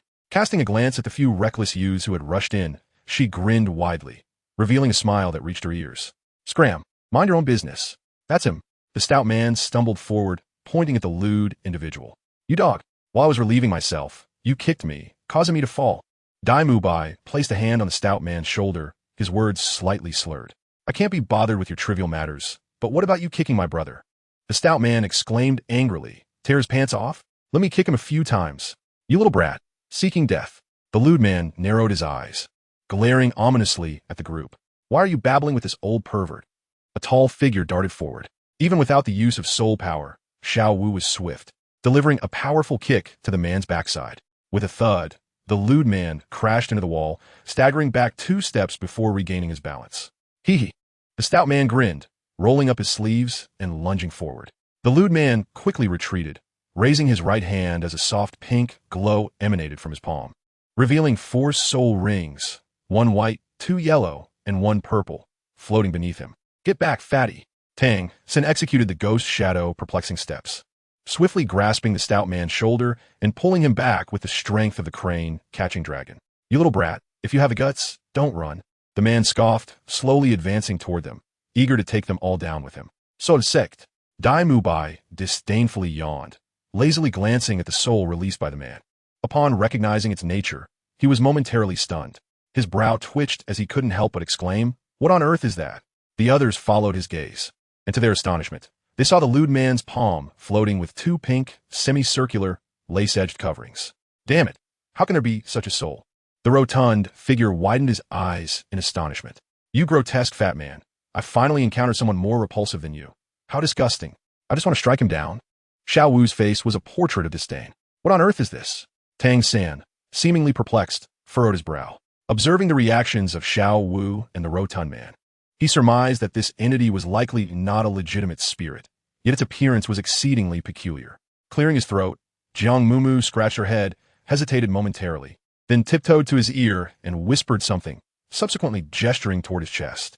Tang San's expression turned chaotic as he opened his mouth in disbelief, struggling to articulate a response, and silently pulled out the Zhuge Divine crossbow from his soul guide. Chapter 266. You dare to threaten me, Dai Mubai, Zhu Zhuqing, and the rotund man were all inebriated, while Oscar and Ning Rongrong lacked combat capability. Only Xiao Wu, Mumu, and himself remained, to ensure their safety. Tang San discreetly gripped the Zhuge Divine crossbow in his left hand. The lecherous man glared ominously at the group, letting out a cold sneer. With the first and second soul rings beneath him glowing brightly, two pink semicircular shields shot forth from his hands, rapidly expanding. The lecherous man swiftly placed one atop his head and hurled the other away. The shield spun in the air, instantly enlarging to a diameter of 2 meters. Descending upon the group. Move! Tang San swiftly pulled Jiang Mumu close, his toes touching the ground as he slid backward several meters. Positioning himself in front of Oscar and Ning Rongrong, Xiao Wu leaped gracefully, executing 2 agile jumps to evade the impending threat. The rotund man, sensing danger, immediately rolled on the ground, rounding himself behind Dai Mubai. Dai Mubai, holding Zhu Zhuqing's hand, attempted to retreat, but the pair, already tipsy, stumbled as the rotund man tripped them from behind. They were just a moment too late. The pink shield surged toward them, enveloping both in a swift embrace, tightening abruptly. Caught off guard, Dai Mubai's face was buried in a soft mass. Zhu Zhuqing stiffened, her icy voice cutting through the air. Roll. Quick roll. After a moment of confusion, Dai Mubai finally grasped the situation, nonchalantly replying, "How do we roll? Can't you see we are being restrained? Let's just wait for Tang San to come to our rescue." Dai Mubai. Zhu Zhuqing gritted her teeth. "Are you seeking death? What does this have to do with me?" Dai Mubai protested, feeling quite helpless. "I can't even move right now, and you're being hostile towards me." "Listen, Dai Mubai, could you refrain from speaking in such a tone? It's making me nauseous." The rotund man's voice suddenly emerged from behind. Dai Mubai jumped in surprise. "What the hell, fat man? How did you get in here?"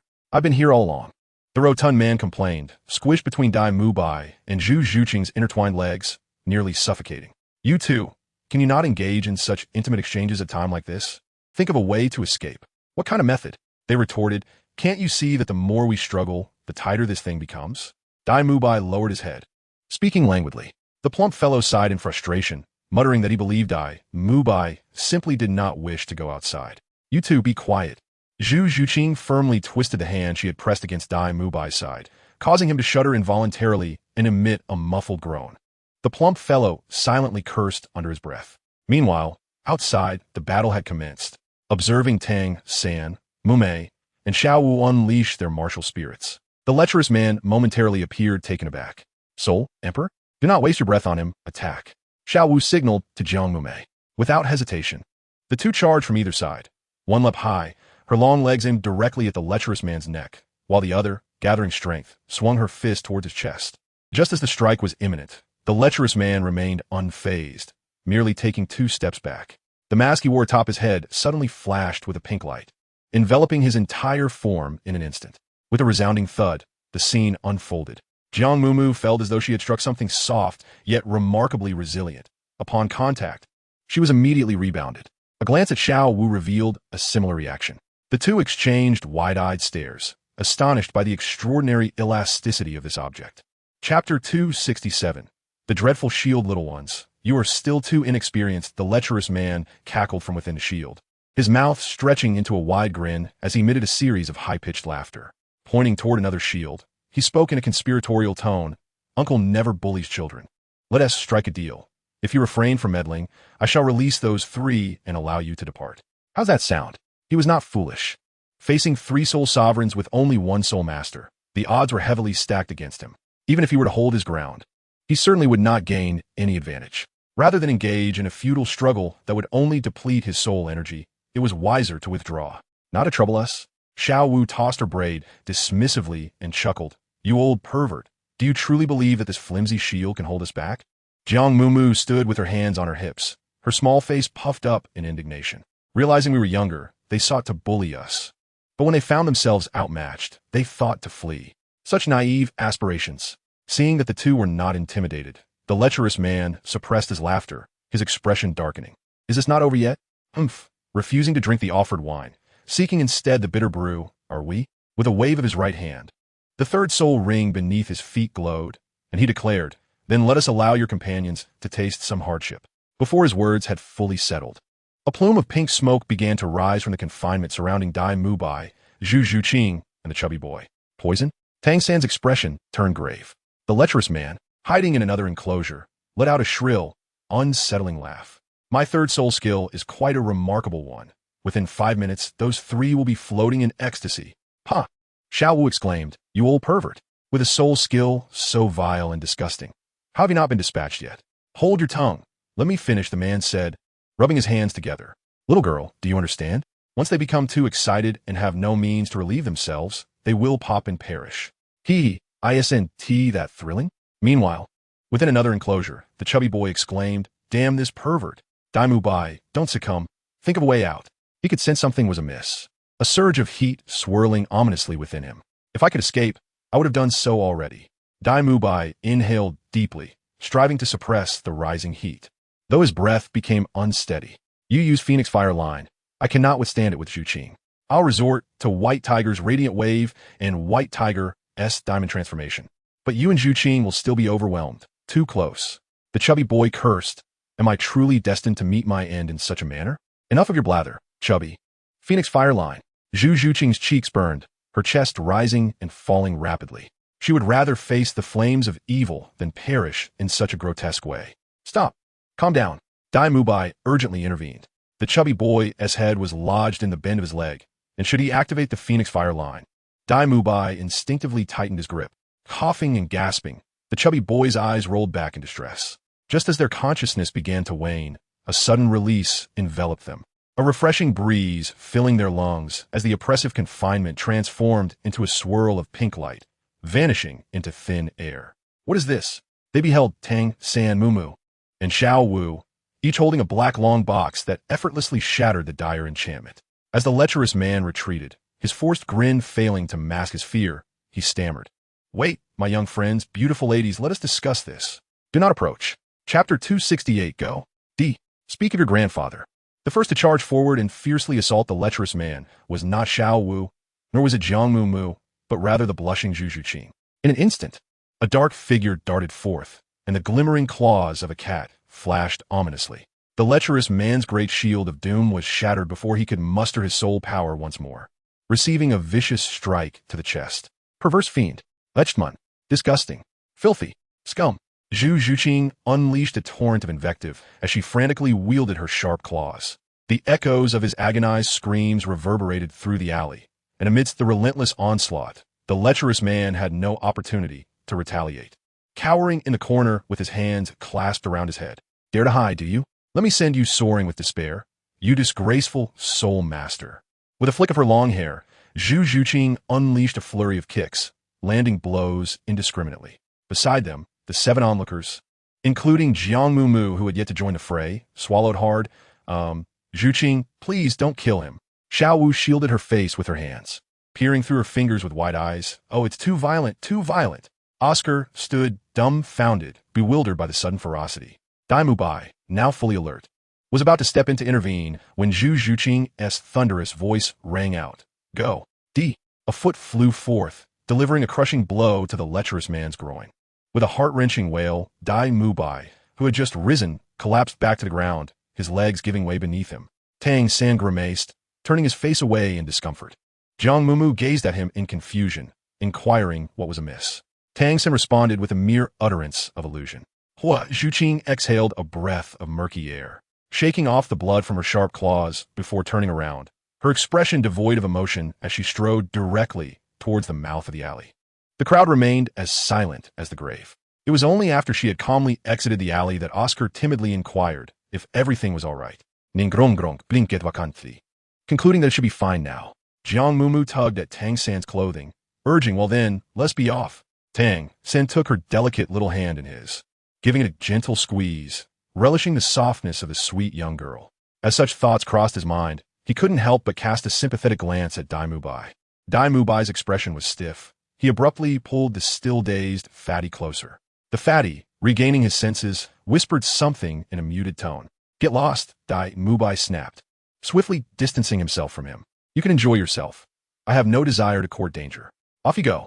The fatty, with a slight pout, huffed and promptly scurried away towards the other end of the alley. The following day, Zhuqing remained the same indifferent girl, her expression unchanged and her words few. As anticipated by all, Flender led the group to a quaint little food truck tucked away in a corner, where a sign proclaimed, Affordable Self-Service. The battle for the soul arena continues unabated. The master provides no respite for the 8, requiring each to participate in at least 2 battles every evening. This relentless schedule has resulted in the Shrek 8 rapidly amassing wealth and garnering an increasing number of supporters. Over the past month, they have thrived in the Soto Great Soul arena, even instigating a trend of mask wearing. In this brief period, 5 or 6 teams have emulated them, donning various extravagant and bizarre masks, each adopting a flamboyant moniker. Regrettably, none of these teams have achieved the same level of success in group battles or individual performances as the Shrek 8. When the points were tallied at the end of the month, all 8 astonishingly bypassed the Copper Soul Fighter rank, leaping directly from Iron Soul Fighter to Silver Soul Fighter. A month has swiftly passed. All 8 have successfully obtained their Silver Soul Fighter badges, while Tang San and Xiao Wu, the 2 prodigies, have achieved an impeccable record in 1-on-1, 2-on-2, and team battles, propelling them 2 ranks higher from Iron to Gold Soul Fighter. With the elevation of their Soul Fighter ranks, the new month heralds the Shrek 8's imminent arrival at the central battle stage of the Soul Arena. However, due to their remarkable performances, they have inevitably become the focal point of both the audience and the Soul Arena itself. Whenever the Shrek 8 appears adorned in their green, monstrous masks, waves of screams erupt, often accompanied by the enthusiastic pursuit of young admirers. The audience's fervor has caused quite a headache for the arena's management. In an effort to maintain order, have reluctantly provided the 8 with a high-end, private room typically reserved for VIPs. This allows them to enter in their true forms, change into their costumes and masks, and proceed directly to the Soul Master Lounge. Meanwhile, all registrations for the 8 are handled entirely by the Master, acting as their manager. Consequently, speculating which section of the arena the Shrek 8 will appear in each night has become a delightful pastime for the spectators. Those fortunate enough to witness their team battles often revel in recounting the experience to friends and family for days on end. However, the Master and Flinder prefer that their students remain under the radar. After all, these children are still quite young, and their extraordinary talents could attract unwanted attention from various factions, leading to incessant disturbances. The Great Soul Arena is merely one phase of their training. They hope these young prodigies will focus on their cultivation to ensure a longer journey ahead. Thus, the Master has resolved to designate tonight's team battle in the Central Arena as the Shrek 8's final performance at the Soto Great Soul Arena. Following this battle, they will transition into the next phase of their training. On this day, early in the morning, Ning Rongrong hastily left the inn without having breakfast. Oscar, pretending to be nonchalant, inquired about Zhu Zhuqing, who shared a room with her. He learned that Ning Fengji, the clan leader, was visiting, prompting Rongrong to wait at the city gate. Zhu Zhuqing, leisurely consuming her porridge, replied, "Yes, Ning Fengji is coming." Oscar streichte net abruptly Ning Fengji. Rongrong's father? Indeed, she confirmed. Zhu Zhuqing nodded slightly. In the next moment, Oscar sprang to his feet, hastily exiting the dining hall even before finishing his meal. "Brothers, I must return to shave," he exclaimed, his excitement palpable at the mention of his father's arrival. The portly one, with a hint of envy, curled his lip and reached for the last roasted chicken wing, placing it on his plate. "Ha!" Dai Mubai chuckled. "I suggest you eat less, my friend. If you continue this way, no girl will ever look your way." With that, he swiftly snatched the chicken wing from the portly one and handed it to Zhu Zhuqing. Zhu Zhuqing set down her spoon, declaring, "I am full." The portly one, delighting in his misfortune, laughed heartily, his flesh quivering jovially. "I shall rely on my personal charm to attract women, unlike you pretty boys, who are filled with nothing but deceitful intentions." Even Tang San found it hard to remain silent at this point. "Personal charm? Is it your wicked aura?" Jiang Mumu, munching on her bread, giggled foolishly from the side. "What are you laughing at?" Tang San instinctively placed his hand on her head, tousling her hair. His long fingers traced down her ponytail, gliding to the softly curled ends, casually twirling them as he wore a look of serene satisfaction in his dark eyes. Chapter 270, If All Else Fails, I Shall Flee. It's nothing. Just reminded me of how little Oscar used to be. Jiang Mumu chuckled mischievously, her laughter echoing for a moment before she suddenly leaned closer to Tang San, her curious eyes wide with wonder. "Why do you not have a beard?" Tang San was momentarily taken aback. "I shave it off. Is that something you do every day?" A soft little hand reached out to caress his cheek, gently rubbing against the left side, then the right, and finally exploring his chin as well. Tang San, feeling somewhat awkward, tilted his head slightly away. Jiang Mumu fidgeted, unable to uncover any clues. Her amber eyes twinkled mischievously as she smiled slyly. "Why not let me see you with a beard?" What an odd fascination. Observing the little girl gazing at him with eager anticipation, Tang San finally nodded lightly. "Well, you must wait 4 or 5 days. After all, he was merely a 13-year-old boy." No sooner had he spoken than Jiang Mumu, filled with expectation, remarked, I wonder if it will resemble my father's. Coughing, the elder Dai, who was holding a cup across from him, suddenly spat water all over himself. Looking at Tang San with an odd expression, Tang San thought, what should I do if the little girl I raised seems to regard me as her father? The group laughed and played, and, typically during such moments, Xiao would be the most talkative. Yet today, she appeared somewhat distracted. After a while, she finally asked, why is Rong Rong's father suddenly coming? According to Rong Rong, he was merely passing through on business. Zhu Zhuqing, noticing her pale complexion, gently touched her forehead and asked, Xiao Wu, what is wrong? It's nothing. Xiao Wu suddenly stood up. I have a stomach ache. I need to leave. Xiao Wu, I'll go check on her. Jiang Mumu quickly followed her outside. Once out of the restaurant, Xiao Wu appeared flustered, gripping Jiang Mumu's hand tightly as they hurried towards the bustling commercial streets of Suatawa City. Mumu, I can't go back. You must help me come up with an excuse. Can't go back? Why not? Jiang Mumu was filled with questions. Because Rong Rong's father is coming. And I've heard he always has a title Douluo from the Seven Treasure Glazed Tile School accompanying him. Xiao Wu bit her lip, hesitating before whispering. I cannot be discovered by the title Douluo. They can sense the aura of the soul beast on me. Jiang Mumu was momentarily taken aback. What would happen if they were discovered? Xiao Wu's face instantly paled, her fingers clenched tightly. After a long pause, she finally managed to open her mouth with great difficulty. They might be killed or imprisoned and kept in captivity. Jiang Mumu's pupils suddenly constricted, and she instinctively inquired, why? The reply came, because I am a soul beast of 100,000 years. Xiao Wu tugged at the corners of her mouth, revealing a faint, sorrowful smile.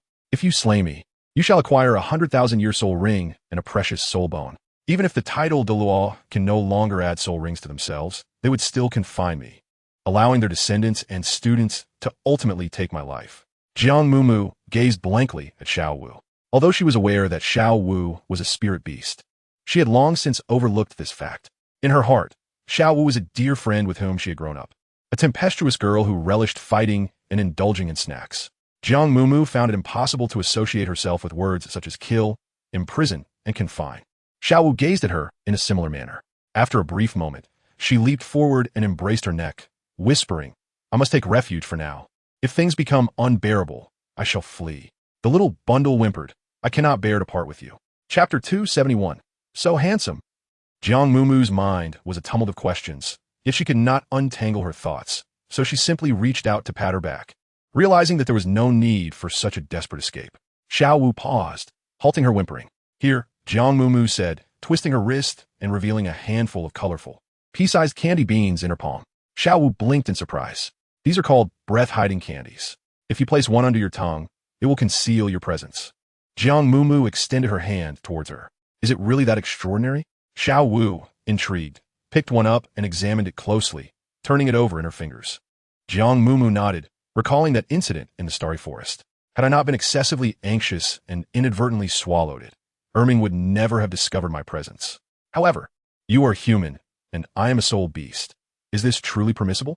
Xiao Wu expressed her skepticism. Jiang Mumu scratched her head and said, wait a moment, let me inquire. Xiao Wu asked, inquire of whom? Then, Jiang Mumu furrowed her brow, lost in thought. After approximately half a minute, her eyes suddenly sparkled with realization, and she beamed at Xiao Wu, affirming, no problem. You can take these for now, and I shall procure more for you. 15 minutes later, Jiang Mumu sat by the roadside, having just finished a jar of cookies purchased from the snack shop. She then handed a full jar of jelly beans to Xiao Wu. Half an hour later, the two of them strolled back to the inn. Just as they were about to ascend the stairs, a melodious yet playful voice wafted in from outside. Daddy, or Grandpa, can't you stay with Rong for a few more days? I certainly wish to spend more time with our little princess. It has been nearly half a year since I last returned home. You have no idea how much your grandfather misses you, came a voice that was surprisingly youthful despite its claim of being grandfather. Sword Grandpa, the legendary sword Douluo. Although equipped with the calming jelly beans, Xiao Wu instinctively felt a surge of tension in the presence of a titled Douluo. She quickly grasped Jiang Mumu's hand and hurried up the stairs, seeking refuge in her room. The two of them pressed against the door, ears perked to catch any sound from outside. After a while, silence enveloped them. There is truly no need to be afraid. Jiang Mumu gently reassured Xiao Wu with a pat. I'm not afraid. I am merely a tad nervous. Xiao Wu sighed, patting her chest. All right, it's all fine now. At that moment, a boisterous voice from outside the window broke the quiet. Hee, sect leader Ning, just call me Fatty. That's what everyone calls me. Jiang Mumu and Xiao Wu exchanged a glance, and, immediately, they stealthily approached the window, parting the curtains just enough to create a small opening. The window faced a spacious courtyard behind the inn, where, on ordinary days, a few individuals often gathered by the flower beds to practice their skills. At this moment, Dai Lao, Xiao Ao, Tang San, the plump one, and Zhu Zhuqing were all present. Ning Rongrong was charmingly linked to the arm of a refined, middle-aged gentleman, tilting her head and cheerfully introducing, "This is Tang San, the one I mentioned in my letter regarding the Zhuge divine crossbow, which is crafted by him. It possesses immense power, capable of easily breaching the defenses of a soul master of the fourth ring." The middle-aged man wore a gentle smile, and beside him stood a silver-haired man clad in white, his posture as straight as a sword. Jiang Mumu. So that must be the Lord Ning and the sword duelist, right? Xiao Wu. It should be, I suppose. In the next moment, both exclaimed in unison, "How handsome!" Jiang Mumu glanced at Xiao Wu, inquiring, "Who is that?" Xiao Wu replied, "The sword Douluo." Jiang Mumu nodded fervently, "Me, too." Chapter 272. I am an ardent admirer of the sword Douluo. 10 minutes later, in the inn's backyard, Jiang Mumu, Xiao Wu, and Zhu Zhuqing sat in a row by the flower bed, with hands cradling their faces and eyes sparkling like stars. They foolishly gazed at the sword Douluo as he assisted Ning Rongrong with her concealed weaponry. Mumu exclaimed, "How could he be this handsome? He must be my grandfather." Xiao Wu added, "This is the epitome of beauty and strength." Zhu Zhuqing remarked, "Now, that is true masculine charm." As the sword Douluo extended his fingers like a blade and turned his palm, a force akin to a colossal sword surged forth, blocking his form. The three of them let out a collective gasp. The sound of rapid metallic clashes echoed as 16 bolts, shot from the Zhuge divine crossbow, fell to the ground. Impressive. As the sword Douluo's figure shifted, he swept his left sleeve, effortlessly dispersing a cluster of poison needles. So dashing. With a flourish, he separated his hands before his chest, releasing 2 streams of sharp soul power that sent 6 flying daggers into the air. Incredible. Across the flower bed, Dai Mubai, Tang San, Oscar, and Ma Hongjun were gathered on a patch of grass, either seated or standing. "Are they all right? That old man is over 90. How could he be handsome?" Dai Mubai questioned. The chubby one, with a piece of grass in his mouth, delightedly observed the spectacle, teasing, "Hey Dai, can you still handle this? Are you jealous of an old man's charm?" Oscar sighed enviously. "When will I ever become this strong?" The chubby one chuckled. "Wake up. You're a food-type spirit. What dreams are you having?" Tang San pondered. "When will Ning Rongrong's father leave?" The chubby one, unable to hold back, taunted, "Really? Third brother, are you feeling timid?" 3 irritated glances swiftly turned towards the chubby one. "You glutton. Are you itching for trouble?" Dai Mubai cracked his knuckles, the sound of bones popping echoing. "You can't defeat a title Douluo, yet you think you can handle a mere evil fire chicken?" Tang San smiled gently, his dark eyes narrowing. Wait. Xiao Ao waved his hand. "If you're going to beat this glutton, don't hold back." The chubby one, sensing the impending danger, quickly retreated with a grin. "Come on, Dai. Third brother was just joking." Just then, as Dai Mubai lunged with his arm under the chubby one's neck, the sword Douluo's voice resonated. "I am as sharp as a sword." In an instant, a brilliant metallic gleam erupted, illuminating the entire courtyard. The man in white before Ning Rongrong seemed to morph into a whirlwind of metal. The harsh sound of friction splintered through the air, shattering all nearby projectiles, be it darts, crossbow bolts, or flying knives, into mere iron shavings that scattered about. Behind his imposing figure floated an ancient, colossal sword, measuring 2 meters in length and half a foot in width. 2 yellow, 2 purple, and 5 black soul rings spiraled around it, moving in a gentle rhythm. Dai Mubai was momentarily taken aback, truly handsome indeed. Tang San's gaze flickered. The 7-killing sword, a supreme, offensive weapon soul. In the moment the sword Douluo unleashed his soul, nearly everyone felt an incredibly sharp surge of soul power sweep past them. Is this the strength of a titled Douluo? The 3 girls across the way were equally astonished, their expressions resembling that of children encountering their idol. Mouths agape, faces filled with admiration. "Grandpa's sword is amazing." Ning Rongrong clapped her hands, joyfully skipping towards sword Douluo. With silver hair cascading down, his youthful countenance, sharp eyebrows, and striking features made him appear as though he were a sword unsheathed. His age was indiscernible. One might say he was in his 30s or perhaps in his mid-20s, and neither would be an exaggeration. As Ning Rongrong approached, this charismatic figure with an imposing presence smiled gently, raising a hand to ruffle her hair. "Little girl, you are quite remarkable, even compelling Grandpa's weapon soul to manifest." Chapter 273. Spoil me. Ningronggrong notet obediently. Grandpa's sword. This kind of weapon is called a hidden weapon. It is meant to ambush the enemy when they least expect it. Indeed, it possessed an element of surprise, particularly the crossbow bolt, which had a strong impact. Gazing at the adorable little princess before him, Sword Doa's expression softened, a smile gracing his lips. Hee, Grandpa's sword. Do you not understand what I mean? As she spoke, Ningronggrong snoting intensifiet. With a sharp crack, a cold gleam shot forth from her back, arcing directly towards Sword Douluo, at such a close range. Even Sword Douluo could not evade this powerful hidden weapon, the crossbow bolt, designed for lethal strikes.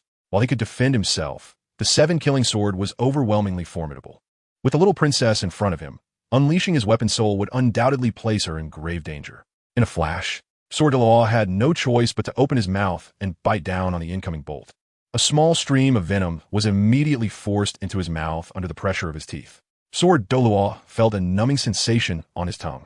His figure swiftly darted aside as he expelled the venom and crossbow bolt to the side. Uncle's sword. Upon witnessing the scene, Ning Fengji was taken aback and hurriedly stepped forward. Ning Rongrong, too, was astonished that the formidable Sword Douluo could indeed be deceived, and she became flustered. In a state of panic, she tugged at Sword Douluo's sleeve and anxiously called out to Oscar, "Xiao Ao, quickly bring out your detoxifying sausage." Huh? Oscar stood frozen in place. Such a soul skill, especially in front of Rongrong's father, was rather inappropriate. What do you mean, Hurry up. Ning Rongrong urget, sitte stepping. Okay. Oscar nodded and swiftly turned his back. Summoning his martial soul, he lowered his voice and stammered, "I have, little sausage."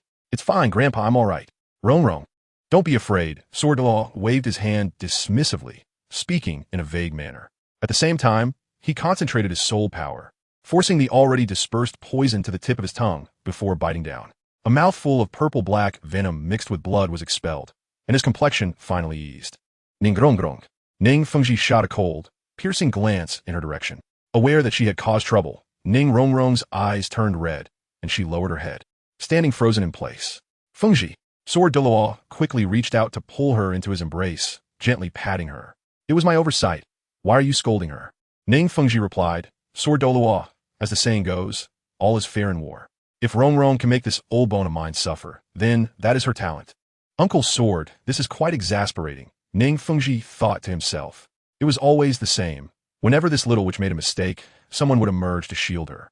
Not only was she spared punishment, but even reprimands were forbidden. However, to his surprise, this time, the little witch did not take advantage of the situation to act spoiled or defiant. Ning Rongrong lifted her head from Sword Douluo's embrace, sniffed, and with a tremulous voice said, "Grandpa's sword, I'm sorry." Just as she uttered these words, she could not help but burst into tears. Sword Douluo, witnessing this, was immediately flustered. He hurriedly tugged at his sleeve to wipe the little princess's tears while soothing her gently.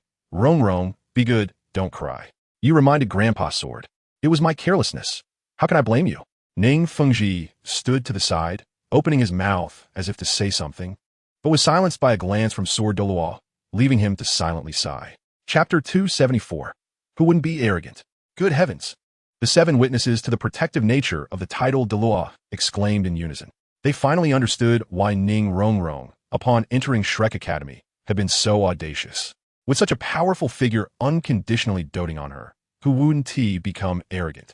Jiang Mumu quietly fidgeted with her fingers, feeling a sense of longing for her parents and brothers. "Grandfather Jian, please eat this," Ning Rongrong sniffled, beckoning to Oscar. Oscar promptly stepped forward, presenting the prepared small sausage. Young Oscar, a food system soul master, utilized his second soul skill, which had the ability to dispel toxins and alleviate abnormal states. Ning Rongrong exploited. "Oh, a food system?"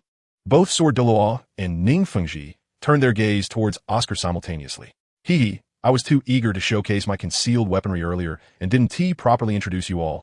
Ning Rongrong resumed her cheerful demeanor, playfully linking her arm with Sword Douluo's and affectionately rubbing against him. "Grandfather Jian, allow me to reintroduce my companions." Pointing first at Dai Mubai, she said, "This is our leader, Dai Mubai, also known as the evil-eyed white tiger. Though merely 16 years old, he is already a level 38 assault system Soul Emperor." "Oh." Ning Fengji expressed mild surprise, his admiration evident. "At such a young age, truly impressive, Sect Master Ning." Senior Sword Douluo. Dai Mubai met their gaze with his piercing eyes, nodding politely, displaying no signs of discomfort despite their esteemed status.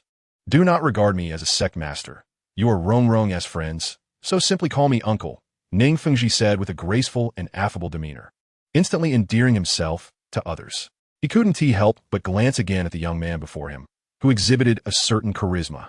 Suddenly, as if recalling something, he thoughtfully remarked, evil-eyed white tiger.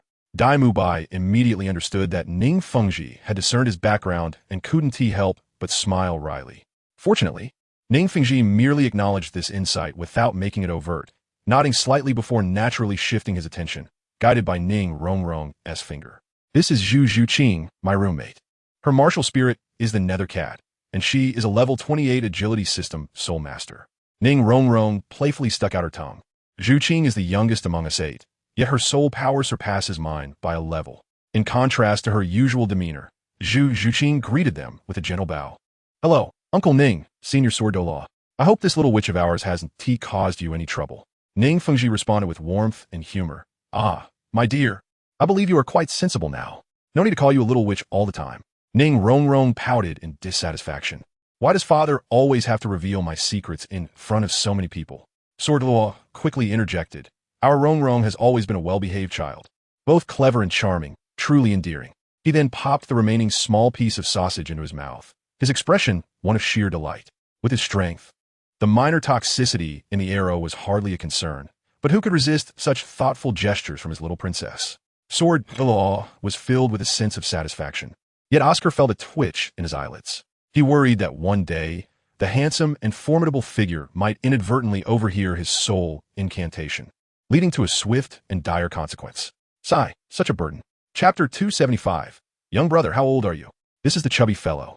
Ning Rong-Rong exclaimed as she leaped beside the portly boy, giving his shoulder a hearty slap.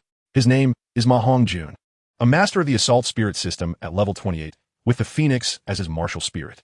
Oh, a phoenix? Ning Fengji raised an eyebrow in surprise. The seemingly unassuming rotund boy possessed an exceptional beast martial spirit. The phoenix? With a boisterous grin, the chubby boy replied, Hello, Uncle Ning. Hello, Grandpa Jian. Ning Fengji was momentarily taken aback, then burst into hearty laughter. Meanwhile, Sword subtly furrowed his brow, casting a discerning glance at him. This little fatty was rather unreserved. Could it be he harbored intentions towards Rong-Rong, a desire to become her future husband? Contemplating this notion, Sword Douluo's gaze grew more scrutinizing.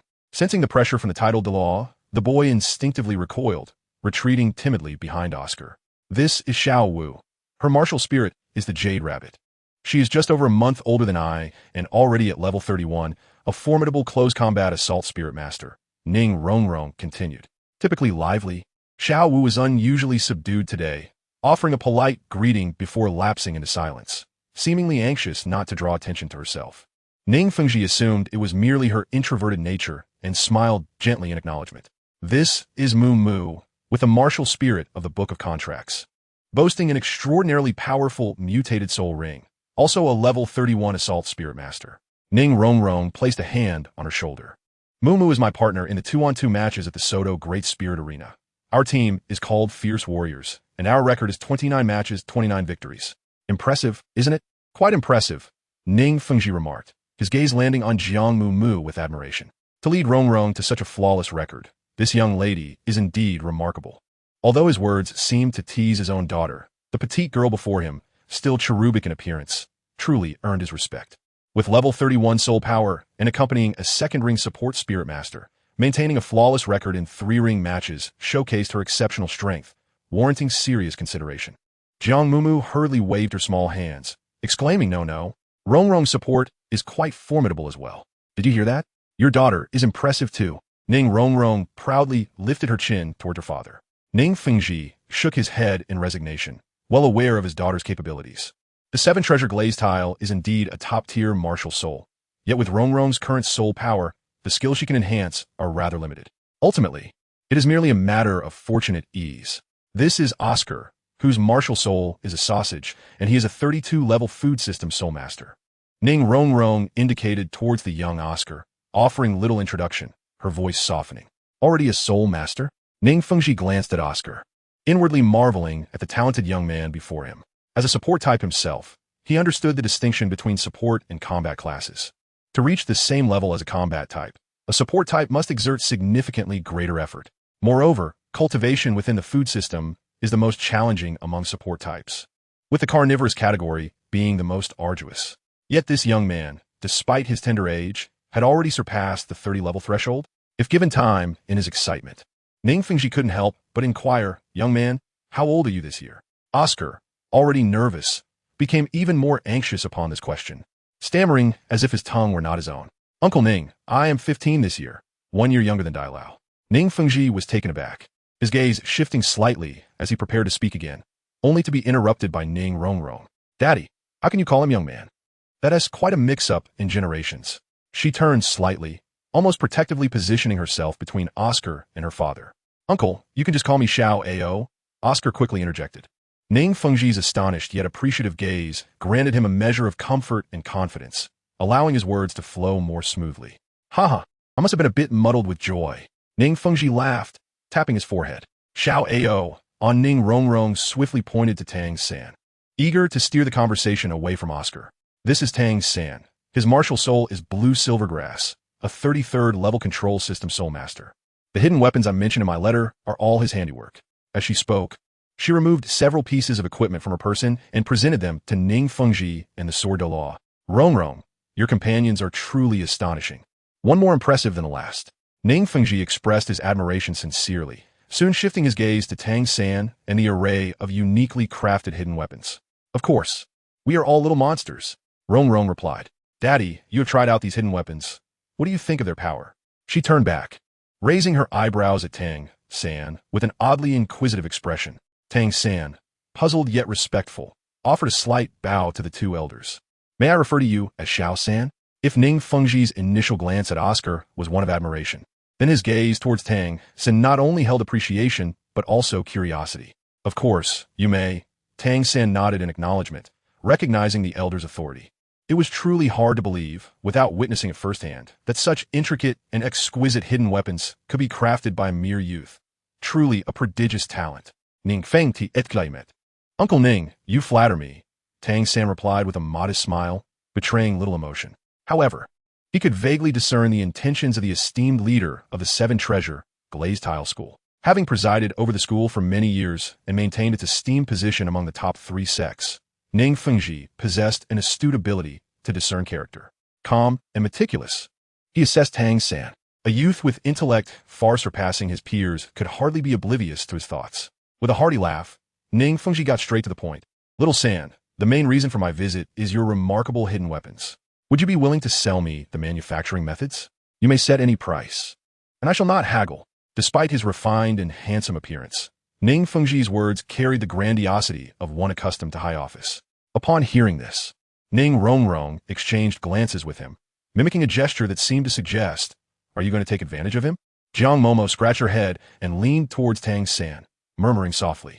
Tang San felt a chuckle rising, but resolutely shook his head. "I am sorry, uncle, but I cannot sell the manufacturing methods of the hidden weapons." Ning Fengji was taken aback by the boy's immediate and resolute refusal. Yet, he listened as Tang San continued. "However, if you wish, I can sell you the forging process. You may hire craftsmen to create the components, and I shall handle the assembly." "Oh!" Ning Fengji raised his eyebrows in surprise. This time, even the sword Douluo, who stood nearby, cast a profound glance at Tang San. Chapter 277. Such operations exist?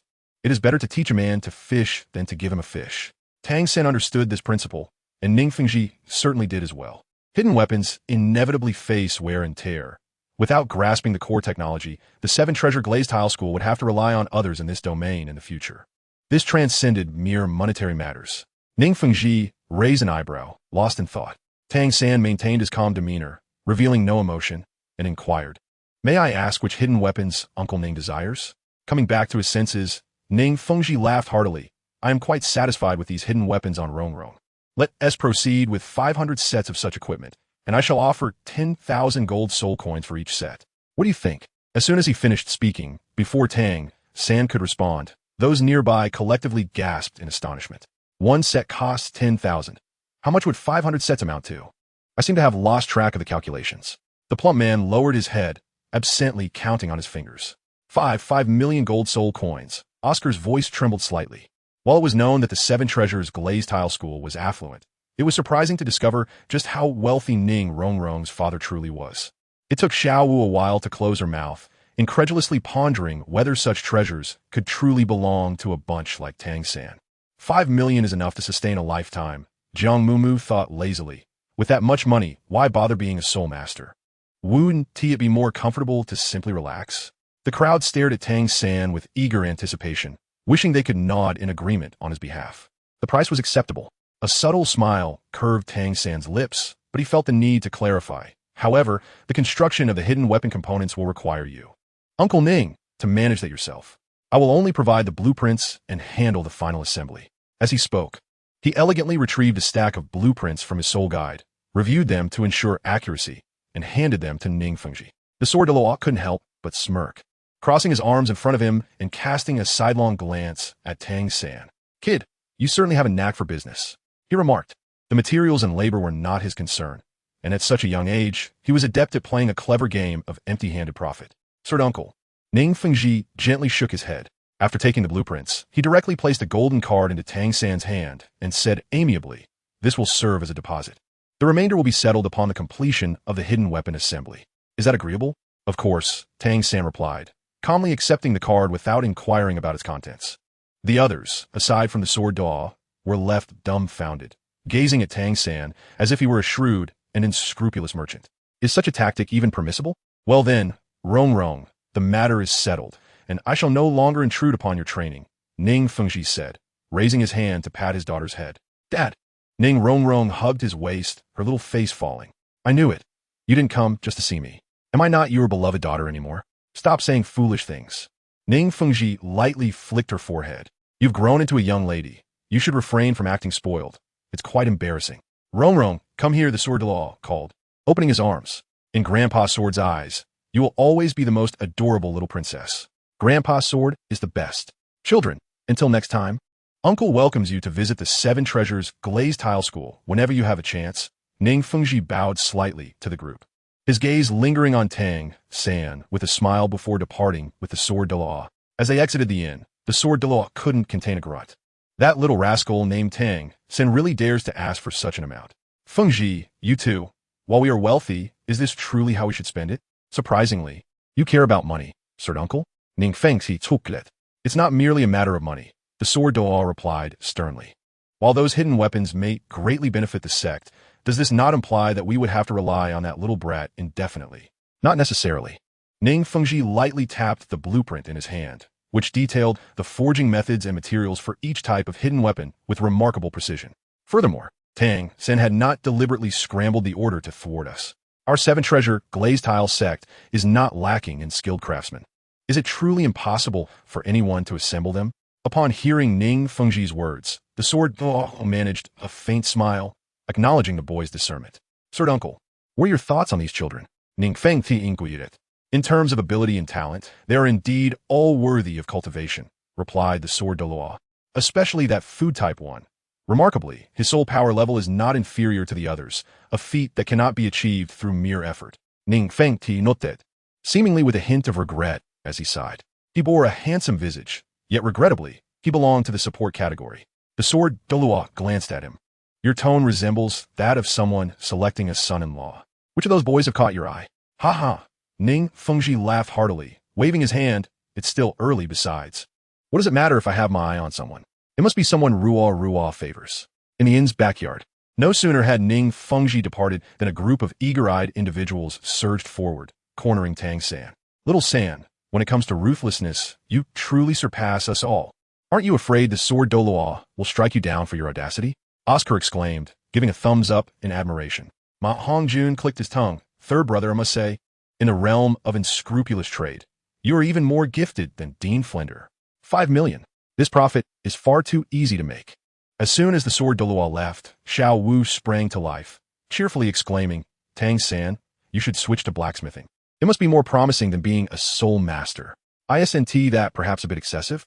Jiang Mumu glanced nervously at Ning Rongrong, for after all, the sect master was her own father. With a mischievous grin, Ning Rongrong waved her hand. Tang San, having earned so much from my father, aren't you going to share some with me? Little San, it's your turn to treat us this time. Dai Mubai nudged Tang San with his shoulder. The brothers will not hold back. Tang Xin gestured no problem and handed over the golden card to Jiang Mumu. Mumu, please keep this for me. Huh? Jiang Mumu was taken aback. Tang Xin replied earnestly, with so much money, I fear losing it. Don't you have a soul guide? Jiang Mumu pointed at his waist. Tang Xin frowned in distress. But these are all hidden weapons. I worry that one day I might accidentally throw it out as a hidden weapon. Jiang Mumu glanced at him, then at the card, contemplating for a moment before solemnly accepting it. All right then, do remember to seek me out when you need to spend it. A group of onlookers behind Tang Xin exchanged sly glances and chuckles. Mumu. Tang Xin suddenly leaned slightly, drawing closer to her ear, his tone laced with amusement. Make sure to hold on to it.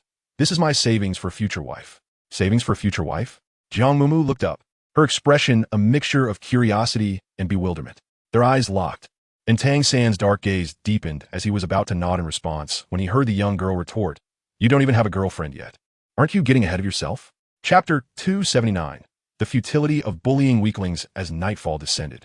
The 8 members of Shrek donned their usual attire and made their way to the Soto Great Spirit Arena.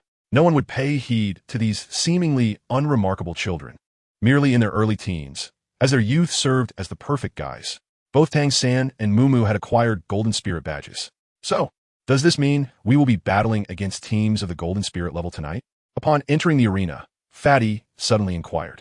Well, our spirit power levels only qualify us for the 3-ring spirit battles. There shouldn't be any Golden Spirit teams among the 3-ring contenders, Oscar remarked.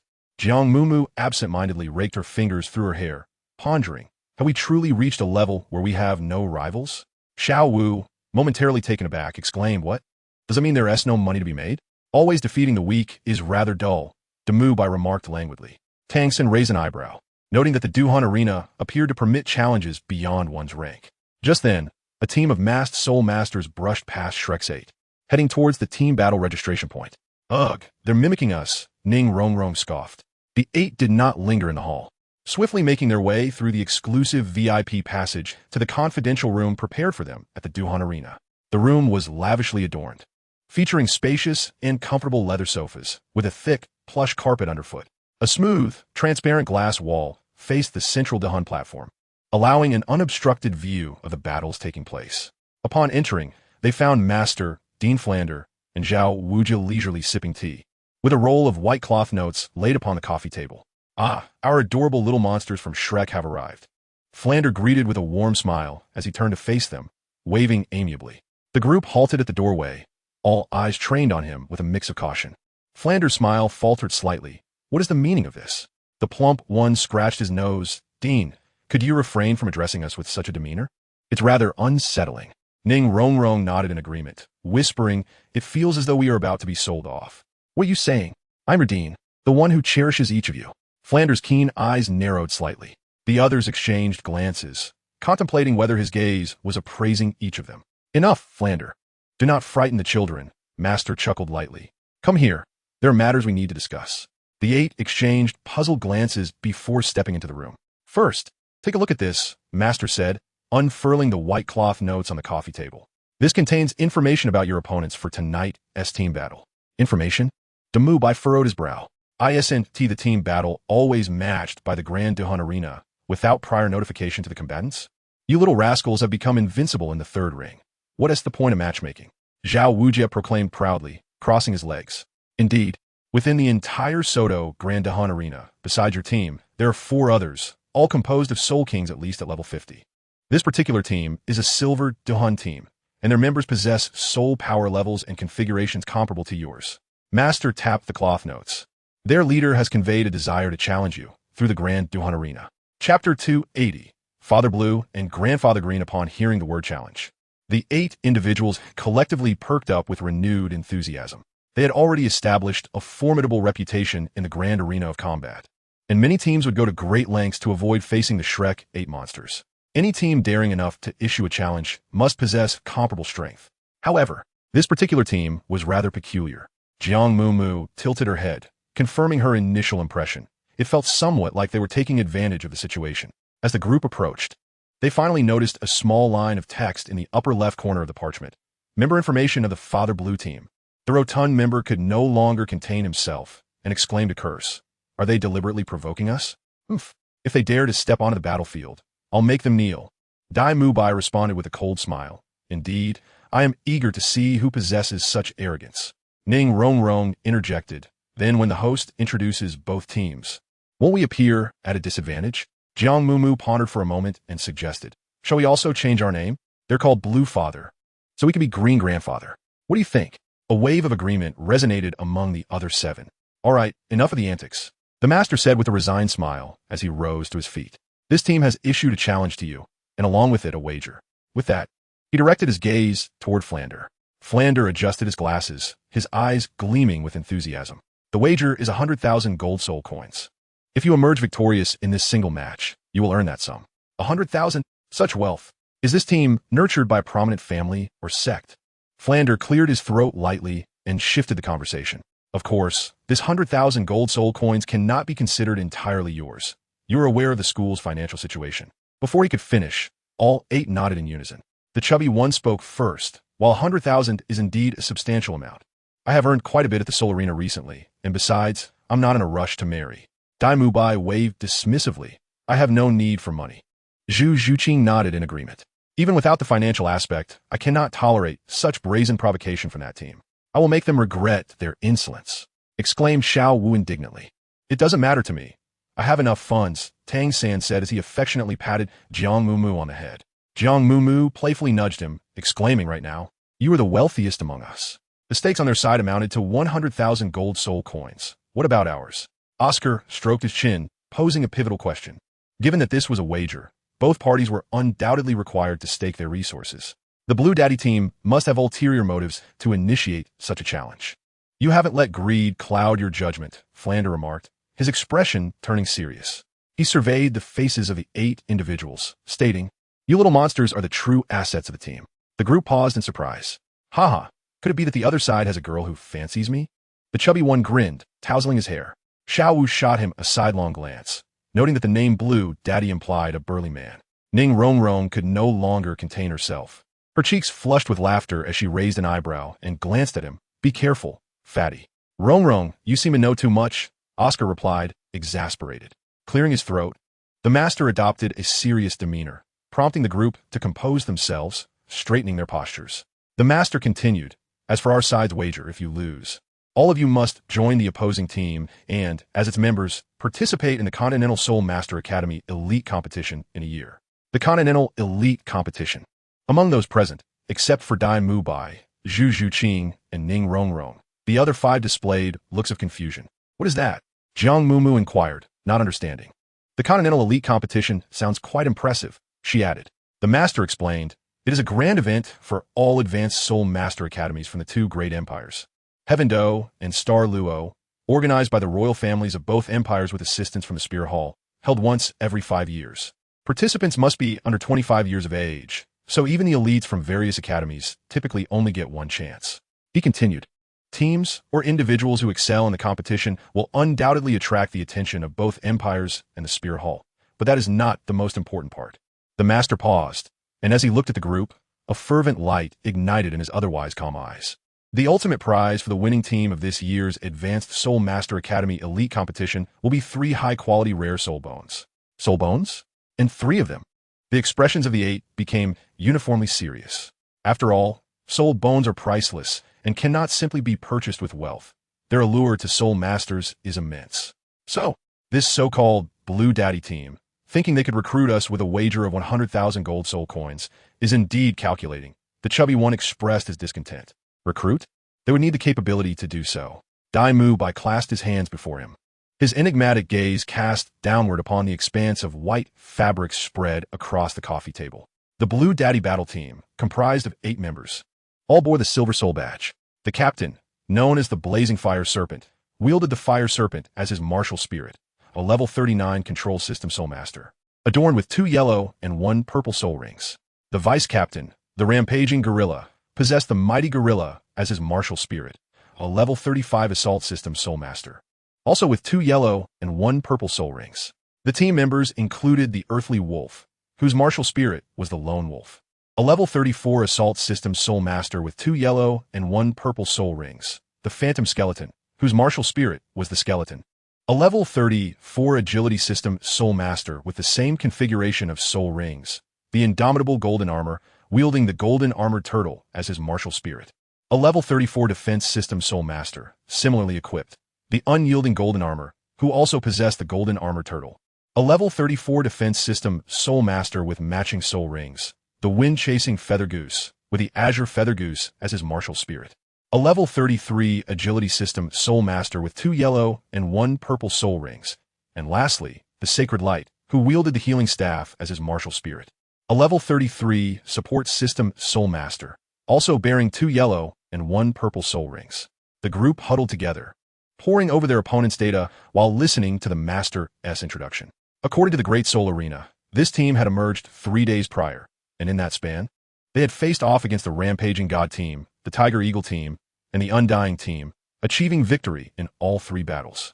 I surmise that the opposing team has at least observed one of your Group S battles and possesses a certain comprehension of your soul skills. Moreover, their overall soul power level surpass yours. As for the soul battle challenge, Fran and I have yet to accept it. The Master raised his gaze slightly, regarding the 8 individuals before him, and inquired, "What are your thoughts?"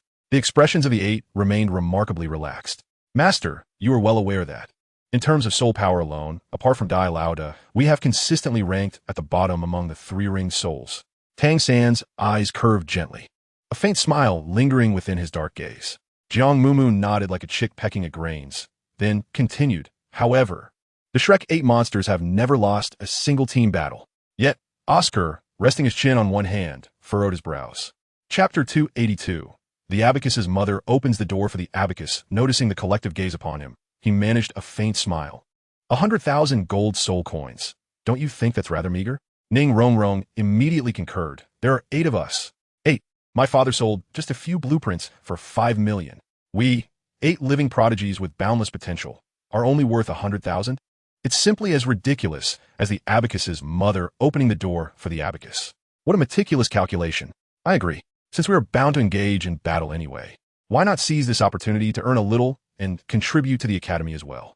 The stout boy clenched his fists and struck the open cloth with a resounding thud.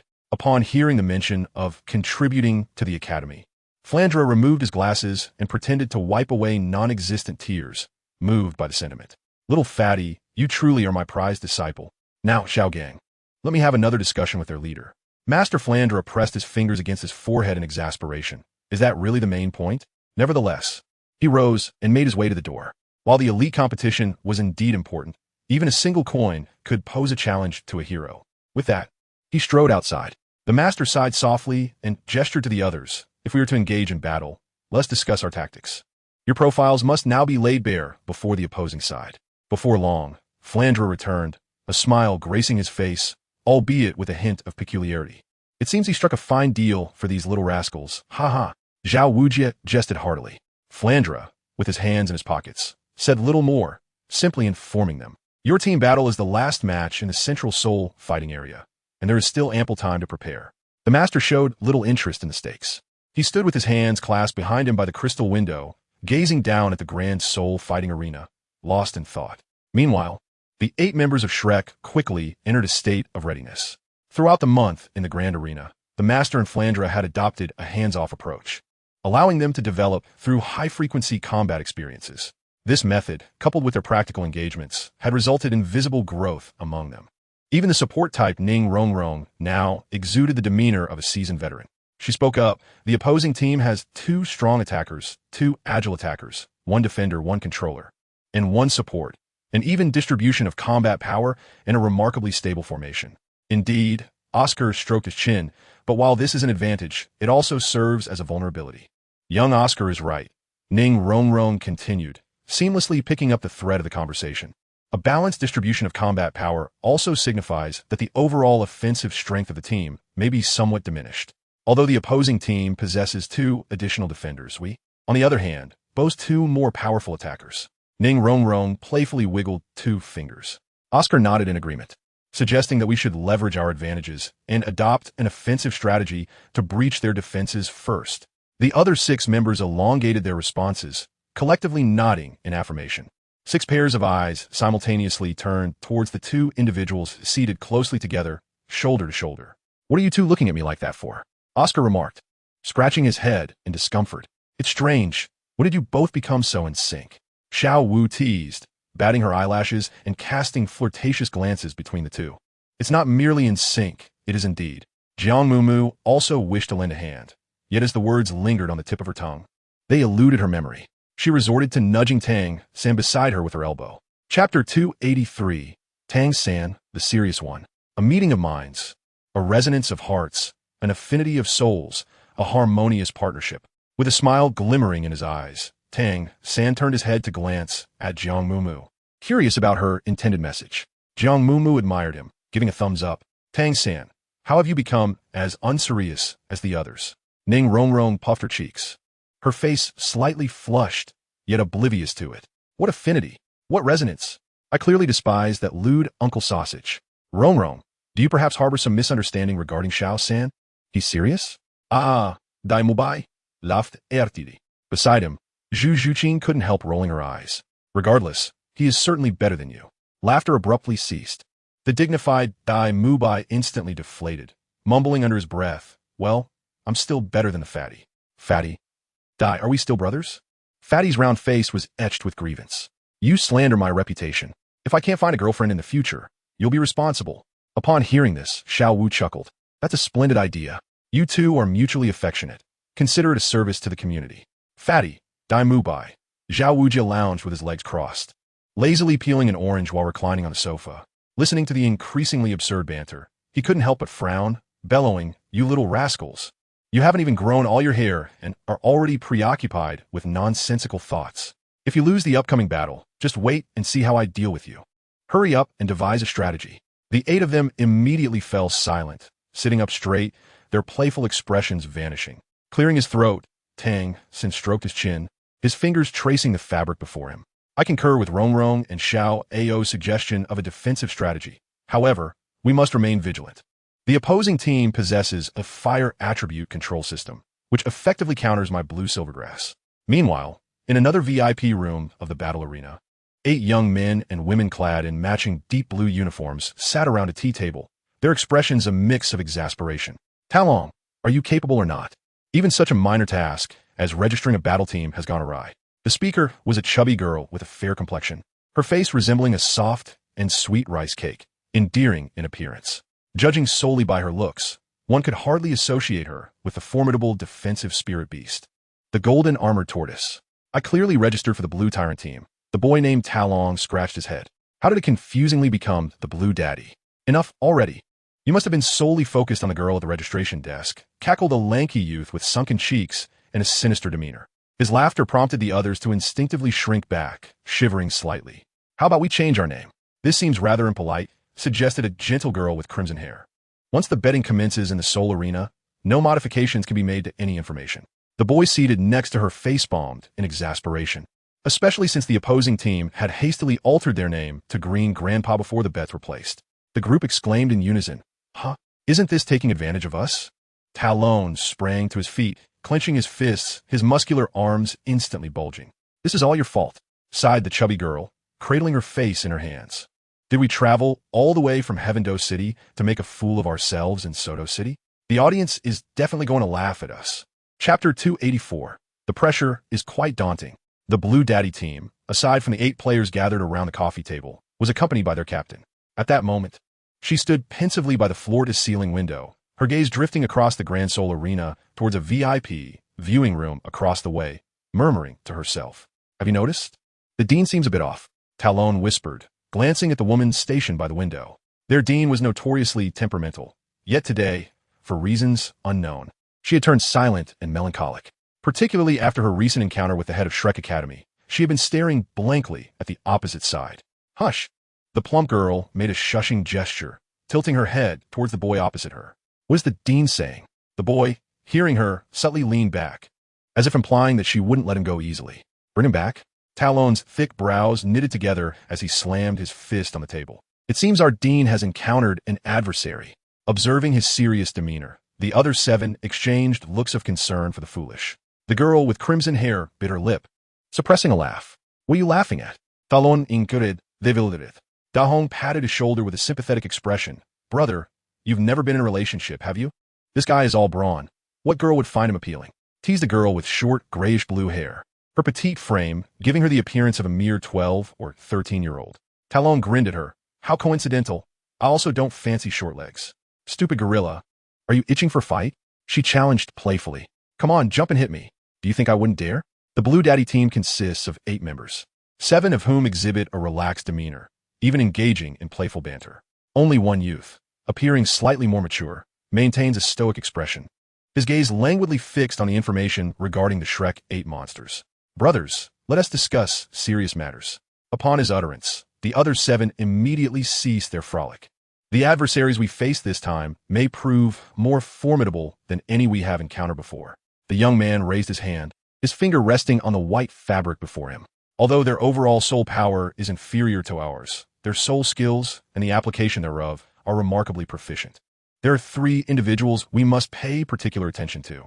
First is one known as Thousand-Handed Azura, a person of meticulous thought and exceptional control over the battlefield. Particularly concerning is his 3rd soul skill, which, if one is ensnared in battle, will render them immediately incapable of fighting. Second is the one referred to as Iron Fist Overlord, a rare soul ring mutant. Currently, her 1st and 2nd soul rings are known to be the Blue Demon Octopus and the Illusory Mushroom, while her 3rd soul ring has yet to make an appearance in the arena. However, it is certain that with her combat prowess, the quality of her 3rd 1,000-year soul ring will undoubtedly be formidable. Everyone must exercise caution and adapt accordingly. Third is the Sausage Vendor, a food-type soul master whose 3rd soul skill is flight, which poses a significant disadvantage for us. Therefore, our primary target must be him. Prior to this battle, the Blue Daddy team had observed 2 team battles featuring the Shrek 8 monsters and had discreetly gathered insights on some of their soul skills through various spectators. Although this approach lacks integrity, the Academy head has wagered a staggering 100,000 gold soul coins on them. As their leader, the pressure is indeed quite considerable. Chapter 285. Shall we settle this, youngster? At the Soto Great Soul Arena, 36 soul guide devices encircle the central battle platform, their resplendent golden glow illuminating the surroundings. Below, we are about to witness the final and most exhilarating team battle of the evening. Although the combatants are merely soul masters, their strength cannot be underestimated. They are recently rising to prominence in the Soto Great Soul Arena, the Shrek team. The host, Douluo, paused momentarily at this juncture, her professional smile momentarily faltering. The Green Grandpa team, she announced, glancing discreetly at the card in her hand containing the details of both teams. Confirming her accuracy, she continued, First, let me introduce the Blue Daddy team, led by the Flashing Fire Serpent, and the Green Grandpa team, led by the Evil-Eyed White Tiger. Douluo, a consummate professional, struggled to suppress her amusement. After all, this was a confrontation between 2 teams renowned as genius teams. Why engage in such childish antics, akin to a quarrel among 5-year-olds?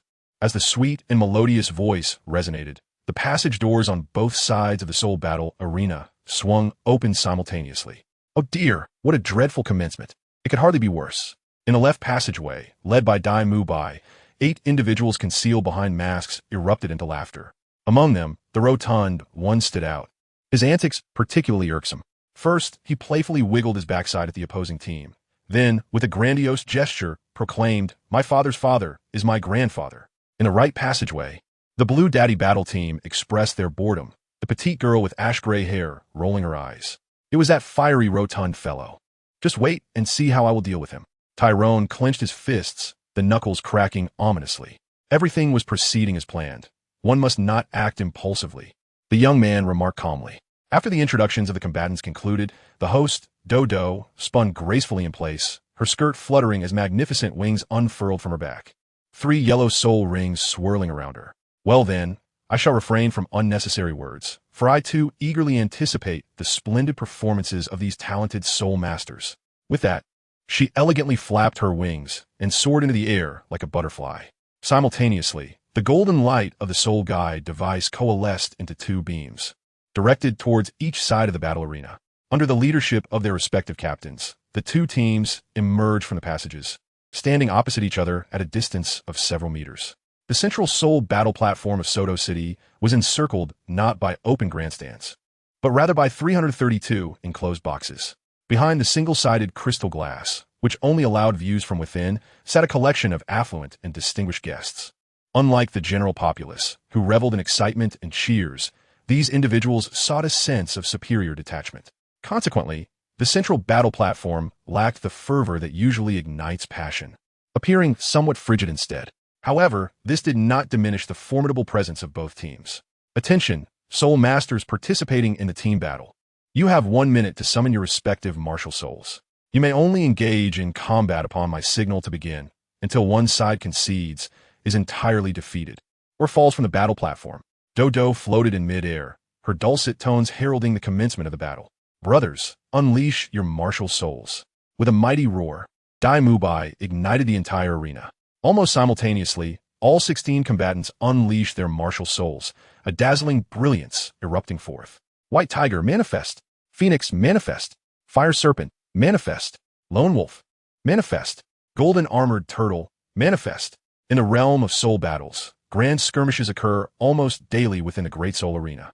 However, encounters featuring teams equipped with top-tier soul rings are a rarity, coupled with the visual spectacle bestowed by beast martial souls.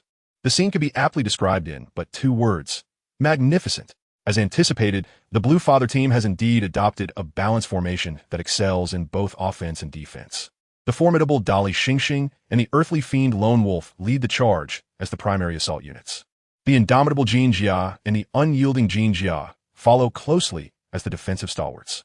Flanking the sides are the agile Phantom Skeleton and the swift-winged Feather Swallow, poised to strike at the opportune moment. At the center, Captain Flashing Fire Snake adeptly controls the battlefield, steadfastly guarding the supporting unit, the Sacred Light. On the other hand, Grandfather Green's formation diverges somewhat from previous encounters.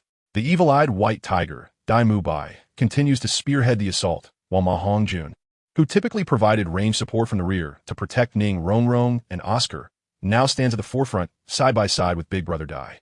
Jiang Mumu, Xiao Wu, and Zhu Zhuqing formed a trio, elegantly poised behind the imposing figure of the muscular Dai, alongside the rotund and brawny individual who shielded them completely.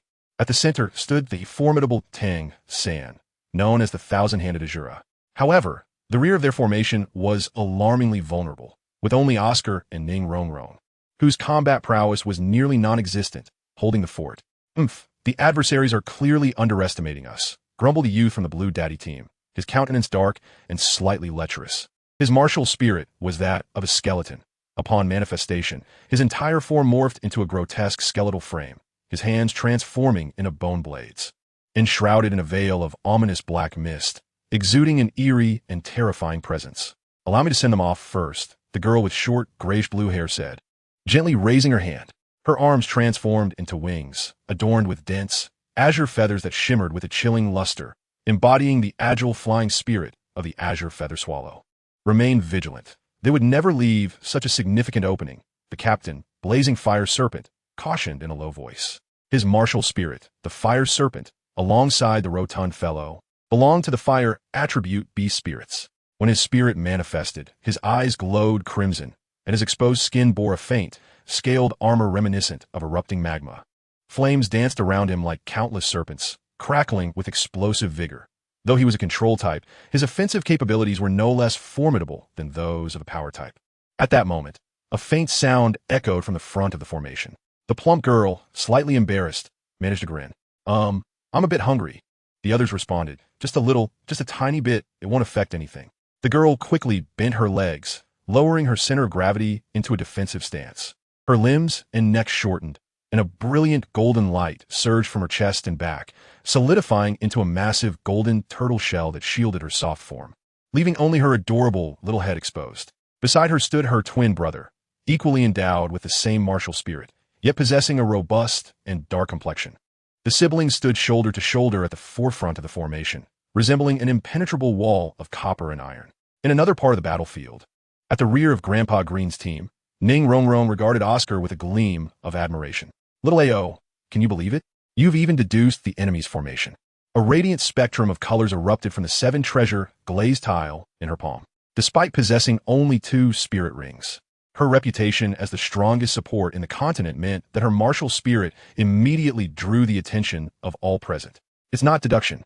It's analysis combined with prediction," Oscar retorted, playfully pointing a finger at Ning Rongrong and then tapping his temple. "While I may not match their combat prowess, I do possess a certain cunning." Ning Rongrong scoffed, One compliment and you're floating away. Hissed I, look quickly. That big guy opposite you is stealing your spotlight. Xiao Wu exclaimed, her head adorned with a pair of fluffy bunny ears, playfully shaking them. Jiang Mumu blinked and gazed through the gap between Dai Mubai and the chubby fellow's shoulders. To her astonishment, the opposing side also boasted a cloth-rending maniac. The soul of that individual was a soul master resembling a gorilla. Much like Dai Mubai, his attire had been torn asunder, revealing a robust physique adorned with muscular definition. Jiang Mumu, with an appreciative gaze, compared the two and concluded with relief that the other was neither as handsome nor as well-built as Dai Mubai. You have an eye for talent, Dai Mubai remarked, raising his thumb in approval. Zhu Zhuqing's claws glistened menacingly, the blades reflecting a chilling light as they extended and retracted, her pupils narrowing into slits beneath the bright illumination. Lush blue-silver grass emanated from Tang's San, resembling serpents laden with venom, exuding an air of danger and intrigue as they slithered silently. Suddenly, as Jiang Mumu felt a chill in her calf, she glanced down to discover a vine, adorned with dark streaks of blue and purple, gradually coiling around her ankle. Delicate thorns gently pricked her skin, while an infinitesimal amount of venom induced a peculiar sensation of itchiness and numbness. This feeling was utterly strange. Tang Sanyu, Jiang Mumu tilted her head, meeting a pair of deep eyes that shimmered with a subtle violet hue, gazing at her with a smile that was both enigmatic and teasing. What's the matter? Tang Sen inquired, raising an eyebrow slightly. The vine tightened gradually with his movement. Jiang Mumu felt an inexplicable aura of malevolence surrounding Tang Sen ever since he assimilated the soul ring and soul bone of the human-faced demon spider. Could it be that he had succumbed to madness? Yet, it did not quite seem like that. Esteemed guests, as you can observe, this is a highly anticipated battle. They are prodigies, the rising stars of the Soul Master Realm. This evening, which team shall emerge victorious? Let us, alongside Douluo, await the outcome with bated breath. The countdown for the team battle begins. 5, 4, 3, 2, 1. Commence. At that moment, the host Douluo proclaimed begin, and then, with a flutter of wings, soared into the sky. Jiang Mumu promptly retracted her chaotic speculations as the second purple soul ring at her feet shimmered brightly. In an instant, a grotesque blue magic octopus materialized behind their formation, its tentacles flailing menacingly, its gaping maw filled with a multitude of sharp teeth writhing incessantly. 7 strands of blue-silver grass swiftly ensnared the waists of the 7 individuals, forming a cohesive unit centered around Tang's San. Dai Mubai let out a fierce roar, his aura fully unleashed, while the hefty Oscar exhaled violet-red flames, both launching their attacks towards the adversary. I possess a grand sausage. I possess a diminutive sausage. I possess a mushroom sausage. Oscar concealed himself behind the blue magic octopus, hastily reciting his soul incantation, his hands almost sparking as he crafted his sausages, all the while keeping a vigilant watch on the agile offensive soul master, the Qingyu Yen. He was acutely aware that he had likely become her first target to be dealt with. Chapter 288. This is exhilarating on the soul fighting platform. With both sides exhibiting comparable soul power, the presence of a flying soul master on one side evidently enhances their chances of victory. Moreover, Oscar's third soul skill was a group flight ability. It was reminiscent of their battle against the Mad God. Had it not been for their collective flight from the platform to evade the frenzied bear's lethal strike, they could not have emerged unscathed. Thus, Oscar was certain that, like Ning Rongrong, he had likely been singled out as a priority target. Despite being prepared, the ferocity of the opposing bird was daunting. Its piercing gaze was laden with murderous intent. As the team battle commenced, it surged towards him like an arrow released from a bow. Second soul skill, Feather Arrow. The Qingyu Yen's soul master spread her wings wide and, in the blink of an eye, soared into the air. As her second soul ring glimmered, 3 piercing azure arrows, accompanied by the sound of slicing air, hurtled towards Oscar. Be careful, Xiao Ao. Ning Rongrong instinctively pivoted, positioning herself in front of him. In that critical moment, Oscar unleashed his skill with both hands, one crafting a sausage, the other pressing down on Ning Rongrong's nape. The 3 feathered arrows narrowly grazed above their heads, embedding themselves with a clang into the stone walls surrounding the fighting platform. With a sigh of relief, Xiao Ao raised his gaze, only to realize that his forehead was pressed against Ning Rongrong's, their noses nearly touching. In that fleeting moment, a myriad of inappropriate thoughts surged through his mind, thoughts that had no place on the soul fighting platform. What are you dawdling for? Ning Rongrong glared at him with an exasperated expression. Are you waiting to be turned into a sieve? Before her words could fully resonate, the Qingyu Yin Soul Master flapped her wings, unleashing a halo of azure light around her, and, astonishingly, released 33 arrows in unison. As I gazed up, a flurry of arrows descended from the heavens, and Oscar, with little time to ponder the weight of the situation, resolutely gathered Ning Rongrong into his embrace, rolling away several meters on the ground. Clang!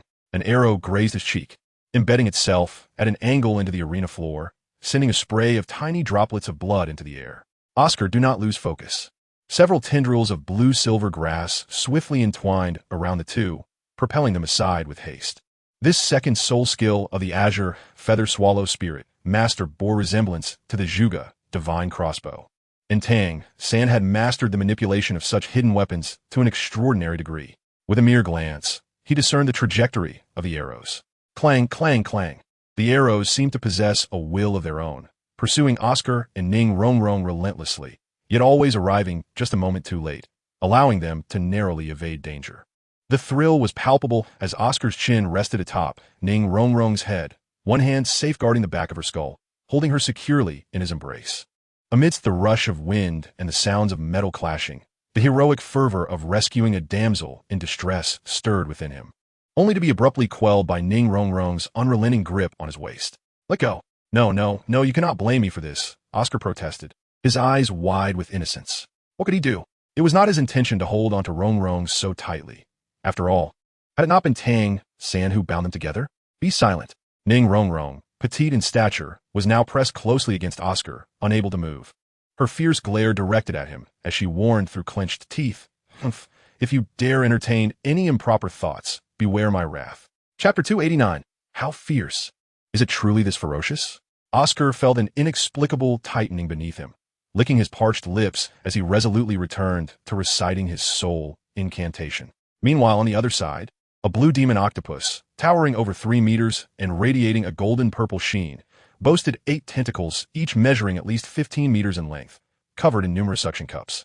These suction cups, resembling countless mouths, quivered rhythmically, revealing rows of sharp teeth upon closer inspection.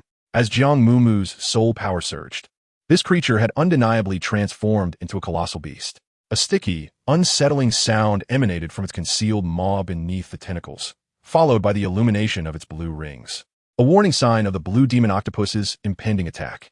"Alali, be cautious," shouted the opposing control-type soul master, whose spirit was that of a fire serpent. No sooner had the words left his lips than a thick tentacle lashed out towards the airborne azure feather swallow. Just a mere century-old soul beast, after all. The agile Qingyu Yin soul master deftly evaded an attack with a mere sidestep. However, in the next instant, 4 tentacles suddenly erupted from behind her, swiftly spreading out to encircle her from the front, back, left, and right. The pupils of Qingyu Yin contracted sharply. It was astonishing that this soul beast could engage in such deceptive tactics.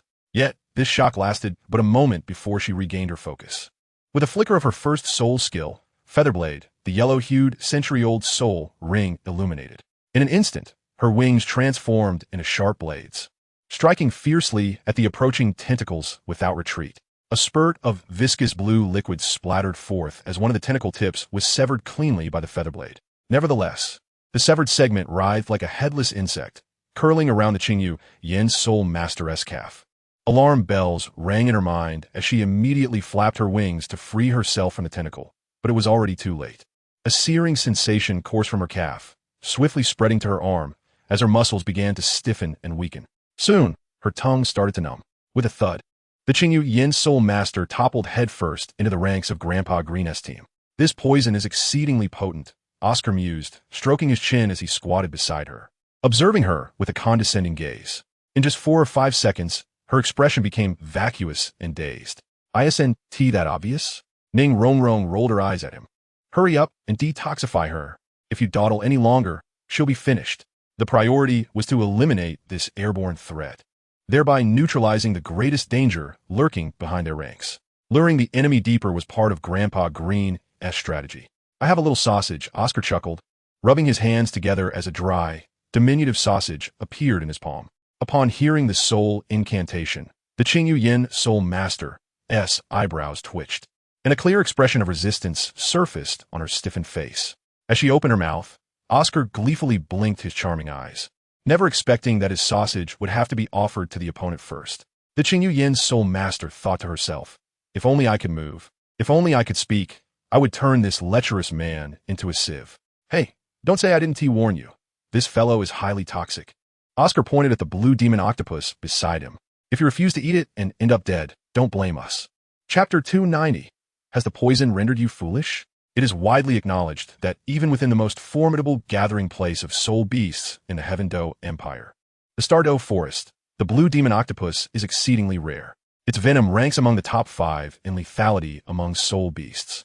Should an ordinary-sized human fall victim to its bite, within a mere 5 seconds, their muscles would seize, followed by spasms, a racing heart, and rapid breathing. Without prompt assistance, death by paralysis and asphyxiation would ensue in no more than 3 to 4 minutes. Only soul masters of the soul emperor level or above may possess the formidable spiritual power necessary to suppress the spread of the toxin, thus buying time for an antidote. However, the current situation for the Azure Feather Swallow Soul Master is dire. She has already entered the second stage of poisoning. Lying rigidly with a skewed mouth and drooping eyes, saliva uncontrollably spilling down her face, while her neck and limbs twitch sporadically. She is on the brink of death. In his helplessness, Oscar gingerly grasped her chin, compelling her to open her mouth, while he forcefully inserted a small sausage into her mouth. The Azure Feather Swallow let out a few feeble whimpers. Moments later, as she struggled to swallow a significant portion of the sausage, she exhaled sharply, her previously asphyxiated face gradually regaining its color. You nearly ruined your appearance, and yet here I am, saving you. This is truly a challenge, Oscar sighed, relieved yet exasperated. Although unexpected casualties are an inevitable aspect of the battle, it is not a life or death struggle, nor is there any deep-seated animosity. After a series of violent coughs, the Azure Feather Swallow's features finally returned to their rightful places, no longer contorted, though her gaze remained vacant. She stared, dazed at the colossal beast, observing one of its severed tentacles regenerating at a visibly rapid pace. Are you all right? Oscar inquired, waving his hand before her eyes. Slowly, she retracted her gaze, her astonished expression reflecting the visage of a handsome face, with pronounced features, a straight nose, and particularly enchanting peach blossom eyes that shimmered with an uncanny light. It seemed as though they could draw one in. Dizzy and disoriented, the Azure Feather Swallow Soul Master's lips twitched, and once again, saliva trickled uncontrollably. Has the poison rendered you foolish? Oscar queried, lifting her eyelids to examine closely, confirming that the toxin had been subdued. He then swiftly lifted her, taking a few running steps before executing a powerful spin. The petite figure of the Azure Feather Swallow soared through the air for 7 or 8 meters, landing with a thud and rolling toward the stone pillar at the edge of the arena. All done, Oscar declared, turning to pat the slippery tentacle of the blue demon octopus. Well done, little 8. As the group battle commenced, the Blue Daddy team faced the loss of one member, which stirred restlessness among the remaining fighters. Damn it, Tyren roared, his second soul ring glowing brightly, his fist the size of a sandbag, coalescing with a layer of golden light as he charged towards Dai Mubai, who stood at the forefront. White Tiger Protection Barrier. Dai Mubai stood his ground, meeting the attack with his own fists. Bang! As fists collided, an immense surge of soul power erupted, causing Dai Mubai to feel a tingling sensation in his chest and arms, prompting him to retreat 3 or 4 steps before regaining his composure. Yet, Tyren remained as steadfast as a mountain, unmoved. Purely a power-type soul master, Dai, do not engage in a head-on clash. Tang San's eyes shimmered with a purplish hue. Though he remained still, his keen gaze was fixed upon every individual on the field. Understanding this, Dai Mubai had no desire to prolong the battle.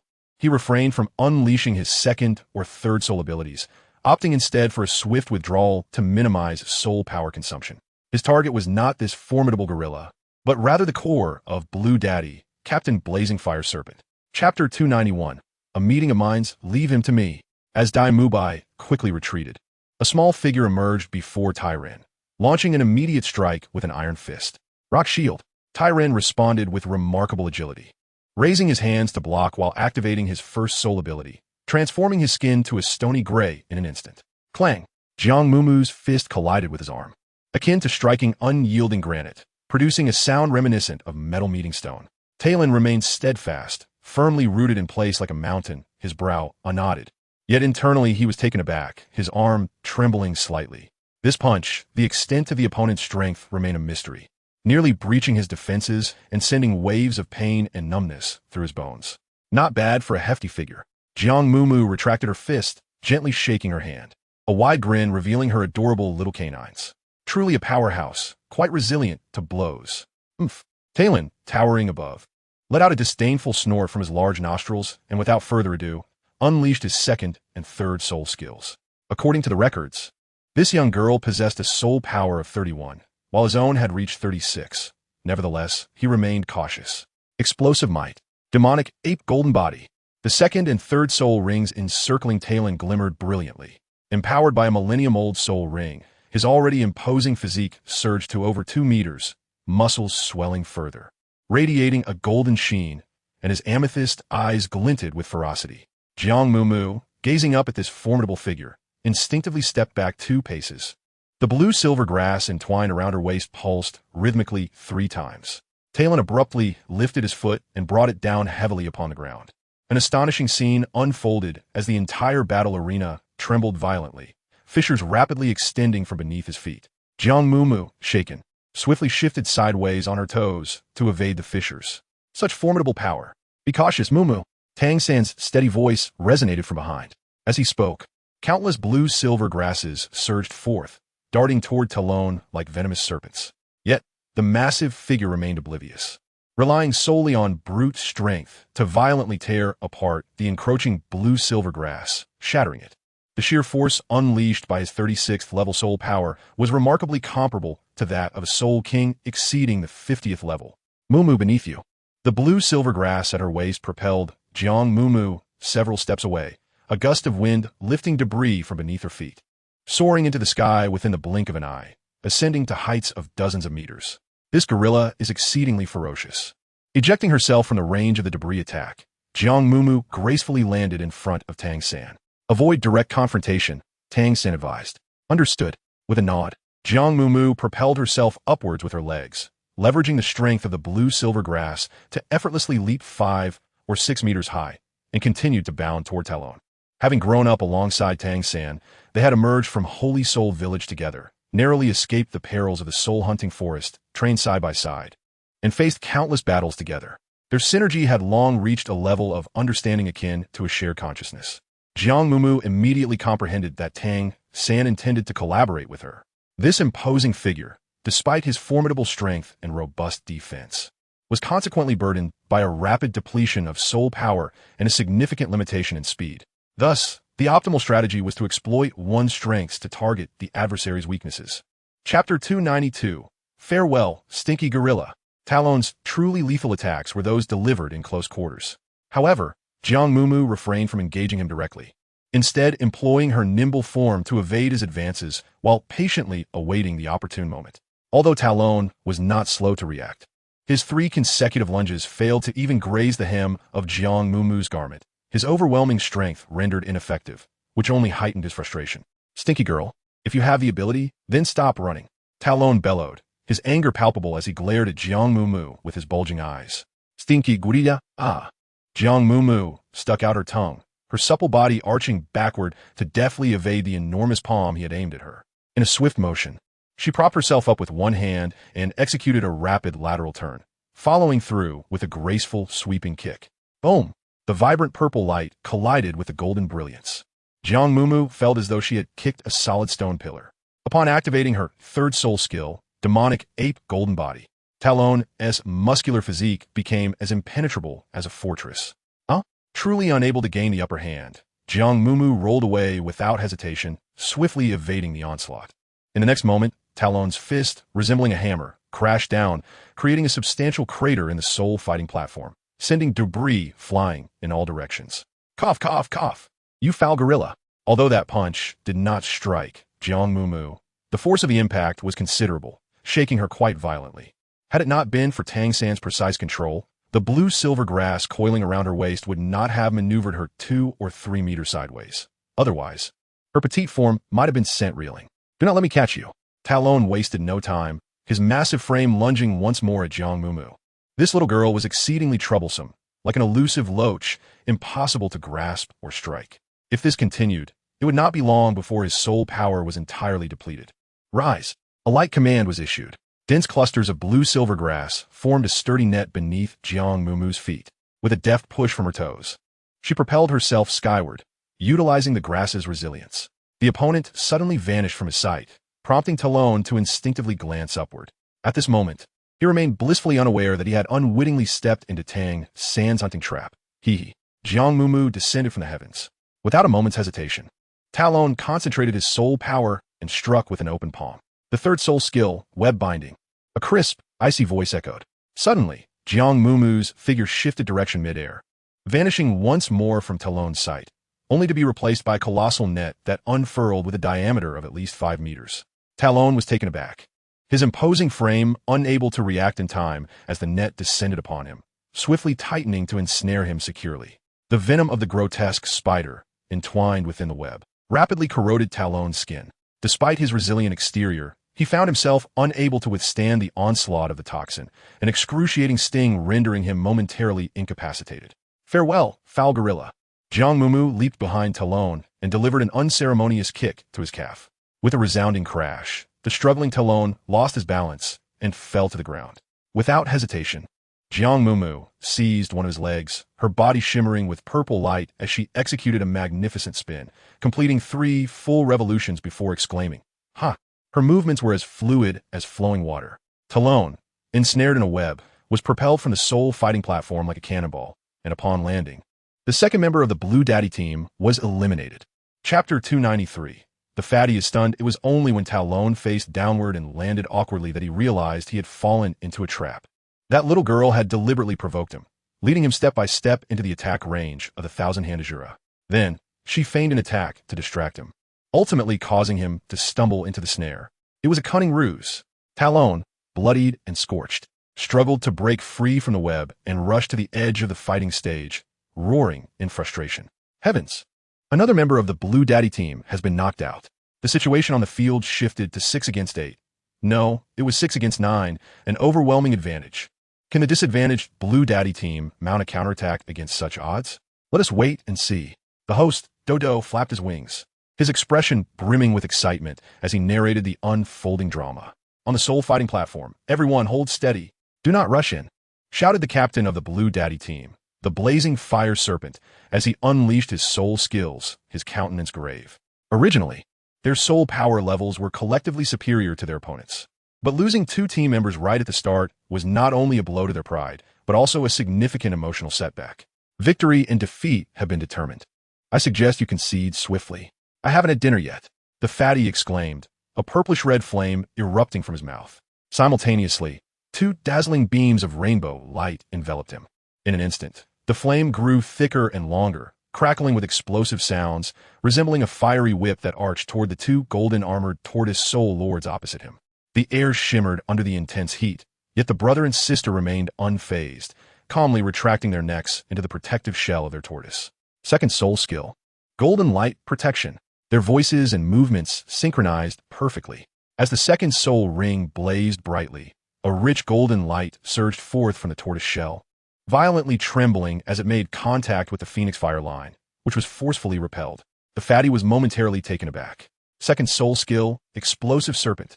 At that moment, the countless small snakes swirling around the blazing fire serpent suddenly converged into a red orb of light, soaring past the golden-armored tortoise siblings and directly targeting Ma Hongjun. Fatty dodge, Tang San commanded, manipulating the blue-silver grass to swiftly move the fatty several paces. White Tiger's radiant wave.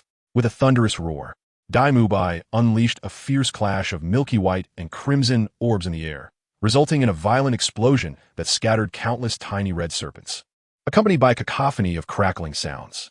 The unfortunate plump figure caught in the blast instantly felt his body stiffen, numbness overtaking him, and a wave of dizziness washed over his mind as wisps of white smoke began to emanate from his fiery red hair.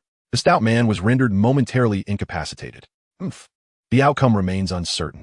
Following the strike of the flash fire serpent, it swiftly retreated to rejoin the protection of the golden-armored turtle siblings. White Tiger transformation.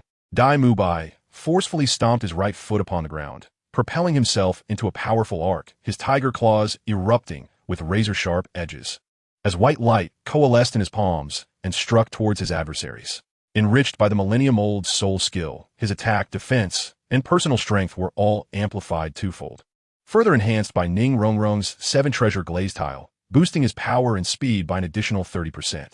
In that moment, Dai Mubai's unleashed might rivaled that of a level 50 Soul King. The resounding clash reverberated throughout the arena as his keen claws met the golden turtle shell, sending sparks flying. The golden-armored turtle's siblings staggered back a mere half-step before firmly grounding themselves, while Dai Mubai found his arms jolted upwards, his body involuntarily leaning back from the force of the impact. Chapter 294. Witness the splendor of an exceptional martial soul. Just as the words were spoken, the flash fire serpent launched its assault once more, an array of serpentine red orbs advancing with the speed of thunder and lightning, targeting Dai Mubai's chest with unerring precision. In that critical moment, Dai Mubai had no time to activate his second soul skill. He swiftly crossed his arms before his chest as a defensive measure. The air erupted with crackling sounds. Though Dai Mubai, under the precise control of the blue silvergrass, managed to avoid critical harm, bolstered by the defenses of the white tiger transformation, the second soul skill of the flash fire serpent was particularly unique, characterized by its single target area effect. Any contact would result in immediate paralysis and dizziness lasting approximately 3 seconds. With a resounding thud, as Dai Mubai landed, the flash fire serpent was forced to retreat several paces, once again seeking refuge within the protective barrier of the golden-armored turtle siblings. Hey, your head is on fire. Jiang Mumu had just launched the formidable Tai Long from the soul arena. As she turned, she caught sight of Ma Hongjun, who appeared dazed, a tuft of red hair on his head, slowly beginning to smoke. The rotund figure exclaimed, "Haha, roasted turkey." Little Wu, who was locked in a fierce battle with the formidable soul master, the Earth Devil Lone Wolf, couldn't help but tease the chubby one. With Ning Rongrong's support, her strength and speed had seen a notable enhancement, and her soul power level even outclassed her opponent. The rabbit and the wolf danced around each other, locked in a tumultuous struggle. Moments later, Ma Hongjun finally emerged from his stupor, cursing vehemently as he swatted at his singed hair. "Damn it! Who dares to set fire on my head? Just wait until I deal with you," he raged. Oscar Mushroom Sausage. It had always been he, the evil fire phoenix, who burned others. How could he tolerate being set ablaze himself? "All right," Oscar replied, raising his hand. A mushroom sausage was tossed from behind, immediately ensnared by the blue-silver vine and accurately delivered into the chubby one's grasp. "Now, let me show you what a true, supreme, fire-type martial spirit is." Ma Hongjun devoured the sausage, and in an instant, 6 ethereal wings unfurled from his back. With a gentle flap, he soared into the sky. First soul skill, Phoenix Fireline. Second soul skill, Bathing Fire Phoenix. Ma Hongjun was truly enraged this time, soaring over the golden-armored siblings, letting out a long howl before diving down, unleashing both soul skills simultaneously. A torrent of fiery energy erupted, fiercely sweeping toward the ground. Defense. Exploding Flash Fire Snake. The golden-armored siblings shouted in unison. As the brilliance of their third soul ring intensified, their turtle shells peculiarly separated, transforming into shields held firmly in their hands. The unspoken synergy between the twins was palpable. They quickly flanked the team leader, the exploding Flash Fire Snake, shielding him beneath their protective barriers. In the state of Bathing Fire Phoenix, the fire line expelled by Ma Hongjun transformed into pillars of flame, the purplish-red inferno howling down from above, crashing against the turtle shell shields. In an instant, vibrant flames erupted, dazzling like a burst of fireworks. However, Ma Hongjun's soul power was only at level 28. With both soul skills activated, even with the assistance of the 7 treasures glazed tower, he could not sustain it for long. Moreover, the flying mushroom sausage had a limited duration of merely 1 minute, and continuing the fierce battle would not yield an advantage. Yet, Ma Hongjun was not one to easily concede defeat. With a dismissive snort, he flapped his wings and redirected his fiery assault towards the Earth Devil Lone Wolf, aiming squarely at its rear. Second soul skill, Wolf Howl Bomb. On the opposite side of the soul fighting platform, the earthly fiend Lone Wolf narrowly evaded Xiao Wu's long legs attempting to ensnare him. He executed a graceful somersault, landing as a second spirit ring flickered brightly. With a resounding howl piercing the sky, he unleashed a vibrant azure light from his mouth, conjuring several orbs of light of varying sizes in the air. Just then, a sudden and formidable burst of purple malevolent fire erupted unexpectedly from behind him, engulfing his rear entirely. The lone wolf's howl shifted pitch in an instant. "Curse that fatso! Always setting my backside ablaze!" Xiao Wu exclaimed, rolling her eyes before seizing the opportunity to activate her third spirit skill, teleportation. In a flash of pink, she vanished from her original position and reappeared beside the howling lone wolf. With a deft flick of her toes, her long, supple legs ensnared his waist, while her scorpion braid coiled tightly around his neck. With a powerful arch of her back, Xiao Wu propelled herself upward. Though this maneuver was merely her first spirit skill, its lethality was not to be underestimated. In an instance where both their spirit powers were comparable, once ensnared by her long legs, escape was utterly impossible. With a fierce exertion of her strong legs, she sent the earthly fiend lone wolf tumbling. Utilizing the tension from her braid, she grasped his arms, while simultaneously delivering a powerful kick to his abdomen. With flames still flickering from his rear, the lone wolf was left disoriented from the barrage of strikes and rolled helplessly upon landing, fortuitously ending up at Jiang Mumu's feet. Jiang Mumu, a sudden burst of fire erupted from the soul arena. Below, Qingyu Yin and the rampaging gorilla were left speechless. If anyone were to be considered unfortunate, it would undoubtedly be Huang. Roar. No need to thank me, my friend. It is merely my duty, the rotund figure chuckled with an impish grin, playfully touching the tip of his nose. After all, why limit oneself to berating one when two would suffice? Thus, he turned his gaze, intent on employing the same trick to ambush the phantom skeleton nearby. However, he quickly realized that both the phantom skeleton and the ethereal spirit cat, Zhu Zhuqing, engaged in battle were agility-based fighters, their speeds so remarkable that they left afterimages in their wake. Should he miscalculate, he might end up targeting his own comrade, Douluo, and suffer dire consequences. Muttering to himself, his beady eyes glinted mischievously as he shifted his focus to the alluring support at the far end. This individual had a rather peculiar penchant for mischief, relishing in the sight of men igniting their posteriors and women setting their garments ablaze. Perceiving the lascivious and sticky gaze upon her, the support spirit master abruptly looked up, glaring coldly at the rotund figure. Just then, the 6 illusory wings behind him transformed into shimmering light, dissipating into the air. The wicked fire phoenix, bereft of its wings, was instantly reduced to a clumsy, grounded firebird, crashing down with a resounding thud. Fortunately, Dai Mu Bai, awakening from his stupor, swiftly extended his claw to catch the creature, preventing a rather unfortunate collision with the ground.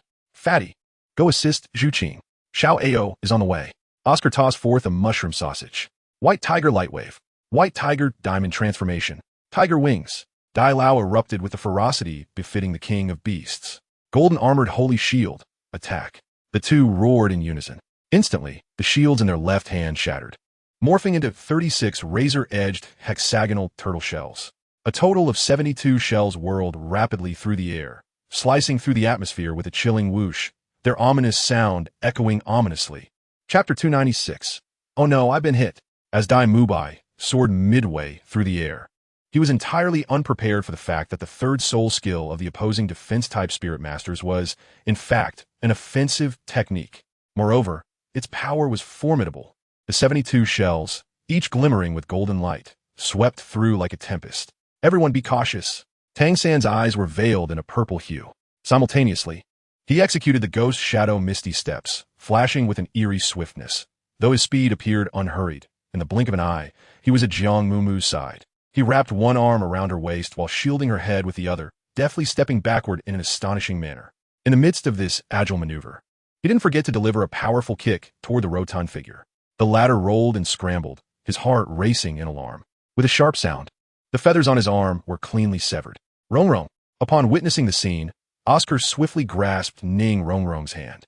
With ethereal wings flapping, the duo soared towards the arena above. As Xiao Ao and Rong Rong evaded the range of attack, the blue demon octopus transformed into a violet light, merging seamlessly with Jiang Mumu. On the other side, to evade the turtle shell, Xiao Wu executed 2 consecutive teleportations, her breath becoming labored. Engaged in combat with Zhu Zhuqing, the agile soul master of the illusory skeleton, upon hearing the call of the golden-armored turtle siblings, swiftly retreated to their own ranks. Just as Zhu Zhuqing was about to unleash her second soul skill, the ethereal 100 claws, she found herself unable to retract the gathered soul power, helplessly watching dozens of turtle shells spinning rapidly towards her. Meow. In Zhu Zhuqing's blue-green eyes, her pupils constricted into narrow slits. The instinct of her martial soul caused her furry ears to perk up instantly, emitting a low growl from her throat. With a swift motion, she lashed out with her slender, sharp claws against the approaching turtle shells. At that moment, a fierce roar erupted in mid-air. Dai Mubai bent his body and unhesitatingly lunged towards Zhu Zhuqing. The speed of the phoenix-tailed rooster snake was astonishing.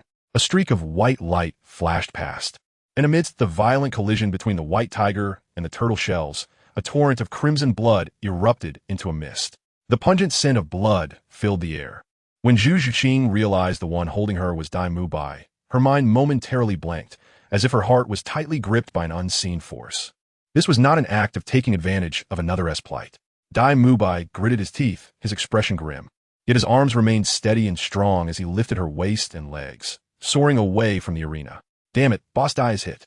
The plump one, having dodged a wave of attacks, raised his head only to see several turtle shells embedded in Dai Mubai's blood-soaked back.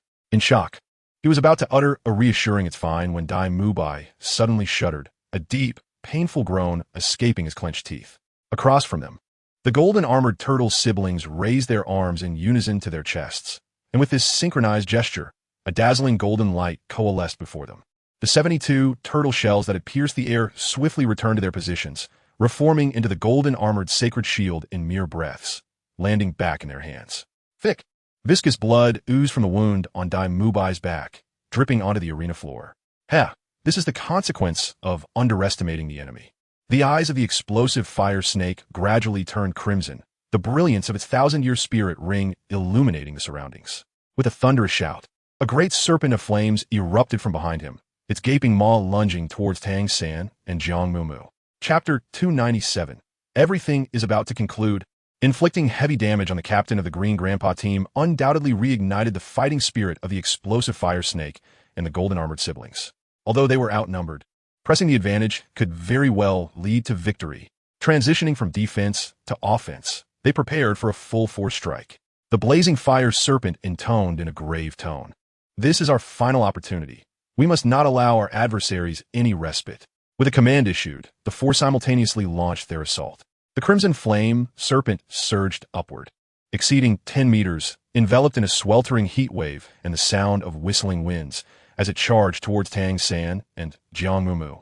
Bone Blade, Bone Demon Enhancement, Reverse Bone Frenzy. The three soul rings of the phantom skeleton activated simultaneously, causing its originally slender and tall form to swell dramatically in the wind, transforming into a robust skeletal frame, with its hands morphing into two bone blades. Golden-armored sacred shield, attack. The golden-armored turtle siblings targeted the airborne Dai Mubai, Oscar, and Ning Rongrong. 72 turtle shells whirled rapidly, forming a protective barrier around the three. Once the flight time of the mushroom sausages expired, they would undoubtedly be ensnared within. With a thud, Xiao Wu leapt into the air, delivering a kick to the arm of the phantom skeleton. In the next moment, a bone blade, shrouded in dark energy, swung perilously close to her calf. Instantaneous movement. Xiao Wu was drenched in cold sweat. Among her three soul abilities, none offered defensive capabilities, and her opponent, fully transformed into bone, was a swift attacker, leaving her with no means of counter. As she repeatedly activated her teleportation, her soul power was nearly depleted. Just as Xiao Wu was at her wit's end, a ghostly shadow suddenly sprang forth from the side, with two soul rings suddenly illuminating brightly. The spectral thrust propelled Zhu Zhuqing's speed to its zenith. Countless claw shadows wove behind the phantom skeleton, forming a glimmering net of lethal blades. The speed and strength from the seven treasures' glazed tower enhanced the attack of the spectral 100 claws, with each claw wielding formidable piercing power. Clang, clang, clang, clang. At that moment, Zhu Zhuqing was overwhelmed by an inexplicable surge of fury, and her strikes became exceedingly savage. Her claws penetrated the phantom skeleton's skeletal armor with wild ferocity, sparks mingling with blood as they erupted from her body. This scene deepened the troubled expression of the battered Dai Mubai in midair. Did she truly harbor such disdain for me? Is it not evident enough? Ning Rongrong blinked in disbelief. Anyone present, as long as they were not blind, could see this clearly. I say, Boss Dai, do you still have time to ponder these matters? Oscar lamented, producing the last 3 mushroom sausages, raising his hands in resignation. In another minute, we'll all be finished. Finish my foot. Dai Mubai felt an overwhelming sense of frustration, his anger surging uncontrollably.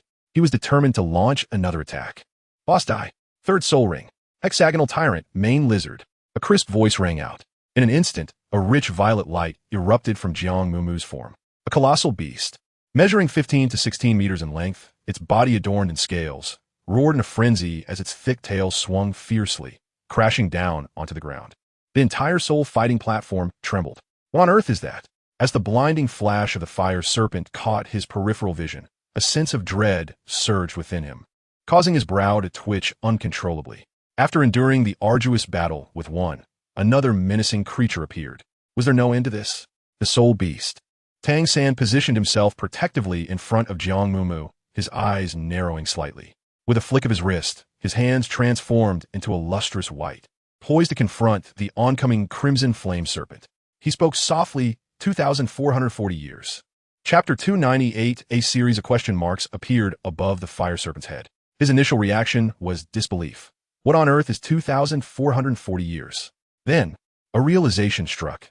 Could it be referring to this colossal soul beast? As these two thoughts converged, the question marks morphed into exclamations. This hideous, fiercely intimidating creature was indeed a soul beast of 2,440 years. What a jest! Wasn't the upper limit for the third soul ring around 1,700 years? And that was merely a legendary threshold. In reality, few dared to risk challenging such a limit. Absorbing a soul ring exceeding the limit by 700 years. What manner of monstrosity was this? The fire serpent's mind roared with disbelief, his expression shifting from confusion to shock, and ultimately to a slow, sinister grin. Seizing the moment of the fire serpent's distraction, Tang San's palm shimmered with a brilliant blue light. As he lifted his hand, the serpent's head uncontrollably swerved to one side. With a resounding thud, Tang San transformed his palm into a fist, striking the fire serpent squarely beneath its jaw. The massive head tilted back slightly, revealing its vulnerable point. In that fleeting instant, Tang San adeptly maneuvered, his purple eyes narrowing as he crouched and leaped, the Xiantian skill surging rapidly within him, coalescing in his palm. Then, he transformed his hand into a blade, aiming for the serpent's weak spot beneath its neck. Though the crimson flame serpent was a manifestation of soul power, it retained the characteristics of its martial soul, the snake, which was intrinsically linked to its master. Tang San's seemingly unremarkable strike, akin to throwing an egg against a stone, appeared audaciously reckless. However, the next moment, an explosive sound erupted, and flames erupted skyward. The serpent, over 10 meters in length, detonated from its neck, with clusters of fire scattering across the soul fighting stage like meteors from the heavens. The fire serpent staggered, feeling a dull ache in its chest, retreating several steps as it involuntarily spat out a mouthful of blood. This was impossible. Fire attribute martial souls naturally countered plant attribute martial souls. How could this be? Beside him, the stout figure stood in stupefied awe, swallowing hard. Damn, third brother is formidable. Third brother is stealing the show. Mumu, it's time to wrap this up. Tang San brushed off the singed cuffs and hem of his garment, the luminous sheen of his hands fading. He turned and gently patted Jiang Mumu on the head. Jiang Mumu's delicate face was taut, her eyes fixated unblinkingly on the hexagonal bearded dragon, her tone grave. Let me make it clear, if I release you, you must not devour anyone. The hexagonal bearded dragon let out a roar. Tang San observed that this creature was notoriously irritable. Without waiting for Jiang Mumu's consent, it thrashed its tail and charged toward the golden-armored tortoise siblings. Clang, clang, clang, clang. 72 tortoise shells launched simultaneously, pummeling the creature's robust scales like a torrential downpour, producing a shower of sparks. In a heightened state of agitation, the hexagonal bearded dragon raised its neck, its immense jaws agape, and a sticky, viscous tongue suddenly flicked out, targeting the two assailants. The golden-armored tortoise siblings retreated swiftly, retracting their tortoise shells to shield their fronts and backs. Sizzle. Upon contact, the caustic slime on the dragon's tongue produced a plume of white smoke. Golden light shield. The elder brother of the golden-armored tortoise bellowed, attempting to use his golden aura to repel the dragon's lengthy tongue. However, before the soul skill could be unleashed, the siblings found themselves ensnared, suspended upside down in midair. A pair of enormous, glistening green eyes, larger than light bulbs, gleamed with a ravenous hunger, fixated on them below. Chapter 299. Take your silly child away. The golden-armored tortoise girl was utterly terrified, letting out a wail as she clutched her brother's arm, crying and shouting, "Help! What is this hideous creature? Let me go!" Wah! At her cry, Jiang Mumu, whose face had already been taut, immediately flared up. She quickly hushed. Don't move. And don't make a sound. Do not provoke it. The golden armored girl obediently sealed her lips, her plump face contorting in distress. Yet she dared not stir. Little six, we agreed. No eating people. Jiang Mumu let out a faint sigh of relief, gradually extending her hand to gently pat the tip of the hexagonal Boang zone lizard's tail twice. Its throat quivered rhythmically. Thick drool continuously dripped from the corners of its mouth, and its eyes flickered with indecision, caught between the notions of to eat and not to eat. At that moment, Jiang Mumu cupped her palm, and the colossal beast instantly transformed into a swirl of violet light, enveloping her and gradually merging with her essence. With a couple of thuds, the golden-armored turtle siblings withdrew their heads into their shells, tumbling over in a comical fashion, spinning several times. We concede, we surrender. The team leader, flashing fire snake, wiped the blood from the corner of his mouth and reached down to lift the claw-marked phantom skeleton from the ground. After a brief pause, he added, though I am reluctant to admit it, you are indeed formidable. Beside them, the golden-armored turtle siblings displayed contrasting emotions. The brother's face was ashen, while the sister wept uncontrollably. The group exchanged silent glances, supporting one another as they descended from the fragmented Douluo stage through the passageway. Jiang Mumu's delicate shoulders slumped as she wiped the sweat from her nose with the back of her hand. At last, it was over, not just this bout, but the obligation of participating in two-soul duels every day henceforth. The tension in her mind suddenly eased, leaving her with a delightful sense of lightness, as though she might float away. However, before she could fully indulge in this newfound freedom, Dai Mubai unexpectedly rolled his eyes and fainted without warning. Dai Mubai, cried out his companions, rushing to support his towering frame as it swayed precariously. Ning Rongrong exclaimed, what happened? He seemed fine just moments ago. Oscar added, I merely wanted to offer him a sausage to help him recover, and before he could even eat it, he collapsed. Fatty interjected, is Dai Mubai really that weak? Xiao Wu speculated, could be poisoning? At the mention of poisoning, Zhu Zhuqing instinctively clenched her hands. Just as she was about to step forward, Tang San remarked, his injuries and complexion appear normal. There are no signs of poisoning. Do not worry, I have a solution, he assured them. Jiang Mumu rolled up her sleeves, gently adjusting the mask on Dai Mubai's face with one hand while deftly pressing her other hand against his lips. Instantly, Dai Mubai's body trembled in response. Look, he reacting. Jiang Mumu leaned in closer, increasing her grip as she earnestly recounted. In our village, Zhu Xiaopeng once used firecrackers to blast a cow's backside. The enraged beast knocked him out cold, and that was how our village elder would wake someone up. Dai Mubai's hands, which had been hanging limply by his sides, gradually clenched into fists. One foot surreptitiously stretched out, the toes gently nudging Tang San. Hey, good brother, hurry and take your foolish friend away. After a moment of surprise, Tang San scratched his nose and grasped Jiang Mumu's wrist, saying, it seems that Boss Dai might be too drained of his soul power and, being injured, is physically weakened. Let us help him back so he can rest. The group hurriedly assisted Dai Mubai onto the back of the portly boy. Synopsis. The once lazy junior sister of the Xuan Nv Sect, Jiang Mumu, has found herself reborn as the pampered and cherished daughter of the affluent Jiang family in Holy Spirit Village. With a doting father, a protective mother, and 3 brothers vine holder in their palms, the reincarnated Jiang Mumu resolves to continue her leisurely existence, for truly, being a blissful slacker is the essence of life.